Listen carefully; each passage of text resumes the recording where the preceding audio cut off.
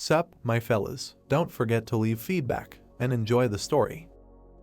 Not far from the border, a hunting zone, birds were flying high in the sky covered with white clouds. The cartridges flew out of the weapon at the speed of light. Someone warned of the approaching danger. Two men in military uniform, standing in the forest, fired bullets from their machine guns without stopping. There was a cloud of dust in the place where they shot, and it was impossible to see anything. One of the men, shaking a grenade launcher, said that his magazine was empty. The last shell burst from the barrel of the grenade launcher. There was a powerful explosion. The soldier with the red headband lowered his weapon and told his friend to cease fire. Horror was written on their faces. Before them, the body of a dead dinosaur lay in a cloud of dust, raising questions about where it came from. The man asked how many other similar creatures were roaming the hunting area. The guy in the red jacket wiped his face with his hand.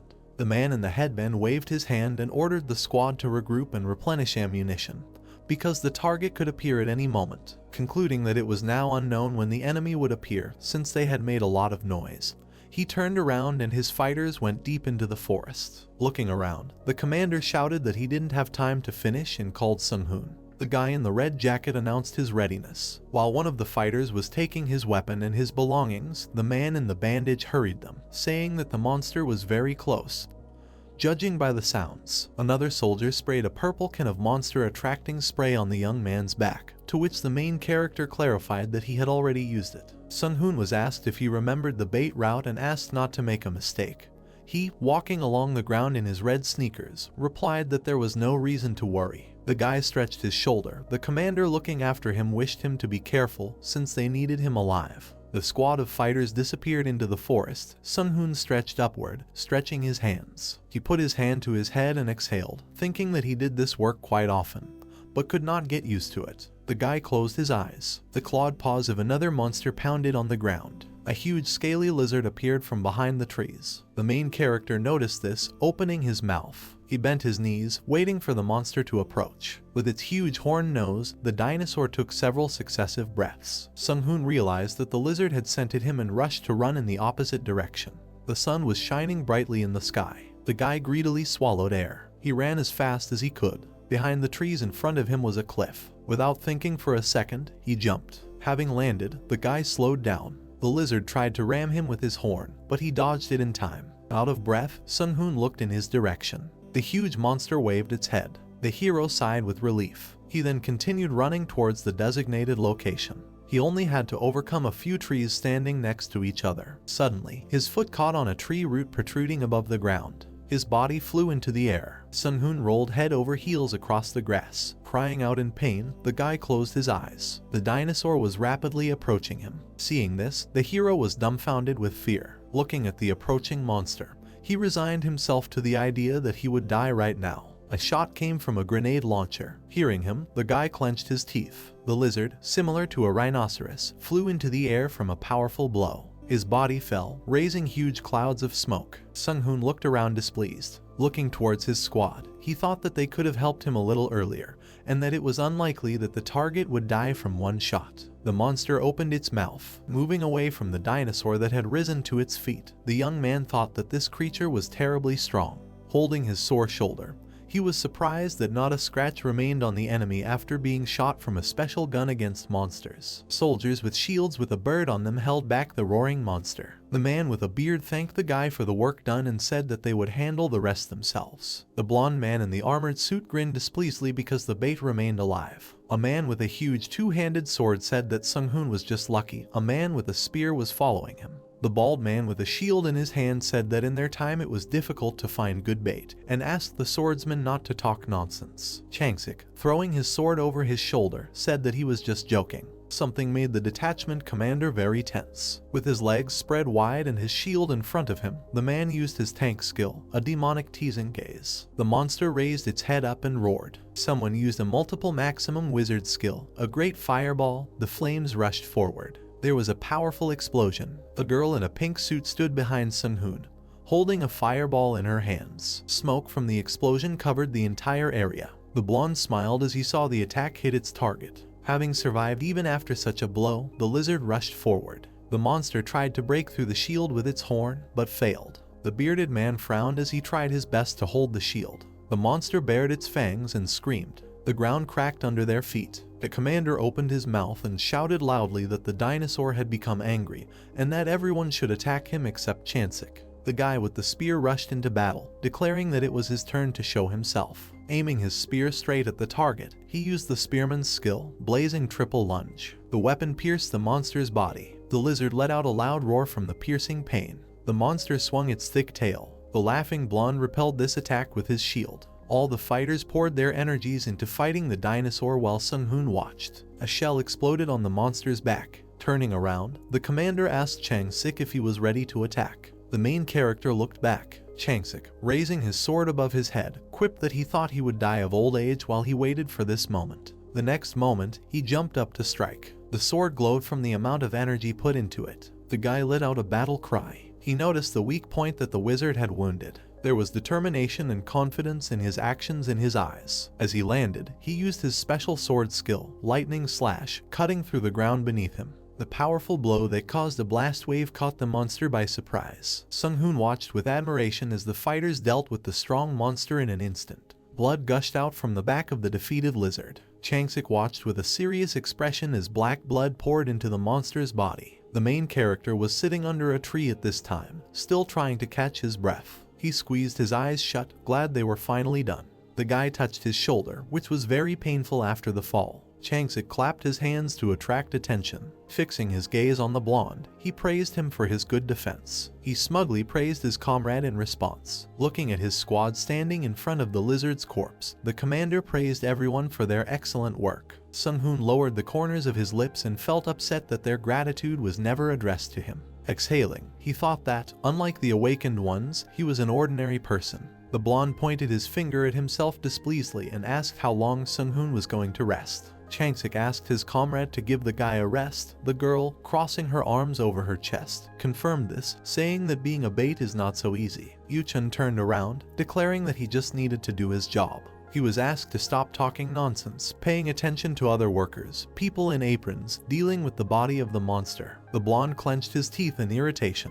Chansik, pointing his finger at the main character, said that he was lucky and that if it weren't for the others, he would have fired the guy on the spot. Sung-hoon indignantly glared at the back of his friend's head who had turned away. Turning his gaze to the sky, he thought that it was not easy to make money these days. The sunset sky was orange. A man's hand placed an envelope with a salary on the table. The main character counted the bills to make sure everything was in place. The commander, sitting at the table, praised him and asked him not to think about what Yuchun said. Closing his eyes, the guy replied that he had no objections and that there was no need to worry about it. A man in a white shirt, sitting in a chair, said that Yuchun makes him angry with his actions and that the defender definitely lacks discipline. Sung-hoon, closing the door behind him, thanked the commander and heard in response that they would see each other next week. Putting his hand to his head, the main character exhaled. 10 years ago, various disasters began to occur all over the world. Suddenly, a rift formed in space, from which many monsters emerged. The guy approached his blue moped. Along with the monsters, awakened ones appeared, using their power to exterminate monsters. These people acquired abilities regardless of faith, age, and gender. Yuchun and Chansik looked after him. The blonde drew attention to him, saying that the young man dreams of the impossible and that in their time it is impossible to become a musician.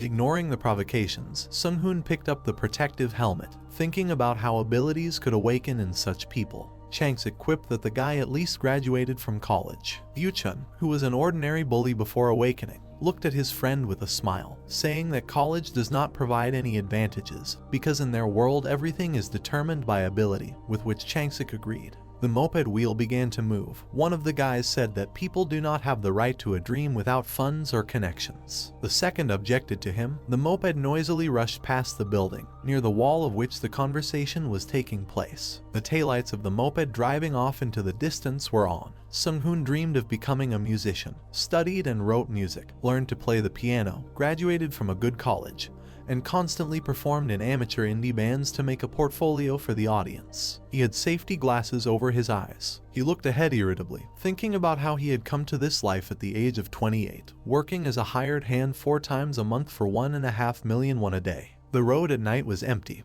Only people walked along the sidewalk against the backdrop of the city lights. The main character thought that very often due to work he gets bruises and cuts, and when he breaks bones, it takes about a month to recover. A tall hospital building appeared in front of him. He wondered if this would end when he died. He walked down the corridor past the doctors, realizing that he had a rather dangerous job and that he had no other choice. His lips were tense. Sung-hoon opened the door of the hospital room. Many people around the world fell into a coma after the rift formed. The woman lay in a hospital bed, connected to a life support machine. Those who completely lost consciousness had no chance of recovery.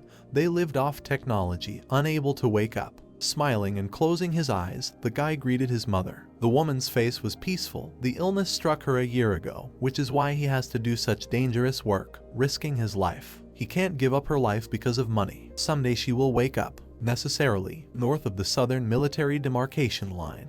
Demilitarized zone. Clear skies hung over the green mountain valley. A purple ball appeared in the middle of the forest. The next moment it became bigger. Someone's clawed paw appeared from it. The demon's yellow eyes sparkled, peeking out from the crack. With his paw he destroyed the earth. A huge horned monster rose above the forest. His eyes were burning. Standing on his hind legs, he let out a deafening roar. The bright sun was shining in the sky. Hearing an incomprehensible sound, the main character muttered. This attracted the attention of a girl passing by with a dog. Standing next to his moped, Sung-hoon bowed and apologized to her. The light was shining through the treetops. The birds were singing. It was summer. The guy looked at the large screen attached to the building, on which an important man in a formal suit was saying that due to the influence of the portals, North Korea as such has not existed for the last 10 years. The reporter, sitting at the table, said that this territory is unfit for human habitation and is inhabited by monsters, so they cannot call it part of the country. The guy with the helmet on his head lowered the corners of his lips. He rode forward on his moped and managed to pay for his mother's treatment thanks to his income of about 6 million won a month. The road in front of him was empty. Out of 6 million, 4 are spent on medical care and his accommodation, and another 2 million remain, which he lacks to realize his dream. The moped sped past a road sign that had a gas station sign on it. Sung-hoon thought that this couldn't go on any longer. The guy clenched his teeth angrily. Driving along the highway, he did not know what to do next. The main character unscrewed the cap of a water bottle. Quenching his thirst, he sat on a moped under the bright rays of the sun. In their world there were many people with power. In a place near the hunting zone, where it is almost impossible to meet civilians, there was an armored personnel carrier, next to which the awakened ones stood. Looking back at them, the young man thought that in Korea alone there were 50,000 awakened ones. A guy in dark glasses in an armored suit was waving a can of soda. The awakened ones received huge money for killing monsters, otherwise they would not have fought for nothing. Sung-hoon, sitting on his moped, thought about the fact that he had not written a single composition for the whole year, and immediately calmed down, wanting to focus on real things. Wiping the sweat from his face, he cast aside pessimistic thoughts, deciding to make money despite the risk to his life. His narrowed eyes were full of determination. The young man realized that he was doing this for the sake of treating his mother. He squeezed the bottle tightly in his hands, not allowing himself to hesitate. Thanks to a precise throw, the bottle ended up in the urn. Pulling on his helmet, Sung-hoon prepared for work. The guy noticed something. The moped's tank was practically empty. The midday sun illuminated the gas station. The hero asked to fill the tank full. The nozzle of the refueling nozzle was immersed in the hole in the tank. The guy wondered why children in their time were so brave and fearless. Watching the gas station worker pour gas, he thought about why she worked here, because this area could be attacked by monsters at any moment. The girl hummed something under her breath. She was probably paid well. She put the gun away at the station. With a smile on her face, the worker asked to pay 20,000 won. Sung-hoon handed her 2 bills and was asked if he needed a check. He refused. Then the girl, full of energy, said goodbye and ran away. Looking after her, the guy envied her energy. Blinded by the sun, the hero reminded himself that his goal was to accumulate 10 billion won, without which it would be impossible to treat his mother. This is how much the red flower, which is a cure for all diseases and grows on the head of an effeminate plant-type monster of rank A, the mandrake, cost. The smooth petals of the flower shimmered under the sunlight. They were the only way to save Sung-hoon's mother. He looked down in disappointment, because this flower is an extremely rare medicine, so it is worth as much as 10 billion. Some unknown sound to the side attracted the guy's attention. Looking up at the sky, he saw a falling tank. The green fighting machine was lifted into the sky. The moped brakes sharply. The young man screamed, increasing the gas to avoid the possibility of being crushed. Turning around, he opened his mouth in surprise, asking himself why the tank fell from the sky, appearing out of nowhere. The tank hit a gas station, causing a devastating explosion. Clouds of dust and flying debris caught up with the moped. The guy's eyes expressed fear. Suddenly, he realized that he had lost control. The moped fell and the blast wave overwhelmed Sung-hoon, who found himself in the air and at the last moment thinking about his mother. He opened his eyes, not understanding why he was still alive. A huge dragon, which seemed to be only his imagination, watched from above as the earth split into pieces, laughing at the fact that a simple person could reach his level. The naked young man, enveloped in an unknown matter, seemed familiar with his name. The black dragon, Ackelman, fixed his gaze on him. Even among dragons, he was considered a magnificent creature who had asserted his superiority over the demigods. Towering above the ground, Ackelman stretched out his neck and said that, despite the fact that every mortal being is capable of overcoming his limit, he was able to be injured by an ordinary person. His red eyes glowed. The dragon concluded that the world was full of the unknown. Sung-hoon, who seemed to be outside of space and time, asked himself how something could hurt such a huge monster. Someone's voice attracted the guy's attention, saying that this was a breathtaking sight. The guy with long hair, who found himself without his left arm and the lower half of his torso, smiled, saying that he could no longer have fun, which slightly disappointed him. He seemed familiar to Sung-hoon. The dragon looked sternly in their direction and said that he would like to have fun forever, but the guy cannot resist death, even if he goes beyond his limits. With blood at his mouth, the stranger declared that he had a backup plan. Ackelman opened his mouth and laughed, not believing that the magic of reincarnation would save his enemy at the most terrible moment. The amulet on the wizard's neck lit up. He said that he would definitely find the dragon again. The dragon, laughing, replied that he would wait for this moment. Sung-hoon, who was watching this, squinted, trying to understand what the magic of reincarnation was. A dark sphere appeared in the mouth of the great wizard Ackelman, who finally shouted the name of the great wizard. The next second he spewed it towards his enemy. The sphere destroyed the flying island. She illuminated the body of Kiritoras. The energy emanating from it blinded Sung-hoon, who was behind him. There was an incredible explosion that shook the earth. The wizard's body fell on the guy's shoulder. The main character found himself alone in the middle of an empty red space. From sharp pain, he grabbed his forehead, realizing that he could not die. His eyes were narrowed. The explosion created large clouds of smoke and ash around itself. The young man looked at his bloody hand, confident that he had wasted his life. His tortured body lay on the ground. Blood flowed from his mouth. The guy thought that he had been reborn after all the difficulties to live his life like this. Sung-hoon's gaze was turned to the place of the explosion. He realized that the great wizard Kiritoras, killed by an ancient dragon in a fierce battle, was his past incarnation. The wizard smiled smugly. His red cloak fluttered in the wind. The young man's memories from his past and present lives were mixed. The main character was sitting on the ground in front of an exploding gas station, holding his helmet in his hands. He stretched his hands to make sure the bones were intact. The grass around was covered in his blood, but the guy was still glad that he didn't break anything. Placing his hand on his forehead, he was upset that he used reincarnation magic to get a new life, but lived it so insignificantly. After that, Sung-hoon rose to his feet. Holding the helmet in his hand, he decided to test the flow of mana. The young man exhaled. Mana engulfed his calm body. It seemed to pass without any problems. The guy narrowed his eyes slyly, rejoicing at this. The ground beneath him began to glow. Sparks of energy appeared in the sky. A notification appeared that the connection to the Akasha system had begun. Sung-hoon looked at him questioningly. Then a notification appeared indicating that the awakening had begun. An inscription appeared above the perplexed hero that he is now awakened. 10 years ago, when the first portals appeared, a yellow godlike being introduced himself as the director of Akash and began to cooperate with humanity. People looked at him with admiration. The newly acquired powers of the guy and girl exuded energy. Director Akashi chose random people and awakened them.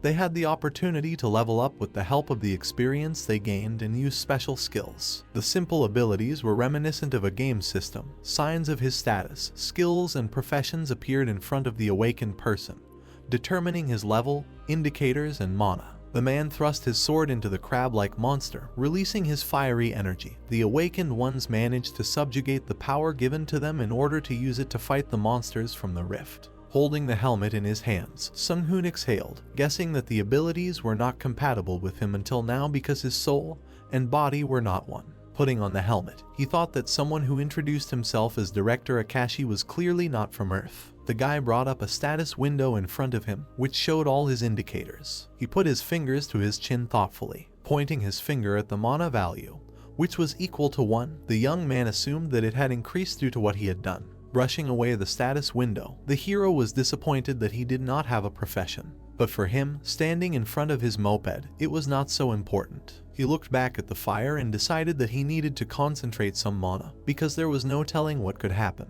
Light mana appeared around his body. The guy raised his hands, trying to concentrate. His heart sparkled, then a streak of bright energy erupted from it. Looking at his chest, Sun-hoon was convinced that everything went smoothly. A notification appeared saying that he had mastered the magic skill. Examining the status window that appeared, the protagonist emphasized that he did not expect anything less from the god's ability, which immediately analyzed his status. The new notice said that the guy had received a new profession, the profession of a novice wizard. He was surprised to realize that the system did not have all the information about him. The young man thought, looking at the line with the inscription "Aspiring Wizard," that the system does not know that he has memories of a past life. He doubted that this was a god ability, calling it godlike. There was a profession status window in front of his hand.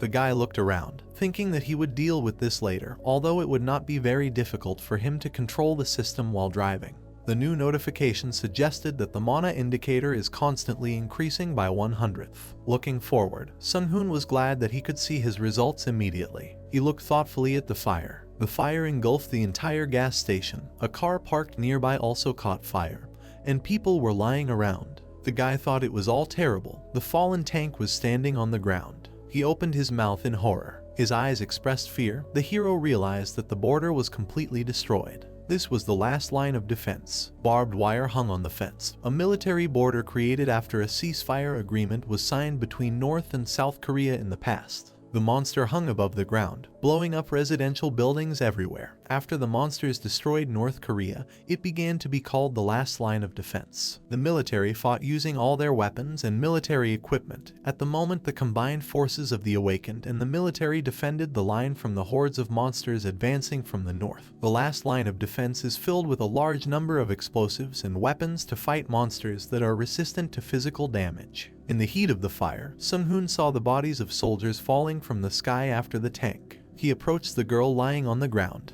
As he passed by, the guy realized that a monster strong enough had appeared, capable of breaking through the last line of defense. The dead body of a gas station worker lay in a pool of blood. The main character crouched next to her head and closed her frightened eyes. He looked at her with annoyance, realizing that now he would not be able to resurrect the dead. Raising his head, the young man decided to leave. Something ahead caught his attention. Next to the burning car, he saw a box from which red fragments were pouring out. Small pebbles lay on the ground. The hero called them cannonballs. Taking one of the fragments in his hand, he thought that they could fetch a decent amount. After looking around, the guy concluded that a vehicle with cannonballs was passing nearby.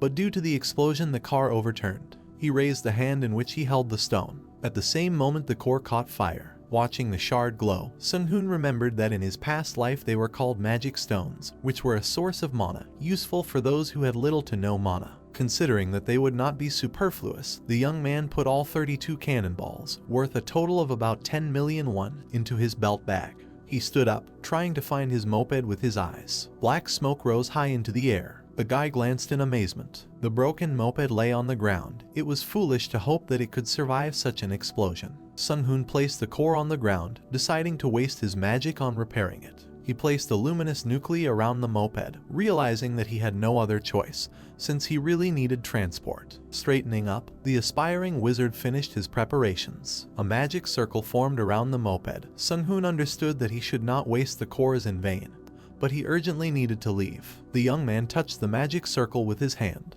The moped immediately took off into the air. Energy sparked around him, bringing all the broken parts back into order. A notification appeared saying that the guy had mastered the magic circle skill. Closing the notification about receiving a new skill, Sun-hoon carefully watched what was happening.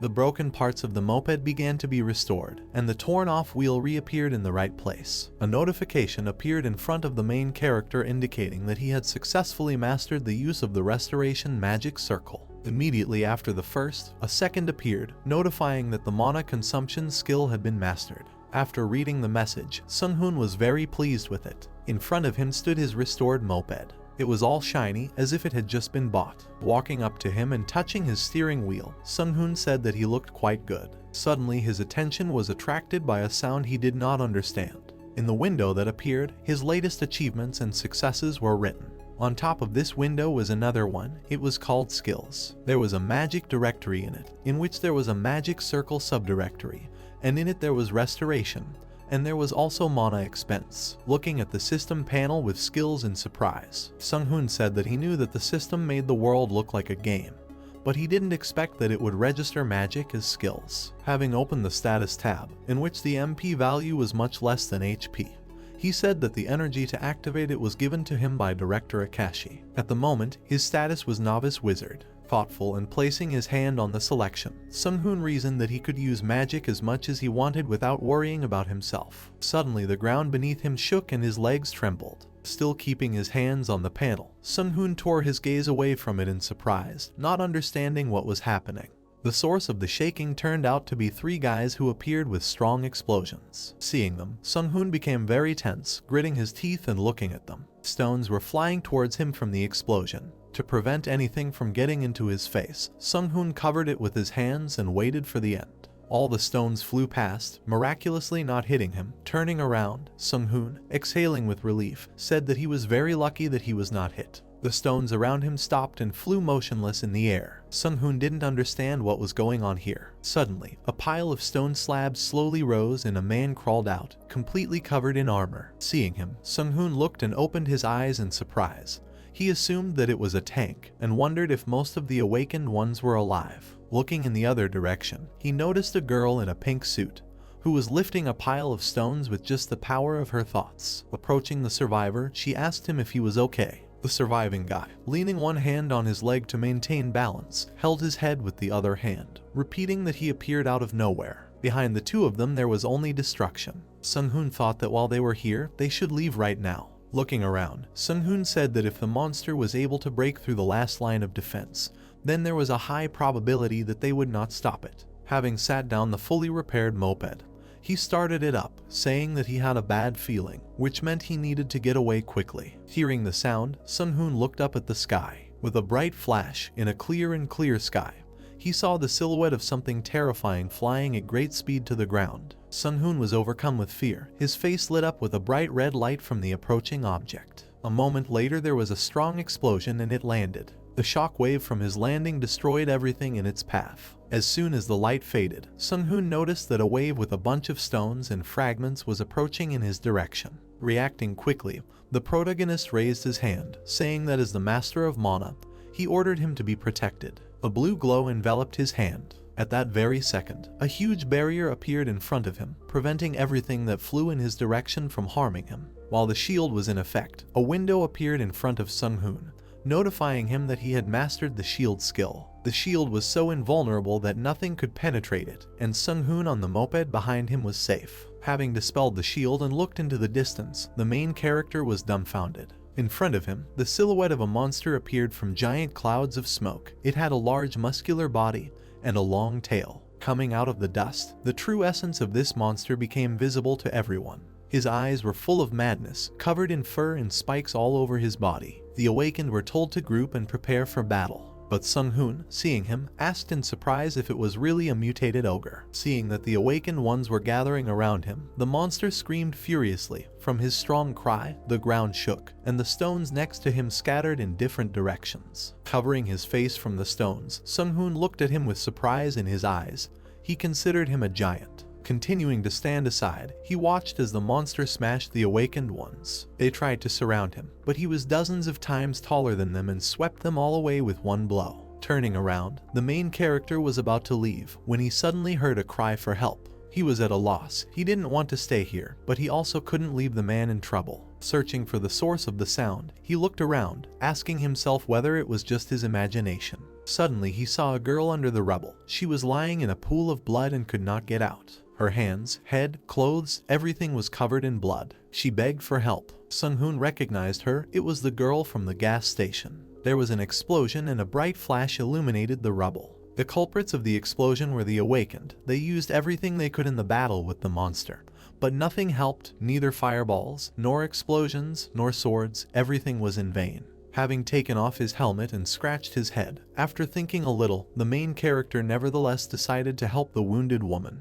He got off the moped, put his helmet on the seat, saying that there was still time and that he had to make it. Looking around, he coughed and thought. A moment later, shouting that he needed to hurry, he rushed to the aid of the helpless girl. She was already between life and death, blood was flowing down her face. She was still waiting for help. She didn't understand what was happening. Her mind became clouded. She lost too much blood. She saw a black silhouette in front of her that was saying something incomprehensible. At this time, Sung-hoon was already trying to lift the stone slab from her body. Suddenly he noticed that she was unconscious. Looking at her, he suddenly saw that she was bleeding heavily. The main character understood that emergency help was needed.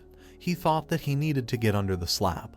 But looking at it, he realized that it would not work since there was very little space there. He had no choice but to lift the slab. Scratching his head and looking at her, he got down to business. Putting his hand to his chest and closing his eyes, he said that as the master of mana, he orders his strength to be increased. A blue glow appeared around his body. Immediately a message appeared in front of him that he had mastered the strengthening skill. Pointing his hand at the stone slab, he told you to reduce your weight. A message about mastering the weightlessness skill immediately appeared. Looking at his hand, he was pleased that everything worked out for him. A smile was visible on his face. Deftly, he grabbed the stone with both hands and tensed up. The block gave in to him without difficulty, and he lifted it higher and higher. And with a sharp movement he threw it as far as possible, thereby freeing the girl. Sung-hoon was very surprised by his strength. He looked contentedly at how far the stone flew away from him. Remembering that he needed to help the wounded woman, he immediately rushed to her. He carefully turned her onto her back, finding the source of the bleeding.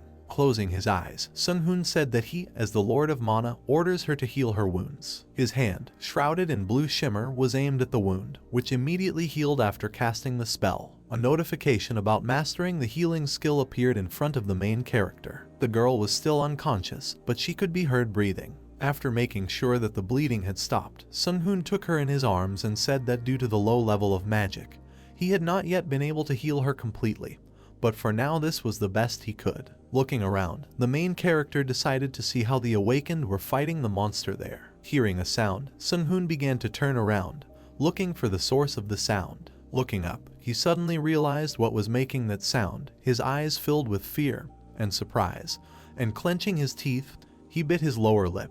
2 steps away from him, breaking the asphalt, with a bright flash illuminating everything around, something unknown landed. Plumes of smoke billowed from the crater left by the landing, turning his back to the explosion so that not a single fragment would hit the wounded girl in his arms. He looked at her, checking if she was okay. After making sure that she was okay, looking at the clouds of smoke, covered in sweat, exhaling with relief, he said that it was really close. Strange sounds were coming from the crater, and the main character continued to say that if he had hesitated a little, he could have already died. Hearing this, Sung-hoon retreated cautiously. In the smoke, the silhouette of a man began to be visible, who was squatting and trying to clear his throat. Looking at it in surprise, Sung-hoon realized that this was a woman. Having tried to get up, she quietly walked out of the smoke. Her hand was bleeding and she was seriously injured. Exhausted, with the last of her strength she held on, blood flowed from her open mouth. She needed help. She moved towards Sung-hoon, but before reaching them, she lost consciousness and fell to the ground.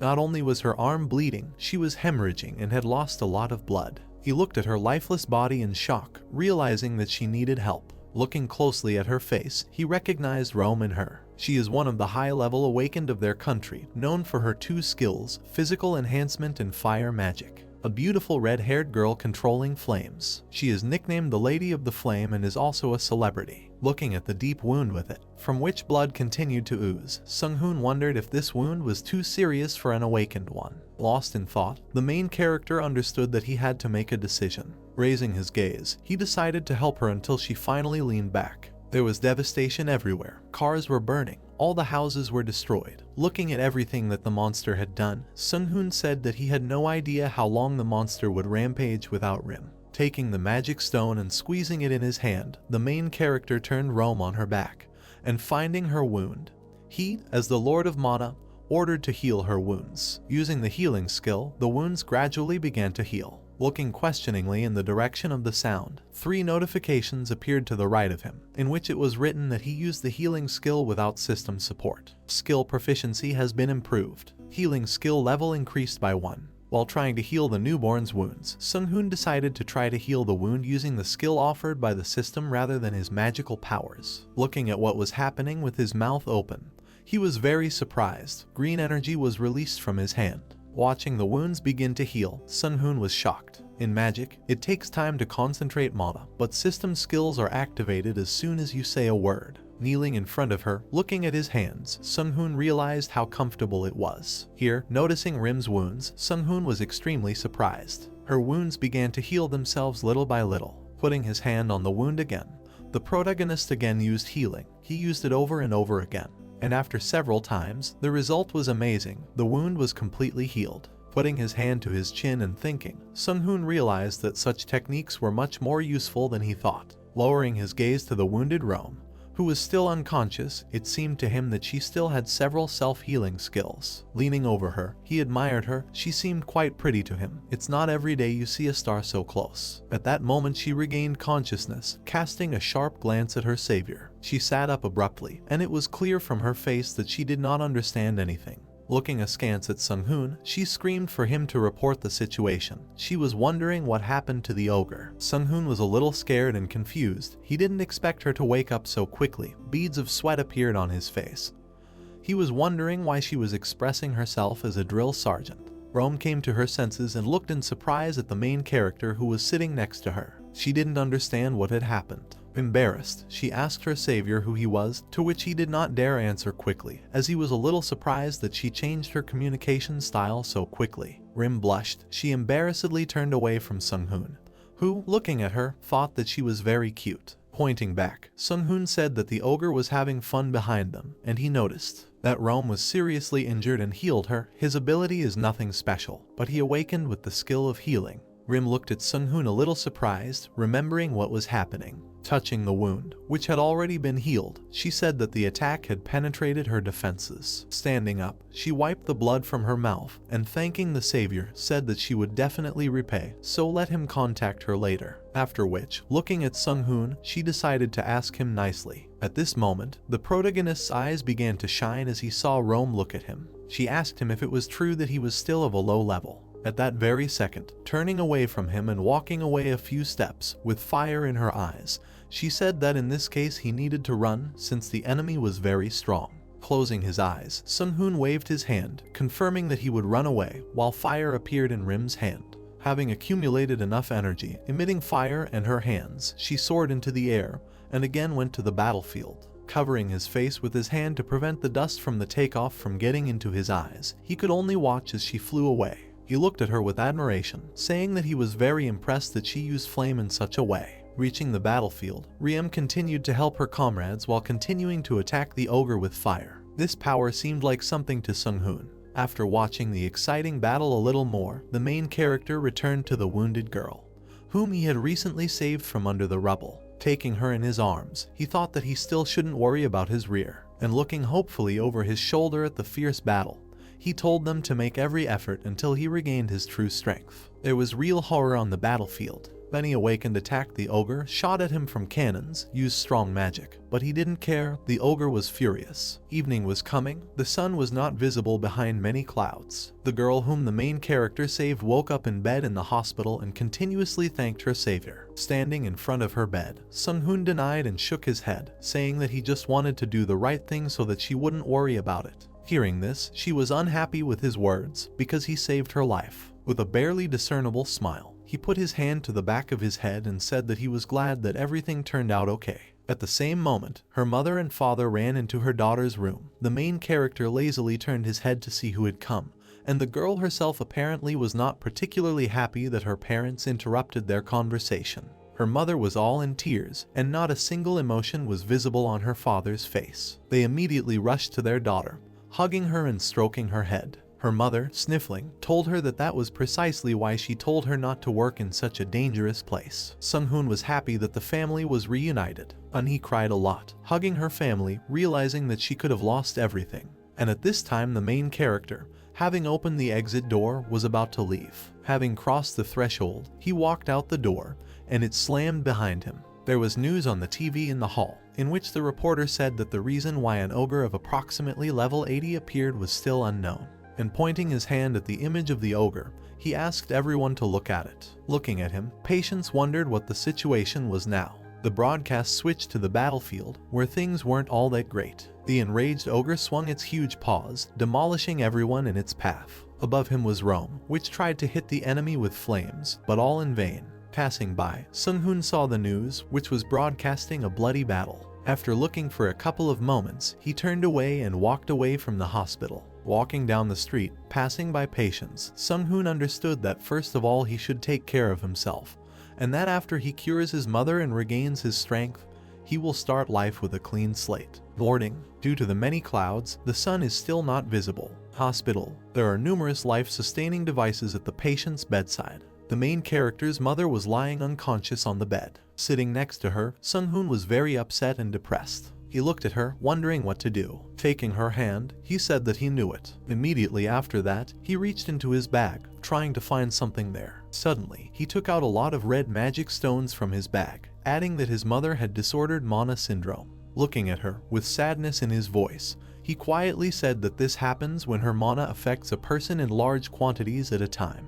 Then the body cannot stand it and the wearer falls into an unconscious state. Handling the stones in his hands, bending over his mother's bed, he said that curing this disease is very simple. Looking at the magic stones in his hand, he gritted his teeth and said that she just needed to adapt her body to the mana. However, this process itself is quite complex. Suddenly he remembered the mandrake flower, because it is one of the proven methods, but its price is 1 billion won, so he needs to find other methods. Thinking about what he could do, two silhouettes appeared in his head, one of his mother, and the other of the magician. Continuing to reason, he found the simplest option, to extract the excess mana located in the victim's body. Closing his eyes and clenching his fist with magic stones, he realized that only a high-level rank could do this. Out of frustration, he gritted his teeth and hit his forehead with his fist, saying that he needed to become at least level 3. Exhaling sadly, he took his mother's hand. Leaning closer to her, he promised that he would help her wake up before the weekend. He brought her hand to his face, asking her only to wait. His eyes were empty, bitterness tormented him.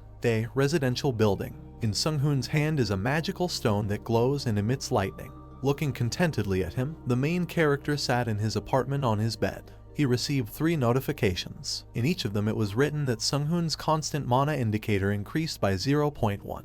His room was modest, illuminated by light from a small window next to the bed. Against the other wall, there was a table with a chair. At that moment, the magic stone in Sung-hoon's hand exploded and illuminated everything with a small flash. The main character was very pleased with this. Looking in his bag for another stone to replace the previous one, he reasoned that he could extract mana from low-quality cores up to 3 times before they broke, which meant that one such thing would increase his mana stat by 0.3. Taking out another stone, bringing it to his face and examining it, he decided that although this was an expensive method, it was no less useful. Using force, the magic stone began to glow, and Sung-hoon began to extract mana from it. Along with this, he received notifications that his mana indicator was constantly increasing by 0.1. After receiving 3 such notifications, and the stone was completely broken, he took a new one, from which he also extracted mana. After extracting enough mana, Sung-hoon opened the status tab. Seeing that the man's stat had become 15, he was very happy about it, and there was a smile on his face. Waving his hand to the side, he closed the status tab and said, "It's time to move on to the next step." Laying out the paper on the floor, Sung-hoon began his preparations. He placed 3 magic stones on top of the paper. Sitting in the lotus position and taking a utility knife in his hand, he looked at it confidently, preparing for training. Raising his second hand to the blade, he, as the master of mana, ordered the blade to become sharper and stronger. The blade lit up, and the main character received notifications that he had mastered skills such as sharpening and durability. Sung-hoon was happy with what he did. There was determination in his eyes. Taking the magic stone in his other hand, like a sculptor, he set to work, saying that one must be extremely careful, carefully cutting out one edge after another.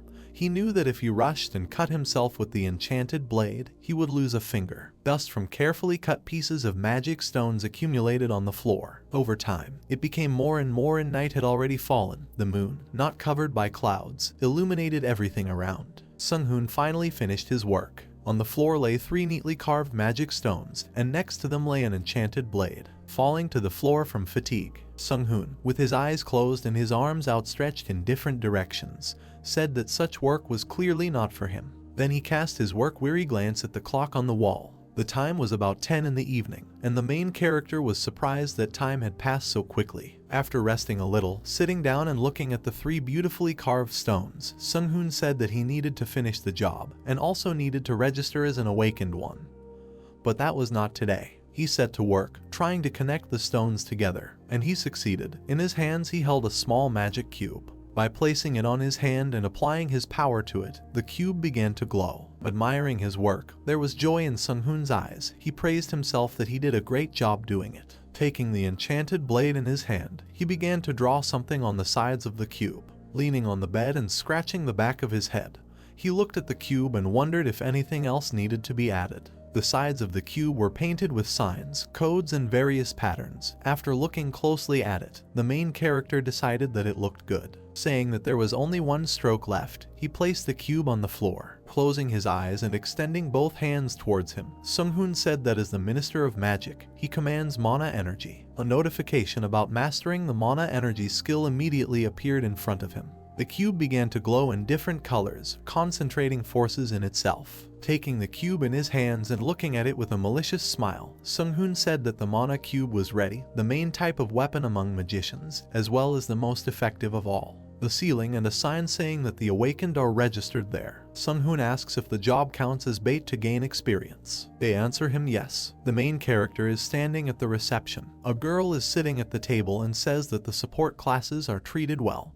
and that he is registered. A hand pushes an identification card towards him. Sung-hoon holds the card in his hands, covers one eye, looks at it and says that he is now officially awakened. Looking around, he says that without the necessary equipment, it's unlikely that anyone will mistake him for him. He looks at the multi-story gray building and says that he needs to buy at least the cheapest one. He walks with his hands in his pockets and says that although he has enough to go hunting, he needs equipment. He notices a hunter's store and is surprised that he now needs to shop here. He looks with half-closed eyes and says that he will take something cheaper. A neon sign hangs above the door. A smiling girl stands behind the cash register and greets the main character. He looks in surprise and notices how expensive everything is. She, with her eyes closed, smiling, says that he can find equipment he can afford. He looks at her and thinks that he won't stay here for long. Sung-hoon asks if they have equipment for the support class. The cashier answers in the affirmative. He, embarrassed, asks to find something cheaper. The armor is on display. She says that this is armor for classes that do not participate in battles. He looks surprised. He studies her, examines her, and praises her. The cashier is standing nearby. She says that most supports take her because of her features. The main character looks thoughtfully into space and thinks that this is somehow inconsistent and unnatural. He looks away distractedly. There is equipment on display, and the cashier says that it is on the same level as armor. He understands that he is not yet able to do this. Closing his eyes, he thinks that this could have happened because of the system. She calls out to him, a room filled with light. He asks me to recommend something in the region of 7 million won. Man's legs and pants and boots. Sung-hoon is advised to take certain things because the allies do not see each other's stats. Frightened, he looks at the bags in his hands. Looking around in surprise, he tries to remember whether he bought goods worth more than 7 million. The cashier, waving her hand, says that their goods cannot be returned. There are tears in his eyes because he was deceived. He holds a bunch of red bags in his hands and says that he now has good equipment. A pole and wires on it. A man extends his hand and greets him. Insu stands in front of him and introduces himself. People follow him. The main character understands that he is a tank and is rightfully a leader. He shakes his hand. They tell him about the second support, and he turns his head towards the girl in white. She is wearing headphones and asks not to disturb over trifles. She sits on a bench and listens to something on headphones. Sung-hoon understands who is called the noble class. He looks with one eye closed and realizes that they have a capable leader since he was able to lure her into a small team. The man in red armor says the hunt should be easy. Hangu says he is counting on him. The main character communicates with the squad, and everyone says that they are counting on him. Blue sky with thick clouds. Insu talks about their goal. The squad stands motionless. He asks if anyone has any questions. Everyone is silent. He shouts and calls everyone to their cars. Everyone is running to cars and trucks. Sung-hoon sees two people getting into the truck. He climbs up the stairs to them. Insu in the car orders him to start moving. The car wheel begins to spin. The main character looks relaxed into the distance and realizes that it has begun. Cars are driving along the road. Blue sky, pole and wires. He is driving in a car with a girl in white. The road sign says that this is the last line of defense. He turns his head. He notices that the healer has fallen asleep and wonders if she is too relaxed. He watches her sleep with her headphones on and wonders if she looks too carefree. He holds the crystal in his hand and understands that he needs to prepare. He realizes that with a mana cube he could hunt himself. He looks down and orders the level up. He masters the skill of endurance and agility. He closes his eyes. The girl in white sits and looks in his direction, talking about the movement of mana. He is confused. The two men in red are surprised that he used the skills just now. He closes his eyes and says that in this zone you need to be prepared for anything. The men in white, blue and red praise him for his skills and abilities. The main character understands that he is respected, because damage dealers do not have such a good treatment. Smiling, he says that now he will buff them too. Putting his hand forward and closing his eyes, he raises the level of the others. The girl in headphones is surprised, looking at her hands. The people in blue and red look at themselves and are surprised when he levels them up. A blue hand reaches out to the hologram. Everyone looks at the holograms near them and is amazed. The girl doesn't understand whether a first level support is capable of something like this. Smiling, Sung-hoon realizes that their numbers should have increased by 20%. The car stops. Everyone wonders if they are already there. They understand that the hunt has already begun and they need to be more careful. Insu picked up the holographic map and began to study it. The team captain's eyes widened a little as he studied the map. The wheels of the car were spinning, throwing dust into the air. When the two wagons arrived at a clearing next to the hill, the team captain ordered them to stop here. Sung-hoon's foot hit the ground first due to him jumping off the car first. While Sung-hoon was enjoying the scenery, the healer and other team members jumped off the car and began to look around. Sung-hoon smiled, thinking that this was his first hunt after waking up. The protagonist turned his head and looked at Insu when he approached him and said that a monster had been spotted within a kilometer radius, and he was their target, so they, as agreed, would use an aerosol to lure him here. Sung-hoon smiled and closed his eyes, and the team's healer folded her arms and glanced at Insu when he said that the healer and support were not participating in the battle, so they had to make sure that they kept their distance, and in a pinch, he would be the one to protect there. The team captain turned his head and ordered the damage dealers to attack after the monster got aggro. Damage. The team's red armored dealer raised his weapon, telling the captain that he could rely on it because he couldn't wait to try out Sung-hoon's buffs in action. Sung-hoon, standing nearby, watched as Insu, a damage dealer in red armor, was talking to each other. The captain warned his interlocutor, saying not to inflict too much at once because they could over-aggro him on themselves. The damage dealer laughed, reminding him that this was not the first time they were fighting, and Insu's team smiled, deciding to start the hunt. The aerosol-emitting equipment was placed on the ground. Insu, who was holding a shield in his hand, raised his hand when a red haze enveloped his body due to the buffs placed on him. He was surprised. The team captain turned his head and looked at Sung-hoon and asked if he was definitely level 1, because he buffed strength, endurance, agility, and even mana. Sung-hoon smiled, saying that he was lucky with the class. Insu, gesturing with his hand, stood in front of the protagonist, praised him, and then asked if he could debuff enemies. Sung-hoon answered with consent. Insu turned his head and started talking to other members of the group while Sung-hoon mentally said that, of course, he could use debuffs, but also search, teleport, and attack skills, since I am a wizard. Suddenly, the bird flew out of the forest and began making strange sounds. Insu immediately picked up the hammer and stood in front of Sung-hoon, shouting to the rest of the team to prepare for battle. The head and paw of a monster resembling a lizard began to appear from the forest. The team commander fixed his gaze on the enemy, shouting to everyone about his approach. Damage. The dealer in red armor smiled when he heard him and grabbed his weapon more comfortably. Hanggu also smiled, preparing for battle. Sung-hoon folded his arms across his chest,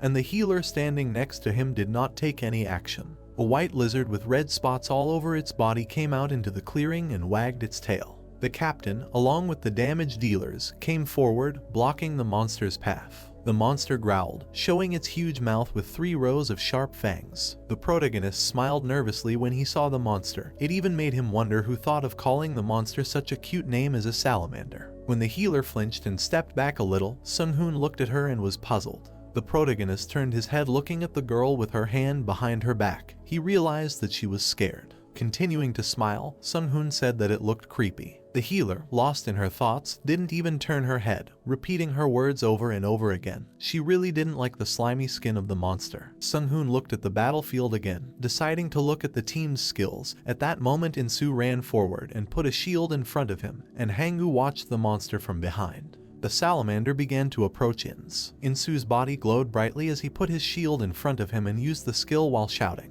The salamander, which was hit by the light from Insu, suddenly froze, looking at the squad leader. Strange patterns began to appear on his face, after which he growled in confusion. In his eyes, Insu was the source of a huge amount of energy. The world around him turned red, and everything else was invisible behind a white veil. Sung-hoon, who was standing on the side, stopped smiling, looking at his captain who used the taunt for aggro. The pupil in the salamander's eye glowed brightly after a mind-altering effect was applied to it, causing it to focus on the tank. The salamander opened its mouth wide and raised its front paw, heading towards Insu. Raising his shield a little, Insu shouted, praising everyone.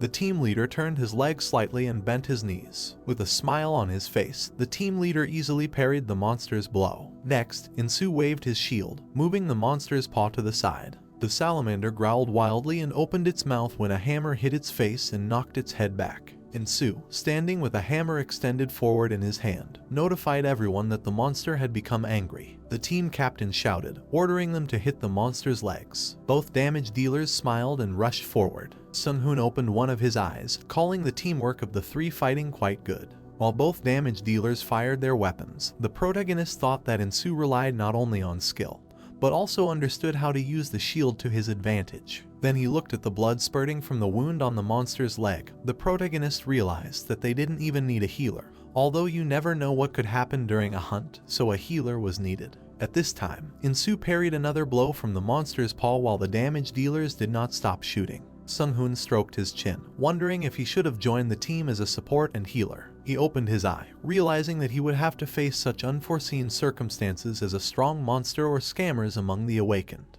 The protagonist's lips curled. He regretted that he was not a third-rank magician, because then he could create a golem. Looking to the side, the protagonist suddenly froze and opened his mouth in amazement. Sung-hoon extended his hand and summoned his red cube. On the other hand, another salamander came out, seeing his healer screamed. Coming out of the forest, the salamander raised his head and looked at the people. Insu looked back screaming in alarm. He didn't understand how another monster could appear if it wasn't on the mana sensor. Sung-hoon calmed down, his lips parting as he spoke the words Master of Magic. Insu, looking back during the battle, shouted, ordering Sung-hoon to go back. The salamander opened its mouth wide and growled. The protagonist extended his hand and a glowing circle formed under him, and several circles of mana formed around him. Sung-hoon, looking at the monster, ordered him to stop. The protagonist stood with his arm outstretched in front of the salamander whose body was trembling due to his attempts to move. The team captain clenched and opened his eyes wide. Hiller opened his mouth in amazement. The two damage dealers couldn't understand what had just happened, and their mouths opened involuntarily. Sung-hoon patted the salamander on the head and with a smile on his face told the rest of the team that he would hold it for now,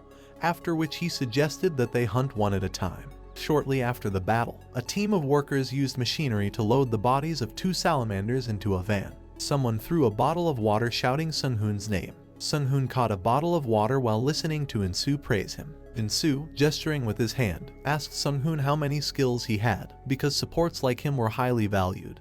At this time, Hanggu communicated with Hiller offering her water from the freezer. Hanggu turned his head and asked Sung-hoon what he used. The protagonist lifted the bottle of water and at the same time extended his finger, saying that at that moment he applied 3 debuffs: exhaustion, illusion, and paralysis. Damage dealer in red armor sitting next to Sung-hoon asked him if he was really first level, because apart from his skills, his adaptation to the situation is on par with any expert. Insu, who was standing nearby, agreed with his damage dealer and then said that they got off lightly, despite his mistake, because he should have prepared for such a situation since the sensor has a short range. Insu put the shield on the ground and put his hands on it, bowed his head asking for forgiveness from Sung-hoon and the healer. The protagonist raised his hand saying that he was fine, so they shouldn't worry. Raising his hand, Sung-hoon winked with one eye, saying that he also wanted to test his skills on his first hunt. Insu straightened up and smiled with Hanggu, thanking Sung-hoon. Hangu, holding a glass in his hand, looked at the protagonist, saying that large guilds would definitely want to recruit supports with the SS skill. It was even a little envious. Healer sat on the ground and sipped water while listening to everyone praise Sung-hoon.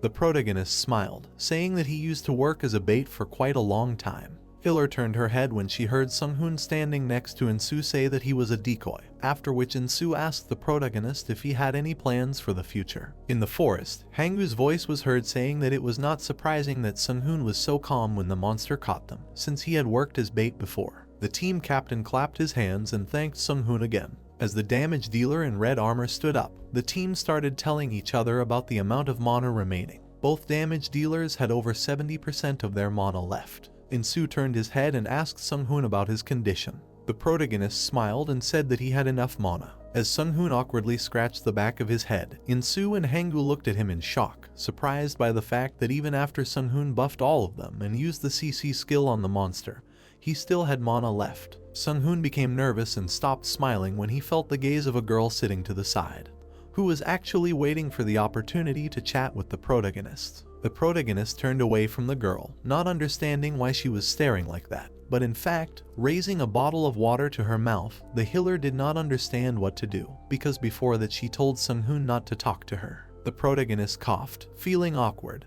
and the girl inhaled, wondering if it was too late to say hello to the protagonist. Insu approached the healer and asked about her mana status. She put the bottle of water aside and nodded. Insu turned around and decided to continue the hunt, which he immediately notified everyone about. The damage dealers raised their hands, shouting that they will fight until the mana runs out. The sun shone brightly, illuminating the entire forest. A small insect in the forest climbed a tree, enjoying the silence. Soon the sun began to disappear behind the horizon, turning the lakes and mountains red and yellowish. Then night fell and stars began to appear in the dark sky. Insu's team van was parked next to the shops in the city, and the butcher's voice was heard praising the salamander skin.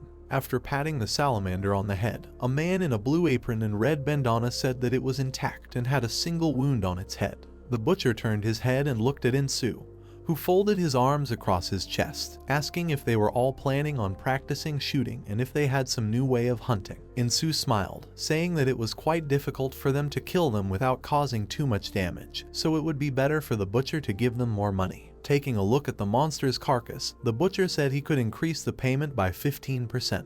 Sung-hoon stood aside and watched as Insu and the butcher talked. When the butcher stood up, he said that although they had not known each other for so long, he was ready to see each other more often if Insu still had such skins. Sung-hoon opened one eye and smiled. If he could use a mental check, he could check whether the butcher was lying or not. Squeezing the cube in his palm, Sung-hoon lamented the inability to use it at his current level. For a moment, everything around the protagonist turned red when he decided to quickly reach the second level. Insu waved to the butcher and turned to leave. After some time, the whole group gathered in a restaurant with a sell sign. Hangu's voice was heard asking Insu about the butcher, who did not deceive them after seeing how experienced their leader was. The group stood next to each other when Insu said that they would share the reward. Picking up his phone, Insu began checking his balance. Sung-hoon and the healer folded their arms across their chests, waiting for the team captain to answer. Damage dealers listened with anticipation and smiles on their faces as Insu said that there was some difference between the payments. The team captain smiled widely, informing everyone that for each salamander skin, including magic stones, they received 15 million won, and for 10 pieces they earned 150 million won. Hangu smiled widely and raised his hands, clenching his palms into fists. The second damage dealer approached Isu, saying that the figure seemed unrealistic, but the team captain explained to him that due to the fact that all the skins and bodies remained intact, the price had increased significantly. The protagonist glanced at the healer when Insu said that thanks to him, they earned 4 times more. Healer opened her eyes and mouth wide in shock upon hearing this. The protagonist smiled when he saw her reaction. Looking at Sung-hoon, Insu said that with this amount of money, you can happily go home. Next, the team captain turned their heads and announced that the healer would get 40%. Damage dealers stopped smiling, remembering that healers get 40%. The girl awkwardly turned her head when she heard Hangu, whose friend had his hand on his shoulder, saying that he would like to be a healer too. Next, Insu turned his head and announced that 20% would go to the damage dealers. Then the team captain turned his head again and said that he would take 30%. but would take only 20. Sung-hoon opened his eyes in shock when he heard the team captain say that he would get 20% including his 10.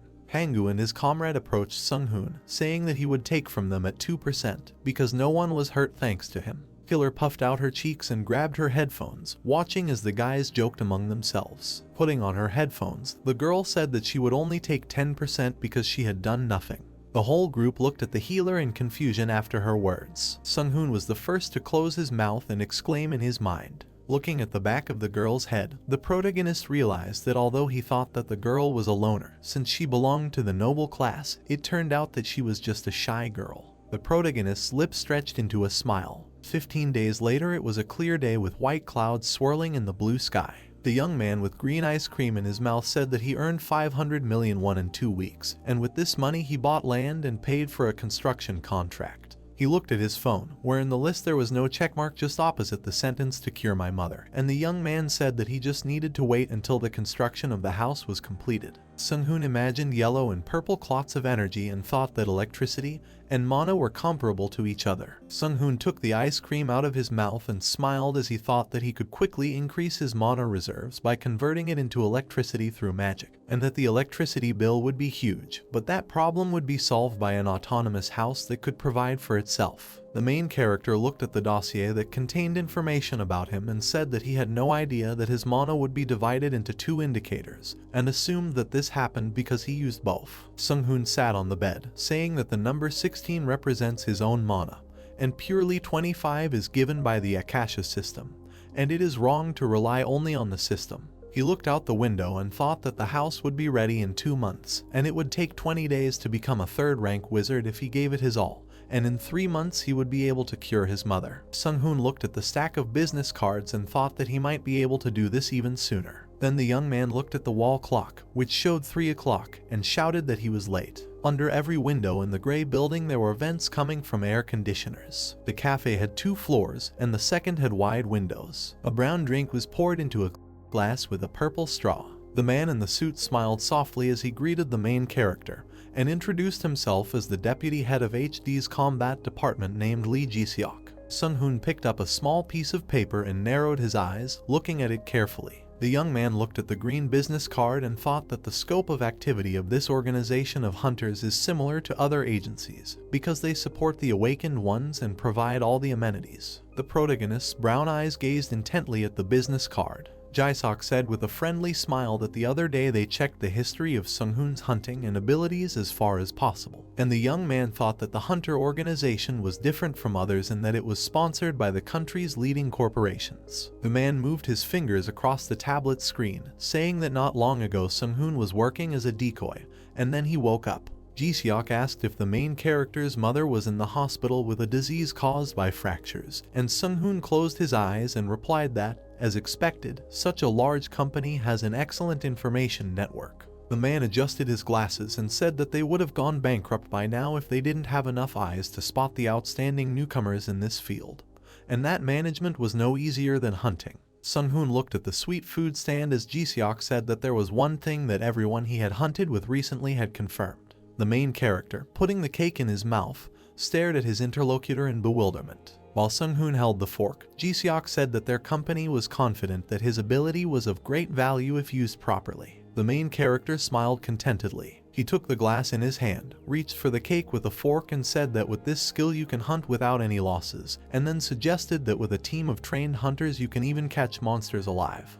Ji-seok nodded, thinking that Sung-hoon was quite smart, and replied that that was absolutely true. The man raised a cup of coffee to his lips and added that if you compare the price of a living and a dead monster, the first one can cost 10 times more. Ji-seok placed the cup on the table. He then handed the tablet to the protagonist, inviting him to review their hiring offer. Sung-hoon picked up the tablet with a satisfied smile, pressing the screen with his finger. He widened his eyes in surprise, saying that 1 billion won was a lot of money for a beginner, and Ji-seok replied that nevertheless, a tiger cub becomes a tiger. The man intertwined his fingers and narrowed his eyes, saying that it would be right to make an appropriate proposal for someone with such a bright future. Sung-hoon closed his eyes, pressing the screen of the gadget. He then put the tablet on the table and asked if they would give him time to think. Ji-seok raised his eyebrows in amazement, looking at the young man.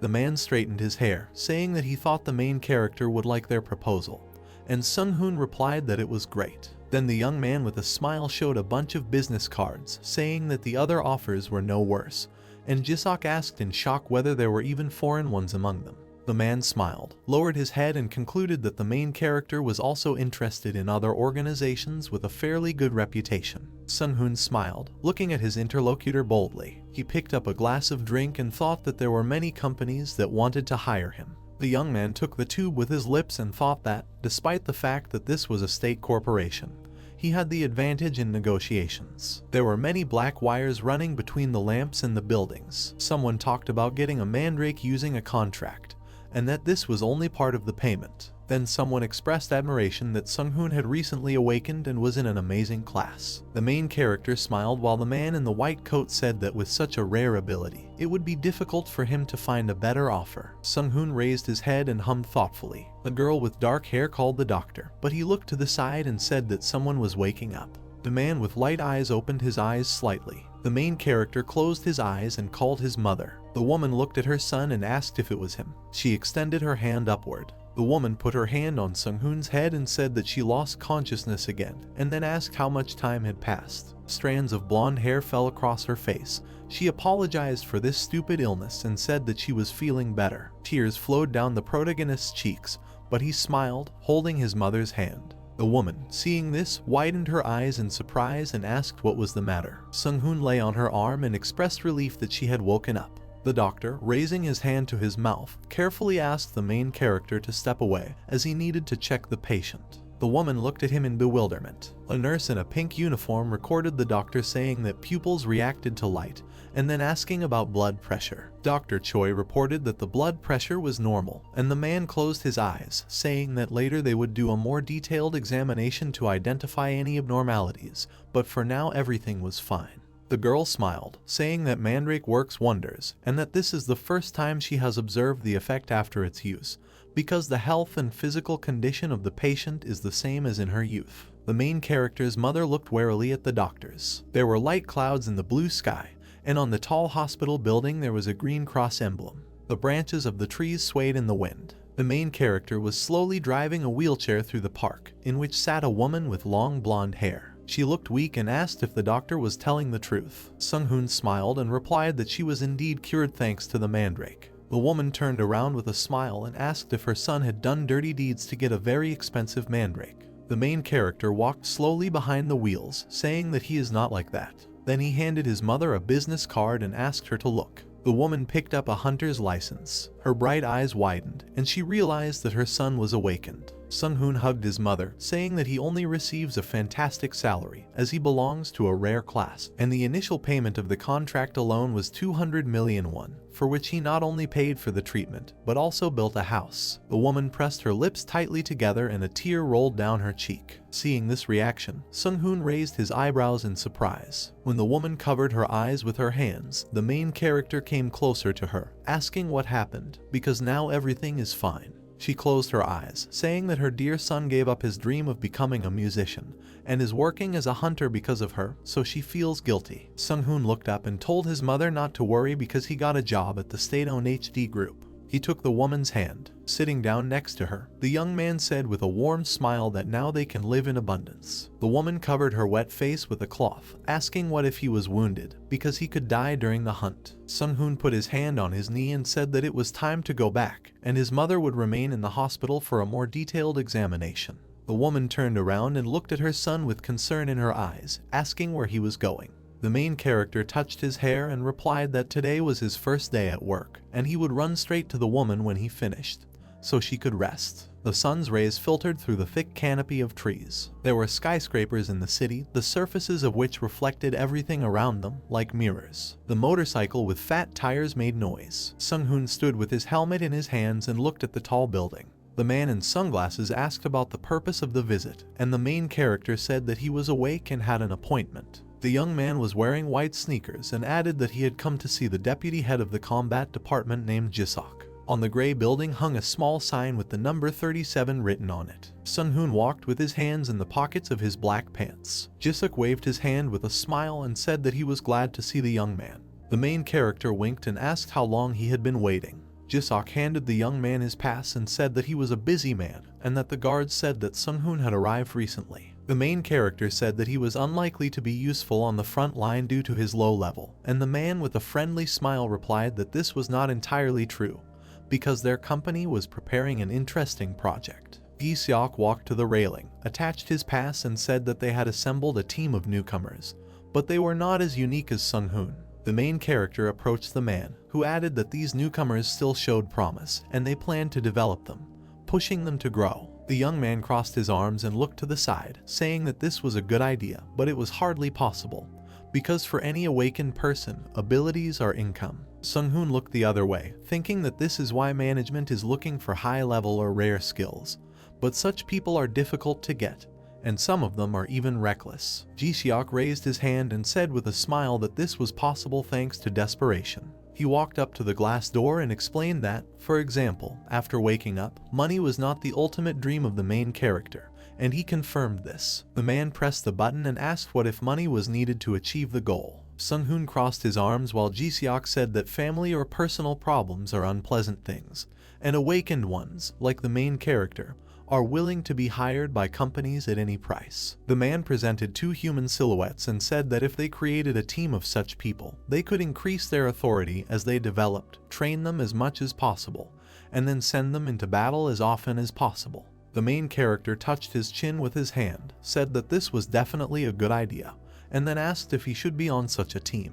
Gi-seok confirmed this and explained with a slight smile that Sung-hoon should improve his level, and that their company did not need to create a new fighting team, because the aspiring leader would handle this role himself. The main character hummed thoughtfully, holding his fingers on his chin. Then he sighed and said that it was tempting and profitable for him, so he would wait impatiently. The elevator arrived at the first floor when Sung-hoon asked about the teams. Jisok, who was standing closer to the doors, replied that there are now 3 teams called Alpha, Beta and Omega. There was a device hanging on the iron door that allowed entry only with a password. At the table sat a man in a suit, a guy in black clothes and a pink-haired girl, and a guy in an orange turtleneck stood against the wall. Sanjin crossed his arms and asked if their team needed another support. Gi-seok looked at him and explained that their new member is not only a support, because he will fill any role the team needs, since he is a multi-class. Suddenly someone raised a white-gloved hand, wanting to ask a question. A girl with short pink hair named Yeon asked if the rumors about a newbie who uses CC skill,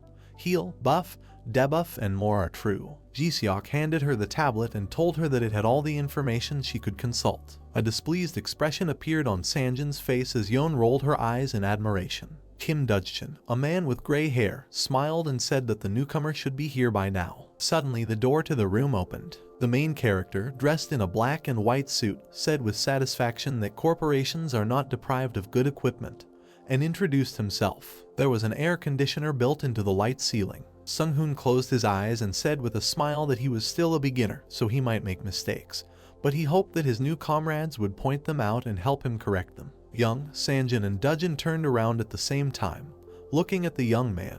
Dudjin smiled and said his name. Yeon smiled widely, introduced herself and said that they were just talking about the main character. Sung-hoon looked at the girl in confusion. She moved closer to the young man, stepping on the floor with her feet in latex shoes. Yeon smiled, saying that she had just looked at all the information about the main character, and that she hoped they would get along. Suddenly 2 guys dressed in black outfits entered the room. A young man in round glasses named Jinsok extended his hand to the main character. Sung-hoon shook his hand and said his name. Yeon hugged the short boy with blonde hair and said his name was Jinsu. Suddenly Sung-hoon shuddered and clenched his hands into fists. Sanjin looked at him from afar, narrowing his eyes in disbelief. When the main character looked at him, he turned away and introduced himself. Sung-hoon chuckled when he realized that Sanjin was afraid that he would take his place because he was also a support. The main character sat down in a black office chair and thought that there was no need to be so careful, because he was capable of much. Gi-seok intertwined his fingers and said with a smile that since everyone was here, he would start the meeting. Kim Taehyung, the assistant manager, pointed his hand at the whiteboard and began talking about today's hunting area. He fell silent for a second, looking to the side. Sung-hoon sat with his face resting on his hand and thought that they do everything here systematically, and that in such a large corporation there is a strategy. an analysis of the terrain and the characteristics of the monsters. While Taehyung was explaining something to those present, the main character was thinking that this company is head and shoulders above ordinary hunters, because with such training any newcomer can easily adapt. Sung-hoon looked at Yeon, who was listening intently, and thought that the relationship between the members was great. He then looked at Jinsu and Sanjin, who were looking at the board with interest, and concluded that their teamwork was effective because they shared ideas so happily. Sung-hoon closed his eyes, thinking that there was no doubt that this team was different from the raid teams that were made up of strangers. The clouds were white above the gray city. A truck was driving along the highway, in which someone was discussing his mother's business. The awakened ones sat in armchairs, and Young talked about how her father was diagnosed with pancreatic cancer. The girl then began to cry as she imagined what could have happened if she had not awakened. Dusjin said displeasedly that he had heard this story 1,000 times, and Yeon replied that Sung-hoon was hearing it for the first time. The main character crosses his arms, silently watching as Dujin says that he and Yeon do not have such a big age difference, so she should address him less formally. Sung-hoon closed his eyes and smiled, thinking about how he didn't even have a relationship in his past life. Then he remembered Ackelman, a woman with black horns and long hair who was a dragon. Sung-hoon opened his eyes. There was displeasure in his eyes. Jin-seok asked with a polite smile if the main character was too humble for a super rookie, and he replied that he worked on a decoy, so such a title was too much for him. Sung-hoon mentioned Yeon, who had awakened as a civilian, and Dujin, looking closely at the young man, said that he, too, had been a decoy for about 4 years. The truck drove quickly along the road while Dusjin said that he managed only thanks to his strong body, and Sung-hoon replied that after 2 years of working as a decoy, he awakened. Suddenly the truck braked and the wheels squeaked loudly. Jinsu raised his head up with a smile, and Sung-hoon pursed his lips, eyes wide. When the blonde shouted that something was approaching and needed to slow down, the main character concluded that Jinsu belongs to the ranged class and has the reconnaissance skill. The car stopped immediately. Suddenly the car turned sharply. The awakened ones saw a black bull in the window and became worried, but Dusjin said that they needed to counterattack. Otherwise the armored vehicle would overturn from the animal's blow. Sung-hoon stood up and said with a smile that he would start first. He flexed his fingers, where a bright object appeared, emitting a yellow-red glow. With a confident grin, the main character approached the window. Lines and circles of turquoise color appeared in front of the bull rushing towards the armored vehicle as Sung-hoon used the paralysis technique. Magic currents surrounded the animal's horn. The bull then fell to the ground and dust rose into the air. Jinsu went to the window and shouted in delight that it was cool. The blonde youth looked at the animal lying on the ground and asked if paralysis was that famous CC skill. A man in green clothes ran up to the bull. Dusjin, throwing his weapon over his shoulder, was surprised that the monster was really passed out. Jin-seok looked at the bull in shock. Sung-hoon stepped out of the armored vehicle and stated that the effect would last 5 minutes, and Jin-seok responded that the protagonist's mere existence actually changed the way they hunted. He approached the monster and said that he would finish it. The young man raised his hand using the summoning technique. He then raised the second one and black lines appeared in the air in front of him. Jin-seok ordered the demonic spear Zeknark to come to him, and immediately the lines transformed into an oblong object. Sung-hoon looked at the young man carefully and asked if this was a call for mass weapons. The main character widened his eyes in surprise and opened his mouth, thinking that the owner of the demonic spear looked like a mixture of a summoner and a melee damage dealer, that is, a multiclass. He looked closely at Jin-seok, who was holding a long weapon in his hand, and thought that it looked quite impressive, judging by the energy emanating from it. Jinsu said with a smile that he was very jealous of his comrade's summoning skill, and thought about it every time he saw it. Sung-hoon looked at Yeon, who smiled and said that she wouldn't give up such a skill either, and the main character asked if this spear was that strong. Jinsu, standing next to him, replied that this was not so, but Jin-seok got a free weapon, which also costs money. The young man in round glasses ran his fingers over the spear with a grin and said that it easily penetrates heavy armor, unlike a sword or an axe. He then pointed the weapon towards the fallen bull. The spear spun around its axis, and Jin-seok thought that he would finish the monster with one blow. He frowned in concentration. Then the young man very quickly waved his weapon in the air. With a loud sound, it pierced the animal's body right through, and dust and dirt from the ground rose around. Sung-hoon watched with a wide smile and admiration in his eyes as Jin-seok demonstrated his ability to break through the monster's defense with one blow. The main character had heard of such abilities. Shards of stones flew in the air and fog rose. The spear that pierced the ground emitted a red glow, and Sung-hoon thought that it was not only the strength of the class weapon, but also the skill of the youth, which perfectly complemented the spear. Smoke came out of the hole in the bull's body as Dujin smiled and praised Jinsok, who replied that anyone could have killed the paralyzed monster. Yeon winked, placing her hand on the blonde's shoulder and asking if the main character liked their team, and Sung-hoon crossed his arms and replied that it was better than he expected. The pink-haired girl happily looked up at the rich blue sky, saying that their team could take first place among the best teams if they continued to swing at the same pace. As the drone flew among the clouds, Sung-hoon recalled how it was used as a decoy when working with low-level workers. While the drone was moving through the air, the main character came to the conclusion that parts of monsters and their skins are more valuable than human life. There were many trucks parked near the cliff while Sung-hoon was thinking about how high-level teams, sponsored by various organizations, use a squad of scouts and drones to scout the area and lure monsters. The main character looked at the buzzing drone and thought that technology was still useful, despite the crowds of monsters in the area. A girl in red and gray clothes sat behind a chair and told the man that she had a recording from a drone. She was wearing headphones and a microphone, into which she told the video to be displayed on the main screen. The large screen showed an image of a huge insect that looked like a cross between a spider and a scorpion. Yeon, sitting in a chair, and Dustin, who was entering the armored vehicle, simultaneously turned around with bewilderment on their faces. The young man looked at the monster and assumed that it was an earwig, which is a type of beetle that creates colonies and lives for the sake of its queen. Yeon raised her eyebrows and asked if earwigs had been here before. The young man in green armor suggested that these insects were exploring new territory, and the girl grimaced, saying that she hated insects. The man with gray hair smiled and said that their nest might be somewhere nearby, and it was a dangerous undertaking, but they could hit the jackpot. The girl with short brown hair replied that according to the monster territorial map, these insects should not be here, and then asked for information from the Hunter Association database. Sung-hoon extended his hand and asked Yeon with a smile if earwigs were like ants. The girl pressed her palm to her cheek, winked and replied that they nest underground. They have a queen who is a B-rank monster. The protagonist placed his hands on his waist, expressing relief that the queen was not a rank like the ogre who recently broke through the defense line.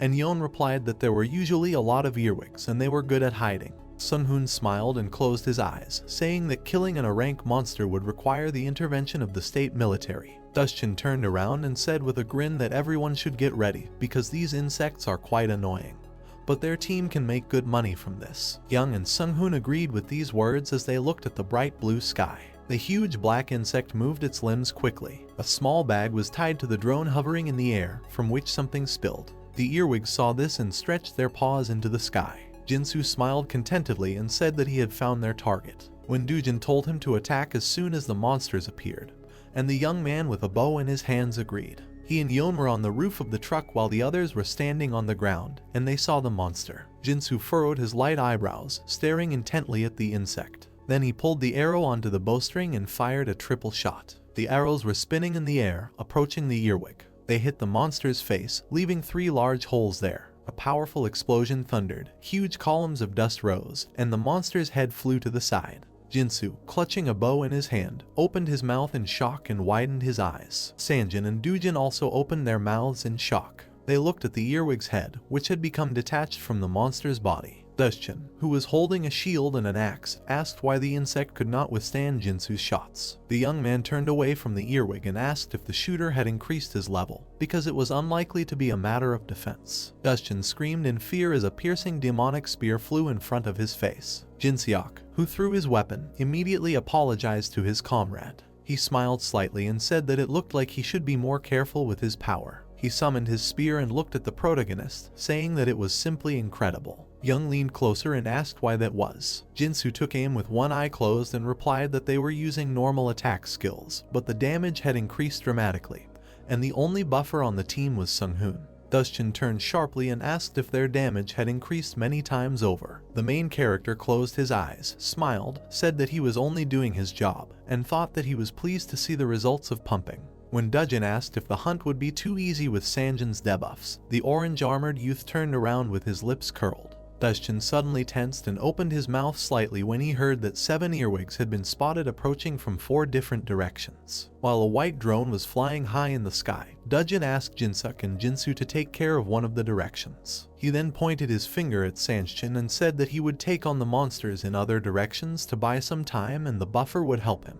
Dujin then looked at Yon, who was sitting on the roof of the armored vehicle, and told her to stay here and heal everyone if necessary. Sung-hoon smiled and nodded as he was asked to stay with the girl and use paralysis when needed. Dustin threw the axe over his shoulder and walked forward, and Sanjin ran after him. Jinsu furrowed his brows with worry in his eyes. He looked at the wide path in the middle of the forest. Suddenly several giant insects appeared there, and the young man shouted that the target had been found, so he needed to attack. He immediately fired his bow, and the arrow rushed towards the enemies. The arrows hit one of the earwigs. Suddenly something punched a through hole in the head of one of the insects. Jinseok held his long spear in his hand, which he stabbed into the earwig. Jinsu snapped his fingers and reported that one of the locations was clear. In the distance, an earwig lay on the ground and did not move. Red rectangles were visible on the screen and made loud sounds. The girl with the headphones opened her eyes in shock. She screamed loudly that there were many more monsters, and the birds, who were frightened by the noise, flew out of the trees. The man raised the microphone to his mouth and shouted loudly for those awakened to immediately leave the area.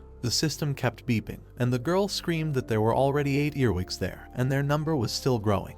The man frowned, gritted his teeth and swore. The image showed a huge insect emerging from its nest. Dustin ran quickly. Sung-hoon, with a worried expression on his face, asked if there was any problem, and Jinseok replied with a smile that if so, they would have been contacted. The main character's eyes widened when he heard that a nest of monsters had been discovered, and that part of the team was being chased by a group of insects. White clouds swirled in the sky as the awakened were told to prepare to counterattack and move on to Plan B. Jinsu shielded his eyes from the sun's rays with his hand, saying that they were coming, and Yon immediately tried to see them. In the distance, Dujin and Sanjin could be seen quickly returning to the truck. Following them was a huge crowd of monsters called soldier beetles. Jinsu reached into his quiver for arrows and said that first they would reduce the number of monsters. The arrows pierced the bodies of the earwigs and sparkled brightly. Another monster was stabbed with a spear and the earwig flew into the air. Suspicion appeared on the protagonist's face as he thought about how lucky they were to find the nest so quickly. Dusjin, holding a weapon in his hand, shouted for Sanjin to retreat and use the fatigue technique. Sung-hoon saw the monsters fly into the air and thought it was good and guessed it was an area effect. Sanjin opened his mouth wide, put his hands in front of him, and a bright purple light appeared above him. Sung-hoon watched the young man fight the monsters and wondered if he had something like a slight fatigue in magic. The main character smiled, wondering if he should intervene.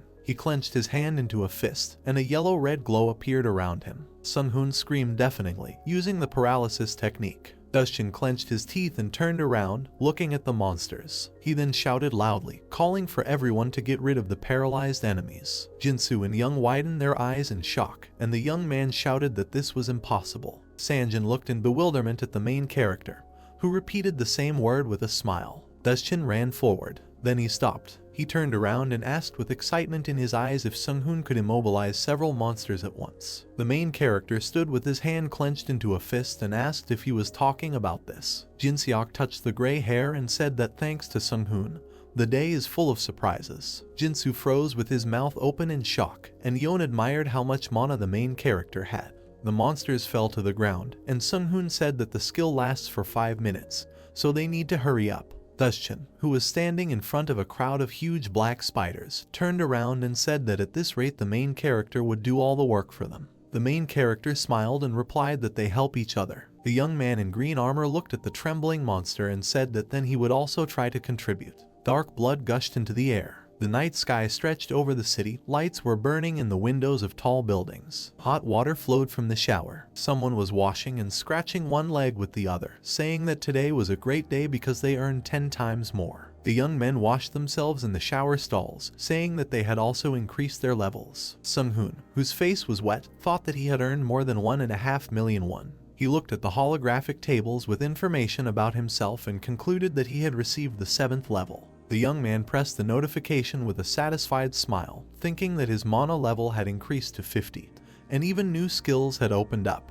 Jinsu, who was drying his hair with a white towel, asked if the main character would go out for a drink with them, and Sung-hoon refused. He waved to his comrades, thinking that he would first take his mother from the hospital and find a place where they could live until the house was built. Among the trees swaying in the wind, the melodious ringing of a telephone could be heard. While everyone was busy with their own affairs, Sung-hoon was informed by phone that his house had been built. A sweet smile appeared on the guy's face. A carefree landscape flaunted before the eyes of the heroes. The blades of the windmill reluctantly rotated under the force of a small wind. The silence was interrupted by the sound of a car braking. The leg of a man in a business suit was visible from the open door of the car. He discussed with the young man all the wishes in decorating the house. It was Jisok. With a slight gesture of his hand, he beckoned the young man to follow him to see how everything was furnished inside. The woman's eyes expressed interest and surprise. She turned to her son asking if this was their house, to which she received a joyful affirmative answer from the young man. A beautiful picture opened before the heroes, a two-story house with panoramic windows and solar panels on the roof to supply it with electricity. There was a wonderful landscape around the building, consisting of small bushes and trees, and in the distance there was a view of a beautiful blue sky, which was slightly obscured by the blades of a windmill. As people approached the building, they saw that from the panoramic windows of the house there was a view of a small pond located in front of the house, into which several ornamental carps called koi had already been released. The hero's mother excitedly asked Jisok if the koi were really needed, to which the man smiled awkwardly. The smile of the young man, watching this sweet dialogue, did not leave his face. In his thoughts, he decided that it was time to take on the responsibilities of his son,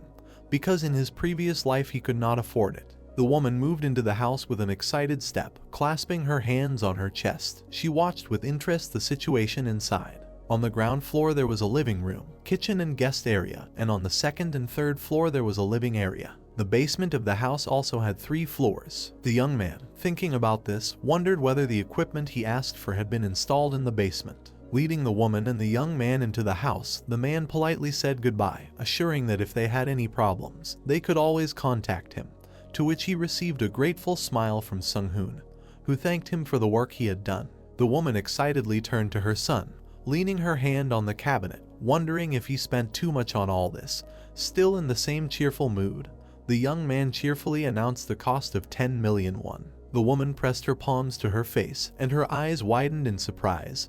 She screamed loudly, but the guy just smiled sweetly and winked, explaining that he earns a lot and such expenses are not a problem for him. He carefully took his mother's palms in his, thereby reassuring her, saying that he would work harder and she didn't need to worry about anything. Without holding back her emotions, the woman hugged the guy tightly, burying her face in his chest, hiding her tears. Sung-hoon was surprised and asked his mother why she was crying. Because today is such a joyful day. Koi swam leisurely in the pond, and somewhere in the distance enthusiastic words of admiration from Mrs. Lee's house were heard. Friends of the guy's mother came to visit and noticed that she was glowing with happiness. With an awkward smile on his face, the hero decided to leave quickly, not because he hated gossip, he just had more important things to do. He quickly walked down to the basement, opening the door using a touch key that reads his handprint. A view of a spacious room with an image of a magic circle opened up in front of Sung-hoon. Having descended closer to the image, the guy happily noticed that this circle was made 99.9% of gold and without a single mistake. Having lowered his hands to the circle, the young man decided to try to transfer some mana into electricity obtained from solar panels. Changing his face, Sung-hoon, in a commanding tone, ordered, as the Lord of Magic, the magic circle to activate. His idea turned out to be correct. He was able to convert electricity into mana. Energy swirled around the guy, like a dense fog. Sung-hoon ordered mana to live inside him. All the energy surrounding him, like a dense cloud, reached out to his palms. Gradually, with each hit of this energy in his body, the guy's mana indicator increased by 0.1/10. A smug smile appeared on the young man's face, and he joyfully exclaimed how great it was. 15 days have passed. Sung-hoon marveled at the usefulness of modern technology. Having called up the status in front of him, the young man continued to be in the magic circle, reasoning that in a past life it would have been difficult for him to create the same circle. At the moment, the hero's mana level is 160. He was able to get 32 points over the past 15 days. Noticing that knowledge is power, Sung-hoon decided to move on to the next stage. A white luminous circle formed around the guy, and a stream of energy, like powerful tongues of flame, rushed upward. Closing his eyes and concentrating as much as possible, the guy uttered the phrase, compression of mana. His heart glowed with a bright red glow, and brilliant white flashes formed around it. The hero used the ability to rotate. A luminous circle formed around him. Through this ability, the young man was able to add one additional magic circle to himself and gain a second rank. The guy was glad, because now double spells were available to him. Folding his hands across his chest in front of him, Sung-hoon began to reason that electricity could be used without fear of huge bills, which meant that it would take about a month to reach the third rank. The hero will be able to create a familiar and slay monsters alone, according to the contract. They must hunt twice a month, and it lasts 2 years, so it turns out to be a total of 24 hunts. But Sung-hoon interrupts his thoughts with the phrase that this is the effect of the habit of the past. Rising to his feet and stretching, the guy thought that he had decided to live this life at ease, and therefore he should not rush. He would rather go play games or sing something tasty. But suddenly the phone rang. On the other end of the line, the young man heard assistant manager Taehyung, who reported that the next hunt was already planned. The day of the hunt was planned in 5 days, to which the young man responded approvingly and said goodbye to his interlocutor. Sung-hoon decided to absorb more mana in the remaining time. 5 days have passed. Entering the room, the guy greeted Dujin, noticing that he had arrived early enough. The man, putting on his uniform, noticed that the guy had increased his level because his strength had increased, to which the young man replied that he had only trained a little, thanks to his own method. Fixing his gaze on the man, he asked the question of how he could guess, because the guy didn't tell anyone about it. Smiling contentedly and fixing the details of the suit, Dujin said that this is one of his skills, animal instinct, which allows him to assess the strength of the enemy. Finishing the fastening of the costume details, Sung-hoon thought that the Akash system is somehow connected with the gods, because there are no other creatures in the world that can freely lend their power. But how does it work? After all, the gods have immeasurable power, but they cannot do anything without some kind of intervention in our world. Maybe it's the faults that have appeared on the ground. The guy's thoughts were interrupted by Young bursting into the room, who was proud of having arrived first, with a radiant smile on her face. But her carefree joy was interrupted by the guys standing opposite her, smiling sweetly at her. Her smile quickly turned into embarrassment. Gradually, other heroes approached, after which assistant manager Taehyung, who was responsible for today's briefing, appeared. He decided to start, because everyone was already assembled. Using a pointer, the man announced their target. Sung-hoon, nervously lowering his eyes, noted that he had already seen this monster when he was working as bait. But there were thoughts in my head that only Dujin knew about his strengthening, and he shouldn't worry about it, because everyone would be seriously surprised if they knew that the hero's mana indicator had increased 3 times since the last hunt. These thoughts were interrupted by the words of the assistant manager that this was all the available information. Among the silence of the forest, the animated exclamations of the heroes were heard, who were surprised at the new skill. Closing his eyes and smiling, Sung-hoon confirmed his friend's surprise, calling it an improved version of paralysis for hunting. Everyone froze in amazement, listening to the young man's explanations. The eyes of Jinsu and Young sparkled like the stars in the sky. They, without hiding their delight, shouted how cool it was. Without losing his composure, Dujin turned to the young man, asking how many times he was able to use his ability and how long the break between uses was. In a calm voice, Sung-hoon replied that about once a second, and with the amount of his mana, he is capable of doing about 100 times a day. There was a barely noticeable smile on the guy's face, because with a mana cube he was able to use any spell as many times as he wanted, but others didn't need to know about this. Jinsu was amazed at the amount of ability he could use, wondering how much mana he had, and Yeon was surprised at how powerful Sung-hoon was. The young man, rapidly moving forward, was interrupted by another question from Dujin, who asked how long it took him to fully restore his mana. But instead of answering this question, the guy asked a counter question to the man. Raising his hand to his face and smiling lightly, Dujin replied that it would take him about a week to recover, to which Young responded enthusiastically, noting that it was quite fast. The man was surprised that he was called uncle, but without being confused, he asked the girl the same question. She enthusiastically replied that if she spent all her mana, it would take her about 10 weeks to recover. But, hiding her hands behind her back and continuing to move forward with the man, the girl noticed that in her memory such a thing happened extremely rarely. His gaze fell on Sung-hoon. The guy was immersed in his thoughts. He often had to deal with this when he worked as a bait, but nevertheless, the guy was very different from the others. After all, 3 days is enough for his mana to restore itself, and with the help of a magic circle in the house, this time is significantly reduced to several hours. Slowing down a bit, Jinsu approached everyone with the assumption that if Sung-hoon used paralysis, Then they wouldn't all have to use much skill. Yeon screamed in surprise, slamming her fist into her palm. Dujin shouted confidently that they would soon find out about it. At that same second, a monster that looked like a giant bear with huge teeth and glowing red eyes attacked the group of heroes out of nowhere. Everyone prepared for battle, taking a fighting stance. Holding his hand out in front of him and grinning smugly, Sung-hoon declared that it was now his turn to make a move. The main character used the paralysis ability on the monster. He immediately froze, unable to make even the slightest movement. Dujin said that everything went as he thought. They didn't have to strain too much, but his words were interrupted by Jinsok standing next to him, who noticed that they were here to accompany Sung-hoon. With a sharp movement, Jinsu found himself behind the monster. Climbing onto his back, he gripped the bow tighter in his hands. Taking the arrow by the tail and lightly pulling his hand back, he brought it into readiness. The tip of the arrow was aimed straight at the monster. Releasing her abruptly, he fired an arrow into the monster's neck. At that very second, he collapsed to the ground, still unable to move. The young man was proud of himself, because at this rate, he would soon be able to fire more than 100 arrows. With a smile on his face, he noticed that Sung-hoon's success really pulls everyone along with him, forcing everyone to become stronger. At his words, the young man only smiled embarrassedly, noticing that he was only doing his job. But Jinsu interrupted him, saying that he was wrong, after which he called the guy a rising star HD. Without showing emotion, Sung-hoon thought that since he was called that, then the hiring offer was not bad, because it means that everyone expects a lot from him.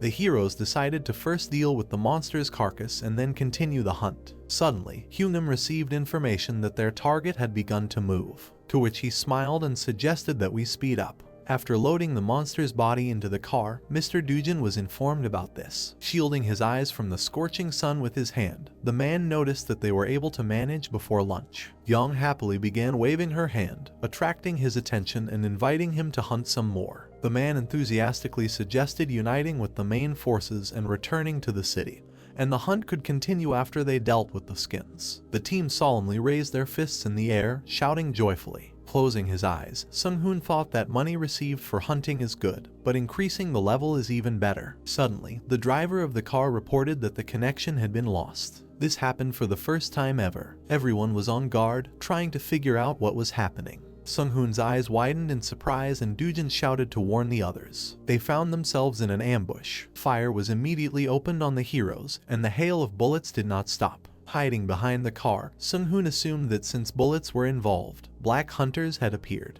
Putting a shield in front of him, Dujin asked everyone to hurry up and go to the shelter as soon as possible.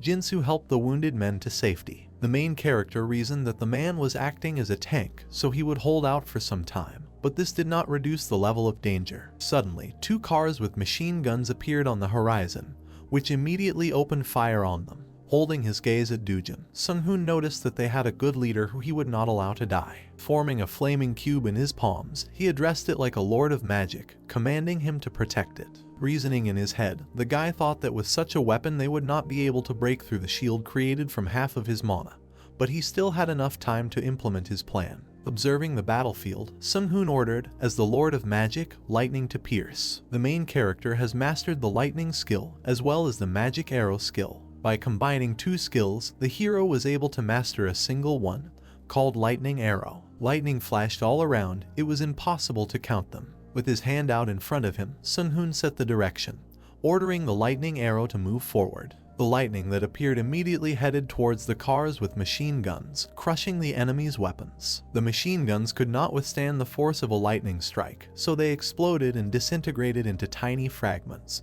forcing the people behind them to flee so that they would not be harmed. Sung-hoon shouted loudly, announcing to everyone that the enemy's weapons had been destroyed and the enemy was 200 meters away from them. He called on everyone to prepare for battle. At this time, Dujin stepped aside to recuperate, and Yeon helped heal the soldier's wounds. Jinsu climbed onto the roof of the car, pulled back the arrow, he shouted belligerently and released it towards the enemy. The hero used the Storm Arrow ability, giving it greater power. The fired arrow left a bright trail behind it, creating a small shock wave. Several dozen arrows fired by the guy were aimed straight at the opponents. Suddenly, one of the unknown people extended both hands forward, palms facing the heroes. A red shield immediately appeared in front of him, which was able to stop the hail of launched arrows. His face was not visible, but in a smug voice he only ridiculed Jinsu's attempts to strike them. These words seriously angered the guy, because he used the most powerful skill. Because of the rage that enveloped him, he clutched his bow more and more tightly, not understanding what level the opponents were in front of them. Suddenly, the order to release fire was heard, and a hail of bullets fell on the heroes again.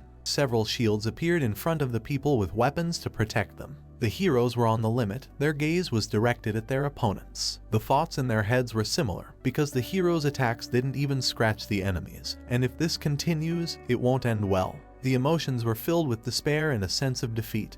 The opponents were strong. Sung-hoon barely audibly said that their opponents were unlucky today. Hearing this, Dujin immediately turned to the guy, not understanding the meaning of the phrase he said. Yeon's brows furrowed as she held the wounded soldier with one hand. All the heroes realized that Sung-hoon had a plan. Stretching out his hand in front of him, holding a red luminous cube in his palm, the main character, as the Lord of Magic, ordered the use of the ability to undermine. At the same moment, the guy's power was passed through the ground and directed towards the opponents. Sung-hoon has mastered the undermining ability. The opponents' eyes widened and the ground began to tremble under their feet. Suddenly, the ground disappeared from under the feet of people with weapons. They fell down along with all the equipment. Dujin and Jinsok froze in surprise. Jinsu and Young noticed movement. Within a moment, Sung-hoon stood on the edge of the abyss created by the use of his ability. A picture opened before him, which was decorated with the bodies of people and machine guns lying next to them. The guy's face didn't express any emotion. He just knitted his eyebrows a little.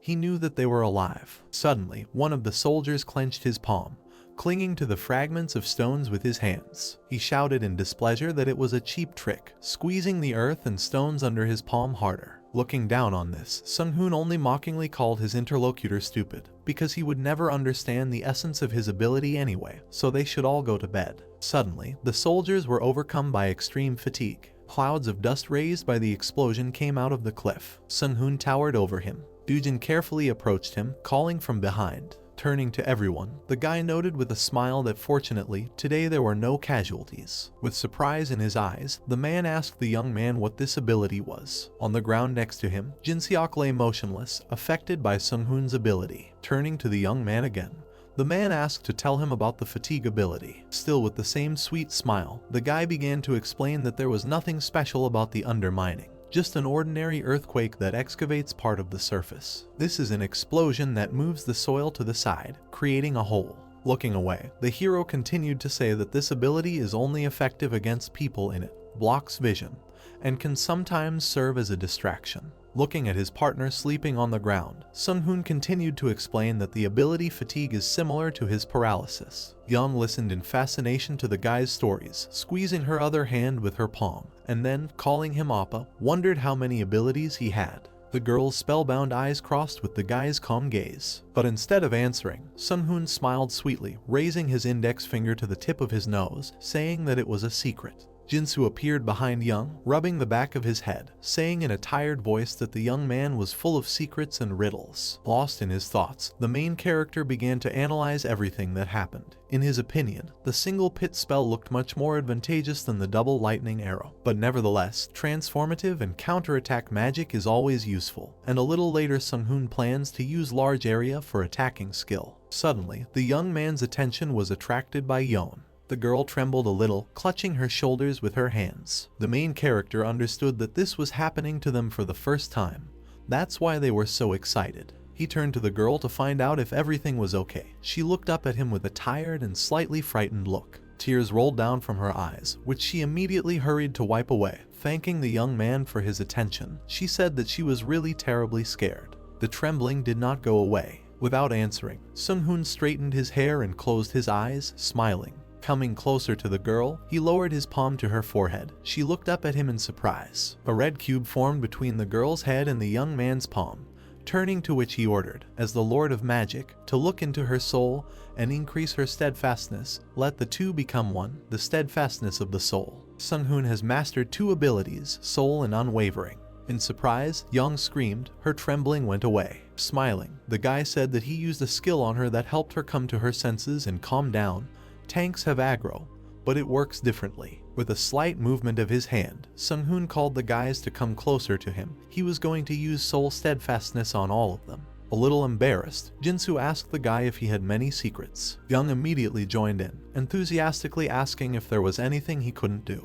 But Sung-hoon just smiled sweetly, not giving the guys answers to their questions. From the car window there was a beautiful view of the city's skyscrapers. The main character thought that he could not consider himself safe anywhere, because people attack him even after his rebirth on Earth. First, the sudden appearance of a monster, and then black hunters with the power of the system, because no social system has yet been devoid of crime. Leaning on the car window, Sung-hoon, with a smile on his face, thought that in his previous life he did not leave his enemies alive. The stream of thoughts was interrupted by a telephone call. The guy enthusiastically picks up the phone and is greeted by Director Jisok at the other end of the line. Sung-hoon immediately thought about how he could be promoted to the position of director so quickly, although he was the one who found him.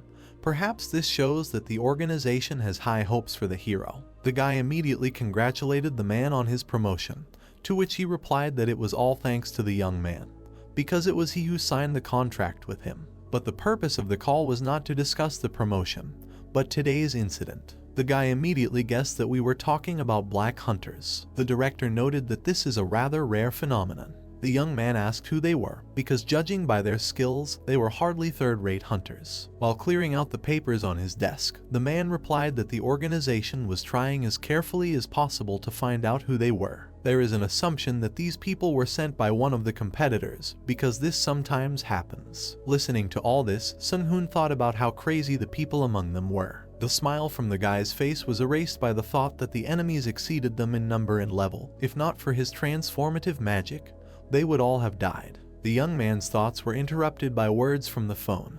The director said that this problem would soon be solved, but he would like to discuss something else. On today's hunt, Sung-hoon used a new skill that can change the landscape of the area. Pursing his lip a little, the director continued to say that from a strategic point of view, the skill is extremely valuable, and it also has a CC effect. Listening to this, the guy was a little annoyed that the man was still surprised by something, because all his abilities were very non-standard. An ordinary awakened one has no more than 10 skills related to his class. Rare and powerful classes with the prefix unique or legendary also have skills from other classes, and at best they combine 2 different types. An extremely small number of people have the ability to use the skills of 3 different classes. They are so rare that statistical indicators are not taken into account. Based on the data compiled in the table, the director paused and said that Sung-hoon is the only one in the world who is able to use skills from 6 different categories. Listening to this, the guy only closed his eyes. A slight smile appeared on his face. He thought about how the director would react when he found out that there were many more of them.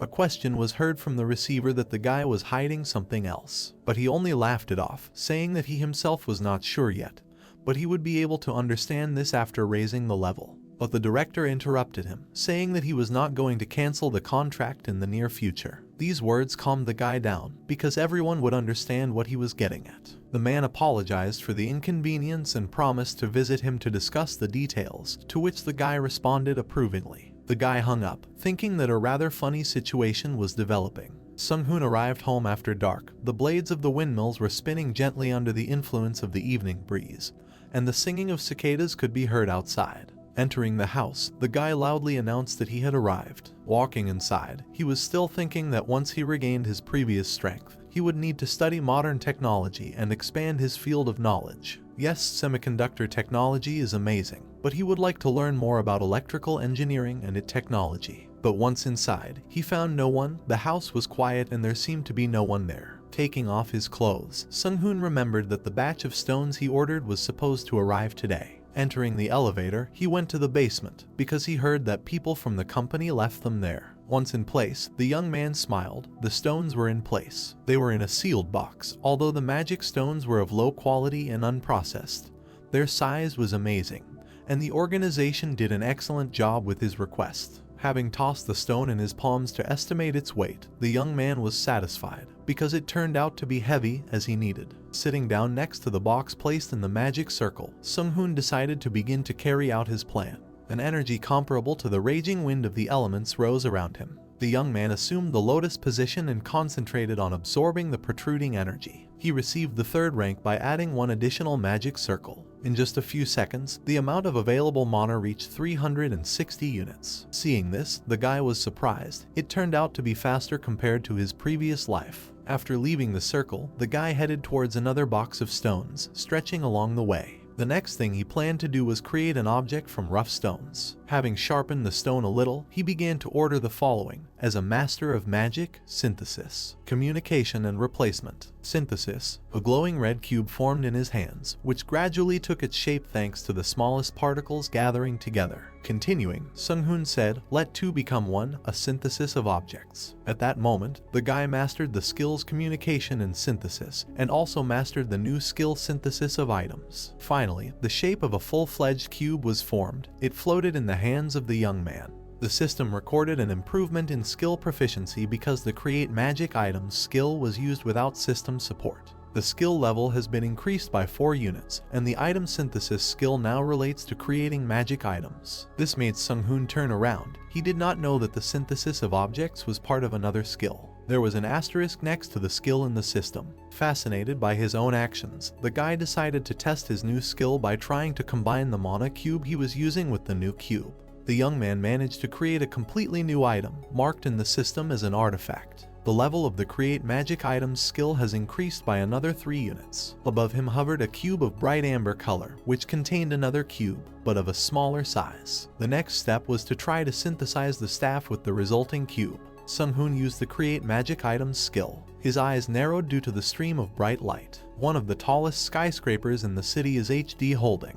The group of these companies has 2 leading divisions, HD Electronics and HD Monster Industry. The former is known as a leader in its industry and the latter is an international leader in the production, supply and sale of monster parts. But unconditionally, their management company is HD Holding. The director of the HD Monster of Industry, Ji-seok, was called to a meeting at the main office. Almost immediately, he received a question from HD Holding President Ji-seok whether it was true that an awakened one with 6 skills of different classes had appeared. Leaning on his arm, the man wondered if it was true that an awakened one with 6 skills of different classes had appeared. Smiling, the guy said that this was so, saying that they had checked everything to avoid possible mistakes. Turning his head, the man called out to CEO Kim, asking what he thought about this. Flipping through a folder of documents, Kim stated that the power of the awakened one is on par with nuclear warheads. Adjusting his glasses, the CEO stated that there was a high chance that he would soon become one of the top 5 strongest awakened in the world,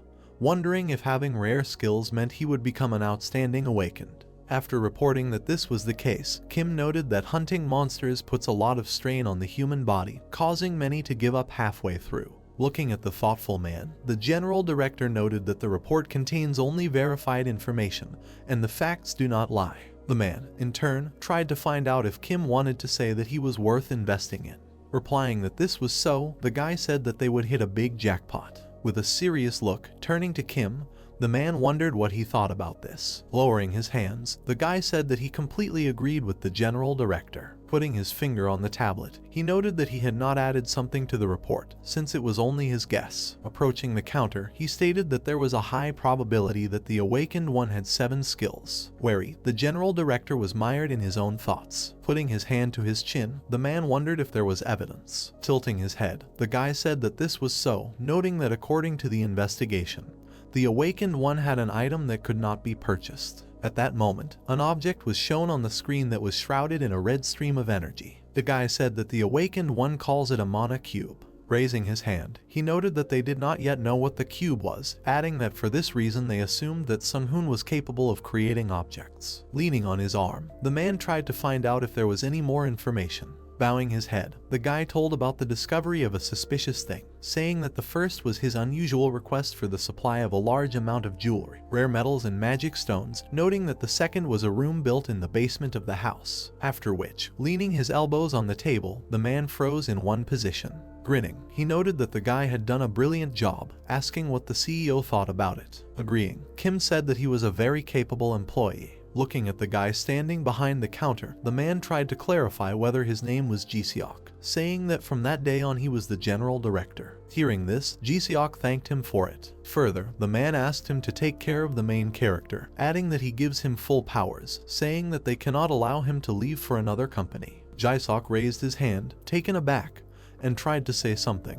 Bowing his head, he considered that they would not be able to restrain him in the standard way. The man, in turn, tried to find out if there were any problems with this. Then, the man's gaze rushed towards the document folder, with a puzzled expression on his face. Turning to Jisuk, he wondered if he thought this was the minimum offer they should make, asking if he understood what that meant. After revealing that this was the case, Ji-seok assumed that Sung-hoon was hiding even more skills or abilities. Averting his gaze, he noted that he still had not figured out the motive of the main character, believing that he was trying to buy time to increase the level. After which, the man threw a folder with documents on the table. Smirking, he said that he agreed with Ji-seok. Warning his gaze, he declared indifference to what he would do, adding that if his assumption turned out to be correct, then they must get Suk-han, no matter what the cost. Clenching his fist, Ji-seok was pleased with his answer. Bowing, he said that he would do everything possible. The man stated that he could go, asking him to make a list of what else the main character could be used for. After which, the president headed out. Stopping. Turning to Kim, the president tried to find out if he agreed. Agreeing, the CEO stated that he was looking at the big picture, noting his ability to move forward, thinking they could give him the job. Smiling, the president noted that qualified employees should be generously rewarded.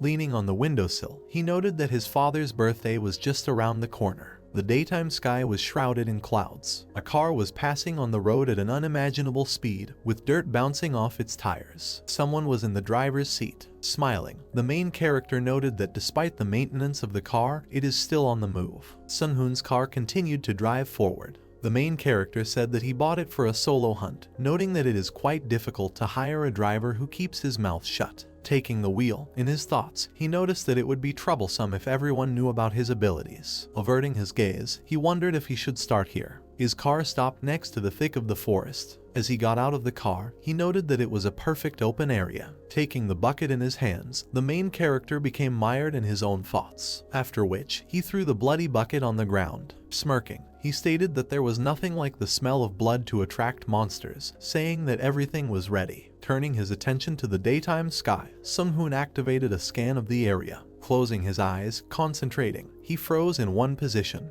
using bullet dodging, magical defense, and physical enhancement. Continuing to explore the expanses of the forest, he heard a statement from the system, which indicated that he was using the magic protection skill, and that magic was enveloping his body. The system reported that he used the physical enhancement skill, noting that all of his physical indicators were increased. Lowering his head, the main character exhaled. Smiling, he was pleased with the current result. Turning around, he noted that this would help him in case of unforeseen circumstances. His gaze was drawn to the forest, which was dotted with green grass. As he began to form the item in his hand, he wondered if his first target would be the blind bull, saying it was adorable, unsure if it was worth using. The Mana Cube staff appeared in Sung-hoon's hand and was enveloped in a stream of bright light. Then, the system pointed out to the main character the characteristics of his weapon. Rising from the ground, the blind bull prepared to attack. Pulling the Mana Cube staff forward, the protagonist activated a lightning bolt. Wary, he stared at one point. Many lightning bolts that Sung-hoon created headed towards the monster. Turning around, he noted the success of his attack. Looking at the corpse of the blind bull, the main character noticed that the lightning instantly multiplied. Putting his hand on his side, Sung-hoon stated that he would not be paid for the burnt carcass, suggesting that he should use paralysis and carefully kill the monsters. Smiling, the main character noted that today he would focus on raising the level. Turning his attention to the horde of monsters, he said that he would not let such a warm welcome go to waste. Smiling, Sung-hoon declared that it was time for him to pump up. A mountain of monster corpses appeared in front of his face. Taken aback, he noticed that he had overdone it a little. With his hands on his side, he said that he had killed 25 monsters. Turning his attention to the system that was nearby, he stated that he was able to gain 10 levels, adding that this is what he calls pumping. Next, the main character wondered whether he should turn off system notifications. Averting his gaze, he noted that he loved hunting alone, saying that at this rate he could reach the cellular level in a month. In his thoughts, Sung-hoon talked about the points, saying that ordinary people distribute them without thinking, noting that he felt bad that this power was not his. The system indicated to the main character that his point balance was 70. Sung-hoon stated that also in his past life, he had never heard of a god like Akasha. Seeing how points began to be debited from his account, he froze in anticipation. Having completed this process, the main character smiled, delighted with the result. At that moment, he chose the amount of mana he wanted to receive. Continuing to improve his stats, Sung-hoon noticed a good result. The system reported that low mana use had been upgraded to medium mana use. Sung-hoon's face was filled with genuine joy. Having signed the document, the man said that they had calculated the payment, saying that the total amount was 372 million won. The main character, in turn, noted that this is not so much, talking about the idea that it is easier to save money yourself. Adjusting his cap, the man stated that his share of the contract was 353 million won, adding that the tax was calculated separately. Then, he said that he could do it for Sung-hoon if he wanted. With his hands folded, the protagonist asked him to do so. The man said that they would make an electronic payment with a deduction of 38% tax. Placing his hand on his side, the main character thanked him for his work. In his thoughts, he stated the thing that he was most offended about, saying that many countries levy a hunting tax of 38% of the total income, calling them arrogant. Paying attention to the incoming payment, continuing to think, Sung-hoon noted that he was sorry that he could not hunt more since there was running out of space in the truck. Closing his eyes, he thought about the added time he was wasting traveling there and back, figuring that he needed to level up so he could cast 5 fold spells. The plot tells us that 5 fold spells are a combination of 5 types of magic. To use them, you need to be a 5th rank wizard. Next, the system showed us the gradation of ranks, a living being who has gone beyond the boundaries of the universe 3 times. This is how Sung-hoon was in his previous life. The sun's rays fell on the protagonist's face. Once in his car, Sung-hoon stated that he was now completely powerless, believing that he should not have started a fight with Akaluma. Smiling, the main character noted that HD group services are everywhere. Typing something on the keyboard, Jisok said that he had generated a report. Kim's voice was heard from a special communication device, who was amazed that the main character was going hunting, even after yesterday's time. With his hand on the device, Jisuk stated that Sung-hoon was moving towards the hunting zone, according to the GPS tracker they installed with his consent. The protagonist's car continued to drive forward. A stranger standing next to a huge screen watched Sung-hoon's route. The CEO tried to find out if they were tracking the main character from the satellite. Having reported that this was so, Jisok noted that they were doing this from the main observation center. A satellite was visible above the ground, which continued to circle in orbit. Leaning on the table, Jisok asked him not to worry and continue recording. As he picked up his mug, he heard the stranger's question, trying to find out if they should gather as much information as possible. Turning around, Jisok reported that this was the case, noting that if they noticed anything worthwhile, they should report it to him. Wary, he noticed the idea that the main character was hiding his abilities. Leaning on the windowsill, he stated that Sung-hoon could combine 8, 9, or even 10 skills from different classes, adding that there was no one in the world who possessed 7 skills,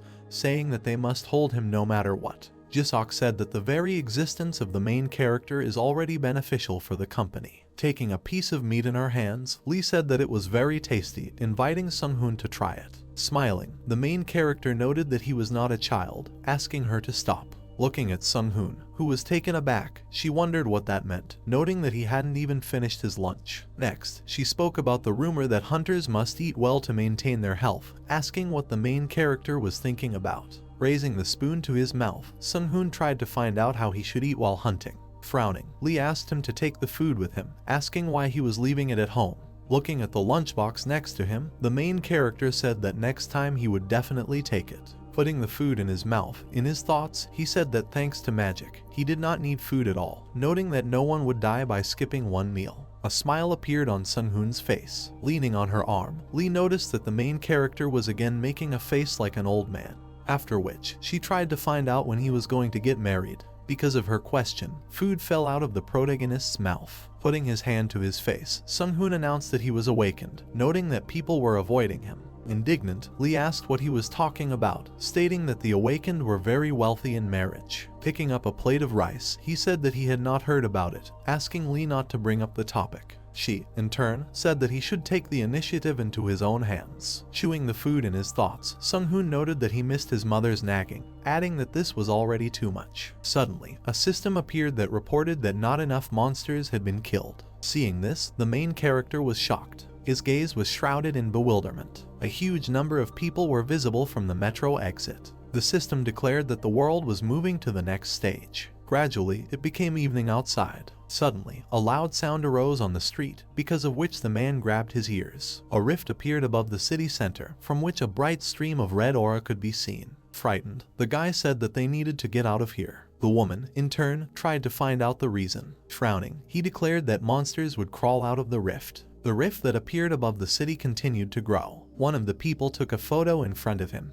Delighted, he noted that few people managed to photograph the fault close up, adding that if he published a photo of it, it would get 100 million views. Suddenly, an incomprehensible silhouette appeared behind him. Blood could be seen flowing from the monster's mouth. Purple energy came out of its mouth. Seeing the angry monsters, someone from the crowd shouted that they needed to run away. The action moves to the USA, where the Statue of Liberty rises against the background of the sunset sky. There, the Americans quickly ran away from a terrible lizard-like monster of enormous size that appeared. It was already getting dark in England when an oval rift formed in the air near the Big Ben clock tower, emitting a bright glow. A similar situation occurred in China, where a large monster was walking along the street past traditional buildings, waving its long tail. The main character, putting his hand on the back of his head, turned around with a thoughtful look and, noticing the system update, suggested that there were problems. The young man's eyes widened when he noticed something strange. Near the building, above a small pond, there hung an oval portal called a rift, from which a bright glow and rare lightning emanated.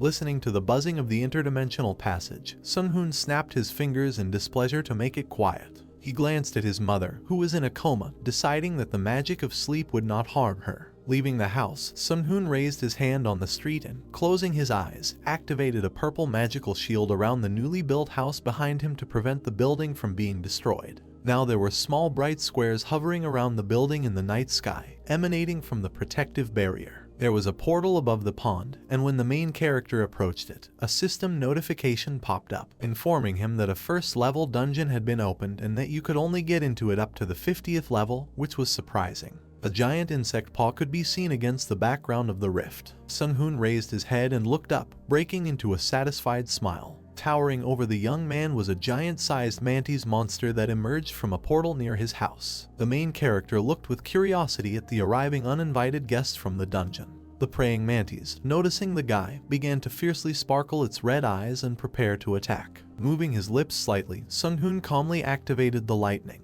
and a powerful electrical discharge fell directly onto the insect monster, illuminating the area around him. The main character, watching the blinding flash, grabbed his head with a scream and hurried to close his eyes. Part of the praying mantis appeared among the smoke, and the young man assumed that he had miscalculated the force. The giant insect continued to stand in place unharmed with faint fumes emanating from its shell, and Sung-hoon decided to remember something more suitable. Closing one eye, he extended his hand forward and activated telekinesis using a small magic circle. The mantis, tilting its head to the side, cast a perplexed glance at the guy. Holding a relaxed hand in front of him, engulfed in a purple glow, Sung-hoon decided to use this ability to carefully kill the monster. He raised his clenched fist up, carefully watching as the mantis opposite was torn apart and his head flew off with blood. Sung-hoon looked at the monster with a satisfied smile, stretching his hand forward and concluding that if he broke the insect's neck, it would not affect the price of the carcass. When the severed head fell on the lawn in front of the main character, he was surprised to notice how several more giant praying mantises were crawling towards him from the portal. The wizard, activating magic in his outstretched hands, sarcastically asked how monsters dare to show up in his house without fear, and said that he uses them as ingredients. The action moves to the student district of Hongdae in Seoul, where a tall building towered and smoke and sparks rose around. The fighter stood with raised fists near the carcass of the killed monster, reporting that everything was clear in the area. One of the men, sitting on the lizard, asked with annoyance how many people had died, while the second, standing in front of the severed head of the monster, ordered to find out the approximate number, because at the time the rift opened there were many civilians in the area. The one awakened on the asphalt turned to his colleague, glad that he was resting nearby, and was able to provide help, to which the interlocutor said with bewilderment that they still had many of them in their ranks. The short-haired hero in a jacket showed a thumbs up with a smile, declaring that not everyone is capable of fighting with their bare hands. After these words, the second guy jumped off the lizard-like monster, asking what the situation was. In front of the guys, there was a black rift in the sky,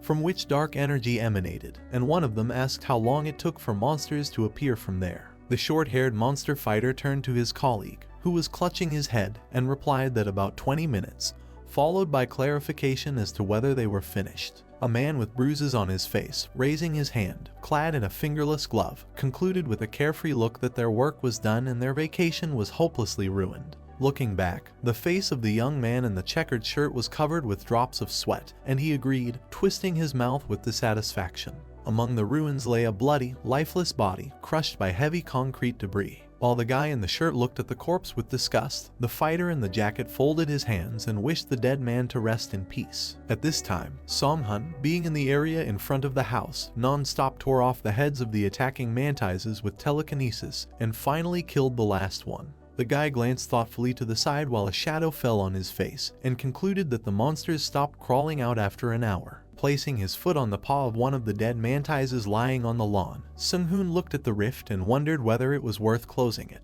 but decided to study it first. The main character, deep in thought, put his hand on his chin and, with his eyes closed, abandoned the last idea, because this is his and his mother's home. Resolutely extending his hand forward, surrounded by several magic circles, he came to the conclusion that he did not yet have enough strength to prevent a possible threat. Thin purple stripes with squares sparkled around the palm.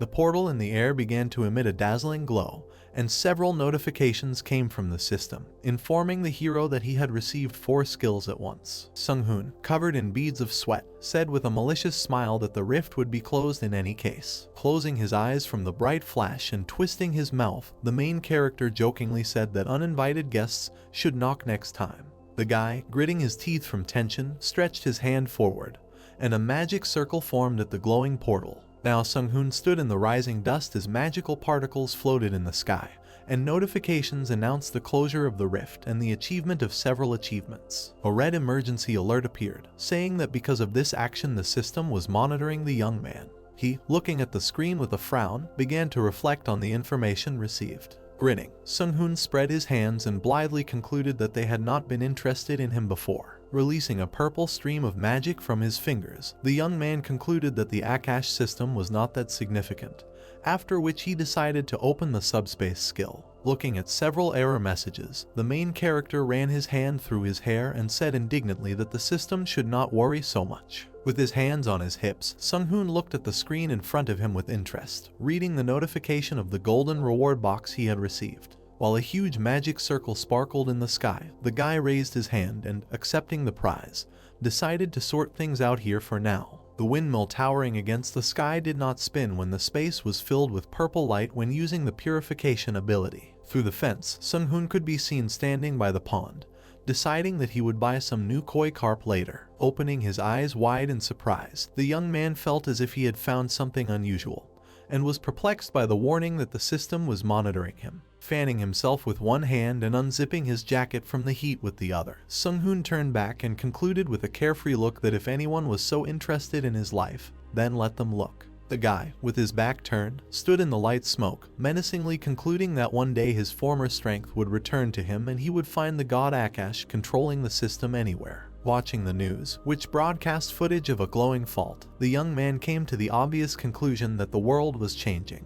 Several TV show hosts sat at the same table, anxiously discussing the appearance of portals in isolated places and information from the awakened about changes in the dungeons. Sung-hoon stood in front of the TV with a mug in his hands, watching the news with interest and hearing that the country had sent its strike forces to explore the faults. CEO Kim was gesturing with his hands on TV with a gloomy look, clarifying that many faults had appeared in populated areas, which is why everything cannot be left as it is. Closing his eyes and bringing the cup to his mouth, Sung-hoon began to sip his tea, concluding that the news was quite interesting. The guy pulled his index finger to the system notification near the golden box standing on the table, and after analysis, he only found out that the reward inside was made of an unknown material. Sung-hoon looked down in bewilderment, asking what the Akash system was all about. The chief scattered on the sofa, clutching his head in bewilderment and glancing at the unusual golden box on the table. The wizard, putting his hand to his chin and bending down, began to examine the resulting artifact with a thoughtful look. He decisively reached his fingers towards the notice on the lid of the box to open it. He clicked a positive response when clarifying the system's intentions to view the contents of the reward.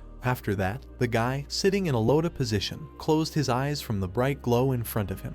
An artifact in the form of a silver ring of support for the Akashic system appeared in the air, and notifications began to appear telling about the benefits it provides. Sung-hoon watched with interest as the decoration hovered above his outstretched palm. When the ring landed on the young man's hand, he wondered if it really increased the owner's attack. The wizard pointed his finger at the system's pop-up windows, concluding that he would no longer have to worry about spells of the 3rd level and below, since the buffs on all artifacts stacked. Biting his lower lip, the guy happily looked at the acquired artifact. Now he put the ring on his finger, accepting it with pleasure. Stretching his hand with the decoration to the side, Sung-hoon with his other hand, looking pleased, chose to attach a reward in the notification. Holding his chin and slyly closing one eye, the main character examined the outstretched hand with the decoration, joyfully deciding that now he would be able to hunt more often. The phone lying on the sofa began to make sounds, and a notification about an incoming call from Jisok appeared on the screen. Putting his mobile phone to his ear and saying hello, Sung-hoon crossed his legs. He recognized the voice of the CEO,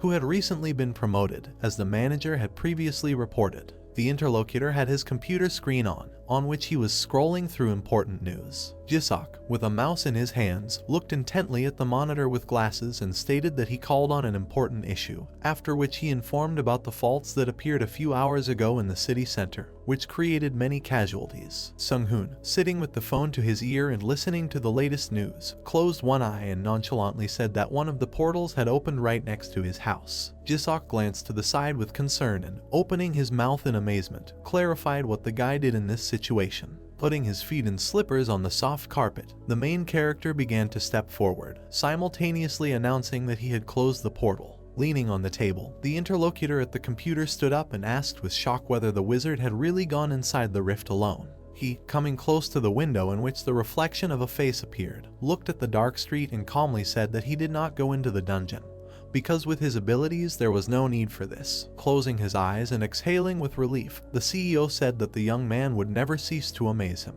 After that, frowning, the man seriously asked his interlocutor how this was possible. Sung-hoon looked smugly at his reflection in the window, holding the phone to his ear, and explained that he has a unique skill that he can only use near the house, to which Gi-seok's slightly disappointed voice was heard. Understanding what he was getting at, the young man closed his eyes and answered with an awkward smile that for now it would not be possible to close the portals in the city. Thoughtfully putting his hand to his chin, the man with the earphone in his ear broke into a smile, deciding what might happen in the future, and clarified whether it was related to the level. Closing his eyes and smiling, Sung-hoon said that his interlocutor had guessed the reason. Then the general director took off his glasses and, pressing his fingers into the bridge of his nose, with his eyes closed, said wearily that another circumstance had arisen, because of which Sung-hoon should be helped. Sitting back in his chair and looking at the computer monitor, Jisok, after a reminder, stated that he wanted to ask for something important. The wizard's personal file with an attached photo was opened on the screen,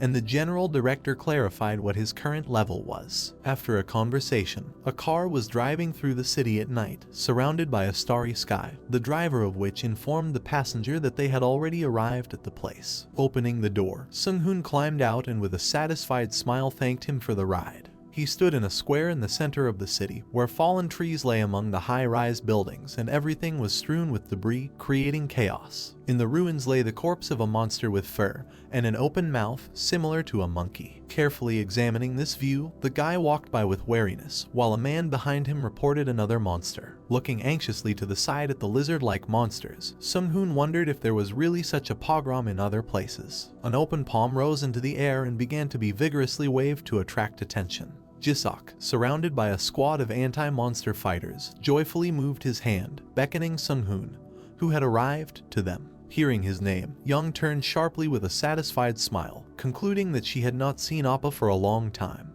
Putting his hands forward to calm the excited pink-haired girl, Sung-hoon awkwardly replied that he was glad to see her too. Turning to the arriving team member, Jisok, papers in hand, with a discouraging smile, stated that he would explain everything in detail during the briefing, and suggested that they begin. On the territory of the closed military base there were several tanks and green tents. In one of these, a team of fighters against monsters now sat, while Gi-seok pointed to the board, informing the guys that the rifts were now officially called dungeons. The general director in glasses looked carefully at those gathered while the picture was broadcast on the screen, and clarified that among the Korean hunters there were no those who dared to enter the portals. However, there were already 3 countries on the planet that sent their strike forces into the dungeons. Raising the pointer and looking at the tablet, the general director said with concern that the country had not yet decided to take such actions, after which he listed the states that were going to send troops to the dungeons. Listening to the man's speech, the guys in suits with their hands folded on the table looked at him carefully. Young, sitting on a chair with her hands folded in her lap, admired how well informed their company was, and with a curious look, she clarified how Gi-seok managed to find out everything.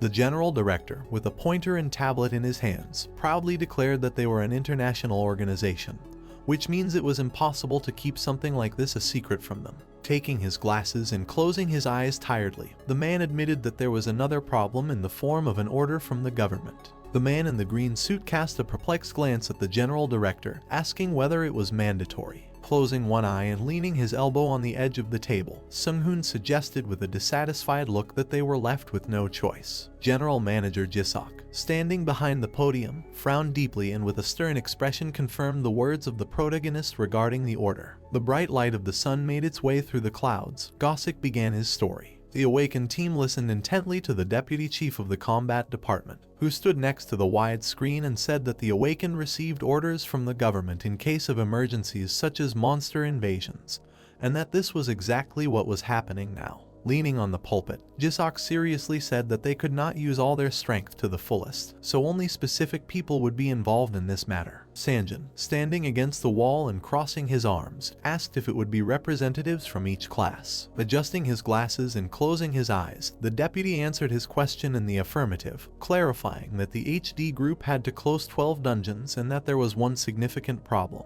Sung-hoon called her, interrupting Gi-seok and smiling. The problem was the level limit. Young and Jin-soo turned around in surprise and saw the satisfied face of their comrade. The man confirmed the guy's words, recalling that monsters continue to emerge every 3 hours. The timer began counting down again, and small horned devils appeared from the Black Rift. A map of Korea appeared in front of the heroes. Some cities were highlighted. Next to them a number was written corresponding to the number of open dungeons. Gi-seok said that everything could not be left as it was, because in Seoul alone 35 dungeons appeared. In other urban areas there were 81 dungeons were discovered, and if we add to them those located in suburban and rural areas, then in total there were about 200 of them in the entire country. With a stern frown, the deputy chief expressed everyone's concern that no one knew how to close these dungeons. Young, sitting next to Jin-soo, blurted out in shock that this couldn't happen. Doo-jin and Jin-seok seemed tense. Sanjin looked askance at the man standing behind the pulpit. Only the main character seemed calm in this difficult situation. Knitting his eyebrows, Gi-seok said that no one had yet managed to return from the dungeon. Jin-soo jumped up from his seat, condemning the combat department and the entire government for being reckless because they wanted to send them to a very dangerous place without any information. Yeon supported him, embarrassing Gi-seok with the words that they were being sent to certain death. The main character raised his hands, wanting to say something. The only question that interested Sung-hoon was the amount of payment for completing the dungeon. Doo-jin looked at his impudent comrade in surprise. Gi-seok, looking at the guy with inspiration, replied that they would be paid. He then pointed to the diagrams on the screen and said that the government would not ask the awakened to do this without proper compensation, and that the hunters involved in the operation would be exempt from paying the tax for 5 years. Sung-hoon noticed the chart, one of which was 38%, and thought that the tax break was quite generous. Putting his hand to his chin thoughtfully, he decided that he could save a lot of money in these 5 years.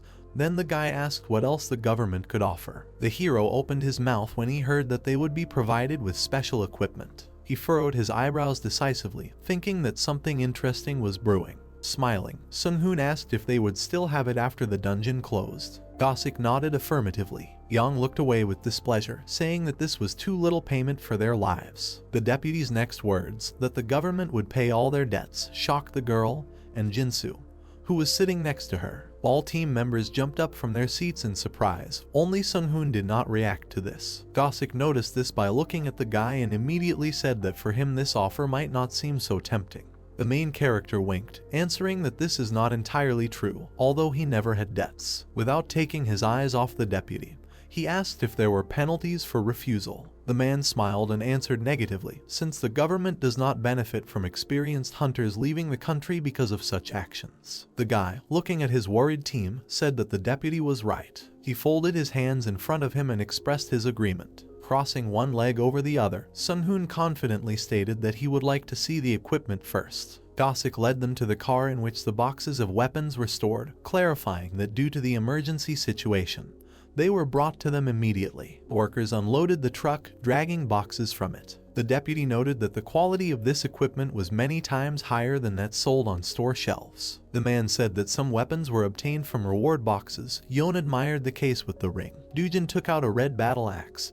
He was asked not to remove the bloody rag from the axe. The main character was holding in his hands a case in which on the pillow lay a bracelet with an inlaid red stone. The notice said that this was the legendary Black Dragon bracelet, increasing magic damage by 50%, restoring mana by 100%, and reducing its consumption by 20%. In the new window it was written that the bracelet, suitable only for magic classes, gives the owner immunity to poisons and acid, physical enhancement, and also has mediocre abilities, as it was created from the bone of a newly hatched black dragon. Wearing the bracelet on his left hand, Sung-hoon said that the items were rare, unique, legendary, mythical, and superior, and noted that its stats were quite good for a legendary accessory. The guy realized that all the characteristics were summed up, and felt a flow of energy engulfing him. He smiled, pleased with his new weapon. Clouds hung over the calm city. Dujin decided to move forward. Gossik wished them luck. A black rift gaped in the air. A pop-up notification said that they had entered a dungeon. The heroes materialized in the middle of dense thickets, and a new window said that they would not be able to leave the dungeon until they killed the boss. Many vines hung between the trees. Looking around, Young asked if this jungle was really a dungeon. Jinseok took one of the vines in his hand and asked if they had entered another world, to which Sanjin, looking at his status window, replied that this was not the case because the system was still working. The support turned around questioningly, hearing his comrade's words that they were in a lower dimension. Sung-hoon plucked a green leaf from a branch. He looked at him, saying that he had heard about the lower dimension before. Yang asked about where exactly they were. The guy asked if his friends knew what a dimension was. The girl nodded, putting her hands behind her back, and replied that this concept, meaning curvature in space, is often found in video games. Dujin added that he had read about it in science fiction. Sung-hoon smiled and decided to tell his comrades about the lower dimension briefly. Releasing from his hand, he said that the lower dimension is nothing more than another, but small, universe. The leaf spun in the air. He fell on the grass. The guy continued to talk about how the lower dimension copies her concept, but it is several times smaller than the real world and is in many ways inferior to it. Putting his foot on the stone, Jinsu replied that he understood everything. Looking at his comrade, he asked if the dungeon was another space. The blonde wanted to say something about monsters from the lower dimension, but something flew past him. Something left splashes behind. The squad screamed. Jinsu looked at the drops remaining on the shield, which Sung-hoon managed to put in front of his comrade in time. Someone shouted that monsters were approaching. Sanjin and Dujin turned around sharply. The red spear flew towards danger. The next moment it punched a hole through a snarling monkey who was sitting in a nearby tree. Her body fell to the ground, but other monkeys were already approaching the squad, surrounded by a shield. Jinsu, pulling the string of his bow, thanked Sung-hoon for his salvation, to which he, without turning around, replied that there was nothing to thank him for. Dujin, taking a stable position, ordered to prepare for battle, declaring that he was going to use aggro. The tank, holding an axe in one hand and a shield in the other, let out a battle cry. The monkey growled in displeasure, grabbing a tree branch. Her red eyes were fixed forward. Sung-hoon winked, pointing at Dujin and saying that he had a pretty powerful skill. Hordes of monkeys, revealing their claws, jumped on the tank. Jinseok readied his spear for another attack. Aiming an arrow at the enemy, Jinsu said that it was not in vain that they raised their level. The bodies of the monsters that did not have time to reach their goal were pierced through by quick shots from a bow. Dujin shouted that he would deal with the other monster and immediately knocked one of the monkeys away with his shield. He noticed how the monster behind him tried to break through the shield with its claws. Baring his teeth, the monkey growled. The tank raised his axe to strike, eyes flashing. His confident face was sprinkled with the blood of his enemy. Jinseok breathed a sigh of relief. New enemies appeared in the clouds of dust behind Dujin, but the monkeys immediately flew into the air from the powerful blow. Putting his burning weapon to the side, the spearman asked his friend not to let his guard down. While the battle was taking place on the ground, the archer struck another monster sitting on a tree. The arrow hit the monster right in the forehead. Blood gushed from his mouth. The guy said that the local monsters are not that strong. Young jumped for joy. Jinsu looked at Sung-hoon, who was confident that they could clear this dungeon. Sunlight made its way through the treetops, illuminating the ground. Yeon smiled. Suddenly she noticed something behind her. The silhouette of a monkey was visible in her eyes. The monster growled, peeking out from behind the branches of a tree. The girl did not understand what was happening.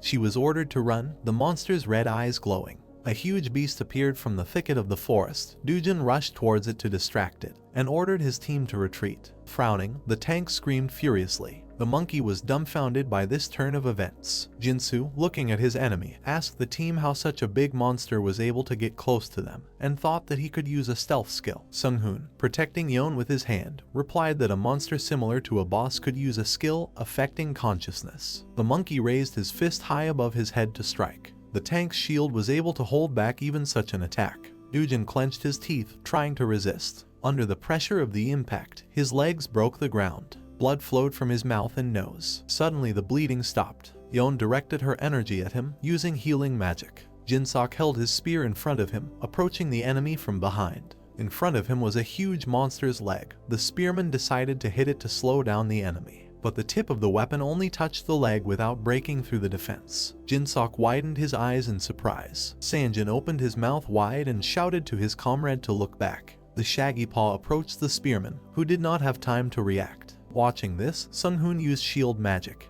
Due to the powerful blow of the monster, a cloud of dust rose into the air. The force field surrounding Jinseok was destroyed. The main character, lowering the corners of his lips, was amazed at how the monster managed to destroy his shield with one blow. Yeon, noticing this, put her hand forward and used healing magic again. Jinseok landed next to a thick tree and grabbed his head in pain. The tank's legs took a stable position. Dujin, holding his shield in front of him, shouted, attracting the attention of the brutal monkey. Raising its paws to the sky, the monster let out a furious roar. With his powerful blow, he almost knocked the shield warrior off his feet. The tank, without lowering its shield, tried to protect its comrades. Despite all the buffs, resistance was very difficult for him, and blood began to flow from his mouth and nose again. Young shouted with tears in her eyes that her strength was not enough and that she did not know what to do next. Sung-hoon pursed his lips tightly. The guy understood that the situation was only getting worse and that Dujin could not completely reflect the damage. The main character thought that it was not surprising that no one had yet been able to complete the dungeon to the end. Sanjin snapped his fingers, hoping that he would succeed. His eyes were full of determination. Putting his mechanical staff forward, the guy cast a fatigue spell. The perplexed monkey was enveloped in a purple haze. The monster grabbed its head. Sanjin, standing in front of the status window, turned around to tell the team that the debuff had worked. Jinsu's arrow has accumulated energy. Using the storm wind skill, the guy released the bowstring.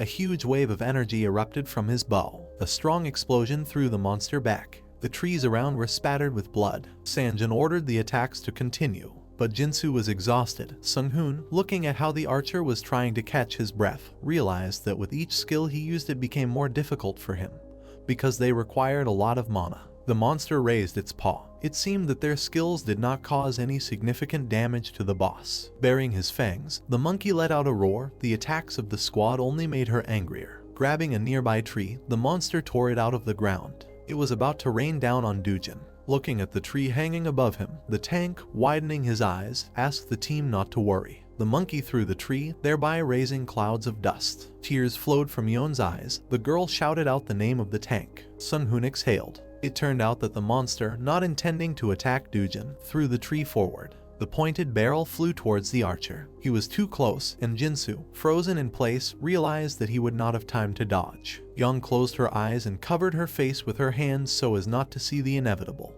A powerful bang was heard in the forest, causing the birds to fly into the sky. Sanjin's mouth opened in surprise. Jinsok widened his eyes at what he saw. The tree trunk stopped a couple of centimeters from the archer's face. The guy fell to the ground looking at a tree frozen in the air, engulfed in energy. The monkey frowned in confusion. Yeon cautiously opened her eye to see what happened. Sung-hoon thought that the tree was heavier than he thought. The main character was floating in the air in front of the healer sitting on the ground, amazed by his abilities. The next moment the guy waved his hand. The tree took off and flew in the opposite direction, straight into the monster who understood nothing. Such a strong blow tore the monster off the ground. Opening its mouth angrily, the monkey growled fiercely. A cloud of dust rose in the place where the monster landed. Jinsu opened his mouth in admiration. Surprised, Sanjin asked Sunghoon what just happened, and the spearman behind him also looked stunned. Looking proudly at his team, the main character said that this skill is called telekinesis. Still hovering in the air,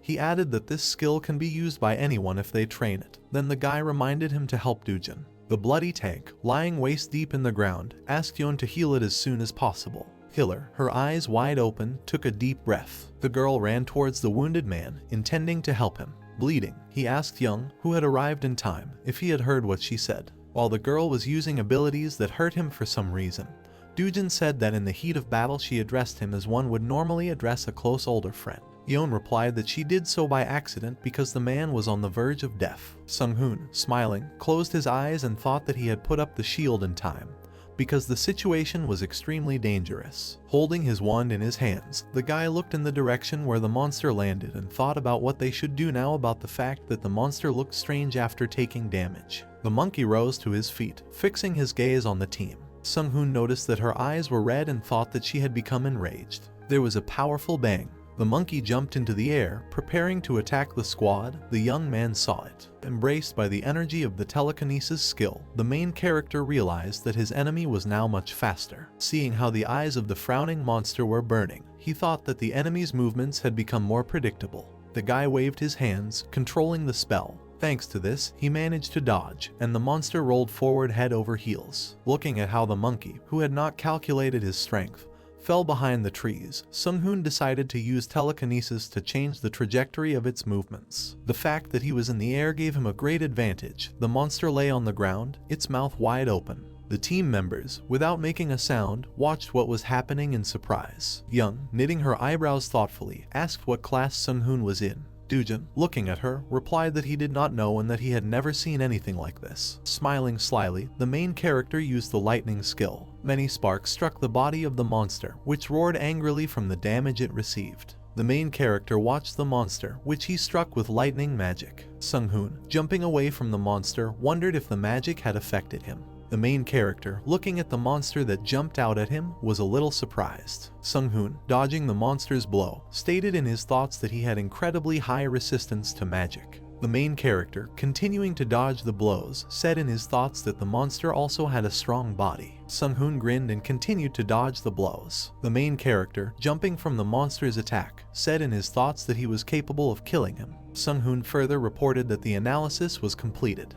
The monster, chasing the main character, got stuck in the vines of a tree. Sunghoon, flying away from the monster, watched as it tried to reach him. The main character, flying upside down and looking at the monster, wondered if he could start the hunt already. Sunghoon held out his staff and began casting a spell. The main character, preparing a spell, created several magic circles. The monster, looking at the huge magic circles, was dumbfounded. Sunghoon used a spell and released a purple cloud of smoke. Jinsu, standing near the guys with a surprised expression on his face, wondered what it was. Yon, standing in a cloud of purple smoke, grabbed her nose. Jinsu, covering his nose and turning away from the passed-out Dujin, wondered where this smell came from, noting that it was an incredible stench. The main character, with a grin on his face, said in his thoughts that this was a poison cloud spell. Sunghoon further noted that it smells 10 times worse than raw sewage. The main character, using another magic circle, said that he needed to use a spell that replaces oxygen in the air. Sunghoon, looking at the monster stunned by the stench, said in his thoughts that after this he needs to concentrate everything at one point using telekinesis. The main character created a concentrated poisonous ball using a spell. Sunghoon, looking at the monster, heard it let out a piercing roar. The main character, with a wink and a smile, wondered how he was going to survive if he couldn't breathe.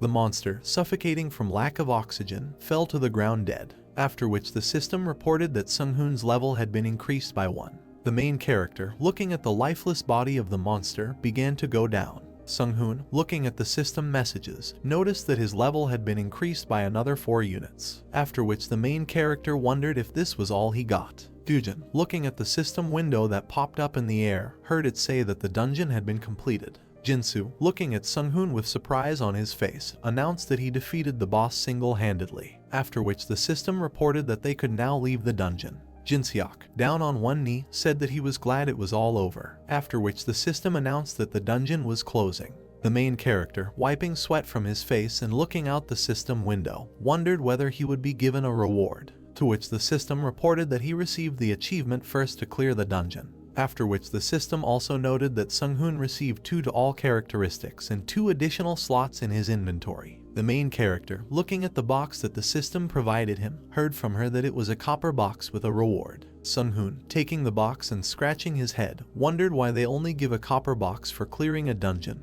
Next, the main character wondered if there could be such a reward due to the fact that the dungeon was low level. After which the guys called Sung-hoon over to them. The main character, hearing the guys, turned in their direction with a smile on his face. Sung-hoon, looking at the pink sky, wondered if it was time for them to return.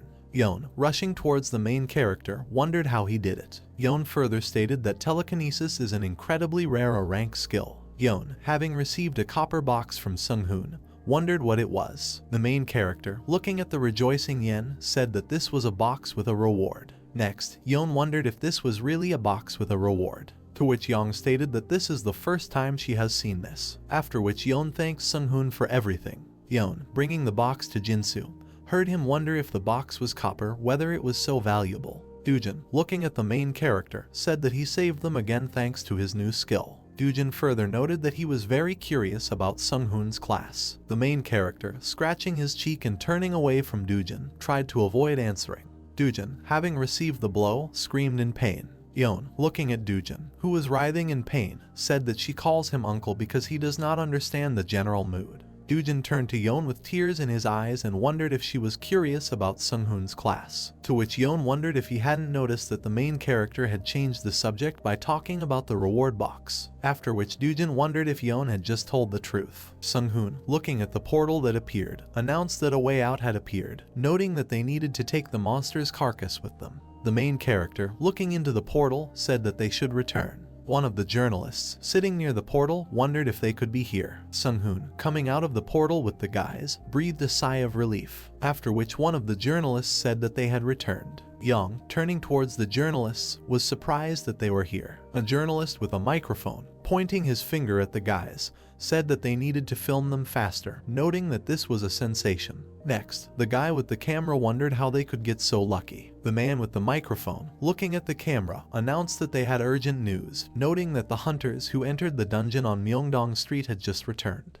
The man, broadcasting live to people, said that this was the first precedent in their country. The man and the guys, heading to meet those who had emerged from the portal, called them. Young, waving to the man, said that she and the director had not seen each other for a long time. One of the security guards, stopping a crowd of journalists, said that they were prohibited from filming the guys, to which one of the journalists wondered what was inside the dungeon. Another guard went on to say that they should control themselves. Jisok, approaching the guys, wondered if they were wounded and if there were victims among them. Dujin, turning to the proud Yeon, said that they were safe with her, noting that fortunately they managed to clear the dungeon without any problems. The main character, looking at the fuss going on, said in his thoughts that all this was too tiring for him, noting that for some time he would lie low. The journalists took out their cameras and began filming the guys, after which Sung-hoon said in his thoughts that let Dujin deal with everything. One of the journalists raised his hand and was about to say something. The journalist, looking at Dujin who turned up, wondered what exactly happened inside the dungeon. The journalist further wondered if he could find out anything about it, after which the journalist wondered what exactly it means to clear the dungeon. Journalists continued to film the arriving guys. Dujin, looking at the camera, said that their team was very tired after completing the dungeon. The main character closed his eyes and smiled as he heard Dujin say that they were simply summarizing all the important information for them. Dujin, looking away at Sung-hoon, said that after entering the dungeon, a quest is given to hunt the boss monster. Dujin further said that after receiving the quest, you need to defeat the boss and clear the dungeon. Dujin, looking at the winking protagonist, said that if all the conditions are not met, then he will not be able to leave the dungeon. Dujin, standing next to the director and looking at the camera flashes, said that he was ready to answer one question, after which he would end the interview. Dujin, seeing the hand reaching out, heard the man say that he had a question, to which Dujin said that he could ask. The TV reporter held out a microphone and introduced himself as Park Jin-jun. Jin then wondered if he could describe the dungeon's interior layout in detail. Dujin, thoughtful, said that this is a completely different world. Dujin, recalling the beauty of the dungeon, said that the place they found inside was something like the Amazon rainforest. Dujin further stated that there is sun and clouds there, noting that it is less like a dungeon and more like another world. Dujin also said that the dungeon feels like an artificial world, noting that he said everything to that. Jisok, with his hands in front of him and his eyes closed, heard one of the reporters say that he would like to ask one more question, after which the director said that from now on HD groups will answer all further questions regarding the details. One of the reporters, holding a microphone through Jisok, wondered what kind of monster the boss was. Turning to the reporter, Dujin said that it was a yellow monkey like the ones that came out of the portal. Jinsu then wondered if Yeon was okay, noting that today had been a hard day. To which Yen reported that she had spent all her mana. Dujin, recalling the boss monster, reported that the monkey was larger, noting that it was the size of the ogre that appeared not long ago. The reporter, looking at the guys, wondered if it was a rank boss. The director, taking the reporter by the shoulders and apologizing, said that the remaining detailed answers should be agreed upon with the HD group. To which the reporter said that he needed to apologize. Jinsu, turning back, said that there were many reporters here. To which Yeon said that she didn't care, noting that she was tired and wanted to rest. Jisok, going to the guys, said that this is not the only place with a portal, noting that there are reporters everywhere where the portals are located. The director, lowering his head a little and standing next to the guys, said that they should take a break, noting that they had booked a hotel room nearby. Yeon, going up the stairs, said that, fortunately, they returned safe and sound. Jisoo, looking at Yeon, reported that it was difficult, noting that she had used up all her mana. The main character, sitting in his room, looked out the window at the clouds floating across the sky. Miss Lai, appearing as a hologram, wondered why he would go to such a place. The main character's mother, leaning towards him, wondered if he knew how scared she was because of this. To which Sunghoon reported that the hologram was too close, noting that it began to cut off. Miss Lai, looking at her son, said that she woke up and saw on the news how they were talking about dangerous dungeons, after which she wondered how he could go to such a place, to which Sunghoon said that this was his job. Next, the protagonist's mother wondered how he could leave in the morning without telling her. Miss Lai closed her eyes and wondered why only her son was scaring the crap out of her. The main character, holding the back of his head and closing his eyes, wondered how she could not trust her son,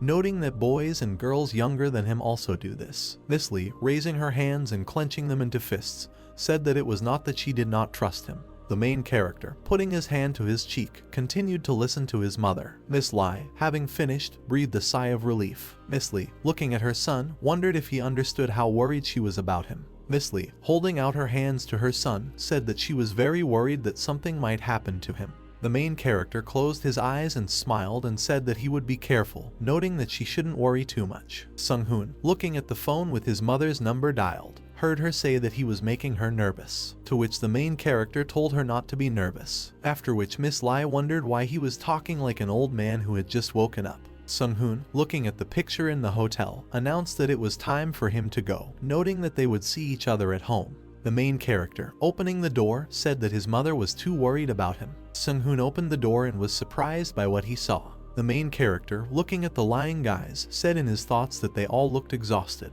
Sunghoon, turning to the guys who were lying on armchairs and sofas, noted in his thoughts that their mana was at 0. Yeon, lying face down on the pillow, wondered if the main character had finished talking on the phone. Sunghoon, looking at the lying Yeon, stated that he was done talking, to which Yang asked him to speak as usual. The main character, raising his hand to Yeon's head, wondered in his thoughts whether he should heal them a little. Yeon, feeling Sunghoon's hand and falling to the floor, wondered what he was doing, noting that she was ticklish. Jinsu, awakened by the noise, noticed how Yeon had fallen to the floor. Jinsu, looking at Yeon lying with a pillow, wondered if she was okay. Yeon, lying on the floor with an embarrassed expression on her face, reported that she was fine. Yeon, lying on the floor, noticed something.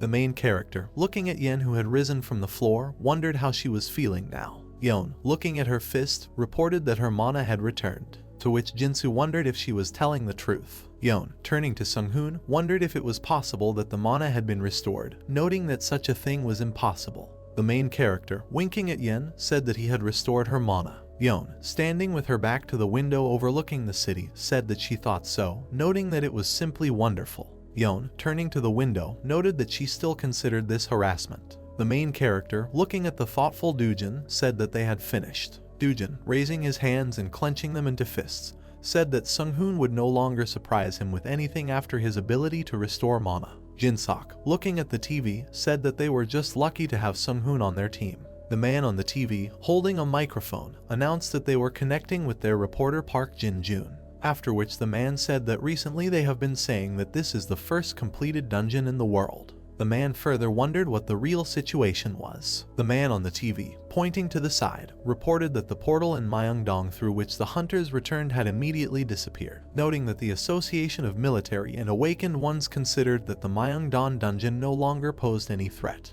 The main character, looking at the TV and listening to the news, wondered in his thoughts whether this was the first dungeon. After which, Sung-hoon said in his thoughts that the difficulty of the dungeon was hardly comparable to the level limit. Also, the main character in his thoughts wondered how the others could not cope with such an easy boss. Next, the man on the news channel said that in the near future the Myeongdong line defenders will be dismantled. Sung-hoon, looking at Yeon sitting next to him in rabbit pajamas, said in his thoughts that, apparently, there are not many awakened people with useful abilities here. Jinsu, turning to the guys, wondered if they were called the first people in the world to clear the dungeon. Yeon, looking at Sung-hoon with a surprised look, wondered if this meant that their team would become truly famous. A man with gray hair sits with his elbow on his arm and his eye closed and asks if they are being put under too much pressure. In a well-lit room, several people are sitting on the couch, and he says that Sung-hoon cleared the dungeon alone and that without him they wouldn't be here now. The door opens. A man in a gray suit and glasses asks how their holiday is going.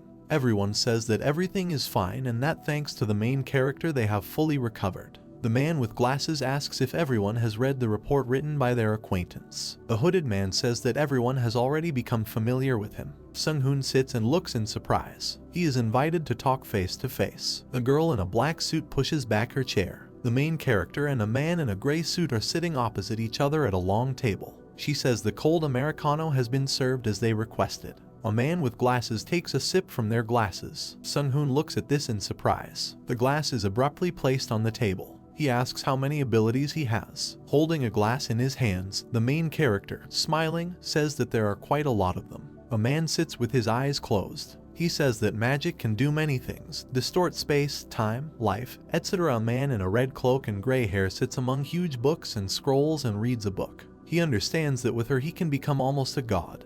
But a god without knowledge is nothing. The glass is on the table, and he says that he cannot give an exact answer to the question. Closing his eyes, he says he is still evolving. A man with glasses looks, with a serious look, sitting straight at the table. He says that he is a soundboard ability user. Holding his head in his hand, the man in the gray suit asks if he is still developing. Sung-hoon exhales and agrees. The man holds a glass and says that his abilities hold limitless possibilities. With folded hands, he says that he is the only one in the world. Closing his eyes and smiling, he confirms his words. Looking away, he thinks that there were other people who were reincarnated but did not have his ability. The bespectacled man takes out a laptop from his bag and says that they took his situation seriously. He opens the laptop and says that they have never encountered anyone like him. He unfolds the laptop and offers to extend the contract for another 10 years. With his hands folded across his chest, the main character asks him to continue. Sitting in a chair and closing his eyes, he thinks that there are no more people like him.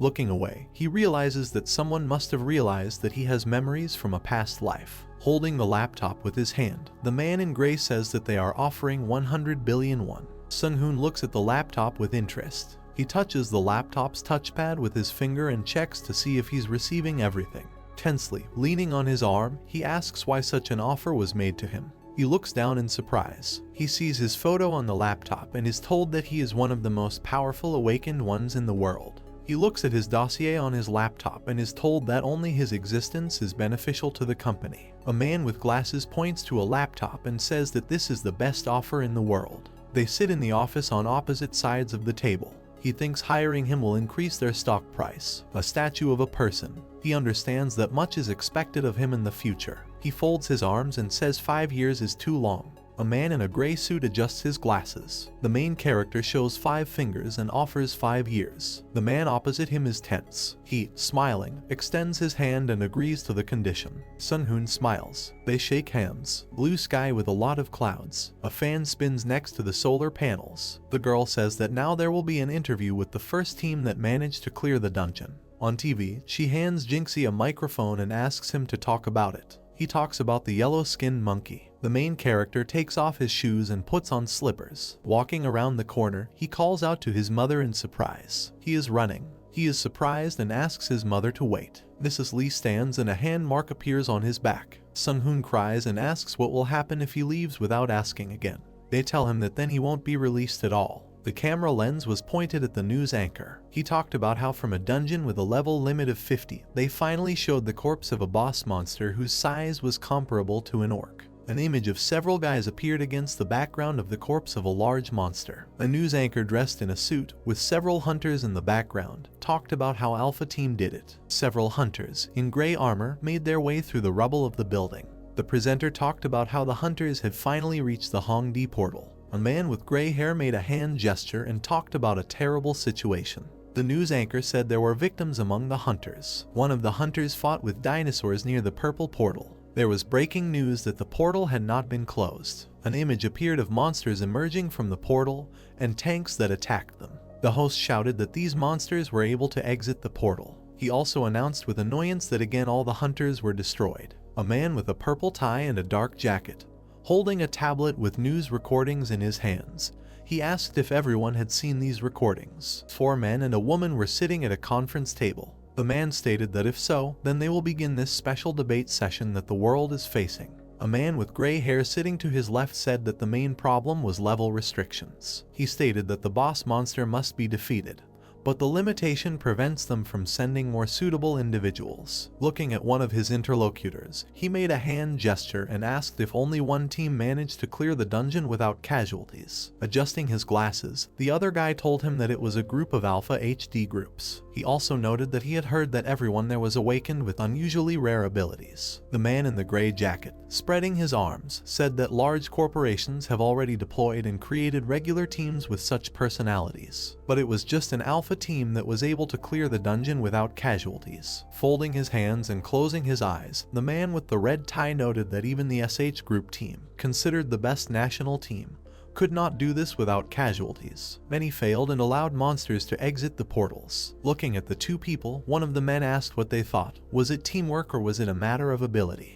Raising his hands, one of the conferees suggested that both played a role in this. Holding one of his hands on the table with sheets of paper and a pen, the guy with glasses, making a gesture with his other hand, said that they should be grateful that the dungeons now only have 2 levels. He also, looking to the right, asked about the fact that the limit of the 2nd level dungeon is now the 75th level and below. He raised his finger and asked what would happen if the same thing happened to the dungeons of the 3rd and 4th levels. An image of an information window appeared, on which there were question marks under the portals of the 3rd and 4th levels. He noted that this would, without a doubt, be extremely dangerous. Looking seriously at the other members of the meeting, he said that starting from level 4, monsters they considered a rank would appear from these dungeons. The guy, standing on the street, was holding his phone, on which he was watching the broadcast of the meeting. Several young guys were walking, holding phones with this broadcast in their hands. The man with glasses asked what if many monsters, instead of just one, appeared at a time.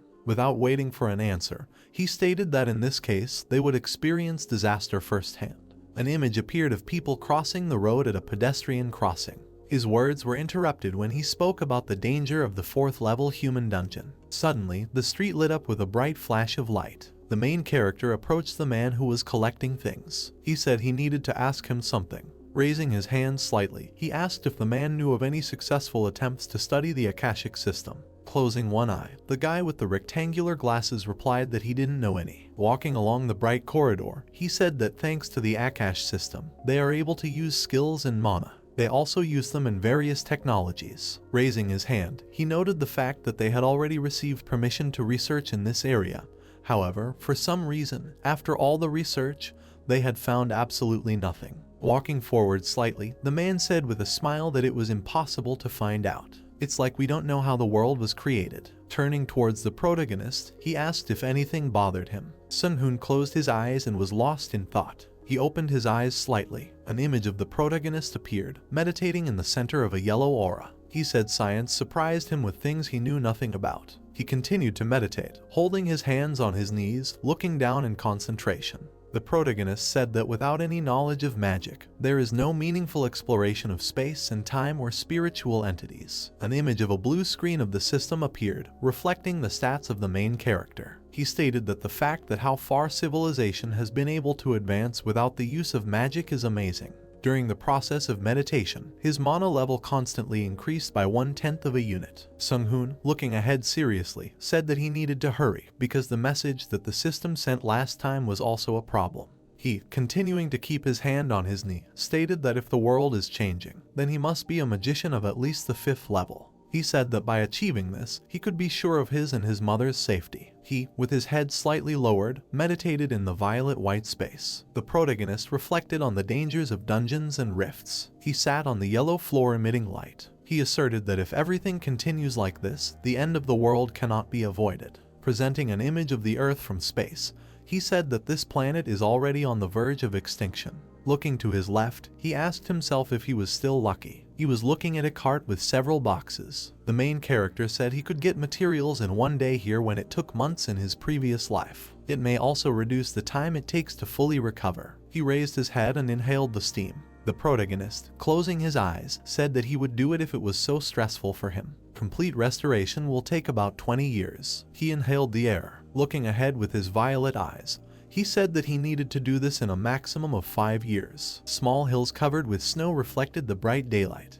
A helicopter was flying at low altitude. A car was driving fast underneath him. The unknown man shouted with all his might to stop the attack. An unusual monster created an air charge in front of itself. The guy in armor, holding a shield, shouted for them to stop, because they might die. A gray monster with red eyes and green horns stood 10 meters from the hunter. The guy screamed for the monster to look at him. The fluffy animal immediately jumped towards the hunter. A huge column of snow rose where the monster fell. A hole formed under him, with a radius of about 3 meters. The hunter who put up his shield sighed from the pressure of his opponent. The monster's horns began to emit turquoise blue energy. The guy yelled at him to be careful. A monster with a long tail approached the hunter. A girl with yellow hair running nearby sighed tensely, assessing the situation. She turned around and jumped to one side. The monster began to create a concentrated white ball of energy in its mouth. One of the hunters, with a mask over his eyes, said to pay attention to his breathing. A quick blast of dense air destroyed large ice crystals in its path. The guy covered himself with a shield from flying icicles. His face became slightly frozen and he spat out blood. Sitting down slightly, he looked out from under the shield. A girl in red and purple armor threw a wooden staff forward, creating a blue aura around himself. The guy slightly squeezed the fingers of his right hand. He sighed and said that it was absurd that he was thinking about death. Gathering his thoughts, the hunter, holding a sword in his hands, jumped towards the monster. The beast bared its teeth, looking at its opponent with red eyes. A girl who appeared a meter from the monster swung her two-handed sword. Jumping, she delivered a cutting blow to his back. A short distance from the enemy, a guy was sitting holding a sniper rifle in his hands. The red-haired guy shot the monster. By slightly clenching his teeth, the beast was able to defend himself. With a slight change in his face and a sigh, the guy spoke about the absurd defense of their opponent. A hunter standing 10 meters from the monster, taking a dagger from its sheath, said that he did not want to use it. The girl, dodging the monster's attacks, shouted out for him to do something quickly. Holding his removed glove in his mouth, he took the weapon with his bare hand and told the girl to prepare to use hill. Blood spattered from the guy's hand.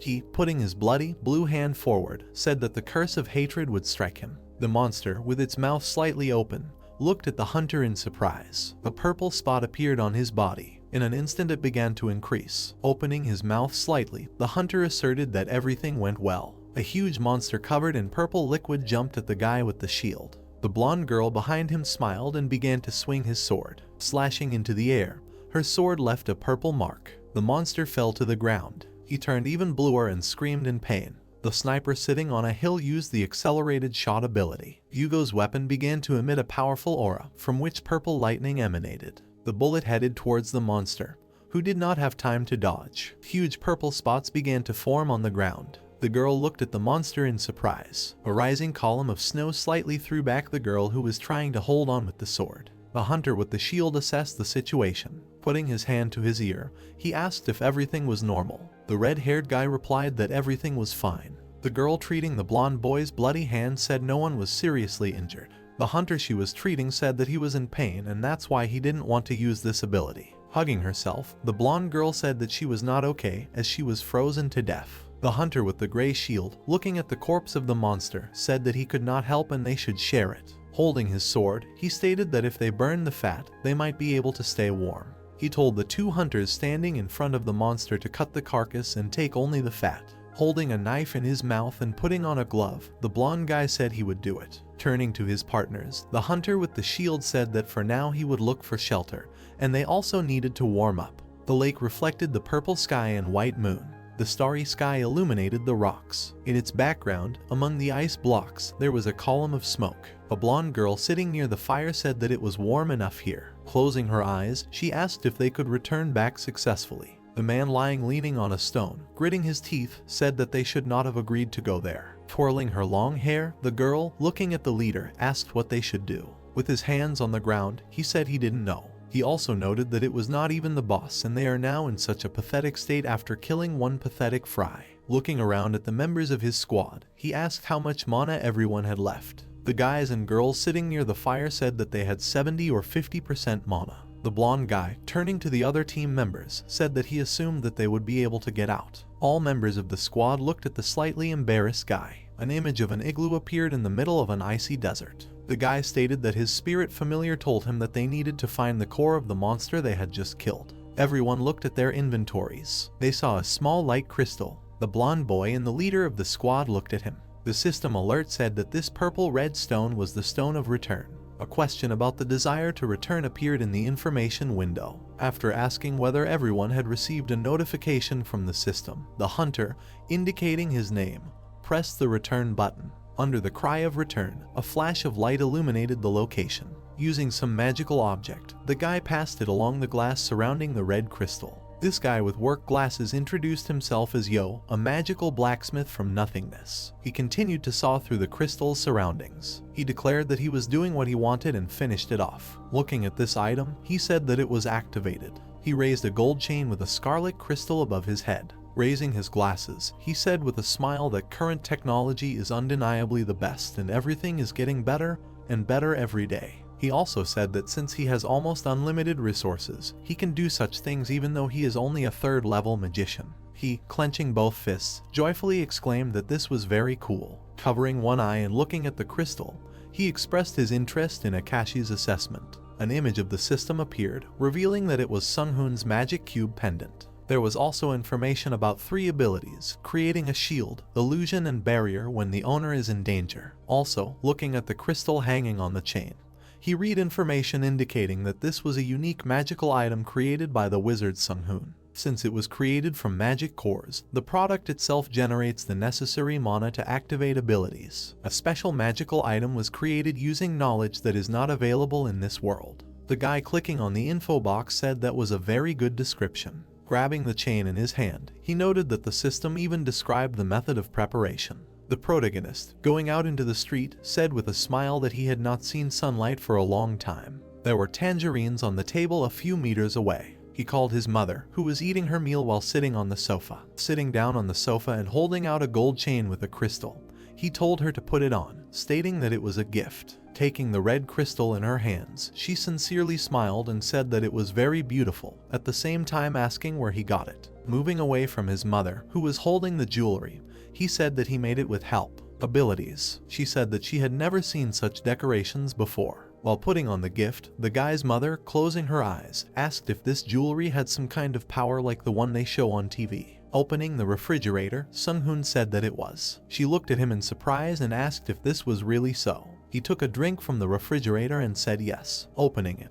the protagonist turned towards her and said that the world is very dangerous these days, so he made this thing for her. He also told her to remember to wear it. Tears streamed down the touched mother's face. Hiccuping, the guy said she shouldn't cry about it. Wiping away tears, the main character's mother said that she had not done so much for him. Looking to the side, he said that she had been crying a lot lately because of any nonsense. The thought appeared in his head that this was possible because she had become younger. Sunghoon asked her if she ordered anything. Turning around and wiping away her tears, the girl replied that she had not. Making a hand gesture, looking at the man approaching them, the protagonist said that although he did not know who it was, he saved him from an awkward situation. A man wearing glasses and rectangular glasses approached them. It was Jisok. bringing and placing a cup of coffee on the table. The main character's mother said that the man could stay as long as he wanted. He thanked her with a smile. She took the empty tray and went into another room. The guy, drinking a drink, said that it was all thanks to Mandrake.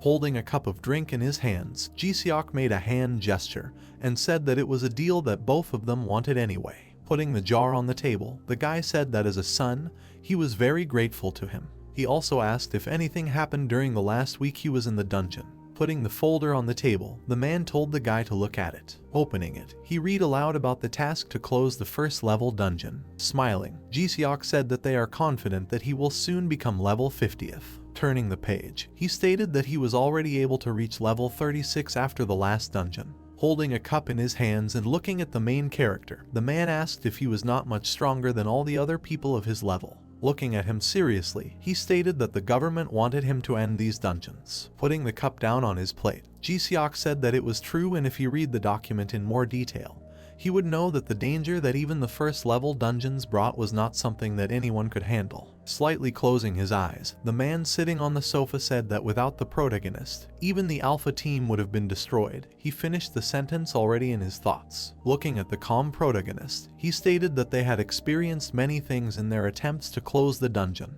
He told the main character to look at the last page. Flipping through the document, the hero began to read. Ji-seok said many other companies and even the military are trying their best, so they have a lot of information about him. On the last page, he saw a picture of the rotation stone and information about it. The man said with a smile that this is an item that allows you to leave the dungeon without protecting it. Listening carefully to the man, the main character asked where he could be found. Ji-seok replied that although he is in the dungeon, it is very difficult to find him without those who use the sensory type of abilities. The main character continued to read information about the item. Looking at the document, the protagonist mentally confirmed that this was an item from the dungeon. A satellite image of the Earth appeared. Sung-hoon mentally said that of course the Akash system seems friendly to humanity, so it won't let people just die. Making a hand gesture, Ji-seok stated that the existence of the Hearthstone was reported 3 days ago, so sensory users always participate in clearing dungeons to escape in case of danger. An image appeared of a television broadcast depicting the rapid spread of information to different countries around the world.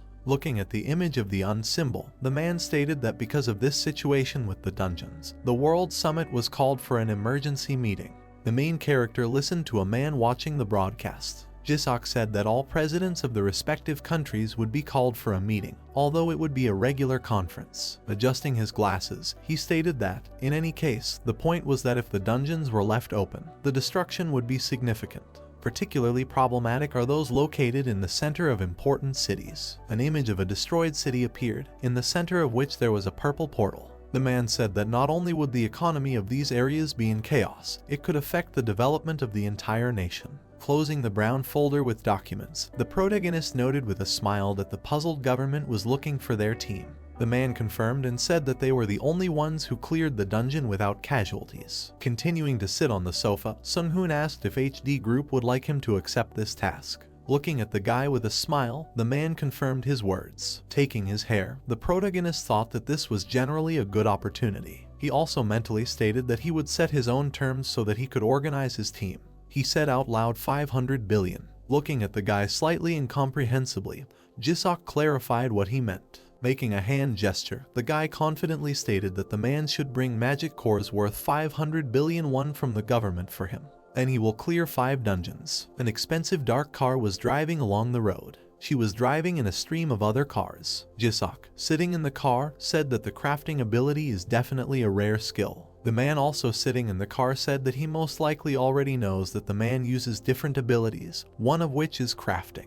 Looking down thoughtfully, Ji-seok reflected on the crafting ability. An image of a blacksmith appeared in a cave. The man was thinking that this is an ability that helps infuse mana into an object or enhance it to increase the user's abilities or stats. He also stated that they are rarer than the battle-oriented awakened ones, and furthermore, without their existence, it would be difficult for humanity to fully utilize the system with just one science. An image appeared of a guy in work uniform who forged a sword and picked it up. Ji-seok mentally stated that this is why they are so valuable. Holding his chin with his hand, he mentally said that they were useful, although not as important as the top battle-oriented awakened classes. Hearing the call on the radio, the guy stood up and introduced himself. An old man with gray hair asked if he had made a deal. Looking forward, Jisok said that the protagonist had set an additional condition. He wants magic stones worth 500 billion won. Rubbing his chin, the man stated that, as they expected, he had the ability to craft, but he needed magic stones to create items. A man standing looking at the wall asked how the government might respond. Looking out the window, Jisok said that he believed they had no choice but to agree. The car drove under the bridge. The man added that they have no other choice, and if they can deal with all the dungeons for 500 billion won, then it's a good deal. A man looking out the window of a building at passing cars said that if there was no benefit from them, politicians would begin to sell the country. He closed the curtain and stated that everything would probably go as he said because level restrictions were still the main problem. Looking at the seat in front, Jisok seriously stated that the problem is not only this, but also the deterioration of public opinion every day. As he passed the store, he added that if they could only use 500 billion won to get rid of these dungeons, then even politicians would happily accept the offer. An image of a store sign appeared. The man said that if this was the case, then they should listen to him and get the maximum amount of benefit. The man said to keep up the good work with this awakened one and they would deal with politics and government. Holding his hand to his ear, he thanked the man. The man turned to manager Kim and said that it was a good job and they should work together sometime. He also told him to contact Park's representative. Jisok exhaled as he finished the conversation. He threw the radio onto the seat. Taking off his glasses and rubbing his eyes, he said that although everything was going well, this work was very tiring. The car's headlights illuminated the road in the dark night. A dense stream of cars moved slowly along the city street. Throwing on a dark windbreaker, the main character told his mother that he needed to go away for a while. Holding her bag in her hands, Mrs. Lee said that she also wanted to go for a walk. The main character asked her where she wanted to go. She replied with a smile that she wanted to see Misok. Sung-hoon, opening the door, asked if she called the car. Looking at the guy putting on his sneakers, the protagonist's mother asked what the worry was, because she could go by bus. Looking at her, he said that this was part of the contract and she had to tell the driver to give her a ride, otherwise he would not be paid for anything. Putting her hand to her lips, she joyfully asked if he was serious. Looking back at his mother, the protagonist said with a smile on his face that she was definitely thinking about taking the bus. Putting the phone to his ear, he said that he would call himself. Throwing her hands up a little angrily, Mrs. Lee said there was no need to call anyone. Sung-hoon, speaking on the phone, told manager Kim to send a car for his mom.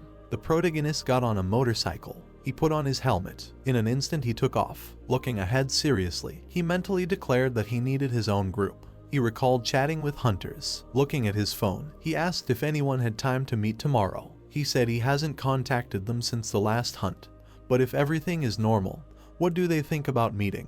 He stated that he had things he wanted to discuss. The blonde guy, looking at the phone, replied that he could. A muscular man with a white towel around his neck said that he could do it too. A girl with purple hair lying on the bed asked where they would meet. Two guys sitting at the bar said they would go too. The main character was riding a motorcycle. He looked at the distance sign. Having parked the motorcycle, he, looking at the sign of the cafe, went into it. His friends were sitting at the table. Approaching them, he rubbed the back of his head and said that although he called them, he was late. Everyone greeted him and told him to sit down. Yeon, folding the fingers of both hands, said that it was not he who was late, but everyone who came earlier. She also noted that they hadn't even ordered anything yet. Rubbing his head, the main character said that it was good, but he was still a little embarrassed. Dujin, extending his hand forward, asked about why don't they start after they order something. They ordered strawberry cake and coffee. Smiling, the protagonist, looking at his acquaintances, said that the reason he wanted to see them was that he wanted to propose to them.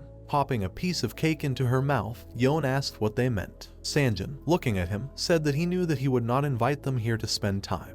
Covering his eyes, Jinsu sarcastically said that this guy who never goes out to lunch after work suddenly called them all. Slightly offended, Sung-hoon became slightly indignant. Rubbing his head, he apologized with a smile. The red crystal was at the base of a transparent flower. Dujin asked if this was his thing. Winking and slightly raising his hand, the protagonist stated that this was an object that he created. His friends were seen looking at an unusual object. The pink-haired girl, looking at the information panel, happily stated that his stats were impressive, although he was not much different from the ones they received from the gift boxes. Dujin, looking at the main character seriously, asked if his proposal applied to the item he created. The young man, smiling, says that he will help them gain new abilities, even offer powerful objects. He holds up a finger covering his eyes and claims that it will cost something. The girl, surprised, asks what it will cost, while her friend looks thoughtful and says that the items are wonderful, but if they can learn new abilities, it will be incredible. The phrase is that the young man will act as a defense mechanism. The door handle is visible.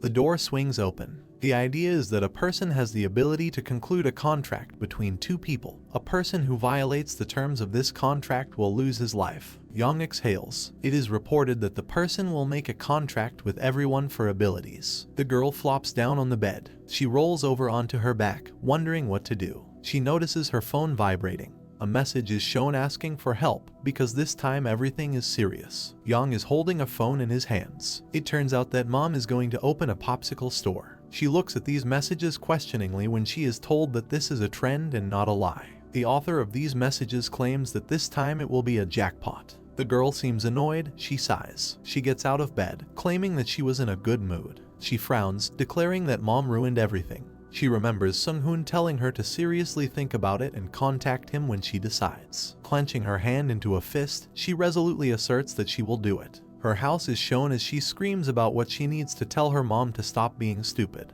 The dark sky is visible. Standing with his back, the guy sighs. He's all glowing. A notification comes from the system that he has received the constant improvement ability. He stands bare-chested as the system announces that the aura has been created and talks about continuous improvement. He lowers his gaze, and the system notifies that energy is obtained from the life force itself and can expand. The effects of permanent improvement and temporary improvement are activated. Clicking on something in the system window, the young man wonders why the explanation is so short. The window evaporates and Sung-hoon talks about how they have no idea what kind of things an aura can actually do. The idea is that it can be considered a reflection of the life force itself, so creating such force in the body can have a positive effect on physical prowess. He clenches his hand into a fist, and it is reported that there are many advanced levels of training that can create such strength, and he used one of these. A glowing silhouette of a person is shown, and the thought is that in Sung-hoon's past life it was called the Dragon's Heart. By creating a mana base in his heart,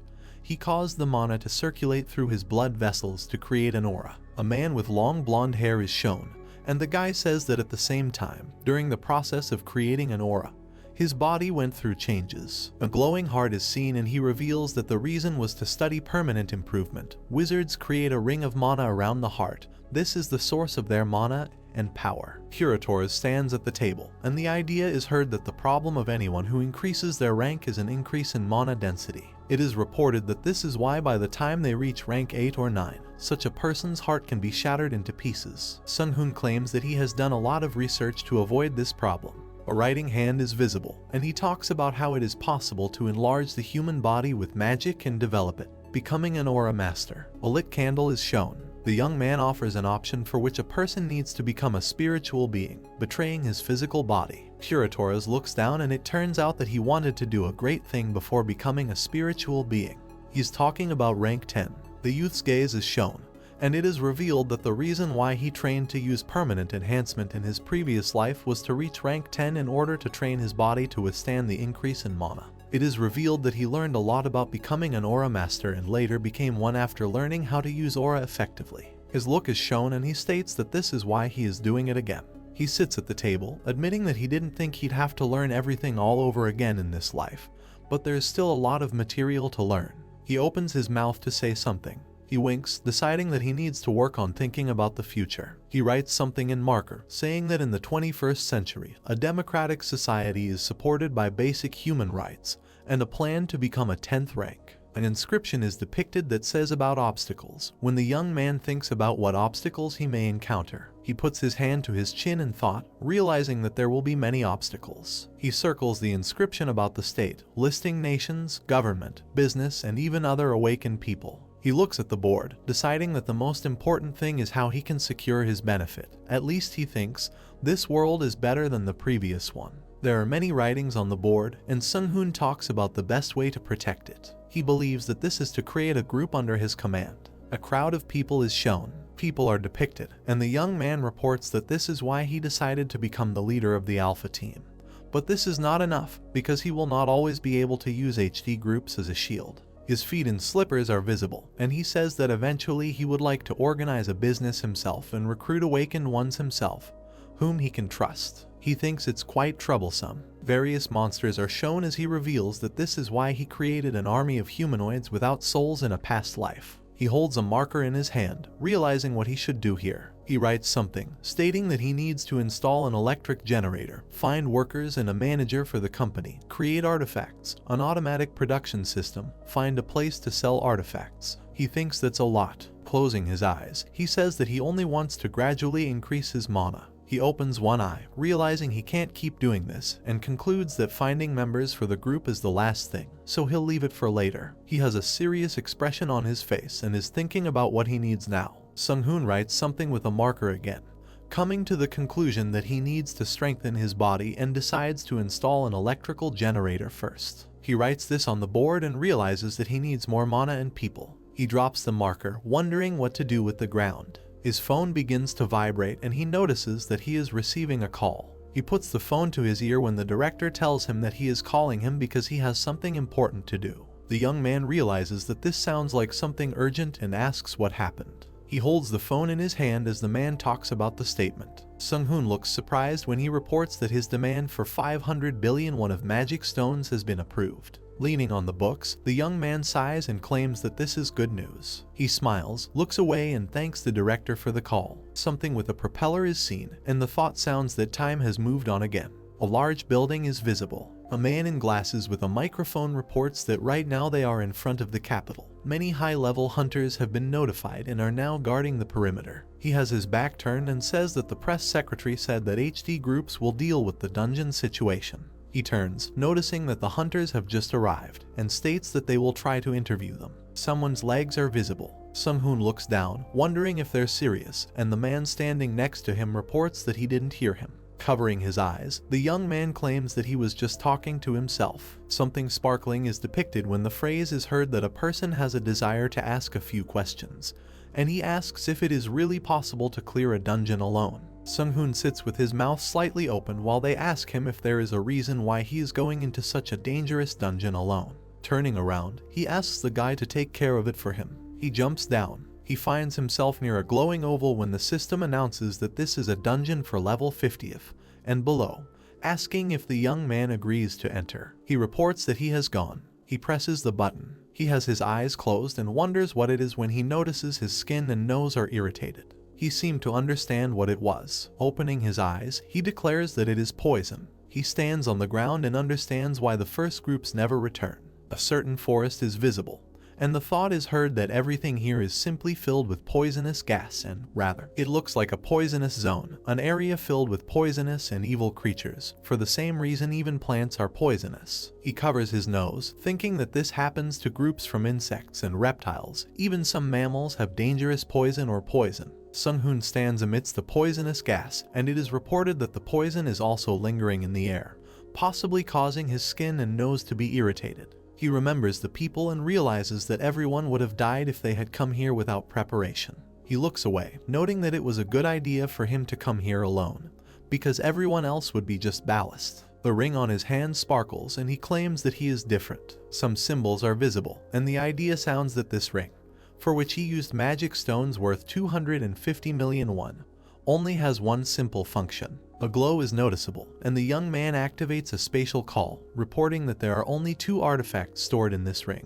An artifact is depicted, and it talks about an adaptation ring for survival in different environments. Notifications are received that player Sung-hoon's artifact has been activated, and status resetting and detoxification have begun. Magic wraps around the young man as the system reports that physical restoration has begun and protective magic has been activated. There is an angel halo above his head, and it is reported that this is an unusual artifact. It is an extremely rare item that is only used by wizards at prohibitively high levels. Sung-hoon stands with his back, coming to the conclusion that it is good that he decided to create this item in advance in case of extreme environments like this. A 6-legged spider robot is revealed, and it is revealed that this is the second artifact. It is large, and it turns out that it is a golem created with the help of magic, but it is more likely a robot. If we come from a modern perspective, modern society is not yet developed enough to create advanced artifacts. In addition, unlike others, robots do not use electricity and mana. Placing his hand on it, the young man realizes that he needs to continue. He climbs onto the robot, ordering it to begin scanning the area for the presence of living creatures. He smiles as he talks about how he needs to find everyone except life forms with intelligence. He frowns, ordering everyone to be killed. The robot's eye sparkles, and he announces the beginning of the master's order. At this time, the message is that wizards should always be prepared, no exceptions. A robot is depicted and the message is given that with enough money, knowledge, and time, even this level of training is possible. The robot opens some compartments. Blue rays come out of it. When he scans the area, the rays are directed in different directions. The area being surveyed is shown.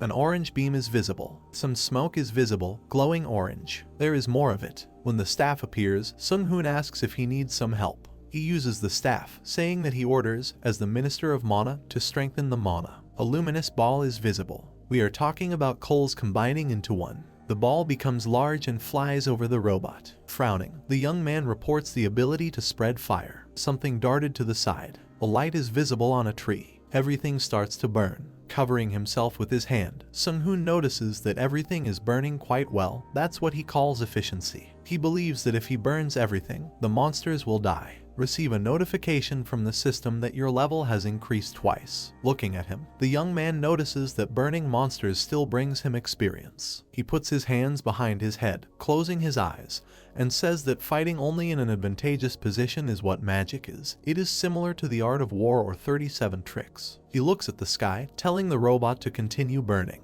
Things start to flare up even more when he announces that he is following orders. All the trees are already on fire. The robot appears with an exclamation mark and states that 12 living beings have been discovered. Sung-hoon looks down as the phrase is heard that they are approaching at high speed and their arrival will be in 1 minute and 12 seconds. He realizes that there are finally some monsters worth killing. The young man says to turn on the protection mode. The robot reports that the protection mode is enabled. A protective field is formed around them. Someone's body is seen, and it becomes known that arrival is in 10 seconds. Sung-hoon looks down, wondering how this could be. A monster appears and he realizes that it is a centipede. Looking at her, he thinks she looks strong. He widens his eyes when he notices that the monster is about 10 meters long and wonders if something like that could appear in a low-level dungeon. The centipede is trying to break through the protective field. The young man winks at her, stating that she made a good attempt, but it is not enough. The monster glares at him as he states that he cannot break the mana shield unless his attacks are strong enough to drain the golem's mana. Spiderbot reports that enemy attack is confirmed.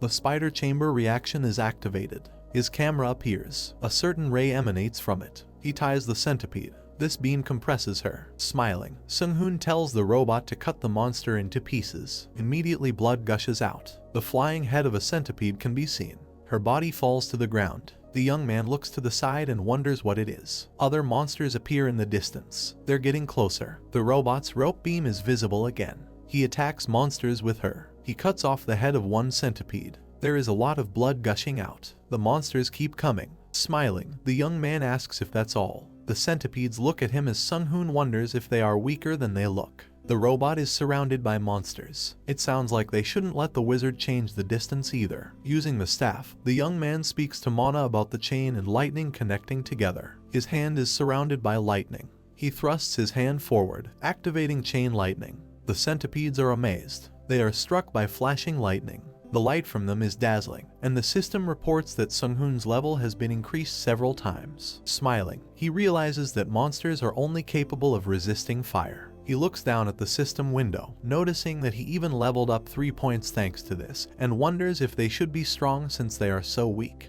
He looks away. Lightning is seen and the young man realizes that he should have burned the centipede's mana stones too, and this is the second time he has destroyed them, so he must be more careful in the future. A red sky is shown and a question is asked about where the boss is. Some rocks are depicted. Red lights are visible. It turns out that these are someone's sparkling eyes. A huge centipede appears. Sung-hoon looks away in surprise when it is reported that a huge amount of mana has been discovered. It becomes known that the monster is approaching at high speed. The young man stands up, realizing that the golem will not be able to cope with someone of this size. Magic symbols appear above him when he talks about cleaning something up. The centipede approaches him, eyes sparkling. She opens her mouth. Frowning decisively, the young man activates the teleport. Blazing monsters are visible. Sung-hoon teleports away and realizes that the centipede is obviously stronger than the monkey. He has a serious expression on his face, and the thought sounds that this dungeon should be the hardest among the low-level dungeons in the nation. The monster appears and Sung-hoon realizes that this boss is not only physically strong.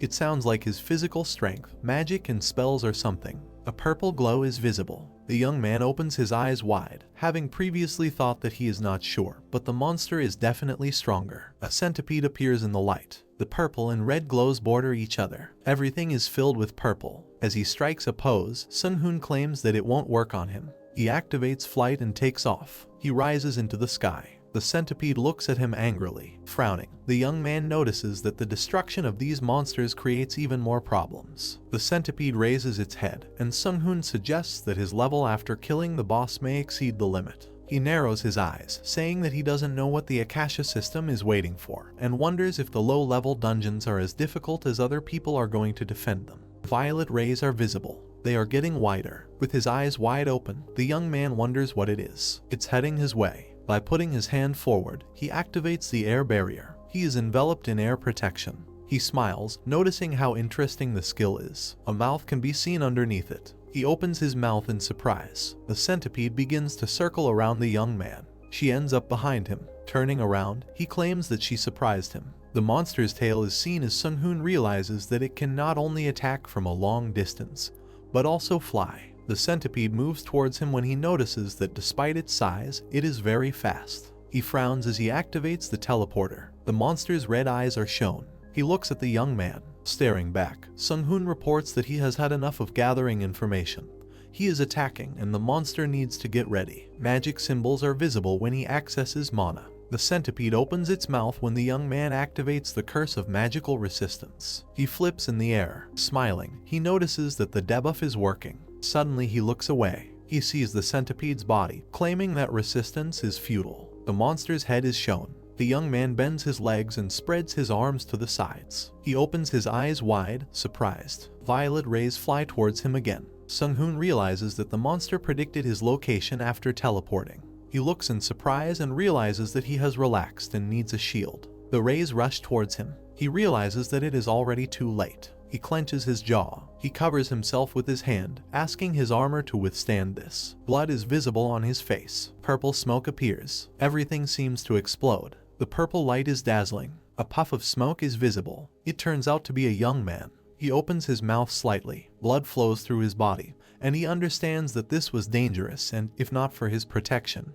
everything would have been much worse. He clenches his hand into a fist, calling the monster a weakling. His eyes glow red and he states that the centipede will pay for this. He flexes his fingers. Several magical symbols appear. Orange rays emanate from them. They attack the centipede. She opens her mouth. The young man is watching this. He holds onto his hand and activates recovery. Eyes sparkling, he uses time acceleration. The monster is visible and Sung-hoon activates the physical reinforcement. He flies forward. He smiles using limit removal. Some magical cubes appear when the light of destruction is applied. Rushing towards the centipede, the young man declares that he will end her life. The beam moves towards the monster. It hits him in the mouth. The centipede sparkles from the inside. Sung-hoon, having come to his senses, looked ahead sadly. With his hands on his hips, the protagonist looked at the corpse of the centipede in front of him, thinking that he had changed a lot, because in his previous life he was not so impulsive when provoked. Stroking his chin, Sung-hoon thought about the fact that in this life he has a somewhat hot-tempered temperament. Scratching his head, over which a halo had formed, he then called up the system window, mentally telling himself that he is still him.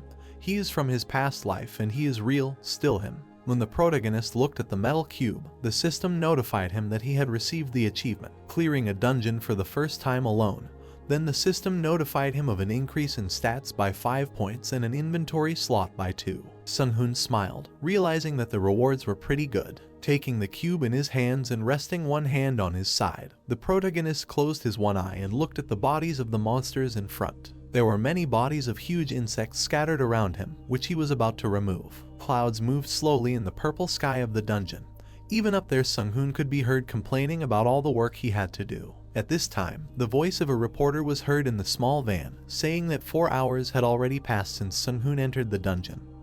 But so far neither monsters nor the hunter had appeared from there. Dujin was holding a phone in his hand, on which the report was being made. A man in glasses raised a microphone to his mouth, and said that currently around the portal, high-level hunters and military personnel were preparing for a battle in the worst case. Yujin sat on the sofa and looked at the phone in his hand, asking if Sung-hoon would be okay. Yeon, who was sitting on the side, winked and extended her index finger, saying that the protagonist will be fine, because they were talking about Sung-hoon. Stroking her face with her finger, Yeon, who was sitting on the armrest of the sofa, mentally admitted to herself that she was a little worried about the protagonist. But suddenly Dujin's lips parted when he announced that the protagonist was leaving. In an instant, Yeon found herself next to the shocked Dujin, asking him where and if everything was okay with Sung-hoon. On the phone screen, the figure of Sung-hoon was visible emerging from the dungeon, the light from which illuminated the entire area pink. Seeing him, Dujin and Yeon admired the fact that he did not have a single wound.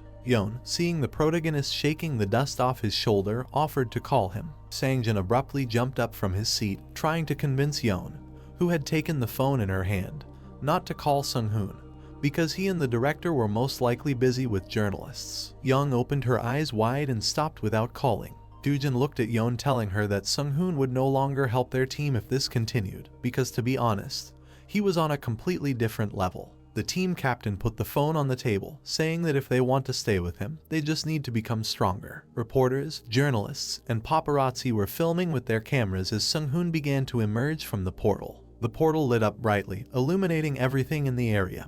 People seeing this began to scream with joy, because this bright light was a sign of the closure of the portal. The protagonist covered his face from the bright light, mentally complaining about the light from which he could go blind. Ji-seok was able to squeeze through the crowd of journalists and ran towards Sung-hoon, glad that he succeeded. The protagonist closed his eye and reminded the approaching Ji-seok that he had already said that he could do this, and to be honest, it was easier for him to speak alone. Sung-hoon, accompanied by Ji-seok, began to walk past the journalists, whose path was blocked by guards. Ji-seok asked the protagonist what kind of monsters were in the dungeon, but Sung-hoon decided not to answer, saying that he would explain everything later, but now he would like to rest. The young director clasped his hands in a prayer gesture and asked Sung-hoon to answer a couple of questions since this was a historic moment. The protagonist put his hand to his face and smiled, looking at Ji-seok. Stroking his jaw, Sung-hoon mentally decided that fame could help him. Approaching the director, Sung-hoon said that he would do it. Standing on the podium behind Sung-hoon, who was sitting at the table, Ji-seok raised the microphone to his lips and told all the company representatives and journalists that Hunter Sung-hoon was currently exhausted from the battle, so they would only accept one question from the company, and if they made scandals for what question to ask, they will forcibly remove them from the interview. The reporter from K-News stood up first and said that first of all, he would like to thank Sung-hoon for closing the dungeon as one of the citizens of this nation. When the reporter asked Sung-hoon if he had found any survivors, he folded his hands on the table and said that, unfortunately, he had not found any survivors, but he had found their remains. The protagonist glanced at Ji-seok when he intervened in the conversation, saying that they would deliver things to the families of the victims. Sung-hoon looked ahead and decided to continue the interview. The reporters began to raise their hands. The next reporter asked the protagonist what the dungeon was like. Sung-hoon closed his eyes as he began to talk. He imagined a forest shrouded in purple haze and said that the forest and the ground were saturated with poison. He was slightly suffocated when he entered the dungeon, and if the previous teams could not cope with the poison, they were killed immediately after entering. When one of the reporters suddenly stood up and asked his question, Ji-seok shouted sharply, cursing the reporter for jumping in line. Just as the reporter turned away and was about to sit down, Sung-hoon's unexpected words made him look at him. Approaching the microphone, the protagonist said that he would like to answer the reporter's question. Then he began to talk about his experience, where the hardest thing in the dungeons was not killing several monsters, but the environment. The dungeon in which he had just been was poisoned, but certainly there were other more dangerous environments. Sung-hoon began to imagine different terrain, the first being extreme mountain ranges. Next, the protagonist imagined plains of red-hot lava. And the last one was a dungeon completely filled with water with no islands at all. If the hunters do not have any information about the dungeon, then they must be prepared for any situation to increase the chance of survival. The protagonist looked at the reporters and advised them to at least wear an astronaut suit if they did not want to die. When the protagonist stood up and wanted to end the interview, the journalists began to ask him to wait. But without paying any attention to them, the protagonist turned around and left. Ji-seok came forward, beginning to calm people down. Soon Sung-hoon was already standing near the car. When he got into the car, Ji-seok, who was standing next to him, thanked him, calling the press conference fantastic. Sung-hoon closed his eyes and asked if this was all just a formality. His eyes widened, after which he looked at Jisok and said that he just did the minimum, although he was serious during the last part. Sung-hoon closed his eyes again, saying that back then he wanted Jisok to take care of everything, and he was extremely tired and would like to rest. The cars started moving when Jisok said that he would take care of everything else. Sung-hoon leaned back in his seat, thinking about the rewards he had received on this trip. At this time, 3 men, sitting or standing at the table, looked at the interview given by Sung-hoon and discussed it. A tan man with glasses looked at the man sitting next to him, saying that Sung-hoon might have the ability of Hex. The old man with gray hair glanced at the tan man, saying that even they were Americans, they only had 2 people using Hexa abilities. A man in a suit with dark hair and stubble covered his eyes and said that there was no rule that one of these could not appear in Korea. The man's eyes widened when he said that there was a possibility that Sung-hoon was a Jepta ability user. When the TV screen showed the moment when Sung-hoon turned around and left, and Jisok came out instead of him, the men in the room decided to find and catch the protagonist. The tan man's fingers touched the touch keyboard as he said that based on what they knew, Sung-hoon must have had the ability to adapt to the environment if he could survive in the poisonous zone. Air purification, immunity to poisons, and also high-level combat abilities. This is all the information that lets them know that the protagonist is using a minimum of the Hex ability. The old man with gray hair looked at the tan man, saying that a newcomer with terrifying potential had appeared in Korea. Looking at the holographic screens in front of him and moving his hand over them, the tan man said that this was not the only problem, because soon he would not be suitable for the first level dungeons. Starkey clasped his hands and said that Sung-hoon's level would continue to rise and he would no longer be able to enter the first level dungeons. Next, the old man looked at Frank and asked him what had happened with the preparation of his immigration status. When Frank, who had put his feet on the table, said that everything was fine, the old man told him that they would put pressure on Korea using foreign channels with which he had connections, after which the old man asked Frank which location required urgent intervention. The old man raised his hand, telling Frank, who was sitting next to him and the tan man standing to the side, that the code name would be the first. In order to succeed, they must do what they must and make a request for him to be sent to New York through the company where he works. Frank glanced at his boss, accepting his order. Then the tan man also took the order. Events take us to Sung-hoon's small house. On the table lay a folder with documents about the dungeons of the first level. The protagonist was thinking that the dungeons of the first level were impossible for people whose level was above 50, and it didn't matter how many people passed as long as their level did not exceed 50. The protagonist studied the documents to which photographs of monsters were attached, understanding that the type of monsters and dungeons varied depending on the danger of the environment and the special ability of the boss monster. This was the conclusion that the protagonist made from the report. Although this information was not enough, but with its help it was possible to clear the first level dungeon without unnecessary casualties. Sung-hoon threw a piece of paper on the table, thinking that the wisdom and knowledge of people always find a way out of any situation. The problem for them was equal to wasted time, which even in this world was the most important resource. The protagonist opened his eyes and turned his head, looking to the side, thinking about the large number of monsters that appeared from the portals of which it was difficult to kill in large areas of the city. Reaching out to the folder with the inscription "Request for shipment to New York," the main character thought about the huge economic decline, due to which such things would often be sent to him. Sung-hoon took the folder in his hands and, opening it, began to study the information. The protagonist looked at the picture, which depicted Brooklyn Bridge Park, in which there was a portal to the dungeon, which included 3 groups of awakened ones, but none could survive and they failed to close the portal. The number of deaths was 8 people. According to the data, it was a snowy mountain range, and the monsters were adapted to the climate. The temperature was -80 degrees, and the monsters came out of the portal every hour. Even now, the groups were fighting against a horned monster whose eyes glowed brightly even in the storm. Sung-hoon looked at the document, realizing that the monsters appearing every hour were a real problem. The piece of information was thrown onto the table by Sung-hoon. The protagonist folded his arms on his chest, thinking, as a person, he should have gone, but it was too far, especially in such dangerous days. He must first of all guarantee the safety of his home. The safety of his mother was the most important thing, and he also needed more train. Mrs. Lee walked up to the stairs and shouted for her son to come for dinner. Sung-hoon got up from his chair and left the room, shouting to his mother that he was coming soon. Dishes and other snacks were already placed on the table. Dinner with his mother was the most important part of the day for the protagonist. This was due to the absence of family in his past life. The protagonist happily put food into his mouth with chopsticks, mentally considering that he from a past life and the present one were two completely different people. This also applied to the mental state and personality, but due to the fact that he had memories of both lives, the two different opinions often clashed. Raising his chopsticks to the fried fish, Sung-hoon remembered how the past him exuded pride and strength, which is why the present him would be suppressed by his previous personality, although this would not necessarily happen. Taking a piece of fish with chopsticks, the protagonist involuntarily remembered how he thoughtlessly attacked the centipede, only because he was angry. A mother, who was watching TV, asked her son, who was sitting opposite, whether it was too dangerous to deal with poisons. Sung-hoon turned his head, realizing what his mother was asking.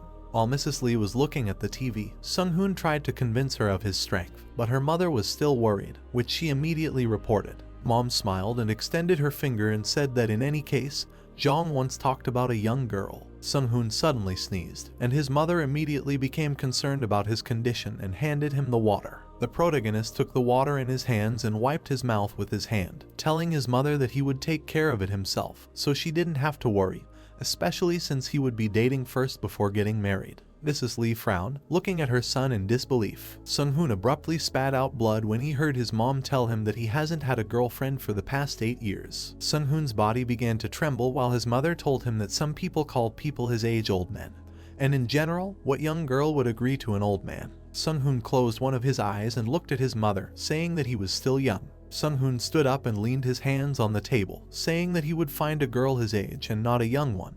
Hearing him, Mrs. Lee sighed and folded her arms on her chest and said that at his age, most girls are already with guys. When Sung-hoon began to object to his mother's words, he was interrupted by an unexpected knock. Mrs. Lee and the protagonist looked towards the door. The mother asked her son if someone was supposed to come. Sung-hoon averted his gaze to the side, remembering that he had told his team to come once they had thought about everything. Looking at the camera, Mom saw Yeon winking with one eye and straightening her hair, asking if her Sung-hoon lived here. Mom covered her mouth with her hand and looked at her son, who covered his face with his hands in shame, and then said joyfully that this was something new. When the door opened, Yeon asked Sung-hoon if this was his room. Entering the room with her hands behind her back, Yeon began to look around and ask the protagonist why he didn't decorate such a spacious room. Walking up to the window, Yeon took off her hat and began to twirl it on her finger, while listening to Sung-hoon standing next to him say that he doesn't like decorating. The protagonist sat down in his chair and, looking at her, said that he did not think that she would solve everything so quickly. After what was said, the protagonist invited the girl to sit on the bed. The girl sat down on the bed, perplexedly asking if she was the first. Yeon's eyes widened when she heard Sung-hoon's confirmation. Sung-hoon squinted his eyes a little, mentally wondering what the girl's sigh meant. Yeon stopped looking at Sung-hoon in shock and asked him if it was time for him to usually call her. The protagonist closed his eyes and folded his arms over his chest, saying that this was not a good idea. The tip of the girl's foot touched the armrest of Sung-hoon's chair when she said that friendship is an important thing in a partnership. Sung-hoon, who was sitting with his hands folded on his chest, suggested speaking normally and wanted to put forward conditions, but was interrupted. Yeon, who was sitting on the bed, raised her hand high up, agreeing with everything. The protagonist's lips curled into a smile. He was a little amazed at how children these days decide everything too quickly, and an old man like him can no longer keep up. Yeon smiled, saying that Sung-hoon is slow, but she finally succeeded after a month of failures. The protagonist looked away from the girl, saying that he was already old. Yeon lay down on the bed and added her own to his words, calling him also strange. Sung-hoon looked at Yeon lying on the bed and said that some people like to be called uncles, to which Yeon immediately called Sung-hoon a pervert. The protagonist stood in front of Yeon and smilingly said that he doesn't think that since he likes someone who calls him old, that makes him a pervert, because this is just an example. Yeon laughed when she heard his words. Closing her eyes and smiling, Yeon said that Sung-hoon is really strange and very different from what she imagined. The protagonist's lips stretched into a smile, after which he asked if she had already decided. Yeon crossed her arms over her chest and released her energy to use the magic oath skill. A light scroll appeared in the air, on which something was written. A magical oath is a form of magical curse that creates conditions that the parties to the contract cannot violate. Otherwise, if the magical contract is violated, the contract participants will lose their lives, as in the case of the black magic. But the participants in this contract had no intention of violating its terms. Sung-hoon grinned, asking whether the girl had looked at the terms of the contract and whether she agreed to do everything that was written in it. Looking resolutely into his eyes, Young answered in the affirmative, saying that she would do everything. The guy extended his hand to her, asking the girl to give hers, because blood was needed to conclude the contract. Sung-hoon carefully took her index finger and pricked it. Young closed her eyes, feeling a slight pain. A drop of blood fell from her finger onto the glowing scroll. The girl held the pricked finger in her mouth, looking at the scroll. The young man asked to read the last part of the contract out loud, because it would begin to take effect only after that. A blush appeared on Yeon's face. She irritably asked why exactly she needed to do this, because the words of the contract sounded like a spell to summon a black dragon. Sung-hoon smiled slyly and said that she should do it, and the girl agreed. Her gaze was directed to the text of the scroll. She said her name. The participant in the contract, holding her hand over the magic circle in which there was a drop of her blood, swore her will and soul, accepting this contract. Closing her eyes and standing in front of the floating scroll, she continued to cast the spell, saying that no outsider should interfere with the terms of the contract protected by souls. The guy extended his hand to her. A flame lit up above the scroll. Red threads wriggled around Yeon's hand. They wrapped around Sung-hoon's wrist, which confirmed that the contract was concluded. The girl opened her mouth in surprise. A notification appeared saying that the system was watching them and that a contract had been added to the system. The protagonist scratched his hand, which had traces of red threads on it, and thought about why Akasha was watching but did not take any action. In the new notification it was written that the system witnessed the concluded contract. Yeon, who had similar messages hanging in front of her, looked around, rubbing her hands, turned to her older friend and asked what these strange notifications were. Sung-hoon closed his eyes and replied that she shouldn't worry and that the messages confirmed a successful contract. Raising his finger up, the guy solemnly declared that it was time for them to go to the store for new clothes. The girl froze in amazement. She pressed her hands to her chest and became very embarrassed. The sun illuminated the trees in the park. Young closed her eyes in disappointment. She ran down the road in her sneakers, saying that she thought Sung-hoon asked her out on a date or something. Despite her, the main character calmly stated that they did not have time for this. His girlfriend laughed, noticing that he unexpectedly used his usual tone, and calling him cunning. They ran through the park. The young man said that because of the contract they had simply become closer, and that it was strange that the girl had not changed at all. Young replied that she was the same as usual. Looking back at her, Sung-hoon asked what the meaning of her stamina was. Out of breath, she replied that she currently had 50 points of stamina, and that if the healer had less stamina, people would gossip about it. Tired Young, gulping air, added that she had invested 45 points and, with the help of training, increased the value by 5, and then asked how much longer they had to run. The young man brought shock to her face by saying that this was training and that they would run until she was completely tired. He looked at the girl and stated that after training he would teach her what he mentioned last time. Young raised her hand victoriously and agreed to continue running. White clouds floated across the blue sky. Light filtered through the windows and the ceiling of the training room. Young, lying on the floor and trying to catch her breath, asked for water. Sung-hoon handed her the bottle. The girl happily snatched it from his hands. The young man asked to drink slowly so as not to choke,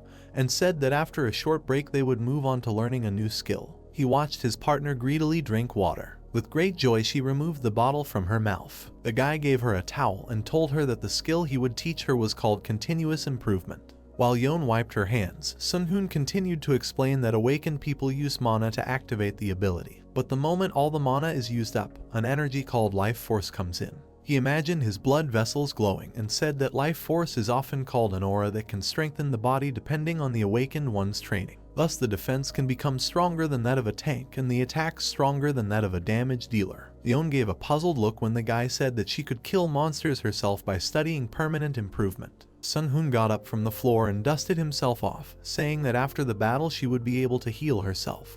But despite the fact that she could be a damage dealer, she still would not be suitable for the role of a tank. The girl asked why she could not be a tank if her defense increases. Passing by her, the young man replied that in addition to good protection, the tank must have serious physical abilities. Yeon slammed her fist into her palm, remembering the aggro. Sung-hoon, standing behind her, reassured her, saying that she could act as a supporting tank depending on the situation. The protagonist spread his fingers over her head, deciding to begin her training. He placed his hand on the unsuspecting girl's head. His fingers glowed. The guy used the knowledge transfer skill. Yeon's eyes lit up. She seemed a little scared by this. Sung-hoon grabbed her shoulder. In this way he supported the limp body. Her eyes were closed. The next moment the girl opened them wide. Turning around, she was dumbfounded and asked what had just entered her head. The guy tried to calm her down, saying that it was just one of his skills. Giving a thumbs up, he explained that this skill can transfer one person's knowledge to another. Young smiled with inspiration, thinking that this skill could be useful in exams, but Sung-hoon warned that knowledge is fickle and that you need to constantly use it so as not to immediately forget everything. The young man, crossing his arms over his chest, suggested starting the training. The girl, sitting in the lotus position, agreed. The main character looked down on her, thinking that her talent for learning aura and how well she would use her skills to make her body stronger were completely different things.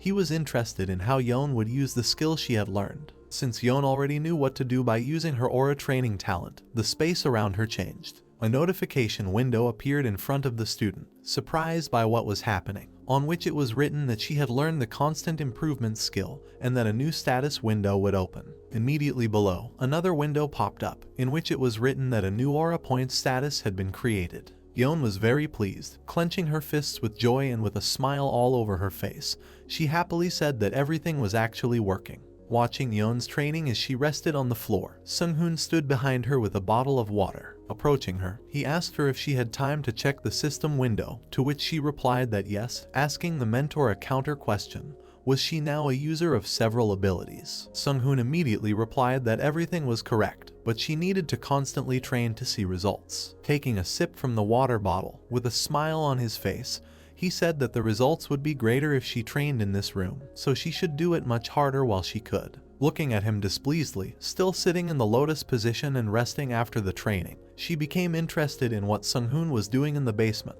because when they walked here, she saw many rooms. Closing his eyes and not answering her question, he told Yeon to focus on training, since her aura status had to be above 100 for her to actually do anything. Standing opposite her, holding a water bottle in his hands, he continued to say that Yeon had just learned the basics, and with the help of his concept, she could also increase her mana through training. On top of that, she needed to learn the techniques and martial arts that use aura. Smiling and looking at her mentor, she said that she would definitely try. She turned away from Sung-hoon, continuing her training, and in his head there were thoughts that she would quickly become stronger and become his ally. The sky is covered with clouds, there is foliage around. During Yeon's training, the others also contacted Sung-hoon. His powerful fist cut through the wind. His strong legs rested on the ground, giving him strong support. Each member of Team Alpha entered into a contract with Sung-hoon, and he taught them all about constant improvement. Taking a stance, Sung-hoon concentrated all his strength. The terms of the contract were nothing special.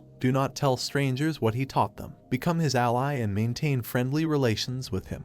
Preparing to attack, he planted his foot so that the ground collapsed under him with a crash. Pushing off the ground, clenching his fist, he prepared to strike with all his strength. With all his strength, he hit the wall he flew into. There was an explosion. Everything was illuminated with a bright red light, and the wall split, receiving a strong dent. The most important condition of the contract was never to betray him. Smiling maliciously, Sung-hoon was pleased with what he had done, because it meant that he was only becoming stronger. His blow shook the ground, the trees shook, and the birds flew away. Looking at what he had just done, Sung-hoon thought about teaching them the Dragon Heart, a subtype of constant improvement, and the martial art that is most suitable for everyone. Exhaling, a notification appeared in front of the main character that he had used the Dragon Heart and constant improvement skill without the help of the system.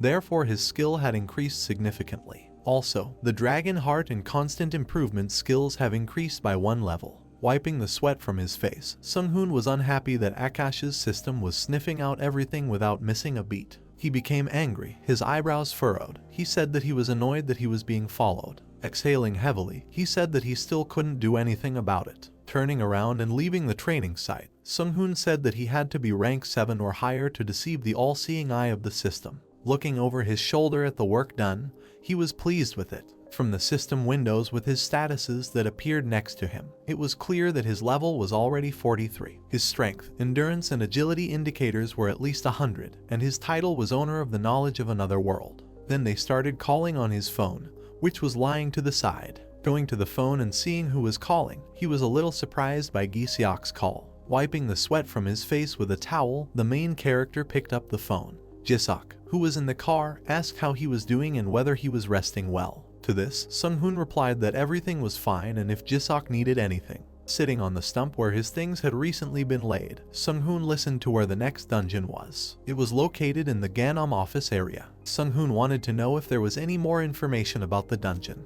Looking excitedly at the maps for the location of the dungeon, Giseok said that there were no survivors in the first group, and they haven't sent anyone else since then. Hearing this, the main character realized that there was no information, and suggested that Giseok go to America after the dungeon. Giseok wondered if Sung-hoon had really decided to accept their request, to which he immediately replied that accepting the job was not so tedious, because there was still some problem. Holding the phone to his ear and smiling maliciously, the main character began to dictate his terms that he would go to America alone to fix their problems, but he was not obliged to go until the reward satisfied him, after which he said that he would agree to do that for magic stones worth 1 billion won. Hearing such a request, Giseok was very surprised and shocked. Rejecting the challenge, continuing to sit on the stump, Sung-hoon said that they are one of the key forces in the world, so they can provide him with at least that much. Thoughts flashed through his mind that he had become so greedy lately. He deliberately used a stupid price to make them refuse, although he himself wanted them to accept it. It was daylight, the sun was covered by clouds. 5 of his students stood in front of him. They were all serious because Sung-hoon had called them all together for the first time. Without a single emotion on his face, looking at the system panel, the main character praised everyone for training hard. In front of him, in order of increasing OA, were his students. The first in the ranks was Sanjin, with his hand behind his head, whose OA was equal to 21. The next one stood with his hands on his hips, Jinsok, whose OA was equal to 22. After him walked, with his arms folded on his chest, Jinsu, whose OA was equal to 24. Immediately after her walked Dujin, punching and palming, whose AP was 25. He thanked Sung-hoon for what he taught them. And after him stood Yeon, who was very happy that among all the students she took first place, because her OA was equal to 29. Putting his hand to his chin, Sung-hoon looked in surprise at their result, thinking to himself that the OA of all of them exceeded 20. Thinking that constant improvement creates a strong body similar to that of a tank and improves attacks that can rival those of a damage dealer. He looked at Dujin's new form and the large axe in his right hand and concluded that now, in addition to playing the role of a tank, Dujin now also deals good damage, which without a doubt suits him, and that with such success he will grow into one of the best tanks in the world. Pleased with the results, Sung-hoon clapped his hands so that everyone present would pay attention to him. He continued that since everyone present had a little aura, he would teach them martial arts using constant improvement and Dragon Heart. Sung-hoon raised his left hand at the level of his head and, filling it with his power, it burst into purple flame. After demonstrating this to everyone, he said that this martial art is called Dragon Sword Chopping Technique. Grinning, Sanjin said with some disbelief in his eyes that this sounded like it was beyond the scope of the martial arts world. Ignoring his words, Sung-hoon pointed his finger at everyone present and boldly declared that he would teach them this technique by transferring knowledge, like last time. After hearing what they heard, all the students were stunned and sighed doomedly. But Sung-hoon continued that because it was a dragon sword grinding technique, they needed to test it, so they would be sent to the training area immediately. Smiling and putting his hand forward, he began to invite everyone to him one by one. In the mentor's hand was Yeon's head, which was very scared and squealed that she really didn't like this. It was a clear day, there was foliage everywhere, and on the ground someone was making heart-rending sounds. Both on the table and on the ground were Sung-hoon's students, depressed from the technique performed on them. After waiting until they all felt better, Sung-hoon asked if everything was okay with them. Carefully and slowly getting up from the ground, Jinsu, holding her head, which was still not back to normal, said that everything was fine. Then, having seated them all in front of him, Sung-hoon began to explain to his students, who were listening attentively, the first lesson, which was called Dragon Step. An ordinary leaf from a tree flew past him. Sung-hoon explained that the concept of the Dragon Step is a balanced yet fast movement based on spatial awareness. Approaching a piece of paper that was gently falling to the ground, he placed his hand under it, and everything behind it changed to a red hue. He continued to explain that they should all understand what he meant because many people understand what fast movement means, but some may not know what he means by spatial awareness. Sung-hoon, in his head, seemed to be in a matrix. Everything around him was red and divided into small zones in which he saw everything. Without stopping to explain, he He said that spatial awareness is similar to finding the differences between two pictures, you just need to use your 5 senses. After these words, this leaf was already in his hand, and the main character looked at his students with a malicious smile, saying that this is the only way to determine the exact position of an object within space. The students looked at him and listened with interest, asking whether this was really possible, to which Sung-hoon supported them, saying that they only need to follow his example and believe. From the round portal formed high in the sky after using the summoning spell, many bamboo sticks began to fly out one after another. While the sprouts sank to the ground in a purple glow, Sung-hoon watched them closely and, extending his palm forward, with a concentrated look, ordered the creation of a complex. Long bamboo sticks with pointed ends quickly began to fly vertically down. After this, all the sprouts stuck into the ground at once, creating even rows. A roof began to be built on the emerging walls, using the remaining bamboo sticks to cover the cracks and holes. Blonde-haired Jinsu and pink-haired Yeon watched in amazement at the construction using magic taking place in front of them, their mouths wide open, and their eyes bulging in shock.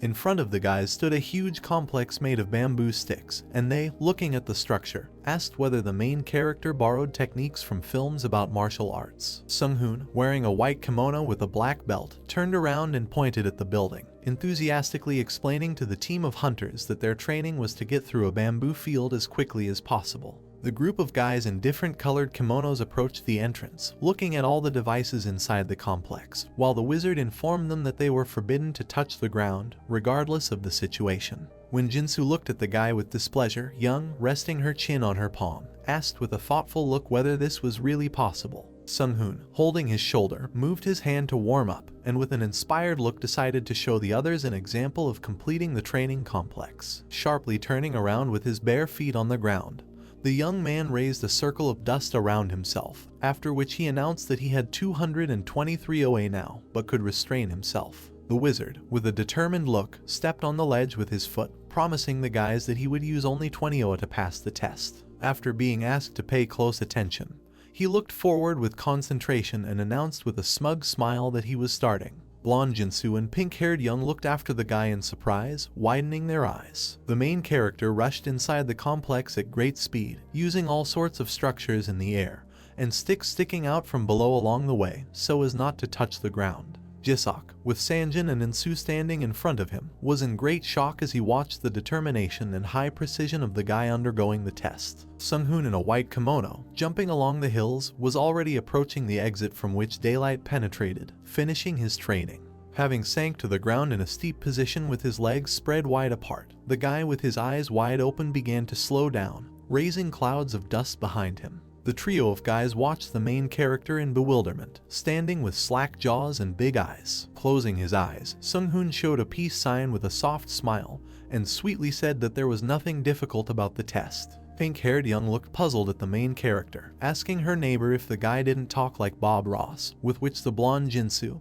twisting his mouth in displeasure, completely agreed. Sitting in the lotus position on a bench near the complex, Sung-hoon thought that it was quite difficult to walk through the entire structure without touching the ground with his feet. So this was the most effective workout that involved the whole body. Weak purple streams began to rise around the protagonist's body when he concluded that he was sitting for a reason, but was increasing the volume of his mana. A purple magic circle was created under the seat of the bench, which the wizard connected with another in the basement of his house so that the efficiency would not drop too much. Thinking about the magic circle at home, Sok-hun concluded that even now it was working at full capacity. The guy continued to sit intently with his eyes closed in the lotus position, his hands on his knees, while he received notifications from the system, informing him of a constant slight increase in mana. A woman's foot appeared on the ground, wearing a black shoe with a low heel. Weak purple streams of energy rose up, spreading around the bench. Sung-hoon, concentrating on accumulating mana with his eyes closed, was able to feel in this state that someone had appeared nearby.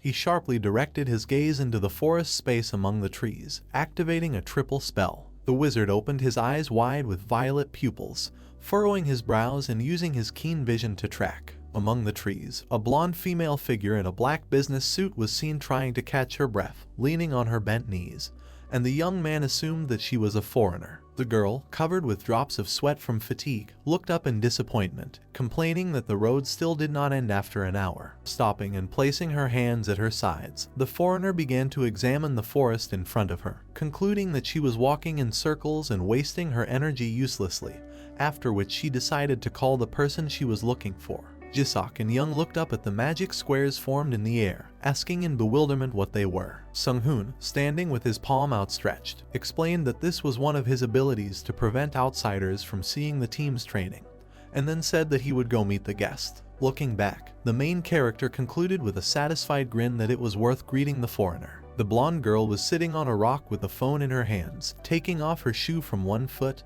and sighing heavily. She looked at the screen where the map of the area was turned on, and a blue dot showed that she was located in the very depths of the forest. The blonde, covered in drops of sweat, held the phone with concern and, raising an eyebrow, thought that she could not escape from here because of the ability of the one she was looking for. Suddenly, a smug Sung-hoon in a white kimono with a black belt appeared in front of the girl, who, with his hands at his sides, mockingly noted the guest's inappropriate clothing, and she sighed, smiling softly. The girl in a business suit looked at Sung-hoon and stated that she was glad to meet you. The guy with a sweet expression asked if the guest was really here to meet him. Michtel, rising from the rock, winked at the young man and admitted that he was really difficult to find, after which she introduced herself as an agent from the CIA. When the interlocutors shook hands in greeting, Sung-hoon noted that the foreigner was fluent in Korean, for which she thanked him. Clouds floated across the sky, and the wizard led the girl to sit down, and she asked for some water. Holding the glass filled with liquid by the edges with his fingers, Sung-hoon carefully placed it on the table surface. Sitting down on a chair under an umbrella opposite Mitchell,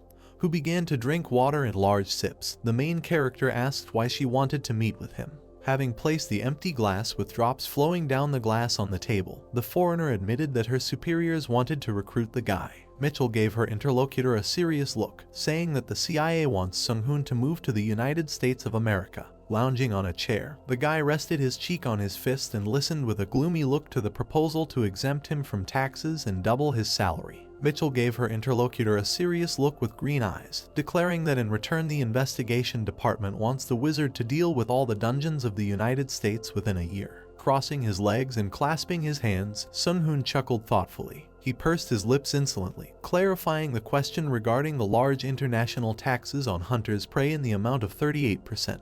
With her hands on the table, Mitchell, after the guy's worries, asked him not to worry about it with a serious look, stating that taxes for the awakened could be avoided. The interlocutors sat opposite each other at a round table, animatedly discussing that this amount would be paid from the state budget. The main character excitedly looked to the side and, covered in sweat, wondered whether such a scheme was legal. Mitchell, in the shadow of an umbrella, clutching the armrest with her hand, with an inspired look, informed that such things are possible due to international laws specifically adopted in the United States, and also cited China and Russia as an example, where the law is also not broken in such cases. She stated that only 2 people were treated so especially in America, one of whom was the formidable and strong titanium colossus, possessing terrifying attack power. The second such person was the Thunder Runner, capable of destroying everything around him. Thoughtfully putting his hand to his chin and looking serious, Sung-hoon concluded with his eyes closed that this was an incredible proposal. Biting his lower lip,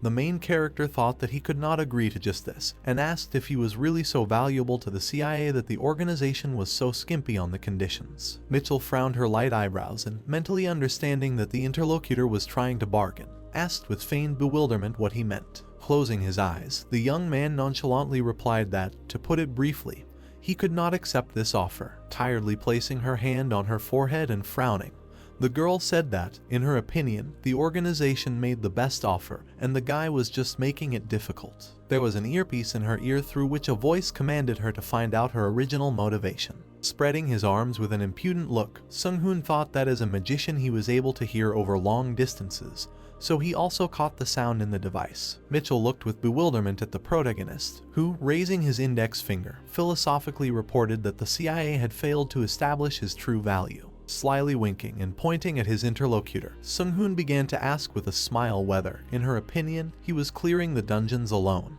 The guy began to move his index finger, talking about clearing out the poisonous dungeon. The girl raised her eyebrow in bewilderment and looked to the side, listening carefully. The main character began to clearly point his finger in a certain direction. Mitchell frowned with displeasure, casting a questioning glance in the opposite direction. Placing his palm on the table and closing his eyes, the carefree Sung-hoon concluded with a smile that his interlocutor knew nothing, and announced the amount of 1,000,000,000,000, which he asked for clearing one dungeon. Making a knowing expression on his face, the young man said with pursed lips that this was too generous a reward for such a task. Sighing heavily, an irritated Mitchell said that the interlocutor was saying scary things, and she was beginning to understand him. Folding her hands and frowning, the blonde lowered her head with a gloomy expression, lost in thought. Sitting with his leg crossed over his leg, Sung-hoon spread his hand and admitted that he did not want to emigrate to the United States. Mitchell hung her head in annoyance as the voice in her earpiece told her to retreat, and stated that she could do nothing to help in this case. The wizard looked closely at the blonde, who rose from her chair as she admitted that their investigation was not that deep, and expressed her pleasure at meeting him in person.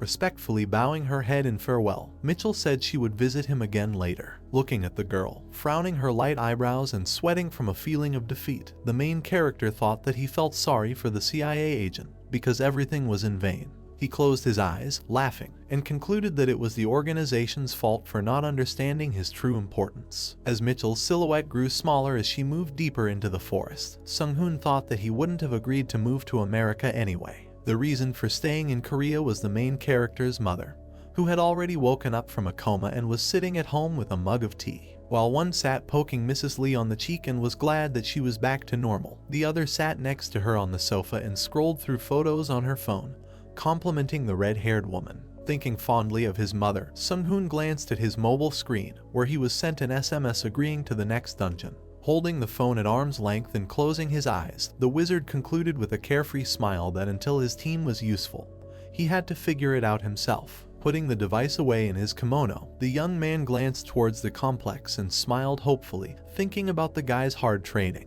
He clapped his hands, deactivate the illusory technique that hides the team from the views of strangers. When the magic squares in the sky began to disappear, tired guys appeared, some of whom even sat down on the ground to rest. Closing his eyes and smiling, Sung-hoon asked with slight concern whether the hunters from his team were working hard. A guy in a white kimono walked towards the group of guys, saying that the foreign guest appeared because he was now a little famous, after which he announced a break and the beginning of lunch. The action moves to Gangnam Station, where in the sky among the high-rise buildings there is a bright entrance to the dungeon, which opened 2 days earlier, and it was easy to clear it first of all. Looking at the multi-story beautiful buildings and glass skyscrapers shimmering in the sun, the main character concluded that real estate is the real reason. Squinting with one eye from the blinding sun, Sung-hoon looked at the buildings with his head raised and thought about the fact that society is moving to where the infrastructure is more developed. Now the hunter with magical powers was surrounded by many news reporters with microphones,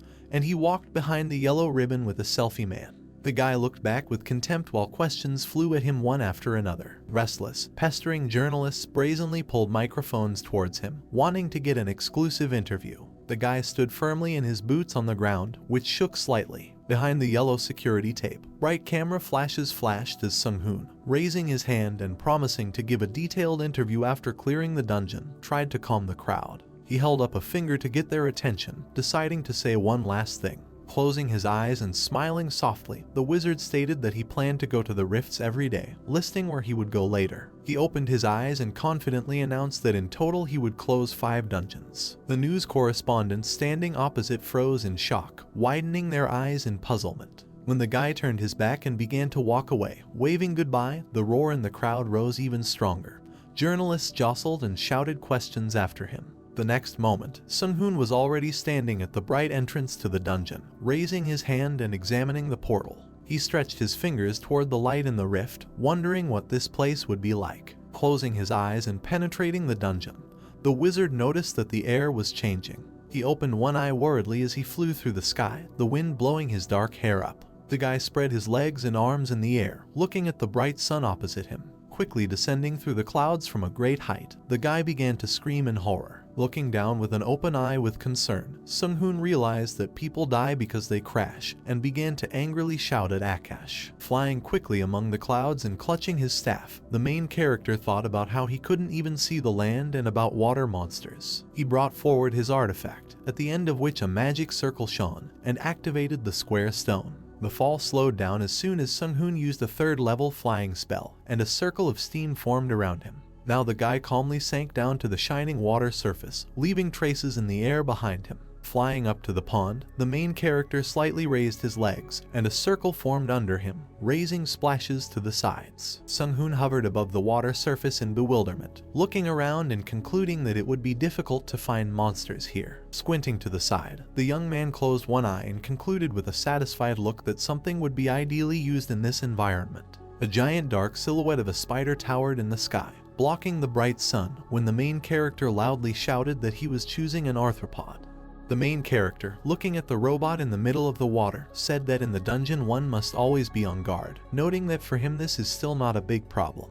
After which Sung-hoon said in his thoughts that he was standing on a universal all-terrain golem spider model SPL MK2. The main character, having commanded the robot to use the water mode, said in his thoughts that he had improved the previous model so that it works in all environments. After which Sung-hoon said that it took a lot of money and time, noting that thanks to the golem, he does not have to worry about unforeseen situations. The main character, looking at the spider robot, told him to begin the destruction protocol. Sung-hoon, looking at the face of the golem, said that he needs to scan nearby monsters and kill them as soon as he notices them. To which the robot said that it would immediately begin to carry out the order. The golem, diving into the water, began to carry out Sung-hoon's order. The robot, once in the water, turned on the screws located on its back. Turning on the engines, the golem set off to search for and destroy the monsters of the dungeon. The main character, hovering in the air, said that killing the boss of the 1st level dungeon should not be any problem. Sung-hoon, holding the back of his head and closing one eye, said that, apparently, more serious problems than the boss might arise. The main character, having descended to the surface of the water, said that it was incredibly boring to just wait here. Sung-hoon levitated above the water and slammed his fist into his palm, wondering if he should try a new workout. The main character, having wrapped his legs in energy, was about to get on the water. Sung-hoon, spreading his arms and standing on the water, said in his thoughts that by using the power of the aura in his legs, he was able to break the surface tension of the water, after which the main character wondered whether this technique in martial arts is called water steps. Sung-hoon, paying attention to the water, wondered why the waves appeared here. The main character, looking at the huge wave that suddenly appeared, was incredibly surprised by this. Sung-hoon, looking at the creature that jumped out of the water, laughed and said that it was a rather interesting monster. The main character, looking at the monster that jumped out, wondered what kind of fish it was. The monster, lowering its head, noticed something approaching it. The monster, not having time to sail, was hit by missiles from under the water. Having received the blow, the monster let out a piercing roar. The robot, flying out from under the water, headed towards the monster. The golem, heading towards the creature, shot at it. The robot fired a rocket and hit the monster's fin. The monster, having received a blow from the robot, let out a piercing roar. The golem, heading towards the back of the monster, noted that a shock attack helps against large creatures. The robot, landing on the creature's back, prepared to attack with a needle. The monster, feeling the presence of the robot on its back, was shocked. The golem, having thrust needles into the monster, was ready to strike. The robot created an electric discharge and hit the monster with it. The creature, having received an electric shock, began to conduct it through all parts of its body. The main character, sliding through the water and watching the battle between the robot and the monster, said in his thoughts that the golem was doing a good job, noting that it fought more effectively than he thought. After which the system reported that Sung-hoon's level had been increased by 2.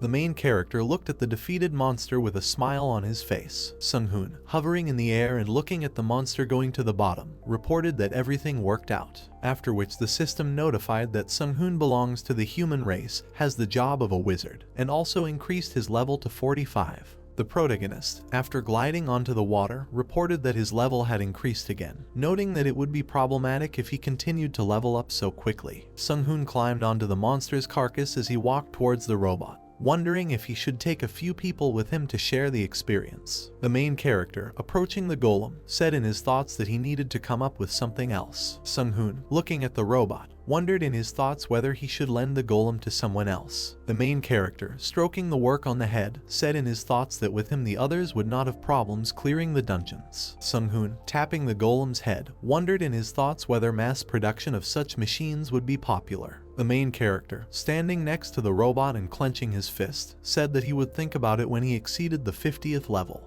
After which, Sung-hoon stated in his thoughts that the 1st level dungeons are very simple now. The main character, looking at the surface of the water, said in his thoughts that the danger of the environment and huge monsters without specific features do not pose a threat to him. Sung-hoon, looking at the pink sky reflected on the water surface, said that he should proceed to the next level. A man with a microphone, raising his hand, spoke into the camera that everyone was now witnessing how the Ghanaian dungeon was disappearing.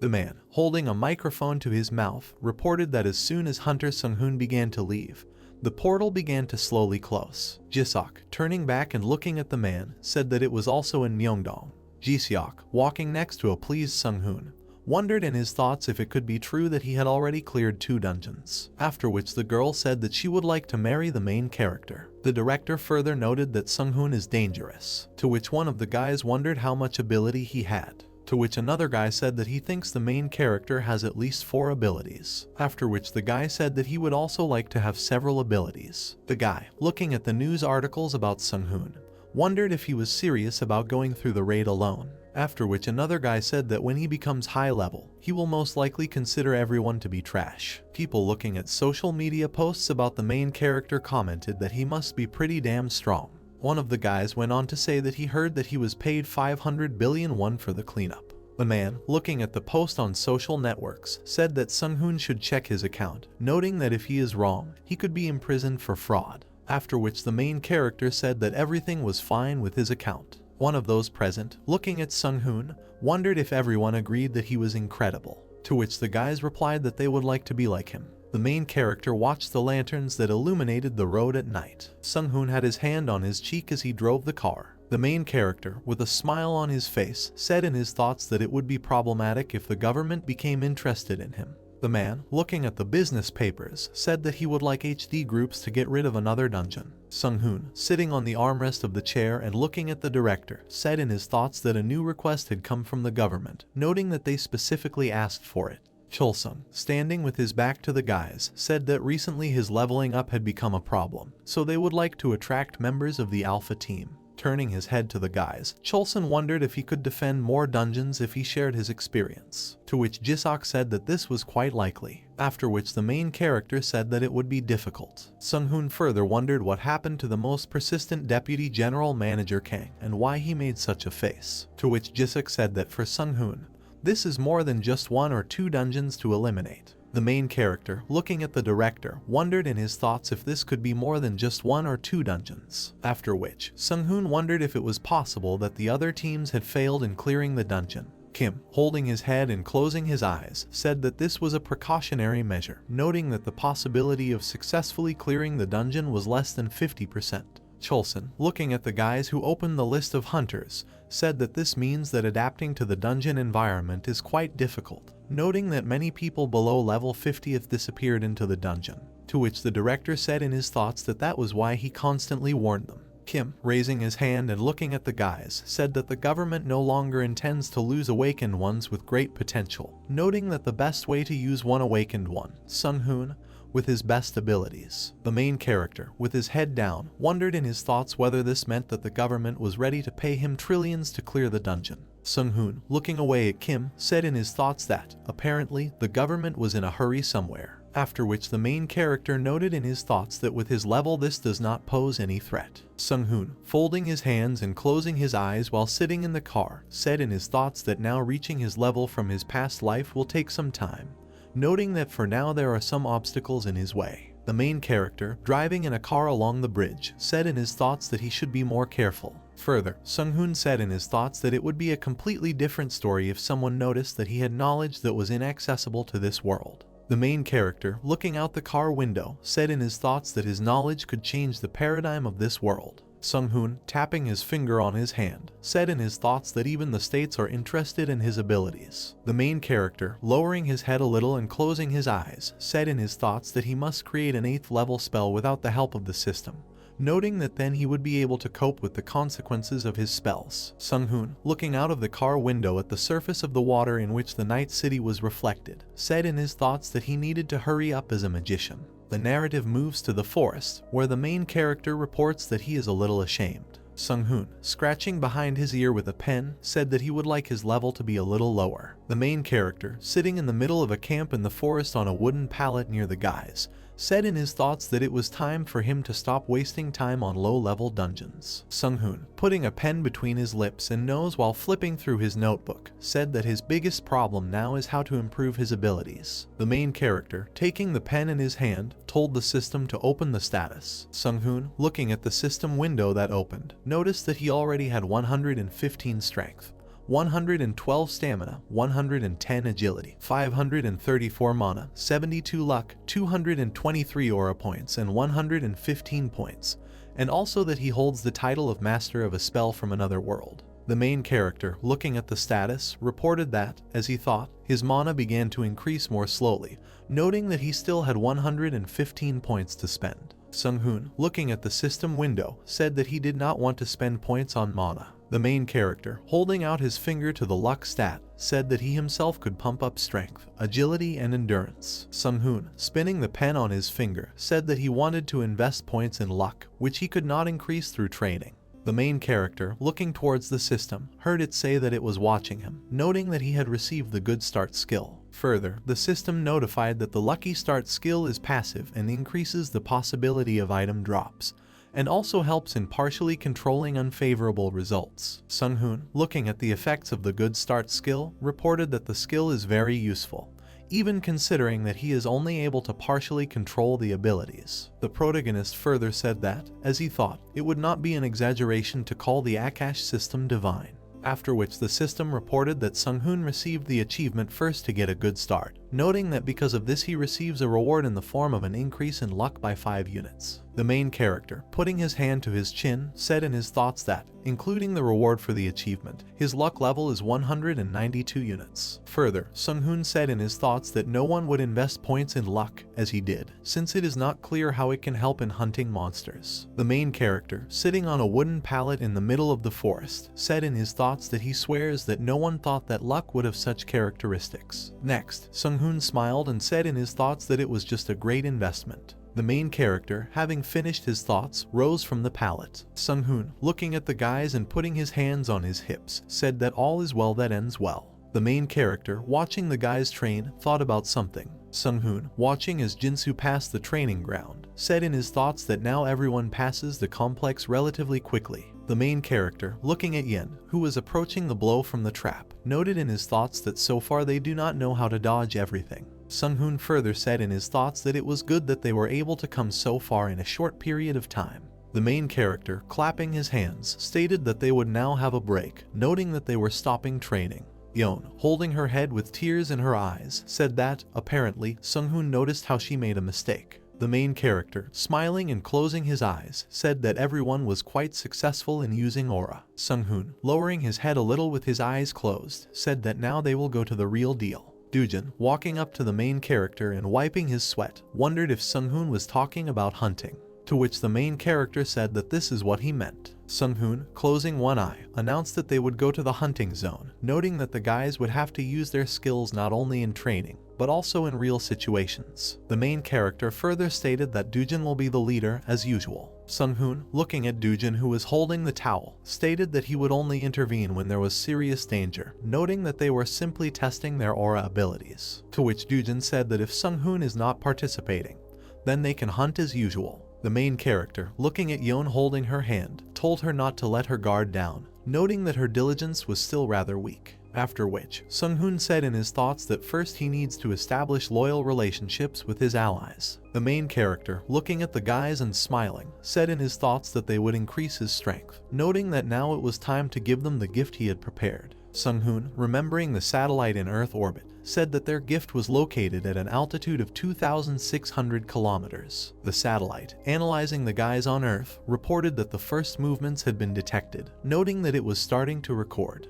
The antenna's artificial intelligence on Earth reported that it predicted the first possible hunting direction. The guys got into the truck and headed into the thicket of the forest. Looking out the window, the guys observed beautiful views of the forest. The guys, driving a car, suddenly stopped. The guy sitting behind the wheel said that they had arrived. The guys saw the car doors open and went outside. Yeon, getting out of the car and stretching, said that she was only thinking about the fact that they had not been here for a long time.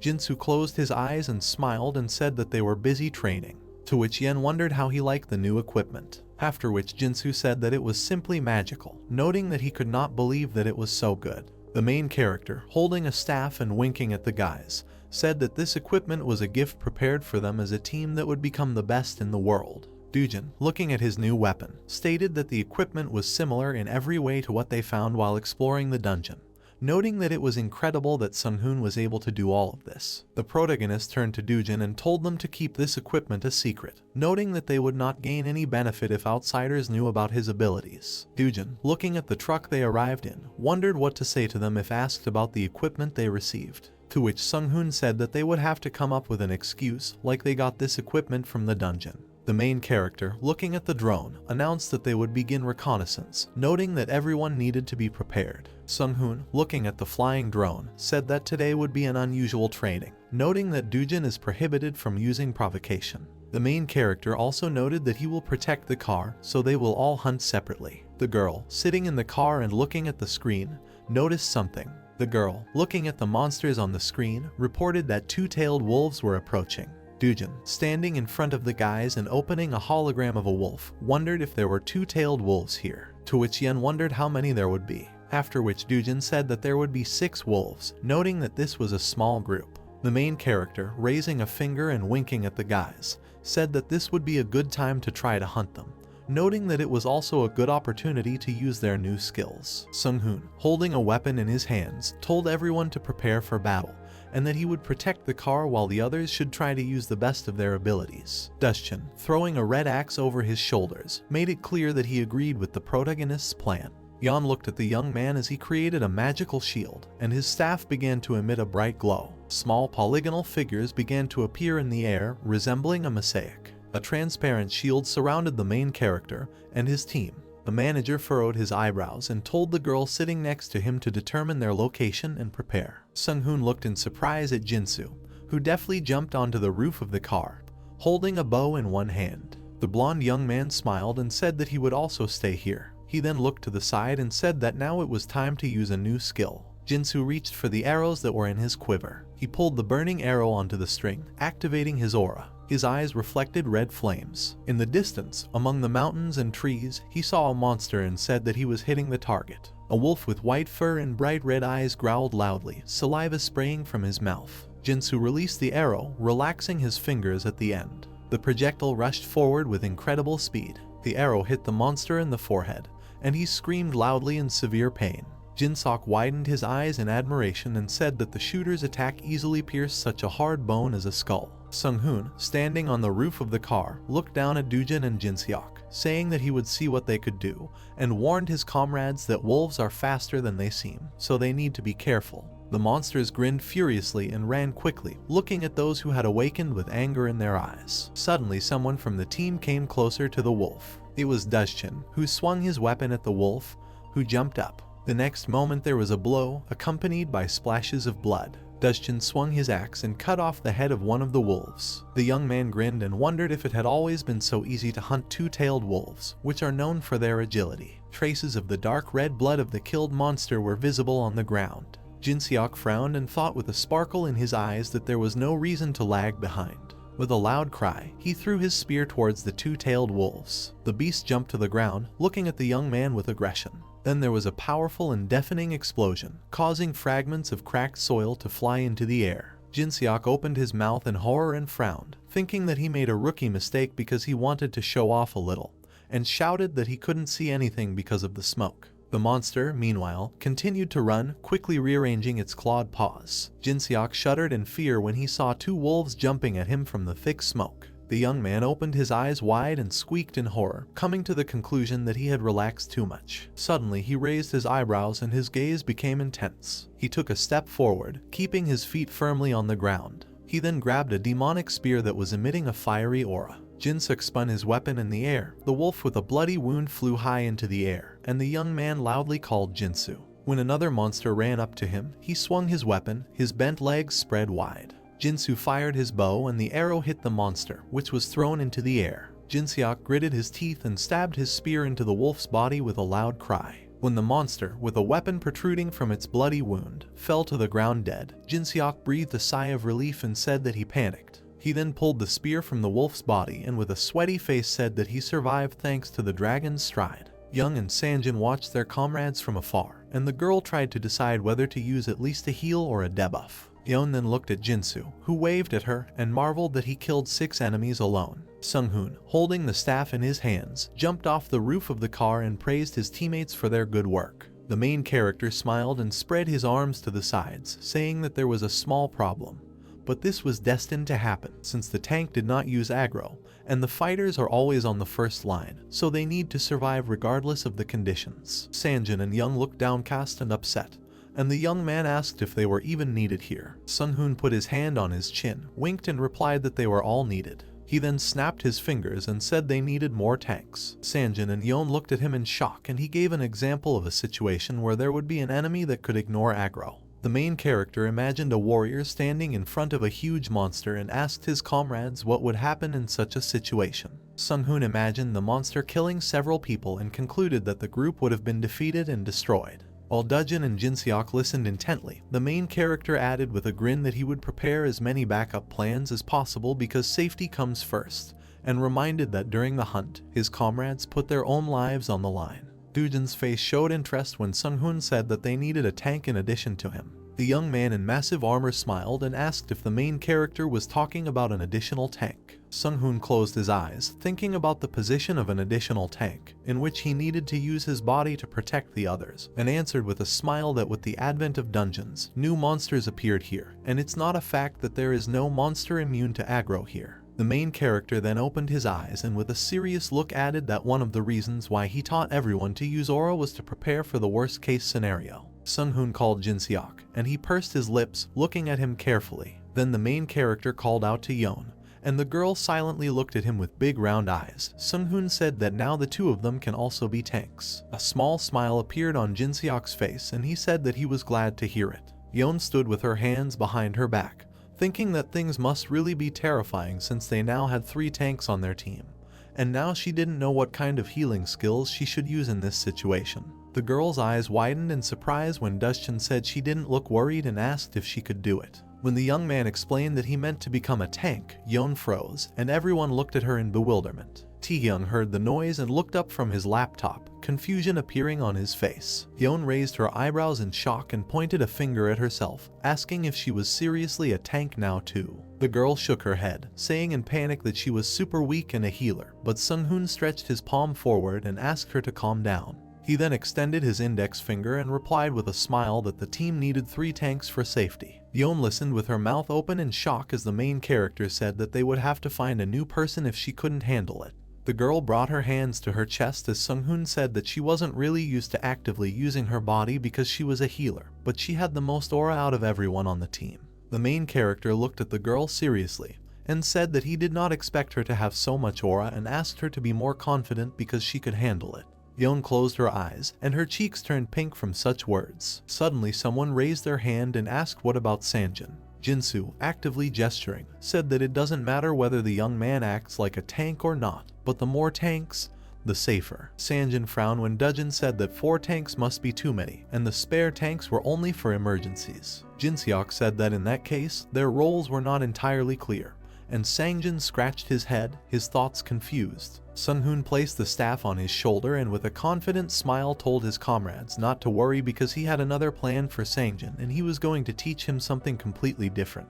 As the sky slowly darkened, the main character said that he would explain later because the 2-tailed wolves were approaching. A man in a black suit looked at the screen in horror, and his colleague in a white coat replied that he needed to calm down because everything was under control. The doctor explained that the monster with a spear in his hand is called a lizardman. This monster has scales and bright red predatory eyes, and is one of those that is rapidly breeding and increasing its numbers throughout South America. The lizardman swung his spear while his eyes gave off a red glow. The monster then threw the weapon and the doctor explained that the reason for the rapid reproduction was due to the changing environment where they could live. The weapon flew rapidly through the air. The director frowned and asked about the theory in which part of the dungeons appeared in the real world. The doctor adjusted his round glasses and replied that they believed it was some kind of spatial synthesis. The director, resting his palms on the table, asked how they could synthesize something like that. The doctor raised his hand and began to explain that according to NASA and their long-term space observations, They had a certain theory, but the director angrily yelled at him to tell his interns later. The man straightened his tie and asked the doctor to tell everything briefly. The doctor presented 2 planets, each with a dinosaur and a man on it, and said that it could be thought of as rewriting a computer file. Then a picture appeared in his mind of 2 planets touching each other, and the man said that originally on Earth it was overwritten, and it still exists, only in a dimension above. The director kept his hand on the document. Then he looked at his interlocutor and said indignantly that now, in addition to the monsters that appear from the dungeons, another problem was the environment. He called to Frank, a man with wavy hair who was sitting at the table, and asked if there was any progress. The man showed his phone screen and replied that someone had not even met with their agent and recently said that he could be contacted through HD groups. There were deep wrinkles on the director's face. He then slammed his fist down hard on the table and shouted that everything was going wrong. He looked at the big screen and ordered his subordinate to tell him that contracts would be awarded to Alpha team members with the same conditions as HD team members, and that he didn't care about the method. The director gritted his teeth in anger and the doctor looked away, thinking that all the awakened ones were potential keys to solving all of this. Suddenly the glass door opened. A man dressed in black walked into the room and said that they had just received a new video. The director looked at the subordinate, who, holding a tablet in his hands, asked the man to look at the main monitor. When he looked in the direction indicated, shock appeared in his eyes. The screen showed Dustin, the tank of the first team, who single-handedly kills the wolves. The man with round glasses smiled and said that according to the information, the young man is at level 38, and his main position is a tank. Frank jumped out of his chair, asking with a stunned expression whether a level 38 tank could kill 2-tailed wolves with one blow. The director asked to rewind the video, and the pictures on the screen began to change quickly. He then ordered his subordinates to zoom in on Dujin saying something so they could read his lips. The system began to analyze the young man's facial expressions. Suddenly the word aura appeared on the screen.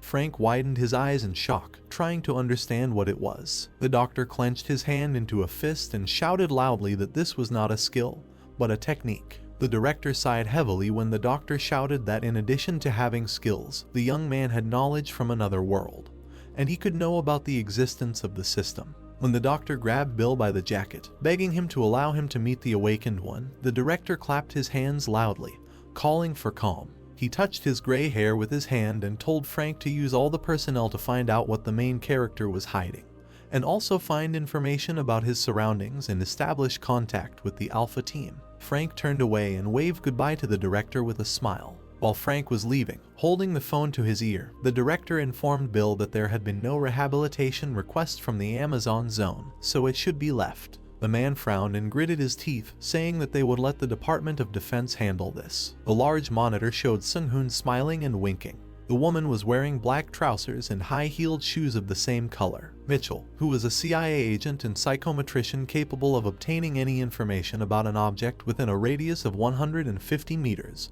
stood with her hand on her waist. She closed one eye. She was an ability user whose brain activity far exceeded that of a normal human. Mitchell looked at the tall residential building and said with a laugh that she would show everyone that Sung-hoon was the craziest. Suddenly her green eyes opened wide in surprise. She saw a little girl in a blue dress approach her and asked her where her mother was. Chuan took Mitchell's hand and asked how she knew her name and her mother's whereabouts, and the woman replied that a child didn't need to know that and she couldn't just follow the first person she saw. Someone asked Mitchell if she could read the main character's thoughts. Frank held a folder of documents in his hands and listened with a frown as the woman explained that the theory that Sung-hoon could block her abilities was correct. Mitchell closed her eyes and said that with all the information they had gathered, it would be correct to admit that the main character is a magician and, in addition to this, can manipulate knowledge at will. Frank touched his cheek with his hand as the woman added that they had already concluded that the main character had knowledge of auras. The man pushed Mitchell's black folder and praised her for a job well done.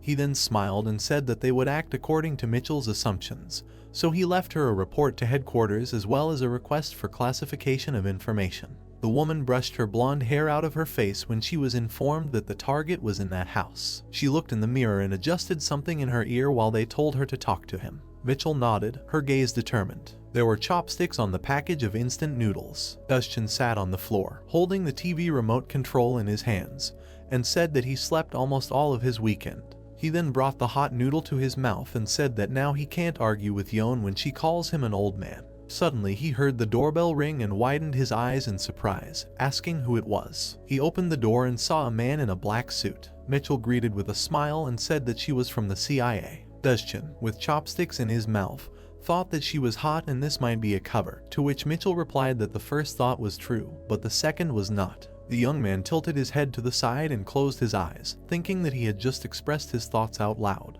Mitchell, standing with her eyes closed, said that the United States government was interested in the Alpha HD group team, and then the woman asked if they could talk for a while. There were large stacks of books on the table and bottles of water. A man in a red and white jacket extended his hand to the beeping phone. Sung-hoon took the gadget in his hands and saw messages from Dustin that he had just met a woman named Mitchell, who had already met with the main character, and even knew about the aura. Sung-hoon, who had an open book lying on his face, hummed thoughtfully. Dustin frowned and typed that he had refused all rehiring offers. He quickly pressed the keyboard, asking if everything was okay. Sung-hoon looked at his comrade's messages with a smile and thought that the United States of America was more aggressive than he thought, and they even found out about the aura. He concluded that they were spying using drones, since he had already blocked Mitchell's abilities. The main character stood up, took the phone in both hands and thought that they most likely do not know that magic can block the influence on consciousness and non-scientific abilities,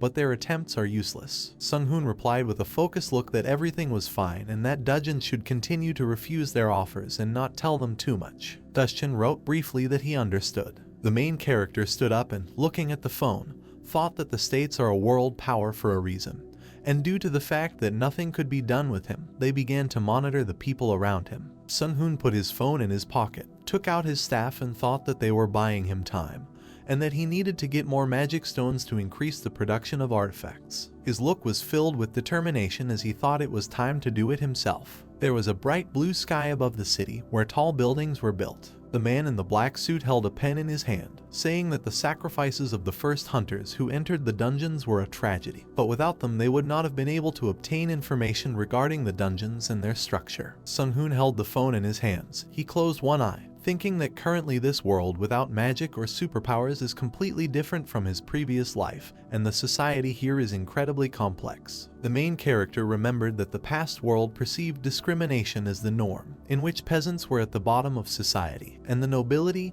and royal families were not at the top. He remembered a man with a beard and mustache, wearing a black beret, and thought that those who were born with strength were sure to become nobility. Then he remembered a gray-haired man with a golden crown on his head and thought that the strongest of the nobility became royalty. Then the memory of a knight with a shield and spear appeared before the protagonist's eyes, and he thought that back then, discrimination against absolute strength was as common as breathing. Sung-hoon, with a long strand of hair coming out of his hair, thought that the Earth of the 21st century was something else. He looked at the phone, thinking that this is an electronic world in the information era and an adapted hierarchy complex. The main character closed his eyes. A bright holographic planet appeared behind him, and he thought that this is an era in which being informed about current events and quickly analyzing them in detail has become the greatest necessity. Sung-hoon looked at the photos of people on the phone screen, thinking that this was making it quite difficult to stay afloat, and that he wanted to leave for a while to regain his strength, but because of the appearance of dungeons,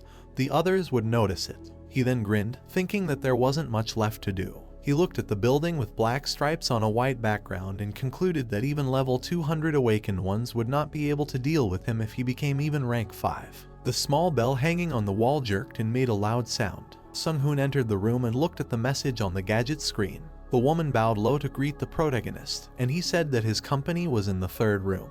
The woman pointed her hand towards a wide wooden door. Sung-hoon opened the door and apologized for being late with a smile. When he saw Mitchell greedily stuffing food into her mouth, he asked if the CIA was starving her. The woman wiped her face with a napkin, apologized and said that she did not expect the main character to arrive so quickly. Sung-hoon pushed back his chair and replied that, by pure chance, he had some business to do in Seoul. He then propped his face on his hand and, with a sly smile, asked why Mitchell had contacted him. The woman took the documents in her hands and replied that she wanted to give him information that the spies had recently discovered. She showed the main character a document with someone's photograph and said that China had begun to act. Sung-hoon smiled softly, asking what she meant by that. Mitchell placed a piece of paper on the table and replied that after the advent of the Akashic system, China put incredible effort into turning their traditional martial arts into weapons. The main character looked at the documents, thinking about the words of his interlocutor. His gaze was attentive. He then asked if it was like what they see in action movies, and Mitchell confirmed it with a smile. Sung-hoon looked at the sheets of paper again, asking if the Chinese had succeeded, and the woman said that, unfortunately, they had succeeded. Sung-hoon flipped through the documents, thinking that this was something similar to the constant improvement, an aura that he studied in his past life. He remembered his past life self, wearing clothes of white, red, and blue, and thought that there were people with knowledge of the supernatural, if these martial arts were as effective as constant improvement. Sung-hoon frowned, not understanding why this knowledge had declined then.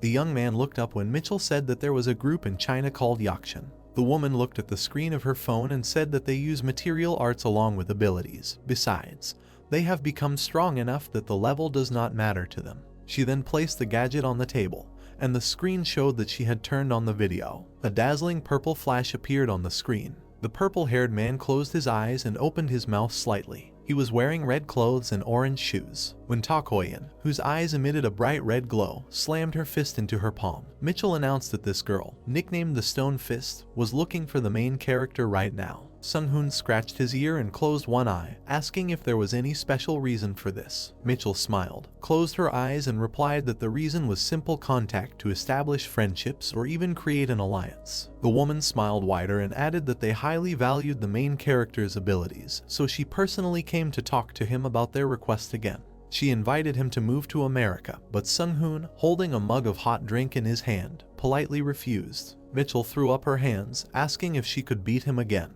The woman stopped smiling and said that it seemed like nothing could be done, and even they didn't have much information on this person.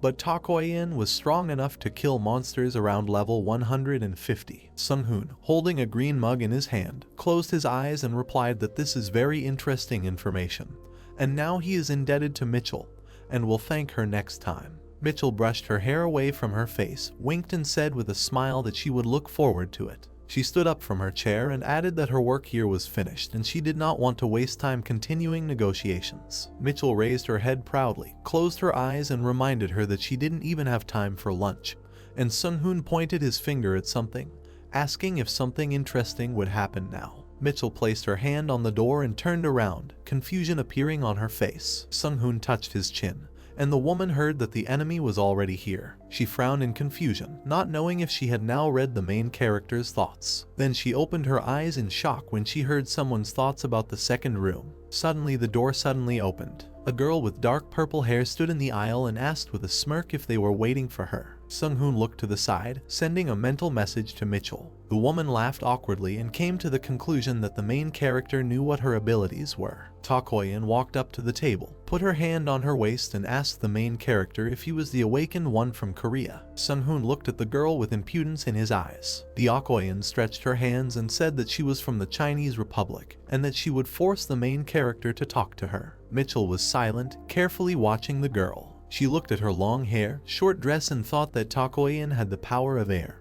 or to be more precise, the power of Kai. Mitchell narrowed her green eyes and thought that this girl had arrived much faster than expected, for she was very impatient. The woman adjusted the small camera that hung on her chest and thought that the flaming fist was also one of the surveillance targets, and some information about it also needed to be collected. Suddenly the room was illuminated by a bright red flash. Takoyan, clenching her muscular arm into a fist, said that Americans like to peek without permission. She relaxed her fingers and pieces of the camera fell out of her hand. Mitchell screamed in shock, her eyes wide and her mouth open. The woman's white shirt was undone at the top buttons, leaving Mitchell's body visible. The woman blushed with shame and pressed her hands to her chest, trying to cover it. She frowned indignantly and said that it was her job as an agent. Takoyan looked at her with a grin and replied that she had neither shame nor conscience. Sung-hoon made an inviting gesture and invited the Stone Fist to sit down. While Mitchell's face showed an expression of shame mixed with indignation,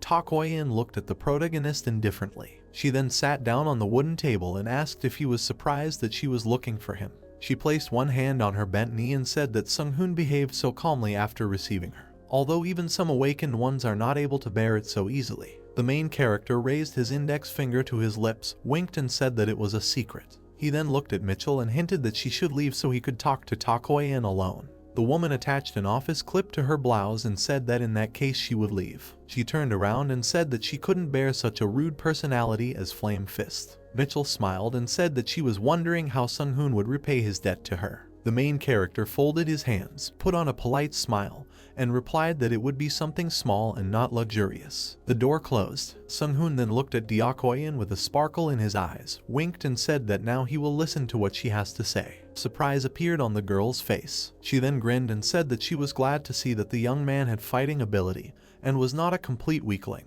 Sung-hoon let out a chuckle, smiling softly. He then closed his eyes and said that Deokyeon is really rude because she uses an informal style of communication even though they met for the first time. Stone Fist crossed her arms and exhaled noisily with indignation. She then pointed to the red crystal earring on her ear and explained that it was the fault of the translation device and that her native language did not have a formal and informal style like the Koreans. She then leaned closer to the main character and said that she could address him formally, but did not consider it necessary. Sung-hoon ran his hand through his hair and replied that in this case he would also use an informal style of speech. He then frowned and asked why the girl had come to visit him, and suggested that China would also try to recruit him, just like America. Deokyeon rested her head on her hand and replied that they could give the main character a better position than America. She raised her hand to Sung-hoon and said that she had 3 offers. Deokyeon said with a confident look that she was offering the young man legal immunity, tax exemption, and as much money as he asked for, even if it was a blank check. With a serious expression on his face, Sung-hoon thought that this was definitely a good deal and admired the size of the country. He then smiled and asked how far legislative immunity extended. Deokyeon put her hands on the back of her head, closed her eyes and replied that they would not punish him even if he killed a person, and the only condition was that he should not be in the media. When Sung-hoon laughed and said that it was generous, the girl opened her eyes, which had red sparkles in them, and grinned. The main character asked what the Chinese saw in him by offering such a deal, and Flame Fist replied that she was interested in it too, while a purple mist rose around her. Her eyes flashed furiously and she screamed that she was going to find out right now. 2 people in long traditional clothes stood near the door, and from the loud sound they realized that everything had begun. Deokyeon's hand turned yellow and seemed to be on fire. The girl froze in shock, not seeing the main character in the middle of the smoke. She looked down, not understanding how he had disappeared if she hadn't felt anything.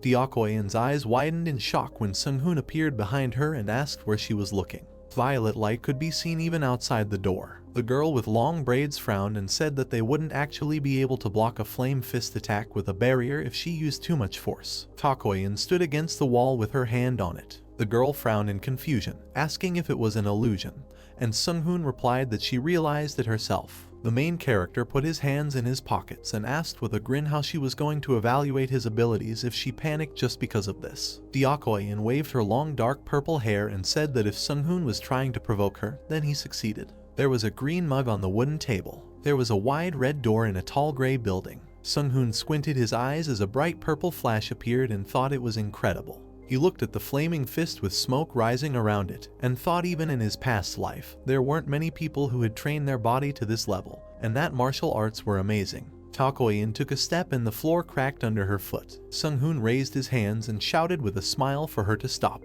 but the girl ignored him and ran up to him, punching him. There was an explosion and fragments of the wall flew into the air. Passers-by heard noise from the street and became worried, looking at the gray building. The 2 girls patrolling by the door created a protective barrier, but a flaming fist hit the other wall. Rubble fell onto the street, and Sung-hoon reminded the girl that they were still in the center of Seoul. While Deokyeon grinned like an angry wild animal, the main character said that she would get in trouble if she continued to escalate the situation, so they should stop. When he said that he was also interested in the girl, she frowned in disbelief. Sung-hoon said with a smile that he was interested in her fighting abilities and suggested that Deokyeon stop there to fight later. When Flamefist asked if the main character wanted to fight somewhere else, he snapped his fingers and replied that the girl could choose the time and place herself, and he would accept her choice. Deokyeon pursed her lips and remained silent. Then she, standing a meter away from the main character, accepted this proposal. Her long hair was blowing in the wind, and she added that she would announce the time and place later. The protagonist put his hand on her fist as she approached him with an angry look and told him that he better be ready if he wasn't as good as she expected. She then passed by and Sung-hoon followed her with his gaze, asking what would happen if he won, and Deokyeon replied that it was unthinkable. She looked at him and replied with a grin that nothing would happen if he won, and that the young man was obviously going to ask for something unreasonable now. The girl added with a serious look that she saw no point in making promises only to find herself at a disadvantage. She then placed her hands on her waist and told Sung-hoon to just wait for her to contact him and get ready to fight.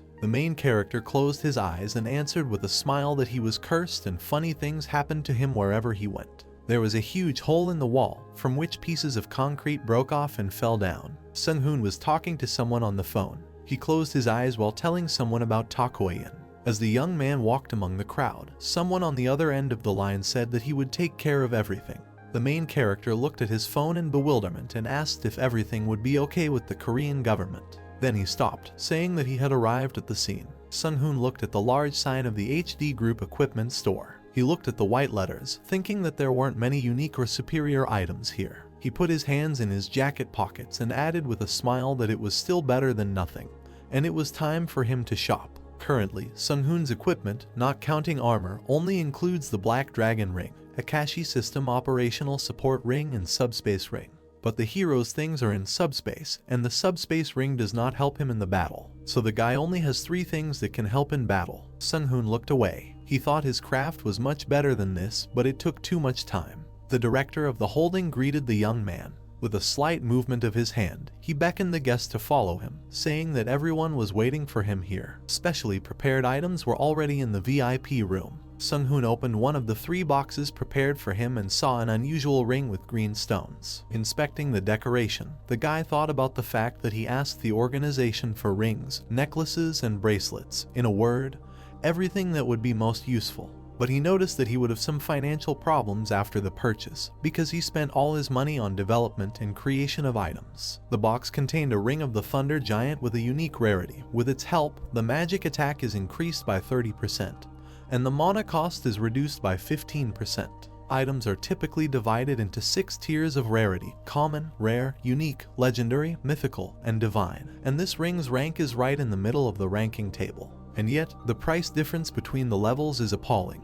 And there are also many things that money cannot buy. Usually, hunters do not sell their equipment even for billions of won. Inspecting this ring, Sung-hoon smiled, noting that he himself would not have sold the operational support ring for the Akash system, even for a huge amount. Looking at the ring on his little finger, the guy thought that he could save his mana if he used Manhwa rings. But, one way or another, the young man did not trust the Akash system 100%, so he used it only for simple things. After finishing with the ring, Sung-hoon picked up the next box, which was larger than the first. The thought remained in his head that eventually he would need to replace all his equipment with something he had created himself. The box contained a pendant of the Black Witch, with a unique rarity, with the help of which magical power increases by 5%, and mana costs are reduced by 5%. This decoration increases the youth's mana by 30 units, but is inferior in other aspects. The third box contained a dwarven anti-magic bracelet, with a unique rarity, with the help of which mana resistance increases by 15%. This interested the hero, because on the way he would definitely encounter enemies with magical attacks. Sung-hoon's thoughts were interrupted by a man approaching, who brought a cup of hot drink and placed it on the table next to the guy. He asked how the objects were presented to the young man. Maybe the hero liked some of them. Sung-hoon noticed that the jewelry looked practical, and he paid with the card, immediately holding it out in front of the man's face. A clear blue sky graced the roof of the Chinese Tenjin Group, Korean branch. Immediately getting out of the car, the young man noticed how amazing this building is, because in this one building there is a processing area for monster carcasses and many other devices to eliminate any inconvenience. Looking at the building, Sung-hoon noted with a grin that China has a lot of money if they were able to create an entire city in one building. The Korean branch of the Tenjin Group may be a base for further research and study of monsters that live only in Korea. Suddenly, the young man was called out, asking if he was Sung-hoon, to which he nodded in the affirmative. The man said that they were already waiting for him here, heading forward along the corridor. Clasping his hands behind his back, the young man followed. The light gradually fell on the guy's face. He assumed that there was a training ground ahead. Closing his eyes, blocking out the light, the guy walked out into the spacious hall. Shouts came from the center of the room, accusing him of being late. In the middle of the room stood 2 girls. One of them was dressed in an outfit similar to a kimono, and the second girl had long blue hair. She was wearing a suit, as Sung-hoon noticed it was an outfit for battles, because from it he felt the concentration of mana. The girl chuckled displeasedly, saying that the young man seemed stronger. Without releasing his hands and continuing to hold them behind his back, the young man noted that it was natural to prepare something special for the upcoming battle. A girl in a bright orange suit put her hand in front of her, confidently declaring that she is always ready to fight, because she uses martial arts. Smiling nervously, the guy thought, so be it, if he doesn't want to be completely destroyed. The girl caught his grin. She didn't like it. She frowned, deciding that he was laughing at her. In a calm voice, Sung-hoon replied that this was not true at all. Trying to change the topic of conversation, he asked if their battle would begin now. Putting her hands on her hips, the girl said that there was no reason to wait, we could start. A smile appeared on the girl's face and she turned to Ch-hun and Hong to create a barrier. In a synchronized movement, the girls put their hands in front of them, forming a barrier around them. Pillars immediately sprouted from the floor, forming the 8th barrier, the illusory field barrier. A yin-yang symbol loomed in the center of the battlefield. Sung-hoon became wary. Noticing the change in his face, the girl said that he had nothing to worry about. It was just a thing prepared with a barrier to protect the building from them. Suddenly, the ceiling of the building changed to a clear blue sky above the heads of the heroes. He looked away, noticing that there were giant blocks of stone on the sides of the field. Not understanding what was happening, the guy assumed that it was an illusion. Looking at the sky and shielding his eyes from the sun with his palm, Sung-hoon noticed that even if it was an illusion, this feeling seemed real. He found it very interesting. Interrupting the young man's reasoning, the girl began to talk about how this was the 8th barrier, the barrier of the illusory field, which was created with the help of Chinese arts. She turned to him smugly, asking how he liked the place, since she thought he was cool. But Sung-hoon's head was filled with thoughts about these martial arts and the art of the barrier, all of which piqued the young man's interest more and more. Smiling at his rival, the guy started talking about how China is developing the power of the Akasha system in a unique style. With a dissatisfied click, the girl put her hand in front of her, the back of her hand facing Sung-hoon, thereby urging him to start the battle. The guy's eyebrows frowned slightly. He thought that this girl was 100% sure that he was weaker than her. Then he decided to strike when she relaxed in order to test how good their martial arts were with his own body. With his arms outstretched in different directions, the main character used the aura expansion ability, energy emanating from him, taking the form of tongues of flame. The girl mockingly noted that this puppy did not know his place, since he went against her, challenging her to a fight at close range. The hero's fists collided in the air, creating a bright flash, thereby causing a strong shock wave. Sung-hoon swung again, about to strike again, but the girl was easily able to block his blow. However, the shock wave threw the girl a sufficient distance back. But as soon as she managed to find a foothold, she immediately rushed towards Sung-hoon, crumbling the ground beneath her. A giant purple flash formed on the battlefield, illuminating the entire space around. There were still giant rock masses around the battlefield. The battle was gaining momentum. Taking a running start, the girl flew up with a sharp movement, raising her leg to strike. Sung-hoon only managed to block her blow, thinking that this girl seemed to be made of iron. She had a smug smile on her face. She was disappointed in him, because even with basic attacks the young man had problems. The girl hit his block with all her strength, thereby pushing him back, fully confident that he was only capable of chattering with such pitiful abilities. Sung-hoon managed to stop, finding a foothold on the ground. Concentrating the energy in his palm, he was about to use his aura summoning. Having run up properly, the young man was ready to strike directly in the head. But the girl grabbed his hand in front of her face and immediately used the Great Cloud Limiting Palm ability. Before he realized what had happened, Sung-hoon was thrown into one of the giant rock masses. There was a loud sound of a body hitting a stone surface. Scrunching his face in pain,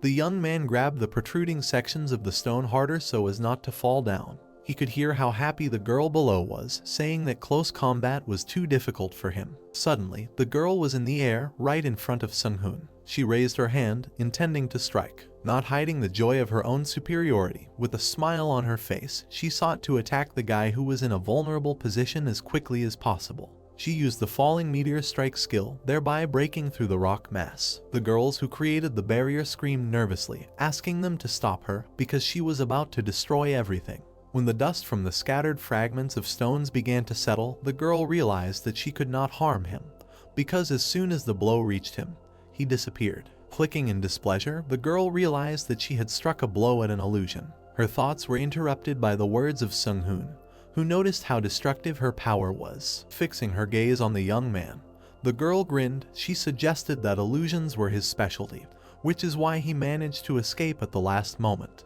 In his thoughts, the young man came to the conclusion that he wanted to see how constant improvement would hold up against the martial arts of this world.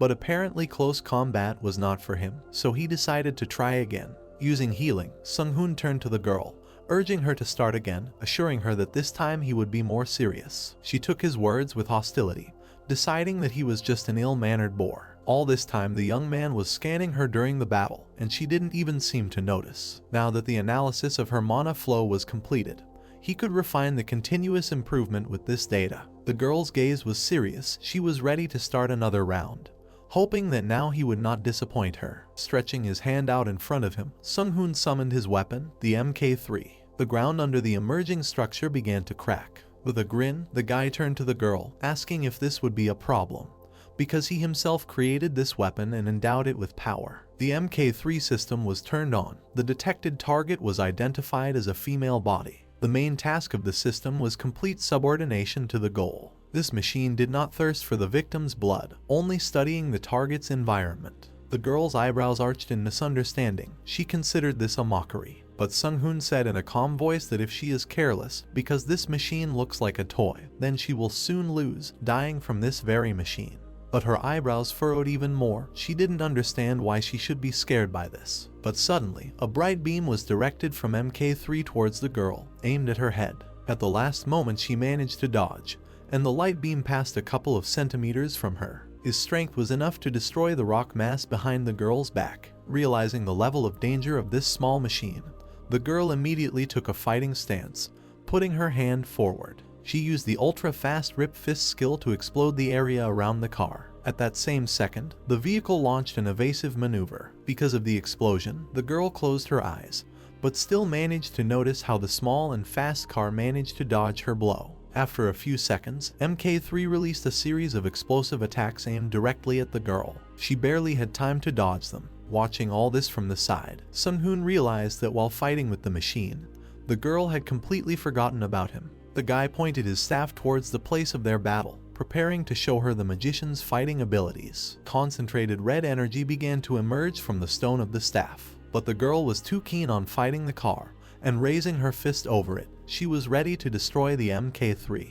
Having approached close enough to her, the girl grinned smugly because she managed to catch this car. But in reality, it was Sung-hoon who caught her. The main character used the enhanced magic arrow skill. Pentagrams with a blue glow began to appear in space, and the ground began to shake underfoot. The girl turned her stunned gaze to the side. The powerful wave of laser attacks was overcome by the girl thanks to her acrobatic abilities. As she dodged, she thought that she had made a stupid mistake because she was focused on the familiar, almost forgetting about who summoned him. Her eyes widened with the realization that the car was not in sight. Due to the dust rising into the air, the resulting shroud prevented an unobstructed view of the field. Suddenly, the car itself responded to the girl's question, revealing its location as a bright glare appeared. Reacting in time, the girl put both hands forward, managing to stop the attack of MK3. She didn't understand why this little machine was attacking so hard. Gathering all her strength, she managed to strike, forcing the machine to go into recharging due to the depletion of the main mana reserve of the weapon. Sung-hoon watched all this from the side. Suddenly, something caught Takoyan's attention. These were clones of the main character, and behind their backs, acquiring a bright glow, magical symbols lit up. There was a look of stupor and surprise on her face. She thought that the problem would be with his ability to create illusions. But he has even more annoying abilities. Bright rays rushed out of the magical seals, hastening to attack the girl. They passed a couple of centimeters from the body, which made her seriously worry. Takoyan used the Cloud Dragon Step skill, quickly leaving the area where the attacks were directed. But bright rays of energy immediately changed their trajectory, following the girl. Without slowing down, Takoyan tried to figure out if this was part of his abilities. Stopping abruptly, the girl turned around. Bright flashes of impending attacks could be seen in the distance. Takoyan's brows furrowed. Thinking quickly, the girl made a decision. Since she couldn't hide from them, then she would crush them. With her hands out in front of her, the girl prepared to strike back at the approaching attacks. The girl used the ability Ferocious Fist of Thunderstorm, attacking the attacks rushing towards her with powerful balls of lightning. Watching the battle from the sidelines, CH Hun and Hong vigorously discussed everything that was happening. They noticed that it was the first time Miss Takoyan was having such a hard time, and there was such an atmosphere around her as if a war was unfolding on the field. Sung-hoon was amazed that the girl was stronger than he expected, because even if the enhanced magic arrow is basic magic, ordinary people cannot ignore it considering his magical power. But nevertheless, she deflected them all using only her fists. The guy's gaze fell on the approaching magic arrow to the girl's fist, but at the last moment, the arrow dissipated in front of her. Watching this happen, Sung-hoon reasoned that she was very mediocre at reading her opponent, most likely because she had no experience in battles against someone stronger than her. An angry grin appeared on the girl's face, realizing that it was just an illusion. With a dissatisfied click, Takoyan continued to dodge, thinking that she couldn't mindlessly continue to just punch with her fists, because the guy uses an illusion in his attacks. Quickly deviating to the side, the girl managed to avoid being hit by a real magic arrow. An explosion was heard where the attack hit, sending dust into the air from the cracks in the ground. Stopping, the girl decided to strike back. There was a dissatisfied grin on her face. Takoyan stretched her arms out in front of her, as if twirling something in her palms. A vortex shield formed by her power formed in front of her. All the magic arrows flew away from him in different directions. The girl's war cry was heard, which was heard throughout the entire battlefield. But the number of magic arrows aimed at her became more and more each time. Watching Takoyan, Sung-hoon thought that yin and yang luck seemed to be a very useful skill. Perhaps it had distorted space itself. As soon as the dust kicked up and the air began to settle, the silhouette of a girl could be seen. She was breathing heavily, tiredly lowering her arms and barely standing on her feet. Extending his hand with a staff in his palm, the young man with a grin suggested continuing the battle. Takoyan knitted her eyebrows together tiredly. She understood that at this pace she would lose. Looking at the crowd of clones, the girl thought that the young man could easily defeat her if she continued to defend herself. But problems can also arise with clones, because even if she manages to get closer, it will take time to find the real one. The girl's thoughts were interrupted by the sound of the MK3 system, which announced that the reloading of the main weapon had been completed and a new study of the target's environment had been launched. Taking a fighting stance, Takoyan thought that if this small toy also returned to duty, then everything would become much more complicated. It seemed like nothing would help her, but Takoyan had a trump card hidden that was unfinished. But she had no choice. It was too risky, but the girl was betting everything on it. Seeing his rival's attitude, Sung-hoon was happy because she hadn't given up yet. Looking straight into the boy's eyes, Takoyan apologized because she didn't know enough about him before the battle, and as an apology, she was going to show him her final move. If after his demonstration, Sung-hoon is still confident on her feet, then it will mean that she has lost. These words interested the hero. The girl's body began to be surrounded by flames escaping from her hands. With a sharp movement, she hit the ground with her fist, breaking it into small pieces. The shockwave threw the hero's small car into the air, and due to the inability to maintain balance, an emergency evasive maneuver was used. With a swift step turning into a run, Takoyan rushed straight towards Sung-hoon and his army of clones. Putting his hand out in front of him, the guy made the magic symbol behind him prepare to attack. The same movement is repeated after him by all the clones surrounding him. The main character used the enhancement of a magic arrow. Without slowing down, the girl approached him. She didn't dodge the attacks, and it turned out that they were illusions passing through her body. With a sharp movement, Takoyan found herself in the air above the young man. Watching this, Sung-hoon was curious about what her final move could do. The magical arrows still pursued the girl, rising into the air after her. When one of them barely touched her leg, she managed to fight it off with a ball of lightning. Looking at the approaching arrows, Takoyan made a decision. Since she could not distinguish between illusion and reality, she would fight back everything. The girl used the empty destructive steps skill, thereby abruptly changing her location. She clasped her palms together, holding them out in front of her. Immediately a sphere appeared in her hands, spinning at incredible speed. When she reached sufficient power and diameter, Takoyan quickly headed down towards the crowd of clones waiting for her. Seeing this, Sung-hoon was amazed at the incredible amount of energy. This move was definitely worth calling it the final one. Hun and Hong, who were watching this, unanimously shouted in concern that it was too dangerous. The battlefield lit up with a bright flash. The girls hurried to create a barrier so as not to fall under the shock wave. An explosion of incredible power and scale thundered in the center of the battlefield. With their hands out in front of them, Hun and Hong hurried to activate the barrier for their protection.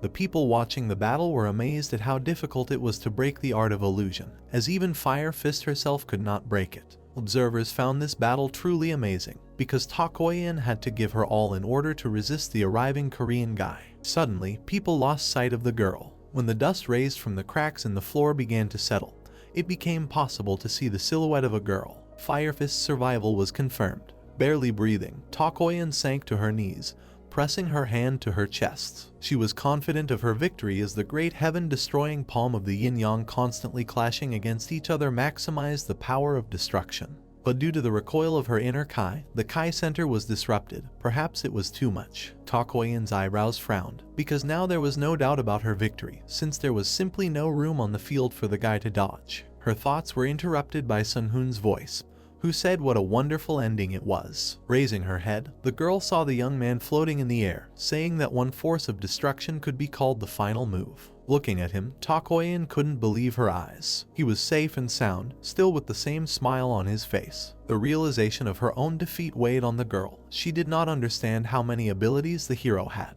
Looking down at her, the guy's face changed. He began to talk in a serious tone about whether she was really interested in his abilities. Although in the beginning she tried to fight him without worrying about it. She didn't try to use her head and she never fought against anyone stronger than herself. At these words, Takoyan became seriously angry, clenching her fists more tightly. She could barely support her body in space, trembling ran through her body, and blood oozed from her wounds. Suddenly, a small stream of blood came out of her mouth. Sunhoon opened his eyes, not understanding what was happening.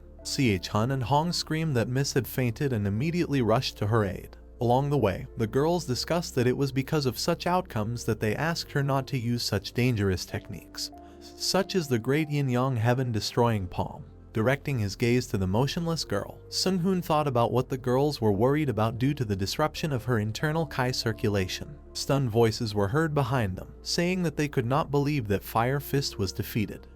Hun and Hong were already near Takoyan, trying to bring her to her senses. Looking at this, the hero thought that he felt a little guilty, because this was not the result he wanted. Enthusiastic voices were heard again behind him. Sunhoon decided that he should get out of here before it got too noisy. As he left, he told Takoyan that they would meet again. Fire Fist's defeat was reported to the elder. As he poured the drink into his glass, a man with a long gray beard asked who her opponent was. The man who reported this said that the girl could not cope with even the slightest damage and was deceived. With a slight movement, the guy handed the video of the fight to the man, saying that Takoyan's inexperience also played a role in her defeat. Watching the video, the elder noticed that the girl's opponent was really strong and experienced, and he looked like a shaman. Frowning his brows, he said that even they were unable to benefit from shamanism. The guy interrupted the man, saying that the young man was definitely not a shaman. Judging by the analysis, Sunhoon's abilities were more similar to the skills of European magicians. Resting his head on his hand, the elder noticed that the West was trying to benefit from magic, using it the same way they use martial arts. The man ordered to find out all the details about the cooperation of the European Awakened Society with Sunhoon. The guy immediately replied that they were already working on it. Frowning his brows, the elder ordered to do it faster, because Korea must remain their close ally and fight together against the states. The dark night sky hung over the main character's house. Studying the hologram of Takoyan, the young man reasoned that he had managed to obtain some information about the discipline of internal Kai. It flows through the veins. This is more effective than continuous enhancement, although there are some stability issues since the Kai is injected directly into the veins. But controlling and micromanaging Kai is definitely worth analyzing. Sunhoon's thoughts were interrupted by an alert from the house's system that Yeon had entered the premises. The young man was surprised by the girl's visit at such a late hour. Yeon clenched her hands into fists and resolutely demanded that the protagonist immediately begin training so that she could become stronger. Dressed in a t-shirt, Sunhoon stood in the doorway, leaning on the door. The guy moved, waved his hand and invited the pink-haired girl to come in. Yeon asked if they would bother the young man's mother. He replied that she was with her friends. The main character looked at the girl over his shoulder and asked why there was such a rush, because the next training session was scheduled for tomorrow. Young smiled shyly, closing her eyes. She said that she was a little worried because she needed to act as both a tank and a support at the same time. The guy agreed with her. The pink-haired girl put her hands behind her back and admitted that she doubted her abilities in her current state, because unlike Jinsok and Dujin, she had never killed a monster before. The girl's fingers were intertwined. She rubbed her thumbs together. She said that despite the blessing of the Akash system, it was difficult for her to do something new. The guy wearing pink slippers took a step. Young's eyes caught his attention, and he thought that the more a person uses the power of Akash, the calmer he becomes and feels less fear. In the mind of the young man, an image of a pink-haired girl trembling with fear, frozen in front of a monster bearing its mouth, appeared. The main character thought that Akash's blessing was a psychological mechanism of manipulation that allows people to fight monsters despite their unsuitable character. The girl dressed in battle armor clenched her fists. She calmly looked at the enemy. The guy thought that Akash's blessing was something like a shield protecting humanity. The girl said that, in her opinion, they should start a special training. Sung-hoon looked sideways at his interlocutor and with a smile admitted that she was right. The girl and the guy stood in front of the elevator. The main character pressed the call button. He said that Doojin and Jinseok already know how to use weapons because of their original classes, and Yeon should put a lot of effort into catching up with them. The girl in the yellow sweatshirt looked up at her interlocutor. She asked if he was going to teach her. The guy with the messy brown hair looked at Yeon and said that was exactly what he was going to do. Besides, he had finished creating the equipment and admitted that the bamboo complex was too primitive because he didn't have the money or materials at the time. The girl in the yellow hoodie smiled, closing her eyes. She said that the previous outfit was indeed a little old-fashioned. Pink-haired Yeon grinned slyly. She said that Sung-hoon could be expected to create virtual reality. The guy and the girl were standing in the elevator. The main character pressed the button and said that the interlocutor knew him well enough. Young looked at him warily. The elevator quickly rushed down. The main character announced that he had just recently completed the creation of virtual reality for training. The girl looked shocked. The guy and the girl were standing next to each other in the middle of the descending elevator. Young was alarmed at how long they were going down. Sung-hoon replied that he had taken certain security measures due to problems with protecting the environment, so the new training ground could withstand even a nuclear strike. The interlocutor joked about that this was more like a villain's hideout. The main character was delighted and called the new location his hideout, the personal dungeon that every man dreams of. The letters BZ appeared in red on the elevator panel. A beep sounded, and the arrival at the lower level was announced. The elevator doors opened. The girl looked at the guy in alarm. Sung-hoon answered her with a mocking look and said that Young was the first stranger he brought to this place and asked him to feign surprise. The pink-haired girl's eyes widened in shock. She couldn't believe that the devices she saw could create virtual reality. In the middle of the large room there was a yellow stand with some kind of mechanism. The main character called it a high-performance generator, a virtual area of the training field. Complex circuits were visible in the air. The girl said that Sung-hoon sounds like an otaku game developer. The guy waved his hand at one of the doors and said that there was a locker room with a shower. He told Young to find a locker with her name on it and hurry up. The girl happily ran towards the indicated passage. Sung-hoon turned around and watched her. He said that everything was useless. Putting his hands in his pockets, the guy turned his gaze to the dark object in front of him. He decided that he, too, should prepare for training. The main character put his palm to the screen, on which pink lines were visible. Identity recognition worked. A mechanical voice confirmed the identity of the creator and announced the launch of the main system. Glowing lines and cubes appeared in space. The system notified that the current state was the best. The guy watched what was happening around him with a smile. He ordered the creation of a virtual space to simulate the battle of a first-level beginner. Glowing cubes and lines began to move. The system reported that the command was recognized and the simulation was loading.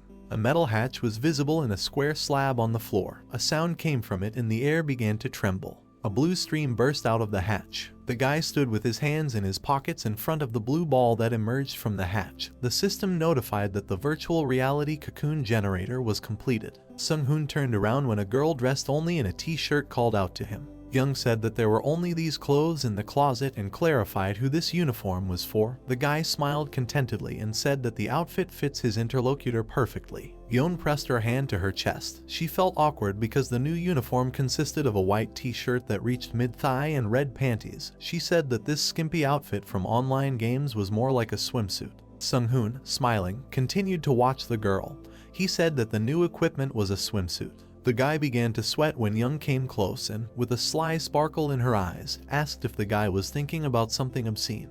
The question took the main character by surprise. With one hand, the dissatisfied girl pulled her t-shirt down and put the other on the guy's shoulder. Sung-hoon laughed embarrassedly and said that he didn't do it on purpose, and the girl actually needs to be in a swimsuit, because to increase the effectiveness of training, Young needs to come into contact with as much as possible liquid equipment to increase synchronization. The pink-haired girl's cheeks were covered with blush. She looked sideways at the main character. She was worried that the size of the swimsuit suited her perfectly. She asked if Sung-hoon had scanned her. The guy justified himself by saying that he had seen company documents with information about the participants. The attention of the young people turned to the blue luminous ball. The main character waved his hand and said as soon as Yang goes inside, virtual reality with the given settings will be created. In addition, inside virtual reality time flowed differently. 3 days there are equal to 1 hour per hour. In the real world, the girl was worried about whether she could breathe there, because the ball was filled with some kind of liquid. Young put her hands in front of her and hesitantly approached the ball. The girl had an alarmed expression on her face. Sung-hoon explained that among the magic he possesses there is an ability called acceleration, so the subordinate will be subjected to not only physical, but also mental influence, which will help improve combat skill, but the aura must be trained separately. The pink-haired girl raised her hands up in confusion when the main character called out to her and ordered her to do this. A contentedly smiling Sung-hoon also raised his hands up and, with the help of telekinesis, relieved Young of her t-shirt. The girl remained dressed in a red bikini. The girl crossed her arms over her chest, trying to cover herself. She was unhappy with the situation in which she found herself. Yeon opened her mouth in fear as she lost her balance. A girl in a red swimsuit found herself inside a blue ball. Yeon opened her eyes. Sung-hoon remained on the other side of the virtual reality. Smiling, he waved to the girl and told her to train hard. Glowing cubes and lines began to move. The system announced that the user had joined and the simulation had begun. Sung-hoon stood in front of the ball, inside of which Yeon was in the fetal position. He said contentedly that the girl was busy for now and thought about what he should do with the others tomorrow. The girl with her eyes closed was inside virtual reality. Young opened her eyes slightly when the system reported the completion of the creation of virtual reality. The girl looked around. Young in a red swimsuit was floating in the middle of a shimmering space with stars. She decided that she was in outer space. The girl looked around with delight. The beauty of the surrounding space amazed her. A luminous circle with some symbols appeared around Yeon's body. The system greeted the user and informed that it was analyzing the aura. The girl looked to the side warily as the system announced that the aura analysis had completed and that the user had learned a permanent improvement. Yeon was told to select a weapon. Glowing silhouettes of bladed weapons appeared around the girl in a swimsuit. Yeon extended her hand to the hilt of the sword. She believed that this was the best option. The pink-haired girl became wary. Glowing pink gloves shaped like cat paws could be seen against the backdrop of space. Young took the gloves in her hands and pressed the pad. The softness of the paws delighted the girl. The system reported that the user had chosen gloves. The pink-haired girl looked in fear at the gloves in her hands. The system reported the selection of a script for the Dragon Fang fighter technique. The satisfied girl in the red swimsuit put on gloves in the shape of cat paws. She decided to leave them because just hitting might be better than using a weapon. The system confirmed that the user has enough aura points to use the Dragon Fang at the beginner level. Small white rectangles appeared in the space around Yeon. The girl warily watched the changes. The system notified that the first scenario, a training dummy, had been activated. The girl put her gloved hand in front of her and closed one eye. She was blinded by the light. A brown tent with a purple flag was visible against the background of white clouds. The pink-haired girl looked at the object that appeared in confusion. Yeon was sitting on her knees inside a brown tent. Instead of a red bikini, she was wearing a solid black swimsuit, and armor appeared on her arms. The girl was sitting in the corner of a spacious tent on a wooden platform. She thought that she was at some kind of forward military base. The blonde woman threw back the flap of the tent and ordered the private to go outside. Yeon pressed the cat's paw to her lips as she thought about what was happening. Inside the brown tent, a woman said that the private needed to react faster and ordered him to be brief in military style. Yeon came out of the tent, shielding herself from the sun with her hand. The armor covered the arms, legs, thighs and chest of the smiling girl. She was happy about the good weather. Yeon looked at the back of the retreating woman with her hair gathered in a braid. The girl thought that if she was a private, then her instructor was an NPC. The pink-haired girl hurried after the blonde woman in military uniform. Yeon was unhappy that nothing was explained to her. The blonde woman put on sunglasses and announced that her name was Hesada and that she was a drill instructor. The instructor stood facing the tense Yeon.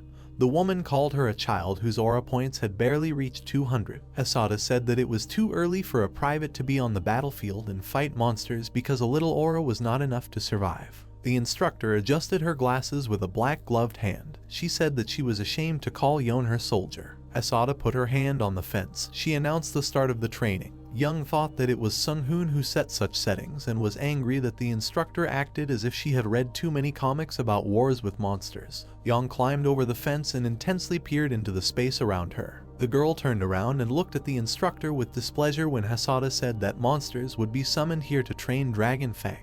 The pink-haired girl looked at the vague silhouette of the instructor behind the fence. Hasada said that Yon will fight monsters until she gains 50 Dragon Fang skill points. The space rippled and a dark green monster appeared. The fat monster hissed. He had a pig snout instead of a nose.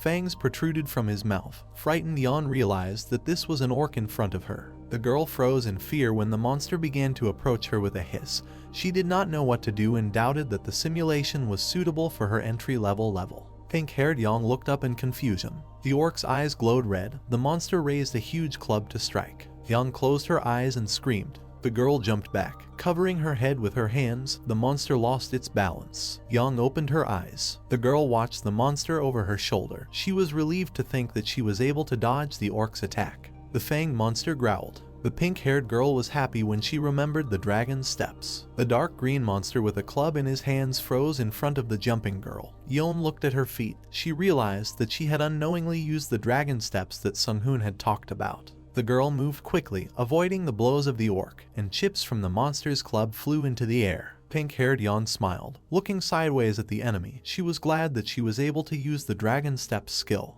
The monster raised his hand for another blow. The girl decided that it was her turn to attack. Yellow glowing lines pierced the space. Yeon activated the dragon lunge. The girl jumped. Translucent flames were visible around her, and the orc's body flew to the side. Young looked with delight at the gloves in the shape of cat rads. She was glad that the technique worked. The pink-haired girl looked over her shoulder with a smile. He thought that using the knowledge that Sung-hoon had revealed to her was easier than she thought. The orc's fangs closed on Yeon's head, and the girl's feet left the ground. A scream was heard from a brown tent with a purple flag. The system reported that the user had received a fatal blow. Yeon opened her eyes. The girl lay with her hands folded on her stomach on a sleeping bag in the tent. The system reported that the training was starting over. Yeon thought it was because she died in the battle with the orc. Hasada reappeared at the entrance to the tent and ordered the private to leave. The instructor looked arrogantly at her subordinates and said the same words as before about the reaction speed of the rank and file. Yeon continued to sit on her knees. She realized that she could be reborn after death, which meant she had nothing to worry about. The girl smiled. The smiling pink-haired girl looked at the instructor. She was going to do a good job in training. Sung-hoon stood by the window. Pressing the phone to his ear, he told Doojin that Young had already started training and asked the guy to come. The main character wanted to start as quickly as possible. The guy clutched the smartphone in his hand. The name of the interlocutor was written on the dark screen. Sung-hoon told Doojin that he would have to stay for a couple of nights and ended the call. A guy with disheveled hair looked out the window and smiled. The main character thought that he had a week of real time to train the participants, which is equal to about 20 days in virtual reality. The stars were shining in the dark purple sky, and Sung-hoon thought that during this time, his team would most likely pass the rookie test with ease. The system notified that Mitchell had entered the property. The guy sighed, looking sideways somewhere behind him. He said that quite a lot of people were visiting him today. The guy forcefully put the white mug on the table and asked his interlocutor why she came so late. A girl in a dark suit sat on a chair at a white table, clutching a mug in her hands, from which steam was coming. Mitchell said that she could not do otherwise, although it was rude of her. Sung-hoon sat down on the chair opposite the woman. He put one hand on the table and the other raised his mug. He said that he saw that the interlocutor was in a hurry and suggested getting straight to the point. The woman's fingers tapped the mug as she said she would be brief. The blonde woman looked at the guy decisively and said that Sung-hoon needs to go to the USA right now. The phrase is that this is too unexpected. Folding his arms, Sung-hoon states that he heard that the US is doing well in dungeons and something was bound to happen. Mitchell sits with a mug in his hands and reports that an anomaly has occurred in the Brooklyn dungeon. Opening the laptop, she notices that the monsters have changed. She inserts the flash drive and states that the CIA described it as evolution. She believes the main problem is the consequences. She tells the young man to look. An ice troll is depicted. Sung-hoon looks at the photo with interest, asking what kind of problem he should see. The girl replies that he cannot see her on the screen. Arching an eyebrow, she states that according to the hunters, not only the monsters, but also the dungeon has changed its level to the second. She reports that they sent a raid team with hunters around level 70. The portal and the people near it are shown, and it is reported that it was 240 hours ago, and there are still no changes to the dungeon. Monsters have not appeared from the dungeon since the moment the team entered it, so they believe that they are still alive. Thoughtful, Sung-hoon puts his hand to his chin, noting that on average it took a week to clear the dungeon. But this definitely takes longer. He opens his mouth slightly, seeming to understand the reason why the girl came. She slams her laptop shut, answering in the affirmative. She reveals that they would like to formally request him to rescue the survivors from the dungeon. She raises her hand and talks about paying their request. The young man arches an eyebrow, thinking about the colossal amount, and suggests that the most important thing is the raid team. Mitchell raises his index finger, claiming that since this is an urgent matter, they have already prepared everything. The government stormtrooper is already waiting for his answer to send him to the States. She furrows her brows, saying that it will take the young man about 3 hours to get to Brooklyn, and they would like his decision to be as quick as possible. Sung-hoon closes his eyes and drinks a hot drink from his mug. He asks to let him ask the girl for something. She looks at him questioningly. The young man shows the number 2 with his fingers. He reveals that he would like to be paid twice as many magic stones as they were offered. Smiling, he claims that if they can do it, he will reduce the time it takes them to get there by a third. The girl looks back questioningly again. Sung-hoon raises his hand, arguing that since this is an emergency, he might as well use his powers. With a wink, he asks what about it and thinks it's a fair deal. He admits that he feels out of place bargaining with the lives of people at the front, but they are the super powerful classes of this world. He thinks that if he gets hold of magic stones in large quantities, he will be able to increase his mana to the level of a 4th level magician. He closes his eyes, realizing that until then, he must focus on training his team to their best abilities. He states that he would like to receive payment in advance. Smiling, Mitchell claims that she seriously doesn't understand him. It becomes known that the deal has been concluded. Several people are visible, one of whom happily waves his hand. The young man's legs are shown, and it is reported that he placed the teammates who came into virtual reality, then he quickly headed to the airport. He tells mom not to worry. He is standing on the ground, his black shoes are visible. Closing his eyes, he says that he is just going on a business trip, but now he needs to go and hangs up. He hangs up the call. Smiling, Mitchell notices that the pilot's suit fits him well, to which the young man claims that she flatters him. He follows her when she tells him where he needs to go. They approach the plane. Winking, the man asks if he is today's honorary passenger and claims that he will take him with special care. They shake hands and say their names. Tom addresses the girl, saying that he heard that Sung-hoon is an amazing hunter and important people back home called him since it was an emergency or something, to which she replies that he is truly amazing. The young man looks away, wondering if they can arrive in the US in 3 hours. Smiling, the man answers in the affirmative and claims that even in the States he is the only one who can fly like that. Sung-hoon remembers that he said that he could make his Emma even faster. The hand falls on a hard surface and begins to shine,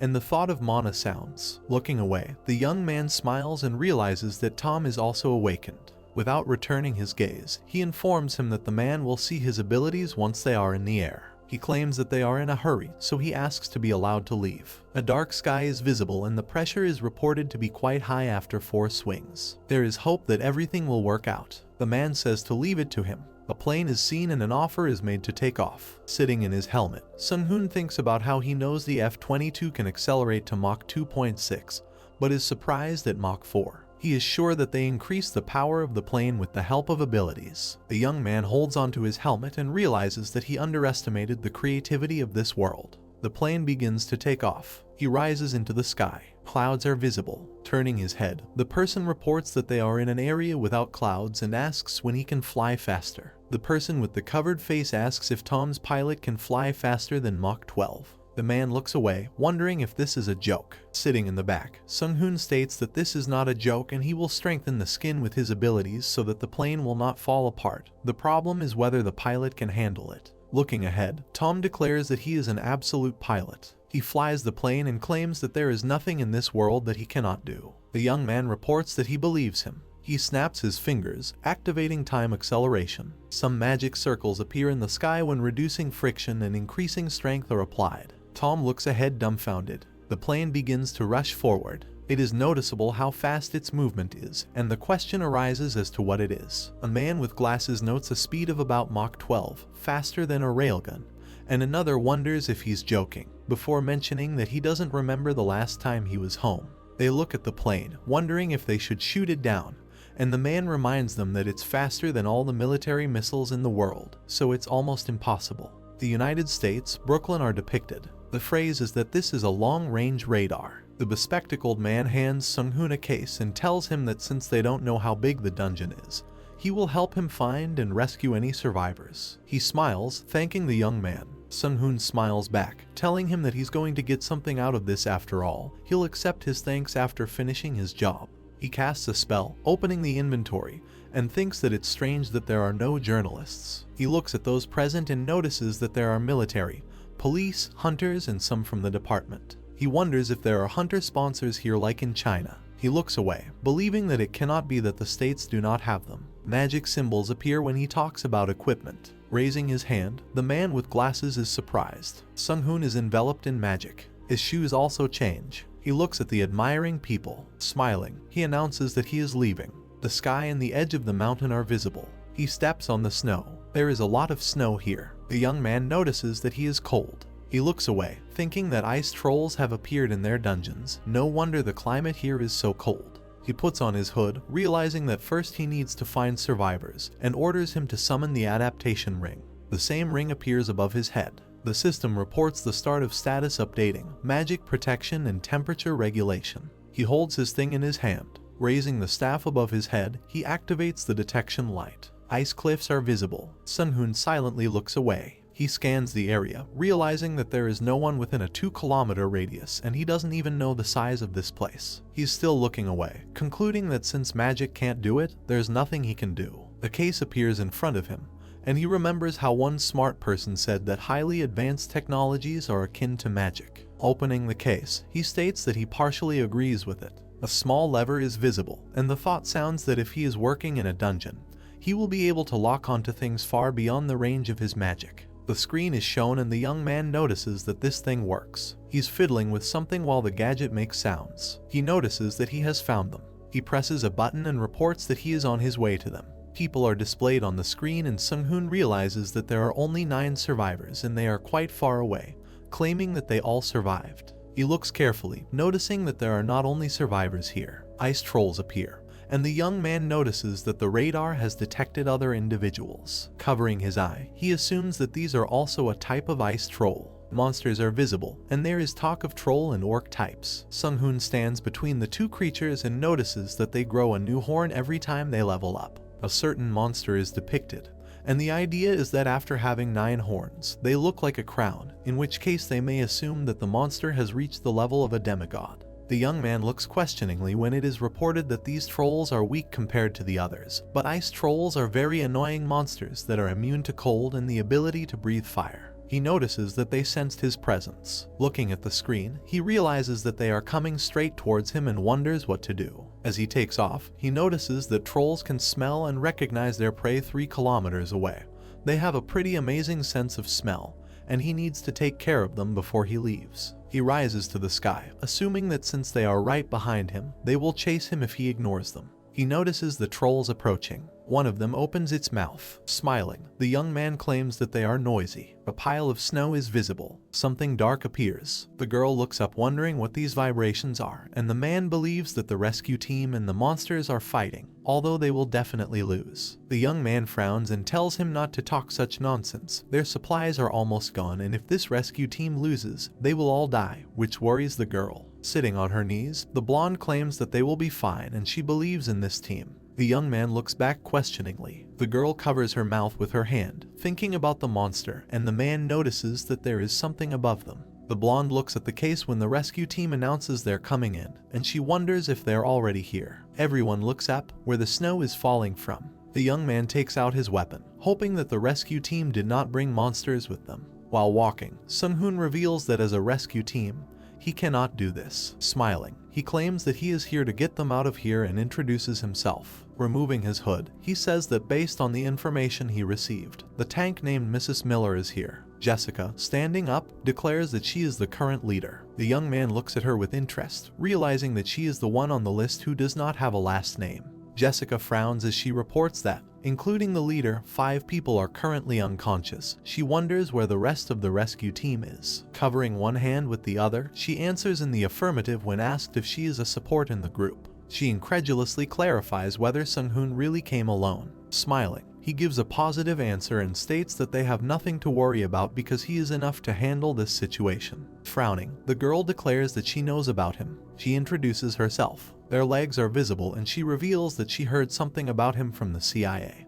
He is the first to clear the dungeon alone. Approaching him, Jessica states that she has a high opinion of his ability, but by coming here alone, he has made a terrible mistake. Closing his eyes, Sung-hoon asks if she's saying there are a lot of dangers in this place. He activates the summon. A purple glow is visible. He appears to have horns, which surprises the girl, and he asks if she meant it. The young man is amazed that he himself killed this troll. The others are also surprised by this, and the man thinks it's surprising that he killed him. But it only happened in a few minutes. Smiling, Sung-hoon reveals that if Jessica needs to hide because of these guys, the problem is her team's skills. She tuts displeasedly, sighing. She states that she recognizes that he is strong, seeing as how he is able to kill a stole in a short period of time. She looks away, declaring that she will not tolerate bullying of their team members because they too can handle a troll, after all, and the reason they got caught is because the boss is dangerous. The young man scratches his cheek questioningly, throwing his staff over his shoulder. He states that he is sorry if he made them feel uncomfortable, but first he asks to be allowed to take a look at the condition of their allies. They will talk about the details later. Taking the brown-haired woman's hand, he assumes that she is a healer and offers to help her restore her mana. Their hands glow and the question arises as to whether he can restore someone else's mana. Looking at this in surprise, Jessica thinks that this is impossible. She believed that a person can only restore it naturally after some time. The coat of arms is shown, and the girl reveals that she was born into the Rothschild family. It becomes known that this family has been concentrating the finances of the world in the palm of its hand since time immemorial. Little Jessica is depicted, and it is reported that she, too, as part of a great family, received an appropriate education. It is said that as long as he endured the arduous training, she would certainly become an important asset to the family. She's wearing a black dress, and it seems like one day something happened. It turns out that she has awakened. Her eyes sparkle, and it is reported that, fortunately, the Rothschild family, which consists of a huge number of people, had a plan for the awakened ones. The girl goes forward, and it becomes known that she received even greater influence and responsibility, but this power was not free. Jessica thinks about the wound in her head and how the sound was much louder. She looks away, thinking that the trolls Sung-hoon was hunting were much more than just one. They usually move in groups of 2 or 3. It turns out that because of this, she was given a dangerous mission to clean out the underground of their politics and economics. Jessica just remains silent, watching carefully. While Sung-hoon is casting magic, she remembers information about him. He holds out his palm and it is reported that he has several abilities. The power limit is unknown, but he won against the Chinese martial arts user Takoyan. He crushed her, although she was called the very hand of China. Jessica frowns and it is revealed that this is not all, because he killed those trolls without any injuries when the special team formed by the family barely managed to win. Her eyes sparkle and she insists that she must find out what kind of man the young man is and the secrets he hides. The young man holds the girl's hand, casting a spell, and Jessica realizes that she cannot even imagine how much more he is hiding. Trolls are depicted, and it becomes known that they, as usual, appeared from thin air. Frowning, the girl decides that the size of the weapon is not enough to kill the troll, so most likely Sung-hoon used the abilities of time and space. Smiling awkwardly, the young man thinks about her gaze. He looks away, noticing that Jessica doesn't even try to hide them. He closes his eyes, claiming that based on what he can tell about her mana aura, she doesn't have any hostile intentions, so he can't do anything about it. He reports that the basic treatment is now complete. Standing in front of people who believe that they are alive thanks to him, he clarifies that no one else needs treatment. Smiling, the guy states that he thinks they can at least have faith in his abilities. There's a line about him being one of the tricksters because he seems to be hiding too many secrets, but everyone at his level of ability is hiding 1 or 2. Sung-hoon smiles at this time.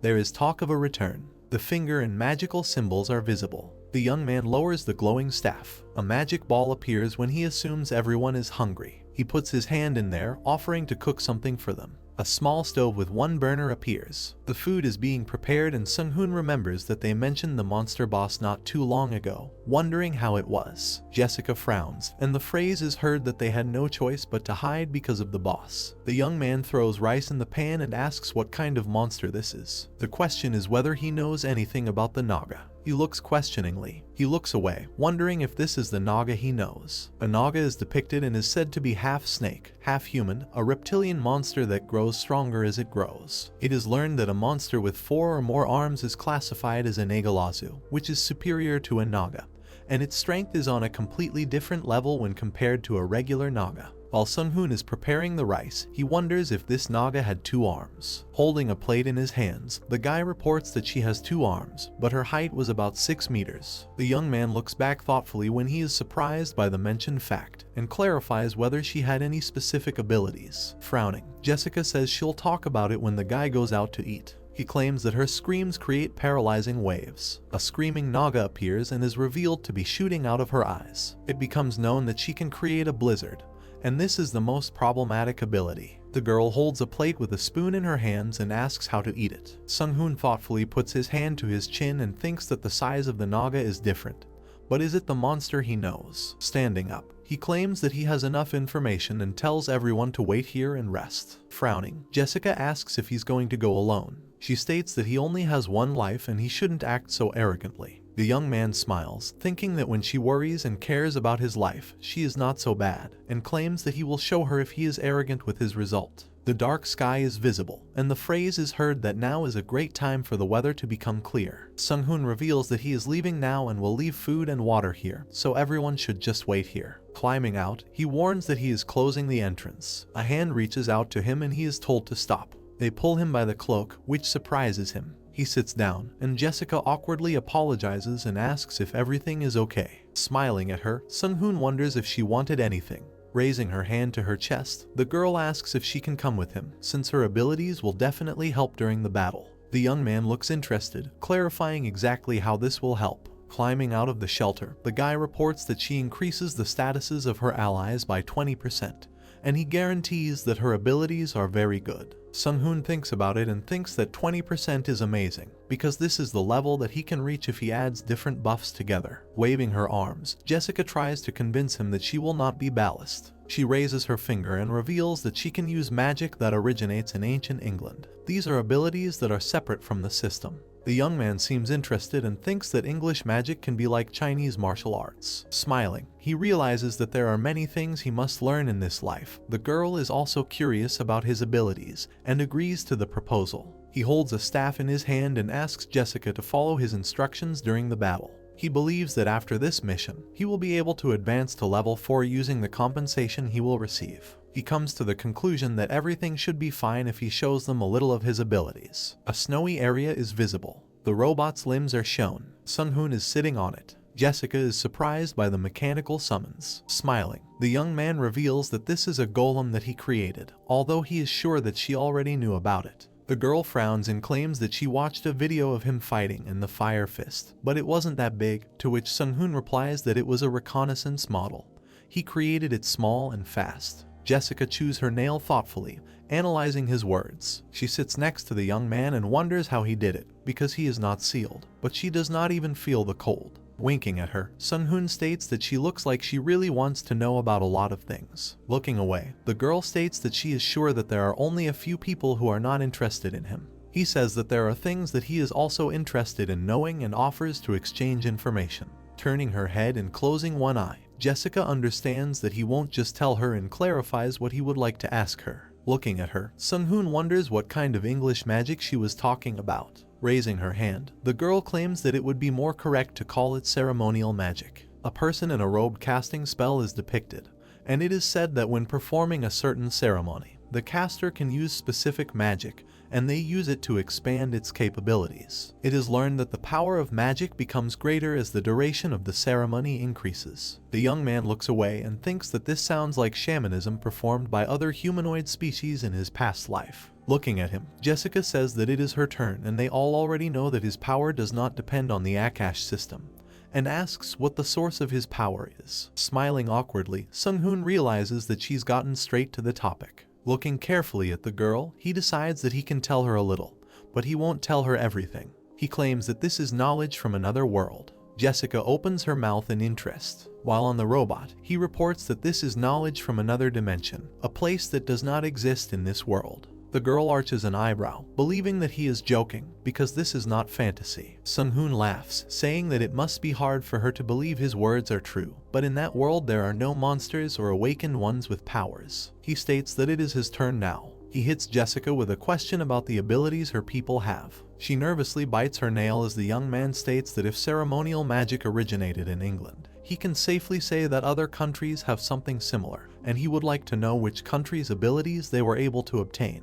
The girl thinks about it. It turns out that this is a secret in her family. The young man squints contentedly, claiming that if it is too difficult for her to answer, they can stop there. Closing her eyes, Jessica declares that she will answer his question. She makes a hand gesture, starting to list Chinese, Indian, Dutch, African, and English magics, which are the ones they have at the moment. Sung-hoon is surprised by this number. It turns out that he assumed that this world is not deprived of supernatural powers among people. A witch is depicted on a broom, and it becomes known that this is the first thing that came to the young man's mind. When a man is shown training, he suggests that for some unknown reason, the decrease in mana, the source of supernatural power, has led to fewer people with abilities over time. Closing his eyes, he wonders if it is only the strength of the Rothschild family. Looking at Jessica, he asks if she has learned English magic, to which she claims that this is another question and now it's her turn to ask. Suddenly, the young man looks forward in surprise. He notices the ice trolls. The girl is also surprised. The trolls open their mouths. Magic threads are visible in the air. The troll is tied up.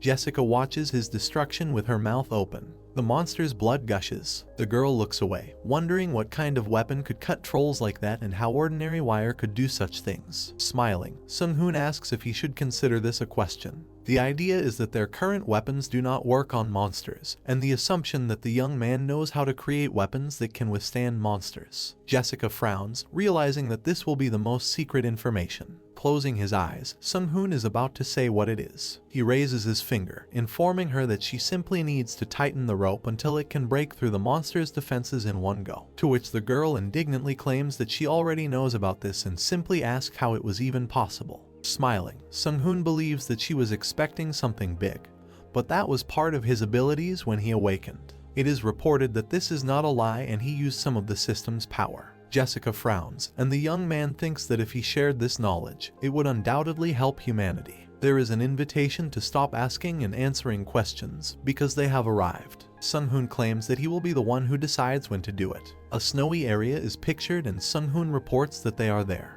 Jessica wonders if this is here, to which the young man answers in the affirmative and says that a strong monster is hiding in this cave.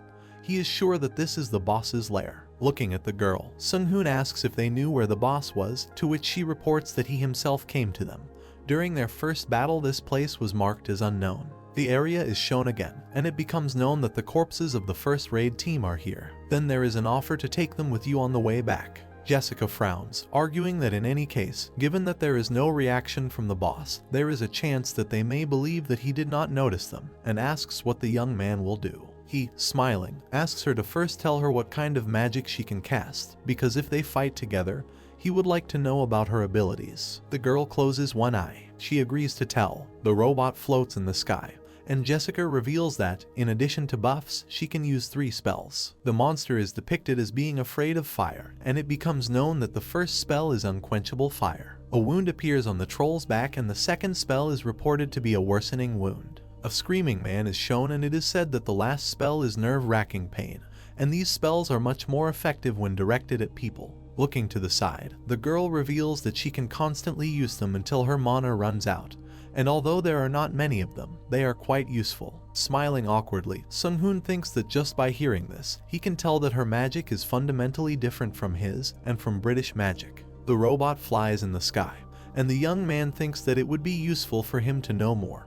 He talks about what will happen when they start fighting, and then the girl asks to call her Jessica. Sung-hoon asks if she can cast Unquenchable Fire, to which she answers in the affirmative. He gets covered in sparks and is surprised. Jessica casts a spell and says that this is a buff and it will last for 30 minutes. The young man clenches his hand into a fist, thinking that this is better than he expected, and claims that this buff alone is a huge help. Magic symbols are visible, and Sung-hoon says that he will lure the boss out by revealing his presence, and the girl needs to be ready. A snowy area is visible. Someone's eyes sparkle red. The monster is shown from behind. Closing her eyes, Jessica casts a spell. A blue glow appears near the hand. The girl frowns, asking if the boy just did something, and states that he was simply using his analysis skill. While Sung-hoon guesses that she has it all figured out, Jessica looks unhappy and claims that his magic destroyed her own mana during the cast, which is why it failed. The young man smiles awkwardly, thinking about her words, and says that he is sorry. He believes that this cannot be, because the magic itself is completely different.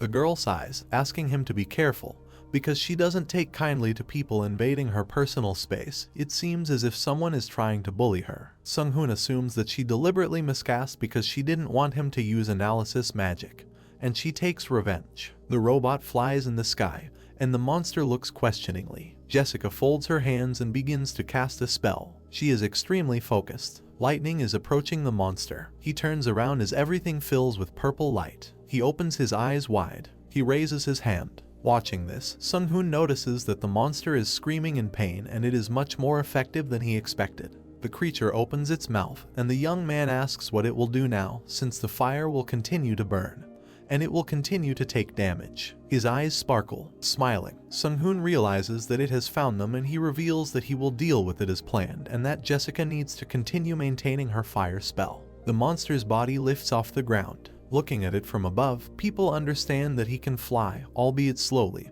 and it looks like levitation or dash magic. The young man reports that he has gone. He jumps off the robot, surprising the girl. She screams his name in concern. Sung-hoon flies down and thinks about how he usually needed to focus on the spell. He holds a staff in his hands and orders to open subspace, while the thought of controlling his mana sounds. A magic circle is formed, and the young man activates the mana calculator and the auxiliary target of the devices. A glowing object appears. Magic symbols are visible, and Sung-hoon uses explosive balls. He understands that the situation is different now. He looks down while casting a spell and claims that thanks to the support apparatus he has more than enough mana. He is focused and decides that he will destroy the monster with sheer force. His magical fire rushes forward. The monster looks at this with its mouth open. Huge luminous balls are visible. This frightens the creature. It screams in shock. Sung-hoon flexes his fingers and realizes that the pattern of magician battles is simple. He needs to weaken the enemy while increasing his strength. It is reported that flying in the air, attacking from a distance, paralyzing the enemy sounds quite cheap, but seizing the initiative of the battle itself to ensure victory is the style of magicians. The young man begins to give orders as a messenger of magic. The ring above his head glows, and he announces that all mana will be collected together. An object is depicted with magic rays emanating from it, and Sung-hoon states that the mana will take shape. The phrase about the fourth spell sounds. Jessica sits on a flying robot. She speaks of an overwhelming amount of mana. Frowning, she reports that this is the power of a hunter who has reached level 50th. Sung-hoon looks down as his eyes sparkle. Magic surrounds him, and he casts a great piercing spear of mana. The monster looks at him flying in the sky. He flexes his fingers. The young man looks at him in surprise, wondering what it is. Jessica shouts worriedly that it's a sound wave and he needs to be careful. Sounds like an easy fix. There is a noticeable glow in the creature's mouth. Pointing his staff at him, Sung-hoon declares silence. It screams in horror. It looks questioningly at its mouth. Smiling, the young man decides that now it's his turn. He activates a glowing thunder spear. A blinding light is visible. The monster looks at this in fear. Light fills the snowy terrain. A wave of blue light is shown. Jessica looks out from the robot, dumbfounded. The young man is surrounded by magic, and she wonders what this power is. Sung-hoon's eyes sparkle, and he asks how the monster feels about his attack. A split in the ice is seen, suggesting that the creature ran away after losing its arm, and the suggestion that the boss is only able to hold off the attack using an ice barrier, as well as the question of where it ran. Looking up, Sung-hoon asks if the girl is maintaining her flame. She tensely replies that her mana is still being consumed. This flame does not go out even underwater. The young man looks down thoughtfully, believing that the creature will be forced to come out eventually. He thinks about the damage from his spell and Jessica's flames, as well as his missing arm. The space under his feet is visible, and he notices that the results are still unsatisfactory. He turns around, looking questioningly. He is near the robot, and it turns out that he thought that the creature was supposed to escape, but it is about to attack. He believes that it will be forced to appear because of the girl's flame. He flew up to her, and the idea sounds that the boss can apparently cause a snowstorm and has natural abilities to control ice. The young man smiles, stating that this is terribly ineffective and the creature wastes too much mana. The monster is seen as Sung-hoon realizes that he shouldn't underestimate his abilities and suggests that he can manipulate nature itself. Jessica screams at him tensely. She notices that the snowstorm is getting stronger. A large whirlwind appears. The young man looks down, wondering if he should try using something. He thrusts his staff forward, remembering that he has the perfect spell for just such an occasion.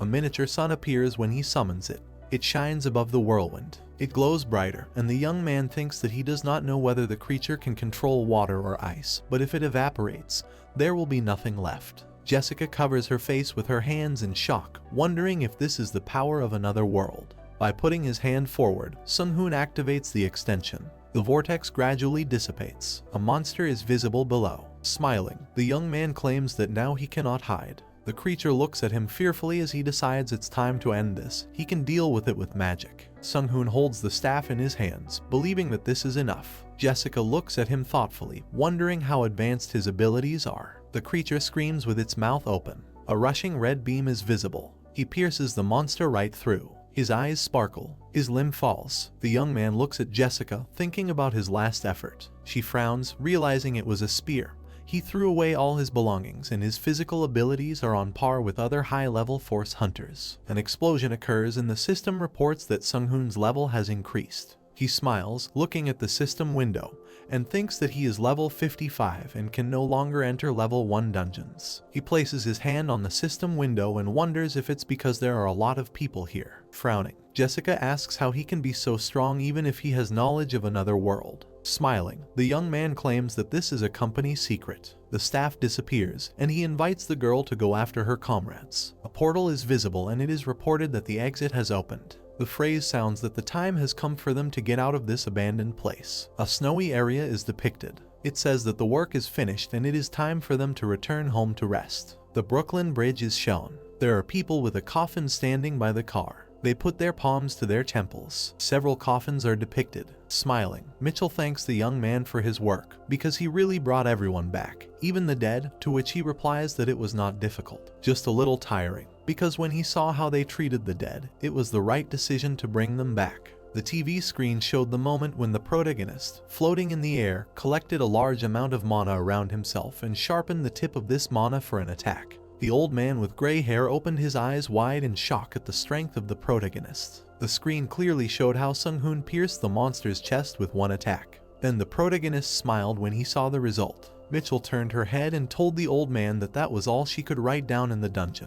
The old man turned his head and asked Bill, who was sitting behind him, for his opinion. He adjusted his glasses and said that only from this video he could say that even a hunter above level 200 could not attack the boss without consequences. Looking at the screen, Bill said that although they know that Sung-hoon is only at level 49, his ability to fly is too problematic, but he also does not understand how the protagonist can be capable of such a powerful attack. Putting her hands to her chest, Mitchell said that as a person who learns other abilities than those given by the Akashic system, she became so strong in such a short period of time. The girl squeezed her palm with her other hand, saying that, judging by what she saw, Sung-hoon has infinite mana. Bill began actively writing on the holographic keyboard, saying that they could safely assume that Sung-hoon was creating his own items. Two mechanical machines appeared on the holographic screen, after which Bill continued to speak, not believing in Sung-hoon's strength because even if Sung-hoon acquired his strength and knowledge through a method other than the Akashic system,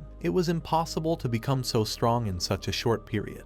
The old man looked at the projection of Sung-hoon's mechanism while Bill, standing to the side, reminded him that it had only been 6 months since the protagonist awakened. It was terrifying how strong he could become in the future. The white-haired man, stroking his chin, thought that if Sung-hoon did not increase his magical powers by increasing levels, then he must have spent time to gain mana. Remembering something, the old man sharply widened his eyes and lowered his hand. He notified everyone that he had heard that there was a large generator in Sung-hoon's house. Mitchell lowered her hands, looking at the old man, who suggested that the protagonist has a way to turn electricity into mana. Mitchell looked to the side and thought. The events take place on the beach, where sea waves roll onto the shore, creating a beautiful landscape.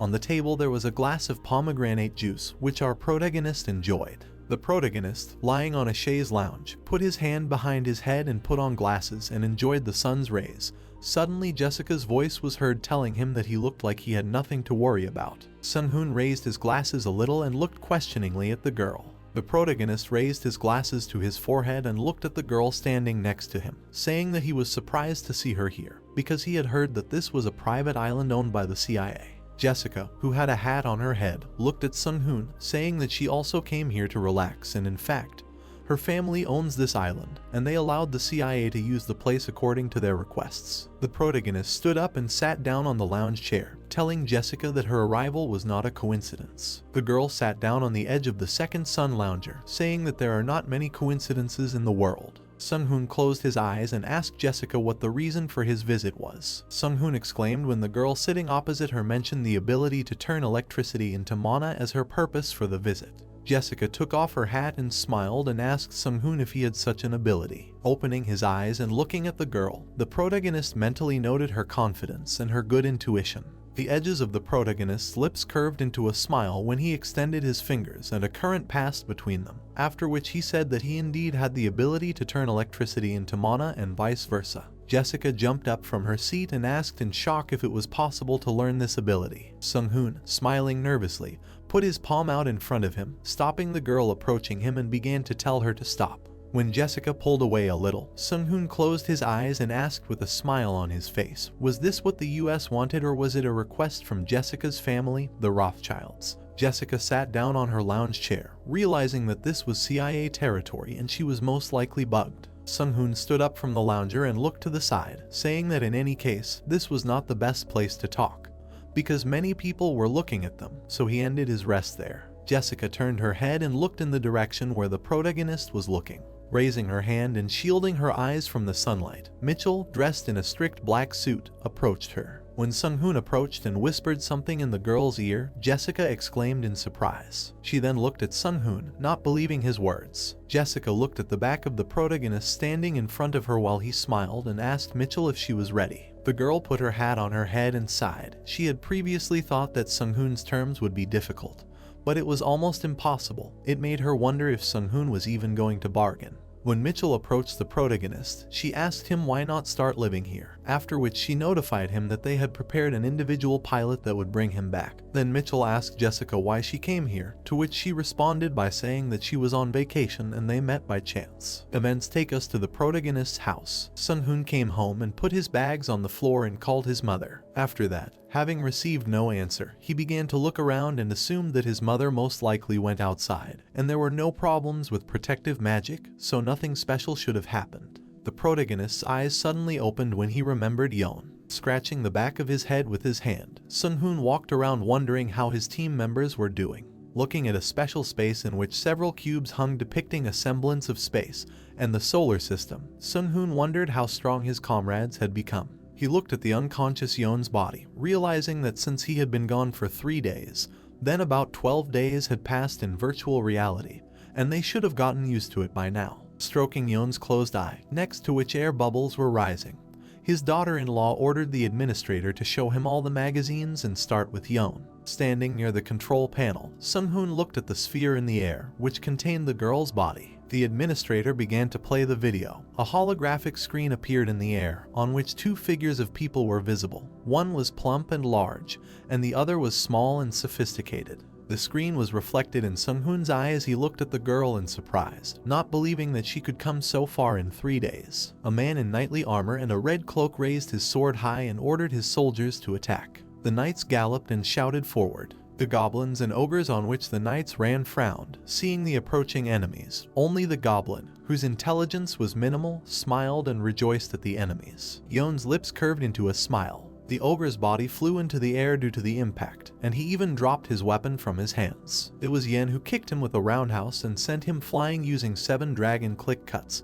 and a twisting blow from the dragon fangs. The girl, seeing how her enemy flew away, smiled, saying that this time she would defeat them. Another monster flew into the air and threw away its weapon. The first ogre thrown back landed on its head, from which blue blood immediately sprayed out. Yeon lowered her leg and looked at her enemies with a smile on her face. Now she was relatively accustomed to the constant strengthening. She turned her head expecting new enemies to appear. Yeon jumped out of her seat as one of the knights shouted, alerting everyone to the arrival of a squad of wizards. The ogres and goblins stood in a stupor when they saw the girls retreat. Fireballs began to dive towards the enemies. Yen, who managed to jump away, covered her head with her hands when a powerful explosion occurred behind her. The magicians in black robes, over which they wore red cloaks, raised their staffs and formed magic circles above the staffs, shouting to each other not to leave anyone alive. Yon looked at the magicians and smiled. Their arrival was a good help. Looking at the huge flashes of flame and explosions ahead, the girl reasoned. Each time everything was a little different, due to the fact that the magicians arrived a little earlier. She managed to save a lot more aura than before. Now in order to save mana, she will just let the others carry it out work.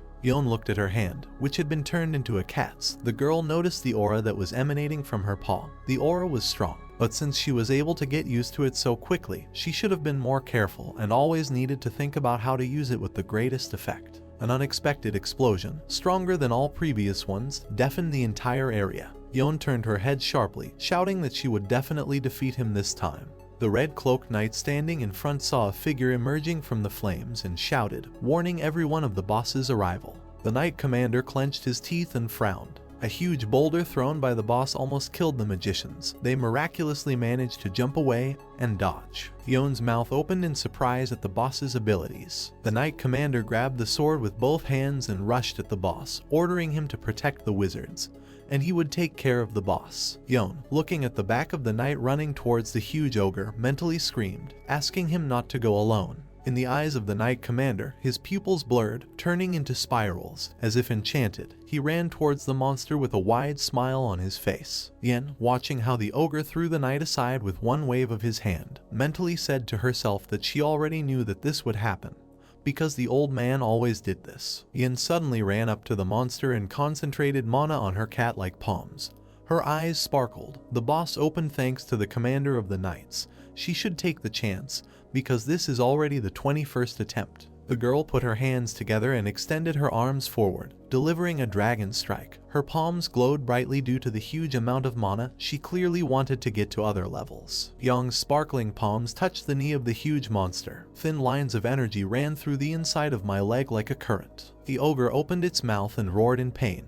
Yon immediately began to retreat as soon as the ogre fell to the ground. She was glad that the first phase was over. One of the knights raised his great sword high, shouting that the monster fell to the ground. Yon, who was retreating to the side, smiled, looking at the boss. She used a lot of aura for this attack, but blocking the boss was much more significant. The girl was already thinking about how to attack the enemy from a distance, but abruptly interrupted. The knights attacked the ogre and he easily waved them off with his hands. Seeing this, Yen did not know what to say. Yon put one hand on her side and just stood to the side watching the knights ahead. The girl wondered if it could all be because this was a game. Yon narrowed her eyes a little and began to build up aura around herself. There was only one thing she had to do while the knights distracted the boss. She had to restore enough aura to kill him in one hit. The aura began to concentrate and flow towards Yen from the space surrounding her. At this time, the ogre roared and struck again with his hand. Yon sighed, stopping gathering an aura around herself. She was a little unnerved by the fact that knights were dying for no reason,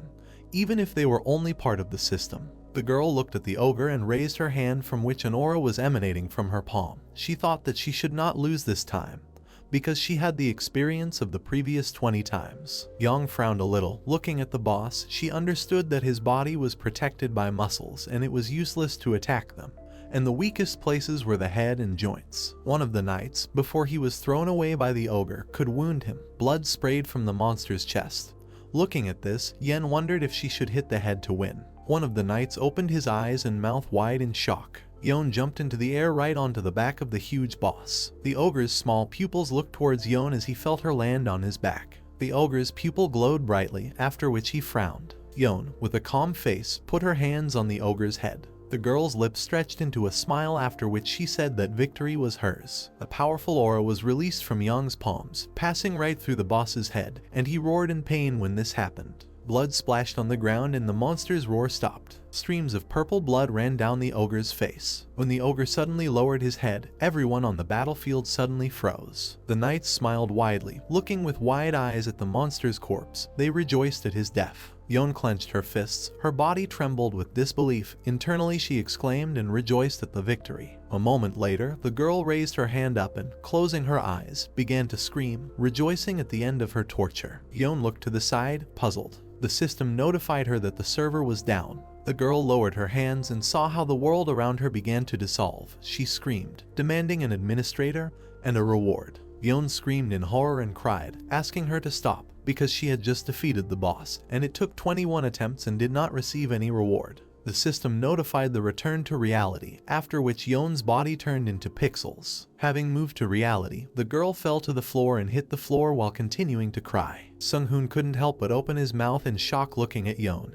He added rewards for completing levels for fun, but he hoped the game would be more fun than trading. Sung-hoon picked up the robe and apologetically began to bring it to the girl trembling on the floor. She, crying, said that she just wanted to get her reward and he could have waited a little, because it took her 21 attempts. After a while, the protagonist handed a mug of hot drink to Yeon, telling her to drink it to warm up. Yeon, who was sitting in a chair, took a mug of hot drink and frowned at Sung-hoon, asking how he dared to forcibly turn it off. The protagonist scratched the back of his head with his hand and smiled, saying that he didn't think it would hurt her so much. Sitting down opposite the girl, Sung-hoon took himself a mug of hot drink, mentally saying that he didn't think it would hurt her so much. Sipping his drink, Sung-hoon imagined TV shows where everyone stopped to see the crowd's reaction. He did not expect such a reaction from the girl, unlike all the shows. Looking at Yeon sipping her drink, Sung-hoon realized that even though he had created virtual reality, the body would remember everything it experienced there, and magic would directly affect the nervous system, so this method could be called the best for training. The protagonist imagined a huge game avatar of A and her real body imprisoned in the sphere. Realizing that not everything was synchronized, he created a safety net just in case. But the user experienced stress every time he experienced pain or death. However, he did not think that A would perceive this as a regular game. Putting the mug on the table, Sung-hoon scratched his chin, telling Yeon that she had definitely become stronger. But mentally he noted that she had become much stronger in just 4 days. He had never thought that Yeon would defeat an orc on her own. Yeon closed her eyes, saying that she was just training her aura. The protagonist smiled and said that now her ability to use aura of the 3rd rank or higher, so she could even be called a genius. Yeon opened her eyes in bewilderment and looked at the protagonist, asking what 3rd rank he was talking about. Sung-hoon stretched his arms to the sides, showing the length and saying that the ability of the aura to be divided into 10 ranks, and the level of use of the aura showed how successfully she used her aura. The protagonist imagined a diagram on which the 1st, 3rd, and 10th levels were depicted. He stood at the very bottom on the 10th level, and, pointing at the diagram with a wand, explained to Yeon, who was on the 3rd, that given the time it took her to train, one could say that it is quite compatible with aura in nature. Pulling her leg to her chest and stretching her lips towards the mug, Yeon asked Sung-hoon when he was going to pull out the rest of the old people. Sung-hoon chuckled and said that he would pull them out when they reached her level. Imagining the spheres in which the rest of the team were located, the protagonist told the girl that it would take 2 more days. Yeon straightened her back complacently and smiled, calling herself a genius. The protagonist stood up and put his hands in his pockets, asking if they should continue and if she should go home already. Sung-hoon winked at the girl and said that her family must be worried about her. Yeon brought the mug of drink to her face, offering to have a snack and drink a Coca-Cola. The protagonist, looking at the girl, froze. Looking at her, he realized that she had a fake smile, which made it possible to assume that Yeon had a bad relationship with her family. Yeon stood up and leaned one hand on her side and raised her other hand with her finger extended, after which with a smile on her face she said that she knows why.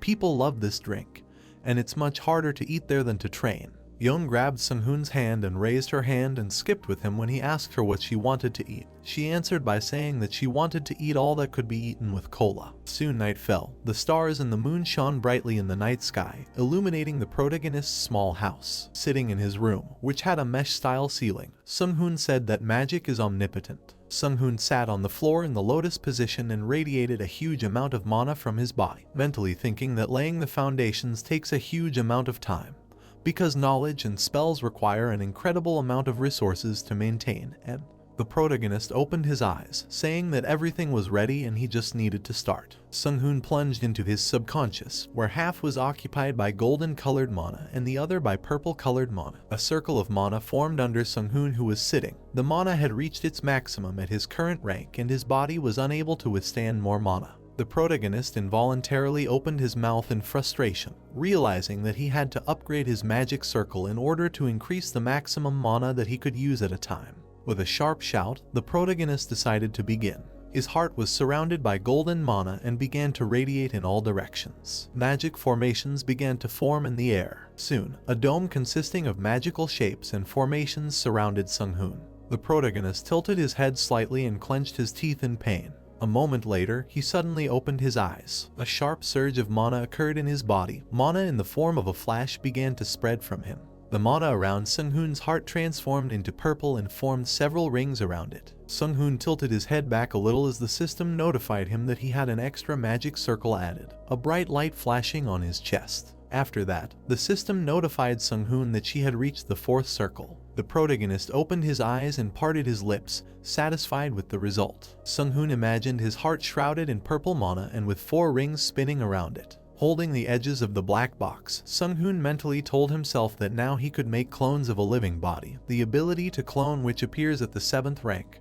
But in this house filled with mana, he could make them at the 4th. Sung-hoon pulled out his staff and grabbed it tightly, beginning to chant a spell saying that he was the ruler of mana, the messenger of mana, and the user of mana commanded. Sharply opening his eyes, Sung-hoon ordered to explore the moment, analyze and create. A bright circle of mana began to spread from the tip of the staff touching the floor. The protagonist, holding a staff in his hand, the top of which was shining brightly, began to pronounce various words. As he spoke, mana began to accumulate in the air. Sung-hoon raised his staff horizontally and then, after pronouncing the last 2 words, a magic ball appeared in front of him, around which the wind swirled. A bright flash of light illuminated the entire space. Sung-hoon squinted at the result. Looking at the brain floating in the liquid, Sung-hoon said with satisfaction that the cloning was successful, and all that was left was to maintain life. The protagonist, controlling the liquid, began to place it in a black box. Once the target was placed and stationary, a magic circle formed on the top of the box, creating a permanent effect. Sung-hoon wiped the sweat from his brow and sighed, saying that it took quite a long time to create this. Looking at the black box, Sung-hoon decided to finish. This box was a brain box. It was a clone of his brain.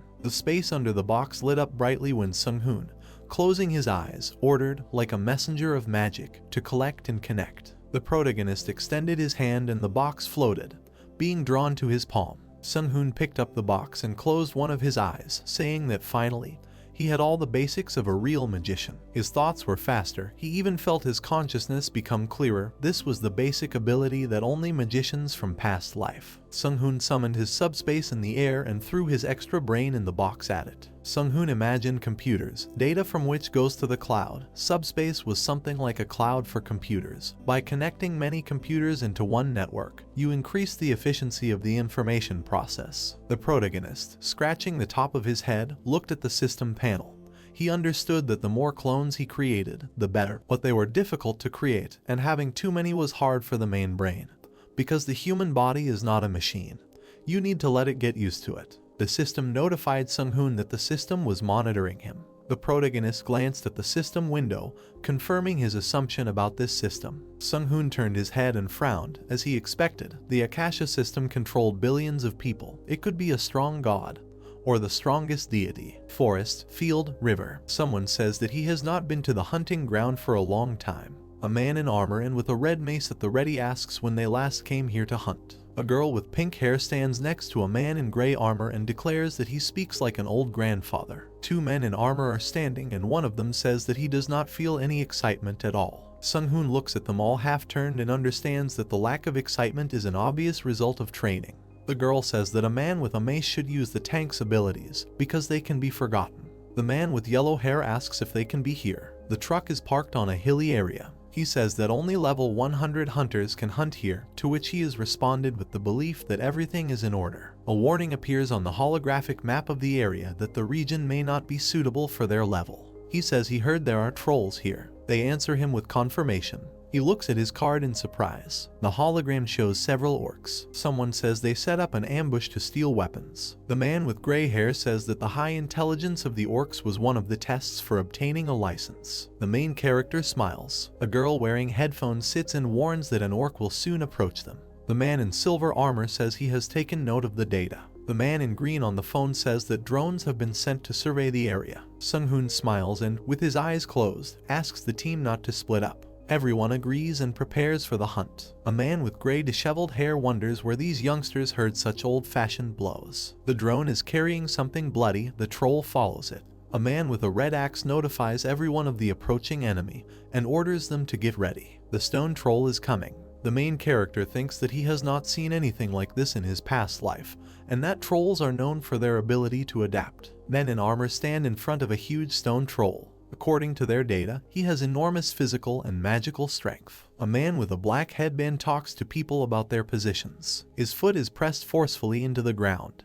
Two people in front of the troll run in different directions. The third jumps up straight at him. He hits it, yellow beams appear. Stone troll man with headband lands in front of the enemy. Purple liquid pours from the troll's forehead. The troll looks calm. The man in the armor realizes that, although he hit with all his might, he did too little damage. Smiling, he realizes that he has already fought monsters of the same level and defeating him will not be difficult. The troll tries to grab it with his hand. A white flash appears. The monster shields itself from it with its hand. A man with a long red weapon strikes a troll on the shoulder as his partner stands in front of him. The monster is covered in a purple glow. He begins to attack all three of them nearby. The man with yellow hair watches from a distance. The man with the black headband says he can't let him do that. The troll is doused with something purple. A man with an axe in his hand says that the aggro is now on him and orders an attack. Bright yellow flash. The troll is hit and flies away from it. A man with yellow hair holds a bow in his hands. The monster covers himself with his hand.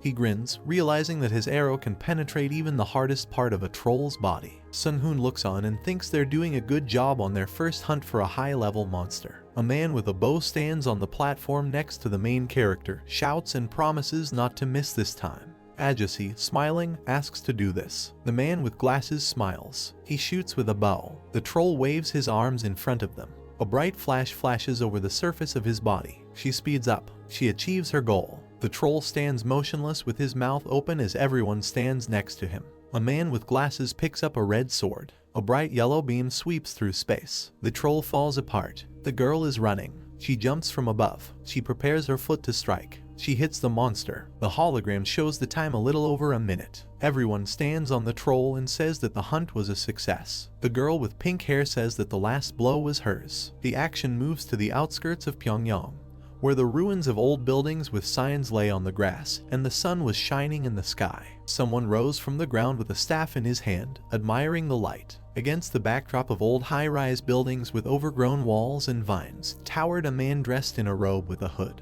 who climbed out of a hole and wondered how long it had been since he had last stood under the rays of the sun. The magician with a staff walked through the destroyed buildings, and while creepy dead with bony hands rose from the ground, he thought that this place had been promised to them by God. The main deceased, with blue mana emanating from his skull, concluded that they needed to hurry, because the others would arrive soon. The long-haired dead man looked at those rising from the ground and demanded not to be lazy, his empty eye sockets fiercely sparkling and his bony jaw lowered. The robed deceased walked ahead, leading the newly rebelled squad in a violet glow, and declaring that it was time to go to the master. A dead long-haired man with a hood on his head with a fierce look extended his bony hand forward, ordering the undead in submission behind him to kill everything in his path. A terrible troop of the risen dead in a purple haze sparkled with their eyes and let out a growl with a menacing look. The action moves to Seoul, to a place with a cluster of various skyscrapers, illuminated by the sun's rays. High above the buildings, a point was visible in the sky,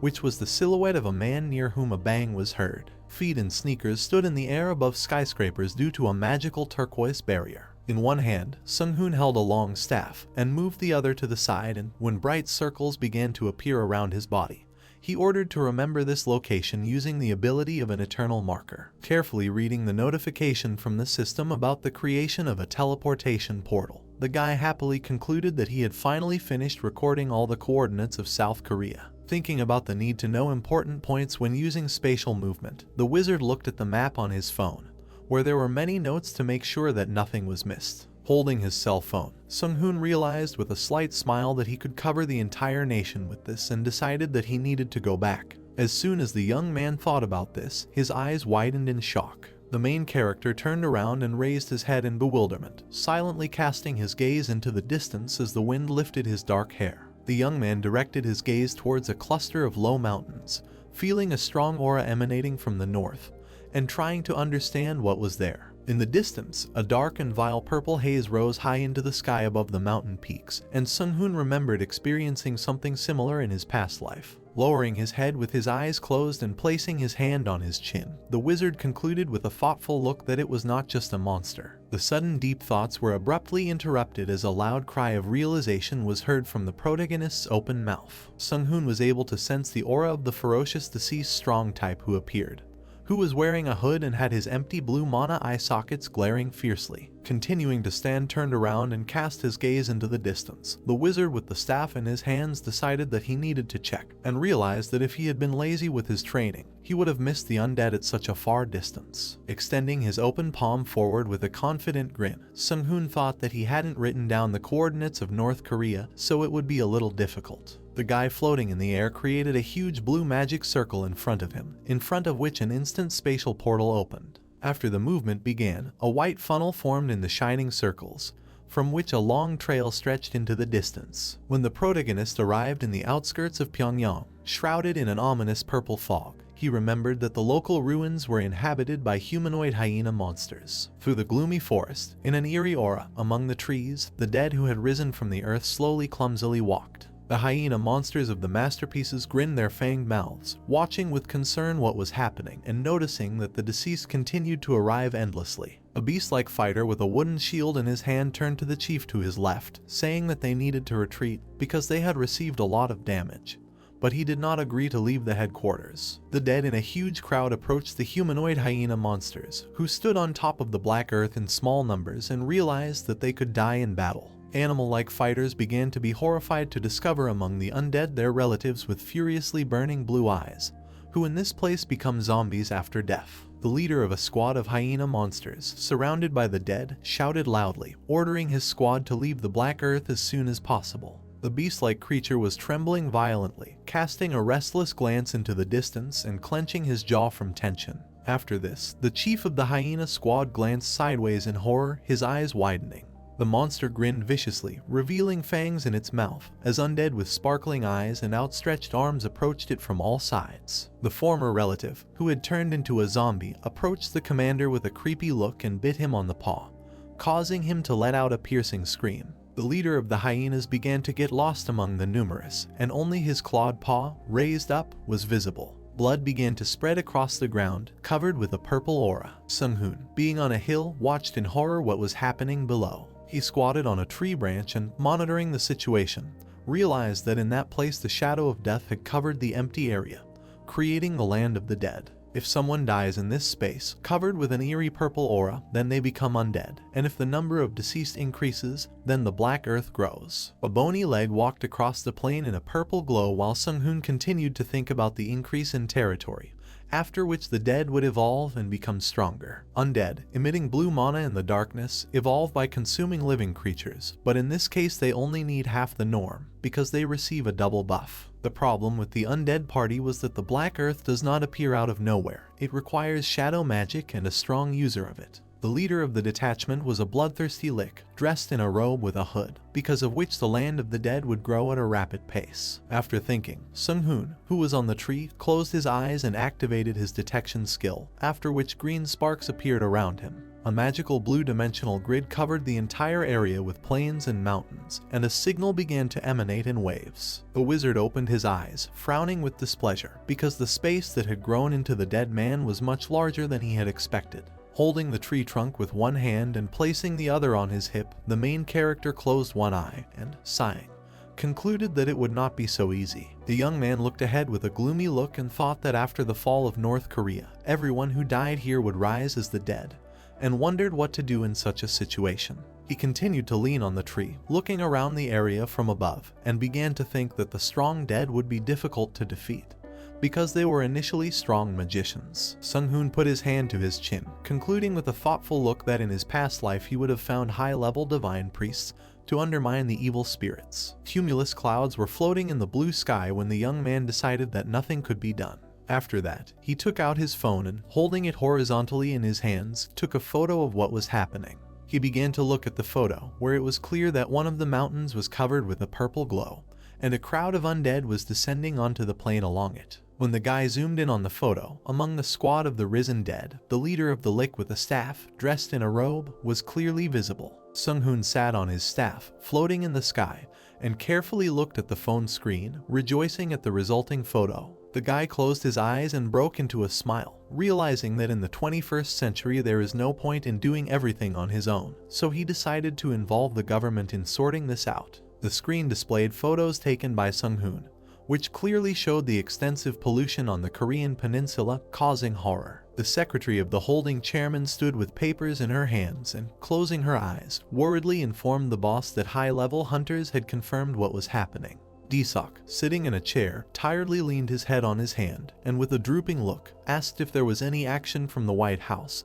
and after the girl replied that America could not help, the man asked about Japan. Then the secretary looked at the tablet, annoyedly declaring that these guys, as usual, were good in their indifference. On the table in front of D-Sok, a hologram appeared with information that in America, dungeons were acquiring their own environment, and the president of the holding was very unhappy that they were the last to receive information. Photos of mountains and a cave were displayed in the blue rays of light. The secretary, adjusting her glasses, noted with a serious look that a dangerous situation was developing for the entire nation, especially if dungeons of the 3rd level and higher were added to the pollution. Looking sideways, D-Sok concluded with a frown that many high-level monsters would multiply and displace them. Putting his hand to his chin, the gloomy president of the holding thought displeasedly that they now did not have enough personnel to take care of the dungeons located north of the military border. Sunset was approaching and the sky began to take on a pink hue when the notification sound sounded. Sung-hoon looked at the phone with a joyful smile, surprised by Jisok's message, who said that he would send the guy the money raised from the sale of important photographs of the land of the dead. The main character walked along the golden surface, his head buried in his phone, and thought how great it would be to lure the magnificent director to his side. Looking ahead at the dais, Sung-hoon was pleased to remember that Ji-seok had helped him obtain large quantities of rare materials that were incredibly difficult to obtain. Raising his head, the wizard carefully examined something and concluded that strong monsters had already begun to appear, so it was necessary to increase the strength, and also that the most important thing was time. Ahead, against the pink sky, stood a golden magical pillar from which steam emanated, and cubes hovered high in the air when the young man decided to create a powerful assistant. Sung-hoon placed his hand on the screen and the authorization completed, identifying the creator. The main character looked forward with a satisfied smile and, announcing that he would update tonight, demanded a temporary shutdown of the system. Giant magic cubes continued to float in the purple sky with a pink haze. Sung-hoon looked carefully at the pillar from which a bright glow was emanating as it raised his outstretched hand. He now stood with both arms raised and spread apart, activating the summon with the base of the magic tower, and a cylinder appeared in the air, surrounded by magic circles. The wizard stood with his eyes closed, his palms out in concentration, while another figure appeared nearby in a bright glow. The main character stood in the center of the circles, and sparkling magical parallelepipes appeared around him, and he asked to share his consciousness. The cylinder in the middle brightens greatly as the squares fly towards it, forming a figure within the glowing magic circles above. The magical tower continued to grow, becoming taller and releasing a bright pink glow. Beams of energy spread throughout the space, and it was reported that a magic tower manager had been created. Sung-hoon stared at the structure, illuminated by a pink glow, and strands of hair fell into his eyes. A wizard with his arms outstretched stood at the base of a magical tower with a dazzling glow that went high into the sky. Among the purple clouds, a small cloud of energy began to accumulate in the air. After forming a magical creature with a blue smile, the system asked to choose a name. Closing his eyes and smiling softly, Sung-hoon declared that his creation would be called Aina. Translucent blue streams of energy began to rush around the joyful protagonist, to which he stretched out his hands while the magical creature was content with the acquired name. The cloud of energy greeted its creator with a smile, hovering above his palms, which were put forward, and announced that it had completed the initialization. Sung-hoon, trembling with excitement, held the round, smiling Ain in his arms. The wizard threw the ego artifact high into the sky and, raising his hands clenched into fists, rejoiced at the appearance of his personal secretary and reliable ally. Looking at the magical creature with his hand at his chin floating in the air, Sung-hoon concluded that Aina would make a great companion and help him use his own ego. But for now he was as good as a baby. The guy closed his eyes and broke into a satisfied smile when the blue personal assistant above his head announced that he was awaiting orders from the creator. Putting one hand in his pocket, the second main character took Ain in his palm and asked, using the sent memories, to begin automatic learning. While the round bundle of energy looked at the creator with bewilderment, sitting in his hand, he said that you can use the internet, and a request appeared to clarify the direction of training. Standing on a glossy golden surface, Sung-hoon, wearing sneakers, declared that he was choosing to grow the ego of his future ally and assistant. He cast a sweet glance at Ain and, breaking into a smile, concluded that it would be difficult to help the creature in its current state. Sung-hoon said that the magical creature first of all learns the wisdom and knowledge of this world contained in the mountains of books. The young man ordered his future assistant to focus on the available scientific knowledge and do everything possible to apply it in practice. Now the main character raised his head up, watching as his ward quickly dived into the flow of energy, starting to carry out the creator's command and leaving a blue trail. The sky was illuminated with a dazzling glow when Aina notified the start of the search using internet access. While in the radiant stream of energy emanating from the tower, the assistant promised that he would try very hard to learn all the knowledge about the world, while Sung-hoon watched from the ground. Suddenly the glow disappeared, and the bright pink sky gradually began to laugh at the dark night sky, on which there were many stars. Standing in the dimly lit corridor, the guy stretched and thought with a satisfied smile that now there was only one thing standing in his way. Sung-hoon, putting his hands in his pockets, called his mother in bewilderment when he heard her greeting the director. The red-haired woman stood in an apron with her hair tied up, looking softly at her son,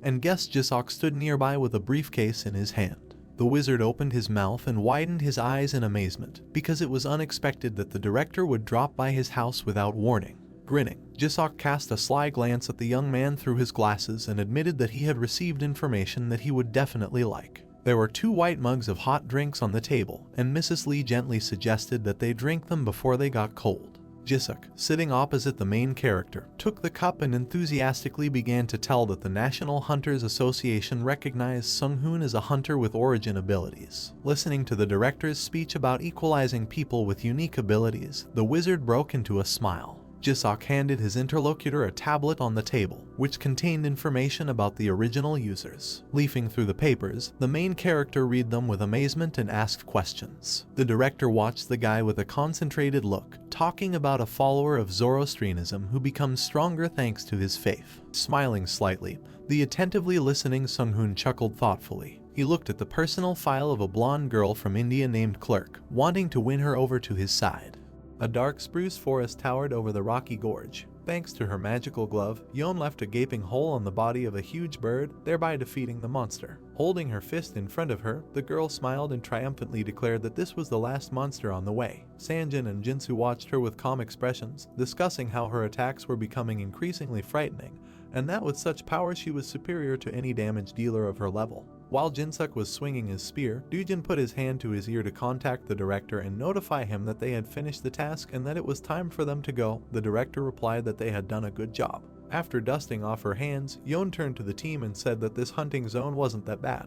The tank looked at her and asked what her level was now, to which the healer replied that she was level 62 and then asked the man the same. Dujin said that he was level 65 and that in the high danger zone they get a lot of experience points. The worker waved a red stick, controlling the car with the body of a monster lying in the back. Jinsu, standing by the military equipment, praised Yeon walking towards him, to which the approaching girl replied that he was also doing well, because guarding the headquarters is a very tedious task. A man came out of the car, holding a tablet in his hands, and called the leader of the squad over to him. Handing the tablet to an interested Dujin, he said there was something he should look at. Having seen monsters going somewhere on the news, the tank asked what it was. The man replied that it was an urgent report that a significant number of zombies had appeared in Pyongyang, not far from the demarcation line. Dujin asked if all these monsters were deceased, to which he received an affirmative answer. Young, who arrived in time, looked at the tablet and asked if this meant that they were too close to this horde of the living dead. Lowering the corners of his lips, the tank confirmed her words and asked where they came from.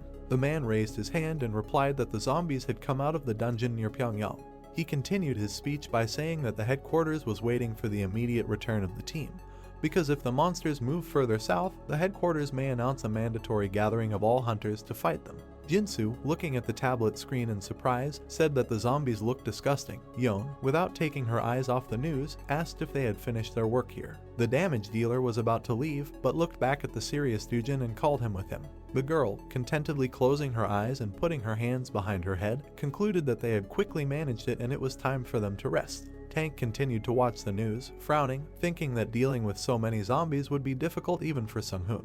The news presenter, in the background of a report from the scene, looked into the camera, saying that the deceased in the northern zone had begun to move. Calling for the departing young, Dujin gave the tablet to the man and asked the girl if she knew what Sung-hoon was doing now. Turning around, she calmly replied that the guy had not surprised them with his inventions for a long time, which meant that he would soon show up with another absurd thing. The roof of the house was covered with solar panels. The main character sneezed. He pinched his nose. Aina, floating in the air, worriedly asked if his creator had caught the virus. Having slyly looked at the sphere, the guy replied that, apparently, someone was talking about him now. Raising an eyebrow, Aina said in confusion that he did not see the logical connection. Sung-hoon, looking at her, stated that this was a guess based on experience and asked how the progress was going. In front of them stood an unusual 3D printer. A flying sphere notified the owner that the combination of technology and magic gave an interesting result. Because the printer using magical power is capable of creating even the most detailed magic circles hidden from human eyes, and the printed magic ring will have protective magic, and if someone takes it away by force, it will self-destruct. The guy smiled contentedly, thinking that his assistant even took care of those things that he didn't ask for, and decided to make a trial version. The device lit up and began printing the ring. The ring with the triple life-preserving spell was created in an instant. It lay in the printer and glowed. Holding it up in front of him, Sung-hoon thought that its owner could survive in any dangerous environment without food, water, or sleep, and that this was the best item for survival. The young man smiled and squeezed the ring in his hand, deciding to put it up for sale and ask for $1 billion per piece. Aina worriedly called his owner. Standing in front of the printer and putting his hands on his belt, the main character asked how long it would take to prepare for mass production, to which the ball replied that the preparation would probably take about 2 weeks. Magical energy sparkled inside the printer. The guy asked Aina to prepare everything as soon as possible and install everything in a tube. And if he needed anything, he could ask for it from manager Hyam, who would be notified that Aina was the hero's secretary. Sung-hoon looked at his assistant and asked how his automatic learning was going on, to which he replied that he was currently collecting data on nuclear and atomic development, which surprised the guy, who decided that at this rate they would be able to build a nuclear power plant soon. White cumulus clouds floated across the clear sky.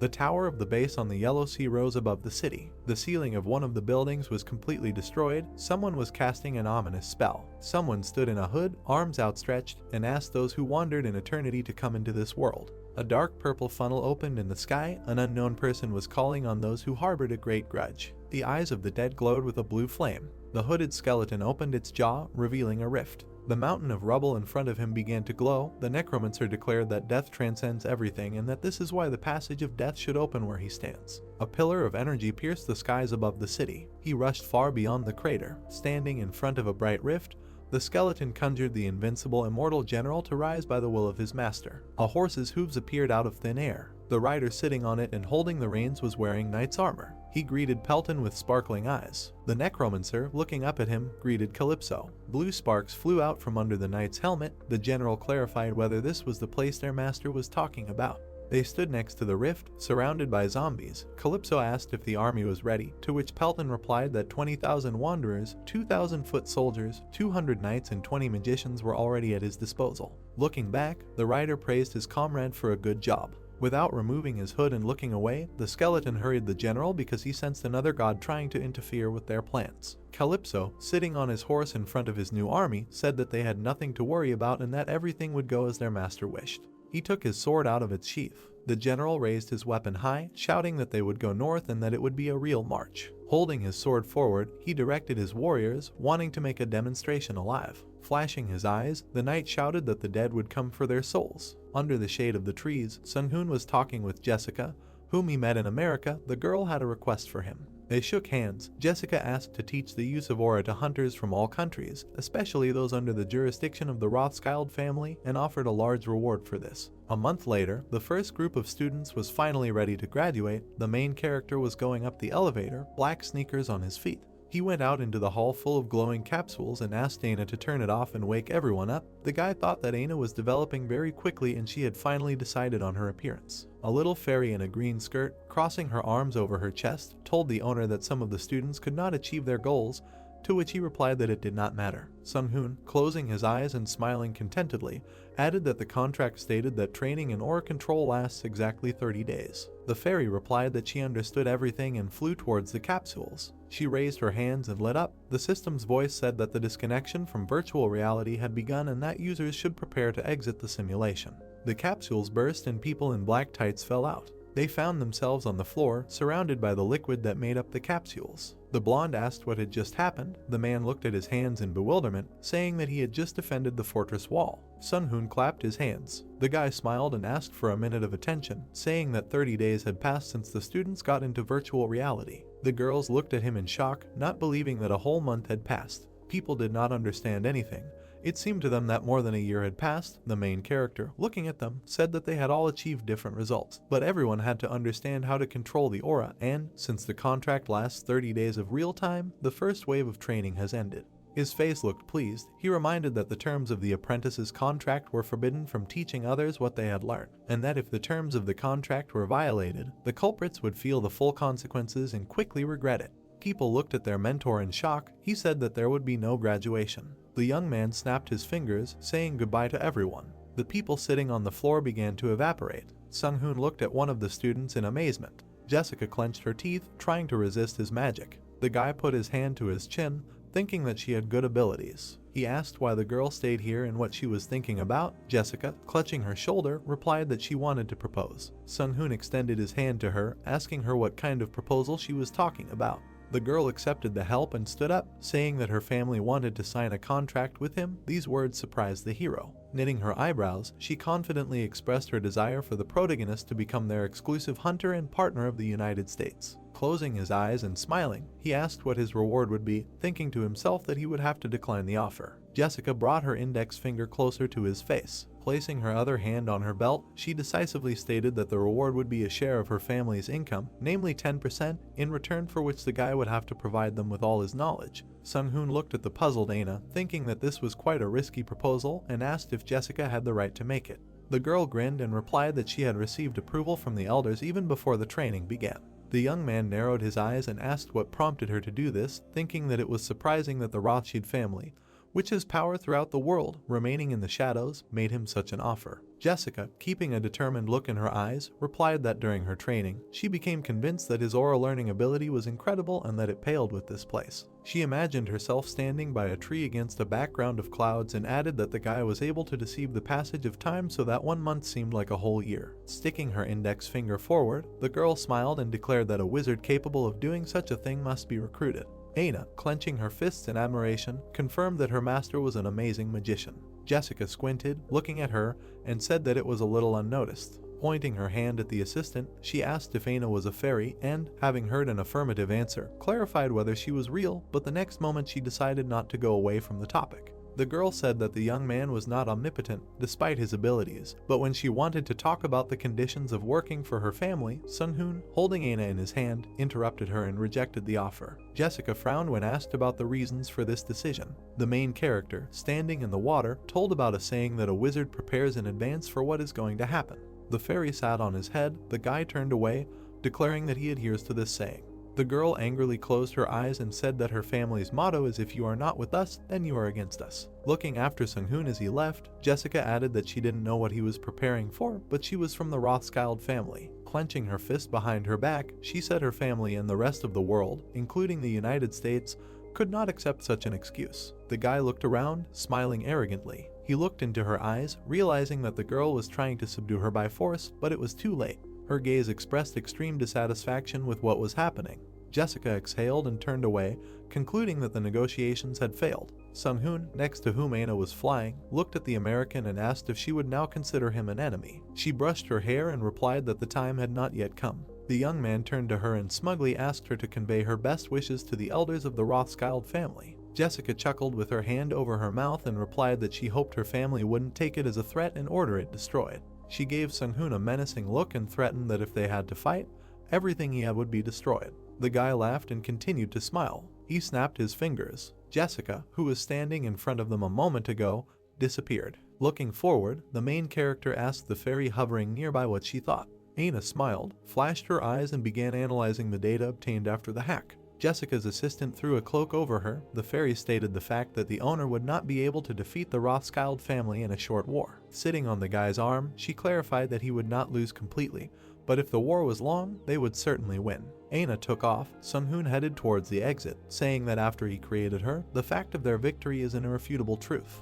The fairy looked back, fluttering her wings. She was the embodiment of a magic tower. The hero thought that now that she had grown up, he had enough power to take over the whole world. Small hands pressed the keys on the keyboard. The young man thought that Aina's growth rate was fast even compared to him, the great sorcerer. He, while reading a book and watching his assistant, asked what she was doing, noting that just a glimpse of her abilities was enough to give this Skynet, from a movie he saw, a run for her money. Sitting in front of many open windows in a squirrel costume, Aina replied that she was currently hacking the CIA. Closing the book, Sung-hoon asked what kind of outfit she was wearing, to which the fairy replied that it was her work uniform, which she wore because, according to research, wearing a uniform in the workplace increases productivity. Her finger touched the enter button.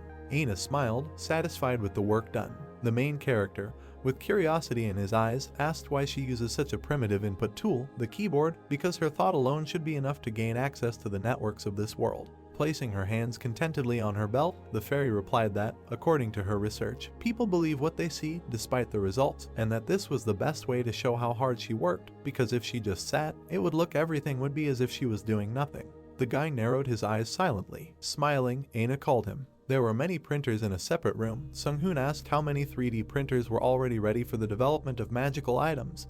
The fairy replied that they now have 817 machines. Standing in front of the window, the young man addressed the fairy flying around, saying that they were ahead of schedule and that it was time to begin mass production of magical items, postponing the production of large numbers of printers for a while. Aina landed on his palm. The guy, looking at her, decided to start with 10,000 and at the same time start a business to produce electricity, which they need much more than they have now. The fairy smiled and confidently asked to leave this matter to her. The sun illuminated the corner of the house with solar panels on the roof. Sung-hoon asked her to analyze the useful information found that Aina received during the hack and submit a report later. The assistant replied that she would do so. Abu Dhabi, presidential palace, the domes of the building were illuminated by the sun. The soldiers walked along the corridor. Suddenly something caught their attention, causing them to open their mouths in surprise. A red portal appeared in front of them. The security guard shouted into the radio that there was an emergency at the entrance and asked to escort the VIPs to a safe place. Looking at the resulting rift, the man repeated once again into the radio that there was an emergency and that they believed it was a portal.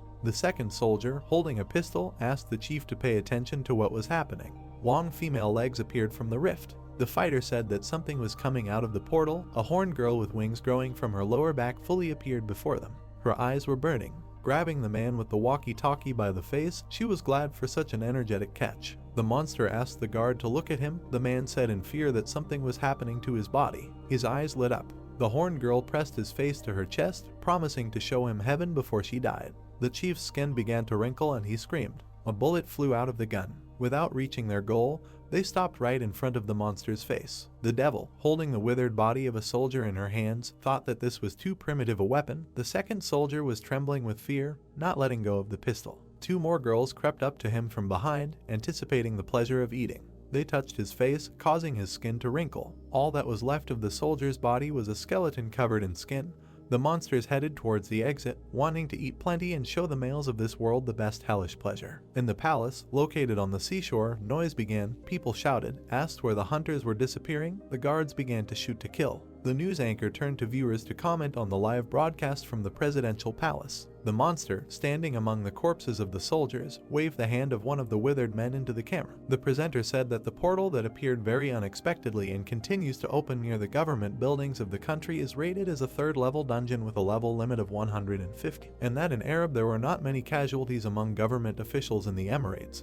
But in some countries in Southeast Asia and Africa there were tragedies that resulted in the loss of all government agencies. The news was broadcast on a tablet attached to the dashboard of the car, and the presenter began to say what citizens of the countries needed to do. A lot of military equipment has gathered at the White House. Bill and Harrison got out of the black Mercedes that pulled up. The latter, being very dissatisfied, called out to Chuck. The man looked back, saying that he had not seen him here for a long time. The people who had just arrived continued to stand by the car. Chuck stated that this area did not fall under their jurisdiction and that now was not the time to worry about it. Harrison handed him the tablet, asking him to look at breaking news from CNN. The man's face looked tense. A portal opened at the Blue House in South Korea and he was notified. Holding the tablet in his hands, Harrison very nervously said that similar portals were appearing in other developed countries, or rather in major government buildings, and that they could not just turn a blind eye to it. Chuck tensely put his hand to his forehead and asked what the hell this was. Bill was asked to explain the rest. The dark-skinned man put his hand in front of him and explained that thanks to this event, they can believe that the monsters that are born from the portals have some kind of common goal, because, unlike the previous ones, they attacked specific goals with clear intentions. Chuck, with his hands in his trouser pockets, said that he had not seen Bill before, to which the black man introduced himself as a technical consultant at the Prism Laboratory and extended his hand to him. Shaking it, Chuck asked what it all meant. Bill closed his eyes, answering that they couldn't talk about it publicly yet, but Prism Lab had been trying to communicate with Director Akashi for a long time. Presenting himself with a deity holding the earth in his hands, he continued by saying that they hoped to receive further assistance from Director Akashi by communicating with him. Chuck furrowed his eyebrows in displeasure, sarcastically asking if he needed to start praying. Frowning, Garrison replied that if Director Akashi was truly a god, then he would answer his prayer. His interlocutor scratched his head thoughtfully, asking if they really wanted to say that there is a mysterious entity that opens portals and sends monsters into their world, and Director Akashi gives hunters the power to stop portals in order to confront them. Bill answered in the affirmative. Chuck exhaled, saying that he doesn't go to church and that Armageddon is truly happening. There was one of the portals near the White House. Harrison asked what his comrade thought about the portal, and stated that it was not for nothing that he did not take any action and did not wait for the all-powerful boss to do something about it. The man suggested cordoning off the perimeter, because entering the portal without any information is a dangerous gamble. Looking at his colleague, he said that something told him that if they waited a little, impatient countries, such as Korea, would be able to enter the portal and come out with some information. Chuck replied that Korean politicians prioritize their security in first, and if they can close the portal near their government buildings, Korea will not hesitate to let their hunters go to waste. With a menacing frown, Garrison added that while they were gathering information, the others should secure the perimeter to prevent civilians from panicking. Chuck, holding the phone in his hands, replied that they were already doing this, but if Garrison wanted it, they could turn to Sloman and his team for help because their protection from the portal was almost always perfect. The man, imagining an opening portal in front of him, added that they should hurry up because the information had penetrated the media and it was unknown how further events would develop if they could not quickly close the portal. Yeonjeong, Korea's Yanbian Autonomous Prefecture, dark purple energy enveloped the surrounding areas. The risen dead moved towards their target. Calypso, holding a machine gun, called it quite an interesting weapon. The next moment, he broke it into small pieces, clenching his fist. The fragments of the machine fell from the hands of the knight, who declared that in this strange world, despite the excellent technology, there was not a drop of mana in them. Pelton, looking at the general, said that the use of mana here has not yet been developed. The skeleton's eyes glowed with blue flames. He suggested that with his knowledge of technology, people would surely become much stronger in a very short period of time. Calypso, without turning around, trusted the words of the great wizard, saying that he probably simply underestimated people, and asked how things were with the morale of their army. Holding his staff, Pelton responded that morale had never been higher thanks to the efforts on the front lines to destroy living beings, especially the army they had raised from the dead to include in their ranks, and which were even more increased their strength. The satisfied knight's eyes glowed. He asked if this was happening because there were many living beings in this world. Looking at his comrade, the skeleton said that soon the living would strike back. The general asked on what basis they would dare to do this. The skeleton waved his staff, saying that the living in this world have poor control over their mana, but with the help of various technologies, they can observe the situation even from the sky, and people will definitely not allow them to continue increasing their army. A bright flash appeared high in the desecrated sky. Noticing her, Calypso asked if this was the enemy Pelton was talking about. The fiery phoenix flew over the ground. The next moment, he fell to the ground, emitting tongues of flame. There was a man standing in the place where the phoenix fell. It turned out to be level 246 mystical werewolf Jin Rong. Nicknamed Raid Boss, a man in a black suit asked the undead if they were the ones who turned Yeonjeong into ruins. Narrowing his eyes, the immortal general replied that it should be obvious. Frowning, Rong stood in a fighting pose and said that it was not surprising that the talking monster was able to create an army and set up camp. Turning to the skeleton, Calypso suggested that the previous ones had zero intellectual abilities, to which Pelton replied that it should be so and that they were in a hurry with their preparations. Looking at his staff, the skeleton said that he did not feel the presence of other gods. The knight's feet were firmly planted on the ground. He stated that they had no time to waste, because the followers of other gods would begin to act due to the fact that the dead had made their move. Taking out his sword glowing with blue fire, the general decided that it was time to get rid of this man's company. Rong's scythe rose into the air. He was outraged that the monsters took him for a second-rate person and just wanted to get rid of him. The man's body began to become covered with scales, and his hands turned into clawed paws. He shouted with rage that he would tear the dead into pieces so that they would never be able to move again. Rong opened his mouth, full of sharp fangs. His neck stretched out. A moment later, thanks to the legendary transformation method, an azure dragon appeared on the battlefield. Calypso, looking at this transformation, said that the transformation of a werewolf into a mystical creature is a very powerful ability. Rong used lightning breath, and a cluster of energy resembling ball lightning appeared at his mouth. Pelton held his staff out in front of him and used his extended shield to deflect the attack. The azure dragon struck the ground around with a wave of blue energy. Powerful magic struck the troops of the dead, who made inarticulate sounds. Calypso used a perfect slash, sending blue streaks of energy towards the opponent. The knight's attack left 2 deep cuts on the dragon's neck, from which blood immediately gushed out. Standing in a whirlwind of energy with a sword in his hands, the immortal general said that Rong was much stronger than he thought because the attack was supposed to rip his head off. The dragon looked at his wounds with concern, thinking that this was impossible because his scales, which even modern artillery cannot damage, were cut. He noticed how the army of hooded undead surrounded him too quickly, but the new undead were a little different from the rest. Deciding that close combat on the ground was disadvantageous to him, Rong took to the air above the commanders of the army of the dead, intending to attack from the sky. Calypso, watching this, realized that he had lost his vigilance because he did not know that dragons without wings could fly. The knight called out to his comrade. Pelton, looking at the dragon, asked to leave this problem to him. The werewolf watched the army from the sky, thinking that if he destroyed the soldiers with lightning, he could gain some experience points. Something made the dragon open its mouth in surprise. Raising his staff, which was bursting with energy, the wizard used gravitational control and ordered the enemy to fall immediately. Rong's body began to be pulled down. The shocked dragon was immediately pinned to the ground. He screamed, trying to resist the powerful spell. Pointing his burning staff at his opponent, Pelton cast a binding spell. The dragon's body was chained to the ground by magical bonds. The enraged werewolf tried to understand what was happening and break the rope. He noticed how his mana was leaving his body in thin streams and realized that he could not return to his human form. Calypso walked towards him, expressing his regret. The knight stood in front of the defeated dragon and said that coming here alone was a stupid mistake. Rong furrowed his eyebrows menacingly and bared his teeth as he looked at his enemy. The immortal general raised his sword above him, declaring that the dragon's physical form would join our forces. The werewolf, not accepting his fate, widened his eyes in fear. The blade of the sword flashed in the air. Calypso landed a powerful blow to his neck area. There was a powerful explosion on the ground. A wave of blue energy erupted from its epicenter, illuminating everything around it. The knight who swung his sword was blinded by a bright flash. He stood next to the body of a dying dragon, from which blue steam emanated. Before dying, Rong opened his mouth, thinking that it was incredible that his defeat was so pathetic. The moon in the sky illuminated the battlefield.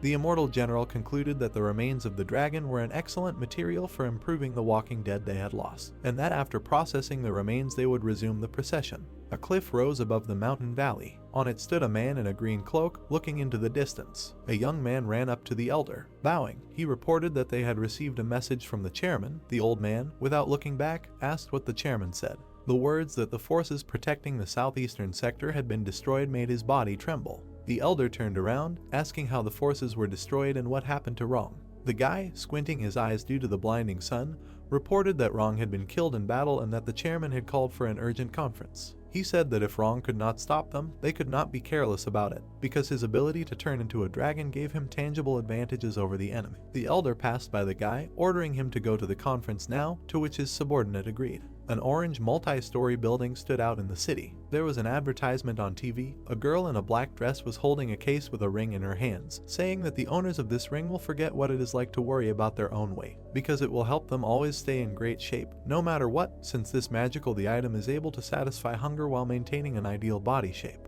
The rings in the case were shining. The girl from the advertisement said that the supply was limited and that you should not be late in ordering the rings, because there were only 3,000 copies left. Dujin opened his mouth in surprise. They said on TV that they had started accepting orders, and a man who wanted to buy a ring frantically started looking for his phone. As he dialed the required number, he wondered if this was a scam and whether people really sold such things in the so-called sofa store. The sudden call prevented Dujin, who was sitting in front of the TV, from placing an order. He did not understand who could be calling him at such a time. Picking up the phone, he heard the director's voice announcing the next hunt. The man looked at his phone, wondering if it was normal to go hunting when there were a huge number of undead around, and there were a lot of third-level dungeons in the capital's buildings. The girl from the ad clapped her hands and thanked the audience, saying that in 10 minutes they had completely sold all the copies. From the window of a multi-story building, a dissatisfied cry from Dujin was heard, indignant because he did not have time to buy a magic ring. Strange sounds were heard in the dense forest. The body of a huge monster was nailed to a tree by a powerful blow. Young clenched her burning fist and said irritably that she hated spiders. The spider-like monster furiously attacked her from behind.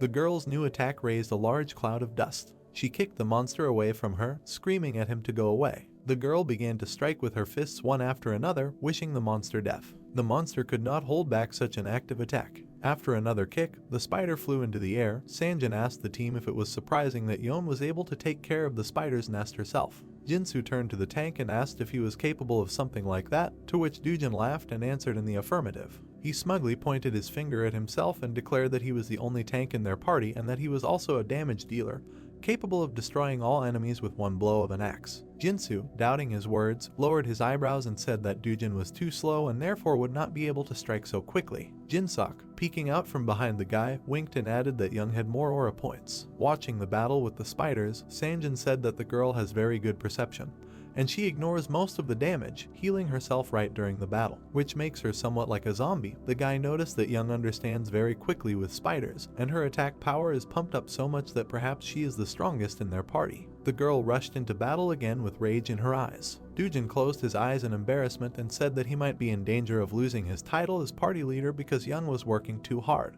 Appearing out of nowhere, Sunhoon smiled and complimented his friend's impressive progress. Jinsu and Dujin, frightened by the unexpected appearance of the main character, jumped away from him. Tank looked at him, saying that he didn't think he would come today. Jinseok adjusted his glasses and asked when the guy learned to appear out of nowhere. Jinsu asked admiringly if he used the robber's stealth skill because the blonde didn't notice him until he was nearby. Sunhoon raised his finger up and happily explained that this was not stealth, but a simple teleportation spell. Jinsu and Jinseok widened their eyes in shock because the young man called this spell simple. Yon finished the battle with the monsters. Standing among the corpses of spiders with bloody hands, the girl said irritably that their sticky mucus smelled unpleasant. She looked back. Noticing her friend, she waved to him. Sunhoon greeted her and waved back. Young happily galloped towards him, asking when he arrived. The guy put his hand in front of him, asking her to stop. The whole team covered their noses with their hands because the blood of the spiders in which the girl was smeared smelled too strongly. The main character snapped his fingers in front of the stunned Young, deciding to help her at his own expense. A powerful jet of water hit her. All the dirt and blood immediately evaporated from her body. The girl looked in admiration at how her clothes shone. The team stood in the middle of the forest. Yon asked what kind of magic this was, to which Sunhoon replied that it was household magic that someone developed due to not wanting to do housework. Someone said that wizards are by far the best class, after which the guy expressed his desire to talk since the hunt was over. A military vehicle drove out of the dense forest. The portal in front of the blue house was shining. The main character reminded that this was a third-level dungeon. His comrade noted that the media was talking non-stop about this global crisis. Dujin, sitting inside the car next to Jinsu, asked if the government needed them to close this dungeon. The young man sitting opposite answered in the affirmative, saying that a corresponding request would come very soon. The setting sun was turning the sky orange, and the guy for whom the third-level dungeon was not that difficult said that others might have difficulty completing it. The war machine rushed past the mountains. He noted that the power acquired after studying the aura would not be enough to clear the newly opened third-level dungeon. Sunhoon grinned and said that the environment inside the dungeons was extremely harsh. Dujin looked at him confidently, confirming that the dungeon was extremely unpredictable. A fluorescent lamp illuminated the body of the car, and Young laughed. Covering her mouth with her hand, she said contentedly that they should always be prepared for anything, so she had something better than ordinary skills. The ring on her finger caused exclamations of admiration. Dujin took her hand to take a closer look at the magic ring and asked what effects it had. The girl, proudly raising her nose, said that this ring was a hit among hunters. Sunhoon was silently surprised that Young bought it. Covering his face with his hand, he looked away guiltily, thinking that he had forgotten to take care of the members of his party, because since then he had always been on his own. The girl noticed the confusion on his face. The main character insincerely stuck out his thumb, saying that it was a pretty good item for going into a dungeon, and thought that he would make something better later. Yon laughed happily, saying that she spent all her money on this ring.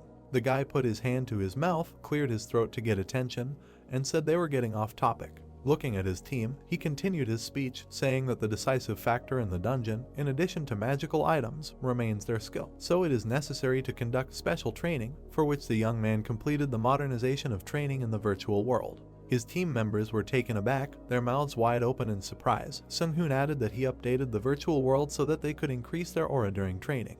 Yeon clenched her fists triumphantly, replying that this was exactly what she wanted. A dissatisfied Sangjin objected to the news because the last few months had been especially painful and he needed some time to prepare. Slyly squinting, the main character announced that he would begin negotiations with the government in order to gain some time, and so that within 1 year in the virtual world, that is, within 1 month, they could maximize the capabilities of each member of the party. Someone admired this statement. Hongdae Street, there was a sign on the street indicating the entrance to the subway. People were walking down the street about their business. Negotiations with the government were almost completed. Aina was now in charge of the power plant and the sale of magical items. Sung-hoon finally had free time. He stood on the street, smiling contentedly. The girl walked hugging her boyfriend's hand. The main character concluded that people had not changed at all, despite the fact that so much had happened. The guy walked past them, thinking that he used to come here quite often. The young guitarist was checking the sound of his microphone. Sung-hoon remembered how he used to watch performances and listen to live music on the street. Looking at the street musician, he thought that he had also once dreamed of writing music. Suddenly his attention was drawn to a self-taught musician. The music came from the crowd of onlookers who had gathered to listen to the music. Passers-by were filming on their phones a girl with green hair singing into a microphone. The young man thought that there was a siren in front of him. Looking at her puzzled, he wondered why someone like that was here. The girl held the microphone with both hands. The song she sang was about strangers who asked not to hate them. She continued humming the tune while holding the microphone to her lips. Passers-by applauded her in admiration. The singer bowed and thanked those present. Sung-hoon used his stealth skill, deciding to observe her a little more. He rose into the air and thought that the siren had come to Earth through a dungeon or portal. Looking down at her, the guy thought that the day when someone from the ancient race arrived on Earth had come too soon. The singer noticed him and looked back. She smiled contentedly, assuming that this was the master of mana. The young man lowered the corners of his lips in shock, realizing that she saw him. The girl confidently looked in his direction and, using telepathy, said that it was the first time she had seen such a skilled craftsman in this world. Looking at the wizard, she asked him to give her some time for a conversation. Sung-hoon, hanging in the air, thought to himself that she was using communication magic, which means that some creatures could come from the same world in which he once lived. After looking at her, he decided to meet a wizard of another race and agreed to devote time to the one who had come so far and contacted him through communication magic. The stranger asked passers-by to applaud again. The singer bowed, calling it a wise decision and saying that she was currently staying at the 20 Hotel and that she would show him much more hospitality if the guy visited her there. The young man looked back to say that he would be at the hotel in an hour. He landed on the ground behind the cheering crowd. Coming out of hiding, the main character continued his walk. Relaxing, Sung-hoon put his hands in his pockets and hoped that this decision would not bring him any problems. Walking into one of the establishments on the street, he thought that it would be great if he could establish a good relationship with the siren. There was a cafe sign above the windows of the establishment. The guy ordered 1 cup of mocha, still thinking that a siren who can captivate other living beings with the help of her mana can become the best singer in this world. The hotel windows glowed against the evening sky. The main character stopped in front of one of the rooms. Putting his fingers to his chin, the young man asked himself what this girl wanted to talk to him about. The green-haired siren opened the door, glad he came. She, standing in a white dress with a rose on the collar, thanked the ocean for the opportunity to meet such a respected person far from her home. Sung-hoon closed his eyes and smiled, saying that she was flattering him. The hotel room looked very clean and cozy. The panoramic window offered a gorgeous view. The main character asked permission to introduce himself. Pointing at himself with his hand, he said his name and said that, like the girl, he was a wizard. The Leona, looking at him, introduced herself as an elementalist and a siren. The guy laid out a scroll with a drawn magic circle on the table and decided to start the ritual. They sat down at the table opposite each other. The young man explained that each would ask only one question before the almighty magic, and the other would have to answer it truthfully. Looking at the magic circle, the girl agreed. Smiling, Sung-hoon confirmed that the agreement of truth had been concluded. A magic knife hung above the magic circle. After the contract of truth comes into force, it ensures the truthfulness of the answer to the question posed, and in case of a lie, the one who lied loses his life. Thus, the contract is intended for people who do not have the appropriate authority, but this magic is quite useful for the exchange of information. With his hands folded on the table in front of the knife, the guy expressed a desire to be the first to ask a question, to which Leona agreed. Frowning his brows, he asked what was the name of the world, continent or empire in which the siren used to live. The girl thoughtfully put her hand to her chin and lowered her gaze. Then she said that she did not know the true name of the world because her kind had little contact with other races, but the sirens called this world Alashia. Her next words, that the human empire was called Petran, made Sung-hoon perk up. Hearing this, Sung-hoon looked away and remembered that such an empire flourished 300 years ago. Closing his eyes and folding his hands, the main character said that it was he who caused her death. Looking at him with a smile on her face, Aleona guessed that he probably came from the same place as her. Hearing this, Sung-hoon was shocked. He expected to hear this. Covering his face with his hand and looking at his interlocutor, he said with some dissatisfaction why the elementalists were such a problem.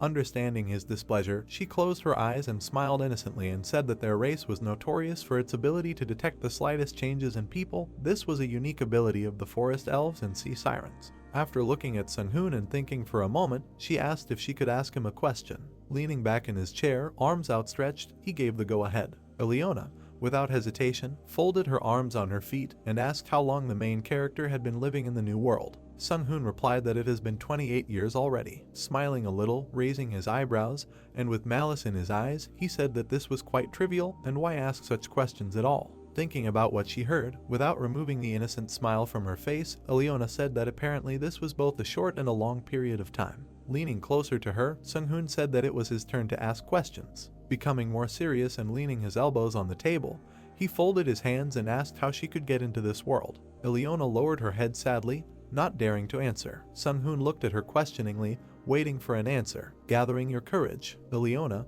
with excitement in her eyes, said that the dimensions had collapsed. What he heard shocked the main character. He became very tense. Beads of sweat were running down his face. It was clear how horrified he was by this information. Jumping up from his seat, he said that this was completely unthinkable. The last days of her measurement surfaced in Aleon's head. A huge black funnel appeared in the sky. Being at that moment in the sea, in which Aleona and the other sirens then lived, they looked in horror at this funnel, from which purple lightning came out, creating huge water waves. Aleona said that there were no signs, the dimensions suddenly collapsed on them.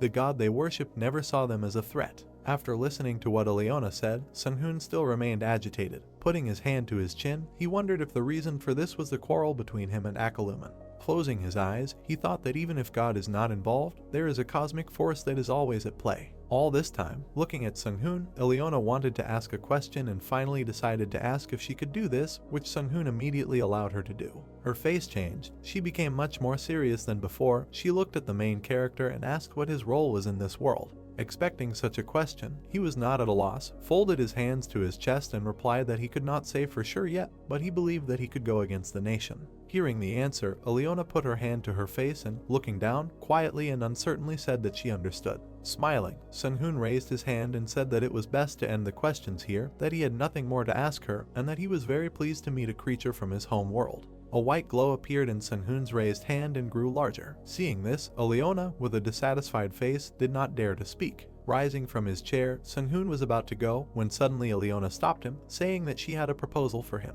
He looked at her in surprise, expecting the proposal itself. After thinking a little, looking at her interlocutor in all seriousness, she continued that if he helps her, she will share with him the ancient knowledge of her race. Hearing such a lucrative offer, Sung-hoon sat back in his chair, thinking that the knowledge of sirens was actually very valuable, and that this was not a bad offer at all. Then suddenly he began to think, raising his hand to his chin and looking at his interlocutor.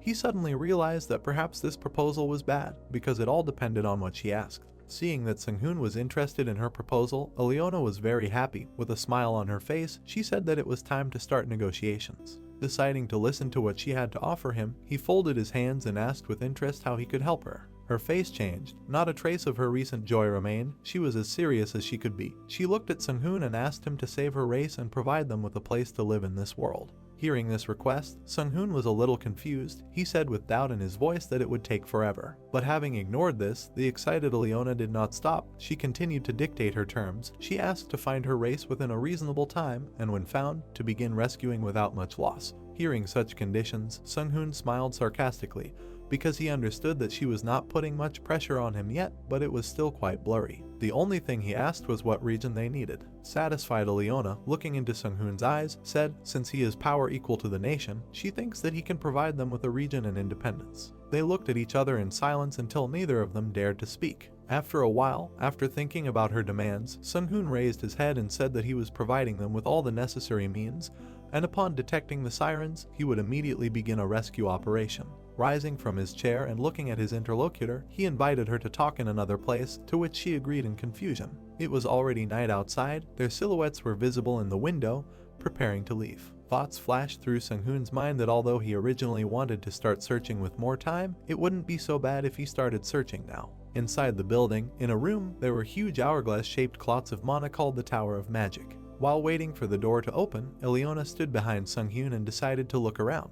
Looking out the window to her right, she saw this beautiful sight. She couldn't help but say that this was the same magic tower that Mr. Sung-hoon built. She was amazed at the amount of mana. Looking at her over his shoulder, Sung-hoon, putting his index finger to his mouth, said that he was quite uncomfortable when she spoke to him so formally and asked her to call him by his name in the future. Immediately, looking at her, he decided to ask her when she finally arrived in this world. After thinking for a while, she continued to look at the Tower of Magic, after which she said that according to the time frame, it was about a month ago. Sung-hoon, looking at her, was amazed that in just a month she learned how to make money by playing on the stock market. At this time, Ileona, pressed against the glass, watched with admiration as mana was generated. Then Sung-hoon, smiling and looking at his companion, asked how she managed to speak Korean quite fluently. Looking up from the window, Ileona laughed and said that people helped her. The door opened, and they walked further down the corridor, while Ileona said that the thoughts of people in this world are much more complex than in the world in which she was used to living. Looking away and scratching the back of his head, Sung-hoon thought that even if the worlds were different, it would still be quite easy for her to exchange knowledge with people through brainwashing. Approaching another door on their way, it immediately swung open. A huge silhouette with red glowing eyes appeared in front of Sung-hoon. Sung-hoon was not at all afraid, saying that Aina surprised him by changing her appearance, to which she replied that she was testing a battle golem in a full set of armor. Entering behind Sung-hoon, Ileona was a little confused when she saw such a huge and terrible creature. Sung-hoon said that the golem looked good enough, but there was no need to test the firepower in the room and warned her to be careful and not cause any inconvenience to the guest. Surprised Aina, being inside the golem, joyfully looked at the guest, telling the master that she had a different mana structure compared to other people. Looking back at them, Sung-hoon explained that Ileona was a siren, and that he promised her hospitality, immediately telling Aina to prepare a room for her. Ileona smiled and, putting her hand to her chest, said that she would be under her protection. Joyful Aina said that the target is registered as a guest, welcome to the Master's Tower. After which Aina, with a constant smile on her face, said that the general analysis of the siren race was completed and that she was beginning to create a suitable habitat for this race. Looking again at the guest, she asked if her environment should include water, to which she agreed. Turning around, Aina went to get to work, humming something under her breath. Looking at the departing robot, Ileona told Sung-hoon in surprise that she was a unique banshee spirit. And at this moment, Sung-hoon also looked over his shoulder at his departing subordinate, adding that in the end, modern culture influenced her personality. Approaching another door, which immediately opened in front of them, Sung-hoon continued that despite how she sometimes seems, she still does a good job. They entered an empty room with nothing but white walls, after which Ileona immediately asked what kind of place it was. Smiling, Sung-hoon snapped his finger and said that this was a great place for a private conversation. At that same second, a chair appeared under his companion, which she could not help but pay attention to. The white floor under them changed, turning into the ground. Sung-hoon was already sitting in a chair, and Ileona did not have time to sit down from shock. She looked around in shock, trying to understand what was happening.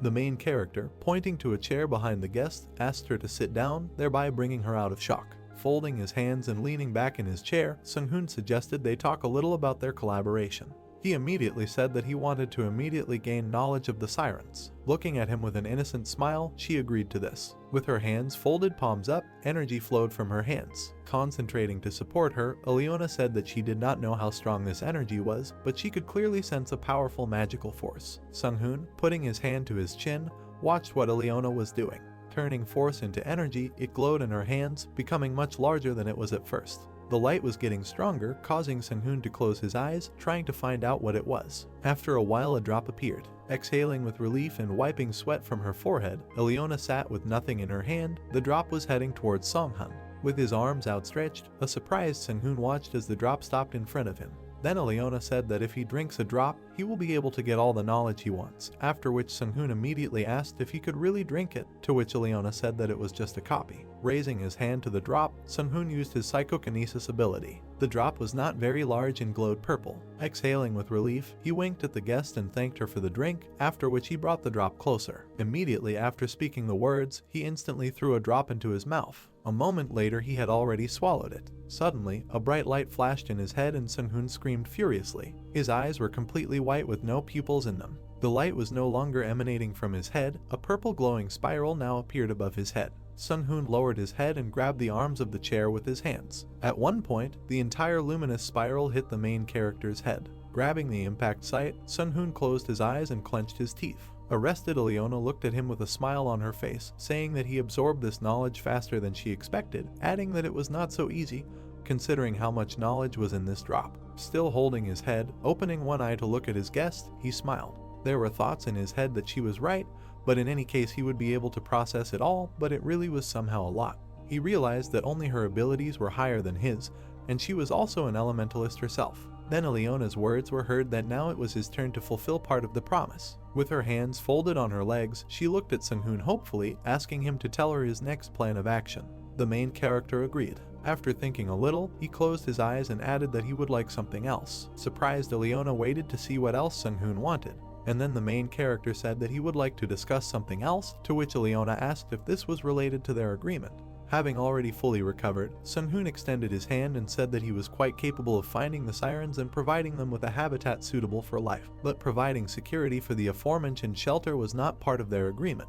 Ileona looked at the main character in surprise, not understanding what he was talking about. Sunhoon continued to say that this world is prone to change, its development is beyond our imagination. Sitting in the chair opposite her, he continued to explain to her how this world works. He said that humanity in this world has only achieved technology and culture in 10,000 years. Even if he provides a habitat, it can always be attacked by people, or they may try to use various means to force the sirens into submission. After listening to this, Ileona assumed that he already had a good solution, to which Sunhoon, spreading his arms, confirmed her guess and said that he had a long-term proposal for her. Looking at her with complete confidence in his eyes, he offered her that he would provide protection from any armed intervention aimed at their shelter, and in return they would give him a complete monopoly on special materials, elemental ores and metals of the sirens. A little confused, Ilian thought. After thinking a little and closing her eyes, she confidently said that it was not up to her to decide.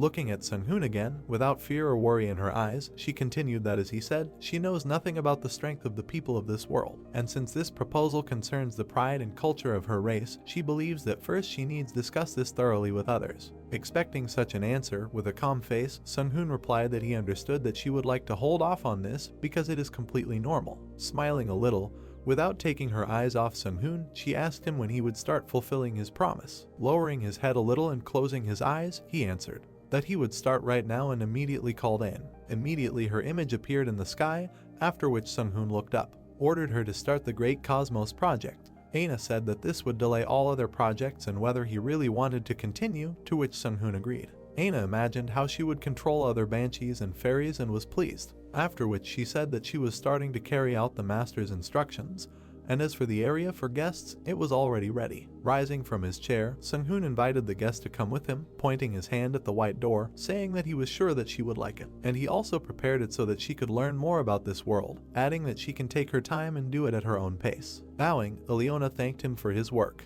The Tower of Magic suddenly lit up, making strange sounds. Suddenly a pink and a small monocube rolled down the conveyor belt. He approached the mechanism standing on these conveyors and was turned by them into a round mechanism. Coming off the assembly line, it was a white, egg-shaped machine. Suddenly, he had paused and a pink field appeared around him. Suddenly, a magic seal appeared on the floor next to the conveyor belt from which the mechanism had just eaten. Standing on it, he glowed, preparing to teleport. The light became brighter and it became impossible to see the mechanism. Suddenly, in space above the earth, a purple glow appeared. A moment later, this device appeared in the center of the glow. It immediately began its action, and next to it, another one, exactly the same violet glow, appeared. Just like the first mechanism, a second, exactly the same device began to appear in the center of the glow. And next to them, more and more of the same mechanisms began to appear. This artifact, combining science and magic, was called the Wizard's Eye. Appearing in space next to them, Sunhoon looked at the earth as if he was in a matrix. In his head, he regretted that he had done such a miracle in his previous life. Looking at all the wizard's eyes appearing in space, Sunhoon continued to say that the world is in the hands of those who control the endless space of space, so neither monsters nor other creatures entering this world through portals pose any threat to it. Lowering his head and straightening his shirt, he said that the real enemies were the gods behind them. Aina suddenly appeared over his shoulder, saying that the functions of the Sorcerer's Eye included space communications, ground surveillance, and magic detection. Immediately after this, adding that the wizard's eye functions will be available in 36 hours, 32 minutes and 12 seconds, and they will begin scanning for sirens when the installations are ready. Looking at his little assistant with a smile, he asked her to also scan the ocean. With her hands on her hips, the little fairy smiled and said that the command was accepted. Lowering his head slightly and looking away from Ain, Sung-hoon said that knowing the natural habitats of sirens, one can assume that they are hiding in all corners of the earth. Continuing to observe the earth, Sung-hoon, among the eyes of the wizard, said that at the same time, he would be able to monitor the international movement of the military fleet, so that he would kill two birds with one stone. At this moment, Aina opened the system window.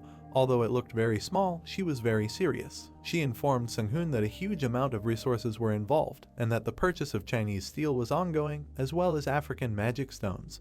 Brazilian. Before she could finish speaking, Sung-hoon interrupted her, waving his hand away. He said that he completely trusted her with the purchase of resources, and that there was no need to report such trifles. With a smile on her face, she replied that the command was accepted.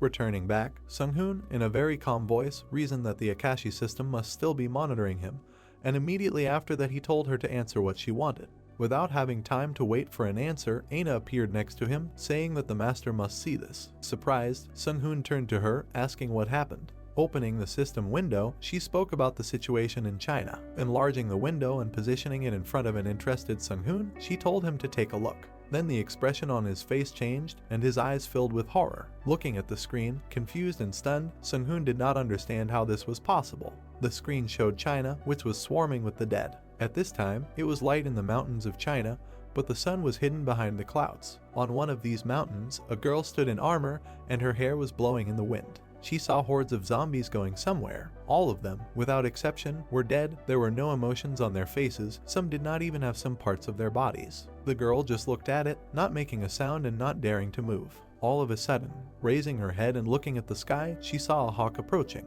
He landed on a rock next to her. This bird was the size of a girl, who watched with a dissatisfied face as he sat down next to her. At that moment the hawk spoke. He said, turning to the girl, that it was time for an operational meeting and ordered her to return to her post. Then he added that he was not going to tolerate her antics just because she was the elder student. Looking at him with contempt and disgust, she said that she only wanted to study their enemies. Then the hawk asked her if she really wanted to do this without having the proper scanning skills. The accused was bashfully silent, looking at him. Flying up and losing his feathers, he said that, nevertheless, we should not forget about their plan, and also asked her not to create problems, ordering her to quickly return to her post. After that, he quickly flew off to the council, which was about to begin. Gritting her teeth in dissatisfaction, the girl hissed indignantly and said that he was an ordinary, annoying grumbler. Then her attention was attracted by a sound in the distance, where she immediately directed her gaze. There were many rockets flying in the sky, and seeing this, she realized that the government had decided to intervene. Suddenly, silhouettes of bombs appeared in the sky.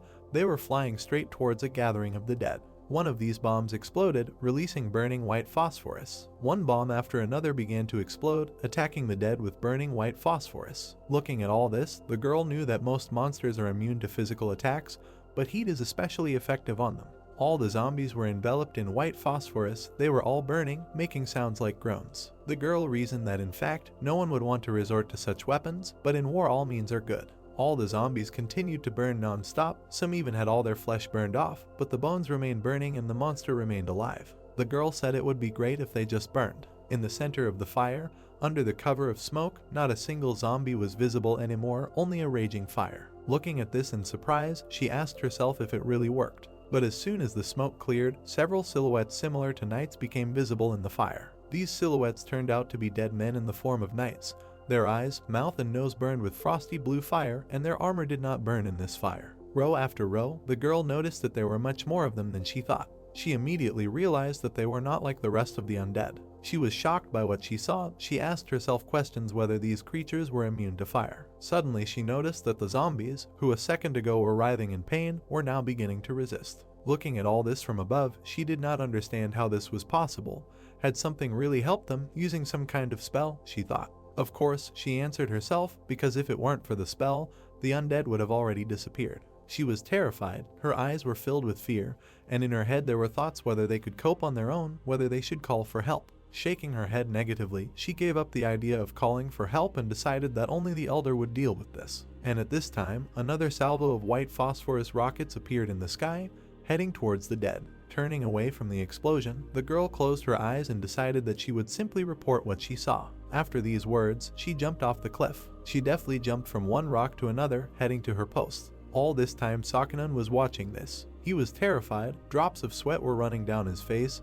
He was definitely expecting anything, but not this. Covering his face with his hand and exhaling heavily, he said in confusion that things were bad. He believed that these people only create problems because they do not understand magic at all. Looking at the system screen, he saw a huge army of dead knights, saying that using the heat of the Titan is a pretty good move, but they are being led by a powerful necromancer, adding that these are ideal conditions for a heat-resistant spell. To put it simply, they are under the influence of an anti-fire buff. Looking at all this through his fingers, he said with indignation in his voice that the vast territory of the decay of magic or its cancellation would be enough. Angry at everything that was happening and gritting his teeth in anger, Sung-hoon didn't understand whether he should do this for free or leave it as it is. Aina, who was next to him all the time, was no less excited than him. Clenching her hands into fists, she said that if Sung-hoon helps people now, they will know about him. Looking at the little assistant, Sung-hoon said displeasedly that this is exactly what worries him.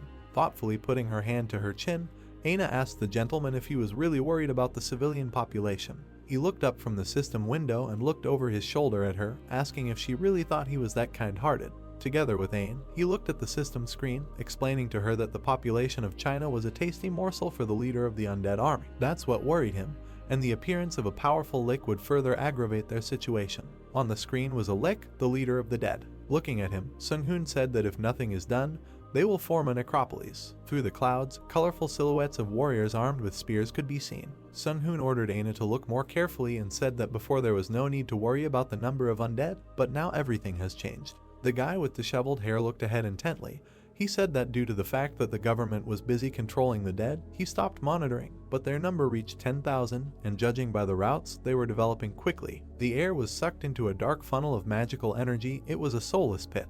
A walking grave was a huge, mud-covered creature on two thin legs. In the violet fog, the dark silhouettes of ghostly towers were visible. At their tops a ball of magical energy could be seen. The Death Star was a name given to dark balls with a belt of luminous particles that hovered above the roofs of houses. The demonic coffin was a glowing box surrounded by sharp rocks. The creature known as the Bonesmith raised his hammer to strike, and in front of him lay a sword blank. Sung-hoon and Aina tensely looked at the screen floating in the air. The guy said that the dead were evolving while they were busy with the issue in the tower. The assistant added that they were seriously opposed to humanity. The main character bared his teeth and said that the army of the dead was a snowball that grew to enormous sizes while rolling down the mountain. They urgently needed to intervene before the situation got out of control. Aina pursed her lips and said that she believed that the master should not personally interfere in what was happening. Sung-hoon looked sideways at the fairy hovering nearby and asked why she thought so, because if the dead were allowed to complete the construction of necropolis, then the world would be doomed. The guy stood with his arms crossed over his chest. Aina, hovering next to him, waved her tiny hand and said that the Chinese government was very corrupt, and helping them would not bring any benefit, and besides, there was a high probability that Chinese troops would still intervene in the future. Aina, with tousled purple hair, raised her index finger and added that in this case, the government of necropolis would be completed without their interference. Sung-hoon waved his hand. He looked intensely at his interlocutor. The young man said that the Chinese army could fail because more than once the strongest troops lost wars due to rash, mediocre decisions. The fairy rested one hand on her side and pursed her lips. The main character rubbed his chin when the magical creature offered to share information with the Chinese government. She explained that this would avoid the worst-case scenario and added that until a clear leader appeared, they could intervene. Sung-hoon thought about her proposal. Through the dark strands of hair, the brown eyes of the main character were visible. He agreed with the assistant's proposal. The young man looked at the screen in front of him. There were sketchy figures of people. He was embarrassed that if they acted according to this plan, many people would die. Aina called out to the owner with a serious expression on her face. The guy with his eyes closed rubbed his collarbones. The fairy flew closer. Sung-hoon was thinking about why he was worried about the number of deaths, because neither in this life nor in the past, no one helped him. The main character opened his eyes. He agreed that he shouldn't mind his own business and decided to remain neutral until the Chinese government asked for help. He planned to share the necessary information with them if they contacted him. Aina pointed her finger at the envelope icon that appeared in the air, notifying the owner about the email newsletter. The guy looked at the assistant with a slight half-smile. He told her to hurry up with the study of the newly arrived creatures and accept them at any time. If contact can be established, the magical creature asked if the guy was going to expand his business. Aina opened her mouth in surprise. Sung-hoon said that they made a lot of money on the rings and it was time to use this money. The guy crossed his arms again.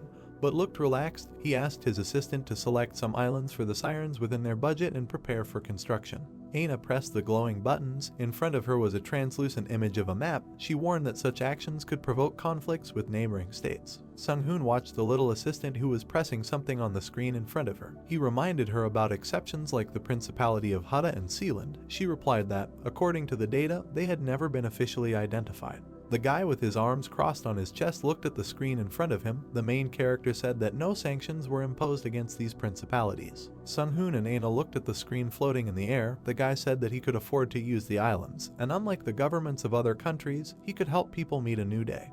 Because in the time of the Awakened Ones, power became of great importance. He was confident in the fact that after clearing the third-level dungeon, all countries would want to cooperate with him. Moreover, the law that the weak obey the strong was valid in any world. Dark tents stood in rows at the Chinese advanced anti-undead base. The man put his hand on the map, where there was a large red circle with a red arrow pointing to it. A gray-haired man in a military uniform looked intently at the map. Many people with headsets sat at computers. They coordinated the actions of the troops. A concentrated man with a headset pressed his hand to the earpiece.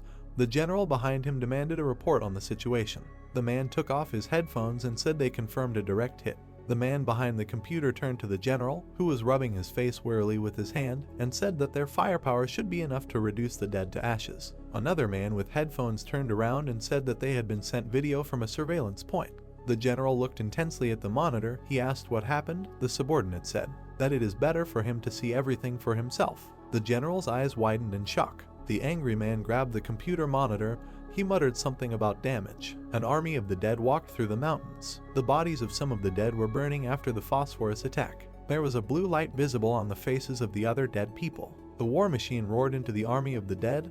Bodies scattered to the sides. A man in a helmet was sitting behind the wheel. He wished his enemy death. There was a weapon on the roof of the car. The silhouette of a man was visible behind it. He ordered the enemy to move out of the way. A red-haired man on top of a military vehicle opened fire. The man in the black bandage continued to shoot. He screamed, wishing his enemy death. Blue rays hit the bodies of the dead. Blood flowed. Lifeless bodies fell. 2 combat vehicles were visible surrounded by an army of the dead. The military reported to the command post that everything was going according to plan. 5 people sat at a table with a monitor in the Chinese counter-undead command center. The man in the black suit said that the first attack was a failure. No one could have thought that the dead could resist white phosphorus. Dressed in a yellow kimono, Elder Ryuing said that in his opinion, what saved the dead was something similar to internal resistance to fire, which was part of the main branch of the technique. The man in military uniform concluded that in this case, something was casting a protective spell on the dead. The elder with a beard and mustache waved his hand. He agreed with the military man and said that they needed to find out in any way what else the enemy was capable of. The man in the black suit smirked. He liked the idea of finding out the enemy's abilities before attacking. He asked if they knew the enemy's levels. The guy in glasses with purple lenses said that most of the enemy front was made up of ordinary undead from the 10th to 12th level. There were also stronger ones, but he was worried about 2 monsters. In the photograph that the young man showed to his colleagues, there were 2 monsters, one green, with mouths with huge fangs on its head and chest, and the second was black, like a lizard. The guy with glasses waved his hand and said that the humanoid monster was of great concern because it was approximately level 160 and had an innate invulnerability to physical attacks. He added that he analyzed the enemies and came to the conclusion that at the time of the attack the army of the dead there was an ideal thermal protection, but now it has disappeared. The man in the military uniform pursed his lips. He said that the enemy used a defensive spell with a wide area of effect, and most likely it is not the only one. And the situation of the Chinese army will be greatly worsened if there is a sorcery that can nullify all physical attacks within a certain range. The man in the suit frowned and crossed his fingers. He said that if the firepower did not work on the enemy army, then they would have to send high-level hunters. There were 2 arrows on the map. Someone said that the Chinese army managed to lure the dead to the designated point. The man in the suit who led the meeting frowned at the interlocutors. He asked if the advanced hunters managed to find the weakness of the enemy resistance spell. The answer was positive. Men in armor stood at the dark green fortification.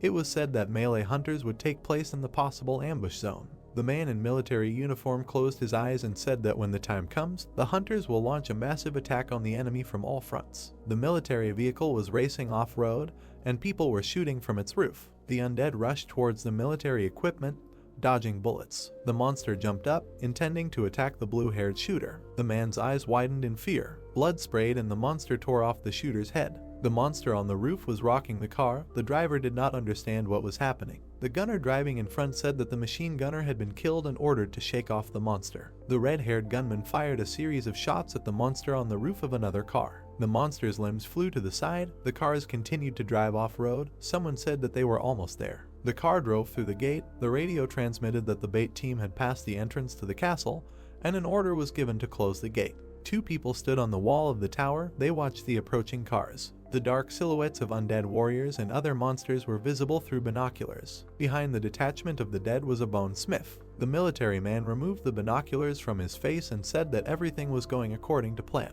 The planes flew over the roof of the castle. Among the mountains near the castle walls, a black army of the dead could be seen. There was an explosion. The yellow-orange flame burned among the mountains, and screams were heard from the fire. A creature in a black cloak watched everything from above, surrounded by blue magical energy. The fox in the black cloak said that he was interested in what the people had prepared. He was glad that they were well prepared for the battle, but despite all their efforts they could not avoid death. Dark silhouettes of monsters could be seen in the fire. It was said that the Chinese government's guesses were confirmed, and the army of the dead was indeed under a protective spell. Many armed people stood on the castle wall. Some flew into the air. An order was given to the ranged hunters to prepare to attack and destroy the enemy with one blow. A man with a ribbon in his hair, grunting with effort, created a ball of mana. The magical energy of lightning enveloped the undead.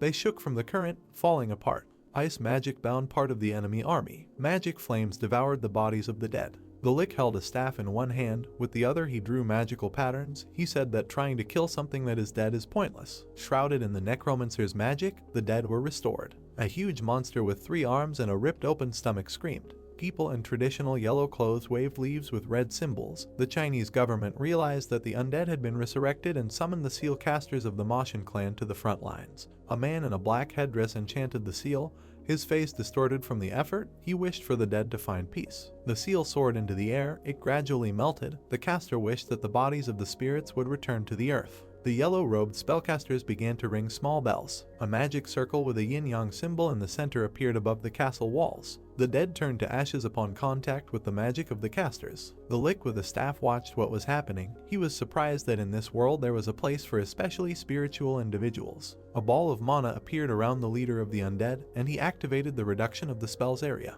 The yellow-robed spellcasters continued to ring the bells on the castle wall, and a sharp sound was heard. The man in the black headdress froze. The magic seal over the castle wall was broken. The seal casters fell to their knees. They suddenly felt ill. It was reported that 20 spellcasters were killed. Elder Ruing with a beard and mustache turned around sharply. He said that the spellcaster's magic was destroyed because the enemy's magic was stronger. The man in military uniform growled in frustration. He was unhappy that they could no longer use the Moshan clan. The men stood on the wall of the castle. The military man hoped that the spellcasters would help the hunters. He turned to his subordinates and ordered reinforcements to be sent to the left and right flanks to prepare for the attack. Dark silhouettes were visible against the background of the explosion. The order was given to prepare for battle. The Chinese leadership was deliberately surprising the enemy with a good strategy. The mustachioed Elder Ruing warned his colleague that these dead were different from ordinary ones, but in response he heard that China was too strong to lose. A man in black with blue armor confirmed receiving orders to prepare for battle. A man with a large shield stood at the edge of a cliff. The undead were crowding below. Other warriors were crowding behind him. The man told his subordinates that he had received orders to prepare for an attack. A man in black and blue armor said that their enemy was undead, so the most important thing was to get them out of the battle. He ordered his subordinates to chop the limbs of the dead and wished to keep up with the fighters from the other flank. The warriors raised their weapons and answered the leader with a joyful cry. The dark silhouettes of the hunters ran down. Despite the fire, the undead army was approaching the castle wall. The hunter cut the dead man in half. A warrior in red armor cut off his opponent's hand. Men in black armor fought with monsters. The man with the axe jumped up, preparing to strike. The action moves to the city of Namyangju, Gyeonggi province, where from above there is a view of mountains and fog, wind turbines and a construction site with a crane. Inside the building, a white corridor with long windows stretched in a circle. Sung-hoon stood at the exit of the elevator, holding his hands in his pockets and carefully looking at the screen in front of him. The guy looked up and smiled softly, happily noting how his team had grown so much in just a month that he could send them on missions. The screen showed an aggressive Yon, who was scared of her teammate and shouted that those who deal less damage than her can forget about healing for 3 days. A ferocious resurrected wolf monster appeared and began to growl angrily at opponents, baring its fangs and sparkling violet eyes. An enraged Yon, tired of the loud noises, turned sharply and delivered a powerful blow, scattering the flock with shouts to close their mouths. At this time, Dujin was kneeling over the body of the wolf monster, stabbing it with a red sword and cutting off its head. He jumped sharply into the air and began to dodge the attacks of the bloodthirsty relatives of the killed beast, his eyes fiercely flashing and grinning. Jinsu aimed intently at his enemies before releasing an arrow emitting yellow energy. With a few shots, several wolf monsters were brought down, running furiously towards potential victims and flying back along the way as drops of blood rose into the air. A squad of 5 people stood in a circle on the land of the dead among the purple haze, and the silhouettes of monsters could be seen to the side. Concentrated, Jinsuk and Dujin stood with their backs to each other, holding their weapons at the ready, and one voiced his concerns regarding whether the smart man would have enough mana and aura for the boss. While the resurrected monster wolves, surrounded by purple energy, were approaching, their eyes fiercely flashing in the darkness and their mouths opening angrily, the guys concluded that they could only hope for Sanjin's new skill. Yuchin with a furious look stretched out his hands, concentrating blue magical energy in them, and loudly shouted that the spell of mass destruction was ready, so all that remained was to clear everything. Jinsu smiled widely, happily declaring that he had been waiting for this for ages. After these words, the hunter began to concentrate the golden energy between his hands, intending to use an explosive aura shot. Jinsu, standing behind Yuchin, pointed his bow upward, and after releasing energy arrows, golden stars began to shine in the sky. Yon, surrounded by evil ghost wolves, furiously kicked the approaching individuals and, twisting her mouth from tension, called Dujin to join the fight, calling him uncle. The man, surrounded by golden energy, took off his metal helmet and began to be loudly indignant. Dujin, scattering the wolf monsters with his powerful mana, shouted that he was not an uncle. The resurrected animals, located in clouds of dust, began to grin angrily at their opponents and rise, sparkling blue eyes. The menacing monster wolves were taken aback and opened their mouths, noticing along the way how powerful flashes sparkled in the sky above them. Thin streams of golden mana rained down on the resurrected beasts, stunning them. The wolf monsters, trying to evade until the last moment, began to fall. Some of the animals ran away from the golden streams in horror, accelerating quickly,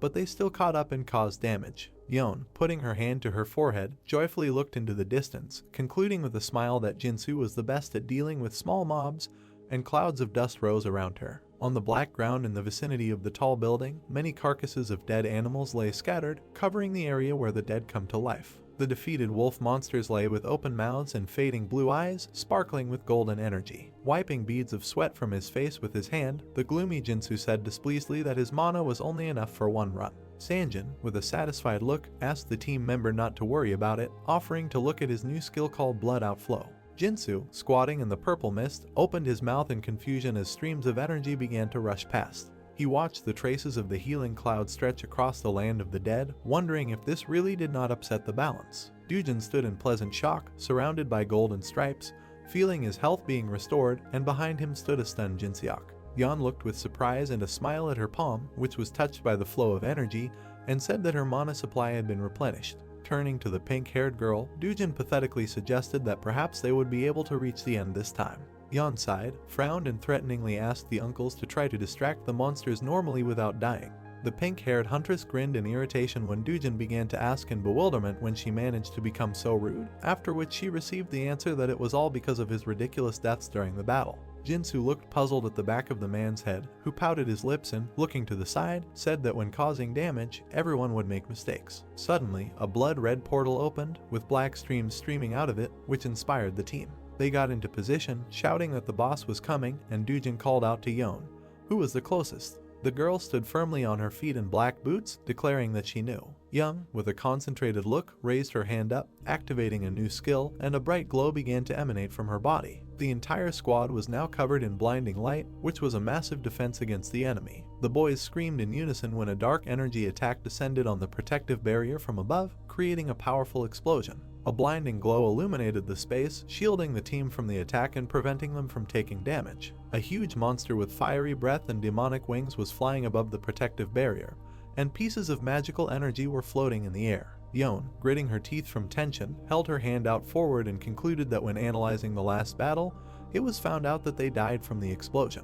The boss monster furiously flapped its burgundy demonic wings, which had holes in the edges. Yon, surrounded by a light barrier, watched her opponent with a grin, declaring that she had seen his face so many times that it already seemed familiar. Dujin glanced at the pink-haired girl with disappointment, calling her a rude girl and informing her that Sunghun might be following them now, which made her only frown in irritation. Sanjin looked at the monster with a gloomy look and asked him to start preparing, warning that he would attack first. The demonic boss monster with burning horns looked angrily at the guys, his eyes flashing, and threatened with violence for invading his territory. The hellish monster opened its fanged mouth in bewilderment when one of the hunters indignantly declared that their main enemy constantly says the same thing. Dujin, with a weapon on his shoulder, turned his gaze to the irritated Young, pointing at the monster and enthusiastically explaining that all villainous lines should be built according to the same template.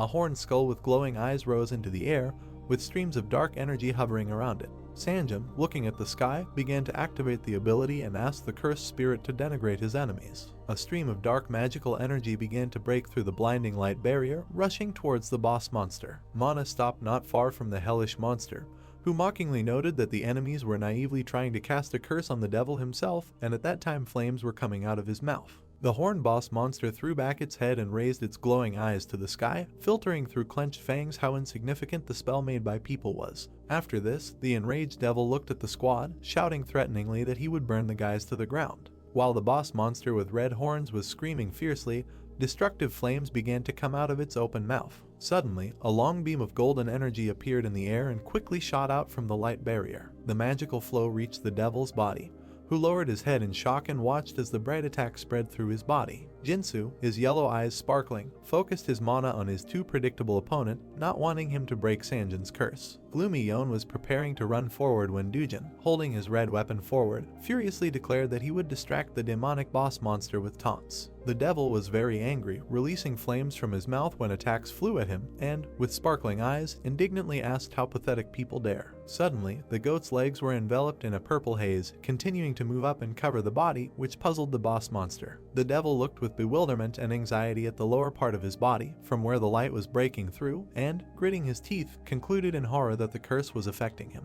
A trail stretched along the ground from the barrier, raising clouds of dust behind it. Dujin flew up to the demonic boss monster from a height, sharply striking it with a red weapon on one of the large horns. The guy looked at the blow with puzzlement, realizing that he was aiming in the wrong direction, and the bone appendages simply blocked his path. Dujin rose even higher into the air and with a scream began to swing his weapon, heading towards the head of the fierce devil with sparkling eyes. The angry boss monster raised its head and began to release flames from its mouth, furiously shouting death wishes to its opponents. The attacked Dujin, gritting his teeth, began to fall to the ground and asked to wait. As the devil filled the entire space with fire, the Corpus Iron Shield was abruptly activated. Yon, flying with a blinding flash towards the demonic boss monster, struck by the curse, put her feet forward and was indignant that Dujin asked her to be careful. Meanwhile, he was running around the battlefield, covered in fire, shouting that he was hot, followed by dark smoke from the burning. Yang looked furiously at her uncle, screaming with a gloomy expression that it was all over, and began to call the guys for help. The pink-haired girl rose into the air and flew towards the demonic boss monster again as it pulled back its clawed hand and angrily insulted people with non-entities. The menacing devil with flaming eyes raised his head and, looking at the enemy, sarcastically specified how much longer the squad would run from him. Dujin, opening his mouth, held out a red weapon in front of him. Suddenly, a powerful stream of magical energy struck directly into the body of the demonic boss monster, creating a spiral of dust around it. The devil screamed furiously in pain, opening his fanged mouth wide and his eyes glaring fiercely. He began to swing his massive tail, indignant at the fact that cowardly opponents were stabbing him in the back. The boss monster, standing on its bloody goat legs in the center of the vortex, cast an enraged gaze forward as Dujin flew towards it from behind, preparing to attack. The devil angrily said that he had not felt pain for many years, but the guy managed to wound him, after which he was immediately healed. The demonic boss monster, surrounded by purple energy, straightened its shoulders and fiercely declared that the jokes were over. Gritting his teeth, Dujin realized the next line was coming as a green glow spread from his face. Looking at the monster with concern, the hunter with magical energy coming out of his ear was afraid to approach the enraged devil, who had assumed the second stage. Dujin glanced puzzledly at one side where Yon was raising her hand, smilingly promising to support her partner's health if he did not die from the first blow. The pink-haired girl pointed her finger at the boss monster ahead, enthusiastically inviting her uncle to attack right now. Dujin looked at his interlocutor with concern, asking whether the guys had left too late. Yon gave the man a weary, closed-eyed look, declaring that it was time for him to take advantage of his strong body. Furiously squeezing the weapon in his hand, Dujin said that now he could either defeat the boss monster or die. Taking off from his spot and leaving a dusty trail behind him, the guy flew straight at the devil with a wild attack, shouting to Yon, who was left behind, so that she would not let him die. When Dujin rushed by, delivering a blow, the demonic boss monster looked at him menacingly, his eyes fiercely flashing, and announced that he was drying up the enemy. The guy ran up to the devil, swinging his red blade and illuminating the enemy's body with a bright flash while he watched with displeasure. Clutching the handle tightly, Dujin, gritting his teeth from tension, made his way forward and concluded that the enemy was too strong. Another powerful attack followed, filling the space with a blinding flash. The boss monster stood with magical protection in the form of circles in front of it. He raised his clawed hands, grinning and frowning in irritation, while rays of light shone near his ugly face. Jinsu, flying towards the enemy with a bow in his hand, shouted loudly that he was pissing him off. Jinsuk called out to Dujin furiously, informing the blonde boy that he had aggro. The guy fighting the boss monster with a serious expression shouted loudly that he understood, while the screams of the demon could be heard in the background. Dujin, turning around and raising his red blade, used Neshka's ability to temporarily stun the enemy. The demonic boss monster towered over Dujin, shouting menacingly that he would kill him. The devil turned to the side with a dissatisfied grin, trying to hide from the bright glow. There was a powerful explosion, covering the entire area with a blinding flash as small fragments of earth rose into the air. Shielding himself from the light with his hand and squinting with one eye, Dujin watched the consequences of his attack. The enraged devil, visible in the stream of light, shouted menacingly, saying that such weak attacks could not stop him. A dusty curtain rose around the demonic boss monster, hiding Dujin, and Jinsu watched from the side, holding out his green onions. The guy with the headband turned around and, giving a worried look, shouted at the blonde to run.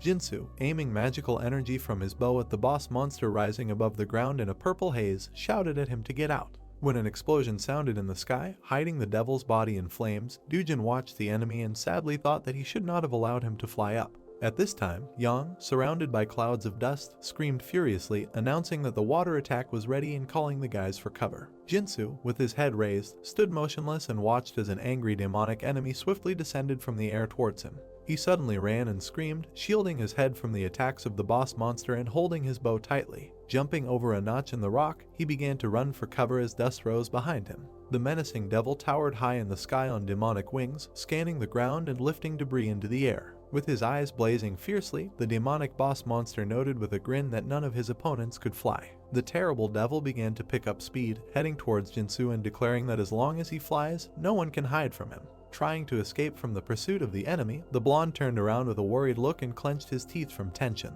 Activating an ability called Taunt, Dujin shouted that he would slow down the demonic boss monster, asking the guys to start attacking him at that time. The devil, flying in a purple haze, stopped in the air and cast a displeased glance at the guy who was again trying to stop him. Carefully observing the movements of the demonic boss monster in the sky, Dujin pulled out his weapon covered in red mana and began to aim at the enemy. The guy decisively activated the cleaving strike, and the demonic spear flew forward at high speed, heading straight towards the devil. When the long blade pierced the body of the winged boss monster, drops of blood rose in the air, and the enemy made a loud sound. The attacked devil began to fall down with a worried look, and luminous traces stretched from his sparkling eyes. Throwing back his red weapon, Dujin carefully watched the enemy, loudly signaling to Yon. A pink-haired girl in a red suit appeared in front of the hunter, standing ready with her hands down. Dujin stepped with his foot into the girl's locked palms to push away from them. Yon, raising her head and closing her eyes, threw her partner into the air, raising her arms, and he flew straight into the demonic boss monster. The devil looked with alarm at the enemy approaching him in the air, twisting his fanged mouth and sparkling his eyes with displeasure. Dujin tightly grabbed the demonic leg with a hoof, and the boss monster looked at him irritably, spreading his arms to the sides and trying to throw him off. The hunter, surrounded by purple mana, clenched his teeth tightly from tension and muttered through them that the enemy had been caught. He opened his mouth and screamed furiously, pulling the devil down with him. Now the demonic boss monster was rapidly descending to the ground with Dujin on his paw, who used the 1,000-ton fall technique. Quickly flying down under the pressure of the enemy, the devil uttered a heart-rending scream, releasing flames from his mouth, and air currents lifted him up. Dujin and his demonic opponent suddenly fell to the ground, leaving behind a bright trail in the sky, and a blinding flash formed on the ground from the sharp fall. Yon looked into the distance in shock as she watched what was happening, and at one point she furiously gave commands to the armed guys behind her, shouting for them to move forward to attack. In the rising cloud of dust, the dark outlines of a demonic boss monster appeared, screaming heart-rendingly, demanding to be released. Dujin, partially hidden by the bright glow, looked at his opponent with a malicious grin, continuing to hold him in place. The hunter with a bloody face looked mockingly at the captured devil, loudly announcing with a furious grin that this was the end, and deciding that he would not let the enemy go, no matter how much he resisted. The irritated demonic boss monster sat on the ground, grinning angrily and insulting the enemy, while someone from the dusty haze activated the Curse of Decay technique. Sanjin stood confidently in front of the horned monster, stretching his skull forward and turning off the defense with a blinding light, after which he asked the guys to ignore the curse and attack. Yan, engulfed in a golden magical aura, obeyed the guy, ran up and activated Iron Cutting along with the Eternity Dragon enhancement. The pink-haired girl then resolutely extended her arms and released a bright ball of light, using a technique called Void Strike to attack. At this time, Jinsook was concentrating on firing an uncontrollable flash of blinding ray at the boss monster. Jinsu jumped into the air, aimed his bow at the enemy and fired a magical stream of energy, activating the storm vortex. Near the dark castle, in an area covered with an ominous purple haze, a blinding flash appeared, radiating rays to the sides. The entire foggy space was now illuminated by a bright glow, dispelling the darkness. Sung-hoon smiled contentedly as he watched the fight and was glad that the team was able to catch the boss much earlier than he expected. Looking at the screen that reported the successful mission, the protagonist scratched his head when Aina concluded that the guys had become much stronger and added that he had underestimated the skill of the Akash system. The guy put his hands in his pockets, looking at the guys appearing in the balls, and decided that they might be able to pass the 3rd level dungeon, after which he asked the fairy assistant to wake up the hunters. Yeon was sleeping with her eyes closed, surrounded by magical energy, when the system reported that there was no connection with virtual reality. The capsules with the guys began to open, and liquid flowed out of them, forcing the team to awaken and return to the real world. Water spread across the floor, rushing towards the holes in the drainage system. The wet guys in bathing suits were now sitting wet in the middle of the room, trying to catch their breath and spit out all the liquid from their lungs. Closing his eyes, Sung-hoon praised the team with a smile, saying that they had completed the task well and very quickly. Holding her head, Young with wet wavy hair tiredly clarified how long they had been in virtual reality. Taking the palm of the girl, who felt disgusting, in his hand to help her get up, the wizard answered with a smile that the test took 2 weeks. Aina, floating in the air, entered the conversation and, raising her finger, said that she managed time to reduce the children's stress, but they still needed psychological help after being in the virtual world. 5 guys surrounded Sung-hoon, widening their eyes in bewilderment and indignantly asking if he really got into their minds without asking. And the guy awkwardly raised his hands from the onslaught of glances. He began to embarrassedly make excuses, breaking into a smile and explaining that in this way he was trying to protect the team, because you can go crazy constantly experiencing death. Wet Young, with a thoughtful look, put her hand to her chin and, lowering her eyes to the floor, agreed with the wizard's words, although she felt that he was lying. Sung-hoon, having created a purple portal and put his hand in there, with closed eyes and a smile, admitted that he never thought that the guys would become so strong. After that, the main character began to distribute towels, with which the guys and the girl began to dry themselves, and Sung-hoon asked them to hurry up, because they had work to do. He gave the team a satisfied look and said with a smile that it was time for them to go on a new mission. The guys looked around at the wizard with puzzled eyes, asking if they wouldn't even rest after returning to reality, while Sanjin was wiping his face. The action moves to the blue house, which is located at the foot of a high mountain covered with greenery. Blinding flashes flashed from all directions as news photographers tried to capture the best shots of the arriving stars. Behind the yellow tape, Sung-hoon and Ji-seok walked blithely, having a conversation and not paying attention to the annoying journalists, and the arrival of the team of the notorious hunter, who were determined, was reported. Young twisted her mouth in puzzlement, declaring that she didn't want to, and Dujin, standing with her with a painful look, repeated that he felt bad. The trio of Sangjin, Jinsu and Jinsook stood still, looking at each other, and a voice asked if something had happened to the guys. Sung-hoon, illuminated by the flashes, casting a satisfied glance at his interlocutor and breaking into a smile, said that he knew about the director's successful negotiations with the government. Ji-seok looked at the guy and, grinning, said that the hunting party was their last chance, so now the guys were exempt from taxes, had access to the island and received many other benefits. When Sung-hoon, raising his thumb, said that you can always rely on the director, he adjusted his glasses and replied that his interlocutor was flattering him. A rift rose in the pink sky, from which orange streams of energy emanated, and a voice announced that the moment had come when the team went to the 3rd level dungeon. When the guys found a space in the dark illuminated by blue light, someone concluded that it resembled an ordinary cave. Yeon opened her mouth in shock, carefully examining the glowing ores around, which cannot be found on Earth, and Sung-hoon looked calm and carefree next to her. The pink-haired girl turned to her appa, asking why they were in a hurry if he said that they wouldn't, to which the wizard replied that a lot had changed during his stay in the virtual world. Holding a glowing blade in his hands, the main character closed his eyes and calmly said that the dead were slowly but surely taking over China, and several ordinary hunters had already died. Pink-haired Yon and blonde Jinsu looked in surprise at Sun-hoon, who explained that before such a serious fight they needed to gain experience in the dungeon to become stronger. The wizard turned to the girl and stated with a smile that he would maintain her power level, after which he called her forward. Sun-hoon looked at the clear crystal he was holding in his hand. Looking up, he was surprised to note that there was a nest of gradients here. One of his team members, deeper in the cave, asked the protagonist what he meant. Looking at him, the protagonist replied that gradients are the name of the race. He also noted that the luminous minerals were their work. An image of a representative of the race appeared, standing on two legs, wearing natural armor, with claws and an unusual face. This is a race whose origins are dragons. Raising his hand slightly, the protagonist said that the dragons raised the gradients. Among them there are queens whose development is in no way inferior to humans. Giving a thumbs up, Yon said that these monsters were very different from the monsters they had fought before. She concluded that they would have to fight them as if they were people. Sun-hoon confirmed. An image of a slightly destroyed turquoise location appeared. The protagonist noted that they should beware of the guards. They are dangerous because they are capable of subjugating matter and gravity. Not to mention the fact that they have the power to capture someone's consciousness, and this is not all of their capabilities. The main character also said that their mana is different from that of normal aura users. An image of 5 dark silhouettes appeared against a background of huge ice crystals. The protagonist continued to talk about these unusual creatures. He stated that queens are creatures created by the dragon himself. They are well developed physically, have excellent command of magic, and have incredible resistance to spells. An image of the queen's silhouette appeared, with 2 large mustaches extending from her head.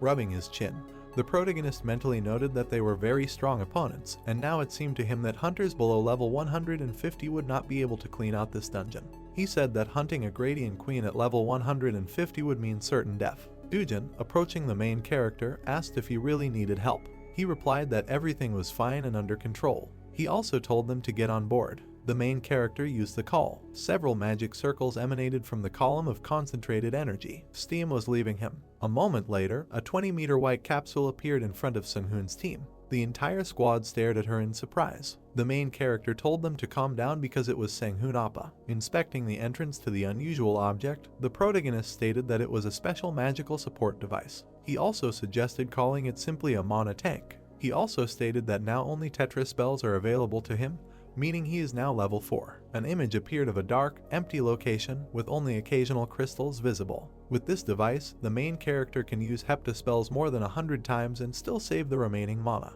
He stated that as long as he had mana, his abilities were equal to those of a 7th level sorcerer. Turning around, the protagonist said to be quiet because the monsters had already come here. Analyzing hundreds of gradients, the protagonist notes that from the size of the nest it was clear that there were many workers among them. Meter-tall monsters, like ants on 2 legs, stood several tens of meters from Sun-hoon. Moving her hands excitedly, Yon asked how bad their situation was now. Looking at her with a confident smile, he stated that she should think better about what stats they will increase when they gain a level. Several ants rushed from their place. The main character said that the magical support device is a connection. It doesn't matter how many ants are against them. Turning towards the girl, the protagonist told her to control the combat control system. Covering her eyes while flying with her pink wings, she activated the control system. A glow appeared near the guy's feet. Energy quickly covered the entire location. Through the dense flow of energy, several dozen screaming monsters could be observed. Several hundred began to fall into the light abyss. The protagonist jumped onto the edge of the cliff. Looking down at the monsters, he declared that the Akashi system should scan everything it could.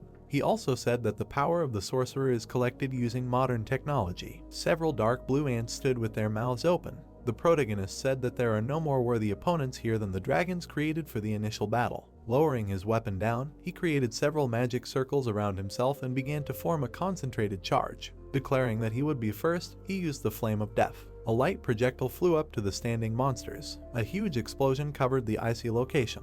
As he watched the monsters attempt to escape, he noted that magic seemed to be the best option against them. Seeing several system alerts about level increases, he whistled happily. He gained 7 levels in one attack. Looking at the information window, Yon happily noted that she had gained a lot of experience. Leaning on a stone slab, the girl asked Dujin if there were gradients at this level. He, looking forward, said that he himself was interested, because judging by the fact that one spell was enough for them, they were too insignificant, but the amount of experience that they were able to gain suggests the opposite. The second explosion covered the squad of monsters. Putting her hands forward, the girl sighed while watching the deaths of dozens of monsters. The fairy flew up and told the protagonist that after analyzing the dungeon, she received information that 3,241 Gradients were approaching them. Looking at her, the main character asked what about the boss. Flying forward, she used search. Looking ahead with her violet eyes, she noted that the target was below them at a distance of 3.9 kilometers. The protagonist pointed the weapon down. With a burning eye, he declared that this was excellent. Surrounding himself with a large ball of energy,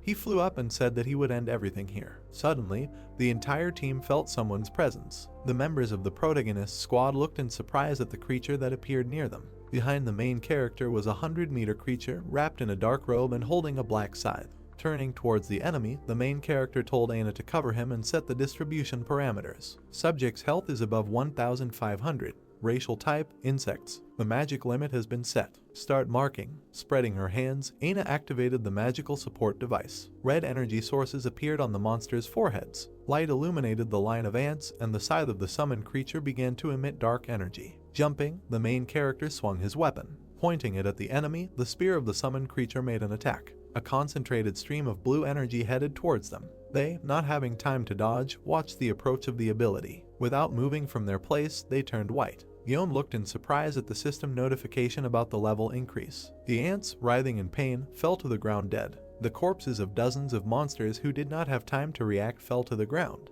An image of the queen's mustache appeared. Sitting on a stone throne, she stated that they had underestimated their strength, for she could no longer feel their children. Looking at the gradient around her, she noted that they might be young, but most had already been killed. One of the tall ants standing near the queen stated that gradients with low levels can be resurrected. She noted that they would do this when they have time. The girl also suggested not to attach much importance to losses. It was the general of the Gradients. She asked to be allowed to meet their opponent in person. Covering her eyes, the queen of monsters allowed. Looking at the four monsters, she said that they would go together because judging by the energy raging above, their enemy was a powerful sorcerer of a very high level. Raising her hand, she said that the Gradients with passive magical protection would begin to hunt him, but they should not let their guard down. He ordered that the enemies not be spared and their heads brought to her. Bowing their heads, the queen's subordinates accepted the order. Leaning her head on her hand, the Gradient queen said that this was very interesting.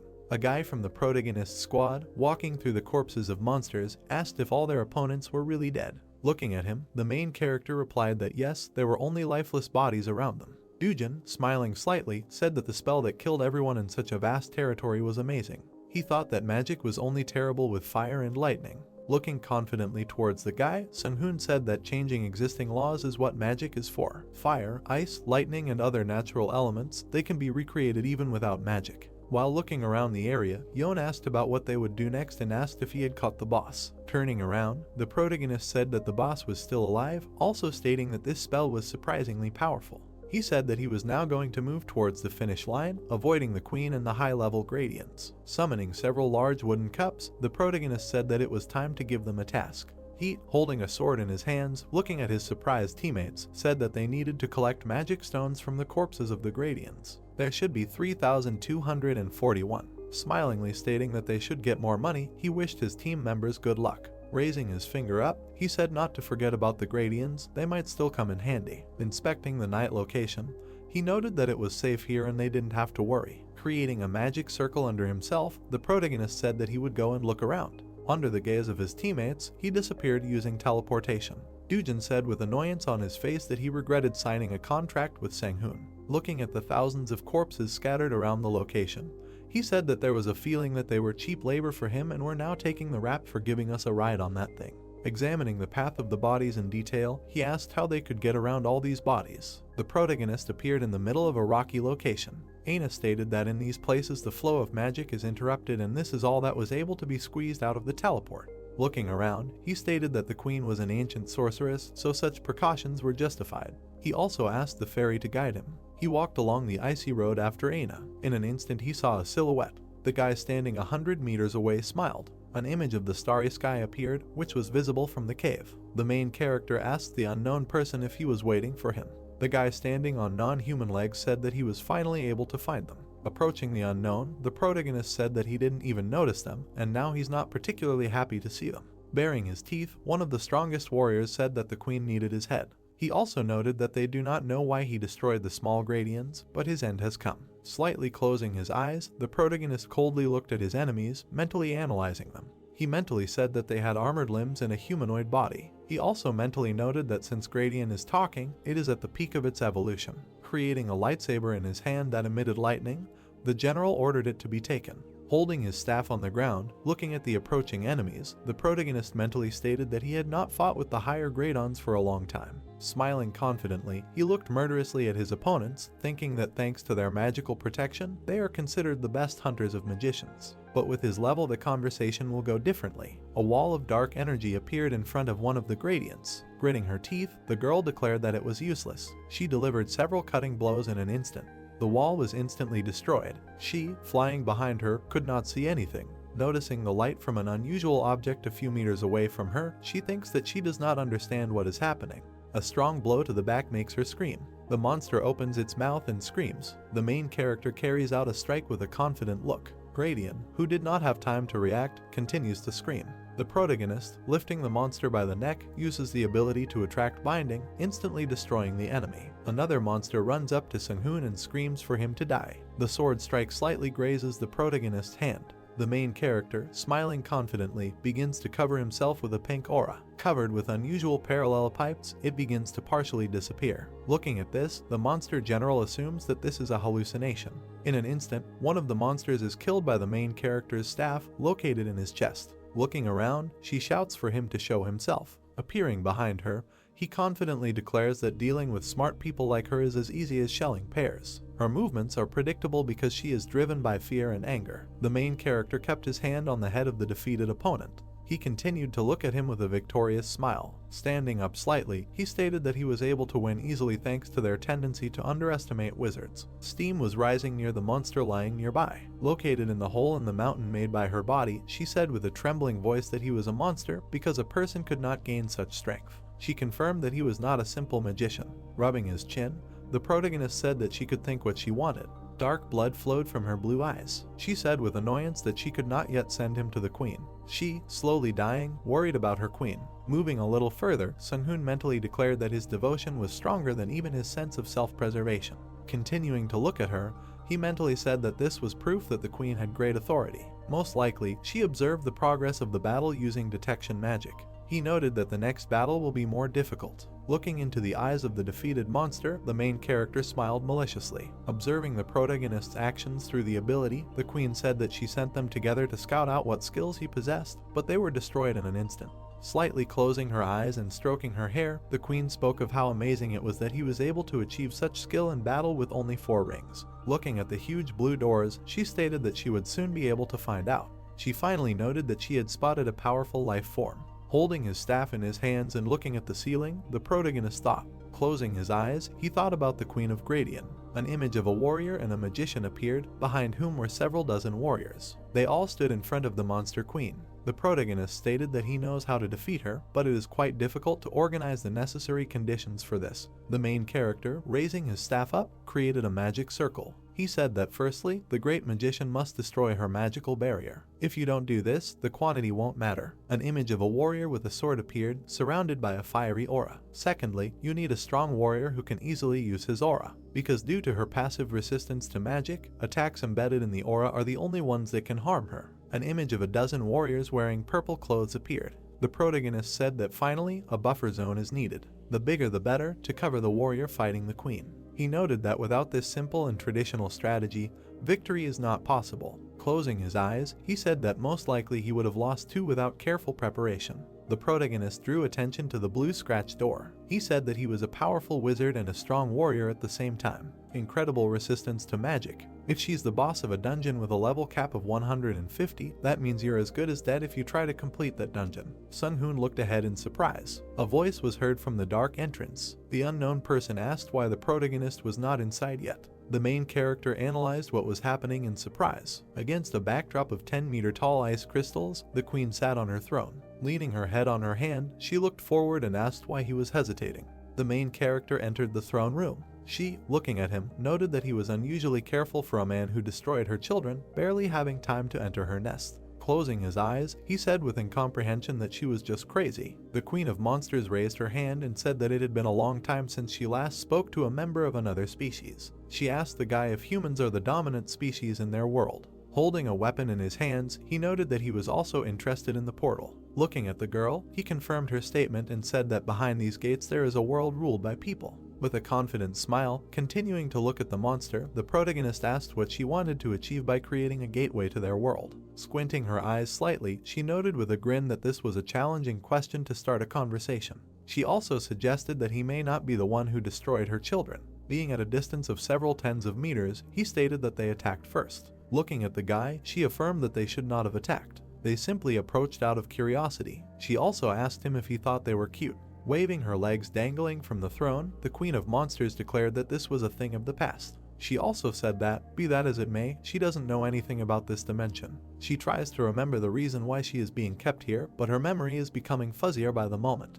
Thus, she remains committed to one single goal, the prosperity of her race. Looking at the girl coldly, the main character put his weapon forward. He asked if they needed to fight. The protagonist also stated that if she can conduct a dialogue with him, then is it possible for them to find peace. After all, prosperity usually begins in peace. Lowering her head slightly, she said that it was unfortunate that the will of someone more powerful was restricting their movement. By rejecting his will, she would simply lose herself. Looking at the queen in disbelief, Sang-hoon thought that the will is more powerful, it must be the will of the one who opened the gate. He said that since she was a wizard, she should understand him. Despite his level of intelligence, he has a nasty feeling that someone is controlling her. Rising from the throne, the Queen of Monsters said that this was not her will and she was not inclined to tolerate losses. Spreading her arms in different directions, the Monster Queen surrounded her body with a powerful purple aura. She apologized for not satisfying his curiosity. Radiating a huge amount of energy, she took on a fighting form. Gritting his teeth, the protagonist noted with annoyance that apparently battle was the only way. The Queen of Monsters, standing not far from the main character, covered her body with dark armor. Opening her dark eyes with purple crosses, she asked what it was like to be out there. She asked whether the place was suitable for living. Putting his sword forward and covering one eye, Sang-hoon grinned and said that it was quite nice there. Creating a concentrated sphere of energy near herself, the girl said that she had quite high expectations. A stream of light was fired from the sphere. The protagonist, unable to dodge, covered his face with his palms. He jumped away from the attack after receiving a small blow that knocked him back. Having hit the stone wall, the projectile changed direction. The main character had to tilt his body to avoid the attack. He flew off slightly and began to slow down with his feet. He, looking menacingly at his opponent, shouted for Aina to start dispelling the magic. Fairy Sang-hoon created a blue magic circle in front of her. She used her dispel ability. The concentrated purple attack hit a large area. Dust and smoke from the explosion spread throughout the location. Holding the staff, the protagonist with a confident smile told her to use all her resources to destroy her magic. The queen, who had evaded the attack, began her attack with her left foot. She, flying towards the protagonist, confidently stated that if the magic does not work, then what does he think about her attack? The stone floor was destroyed under the pressure of the monster's attack. A flash of light illuminated the cave. Putting his melee weapon forward, the protagonist was shocked by the power of the attack. The floor of the upper floor of the cave was completely destroyed. The main character fell to the bottom floor of the blue cave. Not allowing the protagonist to fall, the Queen of Monsters jumped towards him. She was preparing a new attack with a confident look. Approaching Sang-hoon's face, she asked how it was that he, just a wizard, could survive all her blows. Somersaulting in the air, she delivered a powerful kick to the guy's body. The protagonist was slammed into the ground of the lower floor of the cave. The Queen of Monsters watched the protagonist's actions through a column of smoke. Looking down in surprise, she said that it was very strange that he was not dying. The protection from magic should have disappeared after touching the queen's body. Holding his destroyed white staff in both hands, the protagonist said that it was all thanks to the protective magic on it and the armor. He also noted that all the action had already disappeared while he was fending off the attacks. He asked with anger on his face if she knew how expensive it all was. Spreading her arms to the sides and tucking her legs, she said that to hell with all these ridiculous tricks. Coldly looking into his eyes, she stated that he had very strange magical abilities that did not suit his level. She also asked who she was. The main character put his staff into the purple magic portal. He said that he was not someone, but just a strong wizard, tempered by menial work. The queen asked him what kind of menial work he was talking about. Climbing out of the wreckage, the protagonist said that it didn't matter and asked if she remembered the dragon who created her. The girl standing on the hill replied that it was the creator. Sung-hoon said that he was just curious about what he was thinking when he created such a child's body. While warming up, the main character said that he did the right thing by leaving his guys there. Looking at him in surprise, the Queen of Monsters said that he does not look like a person who depends on external factors. Looking at her coldly, he confirmed that she was right. Looking up menacingly, he said that if necessary, he would not decide who was in front of him, a woman or a man, he could kill in any case. Listening to the protagonist's words from above, the Monster Queen said that things were now getting interesting. Closing her eyes, she declared that out of generosity, she would probably attack him again. She noted that she had already seen this technique using clairvoyance. She jumped up and said that the queen's eye sees right through the effect of magic, so such deceptions as illusions and transparency do not affect her. Jumping towards her opponent, the queen attacked him with her aura-covered foot. Placing a block with both hands, the protagonist sighed in pain. Analyzing the guy, the monster mentally asked herself how he blocked her attack with his body even if there was no flow of power. Upon landing, the main character said that such an eye is a complete fraud. Taking a fighting stance, Sung-hoon asked the girl if she had any other methods. He noted with a grin that she could only press with force. She looked in shock at the aura emanating from the main character. The protagonist, approaching the queen, used reflection and change, creating a blue sphere in his hand. Attacking with a concentrated blast of energy, he used destruction to strike a large area. In an instant, his eyes opened wide, he felt the queen's aura coming behind him. The girl noted that he actually used aura. At all the speed of the main character who turned around, the thought flew by that she was too fast. The tangential blow demolished part of a small hill. Stone debris fell loudly into the water. The protagonist jumped towards the queen. Throwing her hand forward, she created several concentrated streams of light. It was the ability to destroy space. Jumping back, the protagonist sighed as his plan of attack failed. He landed on the ground and tried to stop quickly. Sung-hoon threw his palm up. Surrounding himself with a sphere of rapidly spinning energy, he used a huge cloud. His attack did not reach his opponent. He clenched his teeth, barely able to stand on his feet. Looking at his burnt hands, he said that he needed more practice in fighting. The Queen of Monsters, who quickly flew up to the protagonist, stated that during the battle one should not think about anything else. She hit the main character with a hand covered in magic on the body. The protagonist, whose face changed from pain, flew several meters away. Raising her fist, the queen shouted with a confident smile that he was about to feel the queen's power. The protagonist jumped back.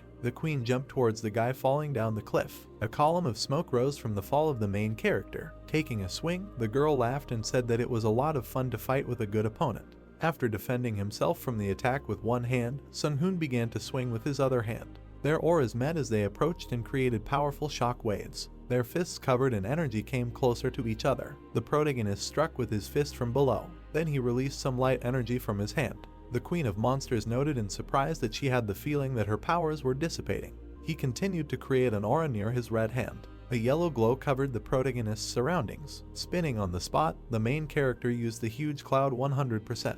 There were traces of quick blows left in the air. The main character, dressed in a long black and red cloak, waved his hand in the air. A girl with long white hair stood with her legs bent wide apart and leaning forward. She took a step, the ground cracked under her feet, and she thought she would move faster. She rushed forward, kicking up dust in her wake. She approached the main character, jumping into the air, and a blinding blue flash appeared between them. The girl turned sideways, bending one leg to attack Sung-hoon. She struck him quickly and he jumped away from her. Sung-hoon bared his teeth and frowned, saying that he was unable to parry all the enemy's attacks that followed each other. Then he jumped to the ground, put his hands forward, shouting that in this case he would take the initiative, and a bright yellow glow appeared in front of him. Suddenly the main character froze, his eyes widened and his mouth opened in shock. He dodged, letting out a loud gasp as the girl swung her leg right at his head. He turned around and, with a frown on his face in surprise, stuck his hand out to the side. When the blows started coming his way again, he had to jump to avoid them. Sung-hoon gritted his teeth as he realized that his opponent's attacks had become even faster. He stood in the middle of the blue fog, shouting loudly that he could not compete with the girl in speed. Then he smiled, looking away, and thought that in this case he would not play by her rules. He closed his eyes as loud pops from explosions were heard behind him. Sung-hoon opened his eyes, which showed yellow sparks, and firmly decided that he would set his own pace. Suddenly everything around began to shine, as if it were covered in sparkles. There was a powerful explosion, which was accompanied by a deafening noise. The girl with black and purple eyes opened her mouth in shock when she saw this. The sound wave knocked her off her feet and she had to cover her face with her hands as she flew back. Thick smoke rose and filled the space. A girl in black clothes and long red gloves stood, looking in horror at the fog around her and fragments of earth flying in the air. She looked at the protagonist with an expression of shock, asking what he was doing. Trying to see at least something behind the dense gray smoke, she asked herself if Sung-hoon really realized that he was losing and decided to give up, or was he just stalling for time. When the girl said that she couldn't pull off such a cheap trick because she could feel the flow of mana, she began to see everything around her in turquoise. She stood in the middle of the smoke, which slowly circled around her. Sung-hoon suddenly opened his mouth in shock. The girl's hand passed through something. Among the purple fog, two dark silhouettes were visible, standing very close to each other. The girl smiled, looked at the main character and asked if he thought that this smoke would prevent her from finding him, and said that this was his end. Sung-hoon grabbed something with his fingers. Then his eyes began to shine brightly, and the girl screamed loudly in shock. She clenched her teeth, staring at him. She saw that Sung-hoon was all white, like a marble statue, and she realized that it was a trap.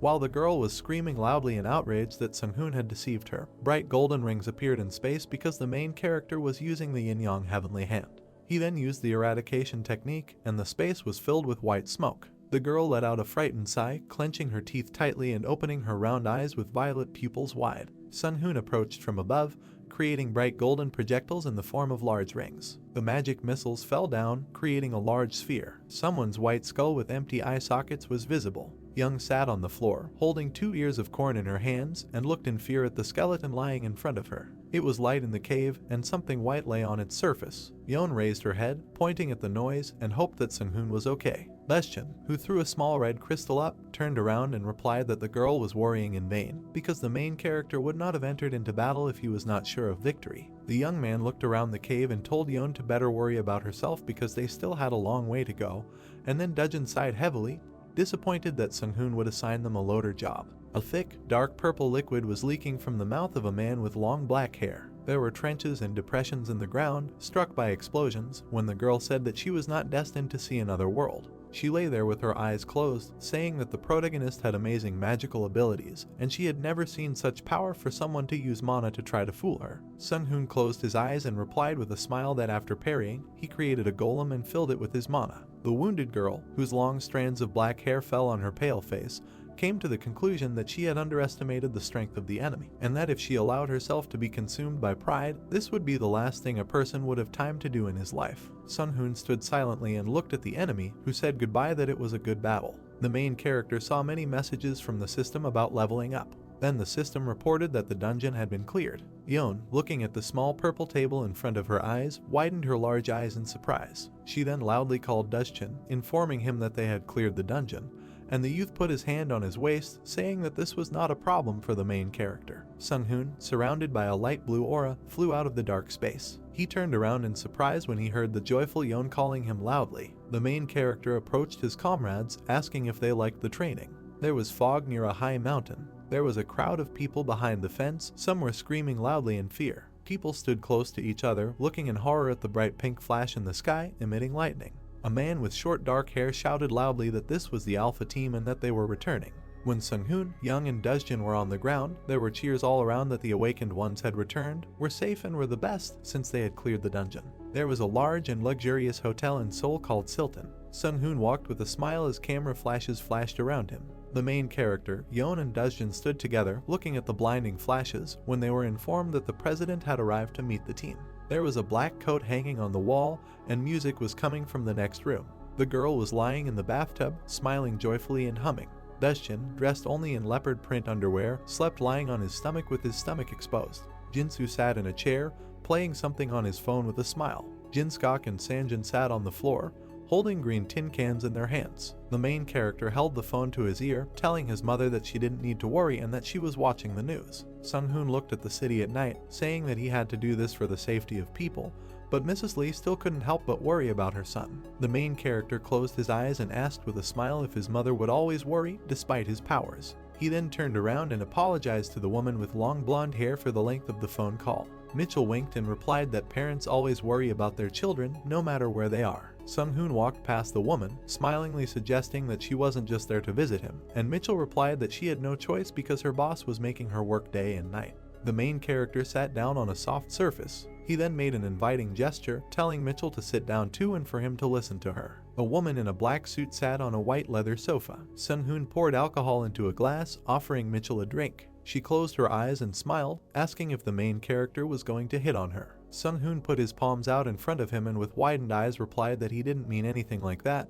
and Mitchell could refuse if he didn't want to. The woman closed her eyes, sighed and said with a smile that she was joking and that she liked men with a sense of humor. The main character answered with a grin that playing with men's feelings is more expensive for her. Mitchell took the drink and said they would drink it and get down to business. Sung-hoon's brown eyes widened in surprise. He saw a woman pouring alcohol into her mouth and said she was drinking whiskey as if it were saju. When Mitchell clenched her free hand into a fist, closed her eyes and exhaled loudly, Sung-hoon said that she knew how to drink. The woman winked, shaking her empty glass, and explained that she had a difficult job because of some people. The main character stirred his drink and asked why she came here. Mitchell looked at him and replied that she was here with a proposal to clear the dungeon right next to the White House, and that even if Sung-hoon failed, he could at least provide them with information. Sung-hoon, holding a glass in his hand, clarified the information with a smile. The woman frowned and said that if the same thing happened to this dungeon that happened in the dungeon in China, which shook the real world, it would be bad. Then she smiled and added that they had found the reason for all this. The main character looked at Mitchell with interest. She explained with a calm look that exactly 720 hours after the appearance of the dungeon, it replaces the dimension in their world, and the dungeon at the White House has existed for 21 days, which means there are still 9 left. She held a glass in both hands, saying that some countries were not aware, but many refused to clear the dungeon together, and if a replacement occurred, they would fight. Sung-hoon smiled and replied that he now understood why no one was trying to clear the dungeons, and Mitchell replied that they were trying to do something, but some countries simply did not have a chance. The woman added with a slight smile that they were ready to fight themselves if the main character refused them, and the top brass believed that Washington would soon turn into a battlefield, and it would greatly help them if the young man shared some information about the dungeons. Sung-hoon sighed and said that he could tell them something, but he doubted that the information would be useful since the dungeons might be different.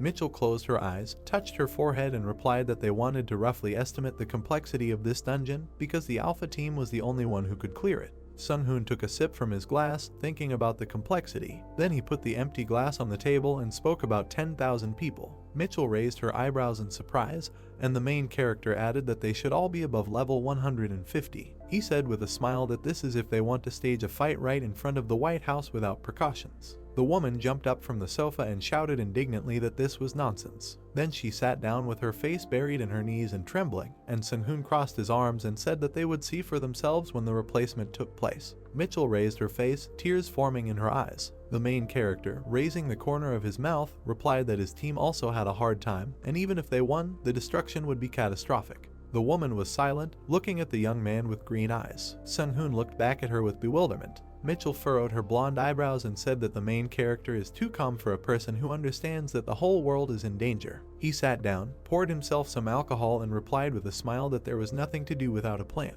Then his smile disappeared, and he thought that in fact, these tier 3 dungeons could cause a lot of problems, and entire countries would disappear from the face of the earth. The protagonist's gaze was serious when he thought that the states are the pillar of the world economy, and that if they fall, then almost the entire world economy will collapse, after which it will be impossible to recover. He then raised his glass and said that he would take care of this dungeon. A joyful smile appeared on Mitchell's face, and Sung-hoon said that he needed something in return, and the woman agreed to everything. She froze in shock when the main character said that he needed a nuclear power plant. He sipped his drink, saying that he only needed one nuclear power plant out of all the abandoned ones in America. Purple smoke filled the space. White sheets of paper were flying in the air as someone shouted loudly. Bill frowned, asking if it was safe since it was a nuclear power plant after all. The man with gray hair gritted his teeth and replied that they would suffer irreparable losses. It was too late to compromise, and if saving them would cost them some abandoned nuclear power plant, then that was a great deal. Bill approached the director and said that they had found something like a small satellite in space, and they were able to find out that it was created from materials from the Earth. The director looked at the astronaut on the large monitor, asking if the satellite itself belonged to the main character, and Bill confirmed this, clarifying that the materials were exactly the same as he ordered. In Washington, a bright red flash was seen in the middle of the destroyed building, and Sung-hoon arrived in position. The man with blonde hair frowned, asking if they had a chance to win the main character over to their side. His subordinate looked at the president and replied that, judging by the latest data, this is impossible. He folded his hands and lowered his head, saying that this meant that they could only rely on his favor if anything happened.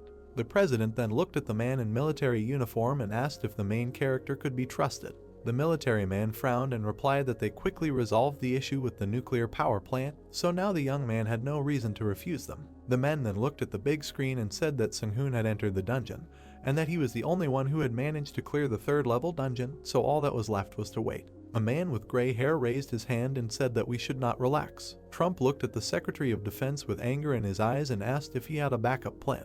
The man with rectangular glasses replied that they had an immediate evacuation protocol ready, and they had also provided the best hunters for the 3 perimeters. Then the president, sitting at the head of the table, said that then they would wait. The red flash became brighter. Sung-hoon stood in the middle of the darkness. It was not clear to him what kind of dungeon this was. He suddenly opened his mouth in horror as he realized he couldn't breathe. He immediately created a ring of protection, and the purple artifact that appeared above his head activated. The system reported that clearing the hero's status had begun, temperature control and protection magic had been turned on. The main character, standing in the darkness, asked what kind of place this is in which there is no gravity, no earth, or even an atmosphere, and came to the conclusion that this dungeon is radically different from the Korean ones, and that ordinary hunters would immediately die if they entered here. Suddenly his eyes widened as he thought of a humanoid life form. He saw a huge spaceship high above him. Sung-hoon jumped in shock when he saw a bright purple light coming from the ship. Many laser attacks rushed towards the main character. He began to move away, and the attacks followed him. He held out his hand in an open palm, indignantly saying that he had been attacked on the sly. The entire spaceship began to emit a purple glow. Fighters began to fly out of the ship. Sung-hoon flew into the air and looked at the spaceship and admired the fact that it had a squadron of fighters. He raised his head and saw a dozen bright flashes above him. When the main character examined the shells, he swore loudly and said that this was not just some kind of space equipment. Sung-hoon frowned, asking that they at least talk to him. The alien creatures replied that this was pointless because before taking over the planet they would annihilate all forms of life, and the main character, flying in space, replied that in that case they would fight. Suddenly, large bright spheres appeared nearby as Sung-hoon shouted that after gaining access to that nuclear power plant, their powers would be equal. The main character extended his arms to the sides, wanted to test nuclear energy, and called on aid. When a little fairy in a green dress appeared next to him, Sung-hoon ordered her to first destroy the annoying flying bugs. A chain of blue explosions was visible from afar. The main character was surrounded by bright purple sparks. Suddenly, a blinding flash became visible on the spaceship, and the opponents prepared to open fire from the main gun. Shock showed on the protagonist's face. He opened his mouth and widened his eyes. Suddenly, a powerful shell was fired from the ship. A huge sphere rushed forward. Sung-hoon looked at the projectile from afar and said that it was unexpected. Aina, hovering near the artifacts, reported that after the teleport she applied a stealth effect, so the fairy assumed that opponents could not detect them. Sung-hoon smiled contentedly and said that now was the time to try out his new spell, and ordered Aina to set up a protective barrier and prepare a reserve of nuclear energy. A shield formed around the protagonist as he stood with his legs spread wide and his arms extended to the sides. Then he brought his palms closer, a black substance formed in them, and he said that he was setting the coordinates. He then used the nuclear destruction technique and a powerful magical projectile shot out from his hands. As the attack approached the spaceship, the beings controlling it screamed in panic that they had noticed a dense flow of energy that was impossible to avoid. The next second, a powerful explosion thundered, and everything around was blinded by a bright flash. Sung-hoon let out a heavy sigh as the sound wave rushed towards him, but the protective barrier suppressed the recoil, draining 30% of his mana. The main character narrowed his eyes when the percentages rose to 40. Aina then reported that the shield was stable, and large fragments of the ship appeared in the space filled with bright sparks and lightning. The aliens didn't understand how Sung-hoon was able to do this and mentioned the Apocalypse class. The main character flew up and thought that the power of nuclear energy was fantastic, and that he had converted a huge amount of energy into mana. Sung-hoon frowned, gritted his teeth, and thought that he didn't expect it to be so powerful, because somehow the nuclear destruction spell was 8 times stronger than a normal one. He flew higher and thought that he could become stronger if he got even more energy. The main character touched purple matter, which he had never seen. It was knowledge still unknown to him. Then, without lifting his hand from the mysterious matter, he said that he would take it away because the wizard could not miss out on new knowledge. The system reported that the main character's level had increased. Sung-hoon, seeing this, smiled joyfully but did not understand why there was only one level. The system notified that for the first time the main character was able to crush an enemy who was superior to him in strength. Sung-hoon received an achievement, and his damage against large enemies and area attacks was increased by 15%. Suddenly, an inscription appeared on a red background, which said that the system was monitoring the main character. Sung-hoon read the holographic tables and was surprised that the dungeon boss gave him so little experience. He closed his eyes and wondered if the system was preventing him from becoming stronger. The main character looked at his file, thinking that his strength did not depend on the system, but he still did not want to lose anything. Everything was in a purple fog, and a black spot could be seen above the tall building. The wind rose, demolishing buildings in its path. The knight, whose eyes emitted a blue glow, asked how things were going with the king. The Lick in the black cloak replied that the knight should not rush because they need to wait until 69 solar cycles have passed. He turned around and asked Calypso why he stopped the trek, because the creatures in this world do not know about mana and gods, so there should be no problem with them. Looking at the blue dragon with a white mane, Calypso replied that these creatures have knowledge of martial arts and the abilities of awakened ones, so if they continue to attack, they will quickly submit. The knight came closer to his interlocutor and said that there were too many of these creatures, and the soul captured by the Lick told him that there were about 6 billion of them in this world, and that if China suffered colossal losses, other countries would not just leave it like that. They looked at the flow of blue-violet energy and talked about how with so many souls, Pelton would have no problem connecting their world to it. The knight and the Lick stood side by side, looking at the black smoke ahead. The girl with long black hair smiled softly. She was wearing a dark dress, and she said that Pelton and Calypso certainly lacked restraint if they decided to call her to such a place. The knight looked at Eilis through his helmet and said that they had not seen each other for a long time. When Calypso said that the girl's title meant nothing and Eilis responded rudely, Pelton turned to the knight, asking the Queen of Shadows to calm down. Eilis chuckled and said with a smile that the Lick was now much more pleasant to talk to, and then asked how their plan was going. The Lick, whose empty eye sockets contained a blue light, replied that they needed the help of the Queen of Shadows. Eilis, whose silhouette could be seen in the distance, asked what kind of help. Calypso, looking at the Queen of Shadows, replied that this world is similar to their old enemy, because it has its own god of machines, and therefore they believe that it will be better if she leads them.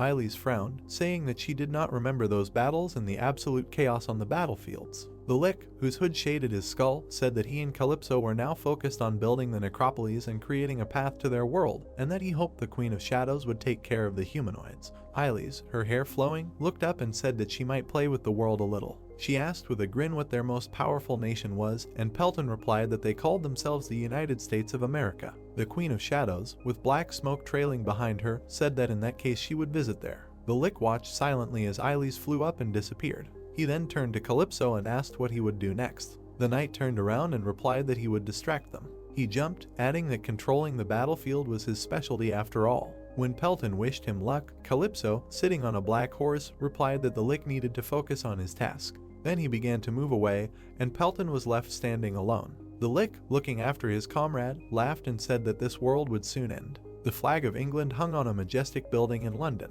Someone extended their index finger, signaling the activation of a nuclear destroyer. The next second there was a powerful fiery explosion. Everything around was blinded by bright flames. Sung-hoon, floating in the air, swore loudly and hoped that he would not become the first magician in the world to die from his own spell. He grinned and said that the power had increased, but he did not expect it to be so difficult to control. Aina, flying next to the main character, said that their main goal at the moment is to increase firepower, and the difficulty of the dungeons increases with each level, so one must assume that nuclear energy will no longer be effective at the 4th level. Sung-hoon looked at the fire, saying that everything would be okay since he had a fairy with him. Aina put her hands on her waist, saying that inside the dungeon she would only use 12% of her abilities, and the main character, closing one eye, replied that he would be more careful. He looked at his palm and said that at any rate he was quite strong now, and would soon gain the singularity. The fairy, looking at the main character with big brown eyes, asked if he meant the event horizon. He looked at her and answered with a smile that for magicians like him, the singularity only meant that he had reached a certain level. Floating high in the air amidst the raging flames, Sung-hoon thought that the magical singularity was the moment when a wizard became powerful enough to control aspects of creation at will, and he had recently begun selling rings of life. The main character looked at Aina, who crossed her arms, and thought that when wearing such a ring, people would no longer need food, and he wondered what would happen if they were sold in large quantities. He looked at the dark purple hole in space, thinking that thanks to the mana from nuclear energy, he could automatically create such items, and when he gained more powerful magic, everything became easier. Sung-hoon, dressed in a black and red cloak, came to the conclusion that thanks to thermonuclear fusion, he could easily go through dungeons of the 3rd level and below, and hordes of enemies or single cracks would be instantly destroyed. The main character frowned, thinking that with the current level of abilities, he could control the amount of energy obtained by synthesis, and no one would be able to cope with such power. Suddenly, the system reported that his level had increased. Sung-hoon turned to the fairy and assumed that the boss was dead. He looked at the smoke that filled the space, wondering where the exit was, and cursed when he realized that the exit might be at the epicenter of the explosion. There was an island in the middle of the ocean. Sea waves washed the sandy shore, and a building was built on the island. On the screens, news channels showed the main character who single-handedly cleared the 5th level dungeon. There were a lot of comments from different people under the video. A girl with short hair was watching TV when she was suddenly called. The girl with long blue hair smiled and said that she had just been informed that 2 more had been found. Ileona closed her eyes and replied with a soft smile that this was wonderful. Suddenly, the girl widened her blue eyes when she saw Sung-hoon on the big screen. She moved closer to the TV, saying that the main character was truly incredible. Ileona said with a smile that this guy is not as simple as he seems. The blue-haired girl turned around and asked how he felt about the queen and said that he scared her a little. Ileona, whose long ears peeked out from her shock of green hair, replied that Sung-hoon was already like a demigod, and the whole future and fate of the sirens rested on him. Aina, dressed in a black jacket, stood next to a smiling elderly woman while the main character thought about allowing the fairy to settle all issues with other countries. Sung-hoon walked down the red carpet thinking that the Korean government was trying to play on the fact that they had a say in the negotiations, but it was unsuccessful because the countries that saw what Sung-hoon could do turned them down. Suddenly, he jumped into the air, thinking that his influence was already an order of magnitude greater than the Korean government. A huge explosion occurred, accompanied by a fire, and the main character thought about how he cleared dungeons in countries with which Aina had already completed negotiations. Sung-hoon opened his mouth slightly, thinking that all these 59 third-level dungeons had been cleared quite quickly, and he was becoming more and more powerful. The magic tower at Kimyangju rose above the mountains. Sung-hoon entered the dark room, and Aina reported that, not counting the 59 countries in which the dungeons had disappeared, there were still 147 remaining, where elite hunters gathered. She looked at the holographic tables, saying that the graph showed the approximate development of events, and, apparently, many third-world countries would fall. The main character arched his eyebrows sadly and pursed his lips, thinking that he tried to clear the dungeons as quickly as possible, but apparently this was his limit. Then he closed his eyes, thinking that he managed to cover so many countries only thanks to the United States of America and its promptness in providing a nuclear power plant. Sung-hoon sat down in the white chair and asked how many nuclear reactors were ready for use. Aina turned around and answered with a polite smile that 28 units were already ready, 12 were still under construction, and now they were only using 2 of them, and in the next 682 hours, all 42 units would be ready for use. The main character rested his cheek on his hand and said that at least he could rely on this because he could not be left behind. Sung-hoon crossed one leg over the other, and Aina reported that many people were interested in his abilities, so she analyzed many foreign companies that were watching him. She then adjusted her oval glasses and said with a serious look that the protagonists should not underestimate their opponents, and that the main goals at the moment were firepower, hunter abilities, and science. Sung-hoon folded his hands, closed his eyes, and said with a smile that he would put them in their place if they came, and that the Earth has huge problems due to the fact that many countries have different interests, and thanks to nuclear fusion, he has huge firepower, surpassing entire nations. Aina put her hands behind her back and advised the main character to still be careful because the chance of a collision was still above 0. The main character then folded his hands and asked with a smile if she liked her new body. Aina twirled around and replied that it was better than she expected, and the main character reminded her that she still had to meet many people. Then he closed his eyes and thought that he could finally feel free and create his own institution, and Aina could personally solve all the small problems. Suddenly, Aina looked at the main character and said that she had a proposal. When she proposed building an interstellar complex, Sung-hoon widened his eyes in shock and opened his mouth. She smiled and began to type something on the keyboard. The girl demonstrated something like a spaceship and explained that this was a 12-kilometer space base with its own weapons. Admiration appeared on the protagonist's face and he asked if it was possible to build it. Aina replied with a smile that she had already completed the layout and drawing according to the fragments examined and the data from the last battle, and that she was sure that this was a good idea. Sung-hoon touched his face, closed one eye, and said that he doubted that the main defender of the magic tower could offer anything useless. The protagonist, sitting in a white leather chair, said that a working prototype of the model would be ready in a year if they use all the resources they have. Aina said with a slight smile that while studying that ship, she came to the conclusion that underground construction would be less efficient, but safer. Sung-hoon looked at the girl and asked if she thought the enemy was aiming to attack the Earth, and Aina replied that they should be prepared for all outcomes. The main character looked at the model of the spaceship, thinking that without a doubt this is something really worthwhile, and the defensive systems are impressive. And also, thanks to this ship, he will be able to spread his influence throughout the world, for example, because of the possibility orbital bombardment. Sung-hoon sat with one leg crossed over the other and his cheek resting on his hand, and thought about how nuclear fusion should have been enough to fight against these enemies. Aina put her hands behind her back when the main character said that he gave the go-ahead for construction, but he would have to postpone it a little. He touched the transparent window and added that they needed to think about resources, and then asked the girl to send drones to Mars so that the construction of factories could begin there. As Sung-hoon looked at the large red planet, Aina guessed that 30% of the total power should be enough for this operation. She recommended starting with automated warships, but the protagonist, raising his hand, interrupted her and said that their combat power was enough for now and they could postpone it. Aina remained silent, looking at him through her glasses. Then she closed her eyes. Suddenly an alarm sounded with a loud squeak. Sung-hoon immediately tensed and frowned. Aina looked to the side as it was reported that high dungeon activity had been detected. Many red dots appeared on the world map. They squeaked loudly. In cities, some buildings began to collapse. Somewhere there was a powerful explosion, and everything was plunged into fire. A blinding flash appeared over a city with tall buildings. Sung-hoon touched his face and said that most countries were doing well, but the capitals of China and Japan had already been swallowed up. A huge creature resembling a dragon could be seen above the skyscrapers. As the dragon flew over the city, Sung-hoon talked about how Japan had to be ready for fighter jets, so they should have top-notch hunters in the air. 3 fighter jets flew in the sky, leaving a purple trail behind them. There were also shells flying there. The dragon opened its mouth when they began to attack it. The monster tensed, its eyes began to emit a blue glow. A loud explosion thundered, blinding everything around. Someone stepped on the ground, shouting indignantly that even the state could not be relied upon.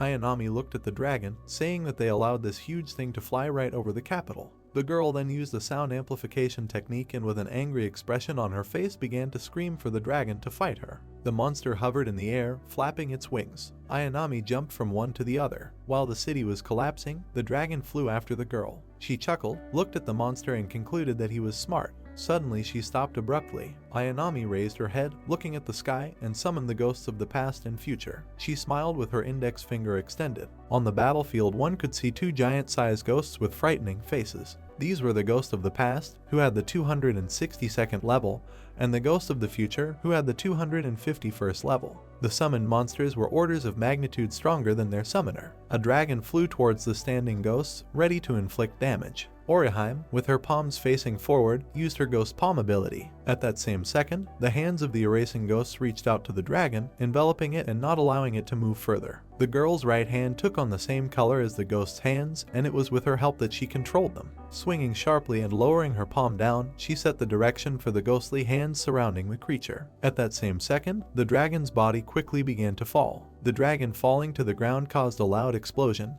throwing rocks and destroyed parts of buildings into the air. Onayam tried diligently to slay the dragon, but he resisted. Clicking with displeasure, the girl thought that the hands of the ghost should have significantly reduced his strength, but he dealt with them too easily. Deciding not to waste time, she ordered the future phantom to attack the dragon. He, in turn, without hesitation, with a sharp movement approached the creature lying on the ground. The ghost of the past was also there, holding the dragon by the back of its head. This girl is better than she seemed, because she can fight the boss alone. Although her combat power is lower, it seems that her ghosts are immune to the boss's attacks. A woman in a business suit and glasses reported to Sung-hoon about this girl. She introduced the young girl as Ayanami Kazuki, who was level 231. She belongs to the Spirit Summoner class and is also the strongest hunter in Japan. Her nickname is Onayam, which literally stands for Ghost Queen. Continuing the story, the woman said that Kazuki received protection from certain gods of thunder and wind, and therefore she has resistance to these attributes. Sung-hoon listened attentively,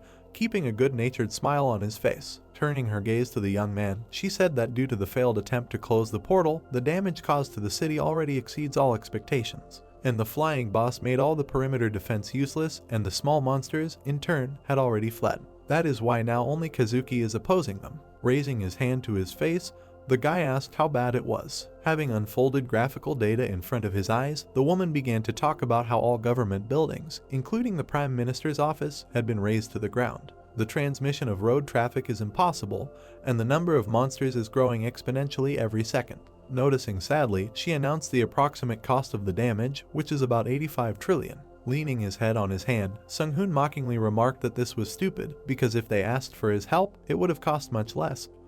But because of their pride, they are simply losing resources. The girl, maintaining the conversation, pointed out that relations between Japan and Korea have always been strained. China, having lost most of the hunters, plunged into chaos due to the replacement of the 3rd level dungeon, and most countries also fell under the onslaught of monsters. Having interrupted her, the guy asked how things were with those countries in which he cleared dungeons, whether they were holding back their troops. Having changed his face, the young man asked her why these countries were avoiding him. Perhaps they were going to ask for his help. The girl, with a smile on her face, answered the hero that the United States would undoubtedly do something, since the United States was putting pressure on the UN. Surprised by these words, Sun-hoon asked again, thinking that the UN was no longer in business. But the girl, turning to the diagrams and tables that appeared, explained to him that at such a time the influence of organizations such as the UN is simply necessary. Soon, the leaders of the countries will try to solve this, and they, in turn, can watch the battle from the sidelines or join and help. The choice will be only theirs. Smiling, Sung-hoon remembered the expression, which was regarded as how the loss of one of the friendly sides brings the same to bear on its other allies. Focusing a serious look on the guy, the girl asked if he was going to help the UN, to which he answered no, and for now he was just going to observe the situation, strengthening his positions and accumulating resources. Suddenly the bell rang. Eliona wanted to talk to Sung-hoon. Out of surprise, the hero hesitated, thinking that something might happen. But after a second, a smile appeared on his face. He decided to meet her in person, asking her to send her here. Arriving in place a few seconds later, Eliona joyfully greeted Ain. Rising from his chair to greet the guests, Sung-hoon smiled joyfully, talking about how long it had been since they had seen each other. The girls bowed their heads and thanked him for the invitation. Flattered by such a gesture, the guy said that everything is fine and girls don't need to humiliate themselves like that. After which, the young man drew attention to the clothes of the guests. They were dressed in beach outfits. But Eliona didn't see a problem with this because she always dressed like that. To her question about whether something might be wrong, she received an emotional negative answer, and a smile appeared on Sung-hoon's face. With a snap of a finger, 2 more comfortable chairs appeared in the space, which seemed to be on the seashore. He invited the guests to sit down to discuss the purpose of their visit, because the young man thought that they had problems. But, slowly sitting down in a chair, Eliona stated that everything was not like that at all, and they were here to thank the young man for saving her race and providing them with a place to live. Looking at her with a calm gaze, Sung-hoon noted that this was part of their agreement, so there was no need to thank him. A slight smile appeared on the girl's face, and as she began to speak, the girl closed her eyes, sharing that in this world many are not so honest in this regard. And since the young man fulfilled his part of the agreement, she is here to announce the decision made. Sung-hoon's eyebrows frowned a little. He didn't understand what decision she was talking about. Rising a little from her chair, Eliona, with a pause, began to say that they, the sirens, recognize the hero as their lord. After these words, she herself and the girl who came with her knelt down and bowed their heads in front of the guy. Jumping up from his seat, Sung-hoon hesitated and urgently asked them to stand up. Not understanding what she had done wrong, the girl shared with him what she had heard about how in this world they bow to their master. Holding her hands, the young man asked where she could have heard about this. A light blush appeared on Eliana's cheeks. She said that from the moment she was on Earth, she learned the culture by watching dramas. Confused by this situation, Sung-hoon wondered what kind of melodrama they were watching, but he decided to ask why they wanted to serve him. Rising to her feet and holding her shoulder with her hand, Eliona said that everyone would find refuge in the shadow of the great tree. Although now her level of magic is higher, Sung-hoon has incredible potential, and for their race, the protection of someone stronger is vital until death. Hooked on the last words, the guy noted with a grin that it sounded more like a wedding agreement than patronage. Smiling in response, the girl stated that he could view this as he wished, because friendship with those who are not their enemies is one of the old commandments of the sirens. Sung-hoon agreed to discuss the creation of a new treaty. At this time, Ain's attention was attracted by a notification. She informed the master that the creation of the necropolis in China had been completed. The silence of the blue sky was broken by a flying military shell. The JL-3 ballistic missile was fired from a submarine. In the necropolis at this time, a dialogue began between the Lick and the dark-haired girl. They were discussing that people had launched a nuclear missile that would soon fall on the necropolis. The leader of the dead asked if there was information about weapons, because he needed to come up with a solution to the problem that had arisen. A small black sphere appeared above the girl's palm,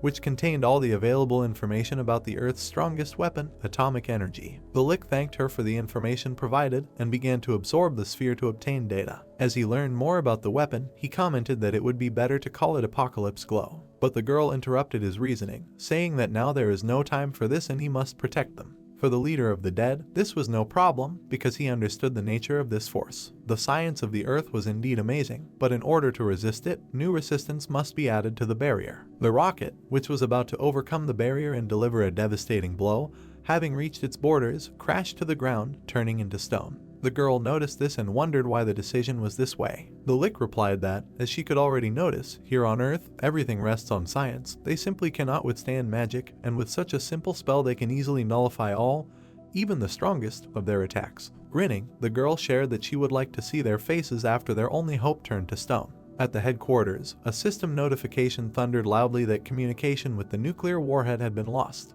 Everyone was wary, not understanding what could happen, because the expected explosion did not follow. At the Missile Launch Control Center, no one understood what had happened and what they should do now. Clasping his hands, the man said that the plan did not work, but they, one way or another, needed to clarify the situation. Frowning his brows, he ordered contact with the Hunter's headquarters, as well as the preparation of nuclear weapons. The phone rang at headquarters and one of the employees answered it. Within a few seconds, she turned around and informed the men that a message had been received from Beijing. Wary, they asked again what had happened. With horror in her voice, the girl announced that a whole army of the dead was approaching Beijing. Rising sharply from his seat and hitting the table with his palms, the commander-in-chief hotly spoke out about how the enemies could get so close to the capital, he did not understand where their hunters were. Meanwhile, Beijing was burning in flames and smoke was rising higher into the sky. An army of the dead walked through the dilapidated city. Calypso reported that the dungeon replacement was successful, and they were already close to completing the construction of the temple. There was no need to wait any longer. His eyes glowed in the darkness of the helmet, one could see his despicable gaze. Watching the situations through the displayed screen, Sung-hoon became interested in this Death Knight. He was clearly not like everyone else. Turning around and pointing at the screen, the guy ordered Aina to analyze the knight who was on the horse, since he believed that he was their leader and therefore worth watching. She understood the young man's order. Looking at everything that was happening, the hero sadly said that Beijing has no chance at the moment. The silence was broken by an urgent call from Chiang. Aina informed about this. She said that they are asking for support in the battle in Beijing, for which they are offering a new nuclear power plant. Turning to her, Song-hun said that they did not need another one and asked to find out if they could give up Liaoning province. Ain's eyes widened. Turning to the young man, she asked the question if he really hopes that China will agree to give up its territory, because many are against their proposal. But the hero confidently said that their territory was already filled with the walking dead and it would be very problematic to recapture it, so he asked the girl to at least try to bring them to negotiations. Closing her eyes and nodding, the girl said that she understood everything. With his arms at his sides and standing in front of the screen, Sung-hoon turned to Aina, saying that they simply had no choice, because if China lost Liaoning and Beijing, it would be a real disaster for the entire country. The hero asked to inform him as soon as the negotiations were completed, and for now he would monitor the situation. Stepping aside, a bright glow appeared in front of Ain in the center of the circle that appeared, and the teleport was activated. The smoke from the giant fires rose higher and higher. An explosion thundered across the battlefield, illuminating everything around with its light.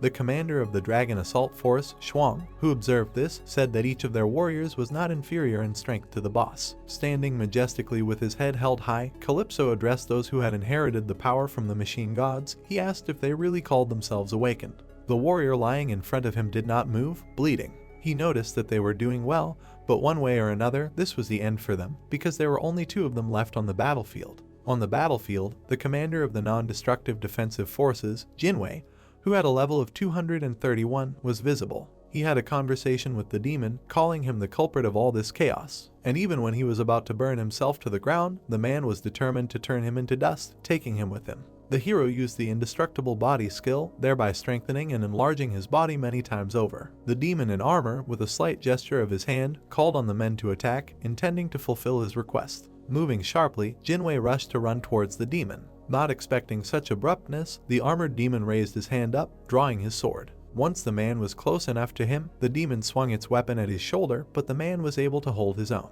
To which the armored demon remarked with a grin that he was right in saying that he could withstand his aura by strengthening his body. Suddenly, a spinning white ring flew past the demon's head. Taking advantage of the armored demon's moment of distraction, Jinwei intercepted him, calling on Shuang to come to his aid, because this was their chance. The hero used the dragon's breath skill, sending a giant fireball towards where the man and the demon in armor stood. A bright flash illuminated the battlefield, followed by a loud explosion. Rising clouds of smoke and fire rushed higher and higher into the sky. Smugly, Shuang asked about how the demon felt after his ability, because no one had ever managed to survive after this. But from the blazing flames he heard words that such a thing could not harm him. The hero stood in a stupor. After the flames began to subside, he again saw the silhouette of a demon in armor. Leaning his foot on Jinwei, who was lying motionless on the ground, he began to say that the power of the gods is not only subject to Shuang.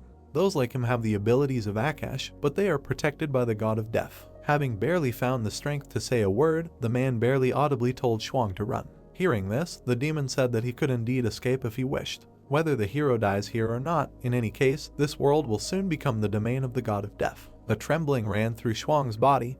He didn't know what to do, whether he could withstand such a monster. The demon's attention was drawn to the shadow cast by the clouds. He didn't understand why the sun was still shining. Apparently, he decided, something had happened to the magic of the thunderclouds, but he didn't understand how this could happen, since such a vast weather-changing spell couldn't end so quickly. For a second, the demon thought that the reason for this was the appearance of a powerful magician. The sun's rays passing through the clouds have become a big problem, because now the army of the dead cannot set foot on the earth illuminated by the sun. At that same second, the demon Calypso was contacted, warning that a high-level magician had appeared nearby, who had already dealt with that same weather spell, and he needed to do something urgently. Before he could answer, the connection was interrupted. Calypso could no longer support her. Someone interfered with him. He noticed another person next to Jinwei lying on the ground. Shuang immediately ran up to them, not understanding who this stranger was. After the help provided by the young man who arrived, the man was able to open his eyes. Turning to his partner, he did not understand how he did not recognize this famous Korean hunter. Turning to look at them, Sung-hoon apologized for being late and said that he was here to help.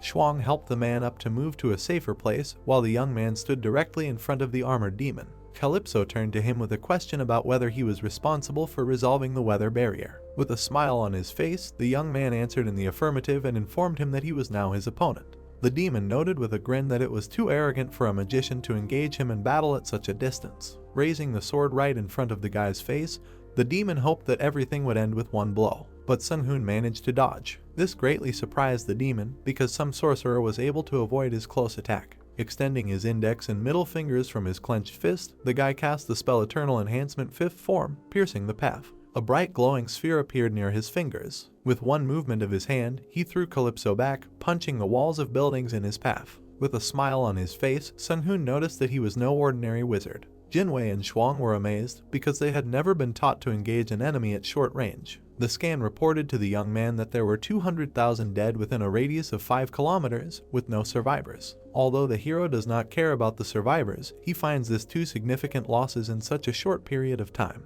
Turning to the men frozen on the battlefield, Sung-hoon suggested that they go to a safe place. Energy emanated from his palm. A white circle appeared around the two, which immediately transported them away from here. Now, the young man could think about what tactics he should use. He was interested in the idea of whether he would use nuclear fusion in another country, whether it would cause outrage or not. There was real chaos at the Missile Launch Control Center. Everyone was trying to find Sung-hoon, who was about to appear on the radar. The general hurried everyone. Their panic was interrupted by Shuang and Jinwei appearing out of nowhere. Not understanding where they had been moved, they were surprised that the general was in front of them. Their tactlessness was interrupted by the general's stern words that they were at the command headquarters of the department. Without thinking twice, he asked the question of how they ended up here if they were in Beijing. Jinwei confirmed the general's words, saying that a Korean hunter brought them here with his magic, who appeared on the battlefield as the last ray of light. Without his help they would not have been here. The general realized that they met Sung-hoon there without understanding how it happened. The silence was broken by a loud system alert. The girl noticed that a dense energy surge had been detected in Beijing. A giant bright star appeared right above the head of the armored demon. He immediately realized that this was the magic of summoning stars. Sung-hoon grinned, confirming the demon's words, because there is nothing better than sunlight in the battle against the dead. The radiance and warmth of the emerging star caused the bodies of the dead to ignite. Calypso had nowhere to run because the entire territory was under the control of the young man. Raising his hand and sharply lowering it, the guy ordered forward, and the star immediately quickly headed straight towards the demon. Overcoming the sound barrier, the shape of the star was distorted, but it did not lose its power. Helton's body was consumed by blue flames. He called on the god of death to protect his devoted servant and not let him die. The ruins of the city were illuminated by a bright light from the resulting explosion. The windows of the headquarters were illuminated by a bright flash. Then everyone realized that Beijing had burned to the ground. Satisfied with his work, Sung-hoon again noted that there is no better remedy against the dead than rays of sunlight. The young man thought that China would most likely be dissatisfied with such destruction in the capital, but the guy quickly discarded these thoughts because of the steam curtain it was still unclear what to expect. At the bottom of the hole formed by the explosion stood Calypso, covered with blue flames. It was interesting for the hero. The armored demon was able to survive the attack of star magic, but lost both arms and his body gradually disintegrated. Sung-hoon didn't understand how he managed to do it, but without answering the question, Calypso asked where this sorcerer came from. With a grin, the hero noted that not a single sorcerer could summon an entire star, and he is the only and unique wizard in the world. Barely standing on his feet, the demon continued to say that he had already experienced starlight, but the hero's ability was an order of magnitude stronger than from other worlds. Calypso asked from which world the young man came. Smiling, Sung-hoon thought that even though he was dead, he was still thinking. But the guy was not going to reveal information about himself just like that, because usually you need to pay for such data, and he was not going to invest in the economy of the dead, no matter how annoying it would be for his opponent. Standing opposite, the guy reasoned that he should have learned more about black magic, because he could imprison the soul of a demon and sell it for a good price. Unable to hold on any longer, the demon said goodbye, saying that they would meet again. A bright bluish glow enveloped his body, and at the same instant he disappeared. Raising his head up to follow the fleeing demon, the young man was dissatisfied with the fact that he still managed to escape. After everything had calmed down, the guy thought that he could use the nickname's abilities, as well as the possibility of learning how to capture souls in such situations. Raising his palm to his face, the young man thought that he had managed to deal with the problem of China. Looking at the ruins of the city, the young man thought that although he had destroyed their capital, he still hoped that they would give him Liaoning province. Aina, crossing her arms over her chest, told Sung-hoon that the success rate was non-zero, even though he destroyed everything here. Leaning his head on his raised palm, the guy concentratedly thought that if he were in their place, he would be upset. After thinking a little, the hero decided to do something good for this world, deciding to work for the public. He cast the spell Nuclear Fusion, full power, and ordered the mana from the tower to be used as well. The coordinates were received and the time was set. Limitation for living beings, complete restoration. A system notification thundered at headquarters that an incalculable amount of energy had been detected in the vicinity of destroyed Beijing. On the screen of the headquarters, one could see a concentrated Sung-hoon, who was floating in the air, closing his eyes and spreading his arms to the sides. The general did not understand what the guy was up to. The atmosphere of Beijing was displayed on the screen, but the man could not comprehend anything. At the same time, the state of the atmosphere in China was also monitored at the headquarters of the United States, Japan, and the UN. A giant magical seal emitting a bright blue glow loomed over Beijing.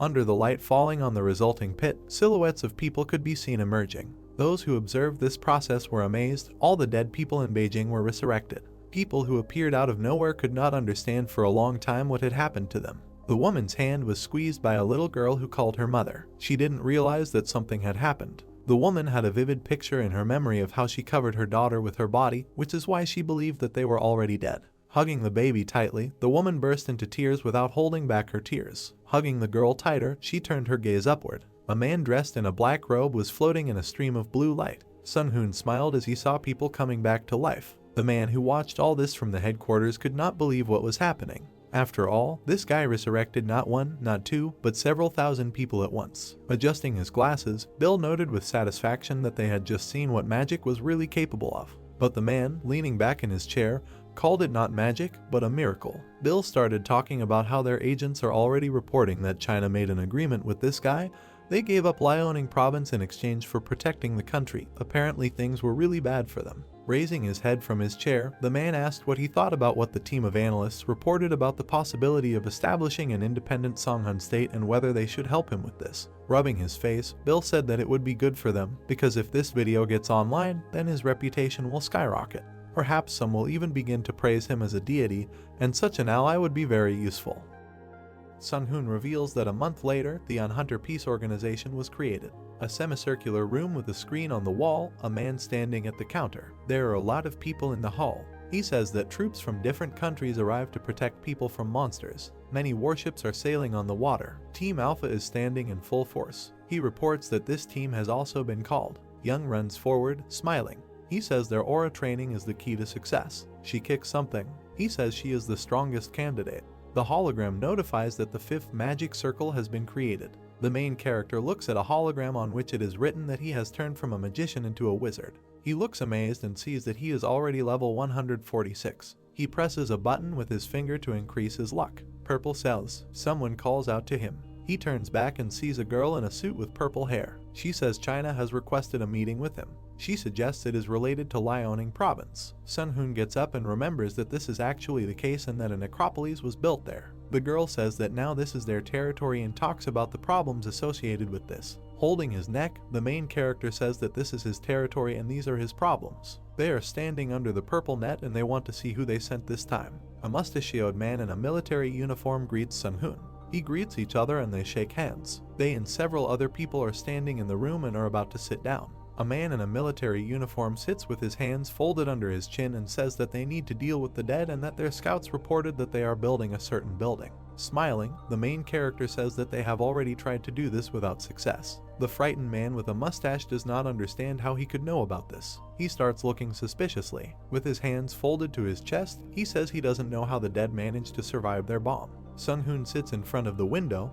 A girl with purple hair stands next to him and says that they are trying to hush up the matter with atomic weapons. Smiling, they answer him that it was necessary and ask him if he destroyed Beijing. The main character is nervous. Smiling and closing his eyes, he replied that later, he resurrected all the citizens. A man in military uniform coughs. He thanks him for saving people. They sit on opposite sides of the office. He offers to help eliminate the dead in Liaoning. Sung-hoon sits and realizes that they are trying to fool him.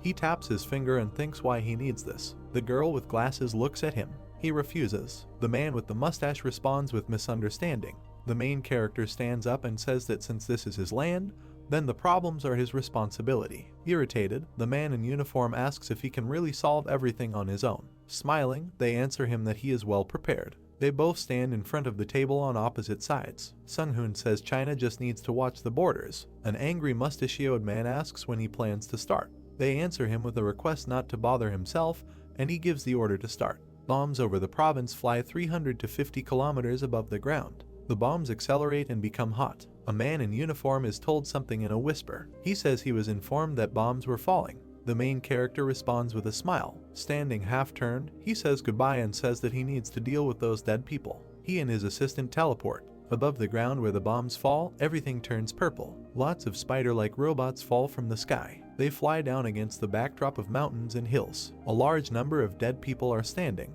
They are thrown back by blue flashes. The spider robots shoot at them. The dead try to defend themselves and are perplexed by the fact that their enemy is outnumbered. A skeleton in a cloak with a staff in his hand believes that this is the work of that wizard. There is someone with long hair and ears standing behind him. The main character is soaring in the sky and he understands that he controls the golems himself. The skeleton says that he will try to buy some time. Robots and people in the armor of knights fought. Explosions, laser beams, mana beams and smoke appeared on the battlefield all the time. In the chaos, one lick was cut in half by an energy sickle. Huge four-legged monsters with the dead stood near the castle protecting the obelisk. The protagonist was flying in the air at great speed. Particles of snow kept meeting him on the way. Inside the castle, near the obelisk from which mana was released, stood a lone figure of a lick. The lick turned his head sharply as the ceiling collapsed in one place with a crash. Sung-hoon fell to the floor with a piece of the ceiling under his feet, two of his artifacts floating around him, and a halo above his head. The protagonist's eye glowed brightly as he looked at his enemy. Due to the raised gust of wind, the cloak of the lick standing opposite him fluttered. The lick's jaws dropped open when he said that leading an army straight into the citadel was a bad idea and generally a rash decision. He had never met such people. When he wanted to offer something, the lick's head and chest were struck by two bright balls of light and thrown back. A hole appeared in the chest of the undead, and the head completely disappeared, after which an explosion of mana occurred behind the lick's body. Sung-hoon stood with his arms outstretched after using the double star shot. He apologized, saying that he did not intend to negotiate directly after the battle. The lick's damaged body began to fall backwards and fall. Sung-hoon, looking at this, said that the one who attacks first wins. He simultaneously destroyed the magic circles on his head and near his heart, although he was sorry because he could have talked with the lick, but he did not have time for that. Looking at the obelisk, over which mana was constantly being formed, Sung-hoon could not understand what it was, although he felt how it exuded spiritual power and assumed that it was the altar of their god. Sung-hoon turned his head and looked at one of his artifacts, asking AIM to report the situation, after which the protagonist began to reason, saying that they were still holding an advantageous position. But the opponents counterattacked. This made him ask AIM how many commanders the enemy army had, which did not. Despite the death of the leader, she continued to attack. An unexpected voice in her head made Sung-hoon involuntarily open her mouth in shock and open her eyes wide. It was the voice of a lick saying that he was the only commander. The protagonist pushed off sharply from the ground. A moment later, in the place where the protagonist had just been, a magic circle formed and flashed brightly. Many magic circles began to form on the floor. The protagonist jumped, dodging the resulting magic circles, which left only holes in the floor. Sung-hoon opened his eyes wide as a dark cloak appeared right in front of him. A powerful explosion of mana occurred in the place where the protagonist had just stood. The smoke created by the explosion began to rise into the air and dissipate. Sung-hoon put his hands in front of his face and coughed. Sun-hoon threw the stone out of his way and began to rise, not understanding how the Lick could survive and cast magic because he destroyed his magic circle. The protagonist looked at the Lick's body, which rose to its feet and began to recover. Restoring his head by absorbing a huge amount of mana, the Lick looked at Sun-hoon, saying that he was also a devoted disciple of the god of death. When the upper part of the skull was completely restored, the undead said that it seemed to him that starting negotiations with him would not be difficult, but the attack without warning was disappointing. The protagonist straightened up and looked at the Lick standing near the altar, who said that as long as this altar stands, this altar will not die because his god is looking after him. The protagonist, having heard him, said that he knows about all this. Sun-hoon frowned while grinning, for him his opponent was annoying. Looking at the Lick, Sun-hoon clearly saw a huge amount of mana constantly pouring into the necromancer. This was due to the fault of the necropolis altar, which constantly fed him with mana. Even his nuclear fusion would not work. The undead's jaw dropped open when he told Sun-hoon that he couldn't defeat him here. Smiling, Sun-hoon tilted his head forward a little, asking the Lick if he really thought that he didn't have any plan, after which the protagonist asked Dana about the situation. The little fairy, flapping her wings, looked towards Sun-hoon, saying that they controlled the distance and continued to attack the necropolis, after which the fairy warned Sun-hoon about the growing number of dead people and the anti-magic that was the effect of the necropolis territory. When the protagonist frowned and said that he would figure everything out on his own, Aina, who was flying at his side, advised him to proceed with Plan B since nuclear fusion and teleportation are impossible. When a beam of dark energy aimed at the protagonist, he sighed, saying that he would like to save this place in order to learn more about necromancers. But alas, it won't work out. Sun-hoon suddenly widened his eyes and looked at the approaching beam of energy. In an instant, he extended his hand and surrounded himself with a barrier that blocked the beam of dark mana. The Lick's jaw dropped open when he told Sun-hoon that it was a binding ring of death and he wanted to see how long the protagonist could hold out. Because as long as he fed him with mana, the ring would not disappear. It turned out that death was the only outcome. The protagonist's hand trembled. He felt like his barrier could not withstand the ray of dark energy that completely enveloped him. Sun-hoon clenched his teeth, realizing that he didn't have enough mana. The Lick raised his staff with a red eye in the middle and then praised the protagonist for his ability to resist the ring of death. Next, pointing his staff at Sun-hoon, the Lick created another ring of death, which began to narrow. The Lick asked Sun-hoon if he could withstand another ring of death. The protagonist smiled, deciding to use a strategic retreat. The protagonist's body, surrounded by two rings of death, instantly disappeared from its original place, leaving behind only rising clouds of smoke. The edge of the citadel's roof exploded and a huge amount of dust and debris began to rise from there. Sun-hoon flew out of the citadel and found himself outside, where many four-legged monsters were waiting for him below. Two rings of death flew out of the smoke he created on the roof of the citadel and headed straight towards him. Sun-hoon began to fly away in another direction while thinking that fighting in Necropolis itself was too much, but he was good at more than just magic. The protagonist looked at his back and ordered Ain to move to Plan B. Events are transferred into space, to the strategic shuttle 10D, around which transparent blocks were flying all the time. When Aina ordered the optical camouflage to be turned off, many parts of the shuttle became transparent. At the very tip of the shuttle there was a crystal consisting of 50 tons of tungsten, after which mana began to be introduced into the tungsten core. The friction coefficient was 0% and a circle of magical energy began to form at the tip of the crystal. While Sun-hoon flew as far into the sky as possible from Necropolis, Aina made calculations and, aiming at Necropolis, launched the cannon. A bright light hit the clouds, causing a wave to appear on them. It was kinetic bombardment, one of the hypothetical types of warfare created by the United States.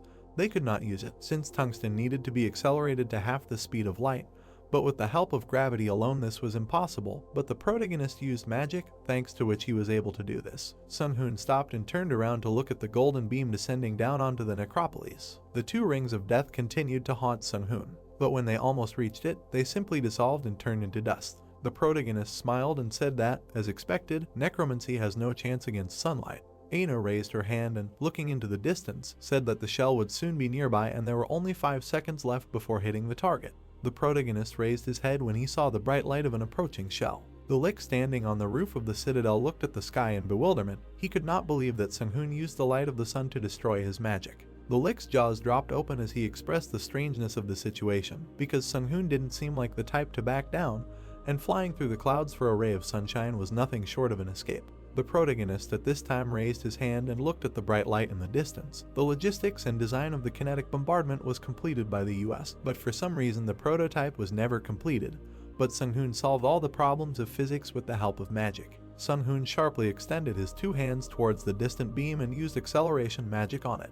The energy beam accelerated sharply, leaving only a trail of energy behind it. The bright light of tungsten and mana flew through the Earth's atmosphere. The Lick exclaimed as he saw the projectile flying towards him. An explosion comparable to the simultaneous explosion of several nuclear bombs occurred right in the center of the necropolis. A hole was created in the troposphere and stratosphere due to the explosion, which even reached them. The protagonist erected a white shield in front of him, which protected him from the shockwave of the explosion. Sun Hoon smiled, ordering Aina to report the situation. Aina took out binoculars and, looking through them, said that 98% of the dead and golems had been destroyed, and she also noticed that the shockwave was much larger than expected.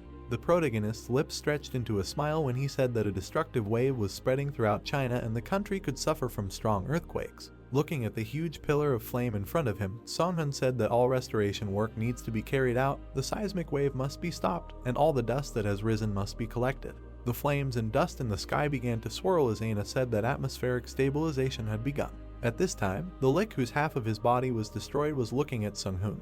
His head began to slowly recover as he said that it had exceeded all his expectations, this powerful and deadly attack. While the lower part of the undead body was gathering, he hovered in the air, looked at the sky and said that it was amazing that the altar was crushed in the blink of an eye and that wizard achieved such power only by mastering the science of this world. This made him decide to study this world thoroughly. The Lick's pupils flashed when he looked at the protagonist and said goodbye to him, saying that he had several more abilities that he had hidden. A moment later, the Lick dissolved, leaving behind only a trace of mana. Songhun flew to the ground and realized that the Lick had left, at which time Aina notified him that the atmosphere had stabilized and the cooling of the surface had completed. Aina put her hands on her hips and asked the protagonist why he allowed the Lick to leave. Smiling, Songhun replied, saying that if he had killed the Lick, who was a disciple of the god of death himself, the god of death could have brought down all his anger on him. The protagonist rested one hand on his side and, looking into the distance, decided to work on his mistakes after this battle, because by stopping the invasion of the god of death, he would finally have time to mind his own business. The bright rays of the sun illuminated the surface of the clouds, creating a beautiful picture, in the middle of which Songhun was flying, saying that first of all, it was necessary to think about what to do with Liaoning province. Events moved forward a week. The seed of a plant was floating in a green liquid. Aina entered the laboratory, where the protagonist stood in front of a huge capsule with green liquid, telling her master that she had managed to conclude a lucrative deal with the Un. Songhun turned his head and looked at Aina, praised her, and then asked if she got what they wanted, to which Aina, who was standing behind him, replied by saying that they had officially recognized their ownership of Liaoning province, and they also agreed to support the declaration of formation new nation. The girl looked away when Songhun asked about the terms of the deal, and then responded by saying that they would like him to put the golems into mass production. Inserting a piece of the gene on the screen, Songhun asked if something was said about their orbital weapon. Aina answered him by saying that although they were concerned, they had not made any direct statements. The protagonist looked at the seed inside the capsule, suggesting that the undecided to act, taking its time or waiting for others to do it first. Suddenly, the seed in the capsule sprouted sharply and turned into a small tree. Songhun and Aina smiled, happy with the result, watching as the tree filled the entire space of the capsule in a matter of seconds. Songhun said that some seed developed by Aina had finally sprouted with the help of mana fertilizer, and it was with the help of these seeds that they would be able to restore Liaoning province. Touching the capsule with his hand, the protagonist turned his head and gave Ain permission to invest money in the mass production of golems. The girl smiled and accepted the order. A huge tree towered above the ground, reaching the clouds. New branches and shoots continued to grow. The protagonist stood on the ground looking at a tree created by man using genetic technology, although it was just a copy, recreated with an imitation of real structures, but it will absorb mana and gradually cleanse the surrounding lands. Songhun frowned as he looked at the tree. The necromancy that had corrupted this land could only be purified by this tree. The tree itself would produce mana through photosynthesis. But a moment later, the protagonist stopped frowning and his lips stretched into a smile. It was a huge tree whose crowns reached the clouds themselves. The fruits of this plant would be overflowing with mana. With its help, even deserts could be ennobled. Suddenly, a white beam of mana appeared, from which came the question, was this surprising? The protagonist turned his head and noticed Callisto landing behind him and saying that the protagonist never ceased to amaze. Songhun, not at all alarmed, raised one eyebrow and asked what he was doing here. They were aware that he let them leave. Callisto smiled and introduced himself as the commander of the 128th Liberation Regiment, who had arrived to negotiate with Songhun. The protagonist's eyes widened sharply when he heard that Callisto was only 128. That regiment could have taken over the world if it had not been there, but it was only 128. The protagonist put his hands in his pockets and then asked if there were actually 127 more legions with him, to which Callisto replied by saying that their armies were endless, after which he called the protagonist a heretic. Sung-hoon tilted his head forward and smiled, saying that it was rude to call him a heretic, because he was sure that their god was not the only one in the world and there were countless of them. Many wizards and magicians did not bow to anyone. Callisto Mana, whose head was constantly squirming, decided to stop this topic of conversation by saying that he did not come to philosophize on the topic of religion. The protagonist put his hands behind his back and, standing half-turned to Callisto, warned him, reminding him that he would not allow them to break into this world again or build their altars here. Callisto frowned, saying that they did not want this at the moment and only wanted freedom of religion. Sung-hoon's eyes widened in shock. He stood in a stupor upon hearing Callisto's words. The protagonist turned to Callisto, listening to him say that he just wanted to tell them about their religion and become a missionary. Sung-hoon squinted and looked at Callisto strangely. He never expected this from him. He decided to ask him if he had to die to accept their religion, because they were all dead. Callisto stood motionless and only his flame on his head wriggled while he said that he understood Sung-hoon's concern. But all living beings could also accept faith and learn their dogmas, realizing that death is not the end of life, they will accept their god. Sung-hoon folded his arms on his chest and sighed, asking Callisto why he came to him if he wanted to become a missionary. Callisto answered his question by saying that since their troops were broken, he follows Plan B. All living and non-living beings can coexist in world, because every life comes to an end someday. This is what they taught their followers, not to be afraid of death, to accept it in the soul. The protagonist rubbed his chin and asked what their terms were. Standing opposite the protagonist on a small hill, Callisto said that they would allow them to preach their faith. They promised not to attack those living in this world. They accepted that any person, of his own free will, can become like them. The protagonist's legs stood motionless, only the grass under his feet swayed as he thought. He took into account the fact that this was only the 128th Legion. A direct collision with them was dangerous, but he could not just trust it.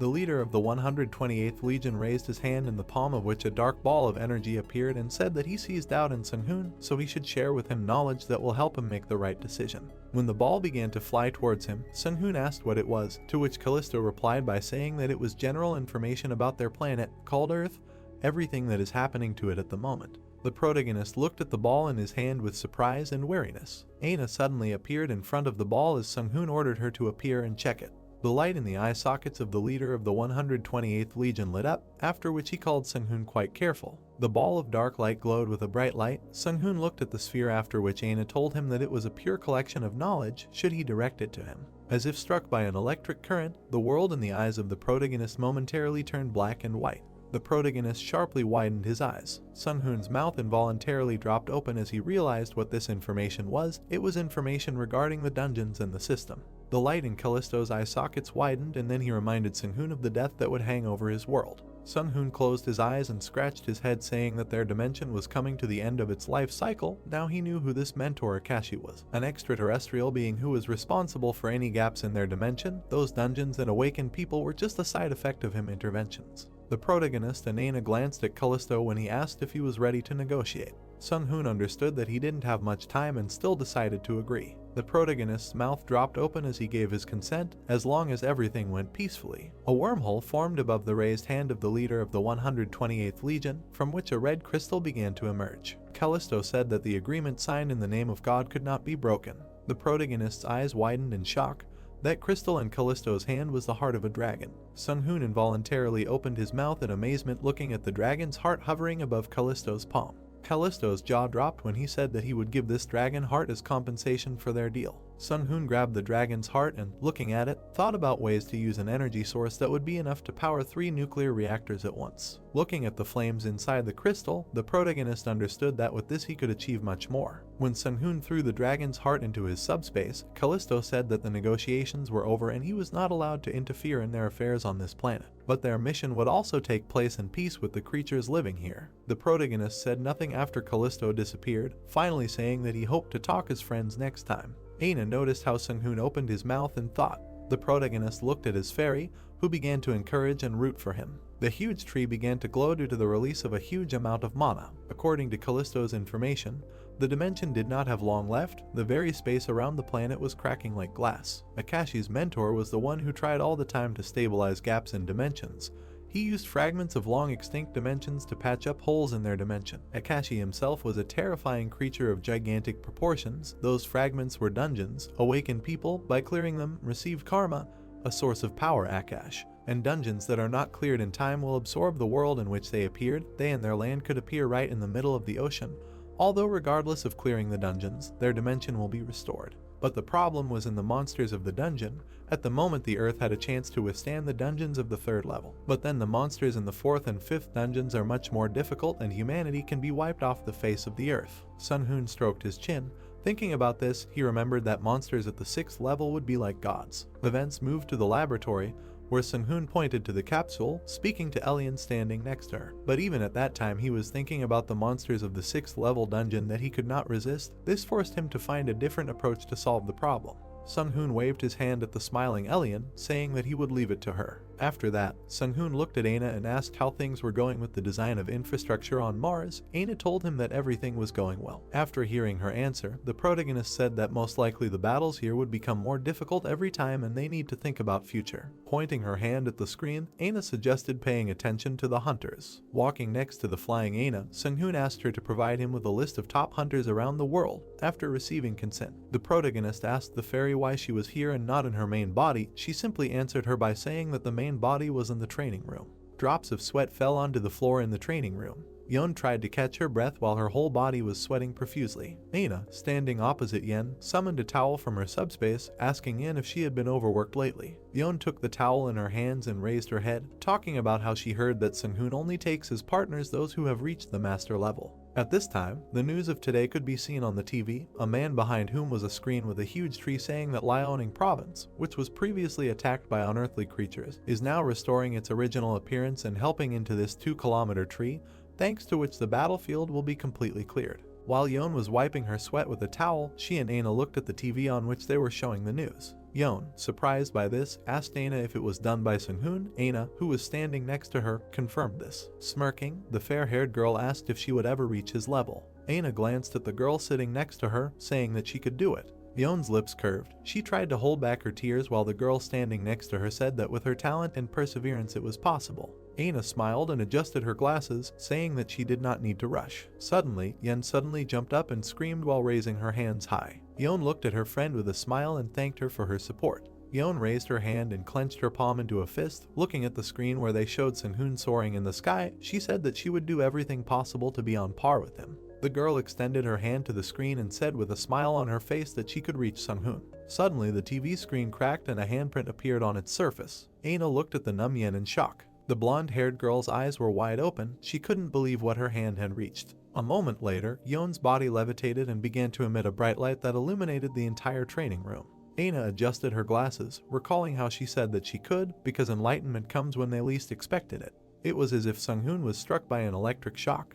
He opened his mouth in amazement and froze in place. The protagonist jumped up from his chair and looked towards the training room, feeling Yen's aura, which had reached the level of a master. Yang hit the metal plate and left a dent in it. Yang hit the metal plate and stood in one position. The main character, looking at Yeon, said in his thoughts that it looked like an ordinary shock wave, noting that there was something in it. Sun Hoon further stated that Yeon seems to have succeeded in concentration, noting that she can now safely say that she has reached the level of a master. Yeon, raising her head and raising her hand to her cheek, said that, apparently, she was a hero, to which the main character said that he did not think that he would see her growth so soon. Sun Hoon folded his arms and looked at Yeon, wondering what she was imagining during the attack. The main character further stated that it looked like a long-range attack, noting that there was something else here. Yeon, clenching her fist and looking at Sun Hoon, wondered what else there was in this technique. Yeon, bowing her head and raising her hand to the back of her head, said that she would do it since he asked her. Yeon, standing next to Sun Hoon, who did not understand anything, punched the air and said that she does kaya kaya,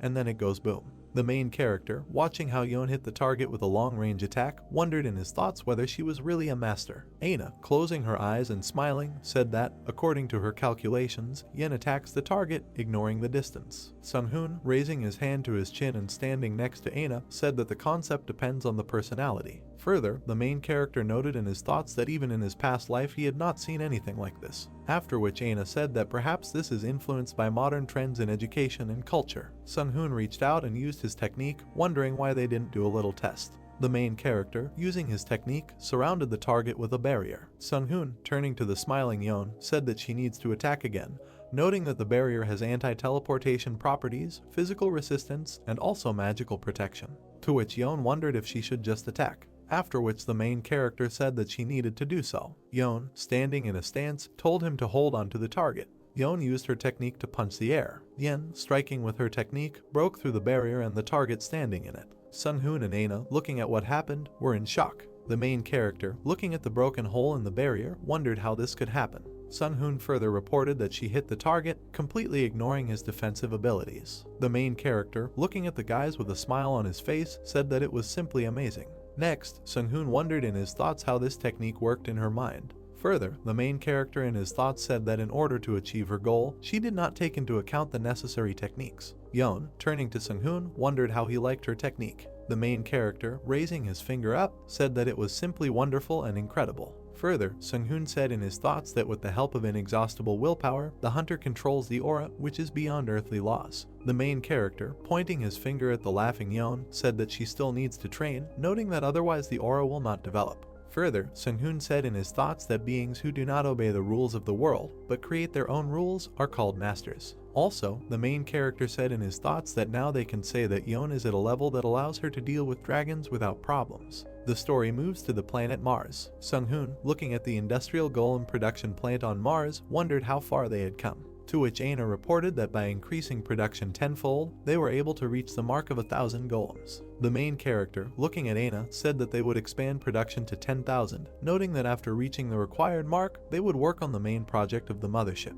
To which Aina said that she understood everything. After which, Sung-hoon said in his thoughts that 2 months later, the world had completely stabilized after the dungeon crisis. Sung-hoon, looking at the stars in the sky, wondered why they shouldn't have something to eat. After which, in his thoughts, he said that unrest had been noticed in countries where military power was very small, noting that most developed countries had already solved their problems with replacing dungeons. Further, the main character said that he began to prepare because in the future dungeons of higher levels await them. Sung-hoon also said in his thoughts that Yon had already reached the level of a master, noting that this was only the beginning of the journey. Later, the main character said in his thoughts that if he wants to maintain balance in the world, then he will need to take a closer look at the talented individuals among the hunters. Takoyan, looking at Sung-hoon, said that they had not seen each other for a long time. The main character, exhaling with a grin on his face, said that this was indeed the case. Yon, standing behind Sung-hoon, looked at Takoyan and then wondered if they knew each other. To which the main character said that this is a nugget from China, Flaming Fist Takoyan, noting that she is a rather promising person. Flaming Fist, folding her hands, said that she apologized for such an unexpected visit, noting that she had something to say to Sung-hoon. The main character, looking out the window at the city, wondered why they shouldn't eat together. Sung-hoon, looking at the ceiling of the restaurant, observed an unusual lamp that illuminated the table. Yon, with her hands on the table, looked at Takoyan with dissatisfaction. The main character, hitting Yon on the back of the head, told her not to make such a face, noting that she was their guest. Flaming Fist, looking at Yen holding her head, noted in her thoughts that this was the same healer from the Alpha team. Next, Takoyan said in her thoughts that she was aware that Yon had become a damage dealer. Flaming Fist, looking at Yen in surprise, said in her thoughts that she could not tell how strong she was. Next, Takoyan wondered in her thoughts if this meant that they were on different levels with her. Sung-hoon, sitting at the table and looking at Flaming Fist, wondered what brought her here. Takoyan, looking at the guys, raised her fist to her mouth, about to say something. Takoyan, folding her hands on the table, stated that she knew that he was gathering a team from all over the world, noting that she also knew that he needed powerful hunters. Flame Fist further wondered if she could join their team.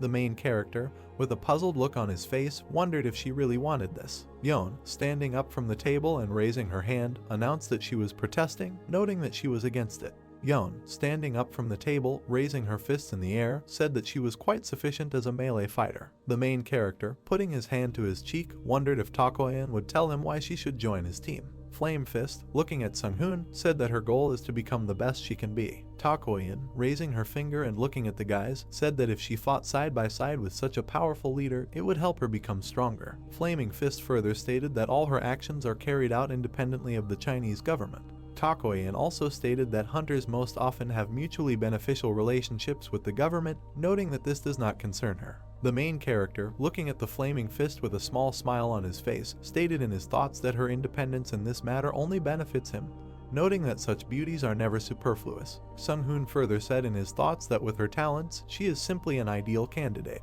The main character, looking at Yon muttering in her sleep, said in his thoughts that perhaps she should learn from Takoyan. Sung-hoon, extending his hand to Flaming Fist, announced that he accepted her offer, noting that he hoped that their agreement would benefit both parties. Takoyan, shaking hands with the main character, said that she was grateful to him, noting that she would not let him down. To which Yang said that she wouldn't let you down either. Yeon went on to wonder if she thought Takoyan had a built-in translation machine. Sunhoon, looking out the window, watched an incredibly beautiful sunset. The narrative moves to a mansion located in Mexico City. The helicopter, flying over the building, was preparing to land. The guys, looking at the man who got out of the helicopter, reported that the authorities had arrived. Jessica, raising her hand and looking at the guys, said that Group 1 needed to monitor the perimeter, and Group 2 needed to take sniper positions. Jessica approached the bound man and wondered if he was a drug lord named Carlos Pace. Carlos raised his head slightly and wondered if she knew his whereabouts. Jessica, raising her hand and looking at the bound Carlos, said that if he was here alone, then she would leave him alive, noting that she did not need to kill him.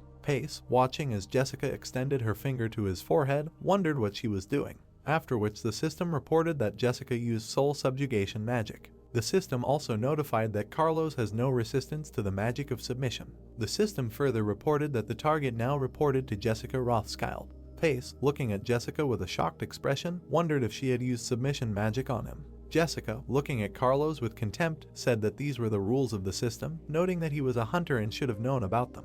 Jessica further said that he is now her slave for the rest of his days. Jessica also said that he would obey her in everything, noting that he would obey her even if she ordered him to kill her firstborn. Mars is depicted. Standing on top of a cliff, Sunhoon reveals that he has decided to give his new team members a little training to learn their abilities. He smiles as he watches and thinks about how Takoyan thinks that she is in no way inferior to master-level fighters. The idea sounds that, judging by the tests already carried out, the young man can say that the girl can be Yeon's partner. Looking at him, Takoyan states that the last thing she expected from him was that he would take her to Mars. Smiling, Sunhoon says that here they don't have to worry about being surrounded and can fight at full strength. He tells the girl not to hold back, because although he doesn't know how strong she is now, if she doesn't give it her all like last time, she will lose. Yeon stands with her arms crossed over her chest, praises the young man for such words and declares that Takoyan will show what she is capable of. The girl reports that she has heard a lot about her, for example, that she is the healer of the Alpha team and at the same time the best damage dealer. She smiles, claiming that she has indeed caught the attention of the Chinese government.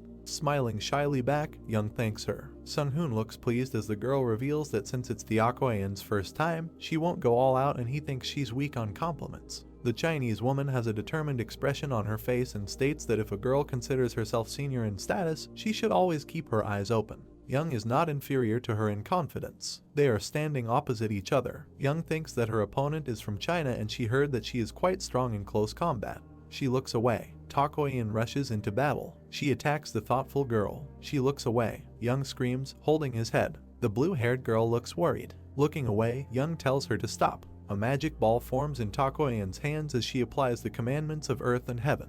She channels magic forward using an explosion of earth and sky. Looking at her in fear, Young notices that she is seriously upset. She extends her arms in front of her, activating her Eternal Dragon / Buff and Void Strike. A blinding light is visible. Watching this from above, Sunhoon is surprised. Smiling, he believes that Takoyan's ability to control energy and aura will allow her to withstand Yeon. It is reported that the proof that a person has reached the master level is the concentration of the aura. In martial arts, this is called Kai concentration. The rocks are crumbling below, and the young man understands that the outcome of the battle depends on their conceptualization. Young looks at the cloud of dust that has appeared. She exhales, watching carefully when she notices the girl is still standing. Takoyan smiles, claiming that she thought that Yeon, like her, had reached the level of enlightenment because she repelled her attack with concentrated Kai, so she has a decent level. Young, raising her hand, asks if she didn't take her seriously. Crossing his arms over his chest, Sunhoon tells her that if she doesn't give it her all, she'll lose to the new girl and asks if it will hurt her pride.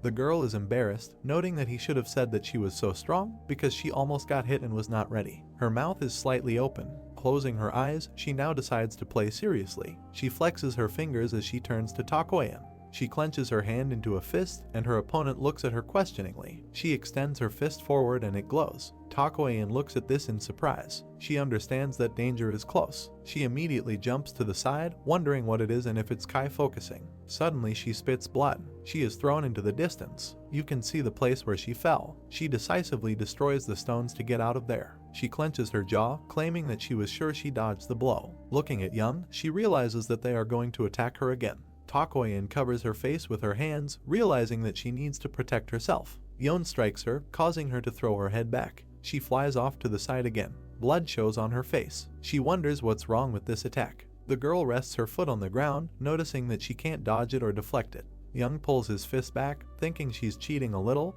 but she suggests getting it over with. A cloud of dust is seen, and from there, Takoyan declares that she will not give up without a fight. Sung-hoon looks dumbfounded at the girl's fight, realizing that the Chinese woman is preparing to attack. She grabs the girl's hand. She approached her, and Young thinks about how she didn't notice how it happened. Clenching her jaw, Takoyan concludes that she just needs to catch her opponent before she attacks, to which Young wonders how she was able to get close so quickly since she didn't even notice her. Takoyan swings her leg at her, talking about the compression of the earth and that she can cheat too, but she dodges. The Chinese woman's knee is shown. The foot slides on the ground. The girl turns around, talking about the cycle. Yang flies away from such a blow. She coughs, covering one eye. She holds her side as Takoyan claims that it's disappointment and remembers that the girl said that she would give it her all. Young frowns, looking at her angrily. She notices the Chinese woman preparing to attack again, declaring a charge. She stretches her hands. Yang clenches his hand into a fist, wondering if this is the girl's first time fighting one-on-one since her reaction is so slow. Continuing to watch them, Sun-hoon states that this is what he expected from Takoyan, as she has a lot of experience and is great at using her strengths. He states that switching to close combat to prevent Yon from using conceptualization was her perfect decision. He smiles, realizing that the Chinese woman's ability is teleportation through subspace and she is a bad opponent for Yon, but this is also part of the battle. Takoyan tackles her opponent to the ground, putting her arm behind her back. Smiling, she suggests that she give up. Lying with his face to the ground, Young only remains silent. Suddenly she rises, and the phrase about the crunch sounds. Takoyan looks at her in surprise. She teleports away from the girl, who is left without support. The thought sounds that this is recklessness. The Chinese woman is amazed that Yon broke her arm to free herself and thinks she is crazy. Young stands up with his broken arm hanging down, his eyes sparkling. Her hand is enveloped in magic. Takoyan, eyes wide in surprise, realizes that she is using regeneration and believes that it is dishonest. Stretching her hand, Young reports that this is one of her abilities because first of all she is a healer. She decisively strikes a pose, telling her opponent to get ready because now she will definitely give it her all. Takoyan's hair is blowing in the wind and she claims that fighting while ignoring her injuries is scary. But it still won't change anything. Let the girl heal as much as she wants, but she will just break her over and over again. She teleports closer to the girl again, preparing to attack. Clenching his jaw, Young looks away. She thrusts her fist forward, and Takoyan is surprised by the force of her blow. She is immediately thrown into the air. Young looks at her as she activates the dash. Appearing nearby, she hits Young on the head. The girl just looks at her angrily. She kicks her. The attack hits her face. Sung-hoon watches the battle in confusion, noticing that Yon has abandoned conceptualization and switched to hand-to-hand combat. Now it is impossible to predict the outcome of the battle, and if Yon gains more experience in hand-to-hand combat, perhaps she will be able to defeat Takoyan.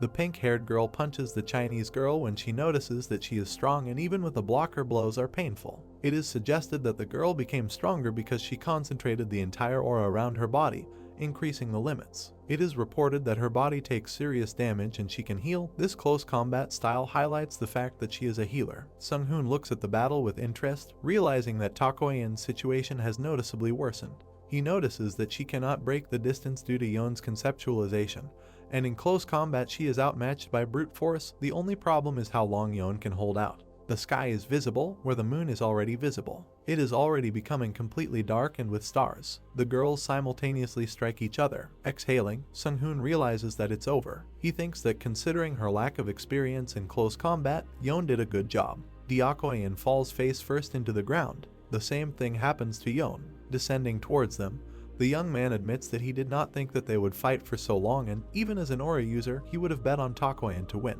He lifts the girls off the ground. Young's head is spinning, and Sung-hoon thinks that he underestimated her too much. The girls are flying in the air, and the thought is heard that becoming a master in using aura in just a year is a very rare case, and perhaps she is one of the geniuses of the century. A girl approaches the young man from behind, calling him. Turning around, Sung-hoon claims that she's just in time and asks if she can take the girls to the break room. Aina seriously states that now is not the time, because a new dungeon has opened, to which the young man asks in which country. The sky is visible, and it becomes known that it is not on Earth, but here on Mars. The system windows appear and Sung-hoon asks the girl to show him the recording, wondering what is going on.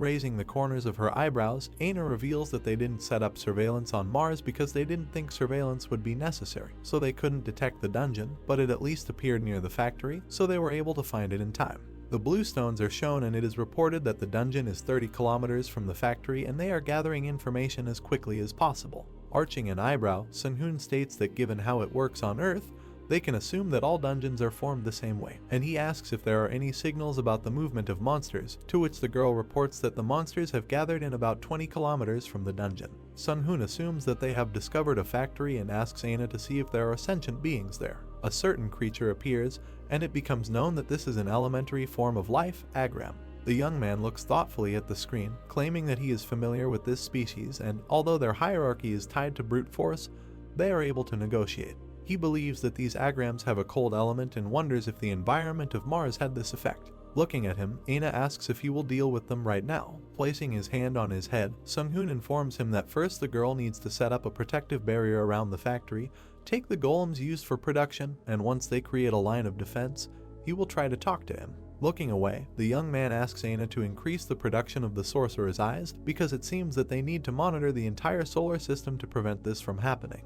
The girl presses something on the screen, stating that they will need time to spread the eyes throughout the system. The phrase sounds that then their priority will be to install eyes on Mars, and the rest, if possible. The blue stones are visible again.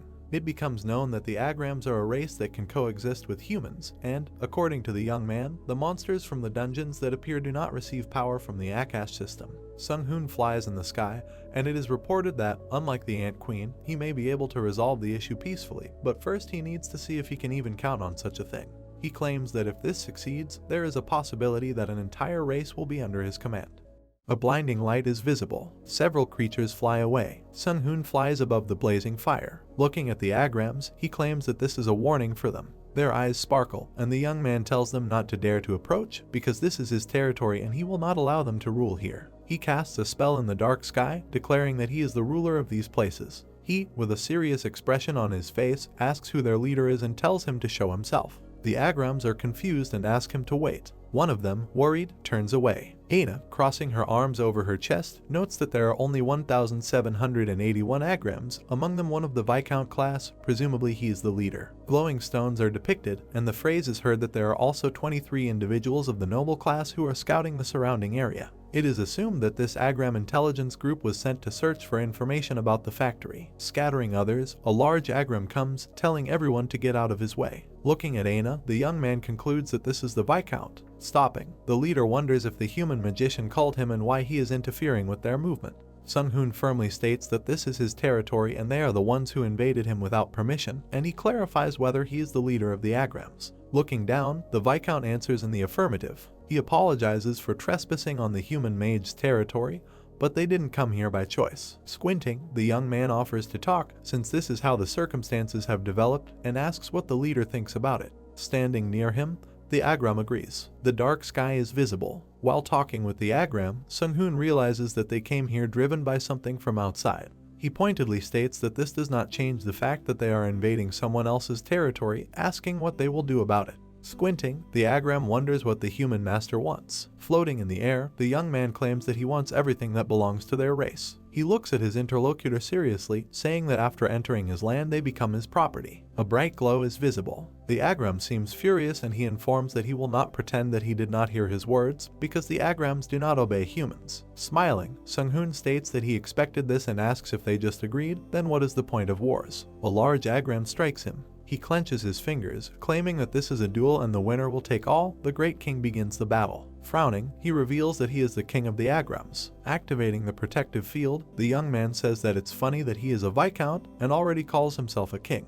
Looking at him decisively, he notices that the Agram is the first to start the fight. The creature looks surprised when it realizes that the man was able to survive its attack. Sticking his hand forward, Sun-hoon declares that it's his turn now. He casts the 5th level instant spell, Titan Arm. Magic symbols appear in the sky. Agram looks at this dumbfounded. A blinding light is visible. The worried Agrams call for their king and wonder if he is dead. Smirking, Sun-hoon reveals that he is not dead. A huge palm mark on the ground is shown, and the young man asks how his blow was made. Smiling, he claims that if the king wants, they can fight for a very long time, but this was the first and last time he treated him lightly. Waving a white flag, the Agram claims that he is surrendering. Watching what is happening, the little Agrams realize that the king has lost and wonder what they should do, and their face is the king now this person. Frowning, the young man declares silence and remarks that they themselves saw who emerged victorious. Hovering in front of them, he informs them that from today they are his property, must obey his orders, and be proud of the fact that they are the first citizens of this land. Sticking his hand forward, he tells them to colonize the land of this planet. With the exception of the factory, this is his order as their master. Raising their hands, the Agrams wish glory to the new king, to which he reminds that he is their lord, not a king, but they claim that they are the same thing.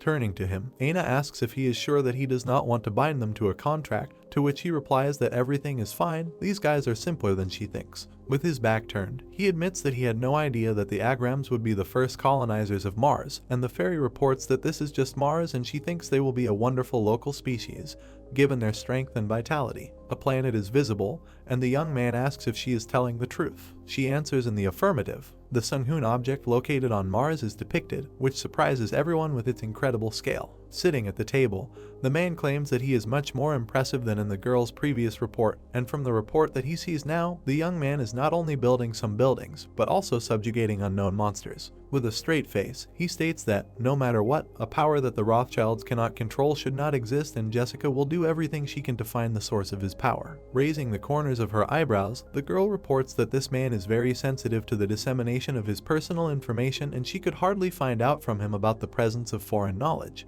As she stands with her eyes downcast, the man realizes that Sunhoon is the type of person who is difficult to negotiate with and tells her to listen carefully. After the advent of the Akashic system, everything they knew about the world has changed. Now there is an object that can compete with them in terms of influence. Frowning, he reminds him that it is not any organization or nation, but only one magician who poses the greatest threat to the Rothschild family since their history began. He claims that he is confident that they will do the right thing by eliminating him as soon as they get the chance. Jessica's eyes widen in surprise. She asks if the man has already made a decision. Looking behind the curtain, he says that this is just his personal opinion, the family itself has not made a decision, but the girl understands that if the head of the family thinks about it, everyone will take his side. Looking at her, the man claims that he senses her rebellious tone and clarifies how much she has become friends with this man. Jessica frowns, trying to convince him that's not the case. The man says if she has no intentions, forget about these thoughts, because when their family makes a move, anyone ceases to exist. The message is that dungeons are valuable. The man frowns, and it becomes known that the man is categorically against the current policy of clearing the dungeon immediately after its appearance, because they can get so many resources if they wait until the replacement occurs and the monsters are reborn. The personality watches in surprise as the man claims that the future of humanity is in danger. Everyone should know that they get half of the world's oil reserves just by fighting against monsters, so they need to treat the dungeons as a valuable asset to their country. Uncomfortably watching this, the brown-haired man wonders what this fool is talking about. While it is reported that they saw a message when the dungeons first appeared, they are developing because they cannot destroy enough monsters. The young man is hit on the back when he claims that he never thought that someone who spewed such nonsense could be elected as a national MP. Sunhoon frowns in pain when his mother tells him to watch his expressions, because he is a famous person in society and cannot say whatever he wants. While he holds his sore back, the woman asks why he is so angry about this news, because it is not like him. The TV meanwhile asks what respawn is and reports that it is a phenomenon where normal monsters spawn from a dungeon if the boss is not eliminated, and according to research they could potentially prevent dungeons from spawning if they eliminate normal monsters, hence, they can operate them safely. While drinking tea, Sunhoon's mom wonders if this is a problem since they are talking about safe worlds. The phrase is that this is good for ordinary citizens.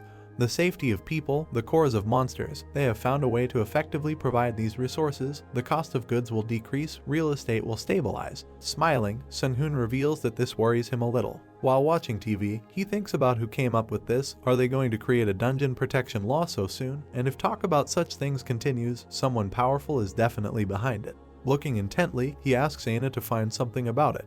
He's choking on his drink when his mom asks how he's doing with that pink-haired girl, Yon, and asks him to bring her back so they can eat together. Smiling awkwardly, the young man says that Young is part of the team and a colleague. While sipping her drink, his mother argues that he should also think about marriage, since all her friends are already looking after their grandchildren. Aina appears, calling the master. Smiling, she reports that she found them. Mom spills her drink on the table, wondering who it is. While she is in a state of shock, Aina claims that this is her first meeting with her in person. She did not expect that she was also here, and she is the master's closest assistant, and the young man understands that she came here on purpose. Taking her arm, he informs her that something has happened.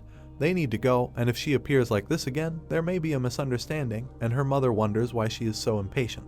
Aina smiles when the woman tells her to come again when Sung-hoon is gone. She argues that he shouldn't date two people at once. Leaving into the portal, the young man declares that she misunderstood. Several screens are visible, and a phrase about the report is heard. Looking up, Aina reports that she has been observing the movements of people wanting to preserve dungeons around the world, and the Rothschild family is behind them. She stands with her hands behind her back, and the line is that the government looks like they are confident that they can safely run dungeons with the data they have, and since they can handle replacements, they will try to maximize their profit. Biting his finger, Sung-hoon argues that this won't happen because if they slow down the clearing of the dungeons, the Akashi administration may introduce even more radical measures to replenish interdimensional energy. If dungeons appear throughout the galaxy, he is not sure that he can cope with them alone. Looking at him, Aina reports that due to the appearance of the third tier, many high-level hunters have lost their lives. Sung-hoon sits with his arms crossed over his chest as the girl talks about how the governments are taking a safer approach to keep the new hunters safe so they can easily level up without even risking their lives in the dungeon. And he states that he understands their position. He opens his eyes and realizes that the Akashic system will never remain idle until they contribute to replenishing its energy. He raises his finger, suggesting that Aina warn the Un about what could happen if they neglect to clear the dungeons, and do the same with the USA and China. He stands up and admits that he's not sure if they'll buy the claim of destroying humanity, but he'll try. The ceiling is depicted, and the young man asks to invite Jessica to a meeting, if possible. He claims that in order to find out about the Rothschilds' plans, it would be faster to meet with her. A pond is shown with grass growing around it. The road is visible, and it becomes known that not only the UN, but also the United States and China rejected the master's proposal, saying that all this is unfounded. They say that the forecasts and assumptions of one person will not become a decisive factor in their policy, and the girl is sure that this is their way of minimizing the master's influence over them. Closing his eyes, Sung-hoon states that this was expected. Looking ahead, he expresses his hopes about how many minutes it will take for Jessica to arrive. She sits holding a small book in her hands. Approaching her, the young man thanks her for taking the time to spend with him. She reveals that she didn't think he would call her first. She looks at him, smiling meaningfully. They sit together as Aina watches. The blue sky is visible. There is a glass with drops of water flowing from it, and the girl clarifies whether Sung-hoon is saying that such a dungeon crisis is possible if we leave everything as it is. Looking at her, he reports that if the world chooses to protect dungeons for free resources, a second wave of replacements will begin. Jessica wonders if there is evidence to support his claims. To this he answers negatively. Putting her fingers to her forehead, the girl claims that in this case it is more difficult.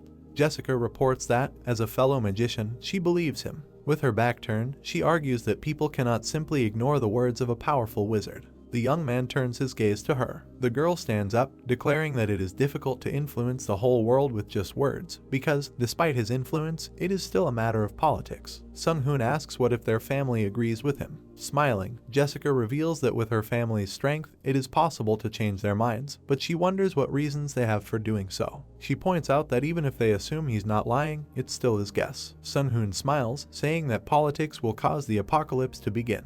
Jessica looks at him. Arching an eyebrow, she asks if there's anything else he hasn't told her. Pointing her finger at him, she claims that she has a counter-offer and wonders what the young man thinks about joining their family. He only frowns when she states that, as a member of the family, he can easily resolve the crisis on the spot. Jessica crosses her arms as Sung-hoon reminds him that he already rejected the offer since he doesn't work for anyone, and she reveals that she doesn't offer to work for them. She calmly asserts that he can become a real member of the family. Aina silently looks into the distance when the girl says that he should marry her. Smirking, Sung-hoon wonders if she's okay with a loveless marriage in name alone, and considering her family, she'll do whatever it takes to find the source of his power. Looking away, Jessica argues that he's not one to sit back and just let things happen, and he could use their family to do whatever he wants. Squinting, the young man says that she was not mistaken, but he will marry only after he knows his partner enough to pretend that he did not hear her words. Smiling, Jessica invites him to date if she seems attractive to him. The young man only awkwardly closes his eyes to this. The natural shine is visible, and the phrase is heard that this is annoying. Crossing her arms over her chest, Jessica talks about how Sung-hoon is indifferent to everything, and he asks if she's serious. She annoyedly notes that a minute ago he said that humanity might end, believing that he does not want to marry her even if the world is about to end, and he strongly dislikes her. Aina states as seriously as possible that it is the master's fault, and she recommends that he take several lessons in manners. Standing next to Jessica, she states that she is disappointed in him, and the young man wonders why she is on her side. The girl says that in any case this will not help. The corners of her lips turn down and she claims that their family will not stop the dungeon trade. She warns that if he goes against them, they will immediately turn on him. Sung-hoon asks in surprise, didn't he say that there is a good reason for such actions? Jessica talks about how dungeons look like a way to support the world economy in the eyes of many people, and one person's opinion is nothing compared to the decision of the majority. Smirking, she tells him that this is her last warning and that he should not underestimate her family, because if they decide that he is against them, they will make their move without hesitation. Sung-hoon's mom shows up smiling and tells him to do everything he can to protect what he holds dear and not to be sorry when he loses it all. She is talking about her family. Yeon and Takoyan are depicted, and Jessica states that they are very skilled at hitting their opponent's weak points. She sighs. She states that if they have nothing else to talk about, she will go. She smiles, saying that she needs to return quickly since she did not warn the family about leaving. She hopes that the next time they meet, they won't have to fight against each other. Sung-hoon and Aina are left standing there, confused. While Jessica leaves, the young man realizes that they need an alternative. The sky appears and begins to darken. Sung-hoon keeps his hands in his pockets, and it becomes known that the World Alliance has started a meeting regarding the management of the dungeons, and the young man believes that he should stay away from politics. It is reported that until the laws are approved, visiting dungeons is illegal. Korea began monitoring the entrances 3 days ago. Arching an eyebrow, Sung-hoon realizes that the world will turn upside down again. Takoyan and Young appear with something on their heads. Running up to the young man, the girl asks to take it off her, and he says that he thought she had gone hunting in the Amazon rainforest and wonders what it was for. Takoyan smiles awkwardly and says that this object fell out during a hunt. It looked like a helmet, so she put it on her head as a joke and asks if it is a cursed object. Young reports that she can't take it off. Sung-hoon looks at the thing on her head in surprise and states that as an aura user, she should be able to break simple curses with ease. He seemed to notice something. He realizes that instead of a curse, he feels a terrifying force. Suddenly, he finds himself in absolute emptiness. A voice greets him, remembering that his name is no longer Kiritora's, but Sung-hoon. The young man turns around, noticing something glowing. Erigma smiles, noting that his distrust of people still hasn't changed anyway, and asks if it was Yeon since she saw him make a soul contract with her. Sung-hoon frowns, realizing that this is the goddess of blacksmithing, fire and metal, the creator of the dwarves. Any artisan worships this creature. He has a determined expression on his face and remarks that gods should not exist in this world unless it is influenced by the Akashic system, asking why Erigma came here. Placing her hand on her cheek, she states that she is here simply because she can. This dimension was originally closed, but now it has opened. That is why she is here. Looking at her seriously, the young man is surprised by such news. Erigma crosses his arms, noting that Sung-hoon's magic is amazing, but he still doesn't know everything, to which he agrees and wonders what reason she was looking for him. Smiling, the goddess tells him not to be careful, because she came to ask for a favor. The young man looks back at her questioningly. It becomes known that her children will soon go to Earth, and along with this, the 4th level dungeons will be summoned. Erigma is all sparkly when Sung-hoon asks if she's talking about the dwarves, and she reveals that she wants him to save them and help them settle here. Crossing his arms over his chest, the young man declares that he understands that the dwarves are her creatures, but involving the goddess in these matters is extreme, and asks what she really needs. The goddess notices that he has always been unusually rude and states that her goal is development, and if her children survive, they will take root in this world and become missionaries to recruit her worshippers. Sung-hoon smirks, realizing that like the undead that ravaged China, she is here for the sake of her religion. He agrees as the goddess smiles and states that his answer was straightforward as always. It turns out that it's not free. Frowning decisively, the young man asks what his reward is. Pointing her finger, Erigma reveals that she was just talking to Akashi about this. She claims that she will give him what they call a quest. The system displays a notification about the quest Erigma's request, giving details. Sung-hoon looks at this, noticing the power over metal reward, and remembers that he really wanted this power in his previous life. Smiling, the goddess remarks that this is the ability he has been yearning to gain, and power over metal will certainly help him since he loves to tinker with things. A model of the Earth is shown, and it is reported that the dungeon has already been opened. It becomes known that it is located under the Earth's crust. The goddess wishes the young man good luck. He opens his eyes wide in surprise. He stands holding the object on Yeon's head, and an awkward silence falls in the room. He turns his head, realizing that this helmet is capable of telepathy, because Erigma communicated with him through Yeon. He calmly removes the girl's helmet. Exhaling, Young states that she was very scared. Holding his helmet in his hand, Sung-hoon asks if they have time. He tells them to follow him into the dungeon. Holding her cheeks, the girl notices that the dungeons are under surveillance, which is why they had to go all the way to the rainforest to hunt. A building with red sparks is depicted, and the young man says that they can simply go unnoticed because no one has found this dungeon yet. A certain glow is visible. People stand in front of the portal to the dungeon. Rome stands in front of the glow, realizing that it really was here in such a place. She looks, her mouth parted in surprise. Sunhoon smiles and thanks that the girl joined this unofficial visit to the dungeon while access to them is closed throughout the world. And the thought sounds that since he cannot predict the difficulty of the 4th level, he invited another strong DD. He suggests that it was difficult for the girl to agree because it is now illegal. Rome smiles, saying that she is actually grateful as she has been disappointed with her growth lately. Besides, if they don't do something about the dungeon, it will lead to disaster, and she personally is against the government's decision to exploit the dungeons for the sake of benefit instead of playing it safe. Anusha appears asking about the rest of the group when it is revealed that she is the strongest healer considering the dungeon's registration is level 4, and the young man needs a new healer since Yeon is now a DD. Smiling, Sunghoon reveals that the rest of the team will arrive later and he must teleport the girl secretly, which is why he invited her in advance. The rest of the team appears, which the young man notices. The system reports the entrance to the dungeon. It becomes known that they cannot leave it until they defeat the local boss. Looking at the system window, Sunghoon states that, as expected from a level 4 dungeon, killing the boss is not enough to clear the dungeon. Looking around, Rome notices that it is still stunning. She admits that she never thought she would see such landscapes inside the dungeon. A lovely landscape is shown. Looking at the girl, Sunghoon asks if this is her first time in the dungeon. Raising her hand, she answers in the affirmative and reports that when the 3-level dungeons were formed, the maximum level for them was 150, and at that time she was already at 200, but since then she has studied the dungeons as much as possible. The young man claims that he expects a lot from her. Yeon notes that this is the first time he's assembled a full team since he's always done everything himself, and she wonders if a 4-level dungeon is really that dangerous. Smiling, he states that he is not sure since this is his first experience in a 4-level dungeon. He just prepared as best he could. There is a question about whether he thinks he should have invited more than 6 people, to which he replies that they could rate this team as master class or higher, which is why he excluded the other members of Team Alpha. Young just remains silent with interest. She scratches her head, smiling awkwardly, and reveals that she didn't know this because she thought his goal was just to create a team of girls, and Takoyan thought he was trying to seem like a hero. She calls the chairman, who immediately asks what's going on. She turns her head, claiming to have checked the area, but it's strange. She states in surprise that there is not a single living organism here.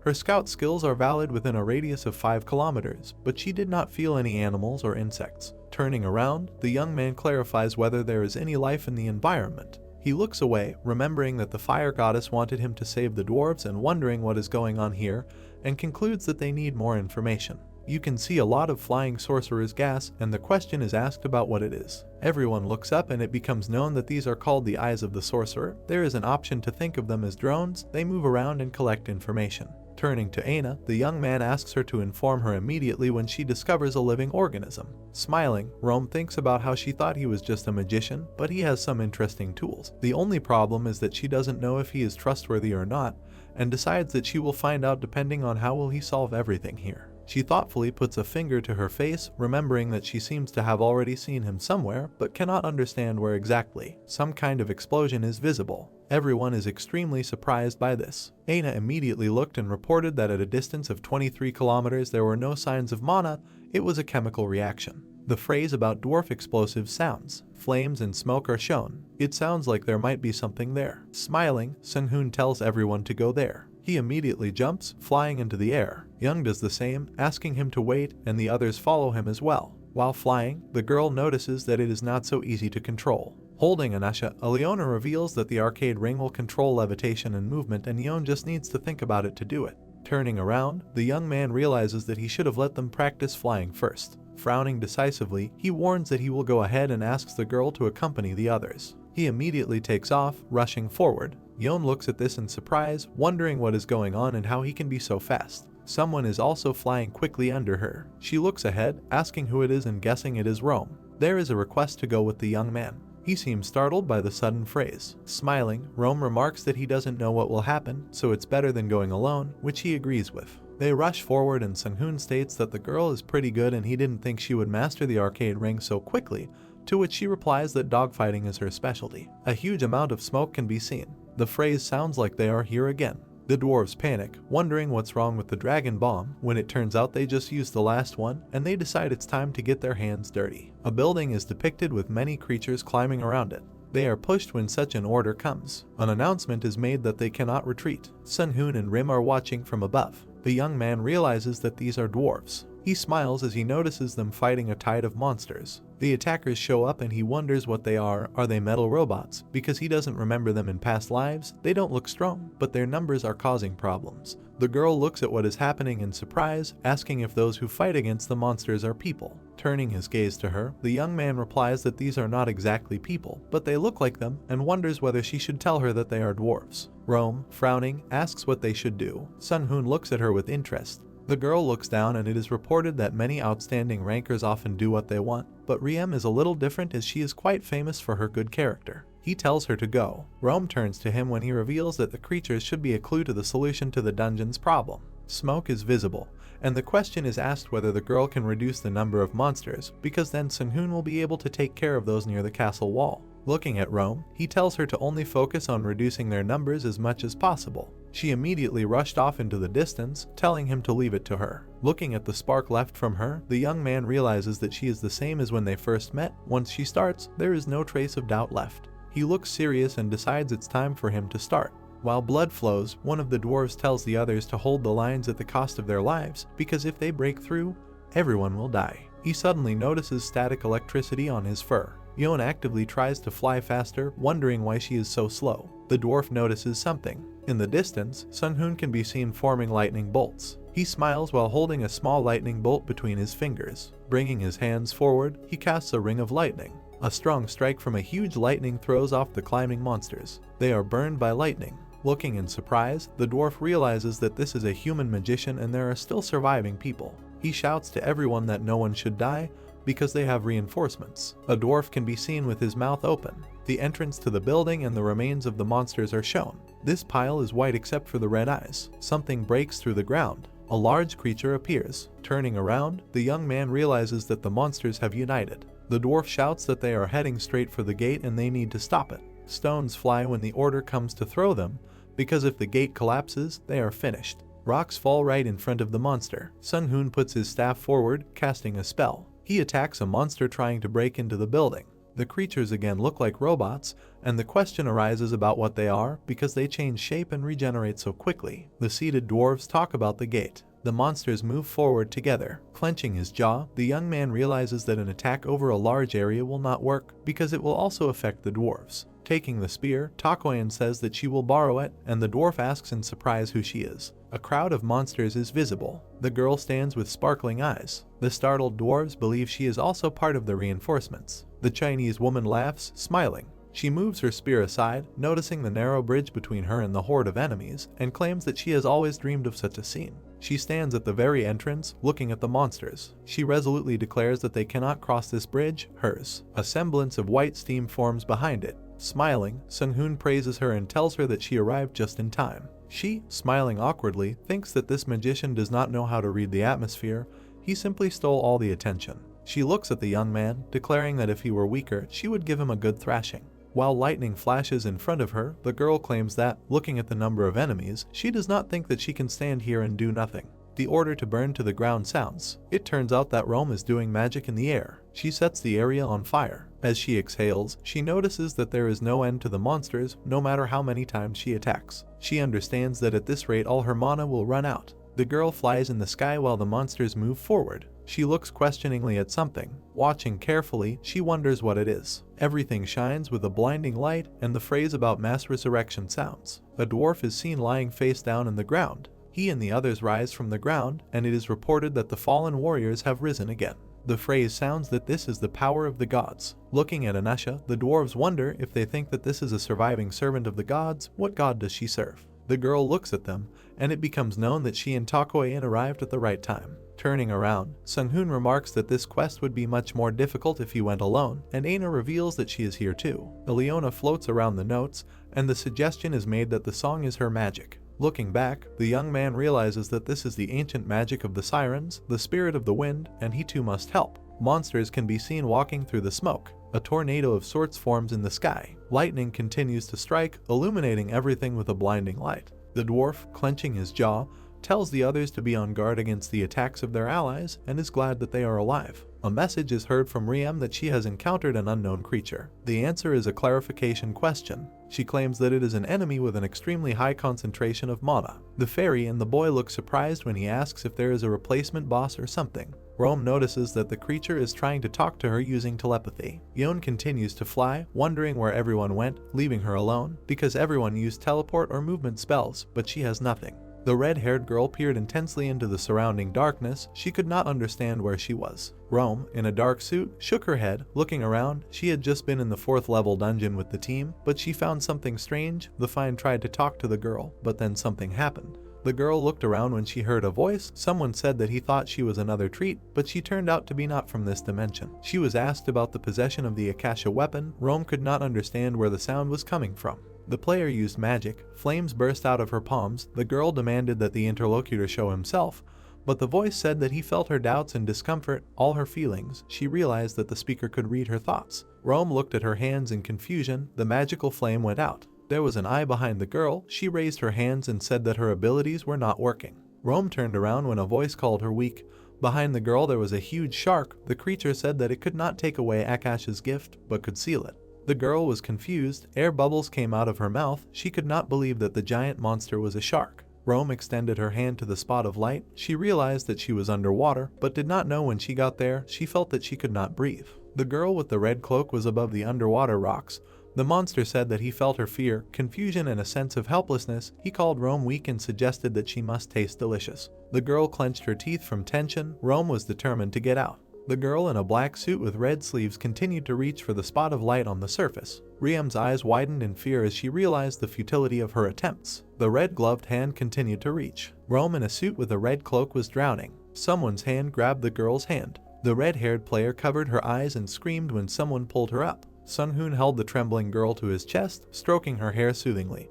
He asked how she was feeling and said that it was just a hallucination. He put a mental barrier so now everything should be fine. Rome winced and said it was a terrible hallucination. Sun-hoon looked sideways at the girl and said that she needed to rest and not rush back into battle. He promised to take another look at her condition as soon as the situation stabilized. Rim, with a trembling voice, tried to assure the guy that she was fine. The main character snapped his fingers. A portal for movement appeared around the girl's body. The guy said that mental damage would haunt her if not cured, so he sent her to a safe place to rest. Rome tried to resist. The red-haired girl looked at Sun-hoon through the ghostly wall of the portal. Rome was transported to another place, where joyful warriors celebrated victory. Eliona with light green hair looked at the girl in confusion. She asked if she had returned alone. Rim rubbed her face with her hand. She said that the situation seemed to be under control. The siren said that the enemies had recently retreated. Takoyan was also successfully fighting on the other side.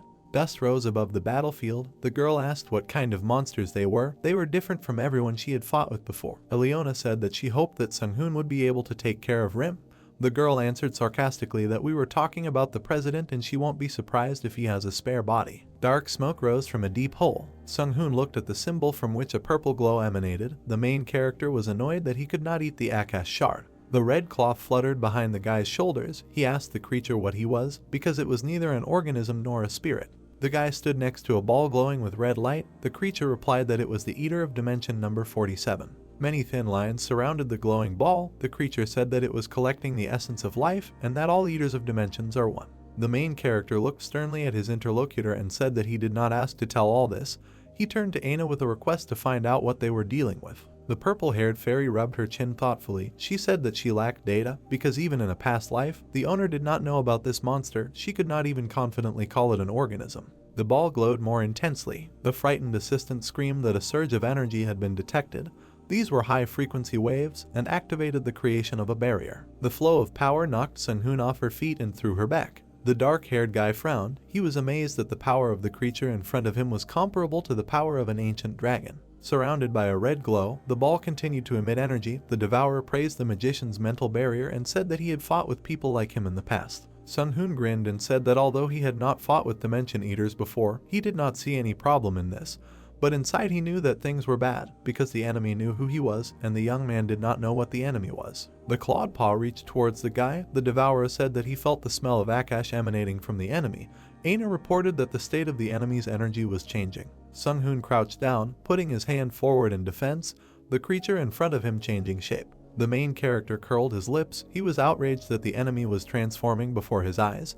He activated a nuclear explosion with a delay of 5 seconds. The ghost-like creature releasing energy looked in surprise at the glowing ball flying towards it. An explosion enveloped the figure of the Devourer. Sung-hoon jumped. He called the Devourer too slow. The white creature was surprised by what was happening. The main character and Aina flew out of the pit. The guy ordered his assistant to create a barrier of the maximum level. A dark dot was visible against the background of the bright flash. The mushroom of a nuclear explosion rose above the mountains. A translucent shield protected the guy hanging in the air from the blast wave. Aina's eyes glowed. She said that she could not detect the enemy, but it seemed that he had used up 30% of his energy reserve. Something was glowing in the dark crater. Sung-hoon said that the monster had withstood a nuclear explosion at close range. He did not expect anything less from a 4th level dungeon. The guy extended his arms forward, fingers spread out. He intended to repeat the attack until the Devourer died. Glowing circles appeared around the guy's figure. The beam pierced the dark clouds. There was another explosion. The warriors watched what was happening in disbelief. One of them suggested that Sung-hoon was going to divide the continent in half. Another flash of a nuclear explosion appeared on the horizon.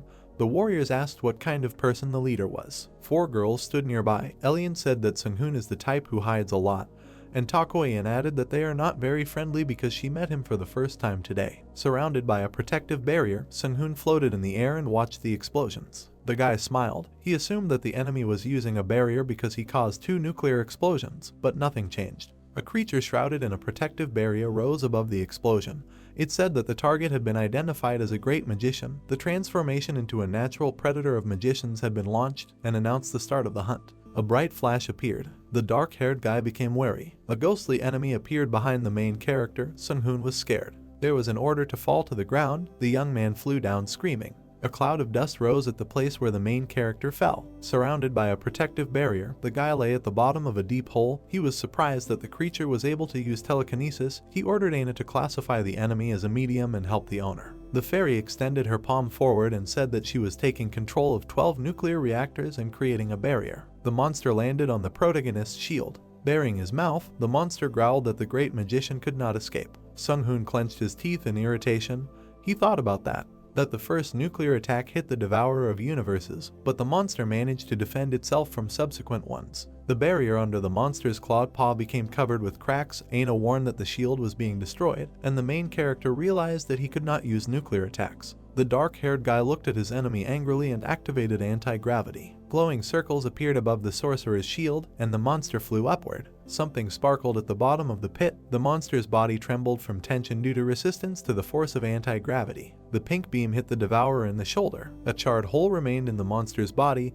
He did not understand what was happening to him. The Devourer touched the hole. Sung-hoon extended his hand upward, looking at the enemy. He said that the disintegrating ray would not leave him unharmed. The pink ball flew at the monster. He said that 3% of the integrity of the body was destroyed. He was surprised by the enemy's decision to use necrosis at the cellular level and launched an analysis of the characteristics of the attack and a search for countermeasures. Sung-hoon and Aina looked up. The guy was surprised that the monster was able to resist necrosis. He realized that they would be at a disadvantage if they allowed the battle to drag on and decided to prepare for an attack that would destroy the monster in one go. A magical explosion thundered over the pit where the main character was. Sung-hoon, floating in the air, watched the explosion over his shoulder. She ordered Aina not to let the Devourer of Universes use mainly disintegration. The monster looked after the fugitives. The hole on his shoulder closed. The Devourer of Universes flew after the opponents. There was a glowing ball between the protagonist's palms, and the monster was chasing him. 2 flashes crossed the sky. Many luminous balls of different sizes appeared in the sky. The monster dodged the disintegrating rays. Aina put her tiny palms in front of her. She informed her owner that the enemy was resisting necrosis. Magic circles with 6 pointed stars in the center appeared in the sky. The Universe Devourer's eyes glowed. He said that he had completed the analysis of necrosis and this skill would no longer work on him.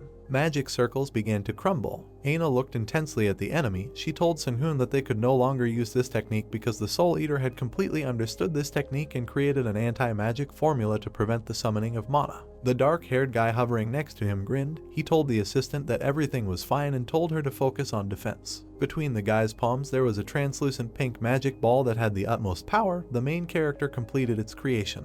The guy's clothes developed from the air currents, and he began to descend. Sung-hoon's feet slammed into the ground with force. The guy in the dark cloak turned around, watching the enemy land. The Devourer of Universes flashed his eyes ominously and ordered his opponent to surrender and hand over the biological data. The dark-haired guy with a slight smile replied that without the correct order there would be no result, and said that he had noticed a special power in the enemy that allows him to see through the magic formula and introduce power into the weakest link in order to destroy it. The Soul Eater listened attentively as the guy praised his psychokinesis, and then interrupted his opponent's speech, declaring that talking with prey was pointless. Sun Hoon extended his hand forward and suggested an alternative to talking with a grin.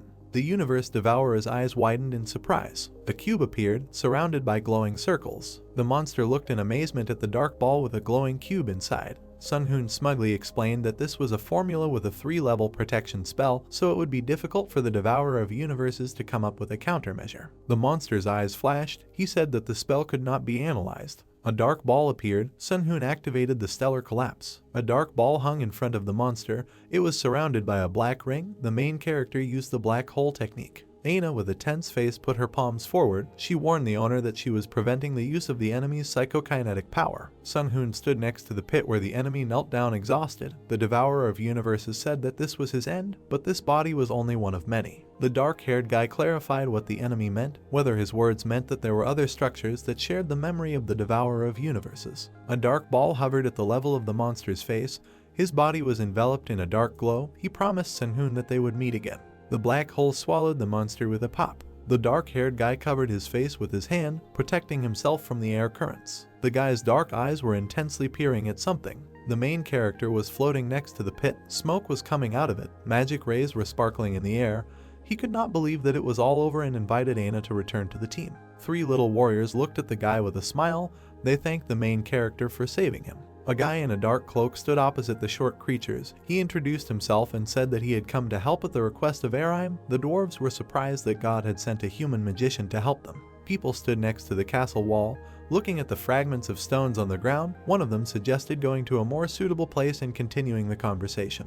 A very large chandelier illuminated the dark room. The dwarf and the main character were sitting at a round table. The warrior said that this place was sacred to his people and promised not to forget the guy's kindness. The man with the golden circlet on his forehead was the dwarven king Tezzard. He said that he did not know how to repay Sun Hoon for his help because they did not hope to survive this day. The dark-haired boy replied that the dwarves should know what situation they were in. The king said that they too had a powerful wizard, but when the dimensions were torn apart and the earth and sky turned upside down, they found out the reason. The man in armor thoughtfully rubbed his chin. He said that God did not warn them. Everything happened very suddenly. One day previously unknown monsters attacked the dwarves, and the court wizard said that this was a consequence of a dimension gap. The dark-haired magician thought. Sun Hoon pressed his hand to his face. He remembered that Aliona told him that the world of the sirens was destroyed in a similar way. Tezzard closed his eyes. He said that his people fought monsters every day, and it was only thanks to their survival skills that he and Sun Hoon managed to meet. The main character looked at his interlocutor in confusion after the king asked if the dwarves had a chance of survival. The guy closed his eyes and smiled slightly. He said that the only way to escape was to destroy the leader of the enemies and go through the spatial gate into the sorcerer's world. The king said that they could not fight the war any longer because they had run out of supplies. A fairy appeared next to the guy's shoulder. Sun Hoon said that he could help with supplies and asked Dane how much supplies they had. The assistant replied that there was enough food for the survival of 300,000 people for a month. Tezzard slammed his hands on the table. He couldn't believe that Sun Hoon was able to feed so many people. The main character looked over his shoulder at his interlocutor, said that it was a good idea to take supplies with him and asked if there was a warehouse nearby. Sun Hoon walked out. The team members were waiting for him near the large double doors. An image of multi-story buildings appeared. Sun Hoon thought that there were about 200 survivors living in the city, who only had milk, salt, and beer left, so if the main character and his team came unprepared, they would have failed the mission even after defeating the enemy. Sun Hoon stood opposite the girls, gesticulating. He told them about the universe absorbers and showed them the plan to fight them, according to which it was necessary to use various patterns during the battle. Something caught the purple-haired fairy's attention. The dark-cloaked sorcerer turned around when Aina said that the drones had found other cities with surviving dwarves. Screens appeared in the air depicting destroyed settlements. The protagonist's assistant said that they had found 26 cities. 19 of them had survivors. According to the report from the drone, the enemies suddenly retreated for an unknown reason. Looking at the screen, Sun Hoon rubbed his chin thoughtfully, wondering why the enemies suddenly retreated. A guy in a black cloak approached the siren with a staff. He asked her for help. The main character decided to take advantage of the retreat of the monsters and help the dwarves. The sky turned into the colors of sunset. The sun was hidden behind the clouds. Sun Hoon asked the siren to help him build a gate. A multidimensional gate appeared in the castle courtyard. With its help, the main character intended to gather the surviving dwarves in one place. Two pipes were visible against the background of the dark sky. With the help of Ilian, the magician installed 2 nuclear fusion cores for summoning magic. A liquid similar to molten metal poured out of the vessel. Thanks to the help of the dwarves, Songhun prepared something for the final battle. The dark-haired guy smiled with satisfaction. Looking into the distance, he did everything possible to win the battle. Lines glowing red appeared in the darkness, and an order was given to change the target, setting priority to people. The glowing object became larger. The Universe Eaters had no intention of giving up and needed new strength to win. Many lines enveloped the dark ball. The devourer of universes was looking for a new form among all the absorbed civilizations. The choice fell on a giant form and firepower. The creature launched evolution. The alarmed fairy froze. Clouds floated peacefully in the blue sky above the rocks. Aina said that she felt the movement of the enemy. An entity of unidentified size was approaching them. Surrounded by the portal, Songhun floated above a huge circular mechanism. The sorcerer clenched his teeth. He admitted that he did not expect the Universe Eaters to abandon their living form. He asked his assistant to check the space for the presence of other enemies. A dark dot surrounded by light was visible in the sky next to the castle wall. The fairy reported that this entity was the only one in her field of vision. The dark-haired guy looked into the distance. He realized that all the eaters had merged into one large object and asked Dane to measure the enemy's mana reserve and call Ilian and the others here. A dark silhouette was visible against the blue sky. It moved noisily. The sorcerer's assistant said that she would carry out the order. The dark-haired guy looked at his enemy intensely. It bothered him that something so big could fly. The guy's face showed amazement when the fairy reported that the mana calculation had failed. But the enemy's mana wave energy was estimated to have at least 10 billion. Songhun asked if that wasn't 5 times more than a normal dragon. The guy looked over his shoulder at the approaching girls. Yang was surprised that they had to fight with a spaceship. 4 girls were hovering around the guy. Takon was approaching the team. The main character said that they would have to fight an enemy who exceeded all expectations. Songhun looked over his shoulder at the warriors. He said that they needed to buy some time and warned that due to the enemy's huge reserves of mana, most attacks would be useless. He told the girls to focus on survival. Pink-haired Young clenched her hand into a fist and smiled contentedly. She asked to entrust this task to her. The main character asked the girl not to let her guard down. 5 girls were floating in the air. The sorcerer was moving away from them. The fairy flew in front of the owner. Songhun asked how things were with the dwarves. Aina reported that the small people had evacuated, so the magician could only connect with the nuclear fusion core. A dark silhouette flew across the sky towards the cliff. Songhun said that he was leaving this task to his assistant. A castle could be seen among the rocks. The spaceship hovered just above the ground. Songhun thought that the enemy had chosen this form instead of an organism in order to use it to his advantage. Small red lights flashed on board the ship and the search for prey was launched. The beam passed through the luminous ring. The spaceship, shrouded in a protective barrier, fired towards the castle. Ileona in a white dress was floating in the air. The enemy spotted her and marked her as new prey. The green-haired siren said that she needed to destroy the enemy's protective barrier before the hunters attacked. The magic hand touched the protective barrier of the ship. It sparkled. The hand went through the shield and grabbed the ship. Surrounded by flames, Rome hovered next to the siren. Ileona told the girl that soon the enemy's protective barrier should disappear and asked her not to miss the moment. The spaceship flying near the forest tilted. It was said that the flow of energy was interrupted by an enemy attack. There were 22 seconds left before falling to the ground. It was necessary to redirect the energy of the barrier to the engines. A man in a red cloak hovered above the collapsing barrier. Rome clenched her fists. She was surrounded by flames. The girl activated the power and launched the transformation of the fiery spirit. A fiery ray hit the side of the ship. There was an explosion and the ship's hull was damaged. A fiery spiral illuminated the hole. Red lights similar to eyes were directed forward. The monster said that the connection with the Akash fragment was confirmed. The female essence came into contact. A dark figure engulfed in flames soared high. The fire was reflected in Rim's eyes. The girl grinned. She intended to show the enemy what she was capable of. Dark-skinned Anusha looked at the hunter. The girl in the white cloak activated the enhancement of mana recovery and mana replenishment. Rome thanked her and said that she could now maintain the awakening mode longer. Surrounded by flames, the red-haired girl said that she had no idea that teamwork could be so effective. Dark figures with red eyes separated from the side of the ship. The enemy was outraged that Rome attacked, although she knew what consequences awaited her. The red-haired girl looked thoughtfully at her enemy. A figure engulfed in flames landed on the side of the ship, surrounded by advancing monsters. There was a flash of fire. The flash went off. The monsters' bodies were covered in ice. The fiery girl looked at her work with satisfaction.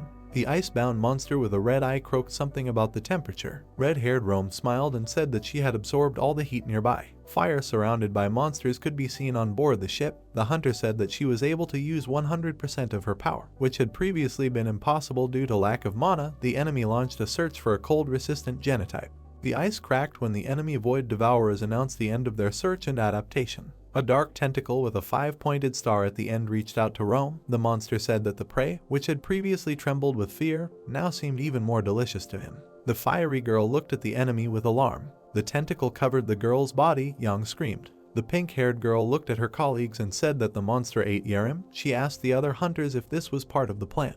Anusha in a light cloak said that the mana enhancement was suppressed, but Yon had nothing to worry about. She felt that Rim was alive and was about to use the heat release skill. A flash appeared on board the ship. The fire spread in all directions. Black smoke rose above the spaceship. The monster screamed. Anusha says this is their chance. Takon extended her hand to Yon and told her to hold on to it. Smoke was coming from the hull of the ship.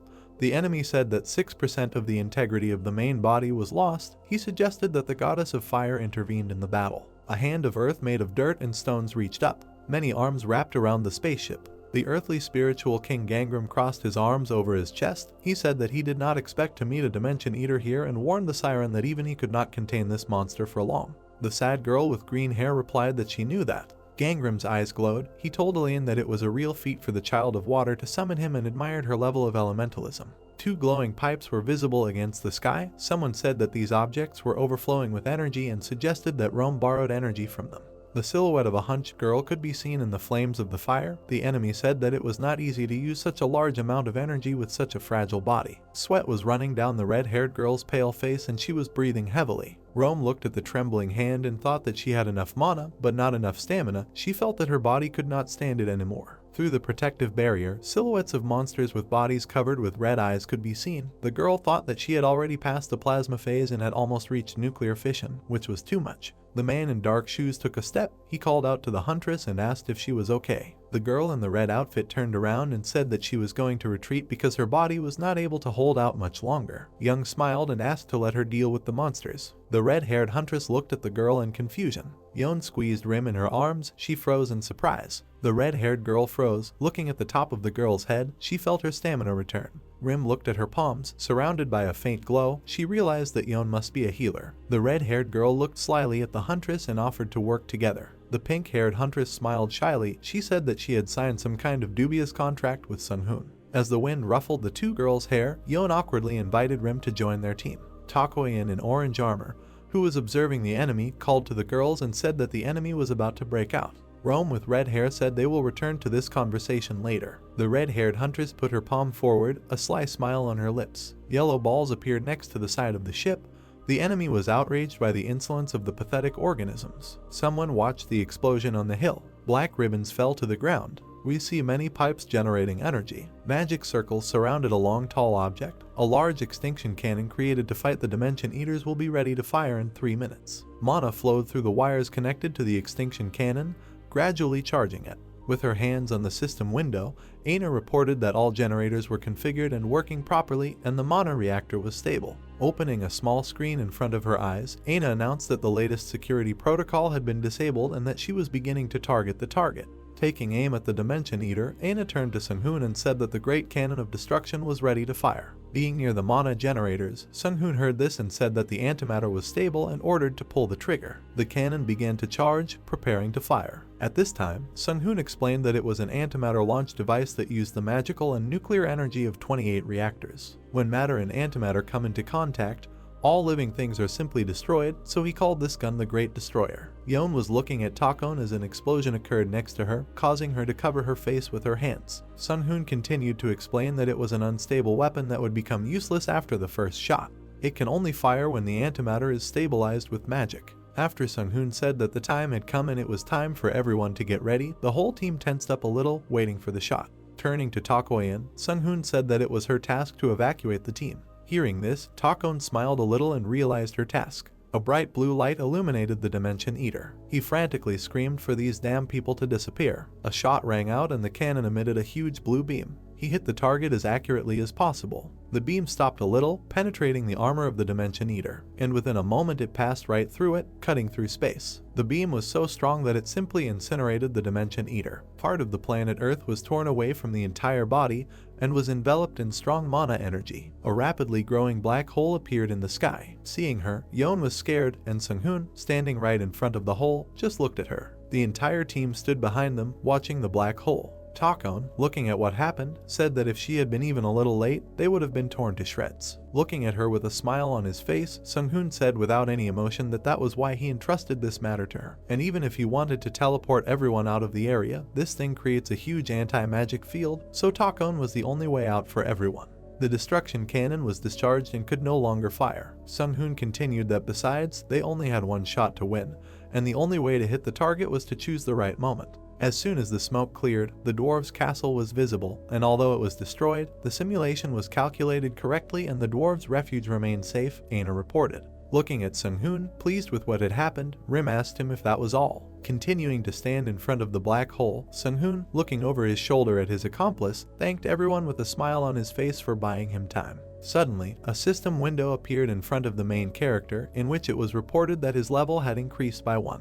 And after it another window appeared, and again, and again, and again. This continued until the 16th level, after which a final notification appeared, in which it was written that the decision rests with the person with the highest level. Surprised, Sung-hoon looked at the screen in front of him. It said whether he wanted to free all the inhabitants of the dungeon, and gave him a choice of yes or no. Immediately next to this window, another appeared, in which it was reported that if he chose to free the inhabitants of the dungeon, he would not receive any rewards. After hesitating for a moment to choose, looking at the screen, he debated aloud whether to receive the reward or free 400,000 dwarves, after which he added that such a decision would be very difficult even for an ordinary person. His entire team opened the system windows after Sung-hoon said that they should all see the message. After reading the message, there was slight surprise on their faces. Looking at Sung-hoon, Rim raised her eyebrows and asked him if it was true that he was not going to choose the reward, then added that she thought they should save the lives of the dungeon dwellers. And at this time, raising her hand, Yeon said that she trusted Sung-hoon's decision, and Takon, agreeing with Yeon, told him to do what he wanted.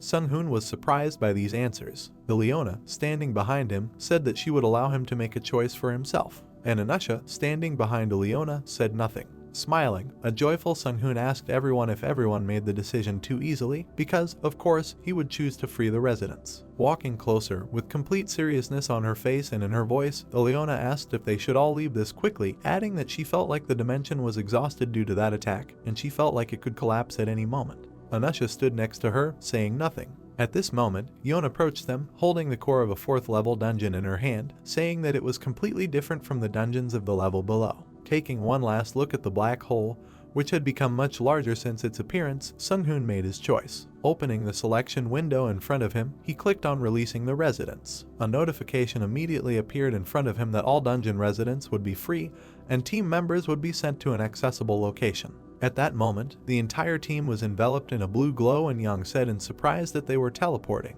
Closing his eyes and breathing out a sigh of relief, Sung-hoon said that thank God he didn't have to worry about teleporting 400,000 dwarves. After these thoughts, the entire team disappeared in a blue light. Day, the sky is covered with clouds, so the sun is not visible. Liaoning, the environs of the world tree. A white light appeared at the foot of the mountain. When it cleared, the dwarven king appeared, asking in surprise if it was land. And at this time, the team appeared not far from the king, and joyfully, with her hands raised, Yang rejoiced at where they ended up, saying that she saw news about the forest that had suddenly appeared. Seeing the tree, she cried out in surprise, pointing out to all her comrades so that they would also pay attention to it. Rubbing her temple, Aina reported that the synchronization with the main body was completed and that they had all been teleported to the center of Liaoning province. After thinking for a while, she turned to Sung-hoon. He turned to her, asking in surprise what happened, to which she replied that they had no energy at all. Sung-hoon's face turned white, beads of sweat appeared on his cheeks, he was stunned by this news, and all he could say was how. Then Aina stopped opposite him and explained that he left all his magic reactors there. To this, Sung-hoon could not answer anything, he looked dumbfounded at his assistant and was silent.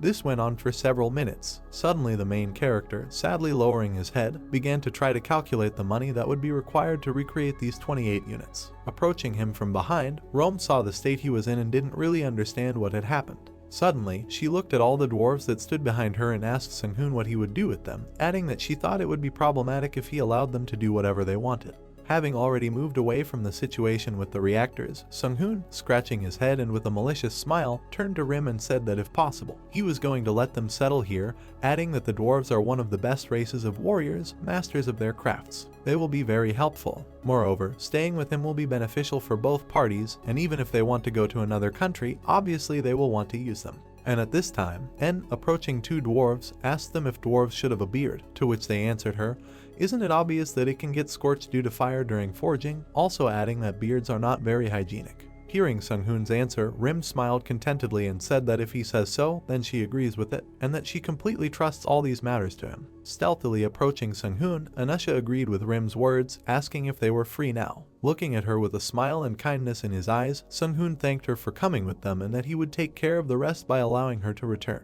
The clerk thanked him, reminding him to remember to send supplies for her services since her village had been starving for some time. After thinking for a while, Sung-hoon said that he would send supplies right away, after which he turned to Aliani with a request to take care of Anusha's return. When he finished with them, he clapped his hands so that everyone would pay attention to him. The remaining team members, Yeon, Rim and Takon, looked at him in surprise. Looking at everyone with his hands folded, Sung-hoon announced that the dungeons were now cleared, inviting everyone to return to Seoul. It was still day, the sky was blue, and the sun was hidden by clouds. There was news on the news that Sung-hoon had secretly cleared out the 4th level dungeon. Left alone, Yen approached the clerk and asked her how old she was, to which she replied that she was 34. Hearing such a figure from a little girl who doesn't look that age at all, Yeon was surprised, saying that the clerk turns out to be much older than her. After that news about the dungeon being cleared out, everyone was interested in Sung-hoon. There were reporters and people with cameras everywhere. Sung-hoon explained that it was he who announced the fact of clearing the 4th level dungeon almost immediately after leaving there. He wanted to keep it a secret, but the thousands of dwarves he brought with him were suspicious, so he thought about it and decided that it would be more profitable to tell everything. Sitting at the meeting where they poked microphones at Sung-hoon and asked questions, he continued to explain this situation in his head. Palaces, he said, can settle on his territory, but there shouldn't be any big problems. However, a legal loophole needs to be found for them to be recognized. Of course, the government that opposes dungeon clearing will condemn his actions. A reporter sat in front of Sung-hoon, who said that according to the latest international law, private visiting of dungeons is illegal, and then asked if Sung-hoon knew about this when he entered the dungeon. At this time, it was reported on the news that Hunter Sung-hoon, who had recently cleared out the dungeon that had opened in the Earth's crust, had once again highlighted the danger of the 4th level. But should everyone calmly accept this powerful single-handed action against the law? Jessica, the Rothschild field leader, said with dissatisfaction in her voice that Sung-hoon ultimately decided to ignore the rules that they, the Rothschilds, had set. Putting her hand to her chin and smiling maliciously, the vampire queen Eilis, after thinking a little, said that he freed the dwarves. With complete incomprehension, Jessica looked at her colleague, asking her if she knew anything about the dwarves. Smiling and looking askance at Jessica, Eilis confirmed this, with her hand to her chin, looking at the huge television that was open with various documents, observations, and live broadcasts. She said that dwarves are creatures that exist in the myths and fictions of this planet. Their love for alcohol is unparalleled, and their skill easily surpasses any man. Their precision is close to machines. What will happen if they gain knowledge of the planet? She asked a rhetorical question, to which she immediately answered that the skill of the dwarves, blessed by the goddess of fire, has no equal, and if there is a high probability that they will become a race that will surpass people in this world. The dwarves at this time had already begun to build and craft, settling into the territory of Songhun. Eilis continued that their reproductive rate also exceeds that of humans, and if they are allowed to be under the protection of Sung-hoon, then even vampires and the Rothschilds will not be able to retain the title of global power in the long term. Lowering her head and resting her head on her hands, with horror in her voice, Jessica said that it was very creepy. With indignation and dissatisfaction, Eilis looked up from the screen and, turning to Jessica, said that Sung-hoon would become the main competitor of the Rothschild family. There were a bunch of people around the main character who were filming and photographing him. There were flashes around him, and he only smiled slightly at the camera. At this time, Jessica said that he was a very powerful magician, but he was just one person, and now he has the power of the state. To this, Eilish said that she only sees the tip of the iceberg, adding that Sung-hoon is a one-of-a-kind magic engineer. Covering her face with her hand, Eilis laughed and then said that the dwarven race had now sworn allegiance to such a person. Jessica didn't understand what her friend was talking about, so she asked what a magic engineer meant. Hearing the question, Eilis removed her hand from her face and put it in front of her, looked at Jessica and said that these are individuals who create objects or skills giving them magical properties, adding that among them, the missionaries of death, there are many magical engineers, but they never seen anyone as stunning as him. Jessica leaned back in her chair as she continued to listen as Eilis talked lightheartedly and without a trace of emotion about not forgetting that he had resources from Mars, and with them he could do even more. Hearing this statement, Jessica was surprised to ask if he could eventually rule the whole world. Smiling, with malice in her eyes, Eilis confirmed her words and said that even in such a difficult situation, Jessica maintains her distance, and immediately after that she invited her to team up with vampires, assuring her that she could learn the necessary magical knowledge that is needed to compete with the Magician King.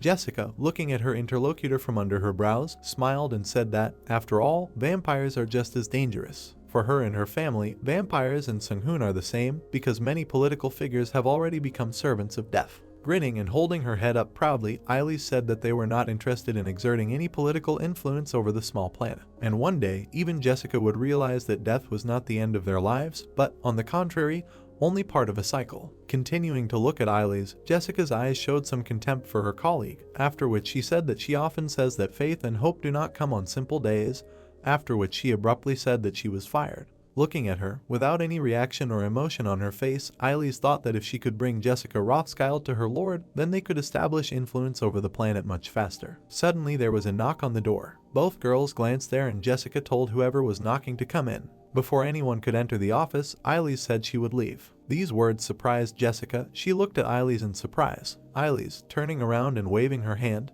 began to dissolve into the darkness enveloping her, finally saying that if she needed help, then let her contact her, adding that their god was very interested in her. Eilis disappeared, leaving a dark trail behind her, and Jessica, dissatisfied with what was happening, thought that the servants of death were a problem because they had already made themselves known in many corners of society in the States. There was disappointment in her eyes, and thoughts flashed through her head that in exchange for false immortality, vampires had taken many useless people under their control. Closing her eyes and putting her hand to her face, Jessica exhaled heavily and said that lately even ordinary people have shown interest in them, and now vampires are helping her family, and then asked herself if they would create even more problems than Sung-hoon. The heels of the woman who entered her office clicked on the floor. A white-haired girl approached the table, telling Jessica that the elder was looking for her. Jessica nervously fingered her hair. Exhaling, she said that her family must have already decided what they will do with Sung-hoon, since it is obvious that he is not willing to follow the dungeon restriction rule. On the TV, from which came requests to let them go, they showed Yeon, Sung-hoon and the dwarf, who continued to be asked questions and filmed. Day, clouds cover the sky, the sun is nearing sunset. On a small screen, an unknown person is watching the same broadcast that was broadcast in Jessica's office. This unknown person turned out to be Dujin, and the surprised Jinsu stood next to him and watched the broadcast with him. Then Dujin told his comrade to look at Yeon's face, saying that she was everywhere, and it was too bad that they were lagging behind her. They stood next to a huge defeated monster, from which blood flowed like a river. They stood in the smoke, so that only their silhouettes were visible, but Dujin could be heard saying that at this rate, the gap between them and Yeon would only increase, and that they would only be able to catch up by trying their best. At this time, Sung-hoon looked at his status, which said that his level was 162 and the title was knowledgeable. In addition, his strength, endurance and agility were above 100, and his mana and luck were approaching the mark thousands. Sung-hoon was in Namyeongju, the underground hideout of his tower. Continuing to look at his indicators, Sung-hoon realized with some sadness that he alone would not have been able to clear that dungeon, and if his team had not been with him then, the liberation of the dwarves would have failed. In front of him was an ancient dragon heart. There was only one thought in Sung-hoon's head, that he should become stronger. Sitting in the lotus position in front of his heart, he extended his hands forward, preparing for the process. The thought in his head was that public opinion was also not very pleasing to him, so he should hurry up. At that moment, Ileona appeared behind him. You could tell from her face that she was slightly excited. Noticing her, Sung-hoon looked at her with a smile on his face and said that he needed her help. Seeing what was in front of Sung-hoon, she was surprised to say that this dragon heart was very ancient, asking him if she understood correctly that he was going to make his power even greater. Continuing to look at her, Sung-hoon, without an ounce of doubt or fear in his voice, said that she was right, and as she said, he would try to reach the 6th level with the help of this dragon heart. Smiling, Ileona walked towards him, simultaneously asking if he wanted to completely absorb the mana from the dragon's heart, and immediately replied that she was ready to help. Coming closer to him, she said that she would increase his luck indicator, and immediately after these words, on the system window, Sung-hoon's luck indicator became equal to 777.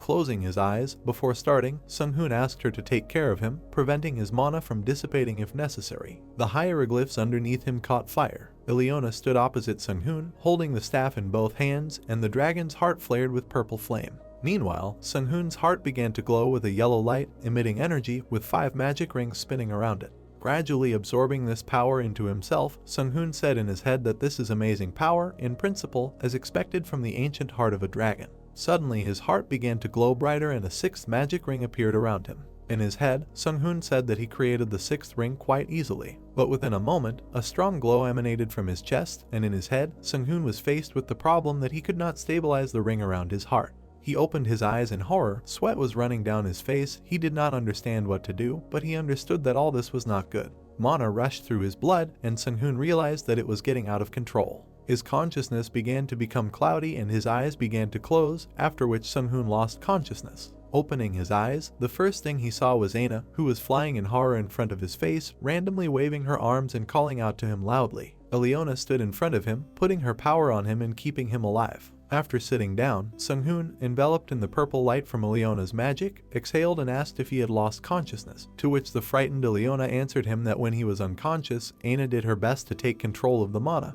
but that was her limit and he must begin to control his mana now. Sitting back in the lotus position, he explained that the problem was the aura of eternal cultivation and that it was completely out of control. There was a sparkle in his eyes, he was determined to do it again. He said that then he would reset his control, because the aura does not stand still, since it follows the flow of the body, it is the complete opposite of mana. Instead, he decided to speed up his aura and make a breakthrough right away. Hearing this, Ileona was shocked. She understood how risky it was, but she could not do anything, because Sung-hoon was already covered by a huge flow of energy. It was dark. As soon as Sung-hoon opened his eyes, the first thing he saw was Ileona, who was sitting next to him, not leaving his side. Opening his eyes, he recognized his assistant. Sung-hoon was lying on Ileona's lap, but his appearance was already different.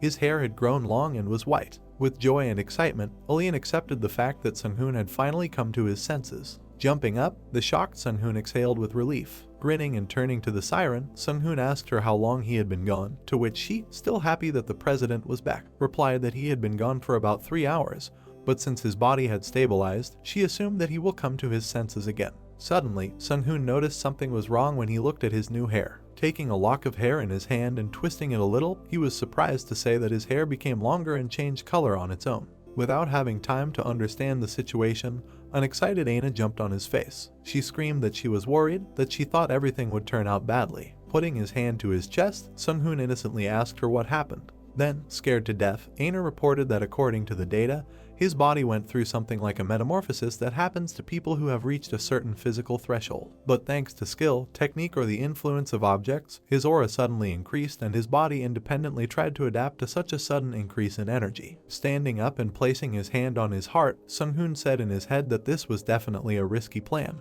but the result is good because now there are 8 rings around his heart. Looking at Sung-hoon, Ileona smiled and then said that after checking his body, he passed the 7th level entirely and reached the 8th and congratulated him. Sung-hoon did not remain silent, saying that it was thanks to Ileona that he was able to bypass the worst option. Clenching his fist in front of him, Sung-hoon with a smile on his face thought that this long gray hair was very similar to the one in his previous life, and then wondered if he should cut it off, adding that most likely his appearance had changed to this because of his past life. Looking at his fist, preparing to make a blow, he realized that now, in any case, his senses were heightened. Having struck in front of him, he cut through the air with his fist so that his blow was not even visible. However, this blow generated a powerful shockwave behind it, so strong that Sung-hoon's hair flew back. And all this time Ileona sat next to him, watching what was happening.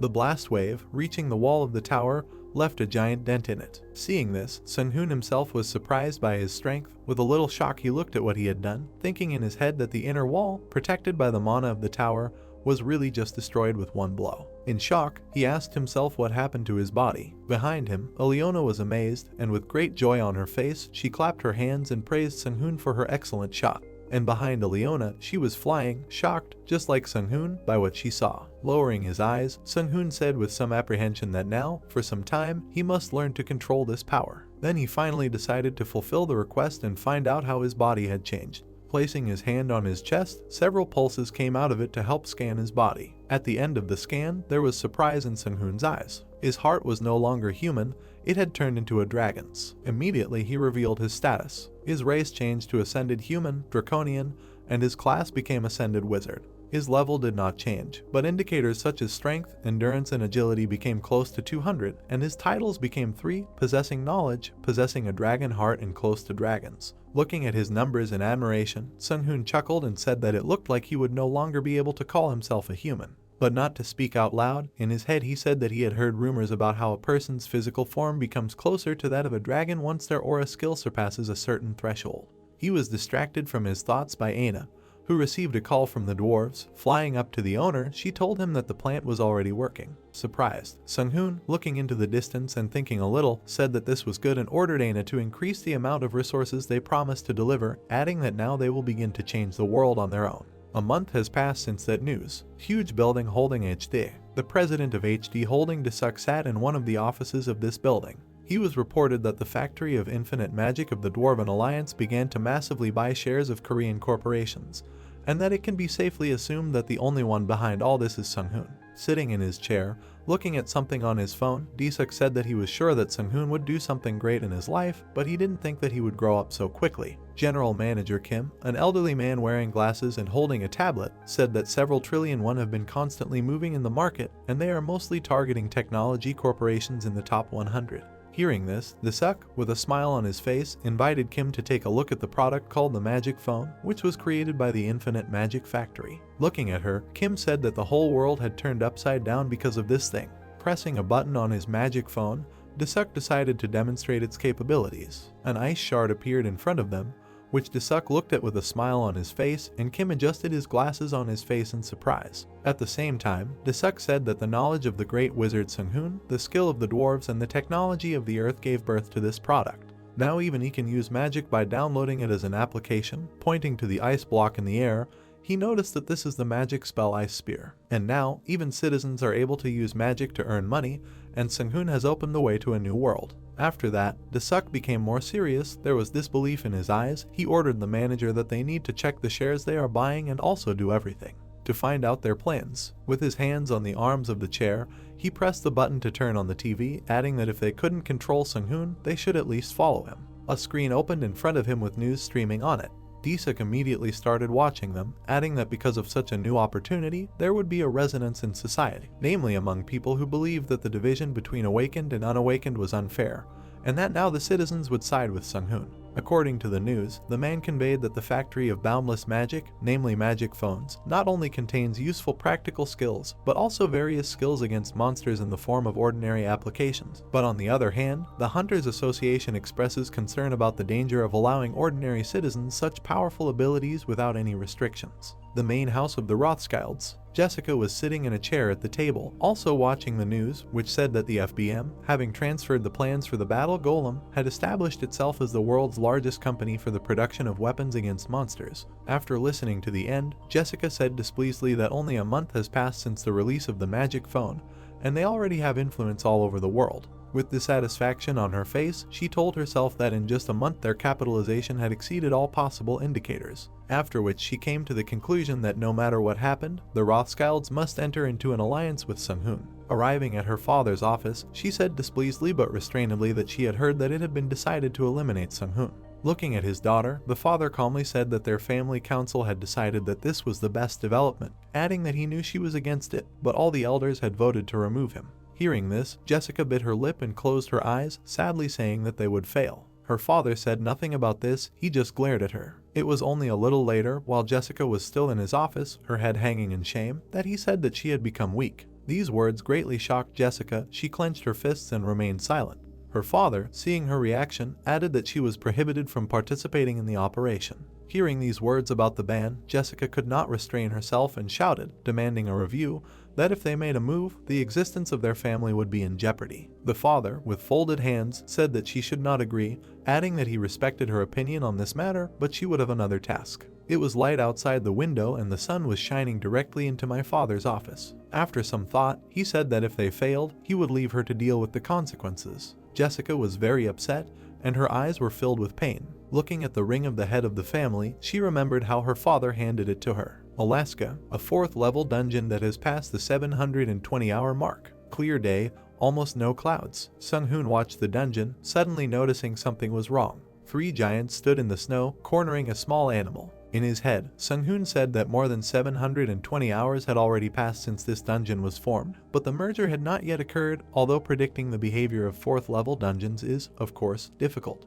When he noticed the monsters, he immediately knew who they were, but he had no intention of attacking them just yet. Flying over his shoulder was Aina, who reported that they matched the ice giants recorded in the database. He flew above them to get a better look. In his head, he understood that they were very strong on their own, and it would be bad if a giant of a higher class suddenly appeared. He understood that the nuclear fusion spell could not be used, because the United States complains that it pollutes the planet, which means he needs to find another way to win. Looking at them, an idea came to his mind. Maybe he could just seal the dungeon gates, ignoring those coming out of them. Landing back on the snow, he decided to act. A huge cloud of energy appeared in front of him, emitting a pink glow. Looking at him, Sung-hoon said that it was time to try to close the dungeon with a spell. Extending his hand, Sung-hoon, using force, felt that the gate of the 4th level dungeon was filled with an incredible amount of energy. Suddenly, he tensed when he remembered that ice giants have the ability to hide their presence in the snow. At that same second, a huge blade was already flying at him. The huge giant, hidden in the snow, waited for the moment when Sung-hoon would turn away and be vulnerable. Having waited for such a moment, he attacked, but his sword was easily stopped. Holding the sword with one hand, Sung-hoon said with a smile on his face that they should be very ashamed to set up an ambush with such size. The giant, shocked by what he saw, did not understand what was happening. It did not fit into his understanding that the tiny man was able to block his attack. The ground beneath the giant's massive feet cracked and broke. At this time, in his head, Sung-hoon said that the race of giants with only physical strength was on par with the lower class of dragons. Coming out from under the giant's blade, Sung-hoon jumped towards the enemy. There was fire and determination in his eyes and a sinister smile on his face. Sung-hoon continued to say that at least his draconian body, with the exception of the lack of wings and some other abilities, is comparable to high-class dragons. Finding himself close to the giant's face, Sung-hoon decapitated him with one strong and deft blow. White blood spread around his body all over the ground. The giant was dead, his lifeless and headless body lying in the snow, and Sung-hoon stood in front of him. Looking at his opponent's dead body, a surprised Sung-hoon was pleased with what he had done, after which he said that it was much easier than he expected, and the feeling was almost the same as if he was fighting a child. At this moment, another giant appeared to his left, who had once disguised his presence. Swinging, he screamed and attacked the main character. Sung-hoon stands waiting for an attack. The giant hit the snow on which Sung-hoon was standing with all his might, thereby raising clouds of snow dust. After the blow, as soon as they both regained their ability to see, Sung-hoon stood next to the giant's blade, leaning on it with one hand. After jumping over the blade, Sung-hoon said that the giant was just a weakling and was going to finish him off. With quick movements, he quickly closed the distance with him, and in his head there was a thought that low-ranking ice giants would not be suitable for him even for warming up. Immediately after, Sung-hoon punched his opponent in the stomach, piercing his thick skin. Blue blood gushed from the giant's mouth. Watching the giant die, Sung-hoon, pleased with himself, said that he felt as if he could defeat any hunter on earth with one hand and only physical strength. The struck troll fell to his knees in front of him, dropping his sword, and, most likely, already dead. Behind Sung-hoon, after he said that there seemed to be 3 of them, a third and final giant appeared. He was shaking in fear at what he saw. Throwing away his sword, the giant, screaming in fear, turned around and began to run much further away from Sung-hoon. Looking at the giant running away from him, Sung-hoon sneered at him, saying that it was unfortunate, but he couldn't just let him go, adding that the body parts of giants were excellent ingredients. With one jerk, Sung-hoon lifted all the snow that was lying on the ground behind him. In less than a second, the main character caught up with the giant, breaking through his chest. Due to the fact that he flew into it at a gigantic speed, the giant's body was thrown into the water. Landing on the ground, Sung-hoon watched the waves rise on the water. The wounded giant was drowning, with no hope of salvation. Then Sung-hoon ordered his body to be removed, when suddenly the giant, who had been in the water a second before, disappeared from it.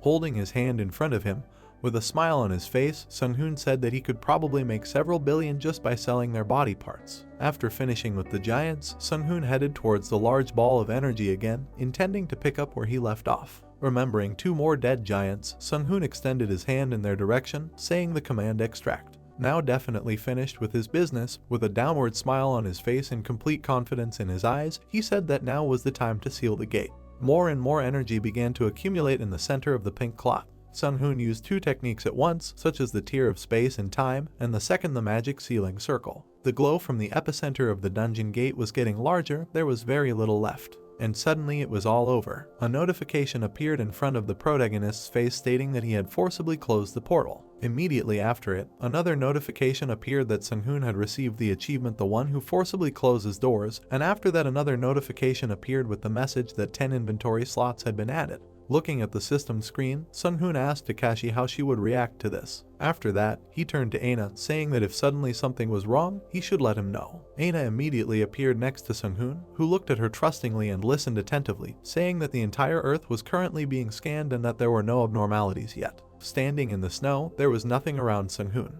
After a moment, he said that without a doubt something would happen, so if the world required energy to maintain balance, he would not let the dungeon just disappear. However, he was curious if there would be another level 4 dungeon, or a dungeon of giants. Immediately, Aina, looking through her small system window, reported that a new dungeon of the 4th level had appeared, and it was located 87 kilometers from here, adding that this was still the dungeon of the ice giants. They appeared from an open dungeon. 3 giants stood in the snow next to the entrance to the dungeon. Looking at the assistant, Sung-hoon concluded that closing the gates does not solve the problem, to which Aina, without looking up from the system window, immediately agreed, because they do not have enough information since they do not know the rules or logic of creating gate portals. Not planning to leave yet, Sung-hoon asked how many dungeons of the 4th level were currently open, to which he received the answer that there were only 7. In Sung-hoon's mind, places such as the Antarctic desert, the Amazon forests, and Africa appeared because all these places are sparsely populated by people. Continuing, Sung-hoon said that there are things that need to be prepared, which is why he needs to go back for now,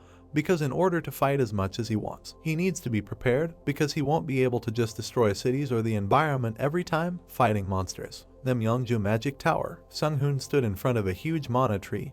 He stretched his arms forward, and a magic circle began to appear in front of him, which was immediately successfully installed, so the job was done. A small cube was in front of Sung-hoon. He called it interdimensional magic. Biting his lips, Sung-hoon looked at the cube with some excitement, saying that the current scientific theory of parallel universes helped a lot, continuing that he never thought that he would be able to create magic that he had not seen in his previous life. Taking the glowing cube in his hands, Sung-hoon barely smiled and said that he could finally shoot nuclear explosions as he wanted without destroying everything around him. Using the activate command, the space around him began to change, becoming like a matrix. The walls began to turn green, and Sung-hoon said in his head that interdimensional creation magic was creating a reality based on part of their reality. Then he said that there were no problems. Suddenly, a joyful Aina appeared in front of him. She happily congratulated Sung-hoon on the next stage of his development, although due to differences in space, her connection with the main body decreased. Sung-hoon looked at her and apologized to her because he just wanted to check if the activation really worked. Then Aina said that they received a call from the US government, ordering the deactivation of interspace. Sung-hoon asked what they needed, to which Aina reported that communication with her main body had been established, and that the United States was requesting assistance from Sung-hoon. Closing his eyes, he remembered that they hadn't called since he first closed the 4th level dungeon. Without any excitement, he said that there was only one 4th level dungeon in the US lands. Sung-hoon wondered if they were going to measure his strength by sending him to fight against the monsters of the 4th level dungeon. Smirking at this, as he was already leaving, Sung-hoon ordered to accept the request, adding that it was time to check how far they had come. Yellowstone National Park, clear sky, not a cloud. 3 mountains covered with snow follow each other. Suddenly the second mountain in a row began to glow. This is an interworld. The king of slugs swallowed his throat. Sung-hoon, with a look of surprise on his face, realized that the King of Slugs was the only one of all the monsters who came from this world, after which he said that it turns out that all 4th rank dungeons have different difficulties. Sung-hoon, watching the king, came up with a plan of action, saying that slime is considered to be living acid jelly, which only dies when the cores inside them are destroyed. However, it will be difficult to destroy the core by passing through acid jelly several kilometers, and besides, such a large mucus will turn the entire region into a desert, absorbing water from the surrounding atmosphere and increasing acidity. Concentrating the energy in his hands, Sung-hoon said that he would use magic that would work against them. Sung-hoon used his ultimate zero ability and a huge amount of energy was released from his hands in the form of a huge purple beam. The beam hit the Slime King without missing a beat. The king lit up, rays of energy emanated from him like searchlights. Suddenly he began to become smaller, and a huge amount of steam appeared around him. Flying up to him, Sung-hoon wanted to check if he was still alive. Seeing his reflection in Ni, he smiled and said that he was still alive. Entering his slime with his hand, he thoughtfully asked him where his core was, after which he emitted several pulses to find it. At the end of the scan, Sung-hoon confidently said that he found it 500 meters deep. Without removing his hand, Sung-hoon used seismic strike. From such a blow, the core inside the king cracked. The king was destroyed, which means the interworld was deactivated. Although the king was dead, his body did not disappear anywhere, it remained lying on the ground, awaiting its fate. Holding in his hand the cube that was made by him, satisfied and with a smile on his face, Sung-hoon said that hunting the dungeon boss and field-testing subspace magic, with this task he killed 2 birds with 1 stone. Looking at the king, he ordered the extract command, after which he said that he could not find any slime material since he was reborn on Earth. This guy is worth a lot, so Sung-hoon should think carefully about how to use him. Closing his eyes and smiling sarcastically, he added that in any case, that request from the USA was fulfilled. Suddenly Sung-hoon became silent, he realized that something was wrong. The figures of monster hunters began to appear out of thin air around him. A first-rank hunter from the United States, Desmo, whose level was 269, appeared in front of him. He looked at Sung-hoon with a mocking expression and said that there was nothing personal about it. At the round table were the elders of the Rothschild family who controlled this entire situation. One of them said that they had absolutely no room for error. Another member of the table said that they had an accurate assessment of the enemy's magical capabilities. An elderly man sitting at the table with everyone present, holding his hand in front of him, said that through analyzing the battle against the undead army in China, they concluded that he was a 5th level sorcerer, but with the recent awakening, he will be more powerful than before, so they assumed he was a 6th level sorcerer and prepared for the worst case scenario. Another member of the table, with folded hands, said no less seriously that the main forces of their family had also studied otherworldly knowledge through a contract with death, assuring that they would be able to resist it on equal terms. Naturally, their skills would vary greatly, but given the trap and the resources they have prepared will be enough to fill the gap. However, they must be careful with his ability to channel electricity into magic, as if the battle drags on they may be at a disadvantage. Another participant in the operation, placing his hand on the arms of the chair, said that a protracted battle should be avoided, but they had already put into action a plan to prevent his magic, and nuclear weapons had also been prepared as a last resort. Having interrupted everyone, the father said that all they could do now was watch, adding that this battle would decide the future fate of their family. Looking at the huge sphere in the middle of the table, the family father added, if they fail to kill Sung-hoon, the damage done to their family will be beyond imagination, which is why they must succeed no matter what. Realizing what was happening, Sung-hoon, without a drop of fear on his face and his thoughts, said that communication with subspace is inaccessible, as well as teleportation. Laughing, he added that they had done a lot to break him. At that moment, a hunter girl with a hood on her head decided to stealthily attack him, firing at him a ray of dead magic of at least the 3rd level. In the blink of an eye, Sung-hoon dodged her attack by jumping to the side. Everyone rushed to attack him. Sung-hoon's legs were tied so that he could not move. A sword was flying towards him, the blade of which was covered with a dark aura. Upon impact, the earth shook and a black flame burst out. Behind this sneaky blow was Desmo. With a smile on his face and anger in his eyes, he laughed and said that this was a real aura that he learned from the Death Knight. But then it turned out that there was no one in front of him, and Sung-hoon disappeared, dodging his blow. 10 meters away from him, Sung-hoon shouted that he understood that the US was dealing with an undead army, but to think that they taught you their magic and aura without any hesitation, asking what they gave them in return. Desmo, turning to Sung-hoon with contempt in his eyes, said that unlike them, who teach others the skills of the 3rd degree of aura, the undead are fundamentally different. They are true masters who share their knowledge without any ulterior motives. In his head, Sung-hoon asked himself that mages with death magic, warriors with the swordsmanship of death knights, at the moment it cannot be said with certainty that the United States is in close connection with the death cult. Looking at Desmo like he was crazy, Sung-hoon continued by saying that people don't even know what it means to serve death, because the dead chose the path of immortality to wander forever. Desmo, offended by these words, shouted that today they would defeat him and rule as the most powerful state in the world. Everyone directed their powers towards Sung-hoon, among them were corrosion, gravity, binding. Sung-hoon stood in the vines, under the influence of strong gravity, and looked at his shrouded hand. Desmo, holding his cursed sword, fled along with other fighters to Sung-hoon. Having surrounded him from all sides, they were already quickly running towards him to strike, and in his head, Sung-hoon understood that if they had fought him before he absorbed the dragon's heart, he would have lost. There were already about a dozen warriors around the entangled Sung-hoon, swinging their arms to strike. The first 2 were hit in the face in the blink of an eye, so much so that they started drooling. The next 2 were no exception and got hit in the face so hard that their jaw was cracking. And now Sung-hoon is already flying towards Desmo, who was already pointing his blade to kill his opponent, to which Sung-hoon told him that his calculations were a little wrong. In a matter of seconds, Desmo found himself slammed headfirst into the ground. A sarcastically smiling Sung-hoon stood above him, with contempt in his eyes. He said that they could have gotten him a month ago, but now the moment was lost. Desmo could only groan, blood was pouring from his mouth, he did not understand how this was possible. The only thing he could say was an order to everyone else to take Sung-hoon, but everyone else was in complete horror. They understood that he was many times stronger than the 5th level. Members of the Rothschild family could not sit when they saw such a defeat of their army. They did not understand how this could happen. Jessica's father sat calmly, realizing that this was the end, thinking. He said that in just a month he had become so strong, and that they had missed the perfect chance to strike due to too much preparation. After these words, frowning, he realized that there was no other chance and ordered the launch of nuclear weapons. The countdown on nuclear weapons has reached 0. Realizing that something was wrong, Sun-hoon turned around and saw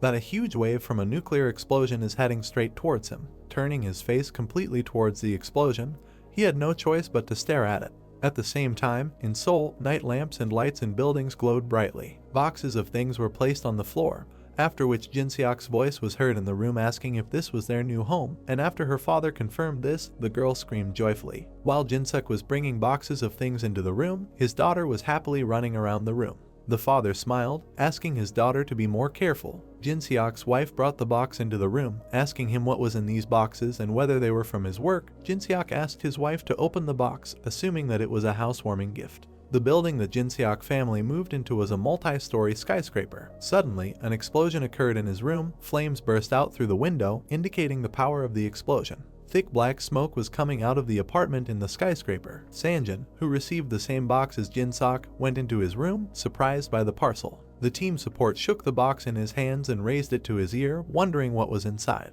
And inside the box, the timer slowly counted down the last 10 seconds. A moment later, the number 10 was replaced by 9. When the number on the timer reached 1, a powerful explosion broke the windows and flames rushed out. The events moved to the square. The crowd of people was agitated. Screams were heard everywhere that someone had been stabbed. Several men ran up to Dujin, who was lying on the ground, and put his hand to the wound in his side, from which blood was flowing. Dujin clenched his teeth and frowned. He thought that he was an ordinary madman, but the fact that he managed to wound him and break through his defenses raised questions about his identity. At this time, transparent barriers appeared over the roofs of some buildings in another part of the city, and the entire space below was in fog. Jinsu tried to catch his breath while moving at great speed. Jinsu jumped from one roof to another towards his comrades. In his thoughts, he was thinking about the recent incident. He would never have thought that someone in their right mind would stage an attack in the city center. Now he was racing at full speed to quickly contact team. Events are transferred to the Amazon rainforest, a place where fog has almost covered the entire area. Yeon caught the bullet flying at her with 2 fingers. Yeon looked at the bullet in her hand in bewilderment, not understanding where the bullet came from in the middle of the forest, because monsters couldn't learn to shoot. James came out of the forest, accompanied by a group of people behind him, saying that the intelligence was right about her being frivolous, but she was strong and he did not expect that she could catch a deadly bullet with her bare hands. Seeing him, Yeon immediately began to ask questions about his identity. James, who was a second-rank US hunter, chuckled as he asked in bewilderment if the strongest of the Alpha team was just a healer. Did he come all this way for this? Yeon lowered her hand and widened her eyes, recognizing Thunder Runner, a hunter from the United States. The healer's lips parted as she asked James if he had decided to become a criminal by shooting a hunter from an allied country. James smiled broadly, saying that their superiors had decided to eliminate Sung-hoon and all those associated with him. But Young's fist hit him right in the face and knocked out James' tooth, preventing him from continuing to speak. James's body was thrown back at a terrifying speed. Turning into a beam, all the snow in its path was thrown into the air. The hunter's partner turned his head and screamed, trying to call James. Young, frozen in a strike pose, said that she had nothing to talk about with her enemies. James, who was bleeding from his mouth and nose, and one eye was completely closed due to the blow he had received, jumped up sharply and screamed. Many people rushed towards Yeon at once after James shouted and ordered them to kill her. The girl clenched her teeth, seeing a large number of enemies who would force her to try. She regretted that Takon was not here, whose government recalled her back to her homeland. When a powerful explosion occurred on the battlefield, Young wondered if China had called her friend back, knowing what will happen. After some time, Yeon's body crashed into a tree. The healer spat out a small amount of blood from her mouth and her eyes widened in pain. Sitting on the ground and trembling, Yen looked at James standing in front while blood was dripping from her face. James screamed, asking how such a baby could be so strong. The US hunter tried to catch his breath, saying that many high-ranking people were talking about it, but he didn't expect it to be so powerful. Although he didn't like killing talented fighters, he couldn't disobey the order. Yeon bowed her head, realizing that she had no mana left to heal. She sat on the ground and tried to get up, but she couldn't do it. Approaching the girl, James smiled, inviting her to follow him, because it would be too easy to finish her off like that.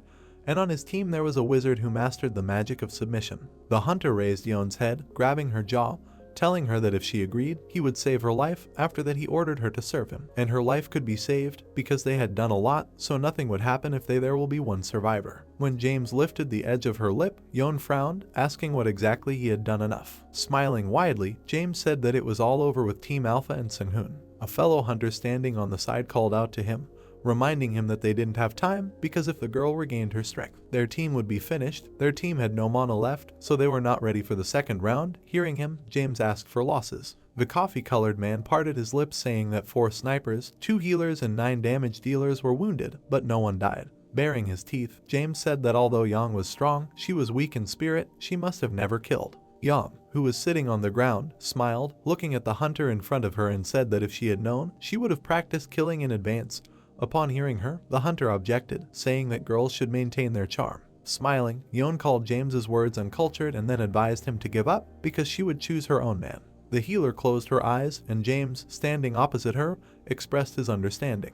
Enveloping his blade in mana, James said that he was sorry, but he really didn't like to leave. James grabbed his sword with both hands and pointed the tip at the girl's chest. Suddenly, Sang-hoon's hand grabbed the sword, ordering him to stop. The hunter opened his eyes wide when he saw the man in front of him. Sang-hoon, whose hair had changed to silver and branched out, stood in front of James. Seeing the hair braided behind Sang-hoon writhe as he stood motionless, holding James's sword in his hand. James let go of his sword and jumped back, asking Sang-hoon how he ended up here. Yon opened her eyes again and smiled when she saw Sang-hoon, then began to notice the change in his hair. The protagonist turned his head and, looking at the girl, asked for forgiveness for being late, after which he praised her. Events returned 10 minutes ago to Yellowstone National Park, where a nuclear bomb exploded, and a nuclear mushroom rose at the site of the explosion. Desmond opened his eyes wide, realizing that crazy people had dropped nuclear bombs on them. Suddenly, the space around them changed. The hunters looked around in disbelief, asking if Sang-hoon had stopped time. Sang-hoon, whose hair fluttered in the wind with his back to the hunters, said that he just created a spatial pocket separating them from reality,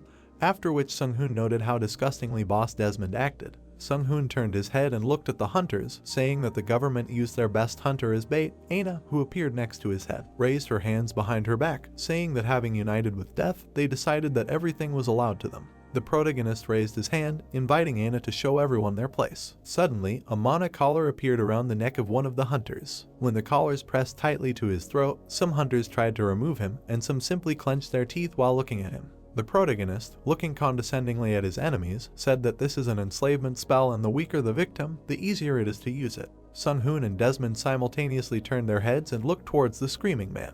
The bald hunter rushed at Sang-hoon, shouting that he did not intend to listen to the protagonist's nonsense, and in general he must have mixed up something since he was going to turn the man into a slave. Sang-hoon sighed, realizing that everywhere there is someone who does not understand human words. A moment later, the bald man stopped and began to tremble violently from the pain he was experiencing. Veins bulged all over his face. The hunter stuck out his tongue and grabbed his neck with his hand, trying to take a breath of air. Because of the collar on his neck, he could not breathe now. The protagonist looked with contempt at the bald hunter, who fell to his knees, saying that if they only thought about a new attack, their bodies would be overtaken by his punishment. The hunter clenched his teeth out of powerlessness and fell to the ground. Desmond grinned when he saw this. Their superiors had set them up, and the enemy was too strong for them, and now in order to survive, he had to submit to him.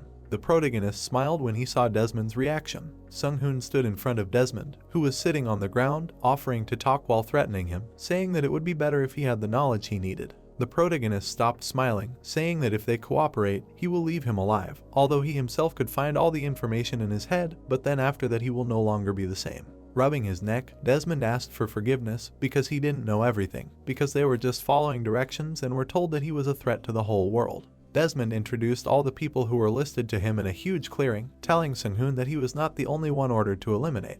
The protagonist widened his eyes upon hearing this. Sang-hoon squeezed the blade with all his strength, breaking it, saying that if not for Desmond's words, everything could have turned into an irreversible disaster and Yon was a second away from death. Yon stopped smiling and looked at her savior with wide eyes. James began to generate electricity between his palms and shouted to Sang-hoon that the nuclear explosion should have finished him off 10 minutes ago. The mana around the protagonist began to glow brightly as he said that it was starting to irritate him. How they dared to attack his people? He should have dealt with this issue a long time ago. Sang-hoon extended his hand, saying that the Rothschilds were watching them closely. Hearing the words of the protagonist, James clenched his teeth and frowned. The protagonist declared war on the Rothschilds, and until one side was completely destroyed, peace was not worth dreaming of. Incredible gravity began to destroy the earth and crush it. All the bodies of the hunters standing in front of the protagonist fell sharply and fell into the ground. One of the hunters clenched his jaw tightly, enduring the pain from the incredible gravity. A moment later, blood sprayed in all directions and a sharp scream was heard. Sung-hoon stood motionless and looked at it without emotion.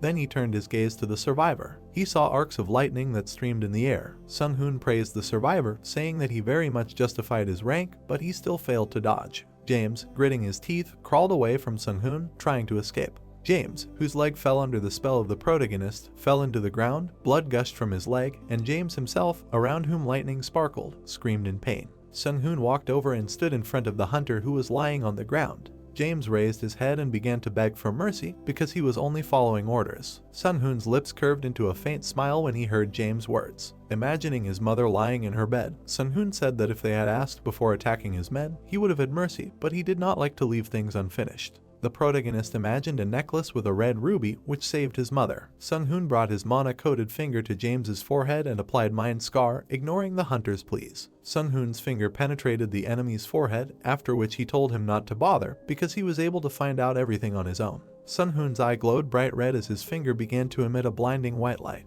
James, who was lying in front of Sung-hoon, began to wave his arms and scream in immeasurable pain. Yen, who was watching everything, involuntarily opened her mouth from misunderstanding and shock. The protagonist began to look through all the memories of James, with whom he shook hands, with whom he communicated, and all the CIA agents. A moment later, the protagonist's mouth dropped open as he said that there was nothing valuable in the memories. The government had kept most of the information from them. At that moment, James fell to the ground, his whole body was shaking, and he himself lost consciousness. Holding her shoulder, Yeon began to approach Sung-hoon, asking his condition. The protagonist, with a smile on his face, began to pat Yeon on the head, calling the girl well done for holding off the enemies before his arrival. Covering one eye, Yeon asked about the state of their team. Sung-hoon, from whose hand the mana that was healing Yeon was emanating, turned his head, saying that everything was fine with the team and it was time for them to return, after which he demanded that Ain analyze the situation. Suddenly, Yeon's body disappeared into thin air, leaving behind only a trace of mana. After this, the protagonist lowered his hands and turned around, saying that sooner or later he would get all the information, but first he had to find out what the United States would say about this. Sung-hoon frowned, asking Ain where the US president was now. He wanted to ask him personally. At this time, Yen and Aina moved to the room where the entire Alpha team had gathered. She was a little surprised that her uncle was only slightly wounded.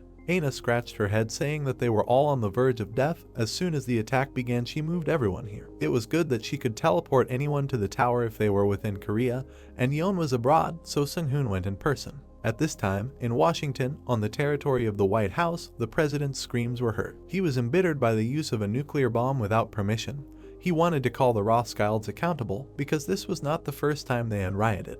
The president covered his eyes, saying that this situation jeopardizes his re-election. Turning to the table at which all the highest officials of the country were sitting, the president proposed to analyze the situation first, after which he asked whether the dungeon in the park had been destroyed. The Minister of Defense, looking at the president, answered the question by saying that after a nuclear explosion, this fact was confirmed and Desmond and his team died along with Sung-hoon. They could have received public support if they had used their death correctly in the media. The Rothschilds informed them that the protagonist and other hunters died in the dungeon, as a result of which they had to use nuclear weapons. Sung-hoon, who suddenly appeared in the room, called the minister's words nonsense because he was alive. Some ministers jumped up from their seats when they saw Sung-hoon. The protagonist smiled, telling the president that he was glad to meet him. One of the guards pointed his weapon at the protagonist, while the other extended his arms in preparation to use his ability. They shouted, ordering Sung-hoon to stop. The protagonist turned, looking at the guards. Aina appeared in the air and stretched out her hands, ordering her not to disturb Sung-hoon. Two guards slammed into the wall and crushed it underneath them. The gray-haired minister abruptly jumped up from his seat and slammed his hands on the table, shouting to Sung-hoon that this was no place for his cruelty, because this was the White House. When the bodies of the guards fell to the ground, the protagonist looked at the minister. The protagonist began to approach the table where all the officials were sitting, saying that they had misunderstood him. Suddenly, the president raised his hand and suggested calming down, after which Sung-hoon asked what made him barge in so unceremoniously. Suddenly, mana was released from Sung-hoon's body and spread throughout the room. The president bowed his head and clenched his teeth, his face contorted from the pressure emitted by Sung-hoon. The protagonist from whose body the mana was spreading said that he had no time for empty talk, after which he declared war on the president for all the deeds done, and the attempts on him and his comrades should have been reported. The president, looking at the huge amount of mana emitted by Sung-hoon, said that it was all a lie, because he was told something completely different. The hunters used nuclear weapons to destroy the giant slug, as a result of which he died. The protagonist smiled, saying that he hoped he was lying. Sweat was dripping profusely from the president's face. He was amazed by the enormous strength of the protagonist. Barely breathing, he managed to tell him to moderate his ardor, because it was becoming difficult for him to breathe. The protagonist clapped his hands and closed his eyes, ceasing to radiate mana from his body. The president leaned back in his chair trying to catch his breath. The protagonist opened his eyes, saying that, unexpectedly for him, the US president turned out to be a puppet. The president, continuing to sweat profusely, was able to separate and straighten up, asking Sung-hoon what he was talking about. Sung-hoon folded his arms and looked at the white-haired old man and said that they used American hunters and nuclear weapons to kill him, and the president of the states didn't even know. The protagonist began to turn around, saying that if they were together, it would not be difficult for him to destroy all of them in an instant, but as it turned out this was not necessary. At that moment the president clenched his palm into a fist. Frowning, the president asked the protagonist what he was going to do next. Standing with his back to the president, the protagonist looked at him, saying that he was going to destroy the Rothschilds and their accomplices, and if the government began to protect them, he would consider it a readiness for war. After saying this, Sung-hoon instantly disappeared, leaving behind only a trace of mana. The president's face twisted with dissatisfaction after Sung-hoon's words. One of the ministers hit the table with his fist, saying that they could not remain idle. The gray-haired old man, along with another minister, jumped up to their seats, shouting to the president that the Rothschild family was too important for the United States and he was asking for a strategic meeting to begin immediately. Suddenly the president shouted, demanding to be silent. Adjusting his tie, the president said that he would see how they would talk after they read how powerful this magician was. Remembering how recently Sung-hoon's entire body emitted a huge amount of mana and his eyes and mouth glowed red, the president was horrified again. Putting his hand to his face, the president asked himself if the lust for murder was hiding behind his strength. It was much worse than the Rothschilds. When one of the officials expressed his concern about the possible victory of the Rothschilds, the president said that he did not think that they would succeed against such a powerful wizard. The US flag fluttered on the roof of the White House, and from inside the voice of the president was heard saying that whoever wins will become their ally. At this time, in the Pentagon, in a huge pentagonal structure, the screams of the workers were heard. They shouted about the death of the commander and demanded that everything be immediately reported to the White House. Air Force Commander Mike Cipher died of frostbite in his office, his body frozen and a look of horror on his face. The director of the Central Intelligence Agency, Conrad, was found petrified in the car, with the same look of horror on his face as on the face of the previous victim. At the same time, the North American Rothschild mercenary camp was burning, with flames and smoke rising high into the air. The Titan sat leaning against the wall and looking at Desmond standing in front. Desmond, who still had a mana collar around his neck, asked Titan for forgiveness. The Titan, with blood dripping from his face, opened his jaw, saying that he was convinced that Desmond died from a nuclear explosion, but he suddenly appears and attacks them, members of his team, for no reason. Desmond put the sword on his shoulder, and while the rest of the team fought, he began to answer the Titan by saying that slaves only exist to carry out orders for no reason. Since the master ordered to kill everyone associated with the Rothschilds, then he will do it. Unexpectedly, when the Titan began to ask about his master, a bald hunter appeared with a mana collar around his neck and his fist raised to strike, shouting and heading straight for the Titan. A powerful blow slammed the Titan's head into the wall, causing cracks to appear along the wall. The bald hunter shouted through clenched teeth. He blamed the Rothschilds, through whose fault he became the wizard's slave. Huge clouds of smoke began to rise from the scene. At this time, 3 images of 3 different incidents were visible on the huge screen. The worker was notified of the loss of communication with the director of the CIA and the Titan team located in North America. At the table on which the holographic projection was reproduced sat all the important representatives of the Rothschild family. The head of the family stood up from his chair, saying that he would take care of this, and the rest should take care of their safety. A man with a bushy gray mustache, another member of the Rothschild family, jumped up from his seat upon hearing this. The head of the family straightened his jacket, saying that he needed to prepare for the visit. Looking at the other family members, he warned them, saying that if he died, not to try to avenge him. The head of the family sat back down in his seat while the others continued to stand, looking at the holographic projection on the table. At this time, day had already come, clouds were floating smoothly across the blue sky. Sung-hoon, hovering over a huge mansion, asked Dane if he was really here, because he did not feel a living spirit in this building. Aina folded her arms and said that they had tracked him through the collected memories, so the head of the Rothschild family was undoubtedly here. Soaring in the sky, Sung-hoon looked down, saying that Ain's information could be trusted, and now it was time for him to finish everything. The Rothschild estate looked more like a palace with a private garden of several hectares. Mirrors and paintings were hung inside the hall of the estate. Looking at one of the incomprehensible paintings, Sung-hoon was surprised by the absence of people. Walking through the hall, the protagonist assumed that they knew that he would come, but the absence of guards was alarming. Sung-hoon asked Ain if they were able to detect any signs of life. Aina, flying next to the protagonist, looked at him and said that powerful anti-magic had been discovered in the mansion and it could not be deactivated by any conventional methods,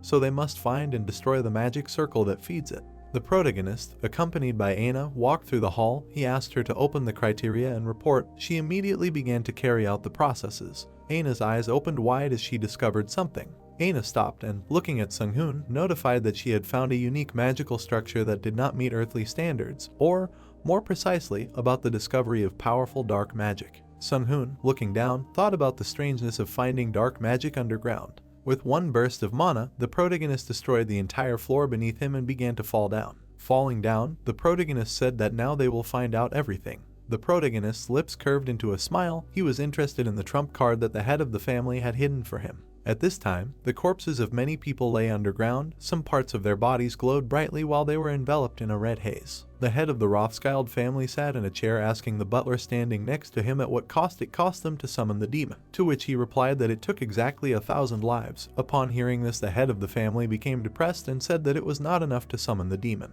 The butler glanced at the head of the family, saying that they would have prevented Miss Jessica alive, so sacrificing them was the best solution. Looking at the bloody tornado forming, two old men talked. One asked why the butler did not eat with Jessica, to which he said that the butler should follow the owner even to the very depths of hell. The bloody tornado began to spin with even greater speed. Seeing this, the head of the family asked the butler how much longer until the end of the ritual. Hearing him, the butler recalled how the death cult offered them this contract on behalf of their god. Suddenly, a demonic wing appeared in a bloody tornado. Next, a demonic figure appeared in the center of the tornado, spreading its wings and dispelling it. Yasmer began laughing madly after just a moment. Throwing his head back and pointing his hand at himself, the demon introduced himself as the Avenger Yasmer, one who has overcome the mortal boredom of time and space and is now ready to appear before them. The butler and the head of the family were speechless when they saw the demon. Yasmer began to dance in front of them, saying that he was ready to do absolutely anything. The head of the family covered part of his face, asking the demon if he had enough strength for this. Yasmer put his hand to his face and, pointing to the head of the family, said that he would solve all his problems. Whether he longed for immortality, the whole world, he just had to choose the poison he needed. The butler and the head of the family silently looked at Yasmer, frozen in one position. Suddenly, the ceiling of the basement collapsed with a roar, and debris along with Sung-hoon began to fall down. Looking at the pile of rubble, the head of the family said that it was so easy to predict. Yasmer covered his nose with a handkerchief and asked the head of the family if he was waiting for someone else. Looking towards the wreckage, the head of the Rothschild family ordered the death of Sung-hoon. Continuing to cover his nose with a handkerchief from the dust, the demon looked at the wreckage, realizing that there was an enemy there. The protagonist climbed to the top of the rubble, saying that the head of the Rothschilds was hiding like a rat in a basement. Sung-hoon chuckled, asking if he was ready to fight him. The head of the Rothschild family clenched his teeth, calling Sung-hoon a rude person who was unable to use the door, and yet he even asked to vacate the mansion before his arrival. The protagonist, walking through the rubble from which smoke was still rising, said that it was easy to get lost in this mansion, so he should have asked someone to guide him. Yasmer folded his hands on his chest and, looking at Sung-hoon, asked what kind of person he was and was it really so difficult for him to even knock.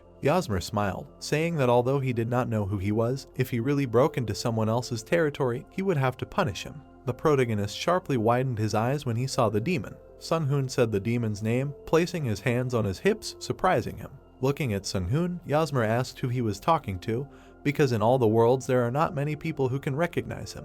The demon squinted, looking into Sung-hoon's soul. Yasmer's eyes widened sharply as he recognized Kiritora's. Aina, hovering next to Sung-hoon, folded her hands on her chest, asking her master if he knew the demon. The protagonist answered her by saying that in a past life, fate brought them together 3 times. Aina lowered her hands and looked at her master to notify him of the confirmation of the memory in which he fought 3 times and defeated the demon. Sung-hoon, looking at Yasmer, called him a strong opponent, because then he was able to defeat him being at the 9th level. Yasmer pointed his finger at Sung-hoon, shouting that he heard everything and in general then he simply could not fight with all his might because he ambushed him when he was weakened by an unstable summon. Yasmer abruptly stopped shouting when the head of the family, sitting behind him, reminded him that he had not called him to talk. The demon clenched his teeth, saying that 1,000 souls for such an opponent was not enough. Unexpectedly, the butler standing aside intervened, saying that he could not refuse because the contract was signed by the god of death himself. Yasmer became enraged. He enveloped his head in dark mana and shouted at the butler, asking how the pathetic servant dared to interrupt him. The butler's mouth dropped open in fear as Yasmer towered over him. When Yasmer, who had transformed into his true form, almost grabbed the butler with his paw, the head of the family extended his hand and ordered him to stop. Stroking his chin, the head of the family asked if Yasmer didn't have enough strength to win. The butler fell to the ground when Yasmer returned to his normal form and sighed, saying that now he would lose in any case. But if his strength was replenished, he then began to explain that his strength was in human souls. In order to fight with Sunghoon, he needed a lot shower. Aina asked the smiling Sunghoon why they didn't attack. He answered her by saying that Yasmer is still an elite demon, albeit an idiot, but a simple ambush won't take him.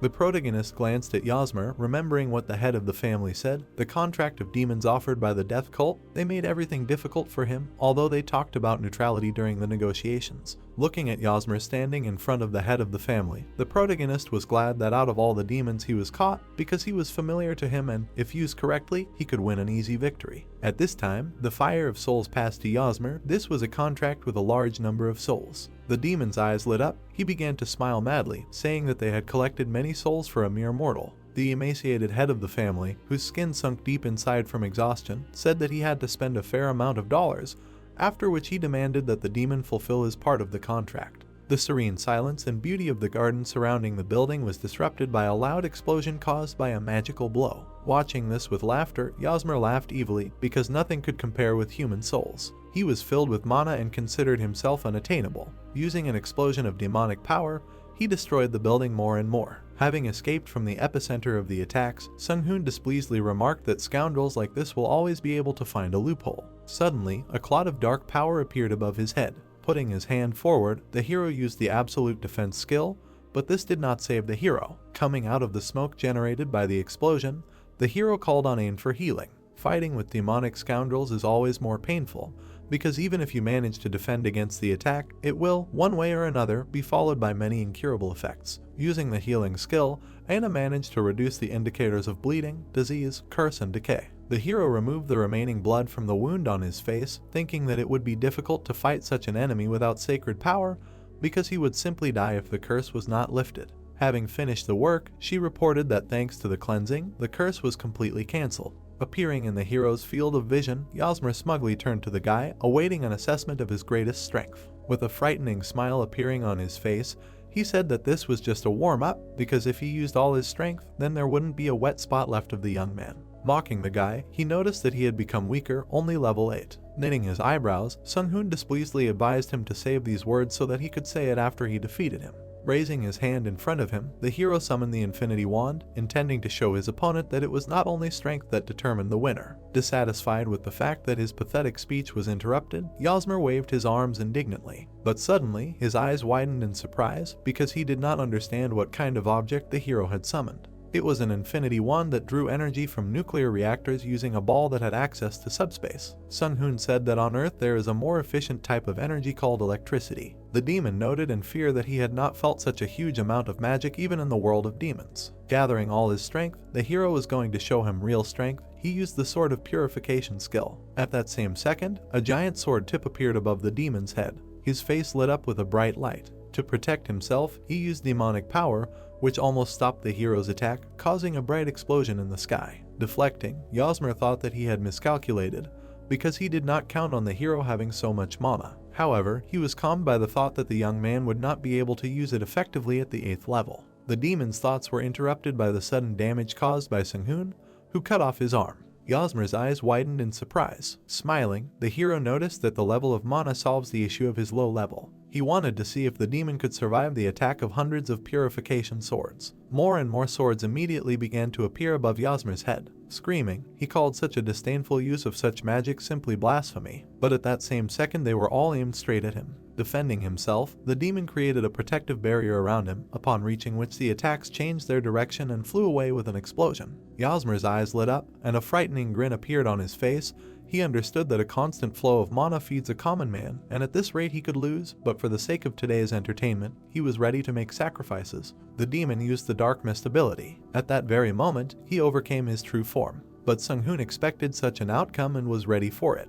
In a matter of seconds, the hero found himself opposite Yasmer. Raising his fist to strike, the young man said that he knew that demons were more vulnerable in their true form, and his weapon was made with the ability that the goddess of fire had given him. The demon was amazed, because it was Oriorakan, the material of purification. With a sharp movement, Sung-hoon struck the demon's chest. A bright glow appeared around his body. Yasmer's furious gaze crossed the hero's serious gaze. The demon's body began to be divided into parts by the force of magical energy, as a result of which he lost his head. But at the last moment he managed to use the dimension change ability.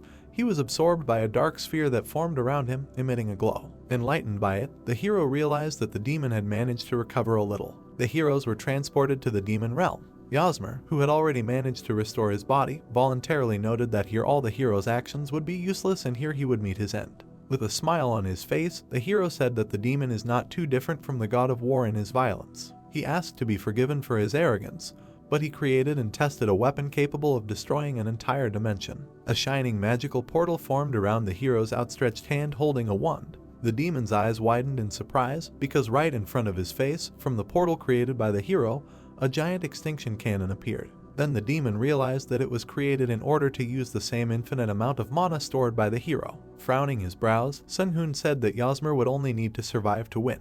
The demon's eyes filled with anger. There was a loud explosion, illuminating everything around with the brightest light. The news reported that due to extremely high temperatures, the earth began to melt, taking the form of glass, and then froze in an unknown way. Experts suggest that this phenomenon was provoked by the last battle of the hunters. One news spilled over with more recent news that several unidentified individuals were discovered in the basement of the Rothschild residence. The police had already begun an investigation. The broadcast was interrupted by enthusiastic clapping from behind the men in business suits. Hyles found it amazing that the hero managed to subdue the great demon Yasmer with sheer force. As expected, any confrontation with Sung-hoon should have been avoided. Turning her gaze to the men, she continued to say that she had warned the head of the Rothschilds about this more than once, but he, apparently, turned out to be too stupid. His competitive nature did not allow him to back down. The gray-haired man knitted his eyebrows in displeasure, saying that she herself taught them to summon demons. To which the girl, closing her eyes, replied that this was only her part of the deal. Hyles noted that men should take care of the safety of the people, to which Bill asked what exactly the girl was talking about. Her face became more serious. She said that because of this battle, the spatial crack had become larger and soon the demons would use it to get into this world. They will come here in order to obtain more resources. Concerned, the men asked what race it was. The Queen of Shadows said that it would be those who thirst for blood, flesh, and souls who enjoy a growing number of followers among the living. They didn't understand how this was possible after Sung-hoon's victory, but the girl stated that people are weak to temptation, and therefore contact with demons could lead to the end of the entire human race. The door to the room opened and Chuck appeared on the threshold, dissatisfied with being taken away from his work. But Harrison only dissatisfiedly noticed that the man was late, but despite this, he simply helped him. Chuck didn't understand how he could help, because here he, like them, was powerless. Turning his head towards the girl standing in the room, he asked why not entrust this work to her, because she could do a better job. Garrison's brows furrowed as he declared that this was nonsense, because he was in charge of the hunters' affairs and they needed him to mobilize them all. Chuck noted displeasedly that he could have done it himself through the official channel. But the man calmly replied that he could not do this. That's why he called him, because at this rate a war could soon begin. Changing the topic, he asked if Chuck was aware that Rothschild supporters had made themselves known, to which he received an affirmative answer. Their main task at the moment is to eliminate them, since they will interfere with the creation of new relationships. And another important detail was that humanity must avoid wars with Sung-hoon at all costs. Looking tired, Chuck asked if the president was doing this, to which he immediately received an affirmative answer. The man agreed to gather the hunters, but he was interested in Jessica, or rather, whether she was going to avenge her father. Having interrupted him, Hyles raised her palm, asking him not to start talking about this, because their god is interested in the identity of this girl. Harrison furrowed his eyebrows, noting with displeasure that the vampire was too deeply interested in human affairs, because the faith of demons had nothing to do with their politics. With a smile on her face, Eileen stated that this was just a small matter that would not cause any problems. Looking away, the men asked to leave Jessica alone, since of all the surviving Rothschilds, she is the only one with a high level of control. They need her just as she needs them. Chuck remarked displeasedly that they shouldn't talk about this about outsiders. It was decided that no one else should come into conflict with the Archmage, and it was worth making sure that the hunters were under control because they should not come into contact with him either. At this time, meetings of major representatives with the hero were held at the Federation of Korean Industry. After the fall of the main owners of capital, the Rothschilds, Korean corporations lined up in front of the young man. The HD group, with which he had been associated for a long time, was one of the first to extend their hand to him. A memorandum of understanding was carried out and consolidated. Even world leaders and politicians desperately tried to reach Sung-hoon, but the biggest change came in his relationship with the United States. The president demanded a secret meeting. They did not want expansion, but they did not leave the hero without a gift. The United States recognized its personal diplomatic rights and the people living on its territory as an official nation. Sung-hoon, as an individual, was given enormous privileges. He began to be considered the head of one of the states, and all thanks to his strength. After concluding a deal with the states, the hero began to receive letters from leaders of other countries. At that time, Sung-hoon was already recognized as an influential figure in the world of politics, so speaking at meetings was a mere formality. The world was taking a new course because a man with power equal to that of the United States began his game in it. Everyone understood that the Awakened One could wipe out an entire nation from the face of the earth. After the incident, the entire team, except for Yeon, resigned. The hero was sad to say goodbye to them, but he could understand them because it's hard to live constantly being in danger. Aina didn't think that they would all decide to leave because they had a bright future ahead of them with Sung-hoon. But the hero, closing his eyes, explained to her that they were used to fighting monsters, not people, and they needed to take care of their families. And they themselves must have realized that they did not have the strength to follow in his footsteps. The young man was sorry, but he believed that he needed to be able to let go. Changing the topic, he asked Dane where Yeon was now, to which he received the answer that the girl was now in Africa. Standing on the edge of the Cape of Good Hope, the girl listened to the news that Alpha Team had disbanded.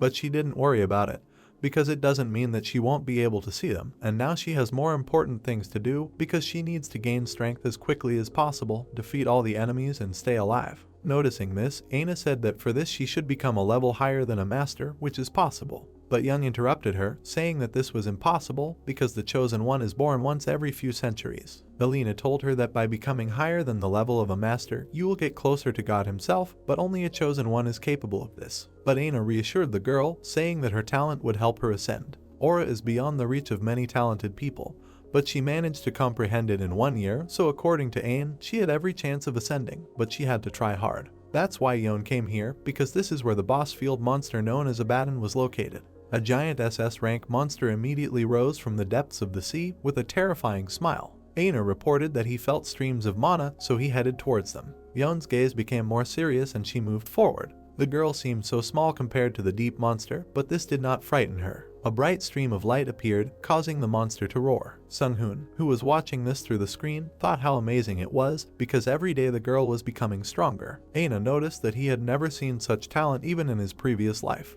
The young man asked what would happen if she became stronger than him. Aina said that the power of the Akasha system strengthens her. Yes, the awakened system of power has limitless possibilities. The hero noted that he should also use it while his energy is restored. Watching Yeon's emotions during the battle, Sung-hoon knew that she liked it and perhaps her strong point would be her mentality. A good-natured smile appeared on the hero's face.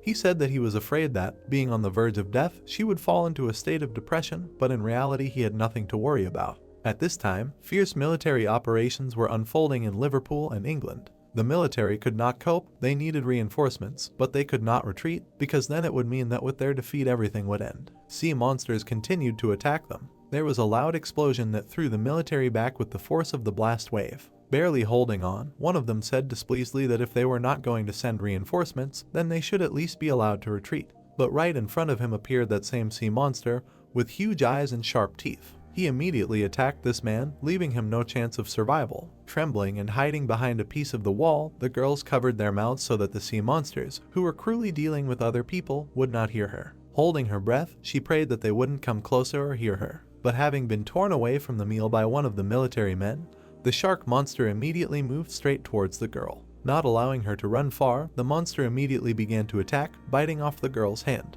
Losing a lot of blood, she could no longer stand and defend herself. She collapsed to the ground, thinking that she would never have thought that she would become food for monsters. The monsters, who were nearby, immediately rushed towards the girl, making loud sounds. Closing her eyes, she bitterly asked her mother for forgiveness for not being able to return. Suddenly, the sea monsters froze in place, frozen in ice. Sung-hoon appeared and used the split skill, thereby destroying the frozen creatures. Approaching the girl, he used the ability to restore and regenerate. Her eyes opened a little. Discussing everything that was happening with Aina, the hero said that England found itself in a very difficult situation because after its exit from the EU it lost the opportunity to receive at least minimal assistance. His words were interrupted by the girl, who was able to get up, thanking him for saving him. Sung-hoon asked how her hand was, and only now the girl noticed that the hand that had been bitten off by monsters was back in place. The hero, with a smile on his face, said that he had dealt with those monsters, and Aina, looking at the girl, advised her to rest. The girl's eyes opened. She recognized the same archmage from Korea in front of her. Telling the girl to rely on him, he ordered her and the entire squadron to retreat while he went to look for the place where the monsters had emerged. She did not understand what he was talking about because the entire squadron, except her, died in this battle. But turning her head, the girl noticed how all the dead were resurrected, taking on human form. The man could not believe that he was alive again, because he was sure that he had been eaten by fish. Watching all this, the girl thought that she had already heard that the guy had resurrected the people of China, but she didn't think it was true. Finding himself at a level of 700 meters below the North Sea, Sung-hoon discovered a giant dark portal from where all the monsters came out. Looking at this, the hero understood why the English government failed to discover the dungeon and prevent the attack of monsters. Watching what was happening, the hero tried to understand what was happening. He came to the conclusion that it all looked like a ritual. Suddenly, the entrance to the dungeon began to increase in size. Sung-hoon saw something inside. It turned out to be a giant eye. He immediately realized that the monsters were trying to widen the passage in order to let the boss into this world. The young man could not allow this, and therefore, raising his wand above his head, he began to cast a spell. The hero used the Absolute Zero ability, Ice Shock Wave. All monsters, and at the same time the deep sea, were immersed in icy shackles. Once on the surface, the hero assumed that along with this, approximately half of the northern sea was frozen. But suddenly, a giant whale climbed out of the ice to the surface of the sea. This was the divine essence of the ocean. Looking at this, Sung-hoon understood that such an entity exudes so much energy that it would be enough to become a real god. Having long noticed that his actions were being monitored by the British government using drones, the young man hoped that his actions would not frighten them too much. Watching everything that happened from drone cameras in the underground bunker of the Prime Minister's office, people were amazed that, according to their estimates, the amount of mana this creature had was 1,000 times greater than that of the boss of the third level dungeon. It was reported that there was no confidence that they would be able to defeat this target, even with the strength of all the English hunters. Realizing that the situation was becoming serious, one of the men ordered to contact the Queen and inform her that they might have to seek asylum in the United States. A bright flash of the impending impact appeared in the sky, but the hero was sure that the amount of his mana made the protective barrier completely useless. But, already ready to take the blow, he realized that the whale was not aiming at him. At headquarters, information was heard that the attack had been carried out on Grimsby, Lincolnshire, and according to the information received, the city was completely destroyed. The blonde man demanded that something be done as soon as possible, because an attack from such a giant monster could lead to dire consequences. This whale had the power to destroy all of England. The man ordered the immediate evacuation of all civilians. The country announced that from now on, all available shelters will be operational. Watching the hero from drone cameras, they could only pray that Sung-hoon would cope with the monster. A luminous circle appeared above the head of the giant whale, and his eyes lit up. He turned to the guy, wanting revenge. The deity was going to kill as many people as his brothers destroyed the young man. A bright flash appeared, foreshadowing a new attack. The hero used the space distortion ability, but this could not completely stop the attack. This time, no one was hurt. The attack swept along the ocean, crossing London. Looking at Sung-hoon, the giant whale mockingly said that such a powerful wizard still could not give up protecting his insignificant species, but would he be able to handle it? Aina informed the hero that their protective spell would not cope with his attacks, but the young man menacingly declared that they must distort space in any way. The creature continued to attack without reducing its destructive power. The hero used the Create Subspace ability, but this did not help. A giant whale managed to destroy it. The strong recoil forced the hero to cough up blood. Aina noticed this and immediately rushed to him. Sung-hoon stated that he was fine. Impatience did not allow him to correctly assess the enemy's strength. He could not forget with what rage he got out of the dungeon on his own. The young man realized that he had chosen the wrong method to fight such a huge creature. Approaching him, the giant whale said that he found it interesting that the hero was so small, but was able to create an entire dimension. The creature could not help but recognize his strength, but in the future the guy could become a big problem for him, and therefore it wanted him dead. The whale's eyes sparkled. Noticing this, the young man tensed. At that same second, a bright purple light illuminated him. It was a supersonic vibration. Due to this attack, Sun-hoon suffered severe brain damage. To recover, it was necessary to use the remaining mana and the chest of knowledge. Losing altitude, the hero thought that he did not have much time left to resurrect the British, because he is not a god, and his revival spell lasts only 10 minutes. Watching the giant body of a whale hovering above him, the hero realized that he needed to deal with this in exactly 10 minutes. Having fallen into the water, Sun-hoon ordered Aina to direct all the mana of the magic tower into him. Not feeling the presence, the whale decided that the young man was dead, although he seemed quite strong.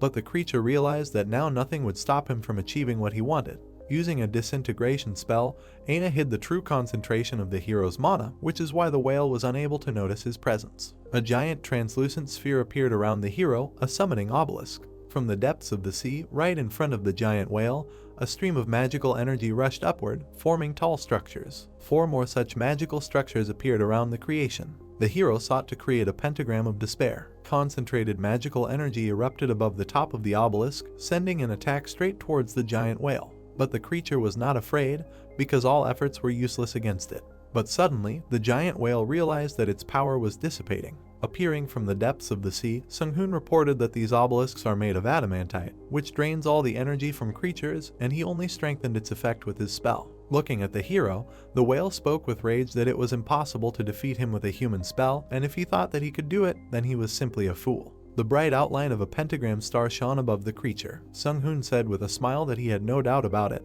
because he created this magic circle specifically to finish him off. In a past life, the hero had to fight with demigods. He believed that the gods began to interfere too often in the course of life of ordinary people. He was preparing for battles against the gods. His thoughts experienced the creature's plaintive cries that it was simply impossible to destroy it with a human spell. But the hero thought that the 5 obelisks had already absorbed enough energy and it was time to move on to the next stage. The young man blasted the creature with a burst of magical energy, which caused an explosion of incredible size. By shaking hands with the England representative, Sun-hoon had already been hailed as England's savior. He rejected the gratitude of the English nobility, and the English government gave him ownership of the ruined Withensea, which was officially renamed Cyrenix.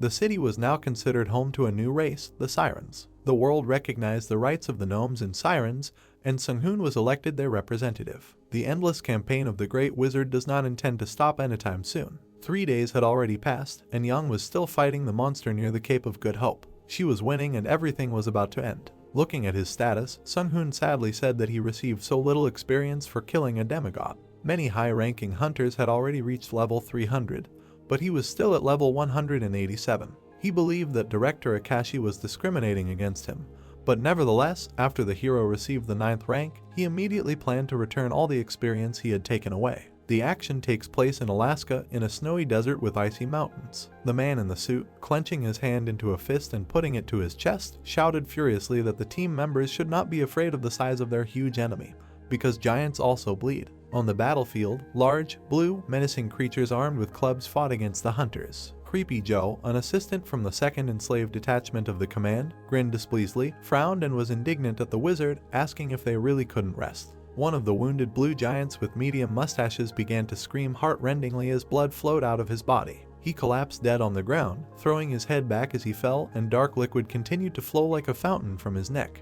Desmond, the captain of the enslaved squad, firmly held the hilt of the stabbed sword, leaning on it, and shouted to his colleagues to be careful, because they were dealing with S-class ice giants. The former American hunter looked worriedly into the distance, where a formidable giant in a cloak was approaching, raising dust, and the man said that the order had been carried out and there was not enough mana for a further war. An alarmed Desmond then turned around, shouting to his squad that they were retreating and leaving now, arguing that the fight was not worth their lives. Bald Joe ran at the same level as the captain and, turning to the man, asked quite loudly in bewilderment whether retreat was really the best solution, and he reminded him of the request not to take risks. A large blue foot in leather shoes stepped sharply into the snow, raising splashes of frozen white water around it. Swinging, the cloaked giant threw the stunning spear covered in mana with all his might, and the weapon quickly rushed forward, rising in height. The trio, meanwhile, rushed away from the battlefield, rushing towards the frozen mountains and not looking back. Suddenly, a huge amount of snow rose high on the ground, which was caused by the sudden fall of a heavy and fast weapon, the trajectory of which could be seen in the air. Desmond crouched down on the frozen ground in surprise as a huge spear stopped not far from him.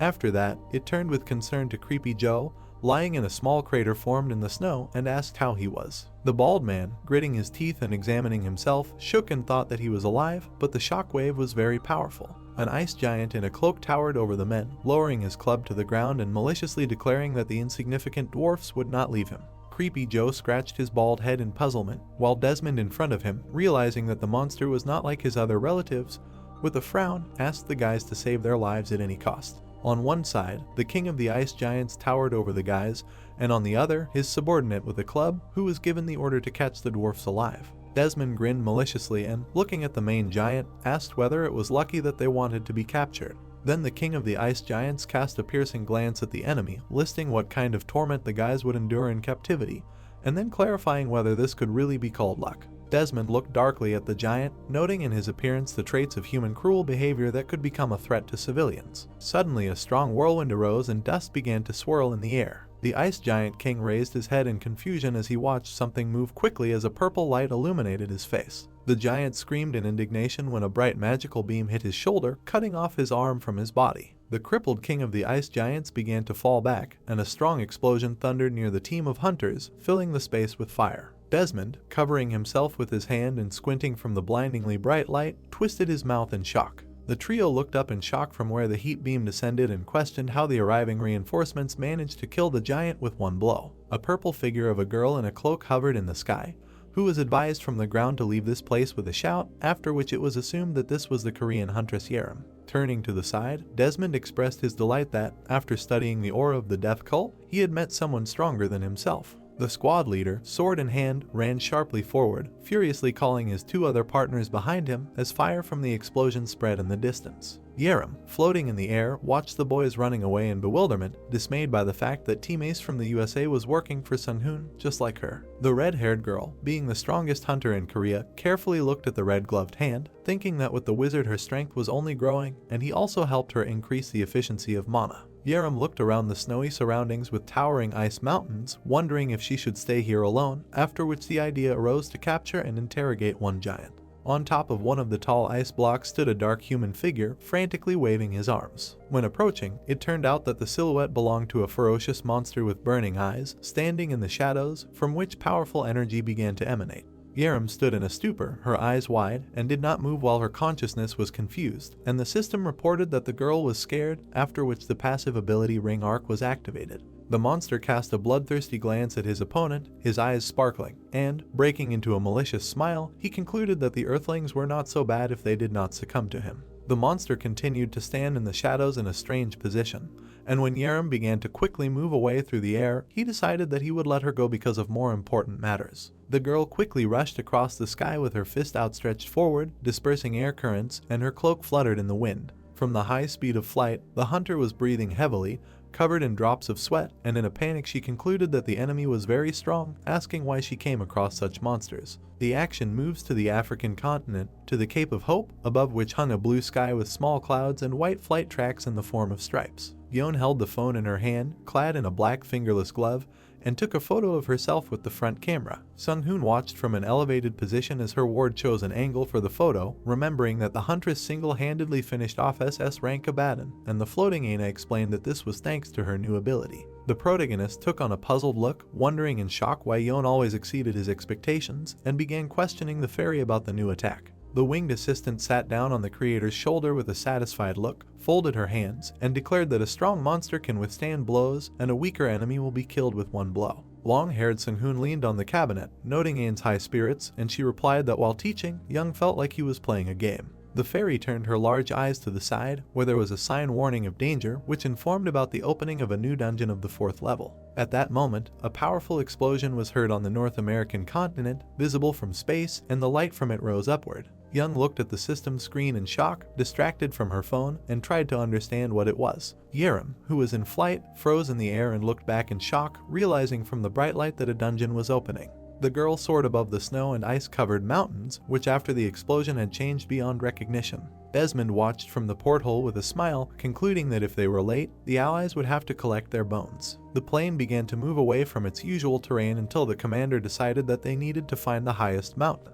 12 hours had passed since the appearance of the dungeon on Alex, and the mountains now stood against the backdrop of a dark sky illuminated by the northern lights of cold shades. Aina, with a surprised face, reported to Sung-hoon that 128 assault units had taken their positions, after which he inquired about the air force that was ready to depart. While the helmeted professionals were getting ready, the hunter and the fairy were discussing the stupidity of the United States in not wanting to sacrifice Alaska. The long-haired wizard stood at the edge, looking at the plane below and asking if more dungeons had been spotted, but that a negative answer was given from the assistant, and then information about the field boss was transmitted from Yerim.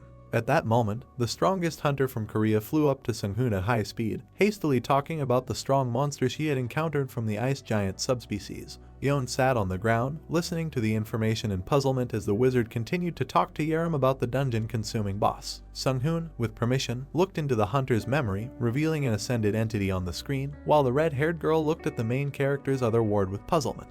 After that, Yerim turned her gaze to the wizard, clarifying what he would do, and he, raising his palm with a grin, answered relaxedly, "The same as always." While the red-haired huntress looked at her interlocutor in bewilderment, he cast a sly glance in the other direction, concluding that coexistence with giants was impossible. Floating high in the dark sky in Earth's orbit was a space station called Starseeker. While one of the astronauts, decked out in US flag gear, pointed forward, a second animator watched. A man in a pressurized spacesuit with a helmet twisted his mouth in shock, watching the object in shock. A spaceship appeared in the air in front of the astonished astronauts, heading towards Earth. At the research center, the screen also showed a massive flying object discovered over Alaska. The gray-haired chief turned to his assistant with a frown, asking if this was the ship the archwizard was talking about, after which he ordered a group of analysts to be convened to see it in action. In the night sky, among the stars and not far from the moon, the Hanelmaru bomber flew by, reaching its destination, and Yerim looked at it, raising her head, while Sung-hoon explained that teleportation had occurred from Mars. The red-haired girl, without hiding her delight, watched the ship in the sky with huge eyes. Meanwhile, Aina, digitally analyzing the Alaska area,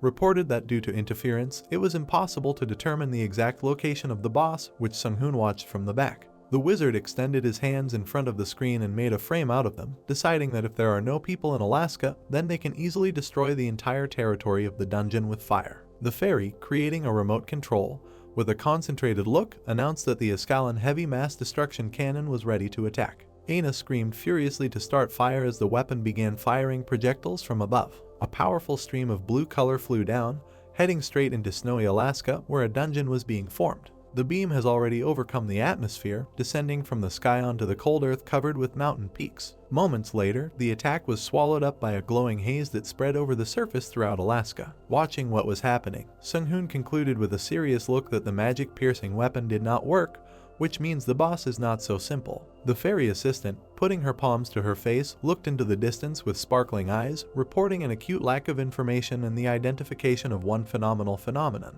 Aina reported to the creator that powerful energy was beginning to take shape, and a huge amount of antimatter indicated the beginning of the process of spiritual fusion. Seong-hun and Yerim, standing among the snowy mountains, watched in shock as a huge ice creature, shrouded in a blue glow, formed in the air. When Aina, hovering at her shoulder, began to report to the wizard that they could win with Hanelmaru, he cast a sly glance at his assistant, asking him to take control. Yerim looked at Yeon with concern as she began to shake and sigh heavily. The pink-haired girl looked sideways at Sung-hoon with a menacing look, reporting that there was an enemy in the sky, which made him taken aback because he did not feel his presence. Now all three looked at the sky, where a blinding flash of light appeared, and the wizard asked Yeon if she was confusing the creature with a giant. After that, the guy began to watch the enemy with stupefaction, widening his eyes and watching how he turned off the magical detection field as he approached. Several flares burned in the blue sky, spreading bright light like beams, and Sung-hoon concluded that the ice giant had an impressive physique and incredible knowledge of witchcraft. The wizard glanced puzzledly at Yeon behind him, shocked that she was able to detect the enemy before he himself, and the girl clarified whether he was really smaller than the other giants. The creature with blue skin at this time bared its sharp teeth, realizing that the woman whom it decided to pardon, along with the team, had decided to oppose him. Sung-hoon watched the monster with concern, concluding that he had reached the peak of ascension and was a demigod with much greater power than all previous opponents. The king of the frost giants blithely descended from the sky and, folding his arms over his chest, noted the impressive mana of the wizard. The blue-skinned man with snow-white hair turned around in puzzlement, noticing something strange behind him. The descending purple energy from the magical weapon shone in the sky, the light from it diverging in long rays. The king of the giants hovered in the air, completely covered in a thin crust of ice, when Ada announced the readiness of the Ascalon mass destruction cannon. Sung-hoon furrowed his eyebrows and smiled, thinking with determination and enthusiasm that this was their chance. The wizard stepped into the magic circle with his pointed boot and, asking his assistant to wait for his command, began to read a prayer. Blue stripes spread across the surface of the earth as Sung-hoon asked for the convergence of knowledge, mana and will. Both girls watched their Appa's transformation in shock, Yeon's mouth wide open and Yerim's red eyebrows raised. The main character extended his hand with the bracelet to the side, indicating that the ascension magic had been activated. After these words, a dazzlingly bright light shone on one of the mountain peaks, spreading out to the sides in rays in the form of a cross. Sung-hoon stood in a blue haze as a flash appeared from his body while casting the octal spell Mystification. The guy smiled softly, contentedly concluding that they were now on equal terms, so they could fight the enemy. The king of the ice giants towering in the sky looked up, sadly asking if Sung-hoon was really chasing technical magic. The Hanelmaru bomber was flying high above the ground, blue energy emanating from it. The formidable giant, gritting his teeth and wanting to attack, put his palm forward and, with a concentrated look, decided that he would sort it out himself. The enemy was reaching for the installation in the sky, which was surrounded by a bubble. All that was left of it now was a bright star, hidden in the fog that rose from the explosion. The king of the ice giants, grinning displeasedly, put one hand forward and put the other on his side, while a bright light filled the space from the side. There was a powerful explosion in the sky with a roar, from which a bright flame spread in the air. The pointy-booted foot rose into the air, pushing off the high ground as Sung-hoon lunged forward. Young and Yerim followed Appa in bewilderment, but he turned to them with a gloomy look and shouted to them not to approach, as it was dangerous. The long-haired magician, rising high into the sky, flew alone into a thick fog, in which a blue glow spread. Above the mountains rose a dark sky, in which stars shone and strange purple spheres flew. These balls rushed quickly in one direction, spreading a glow in space. The ice giant king and Sung-hoon engaged in a fierce battle, punching and parrying their opponents' attacks as a bright light shone around them. The wizard furiously thrust out his armored arm as the blue-skinned giant raised his huge fist to strike. Sung-hoon grinned in irritation, flexing 3 fingers on his outstretched hand. The ice giant king held out his hand in front of him and watched in stupefaction at the opponent, who at the 8th level had more mana than the ancient dragon, and waited for the energy to run out. At one point, the giant pulled back, and the long-haired Sung-hoon was left alone in the air with his cloak fluttering. The wizard began to fly backwards, trying to clasp his hands in front of him, while large debris rushed nearby. The guy with the sparkling eyes tried to brake sharply, lowering himself while darkness stretched from the side. Blonde-haired Sung-hoon clenched his teeth tightly in tension as the mysterious black matter began to envelop his body from all sides. Panicking greatly, the guy reluctantly decided to use a powerful technique called conceptualization, decay, and opened his mouth, shouting it out. A massive sphere appeared in the dark sky, emitting a bright glow to the sides. Young and Yerim, who were watching in shock at what was happening on the side, began to be blown away by rising gusts of wind, and a white haze appeared around them. A shadow fell on the pink-haired girl's face as she frowned seriously, her eyes searching for her Appa. After that, Young said in bewilderment that Sung-hoon was already returning, which greatly surprised Yerim, who was standing next to her. The red-haired huntress raised her head into the sky, trying to see something in the darkness of the night and concluding that the speed of the fighters was too high to track them. The blue-skinned king of the giants cast a menacing gaze of white eyes at his opponent, strongly wrinkling his nose. He held out his large hand, shrouded in a faint glow, concluding that such power was only available to aura masters. Sung-hoon was floating in the sky with a blue circle above his head, and opposite was his opponent, who was shocked that a mere mortal had not only reached the 8th level, but also gained power over the aura. The main character twisted his mouth with displeasure and frowned, thinking that conceptualization and decomposition in this case were completely inappropriate because the enemy was much stronger than expected. After that, the guy turned his gaze to the Hanelmaru bomber in the dark sky, which continued to fight, and then decided that he needed to find a way that would change the tide of the battle. The two opponents hovered in front of each other in the air at a distance, and Sung-hoon thought that due to the high intelligence of the king of the ice giants, the trap would not affect him. The blue-skinned giant at this time was furiously flashing his eyes and with a malevolent grin was preparing to strike, considering himself a more superior creature. Sung-hoon with snow-white hair opened his mouth in shock and widened his eyes, watching the actions of his opponent. Still in shock, he felt the temperature change as a faint stream of cold reached towards him. The ice giant king glowed blue in the sky, changing shape, and the temperature around him dropped to absolute 0. The wizard put his palms out in front of him in a panic, clenching his teeth tightly from tension and activating the maximum shield, while simultaneously trying to understand whether this was also conceptualization.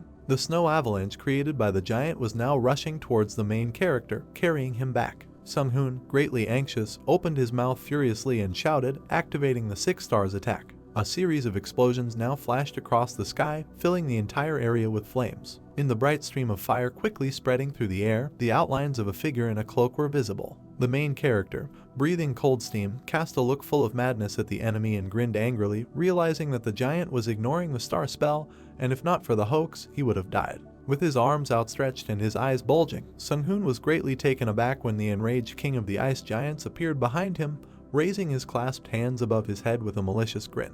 The next moment, the guy curled up and quickly flew down when his opponent dealt an unexpected powerful blow. The wizard fell at great speed, crashing into the rocky ground and raising a thick column of dust around. Sung-hoon, gritting his teeth and squeezing his eyes shut in pain, lay among the rubble, trying with great effort to get up. The young man, surrounded by a dusty curtain, sat down, watching as a huge luminous ball in the sky descended directly towards him. A blinding flash descended into the crater formed by the guy's sharp fall, filling the entire space. Young, watching the outcome of the battle, knitted her eyebrows and bared her teeth in displeasure, concluding that this would not work. 2 girls stood over the cliff, looking at the bright light, and the pink-haired huntress turned to her strongest Korean colleague, saying that they must help Sung-hoon. The frost giant king hovered above the cold mist spreading through the air, looking out for his opponent. The blue-skinned giant turned around sharply, sarcastically asking if Sung-hoon was now behind him, using teleportation. The monster turned around completely and activated a teleportation field around the petit using a divine spell. The wizard with snow-white hair, knitting his eyebrows, cast a dissatisfied glance at the enemy, trying to understand what to do if the giant wants to kill him, and there is little time left at the end of the hoax. The space suddenly filled with bright flames as the Spirit of Fire technique was activated. Someone using this power sent a powerful energy stream of bright light forward, illuminating the area. The king of the ice giants, standing with his back to the attacker, was still perplexed when he felt the beam flying at him. When the magical attack was about to reach its target, the blue giant put out his hands to stop it. The king of the ice giants, a rock of sharp teeth, looked angrily at the human girl who allowed herself to strike a blow to the demigod, who still could not hit him. The stunned Sung-hoon widened his eyes when he noticed Urim and began to mentally ask why she got involved in this fight. The king of the ice giants was suddenly taken aback, his eyes widening and his lips parting in puzzlement. He looked at his hand, which was beginning to melt due to the fiery glow emanating from the hand. The blue-skinned giant began to make inarticulate sounds while a bright blue stream of energy passed to the side. Sung-hoon watched in shock, opening his mouth wide in surprise and asking how it worked. The wizard looked at Urim, who had received the transformation of the god of flame, suggesting that this gift was associated with helping the dwarves. Deciding that there was no time to investigate, Sung-hoon quickly flew through the air towards the wounded ice giant king, wanting to take advantage of the chance. The guy with a satisfied smile clenched his hand, raising his fist to strike, and activated the conceptualization and decomposition techniques. Thin streaks of light stretched from the pupils of the blue-skinned giant as he concluded with a frown that the enemy was too predictable. He angrily charged at the approaching Sung-hoon, baring his teeth in anger, activating his ice hand and absolute zero. The main character, exhaling a stream of cold air, calmly asked if that was all. The luminous icy hand of the king of the ice giants touched the heart, freezing the organ. A minute ago, Yeon carefully watched the opponents fighting in the sky, who were the size of a dot, believing that Sung-hoon was retreating. The pink-haired girl turned her gaze to Urim, asking her to try to stop the king of the ice giants at least for a moment. The red-haired huntress looked at her interlocutor with a relaxed look, deciding that she needed to do something unexpected and set up an ambush. Urim enthusiastically explained that her stats had changed greatly recently, starting from the race of an ascended person and ending with the title of possessor of the power of a god. The red-haired girl received the Erigma Shard, the power granted by the goddess of flame for understanding the essence of fire, so this will help surprise the king of the frost giants. Young silently watched from the side as Urim, standing on a dais, took on a fiery form. The girl, extending her fingerless gloved hand, created a blue aura around herself, deciding that she too should prepare because conceptualization is as good as user persuasion. Yeon put her palm forward, emitting streams of mana from her body, trying to clear her mind and focus on the attack. A moment ago, Urim, reincarnated as the goddess of flame, launched an attack, releasing a powerful stream of Erigma fire. Then the shocked frost giant king had his arm blown off while he screamed that no mortal could defeat him. Now, while Sung-hoon furiously activated conceptualization and decomposition, and the fierce blue-skinned giant figured out his plan, Yeon decided to join the battle, her pink eyes sparkling. while the angry king of the frost giants rushed towards the wizard, along the way restoring the lost limb and activating the ice hand. The huntress carefully watched him with a predatory gaze, suggesting that the plan should work. Now a shining void strike flew towards the ascended monster, dispersing the darkness around. The dark silhouette of the frost giant king was enveloped in a pink cloud as he, having nearly died from the attack, tried to comprehend what it was. Sung-hoon with snow-white hair looked at his opponent in shock, his mouth opening in surprise. The giant began to cough while dark blue liquid flowed from his mouth and streams down his chin. The king of the ice giants coughed up blood heavily, frowning with displeasure and not understanding how they could cause damage to him. Sung-hoon lowered his head down, searching with his eyes for Yeon, whom he suspected of committing such a powerful attack. The guy looked at his ward, standing on the ground in a fighting pose, from whose feet clouds of dust were flying, and thought that now her strength exceeded all expectations. Drops of sweat ran down the face of the pink-haired, focused huntress, and the wizard concluded that, being immortal, she had enough strength to resist the demigod.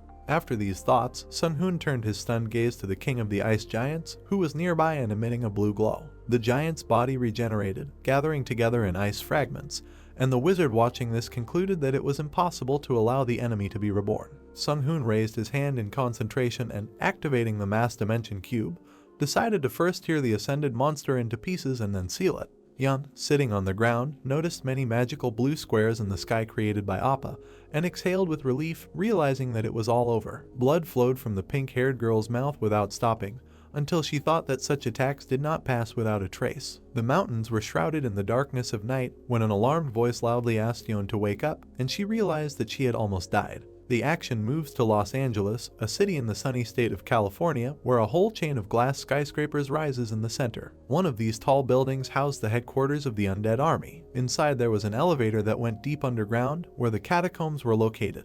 The hall had a high semicircular ceiling with a hole in the center through which the sun's rays passed. Pelton, dressed in a robe, stood opposite the guest, again warning that by abandoning his humanity, he would lose power over himself. Jessica cast a relaxed glance at him, calmly answering the god of death and undead that she knew, but for the sake of the family she would be allowed to do this. When the Lick, holding the staff, began to explain to the girl that if her will contradicted the divine, she would be convinced, she said that Elish had already warned about this. Pelton clarified what race Jessica would like to be, and she answered without further thought that she would be a vampire, after which the bony interlocutor began to persuade her to become a skeleton, but she refused. The Lick, noting that he was sorry, informed the blonde that she would start from the bottom and in order to stand in the sun again, she would have to become stronger. The action moves to Korea, where the tall magical tower of Namyangju is located. Sung-hoon asked the assistant fairy, who pressed the system screen with her small palms, to give a report on affairs in Alaska, and she began to read. Hearing good news about the Hanamaru bomber installation,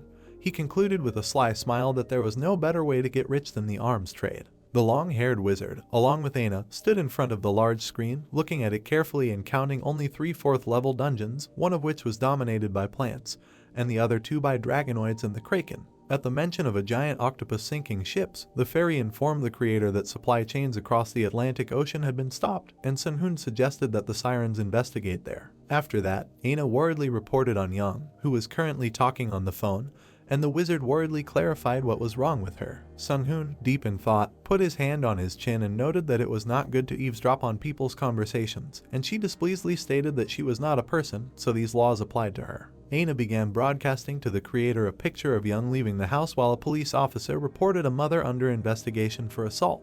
The girl rushed to run along an empty street with bare trees, indignant that her mother had beaten someone and committed an attack. Sung-hoon wondered why he should care about family problems, and the fairy began to tell a story, suggesting that groups interested in Yeon's power were after her parent. Looking at the big screen, the guy wondered why the huntress didn't ask him for help, after which Aina, hovering at her interlocutor's shoulder, began to explain in detail. The fairy told how Sunji, the girl's mother, entered into a contract with HD Group to pay off the debt. When Sung-hoon was impatient to find out the point, the assistant folded her arms over her chest, informing him that the woman was a fraud, and he smiled awkwardly, scratching the back of his head. The action moves to the Q&Q headquarters located in Seoul, where night has already fallen and the lights come on in the windows of the buildings. At the entrance to the office building there were columns, between which there were glass doors with turnstiles. The man at the reception stood up, informing the boss that someone had entered, and he, still sitting, demanded that the visitor be kicked out so that they could safely leave for a corporate lunch. In front of the revolving doors stood a long-haired guy with his hands in his pockets, who began to shout at him, informing him that there was no reception today.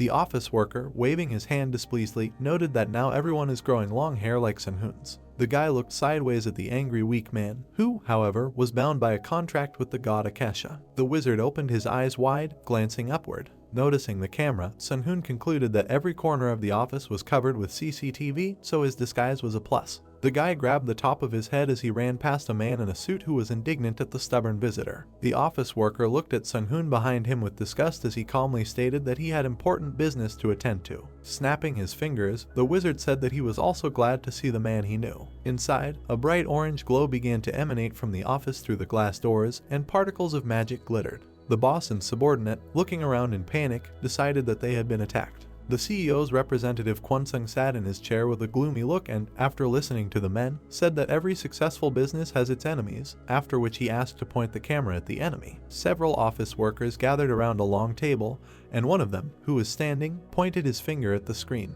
An image of a long-haired, ash-blonde guy appeared, his face completely hidden by pixels, and the order came to block all entrances in preparation for battle. Kwon-sung, who recognized Sun-hoon by her silver patches, cast an angry look at the screen and wondered why attack them like that, after which he asked his subordinates to contact the police and the senator. On the floor, pressed against the wall, sat a frightened young man in a suit, to whom Sun-hoon told that he only used bright light and electric shock, not wanting to kill everyone. A squad of office workers rushed quickly down the corridor in identical shoes, urging each other on in a panic. They stopped at once, seeing the main character in front of them, surrounded by white fog. Sun-hoon, pulling back his scarf, concluded with a malicious grin that more men had come than he thought. The guy with silver hair looked carefully at the mafias, wondering why there were so many hunters among their groups. A hunter from the assault group, nicknamed the Metal Knight, pointed his finger at the uninvited guest with a malicious smile, declaring that people like him were quickly dealt with here. Sun-hoon watched in bewilderment as the red-haired opponent, holding a sword, activated the equipment, and wondered if this was not a hunter. The guy calmly put his palm forward, activating magic circles and deciding before the attack to analyze how many crimes the mafiosi had committed. Blue rays began to spread throughout the room, reaching the arrived hunters, standing in combat readiness. The Metal Knight with red hair grinned displeasedly and frowned, noticing a stream of small sparkling particles in the air. Many double-digit numbers rose up on white tables, confusing the audience. The hunters and mafiosi raised their heads, looking at them in bewilderment and not understanding what was happening. The main character, frowning deeply, explained that this is magic that shows the number of crimes of men. The Metal Knight furrowed his brows in anger and bared his teeth, loudly asking what the magician was up to, and declaring that it was none of his business how the group lived. The calm Sun-hoon, who easily dodged the sword strike, noticing that everyone had more than 70 points, asked if that much was needed to join the gang. The enraged Metal Knight, strongly scolding the enemy, swung his sword to the sides, leaving bright traces of the blade in the air. The wizard, skillfully dodging attacks, said that he saw all the crimes of Chulban, including many cases of sexual violence. Stopping his foot, dressed in a white sneaker, Sun-hoon also noted cases of beating. The Metal Knight watched in panic as the guy pointed his fist at his face, calmly continuing to count the crimes. The wizard dealt a powerful blow to the enemy, leaving a blue mark, dropped the man to the floor and menacingly called him a non-entity. The Metal Knight lay with a bruised face and blood flowing from his mouth, struggling to say that Sun-hoon defeated him with his bare hands. The main character, standing calmly and wiping his hands with a handkerchief, directed a magic beam at the enemy from above, declaring that it was time to rid the world of an incorrigible criminal. All the other men who came in formal suits with numbers above their heads began to whisper in panic, wondering if it was Sun-hoon in front of them. The silver-haired wizard cast a gloomy glance at the mafiosi, deciding that he could not stand aside when people like them live carelessly while Korea is confident in its well-being. One of the men shouted furiously to his subordinates, demanding that they prepare for an attack, and they began to take their positions. Some of the mafiosi in business black suits took out machine guns, firing bullets and trying to shoot the enemy, even if he is Sun-hoon, because magicians also die from bullets. The main character, standing behind a powerful protective barrier of honeycombs and listening to the conversation, asked if his opponents really thought that he would not hide from attacks. While the wizard was attacked from all sides with firearms, he calmly extended his hand, deciding to check how many of those gathered had more than 70 crimes. The mafiosi, with bold red exclamation marks appearing above their heads, were taken aback, looking at their opponents and not understanding what was happening. As long-haired Sun-hoon started emitting a lot of thin, orange-colored magic currents, he explained that he had used an anti-human spell called Homing Arrow. Ribbons of mana began to pass through the bodies of the mafiosi, making holes from the chest to the back. The main character, knitting his eyebrows, looked at the criminals with dissatisfaction, condemning the god Akash for giving power to such people. Several magical spheres towered over the buildings of Seoul as the men screamed in panic that they seemed to be attacked by Sung-hoon himself. Several pairs of legs rushed along the corridor at high speed, sharply turning the corner in an attempt to reach the helicopter already waiting on the roof. The gray-haired leader of the bandits with a huge number of crimes in a panic checked with his assistant what was with the police and the senator, and he replied that they were not answering the phone. Hearing the question about the reason for the attack, Sung-hoon, standing at the end of the corridor, stated that it was because they had contacted his subordinate's family and were now running away. The main mafia boss with gray hair was greatly shocked when he realized that in front of him was the most famous hunter magician. The guy stood calmly, holding his hands in his pockets and activating homing arrows, which stretched in long streams towards his opponents. One of the assistants was pierced through the chest by an orange beam, while he watched in horror as the blood gushed out from the fatal wound, and his partner stood nearby in confusion.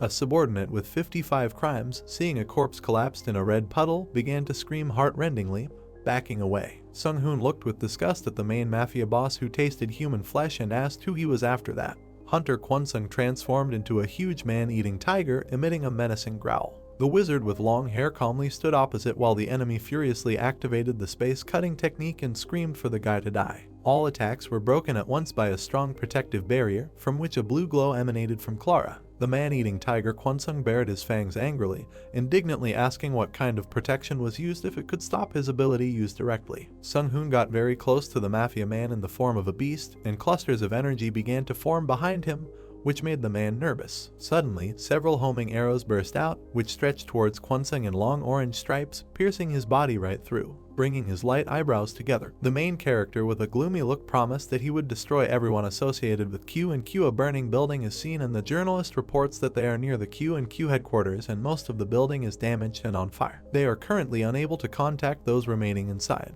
An ambulance is shown with a man being carried into it, and it is revealed that several deaths have been recorded, with most of the survivors claiming that Sung-hoon is the culprit. A certain vessel flies at the TV when it is reported that the video surveillance system for some reason did not help determine the identity of the criminal. The man shouts that this is Sung-hoon's doing and this is what happens when an uneducated fool gains power, which is why he said that they need to pass a law to control the awakened ones. Soo-hyun stands there, displeased, and San believes that the young man thought that by hiding his face, he would absolve himself of all responsibility.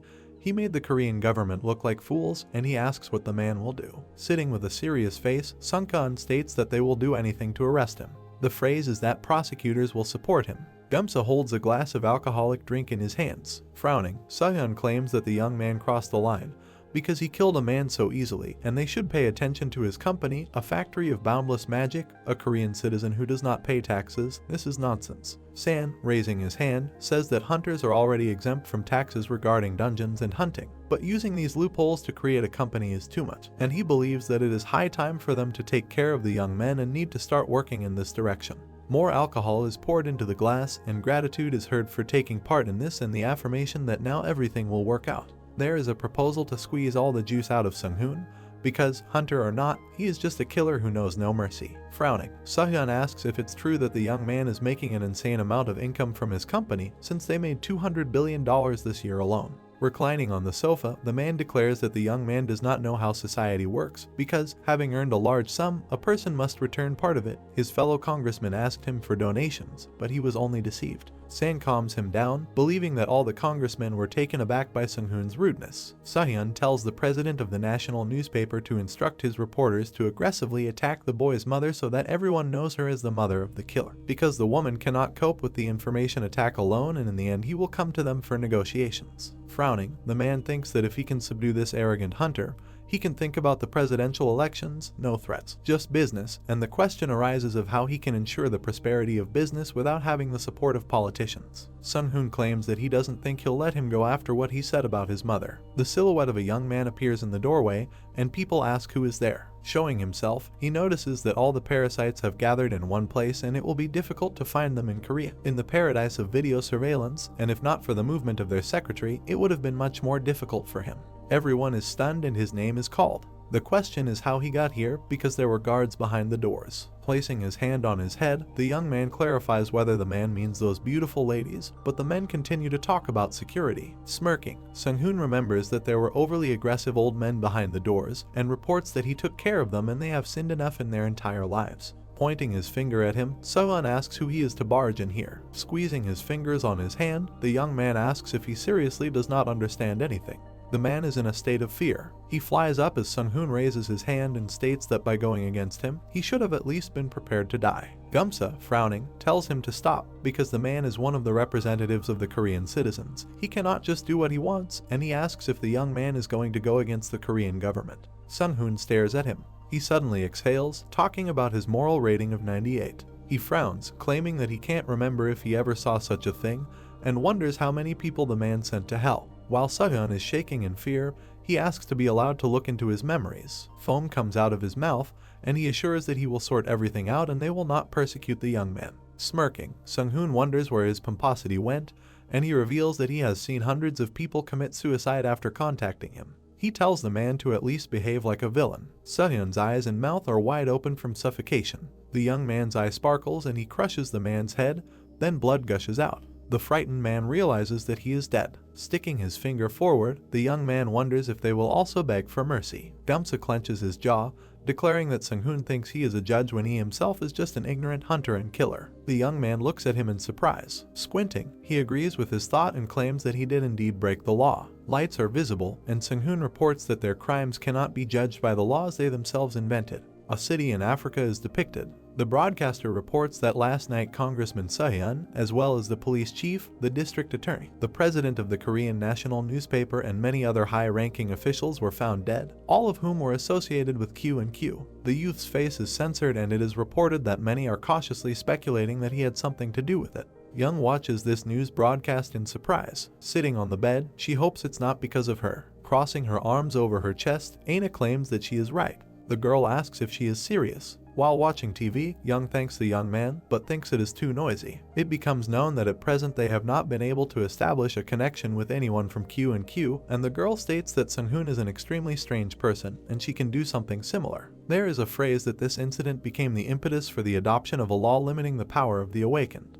Walking out of the bathroom, Tako-yeon argues that this is stupid, because if a person has power, they should use it, and she wonders if they are going to mock them as weaklings. Arching her eyebrow, she declares that if she were there, she would have dealt with everyone herself, and this would be a lesson for the girl, because, having power, she must do everything so that fools do not use her. Sighing, Young asks what's wrong with being law-abiding, to which the girl tells her to live like a fool. She opens a can of drink, thinking it's good for a person to show off his strength, but acting so loudly isn't like Sung-hoon. While drinking, she claims that he could have dealt with them without anyone knowing, because he is a smart guy, so he clearly has a plan. The blue house in Korea is shown, and the phrase is heard that people are wondering what the motives of the young man are, because something like this cannot be done without a plan. Sitting in a chair, Sung-hoon tells his interlocutor to get to the point when the thought is heard that he didn't really want to think about everything. Flags are seen, and the question is asked whether the young man thinks this is too much. Frowning, Young-soo asks why he did this and whether the missing people were his doing. Smiling, Sung-hoon claims that they were all criminals, he simply rid society of their poison. The president complains that this is subjective vigilantism and asks if he wants to say that he is going to kill people just because they don't meet his standards. He asks if the young man really doesn't understand why laws were created. Raising his hand, Sung-hoon argues that there is no subjective standard. There is evidence, he doesn't just kill people as he pleases. The president opens his eyes wide in surprise. An indicator of karma is visible, which is what the young man reports. Smirking, he declares that this is magic that measures moral rating. It does not make mistakes. The spell reads all the dirty deeds lying on the soul. With its help it is possible to calmly judge a person. He has a determined look on his face and declares that the president's single-digit rating is incredible. He claims that this is all integrity. The man just remains silent, discouraged. Gumsa is interviewed and it is reported that news has finally come out this morning about some people from Q&Q Food who have gone missing. They don't know how or when they came back. It becomes known that the police arrested these individuals in connection with the emergency decree of the president. A man is shown with his head down, and it turns out that the organization was created by several representatives of Congress and the mafia. The only purpose of Q&Q Food was to extort money from customers. Many citizens are reported to be in complete shock from these revelations. Aina, turning around, reports that releasing those whose criminal indicators were lower was the right decision, and the president, as promised, denies the young man's involvement in this incident. As he expected, the man is a reliable person. Looking at the screen, Sung-hoon states that then they will just let the South Korean president deal with this matter, and, be that as it may, it is time for them to act, to which the girl replies in the affirmative. With a determined frown, he tells her to ensure humanity's survival during the next manifestation because he can't put it off any longer. He orders the start of the Human Survival Project. Operation Z New York is depicted. People seem surprised when they look at something. It turns out that something magical has formed in the sky. In London, the same thing is happening in the sky. In Beijing, events are repeating themselves. In Tokyo, everything is absolutely identical as in other places. Old Cambodia, a lawless zone, is depicted and grass is visible. A soldier stands pointing a gun at an emaciated man and is told to kill him. Gumsa stands lost in thought. The number 93 appears. He looks up at something that has appeared and wonders what it is. A magic beam flashed by. An obelisk appears, a silver knight. People holding weapons in their hands are going to shoot him. The obelisk stands motionless when the thought of ensuring the safety and preservation of humanity is heard. He reports that any criminals above the moral index of 70 will be suppressed. The criminals look at him in fear. The obelisks begin to be destroyed. The man, waving his hand, tells people to find out what it is when it is reported that a humanoid has been discovered by a dark pillar, now in conflict with a military organization in the area. The man with the headphones turns around, announcing that there is now a broadcast on the global channel, to which the man claims that it is Sung-hoon and tells him to bring him up to the main monitor to see what he has to say this time. A young man appears on the screen who states that this is something inevitable to ensure the survival of mankind, and he would like to apologize for erecting these structures on the airfield of their country without any consent. These obelisks placed in the largest cities of the world will strengthen the defense against monsters from dungeons and portals,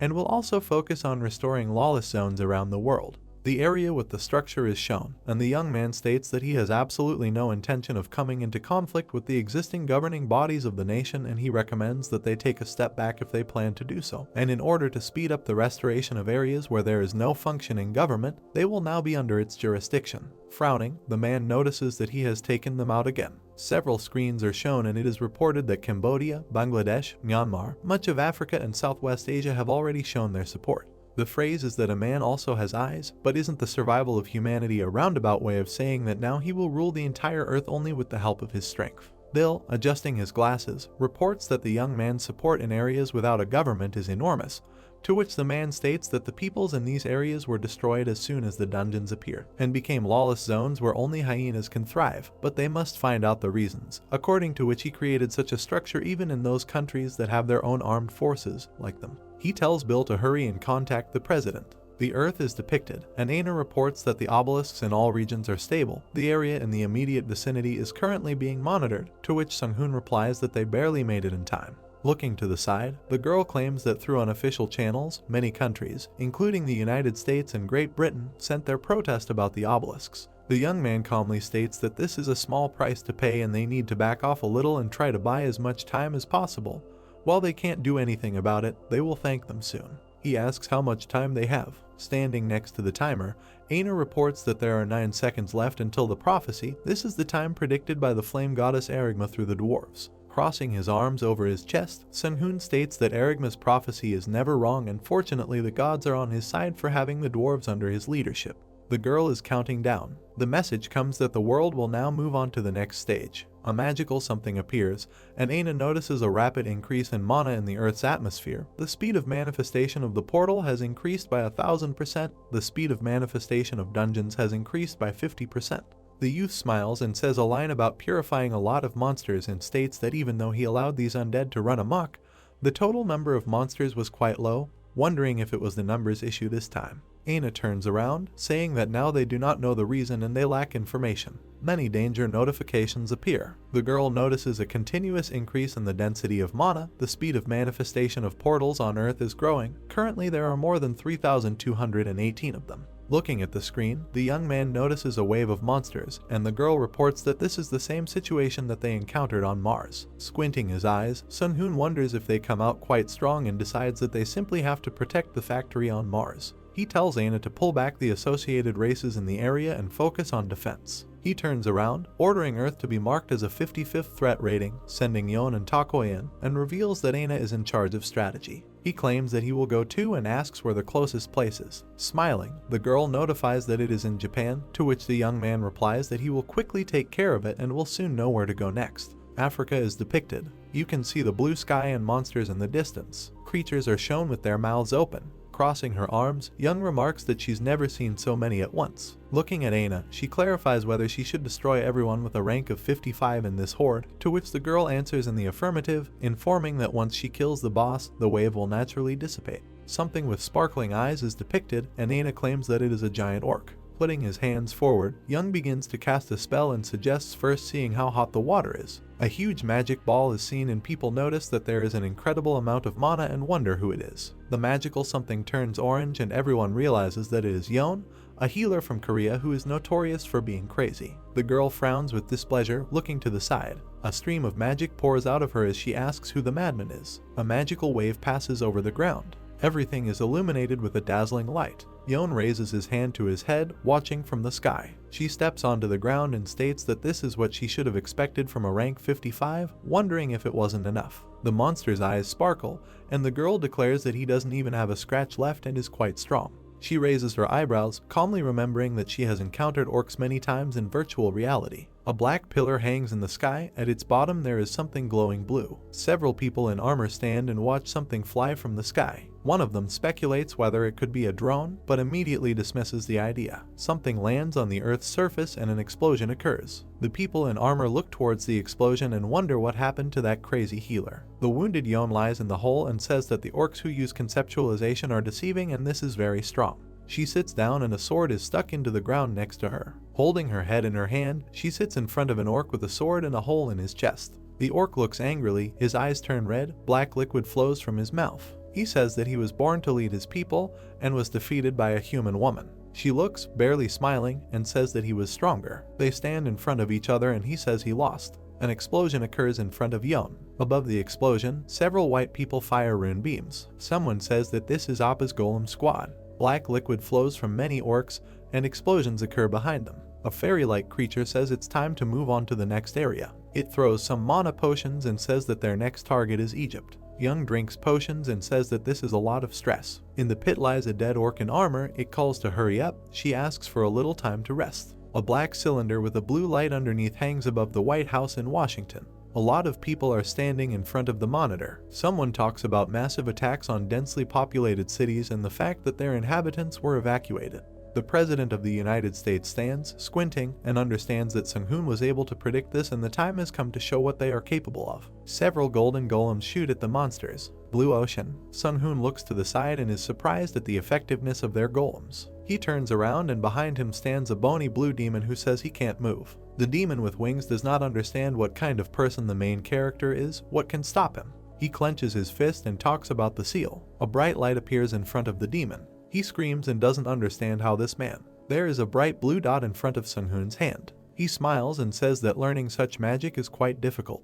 He floats in the sky and asks about the situation. The fairy-like character looks at the hologram and says that they have dealt with all the SS rank monsters. He looks at him in disbelief and asks again if this really happened. It looks at the hologram and he says that everyone did better than expected. The main character closes his eyes, smiles, and realizes that everything is going much better than expected. Someone makes a call. The creature notifies him about this. He says this is just an opportunity to take a break. The door opens, a foot steps on the threshold. Leona enters the purple room and asks for forgiveness for distracting her boss from her business. Standing half-turned, Sung-hoon asks what happened. She asks about the construction of a temple for her race. He says that the temple has already been built, but he is told that it was used for more than just worship. She says that they have searched all over the earth for survivors from their world and that they are doomed unless they receive help from God. He closes his eyes, smiles, and thinks that they believe that their god, Parnatal, will help them. Smiling, he asks if they need tribute. They answer him in the affirmative. Smiling, she asks if she can ask him for help with this. They answer her in the affirmative. They shake hands and thank each other. Ocean views. Runes appear in it. Ileona swims among the runes in the form of a mermaid.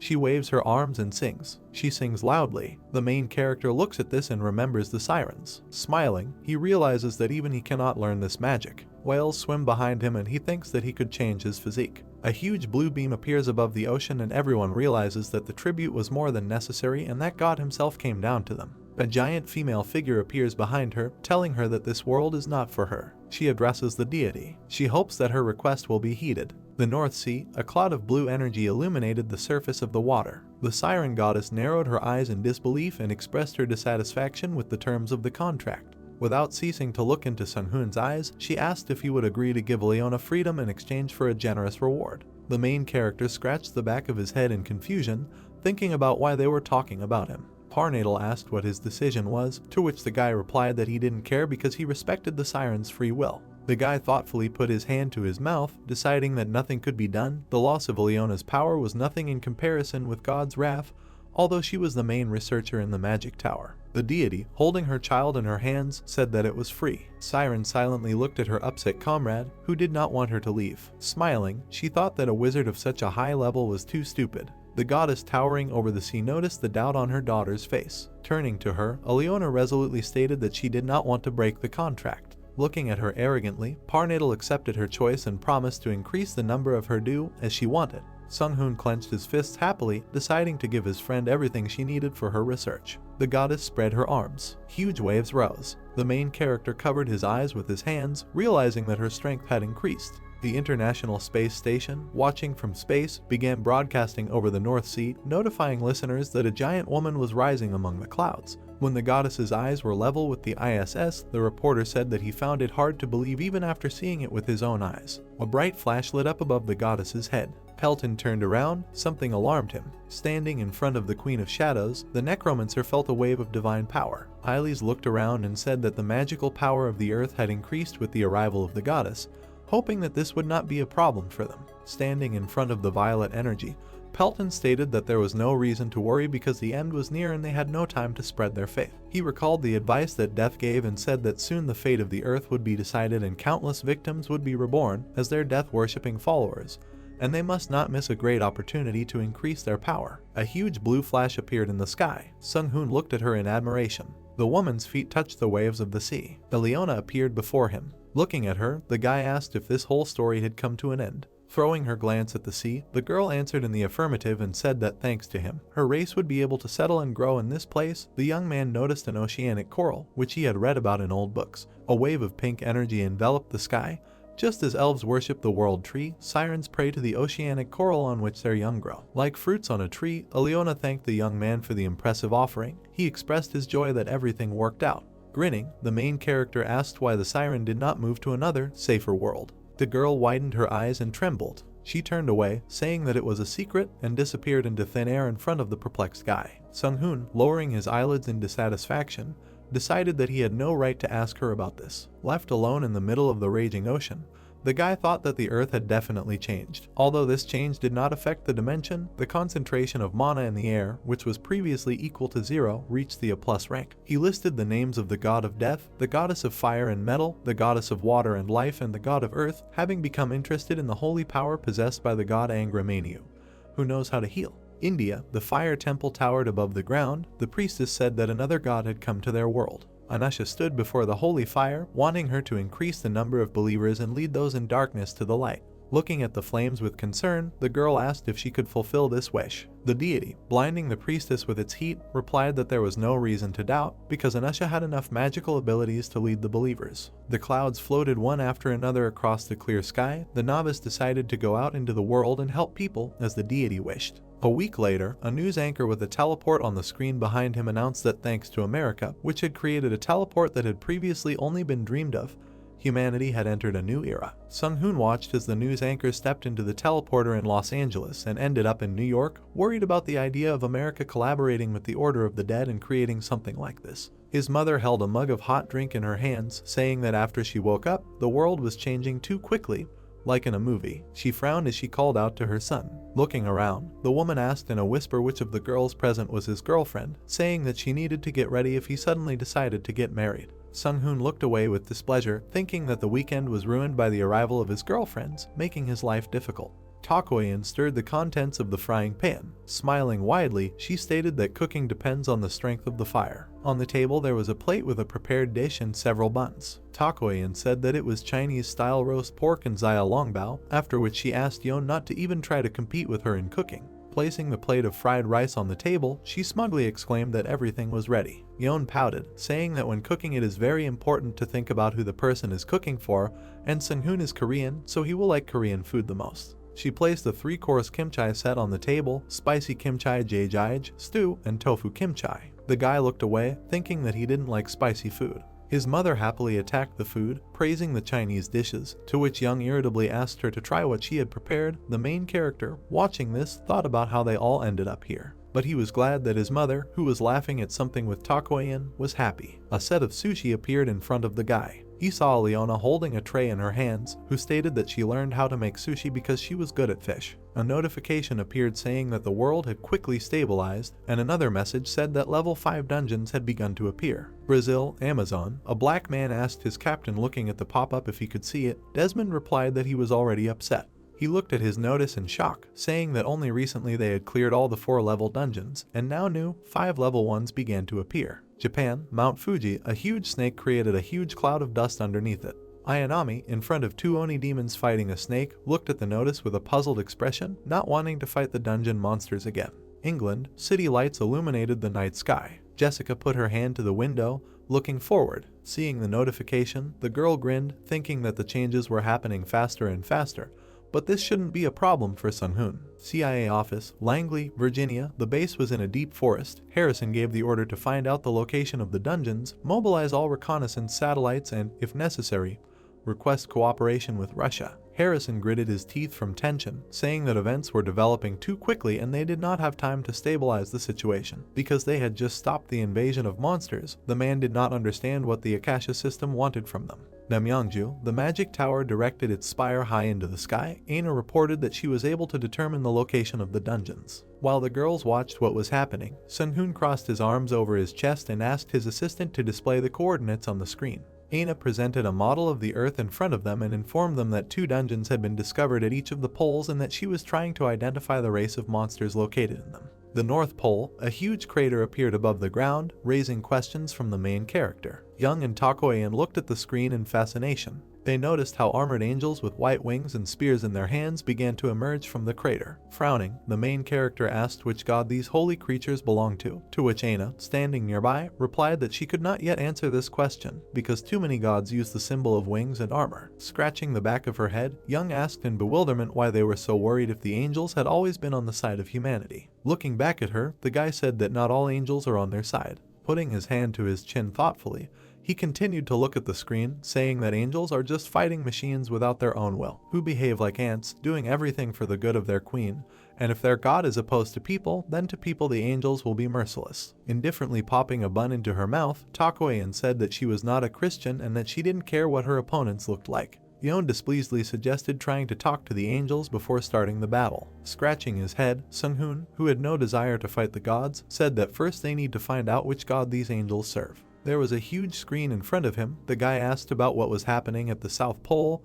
Aina zoomed in on the picture. The South Pole, a dungeon opened in the bowels of the earth from where winged creatures began to fly out. One of the researchers, looking through binoculars, asked what it was. The monster's burning paw stepped onto the snow. The armored demon bared his teeth. The second researcher asked if they needed to evacuate, but the man with binoculars, continuing to watch the flock of flying demons, replied that it was too early because there was no corresponding order yet, and they should just return to base. Because of the frost, steam came out of his mouth. The researcher realized that the demon had noticed him. The monster, hovering in the air in front of the shocked polar explorers, asked if they were inhabitants of this world. Baring its fangs, the horned monster declared that it would extract information about the world from their minds. The man in the fur hood widened his eyes in horror and thought that he could not breathe from fear of the demon. A huge eye appeared in front of him, surrounded by fangs and ready to kill him. Someone's hand in a red glove grabbed the demon's paw, thereby stopping him. Takoyan, standing between the monster from the dungeon and the researchers, took the enemy by surprise. He asked how a human woman was able to get close to him so unnoticed. The girl, grinning, replied that it was a secret. Her armored feet stood firmly on the ground. The next moment, she sent a wave of energy towards the demon, using the great heaven-breaking reverse yin-yang palm. Looking at her in shock, the monster thought about how someone from this primitive world could harm his physical form. Looking at the enemy's corpse and exhaling in relief, Takoyan said that she was worried about the battle, but it turned out to be too easy for her. Sung-hoon and Young flew up to the battlefield. The guy asked if it was too cruel to destroy the enemy from the inside. The girl turned around and said that he was late.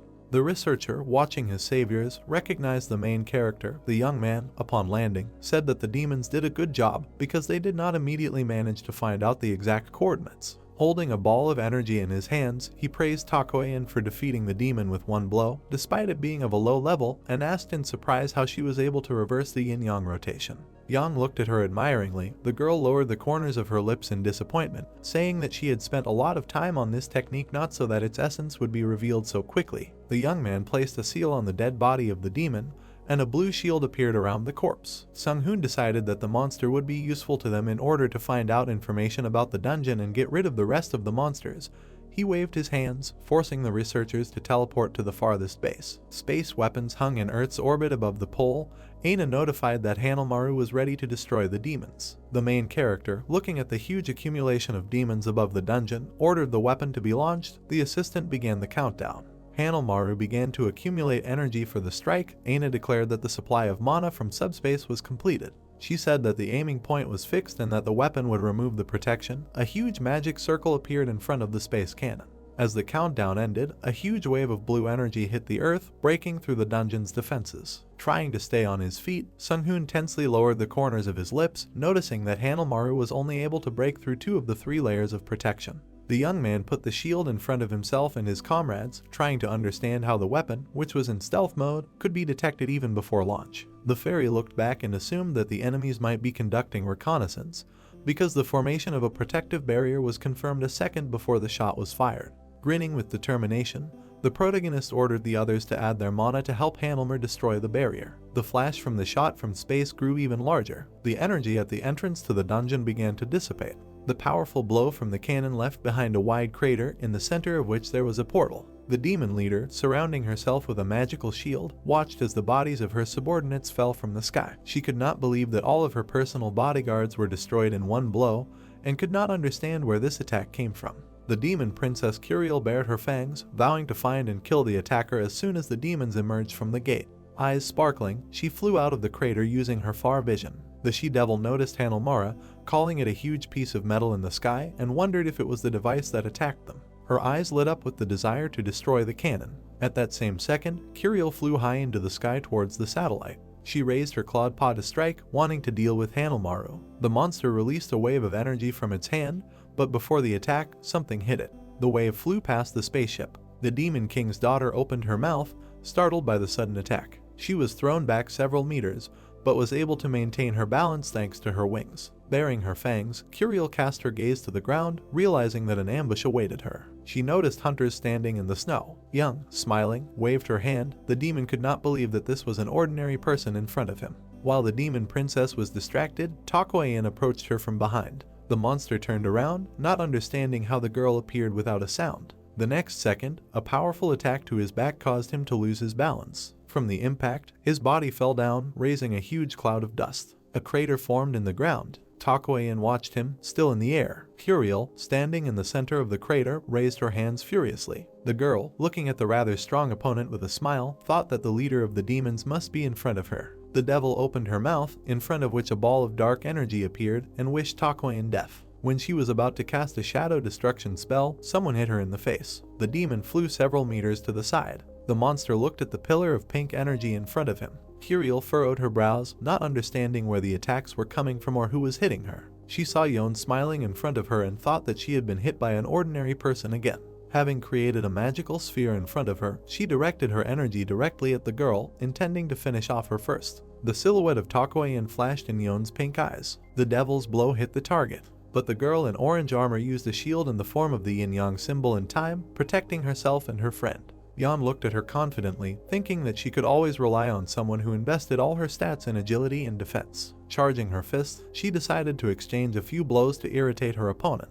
Due to the rapid attacks, Curiel screamed, not understanding what was happening. Her eyes sparkled. The devil could not see a single move and dodge the attacks due to their large range, but the next moment she noticed that the opponent was using conceptualization. Her feet slammed into the ground. Dark sparks lit up around her. The enraged demon princess shouted that she had her own method of dealing with conceptualization and used the shadow wall skill. The girls looked at the dark shield that had appeared. Takoyan asked what it was. Young replied that this dark energy was repelling her from the enemy. She smirked, suggesting that this technique was good against conceptualization. Takoyan, without taking her eyes off the enemy, replied that this skill was very effective and that she needed to learn it because it would come in handy in the battle with Yon. Looking at the huge shadow wall, she added that blocking her vision made using conceptualization more difficult, but Yon countered by saying that she could go into melee combat. Curiel was behind them. The girl with pink hair turned around, guessing that after blocking her vision, the enemy would definitely try to close the gap. There was a powerful explosion of purple energy. With his mouth open in confusion, the demon asked himself how his enemy was able to evade this attack. Yon raised her fist to strike, saying that it was her turn. She used the exploding Holy Fist skill, and a wave of energy covered the monster. The puzzled Curiel's defenses began to dissipate. A smiling Yon looked at her through the gap in the shield. The devil did not understand how high the level of the holy attribute was, which was able to extinguish the dark energy in one blow. Light waves of energy continued to dissipate the dark shield. Watching this from the air, Takoyan thought that she couldn't do that and that Yon was getting stronger and stronger every minute. The girl was taken by surprise by Sunghun appearing behind her, who asked her why she did not take any action, but only watched. Turning around, she said that the guy scared her and asked what happened to the dungeon. The main character replied that everyone who appeared from the dungeon was destroyed, except for the demon princess that Yon was fighting. The sun illuminated the ground covered with craters. The young man asked if Takoyan really thought that her friend could cope with everything alone, to which the girl replied that Yon had advantages and that they would have finished long ago if there had not been a command to leave the enemy alive. Yon and Curiel grappled in battle. Takoyan noted that this was not the weakest opponent and that their battle would take time, but the girl would definitely not lose. Sunghun pouted thoughtfully, thinking that he should intervene. In his hands was a large glowing ring. Takoyan asked what it was, to which the guy replied that it was a simple but strong, 9-tiered magic crystal that is used in magical engineering, and recalled the story of Sun Wukong, who was tricked into wearing a restraining headdress. The she-devil screamed, furrowing her eyebrows. A barrage of purple energy came out from the magic circles hanging in the air. The attack barely touched its target, raising clouds of dust around. Yon managed to use the shield, shocking her enemy. Her next crushing blow knocked Curiel back. The demon princess was on the ground at the same moment. As she tried to stand up, she thought about how her shadow wall could have been broken. Trying to catch her breath, she looked around, not understanding how a lesser person could be strong enough to suppress her. Seeing Yon healing her bleeding eye, the demon assumed that she was regenerating due to an overabundance of mana. Gritting her teeth, Curiel envied this ability because she didn't have it herself. Holding her hand over the wound, Yon thought that if it weren't for her training with Sunghun, she would never have been able to fight the demon. The girl's eye became completely healthy again, and with a grin she asked her enemy why he didn't get up. The devil, standing in front of her, stated that this was far from the end and that she did not want to use her secret technique because such a skill implied a huge risk, but she had no choice. The demon's pupils lit up and dilated. The monster exclaimed that it was time to see his true power. Her body began to become covered with black scales. Noticing this, Yang was dumbfounded with surprise. The stone on the demon's chest shone. The girl realized that this monstrous amount of mana came straight from his heart. Yon continued to watch her opponent's transformation, feeling that he seemed to have moved to a new level. Biting her lower lip, Curiel looked straight ahead, saying that she never thought she would have to show this form to a human again, thereby acknowledging her opponent's strength. Yang clasped her hands in fear, noticing the enemy's advance. Her left wrist was severed from her hand. The girl didn't even notice this lightning attack of the devil flying past. A long trail of dark energy trailed behind her, and the severed limb fell to the ground. Yon clenched her teeth, realizing that she couldn't react fast enough. Looking back, Curiel smiled, saying that this was only the first blow and that now she would completely tear her apart. Trying not to lose sight of the enemy, Yon picked up her severed hand. Placing it on her shoulder, she used restoration magic. The demon rose high into the air, right above her head. The girl pursed her lips tightly, thinking that her opponent had become much stronger than before, and that now she could not afford to casually accept her opponent's attacks. Curiel, having taken off to a fairly large distance, looked down. Her eyes burned with anger, but something made her surprised. Yon stood on the ground, waiting for a fight. With confidence in her eyes, she beckoned the demon with her hand. This kind of disrespect made the demon princess angry. Wanting to destroy her enemy, she headed down at the speed of light.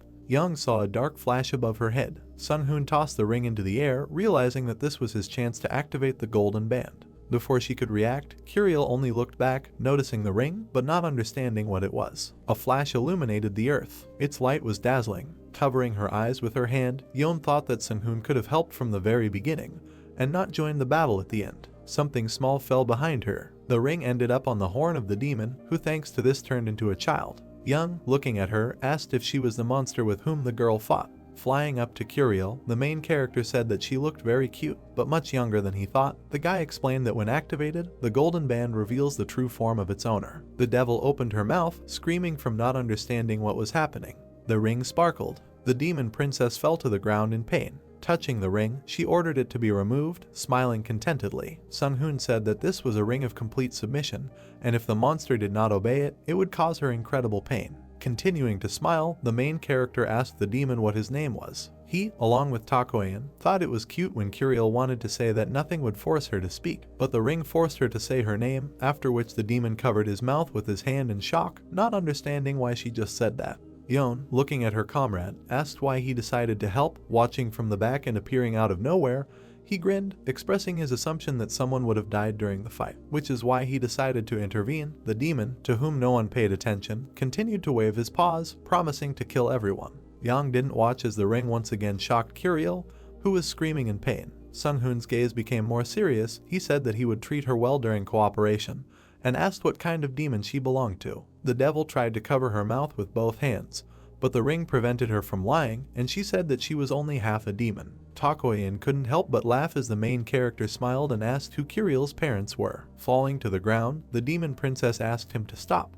but then said that her father was a demonic dragon and her mother was a succubus queen. With her head buried in the ground, she could not believe that she was humiliated in this lower dimension. Sun-hoon, looking at her, assumed that in the hierarchy, the demonic dragon was above the succubus queen, a king-level demon. Smirking, the guy decided that since dragons were demonized, he should expect almost the same level of power from her parents. Curiel bit her thumb in frustration, wondering how long she would be imprisoned if her parents found out about this. The protagonist thought that high-ranking demons, unlike lower-ranking demons, greatly valued their bloodline, and so with Curiel's help, they will be able to solve the problem with the dungeon. He called her name, causing the demon to snap out of his thoughts. Smiling, the young man invited them to become friends. The center of Antarctica, the 5th level dungeon, the gates of hell exuded blue energy. When trying to touch her, Sun-hoon was electrocuted. They hung in the air opposite the gate along with the she-devil, who stated that her father personally took care of this entrance and that even the most powerful magician would never be able to close it. The main character, shaking off his hand, said that he saw traces of dragon magic. Aina, thoughtfully putting her hand to her chin, said that the energy engulfing the gate was abnormally powerful and that they could try to close it, but it would be ineffective. Looking away, the guy agreed, because he specializes in magical engineering, not space and time magic, and does everything up to the 4th level of dungeons on his own. He decided that it was time to go out into the world with his knowledge to collaborate on a large scale. Curiel, flying behind him in the lotus position, asked why the guy wants to pass on his knowledge and does not want, unlike other magicians, to take all his secrets with him to the grave. The young man, calmly closing his eyes, replied that he had previously believed the same way, but changed his mind because on this planet, where people confront each other, sharing their discoveries, he will be able to reach new heights through joint efforts. The demon princess knitted her eyebrows and grinned, concluding that people are always looking for a way to rise to a step higher, and considering that it was not surprising that such a humble dimension became the center of a great turning point and was only holding on thanks to the reborn youth. She thought that this mana-deprived the world lasted an incredibly long time for level 5 dungeons to appear,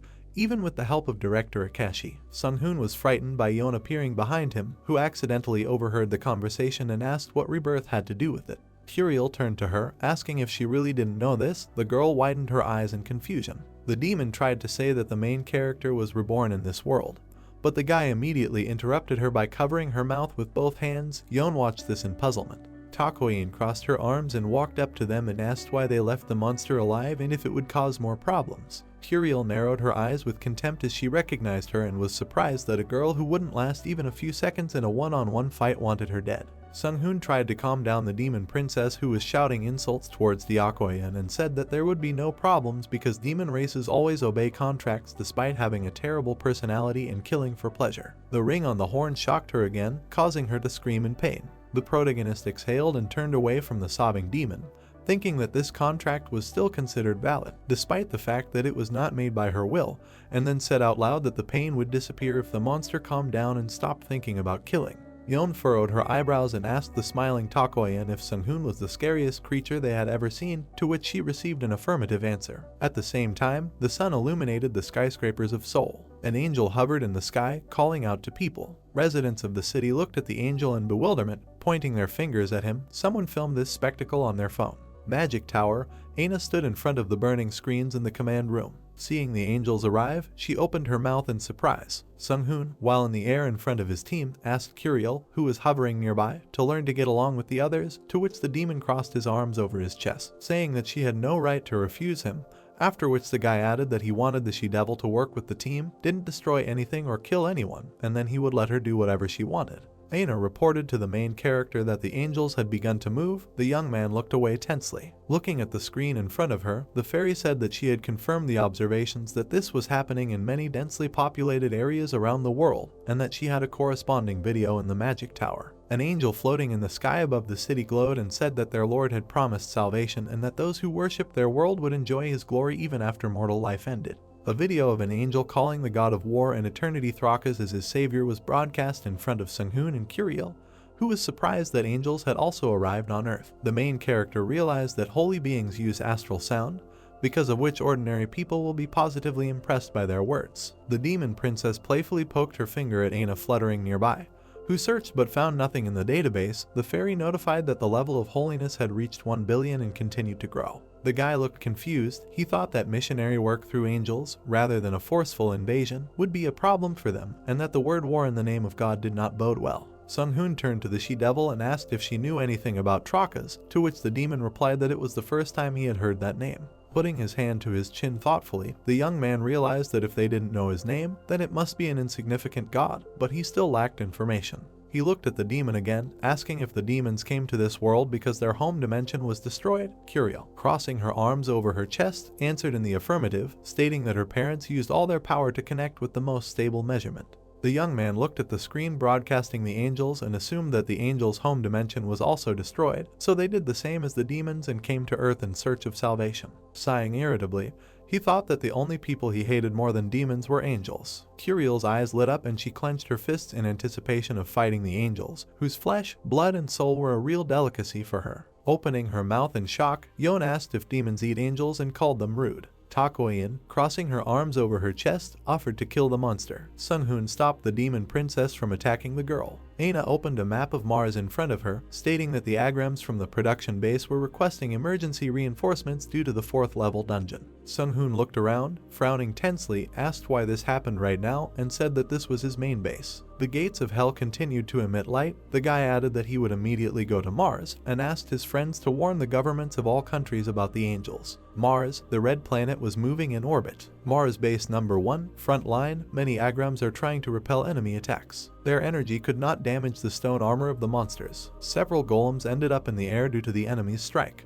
The stone monster opened its mouth so that the falling Agrams ended up in it, but a powerful explosion crushed the monster's head. Yeon landed opposite the defeated enemy. The golems raised into the air froze, thanks to the magic of levitation. Sunghoon pointed his hand towards them. Thanks to the spell, he carefully lowered them to the ground. The Agrams were happy to see their great king. One of them ran towards him. Running up to the guy, he said that they were in danger and they needed help. The wizard looked at him, asking what was happening.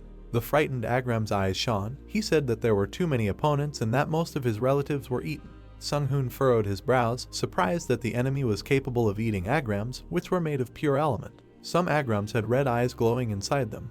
Aina reported that unidentified monsters were currently in their bodies and that because of this they were resistant to any freezing effects. Analyzing the information on the screen, the fairy collected combat data and analyzed the target, determining that the opponents belonged to the Zacranade race, which was 96% identical to the monsters they had fought previously. Floating in the air, Sunghoon lowered the corners of his lips, realizing that these were monsters from the Dwarven dungeon, which said that they would see each other again. Fixing his gaze forward, the guy ordered his assistant to tell everyone that their opponent was Zacranade, whom they had already fought. But assuming that the monsters had already devoured enough species, they might lose if they lost their guard, because this was a 4th level dungeon. Aina discovered large spatial gaps at the entrance to the dungeon and said that something was approaching. A bright pillar of blue light appeared in front of the main character and Agram. The top layer of the earth began to collapse. The fairy notified that this area was emitting powerful energy. Sung-hoon concluded that something was rising to the surface and, therefore, a dungeon underground. Fixing his gaze forward, the guy said that he needed to use the Great Cannon of Destruction when the leader of the monsters burst out of the bowels of the earth. The obelisks lit up. Aina pressed buttons on the keyboard, processing the request and summoning the obelisks from the Earth's atmosphere. Then she confirmed the weapon's combat readiness and began charging them with energy. The main character stood waiting for the monsters to appear. The possessed Agram dealt a crushing blow to the place where the young man was. The red eye inside it burned. The monster turned to the sorcerer they fought against in Dwarven Dungeon number 47, saying that they had arrived in his dimension. The wizard took cover under the shield in time, declaring that monsters must understand that their attacks are meaningless, to which the possessed Agram replied that he knew this. Suddenly his body was cut in half. Kiriel tore him apart with her claws, saying that they must quickly destroy all these golems. She opened her mouth, from which an energy ball appeared. In the next second, a huge stream of energy from her mouth turned the monster's body into dust. There was a powerful explosion in front of them. Victoriously placing his hands on his belt, the demon laughed, asking the master if he liked this attack. The young man, looking at her, thought that she was still born of a dragon, despite her age. He asked if she knew anything about this race. The demon princess replied that the Zachranids devour other races and that they can be called the enemies of the entire universe because they have supernatural powers and can use the skills of the races they have absorbed. Knitting her eyebrows, Kiriel added that she heard from her father that numerous dimensions collapsed because of the Zachranids. She said that if the heroes allowed them to stay here even a little longer, then there would be more monsters and it would be impossible to defeat them because something similar happened to in her native dimension.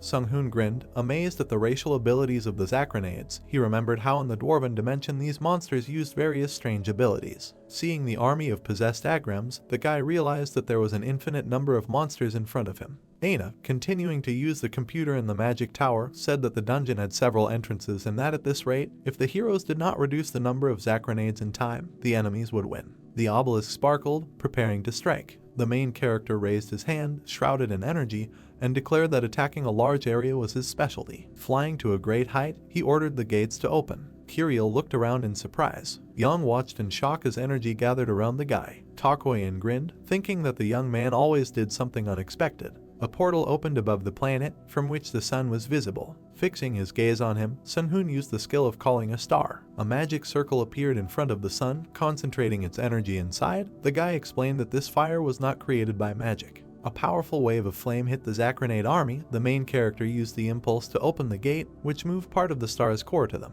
The bodies of the screaming enemies began to melt from the heat of the star. Such a strong explosion sent a huge cloud of smoke into the air. Aina clenched her fists in victory, declaring that 98% of the Zachranids on the surface had been destroyed. The possessed golems burned, falling to the ground one after another. The defense system and obelisks would have to take care of their remains. Sung-hoon, raising his hand in front of him, asked how things were at the entrance to the dungeon. The fairy hovering nearby said that due to the consequences of the attack, it was difficult to get a clear answer. Smoking Kiriel displeasedly asked to be warned about such attacks next time because her body is burning due to the light of the star because she is a demon. The wizard smiled, asking for forgiveness for not thinking that a demon was too vulnerable to such attacks. The heroes floated in the air in front of the obelisks. A leader was about to emerge from the earth burning with a pink flame. Sung-hoon widened his eyes in surprise, guessing that this monster would be much stronger than the ones they met in the Dwarven dungeon because it absorbed all living things before emerging into the light.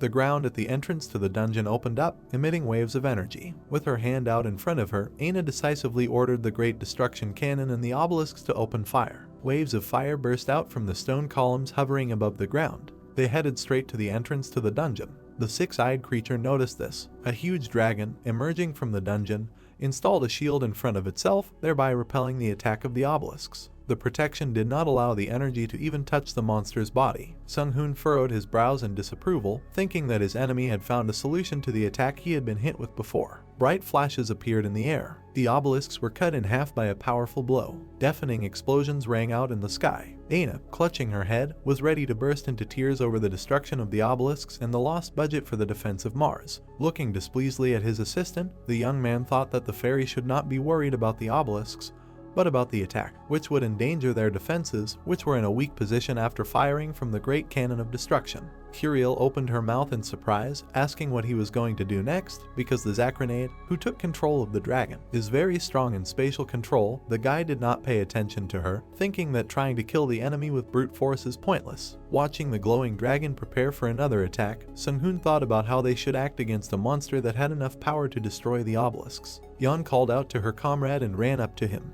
Looking at the dragon emitting energy, she asked if he was the boss and what their plan was. Noticing a bright flash, the girl realized that the enemy had launched an attack. A huge sphere of fire flashed in her eyes, and the monster used the spatial distortion skill. A powerful explosion sounded in front of the heroes, sending its energy high into the sky. From the blast wave, the hair of Yeon, enchanted by such power, was tousled. Looking into space, the girl stated that if it weren't for the wizard's protective spell, they would have been dead. The main character, putting his hand to his chin, thought about how conceptualization, Yeon's ability to hit the target no matter what, could be used in battle. The girl noticed how the guy grinned contentedly, thinking about how to defeat the dragon. Takoyan, standing behind them, also noticed this, saying that the young man was again stuck in his thoughts. Young added that let him be alone with himself, then he would come to some kind of decision. Young's eyes sparkled unkindly. The girl in the fighting pose activated the conceptualization of absolute precision. The girl clenched her hand into a fist, preparing to attack. A glow of magical energy emanated from her. The girl standing on the glacier attacked. Yeon activated her bullseye. She thought that her attacks always hit the target, no matter what. Streams of energy rushed towards the luminous figure standing behind the mountain. The white monster calmly watched what was happening. He was intrigued by the attack that passed through his space and time barriers. Three people looked into the distance. Yang was unhappy because, despite her powerful blow, the monster was unharmed. The monster's red eye squinted. He thought that although the attack bypassed any defense, it was too small to cause damage to him. The monster's paw landed on the stones, breaking them. The enemy took off with the help of giant wings. Sun-hoon looked at the girl and asked how she felt during the attack. Pink-haired Yeon replied that she felt that she could strike, but was not able to kill the enemy. Three people looked towards the mountain. Black smoke was coming from it, among which the enemy was hovering. The main character said that the main thing was that Yeon was able to strike, and not how strong it was. The girls realized that their leader had a plan. The guy said that he would provide everything that the warriors lacked. The fairy looked at the tribute, pressing her palms to her face. Aina said that she had detected a surge of energy in the core of the Zacronade. The enemy was preparing to use an exclusive skill called Dragon Breath. The protagonist's hand reached out to Young's shoulder. He said that they were faster than the enemy and asked the girl to try again. The pink-haired warrior looked over her shoulder at Sung-hoon. He said that he would share his mana with her. The main character pressed his hand to the girl's back. A glow emanated from his palm. He gave the girl physical strength and shared mana. The pink-haired girl looked into the distance and sighed. A glow appeared on the edge of a cliff, next to which black obelisks hovered. The dark-haired Takoyan watched in surprise what was happening. Curiel admired the strength of the protagonist. The air rippled with magical energy. Looking at the back of Yeon's head, Sung-hoon said that with the help of the dragon's ability he transferred mana, which was transformed by his aura, and asked if she felt the power of a 9th level sorcerer. The girl spread her arms to the sides. Fire was burning around her. The sorcerer, with a determined expression on his face, ordered his subordinate to blow up the enemy. Magical energy was still emanating from the sorcerer's hand. The guy was surprised that the transformation had not yet completed and Yang was still absorbing his mana. A trail of lights remained on the girl's back. Air currents ruffled her cloak and clothes. The main character was amazed that the mana he shared was not enough and Yang's body naturally tried to absorb more. The girl's eyes glowed. Sung-hoon regretted that she was unconscious, otherwise she could have ascended to greater power. The frightened fairy screamed that the dragon was going to attack. The magician clenched his teeth in frustration. He said that the situation had become more complicated and asked the fairy to buy them as much time as she could. He needed to wake up Yeon. Looking at the floating glowing silhouette, Aina said that she understood the order. The dragon opened its mouth. A magical flame was visible there. It intended to show its prey the power of true ice. A blue stream burst out from the dragon's mouth as he used the glacial breathing technique. Two dark silhouettes stood on the rock, the icy flames of the dragon rushing towards them. Sung-hoon and Yeon stood at the top of the glacier. Aina, using the portal, moved the cannon and erected shields, preparing for a frontal attack. Dragon flames crashed into the translucent shield. The sorcerer's assistant said that the strength of the shield was rapidly falling. She began counting down the seconds until it was depleted. There was tension on the protagonist's face. He was unhappy that the fairy was using an expensive cannon as a disposable shield. Black smoke came from the broken shield. The fairy announced that it was exhausted. The icy flames froze. Aina announced that the enemy attack had stopped and moved the weapon into subspace. A purple line was visible against the dark sky. Sung-hoon called out to Yeon. The girl's consciousness was floating in the dark. The main character asked her to wake up. Yeon opened her eyes. She recognized Sung-hoon's voice. A circle surrounded by blue light hovered in the air, and the sorcerer's voice came from there. He ordered the girls to get up. Yeon flew up to the circle. Sung-hoon asked if she was awake. The girl said yes, but she was still knocked out. He asked where she was. Yeon was shocked when the main character said that she lost consciousness while he was transferring mana to her. The girl reached out to the luminous circle. She said that the thing smelled delicious. Sung-hoon tried to stop her, saying that she could not eat his mana. Yeon opened her mouth, intending to bite the circle. She thanked the magician for the food. The guy's voice tried to stop her. A bright flash appeared in the darkness. The blue light absorbed Yeon. Sung-hoon, standing on the glacier, lost his balance. The gloomy guy put his hand forward, trying to stay on his feet. The gray-haired sorcerer looked forward and tried to comprehend what had happened. Ain's violet eyes looked intently at the owner. She asked what he had done. The dark-haired warrior and the half-demon looked at something in shock. They could not believe that they were seeing the halo of an angel. A glow appeared above the head of Yeon, who was sitting on the ground. Sung-hoon could not believe that she had truly become a being comparable to a demigod. The pink-haired girl was happy. She felt as if she had been born again. The dragon soaring in the sky was indignant. He was dissatisfied with the fact that ordinary prey turned into a demigod. Surrounded by a pillar of flame, Yeon took a decisive step towards the enemy. The pink-haired girl said that she felt like she could do anything with this power. The dragon breathed out blue flames using an enhanced glacial breathing technique. He said that he had killed many gods over the past millennia. Yeon smiled. She no longer felt fear, and in addition, many martial techniques popped up in her head. The girl clenched her hand into a fist, intending to use the art of time and space of the first form. The luminous ring flew towards the enemy. Yeon activated the apocalypse. The dragon screamed in fear. We see the planet from space. An explosion occurred on its surface. A bright flash was visible over the desert landscape. Aina reported that the enemy was completely destroyed, and reported damage to the crust of Mars due to the fighting. She said that she was using nanomachines to repair the damage. The sorcerer in a black cloak watched the huge figure of Yeon.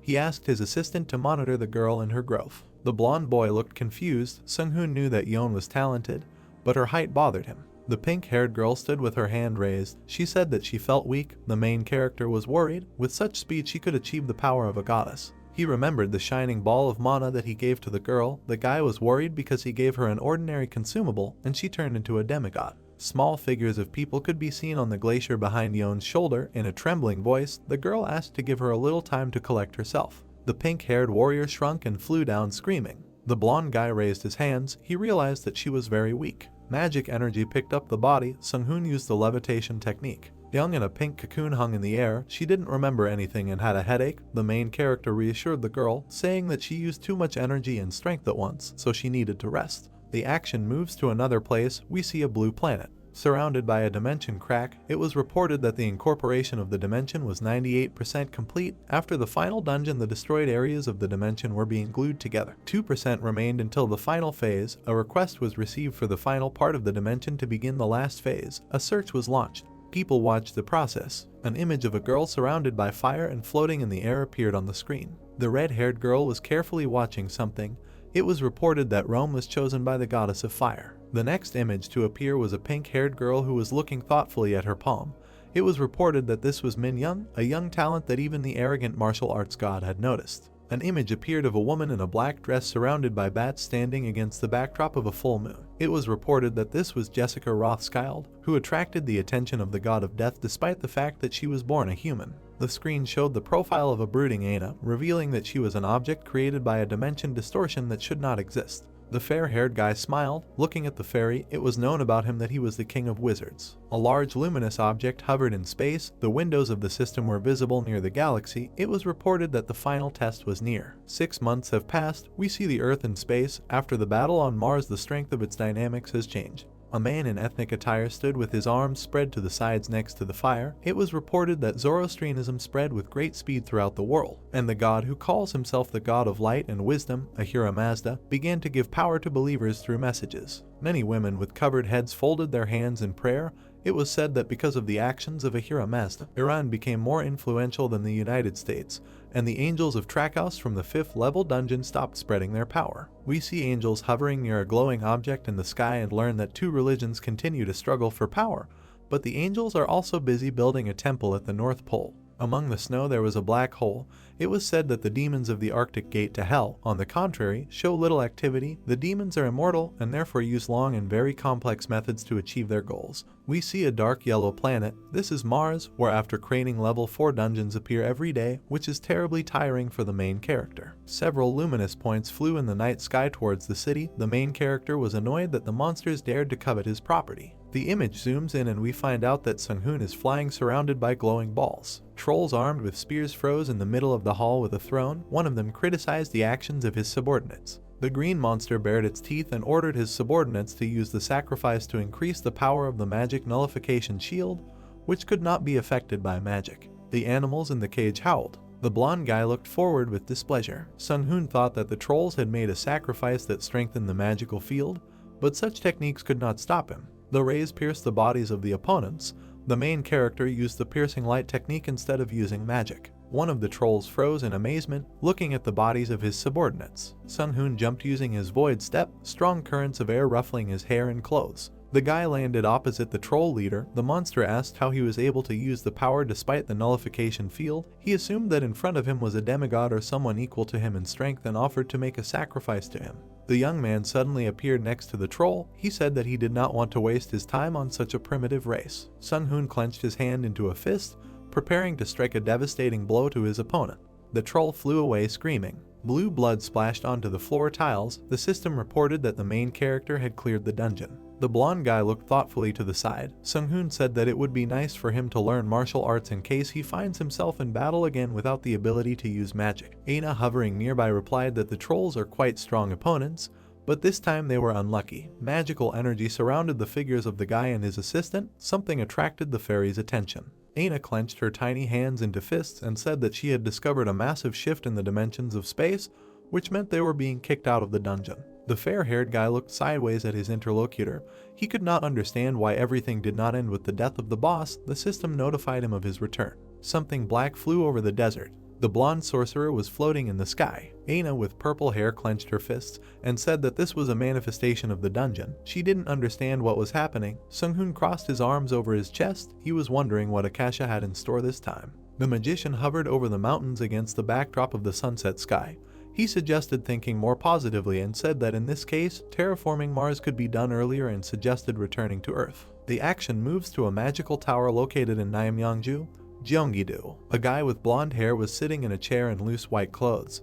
He said that he had been checking the little one for a while. He was wondering what she was doing and for what purpose. Mrs. Lee held Curiel in her arms. Both smiled contentedly. The woman wanted to adopt the baby, she agreed. Sung-hoon, who was watching them, could not understand when the demons became so social. The main character, resting his chin on his hand, asked Dane what about what he asked to cook. A woman in a dark suit waved her hand and said they had 3 confirmed locations. Images of Mercury, Jupiter, and Saturn from space appear. The main character says that everything is as he expected.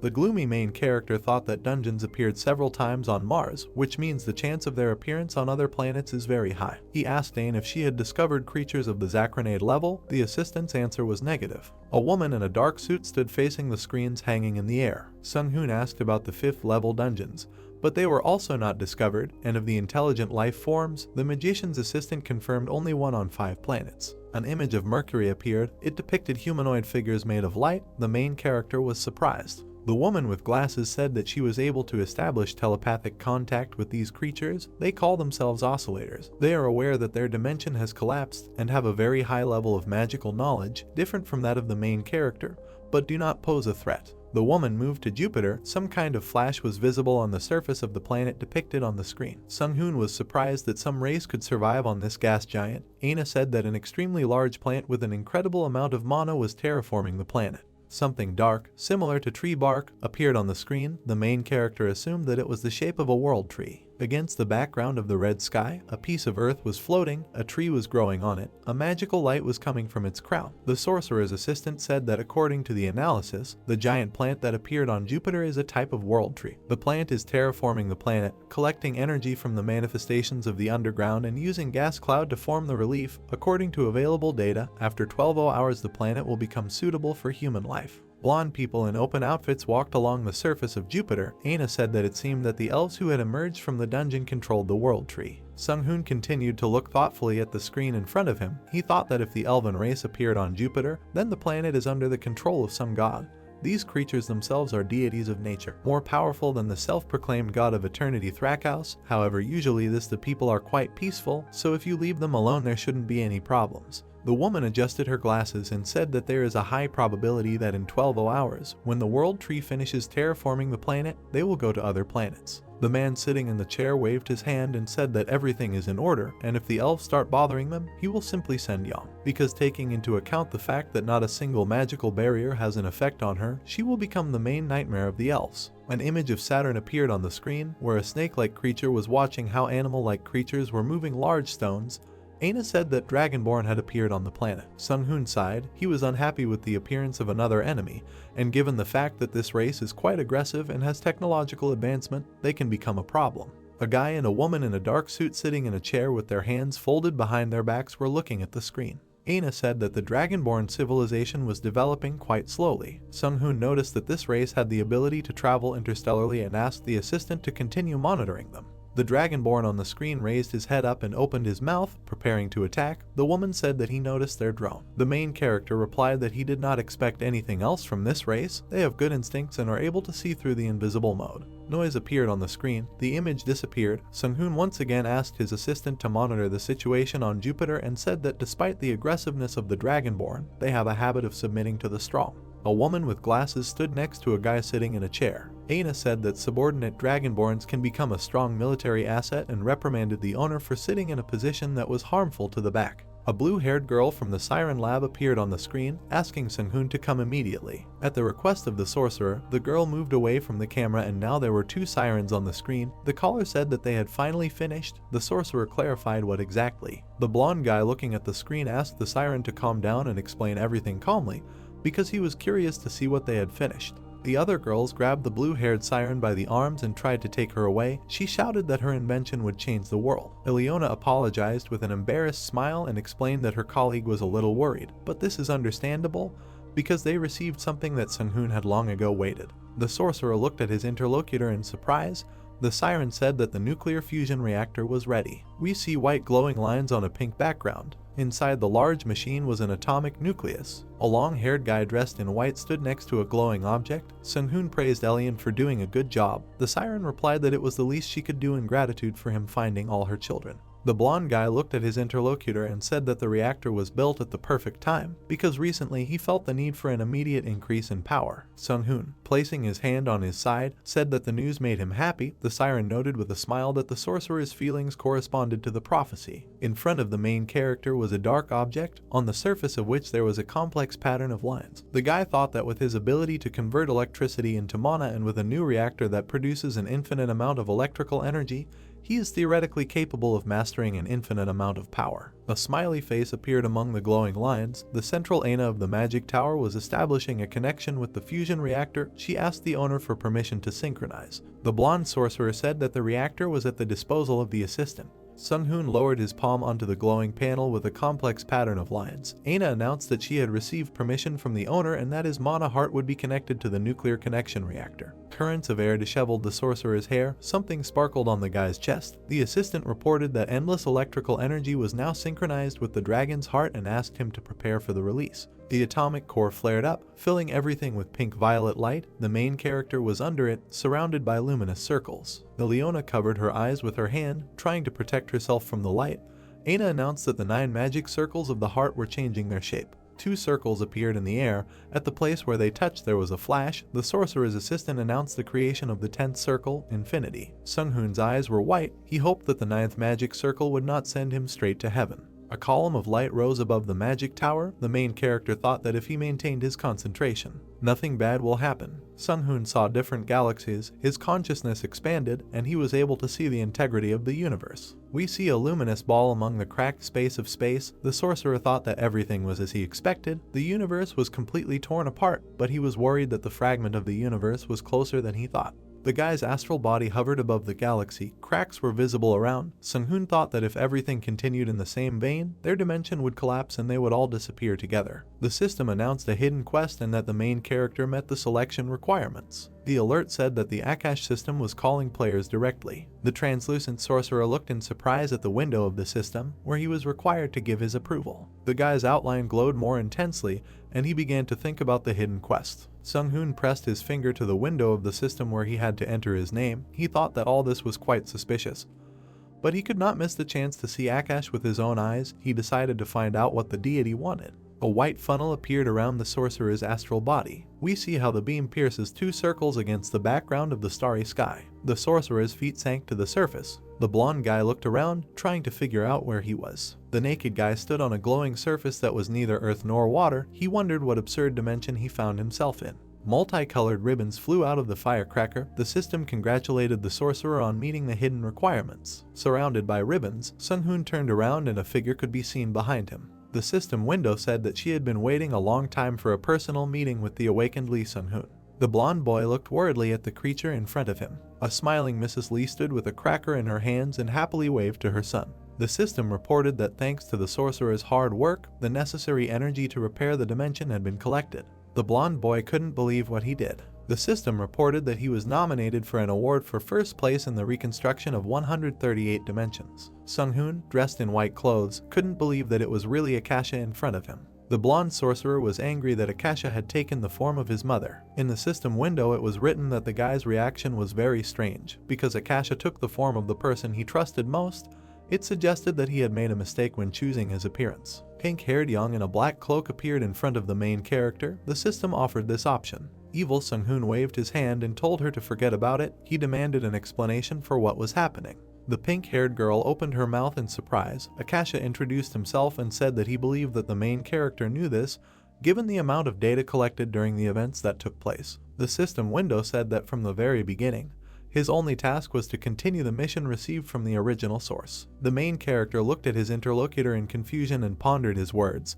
He asked if all this was part of the creation of a deity who was once powerful enough to found an entire system. The system confirmed his guess. Against the background of the blue sky, the silhouettes of 2 people in black cloaks could be seen. Sung-hoon said that he only had one question left and asked when this would all end. The system window said they were reaching the top. A cube floated on Yang's hand. Akasha reported that thanks to the sorcerer's efforts, the energy to repair the dimension was collected earlier than expected, and his reward was in the box. Sung-hoon rubbed his face and waved his hand. He asked the system to change his form. Akasha reasonably replied that the guy rejected the entire proposal of the system. The cube glowed. Akasha announced that the reward corresponded to the player's extreme luck and that he would be given a box of random titles. The main character confusedly asked what was meant by the word random and assumed that this box had received the blessing of infinite luck. White clouds moved smoothly in the sky while God said that Sung-hoon spent all the points he received on luck, which was in first place by an overwhelming margin even among the owners of other dimensions. The main character, whose reflection was visible in the surface on which he stood, asked God to explain. Akasha pressed his finger on the window with his luck, mana and points indicators, saying that he had witnessed many changes, but this was the first time he had seen something like this, and that he had greatly underestimated the value of knowledge about the protagonist's previous life. Sung-hoon, holding the box in his hand, with a wary look asked if God was hinting that luck had actually brought him here, and Akasha replied that luck is the only state that is very difficult to measure, even after pouring into it so many resources. A smile appeared on Yeon's face when the god asked if Sung-hoon had ever felt like things were going too smoothly. The protagonist picked up the box and said with a grin that despite the god's grandiose explanation, the reward seemed rather dull, and Akasha replied that his task was to maintain the stability of the dimension. The god then pointed his finger at the protagonist and said with a displeased look that too much interference in the life of a mortal would not be taken kindly by others. However, Sung-hoon is a being who has slipped through the dimension itself, and that he should open the box once his luck is equal to 1,000. The protagonist looked at Akash in disbelief and asked what he meant. God threw up his hands and replied that he could say nothing more, and that the choice was up to the Wizard King. Sung-hoon began to press his luck indicators, increasing the value to 1,000, while he thought that this meant that any other information would affect the dimension limit, and that a word from a god of this level was law. The protagonist then looked at Akash and a smirk appeared on his face. He looked at Yeon's face, which had the same expression, and came to the conclusion that God was deliberately mocking him. Finally, Sung-hoon's luck value became 1,000. The system immediately sent out many messages, saying that the law of the universe flowed within the protagonist, and that many gods were taking a keen interest in his high fortune. Sung-hoon clicked on the notifications, scrolling through them. He then frowned and asked if other stats had similar effects. Akasha, with a calm face, replied that there are, but they are usually impossible to obtain, and at the beginning of the dungeon's manifestation, there were many people who poured all their points into one stat, after which they eventually died. Sung-hoon raised his eyebrows, asking if he was a special case, to which the god replied that it was true because most stopped going before reaching level 100, and that survivability drops dramatically if you focus on just one stat. The system notifications disappeared and the main character looked at Akash, who said that the box spits out a stone if an ordinary person opens it, and what comes out of it depends solely on luck. Sung-hoon smirked and suggested that being a god was burdensome because Akasha had to consider a lot of restrictions no matter what he did. God crossed his arms and said that it was better to think of it as a simple favor and invited the main character to open the box. Sung-hoon looked at the small box in his hands and agreed to open it. Suddenly the box lit up brightly, and the system announced that the highest luck changes the law of the universe. The space was blinded by a white flash. Akasha narrowed his eyes and smirked as he watched what was happening. Sung-hoon saw notifications from the system that said that he had reached the end of all knowledge and received the title of SSS rank called Librarian of the Great Library. God looked at the screen and said with a thoughtful face that the main character had received the power and reward that suited him. Then new system messages appeared, which stated that Sung-hoon had received powers to access the records of the universe and Akash, as well as a new skill. The main character,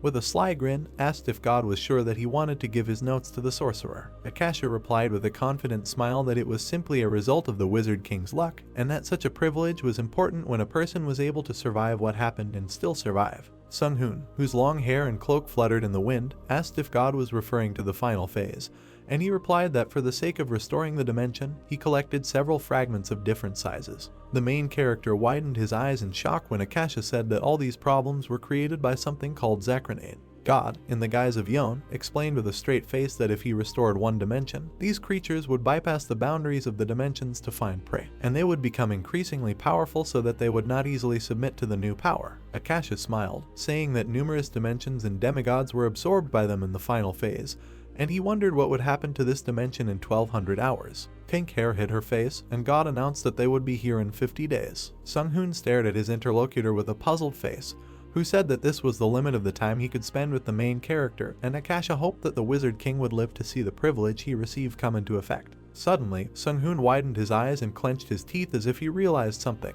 He extended his hand forward and shouted loudly, asking God to wait. His brown eyes were wide open. Ileona, dressed in a white medical gown, raised her hand to her face. Sung-hoon looked at the green-haired girl in shock. He moved closer to her, asking how long he had been gone since absorbing the reactor's energy, and Ileona replied that it had only been a few seconds. The main character scratched his forehead and said that he needed time to think. Ileona silently looked at him with large violet eyes as he reflected on the fact that time has changed, but fortunately his heart and dragon body are still stable. Sung-hoon then raised his head towards the purple glow and ordered Aina to begin the countdown to 1,200 hours. The fairy smiled, followed the order, and then asked what was going on. The main character waved his hand and explained that at the end of the report the last battle would begin, and called Ilian with him. The girl followed Sung-hoon. An hour later the sky turned orange. A girl with short red hair pressed the window in front of her while the protagonist thought about informing his team of what was happening.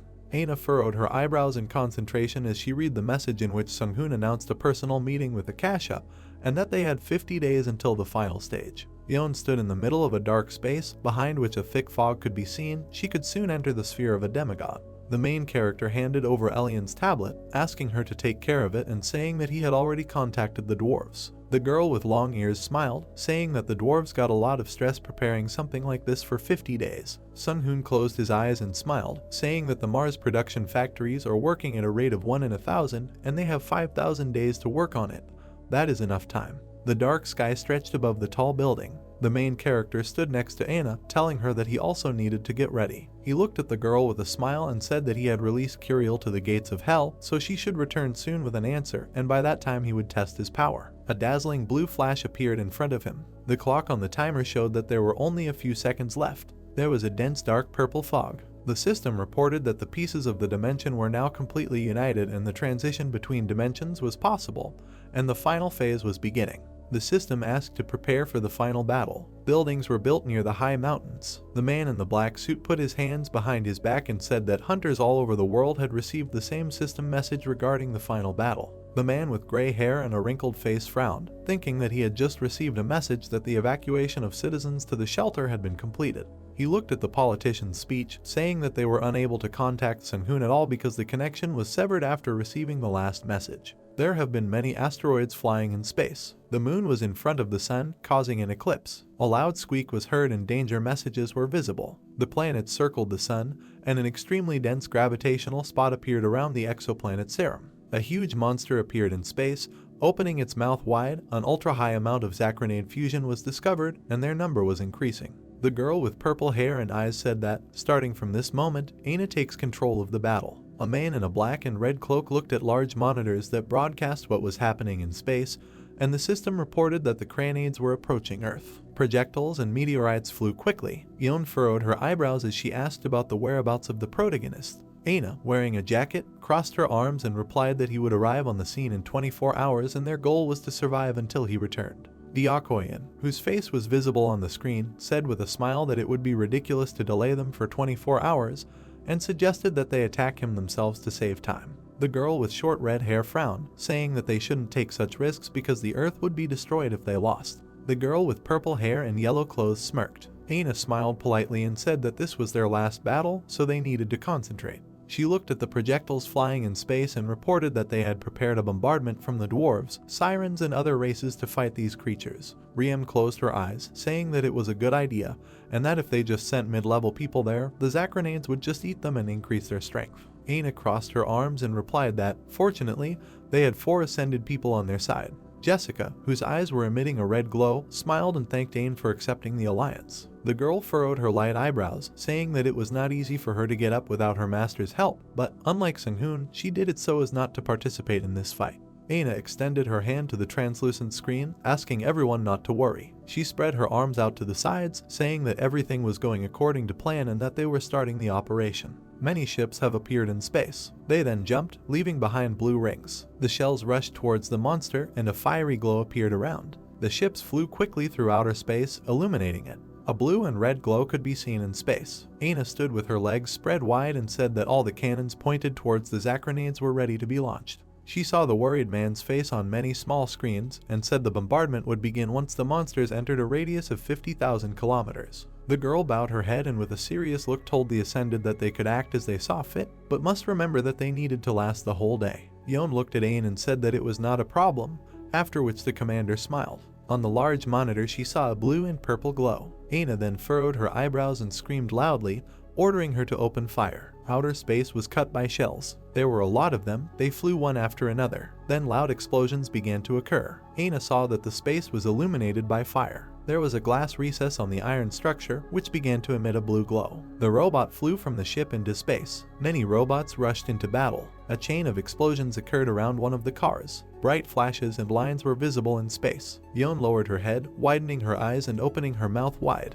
She then frowned and flexed her fingers on her hand, where a blue light appeared. A powerful explosion thundered in outer space, accompanied by a deafening noise. While the timer was counting down, the shells quickly flew towards the targets, destroying them. The robot froze in the air, part of it was torn off. Takoyan attacked with fire, and the timer decreased. The girl, whose silhouette was golden in color, found herself near the explosion. The numbers on the clock continued to decrease. Fragments of structures flew in space. The destroyed parts of ships, robots, and shells were visible against a bright yellow-violet background. Yeon, covered in sweat, was breathing heavily, saying that she had a limited supply of mana, but she seemed to be tired on an emotional level. She lowered her head and did not move, and not far from her was Takoyan. Yeon pursed her lips as Jessica glared at her. The blonde grinned, admiring that Yeon was able to kill more than half of the enemies on her own, and it was thanks to her that they were able to hold out for so long. Suddenly someone screamed deafeningly, urging them to dodge. A bright and dense beam of light appeared in the air. The attack hit its target and ship debris flew around.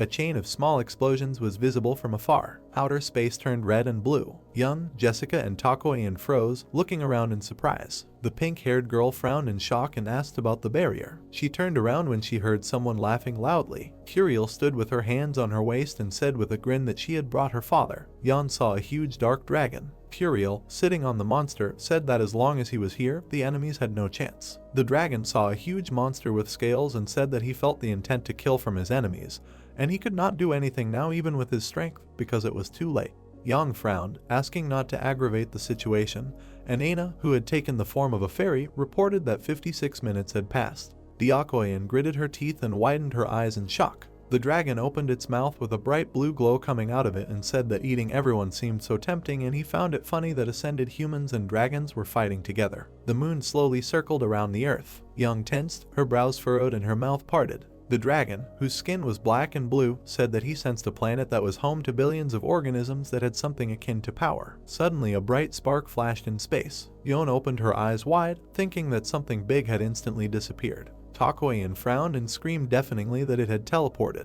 The monster was rapidly approaching the planets. Yang clenched her hands into fists and screamed loudly. Jessica, Rim, and Takoyan looked at her in shock and fear. Yon shot at the monster. The shell hit him. Then a powerful sound wave passed through the space after the explosion. Curiel admired the girl's abilities with a joyful smile, and the dragon said that he did not believe that she was human. The dragon then looked at the blue light and came to the conclusion that Yon was still lacking in strength. The pink-haired girl raised her eyebrows and screamed desperately. The monster approached the earth, saying that this weakling planet would become his food, which would allow him to develop further. The monster's mouth almost closed with the planet in its mouth when suddenly an explosion occurred. Outer space was blinded by a bright purple flash. Takoyan gritted her teeth and opened her eyes wide. Rome and Jessica froze with stunned expressions on their faces. Yang clenched her jaw, silently watching what was happening. Suddenly, against the background of purple space, something white appeared. The back of the main character was visible, whose long white hair was braided into a ponytail. He stood and silently looked at something purple in front of him.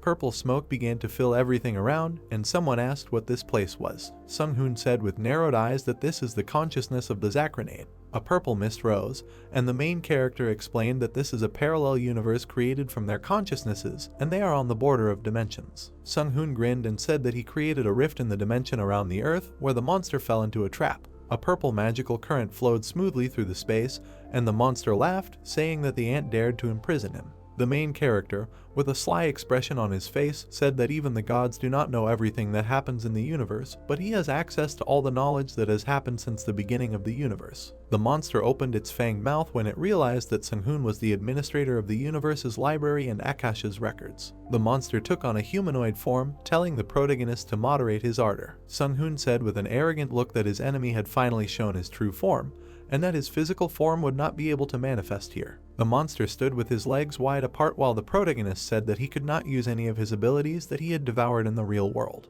Sung-hoon stood firm, saying that he created this dimension, but he is also limited by these rules. The monster's eyes widened in shock. His whole body was covered with big eyes, and he said that the main character was mistaken because he also has no advantage here. Then a crowd of creatures identical to him appeared around the monster, and he said that he was a collective entity that had accumulated over thousands of years the will to devour, so he was not alone. Sung-hoon raised his hand and said with a smile that his enemy should show him what he was capable of. Hundreds of monsters attacked the main character. The space was illuminated with a bright purple flash. A blue spark was visible near the earth. 4 months later, white clouds were visible in the sky because the dimension began to recover quite quickly from the Zacronade, and the elves on Jupiter and the Draconians on Saturn had a stable connection with Earth. The president of South Korea shook hands with an elf in a purple cloak. The elves made a splash among people with their charms. The death cult became the largest religion in the world, and Pelton, Calypso, and Eilis began a new life. The journalist talked to Yum, who stood near the dead monster and said that she was going to hunt and then go on vacation to Dubai.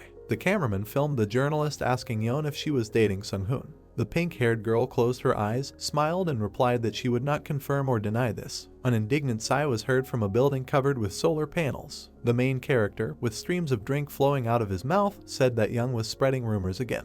He looked at the laughing girl on the TV screen, saying that he was not offended by her. Then he lowered his eyes, asking himself what he should do about it. The system offered the main character to become a god and rule as an immortal wizard god. Snow-white clouds were swirling in the blue sky when Mrs. Lee called her son for dinner. He left the mug on the table, saying that being a god was very cool, but it was better to enjoy this world a little more.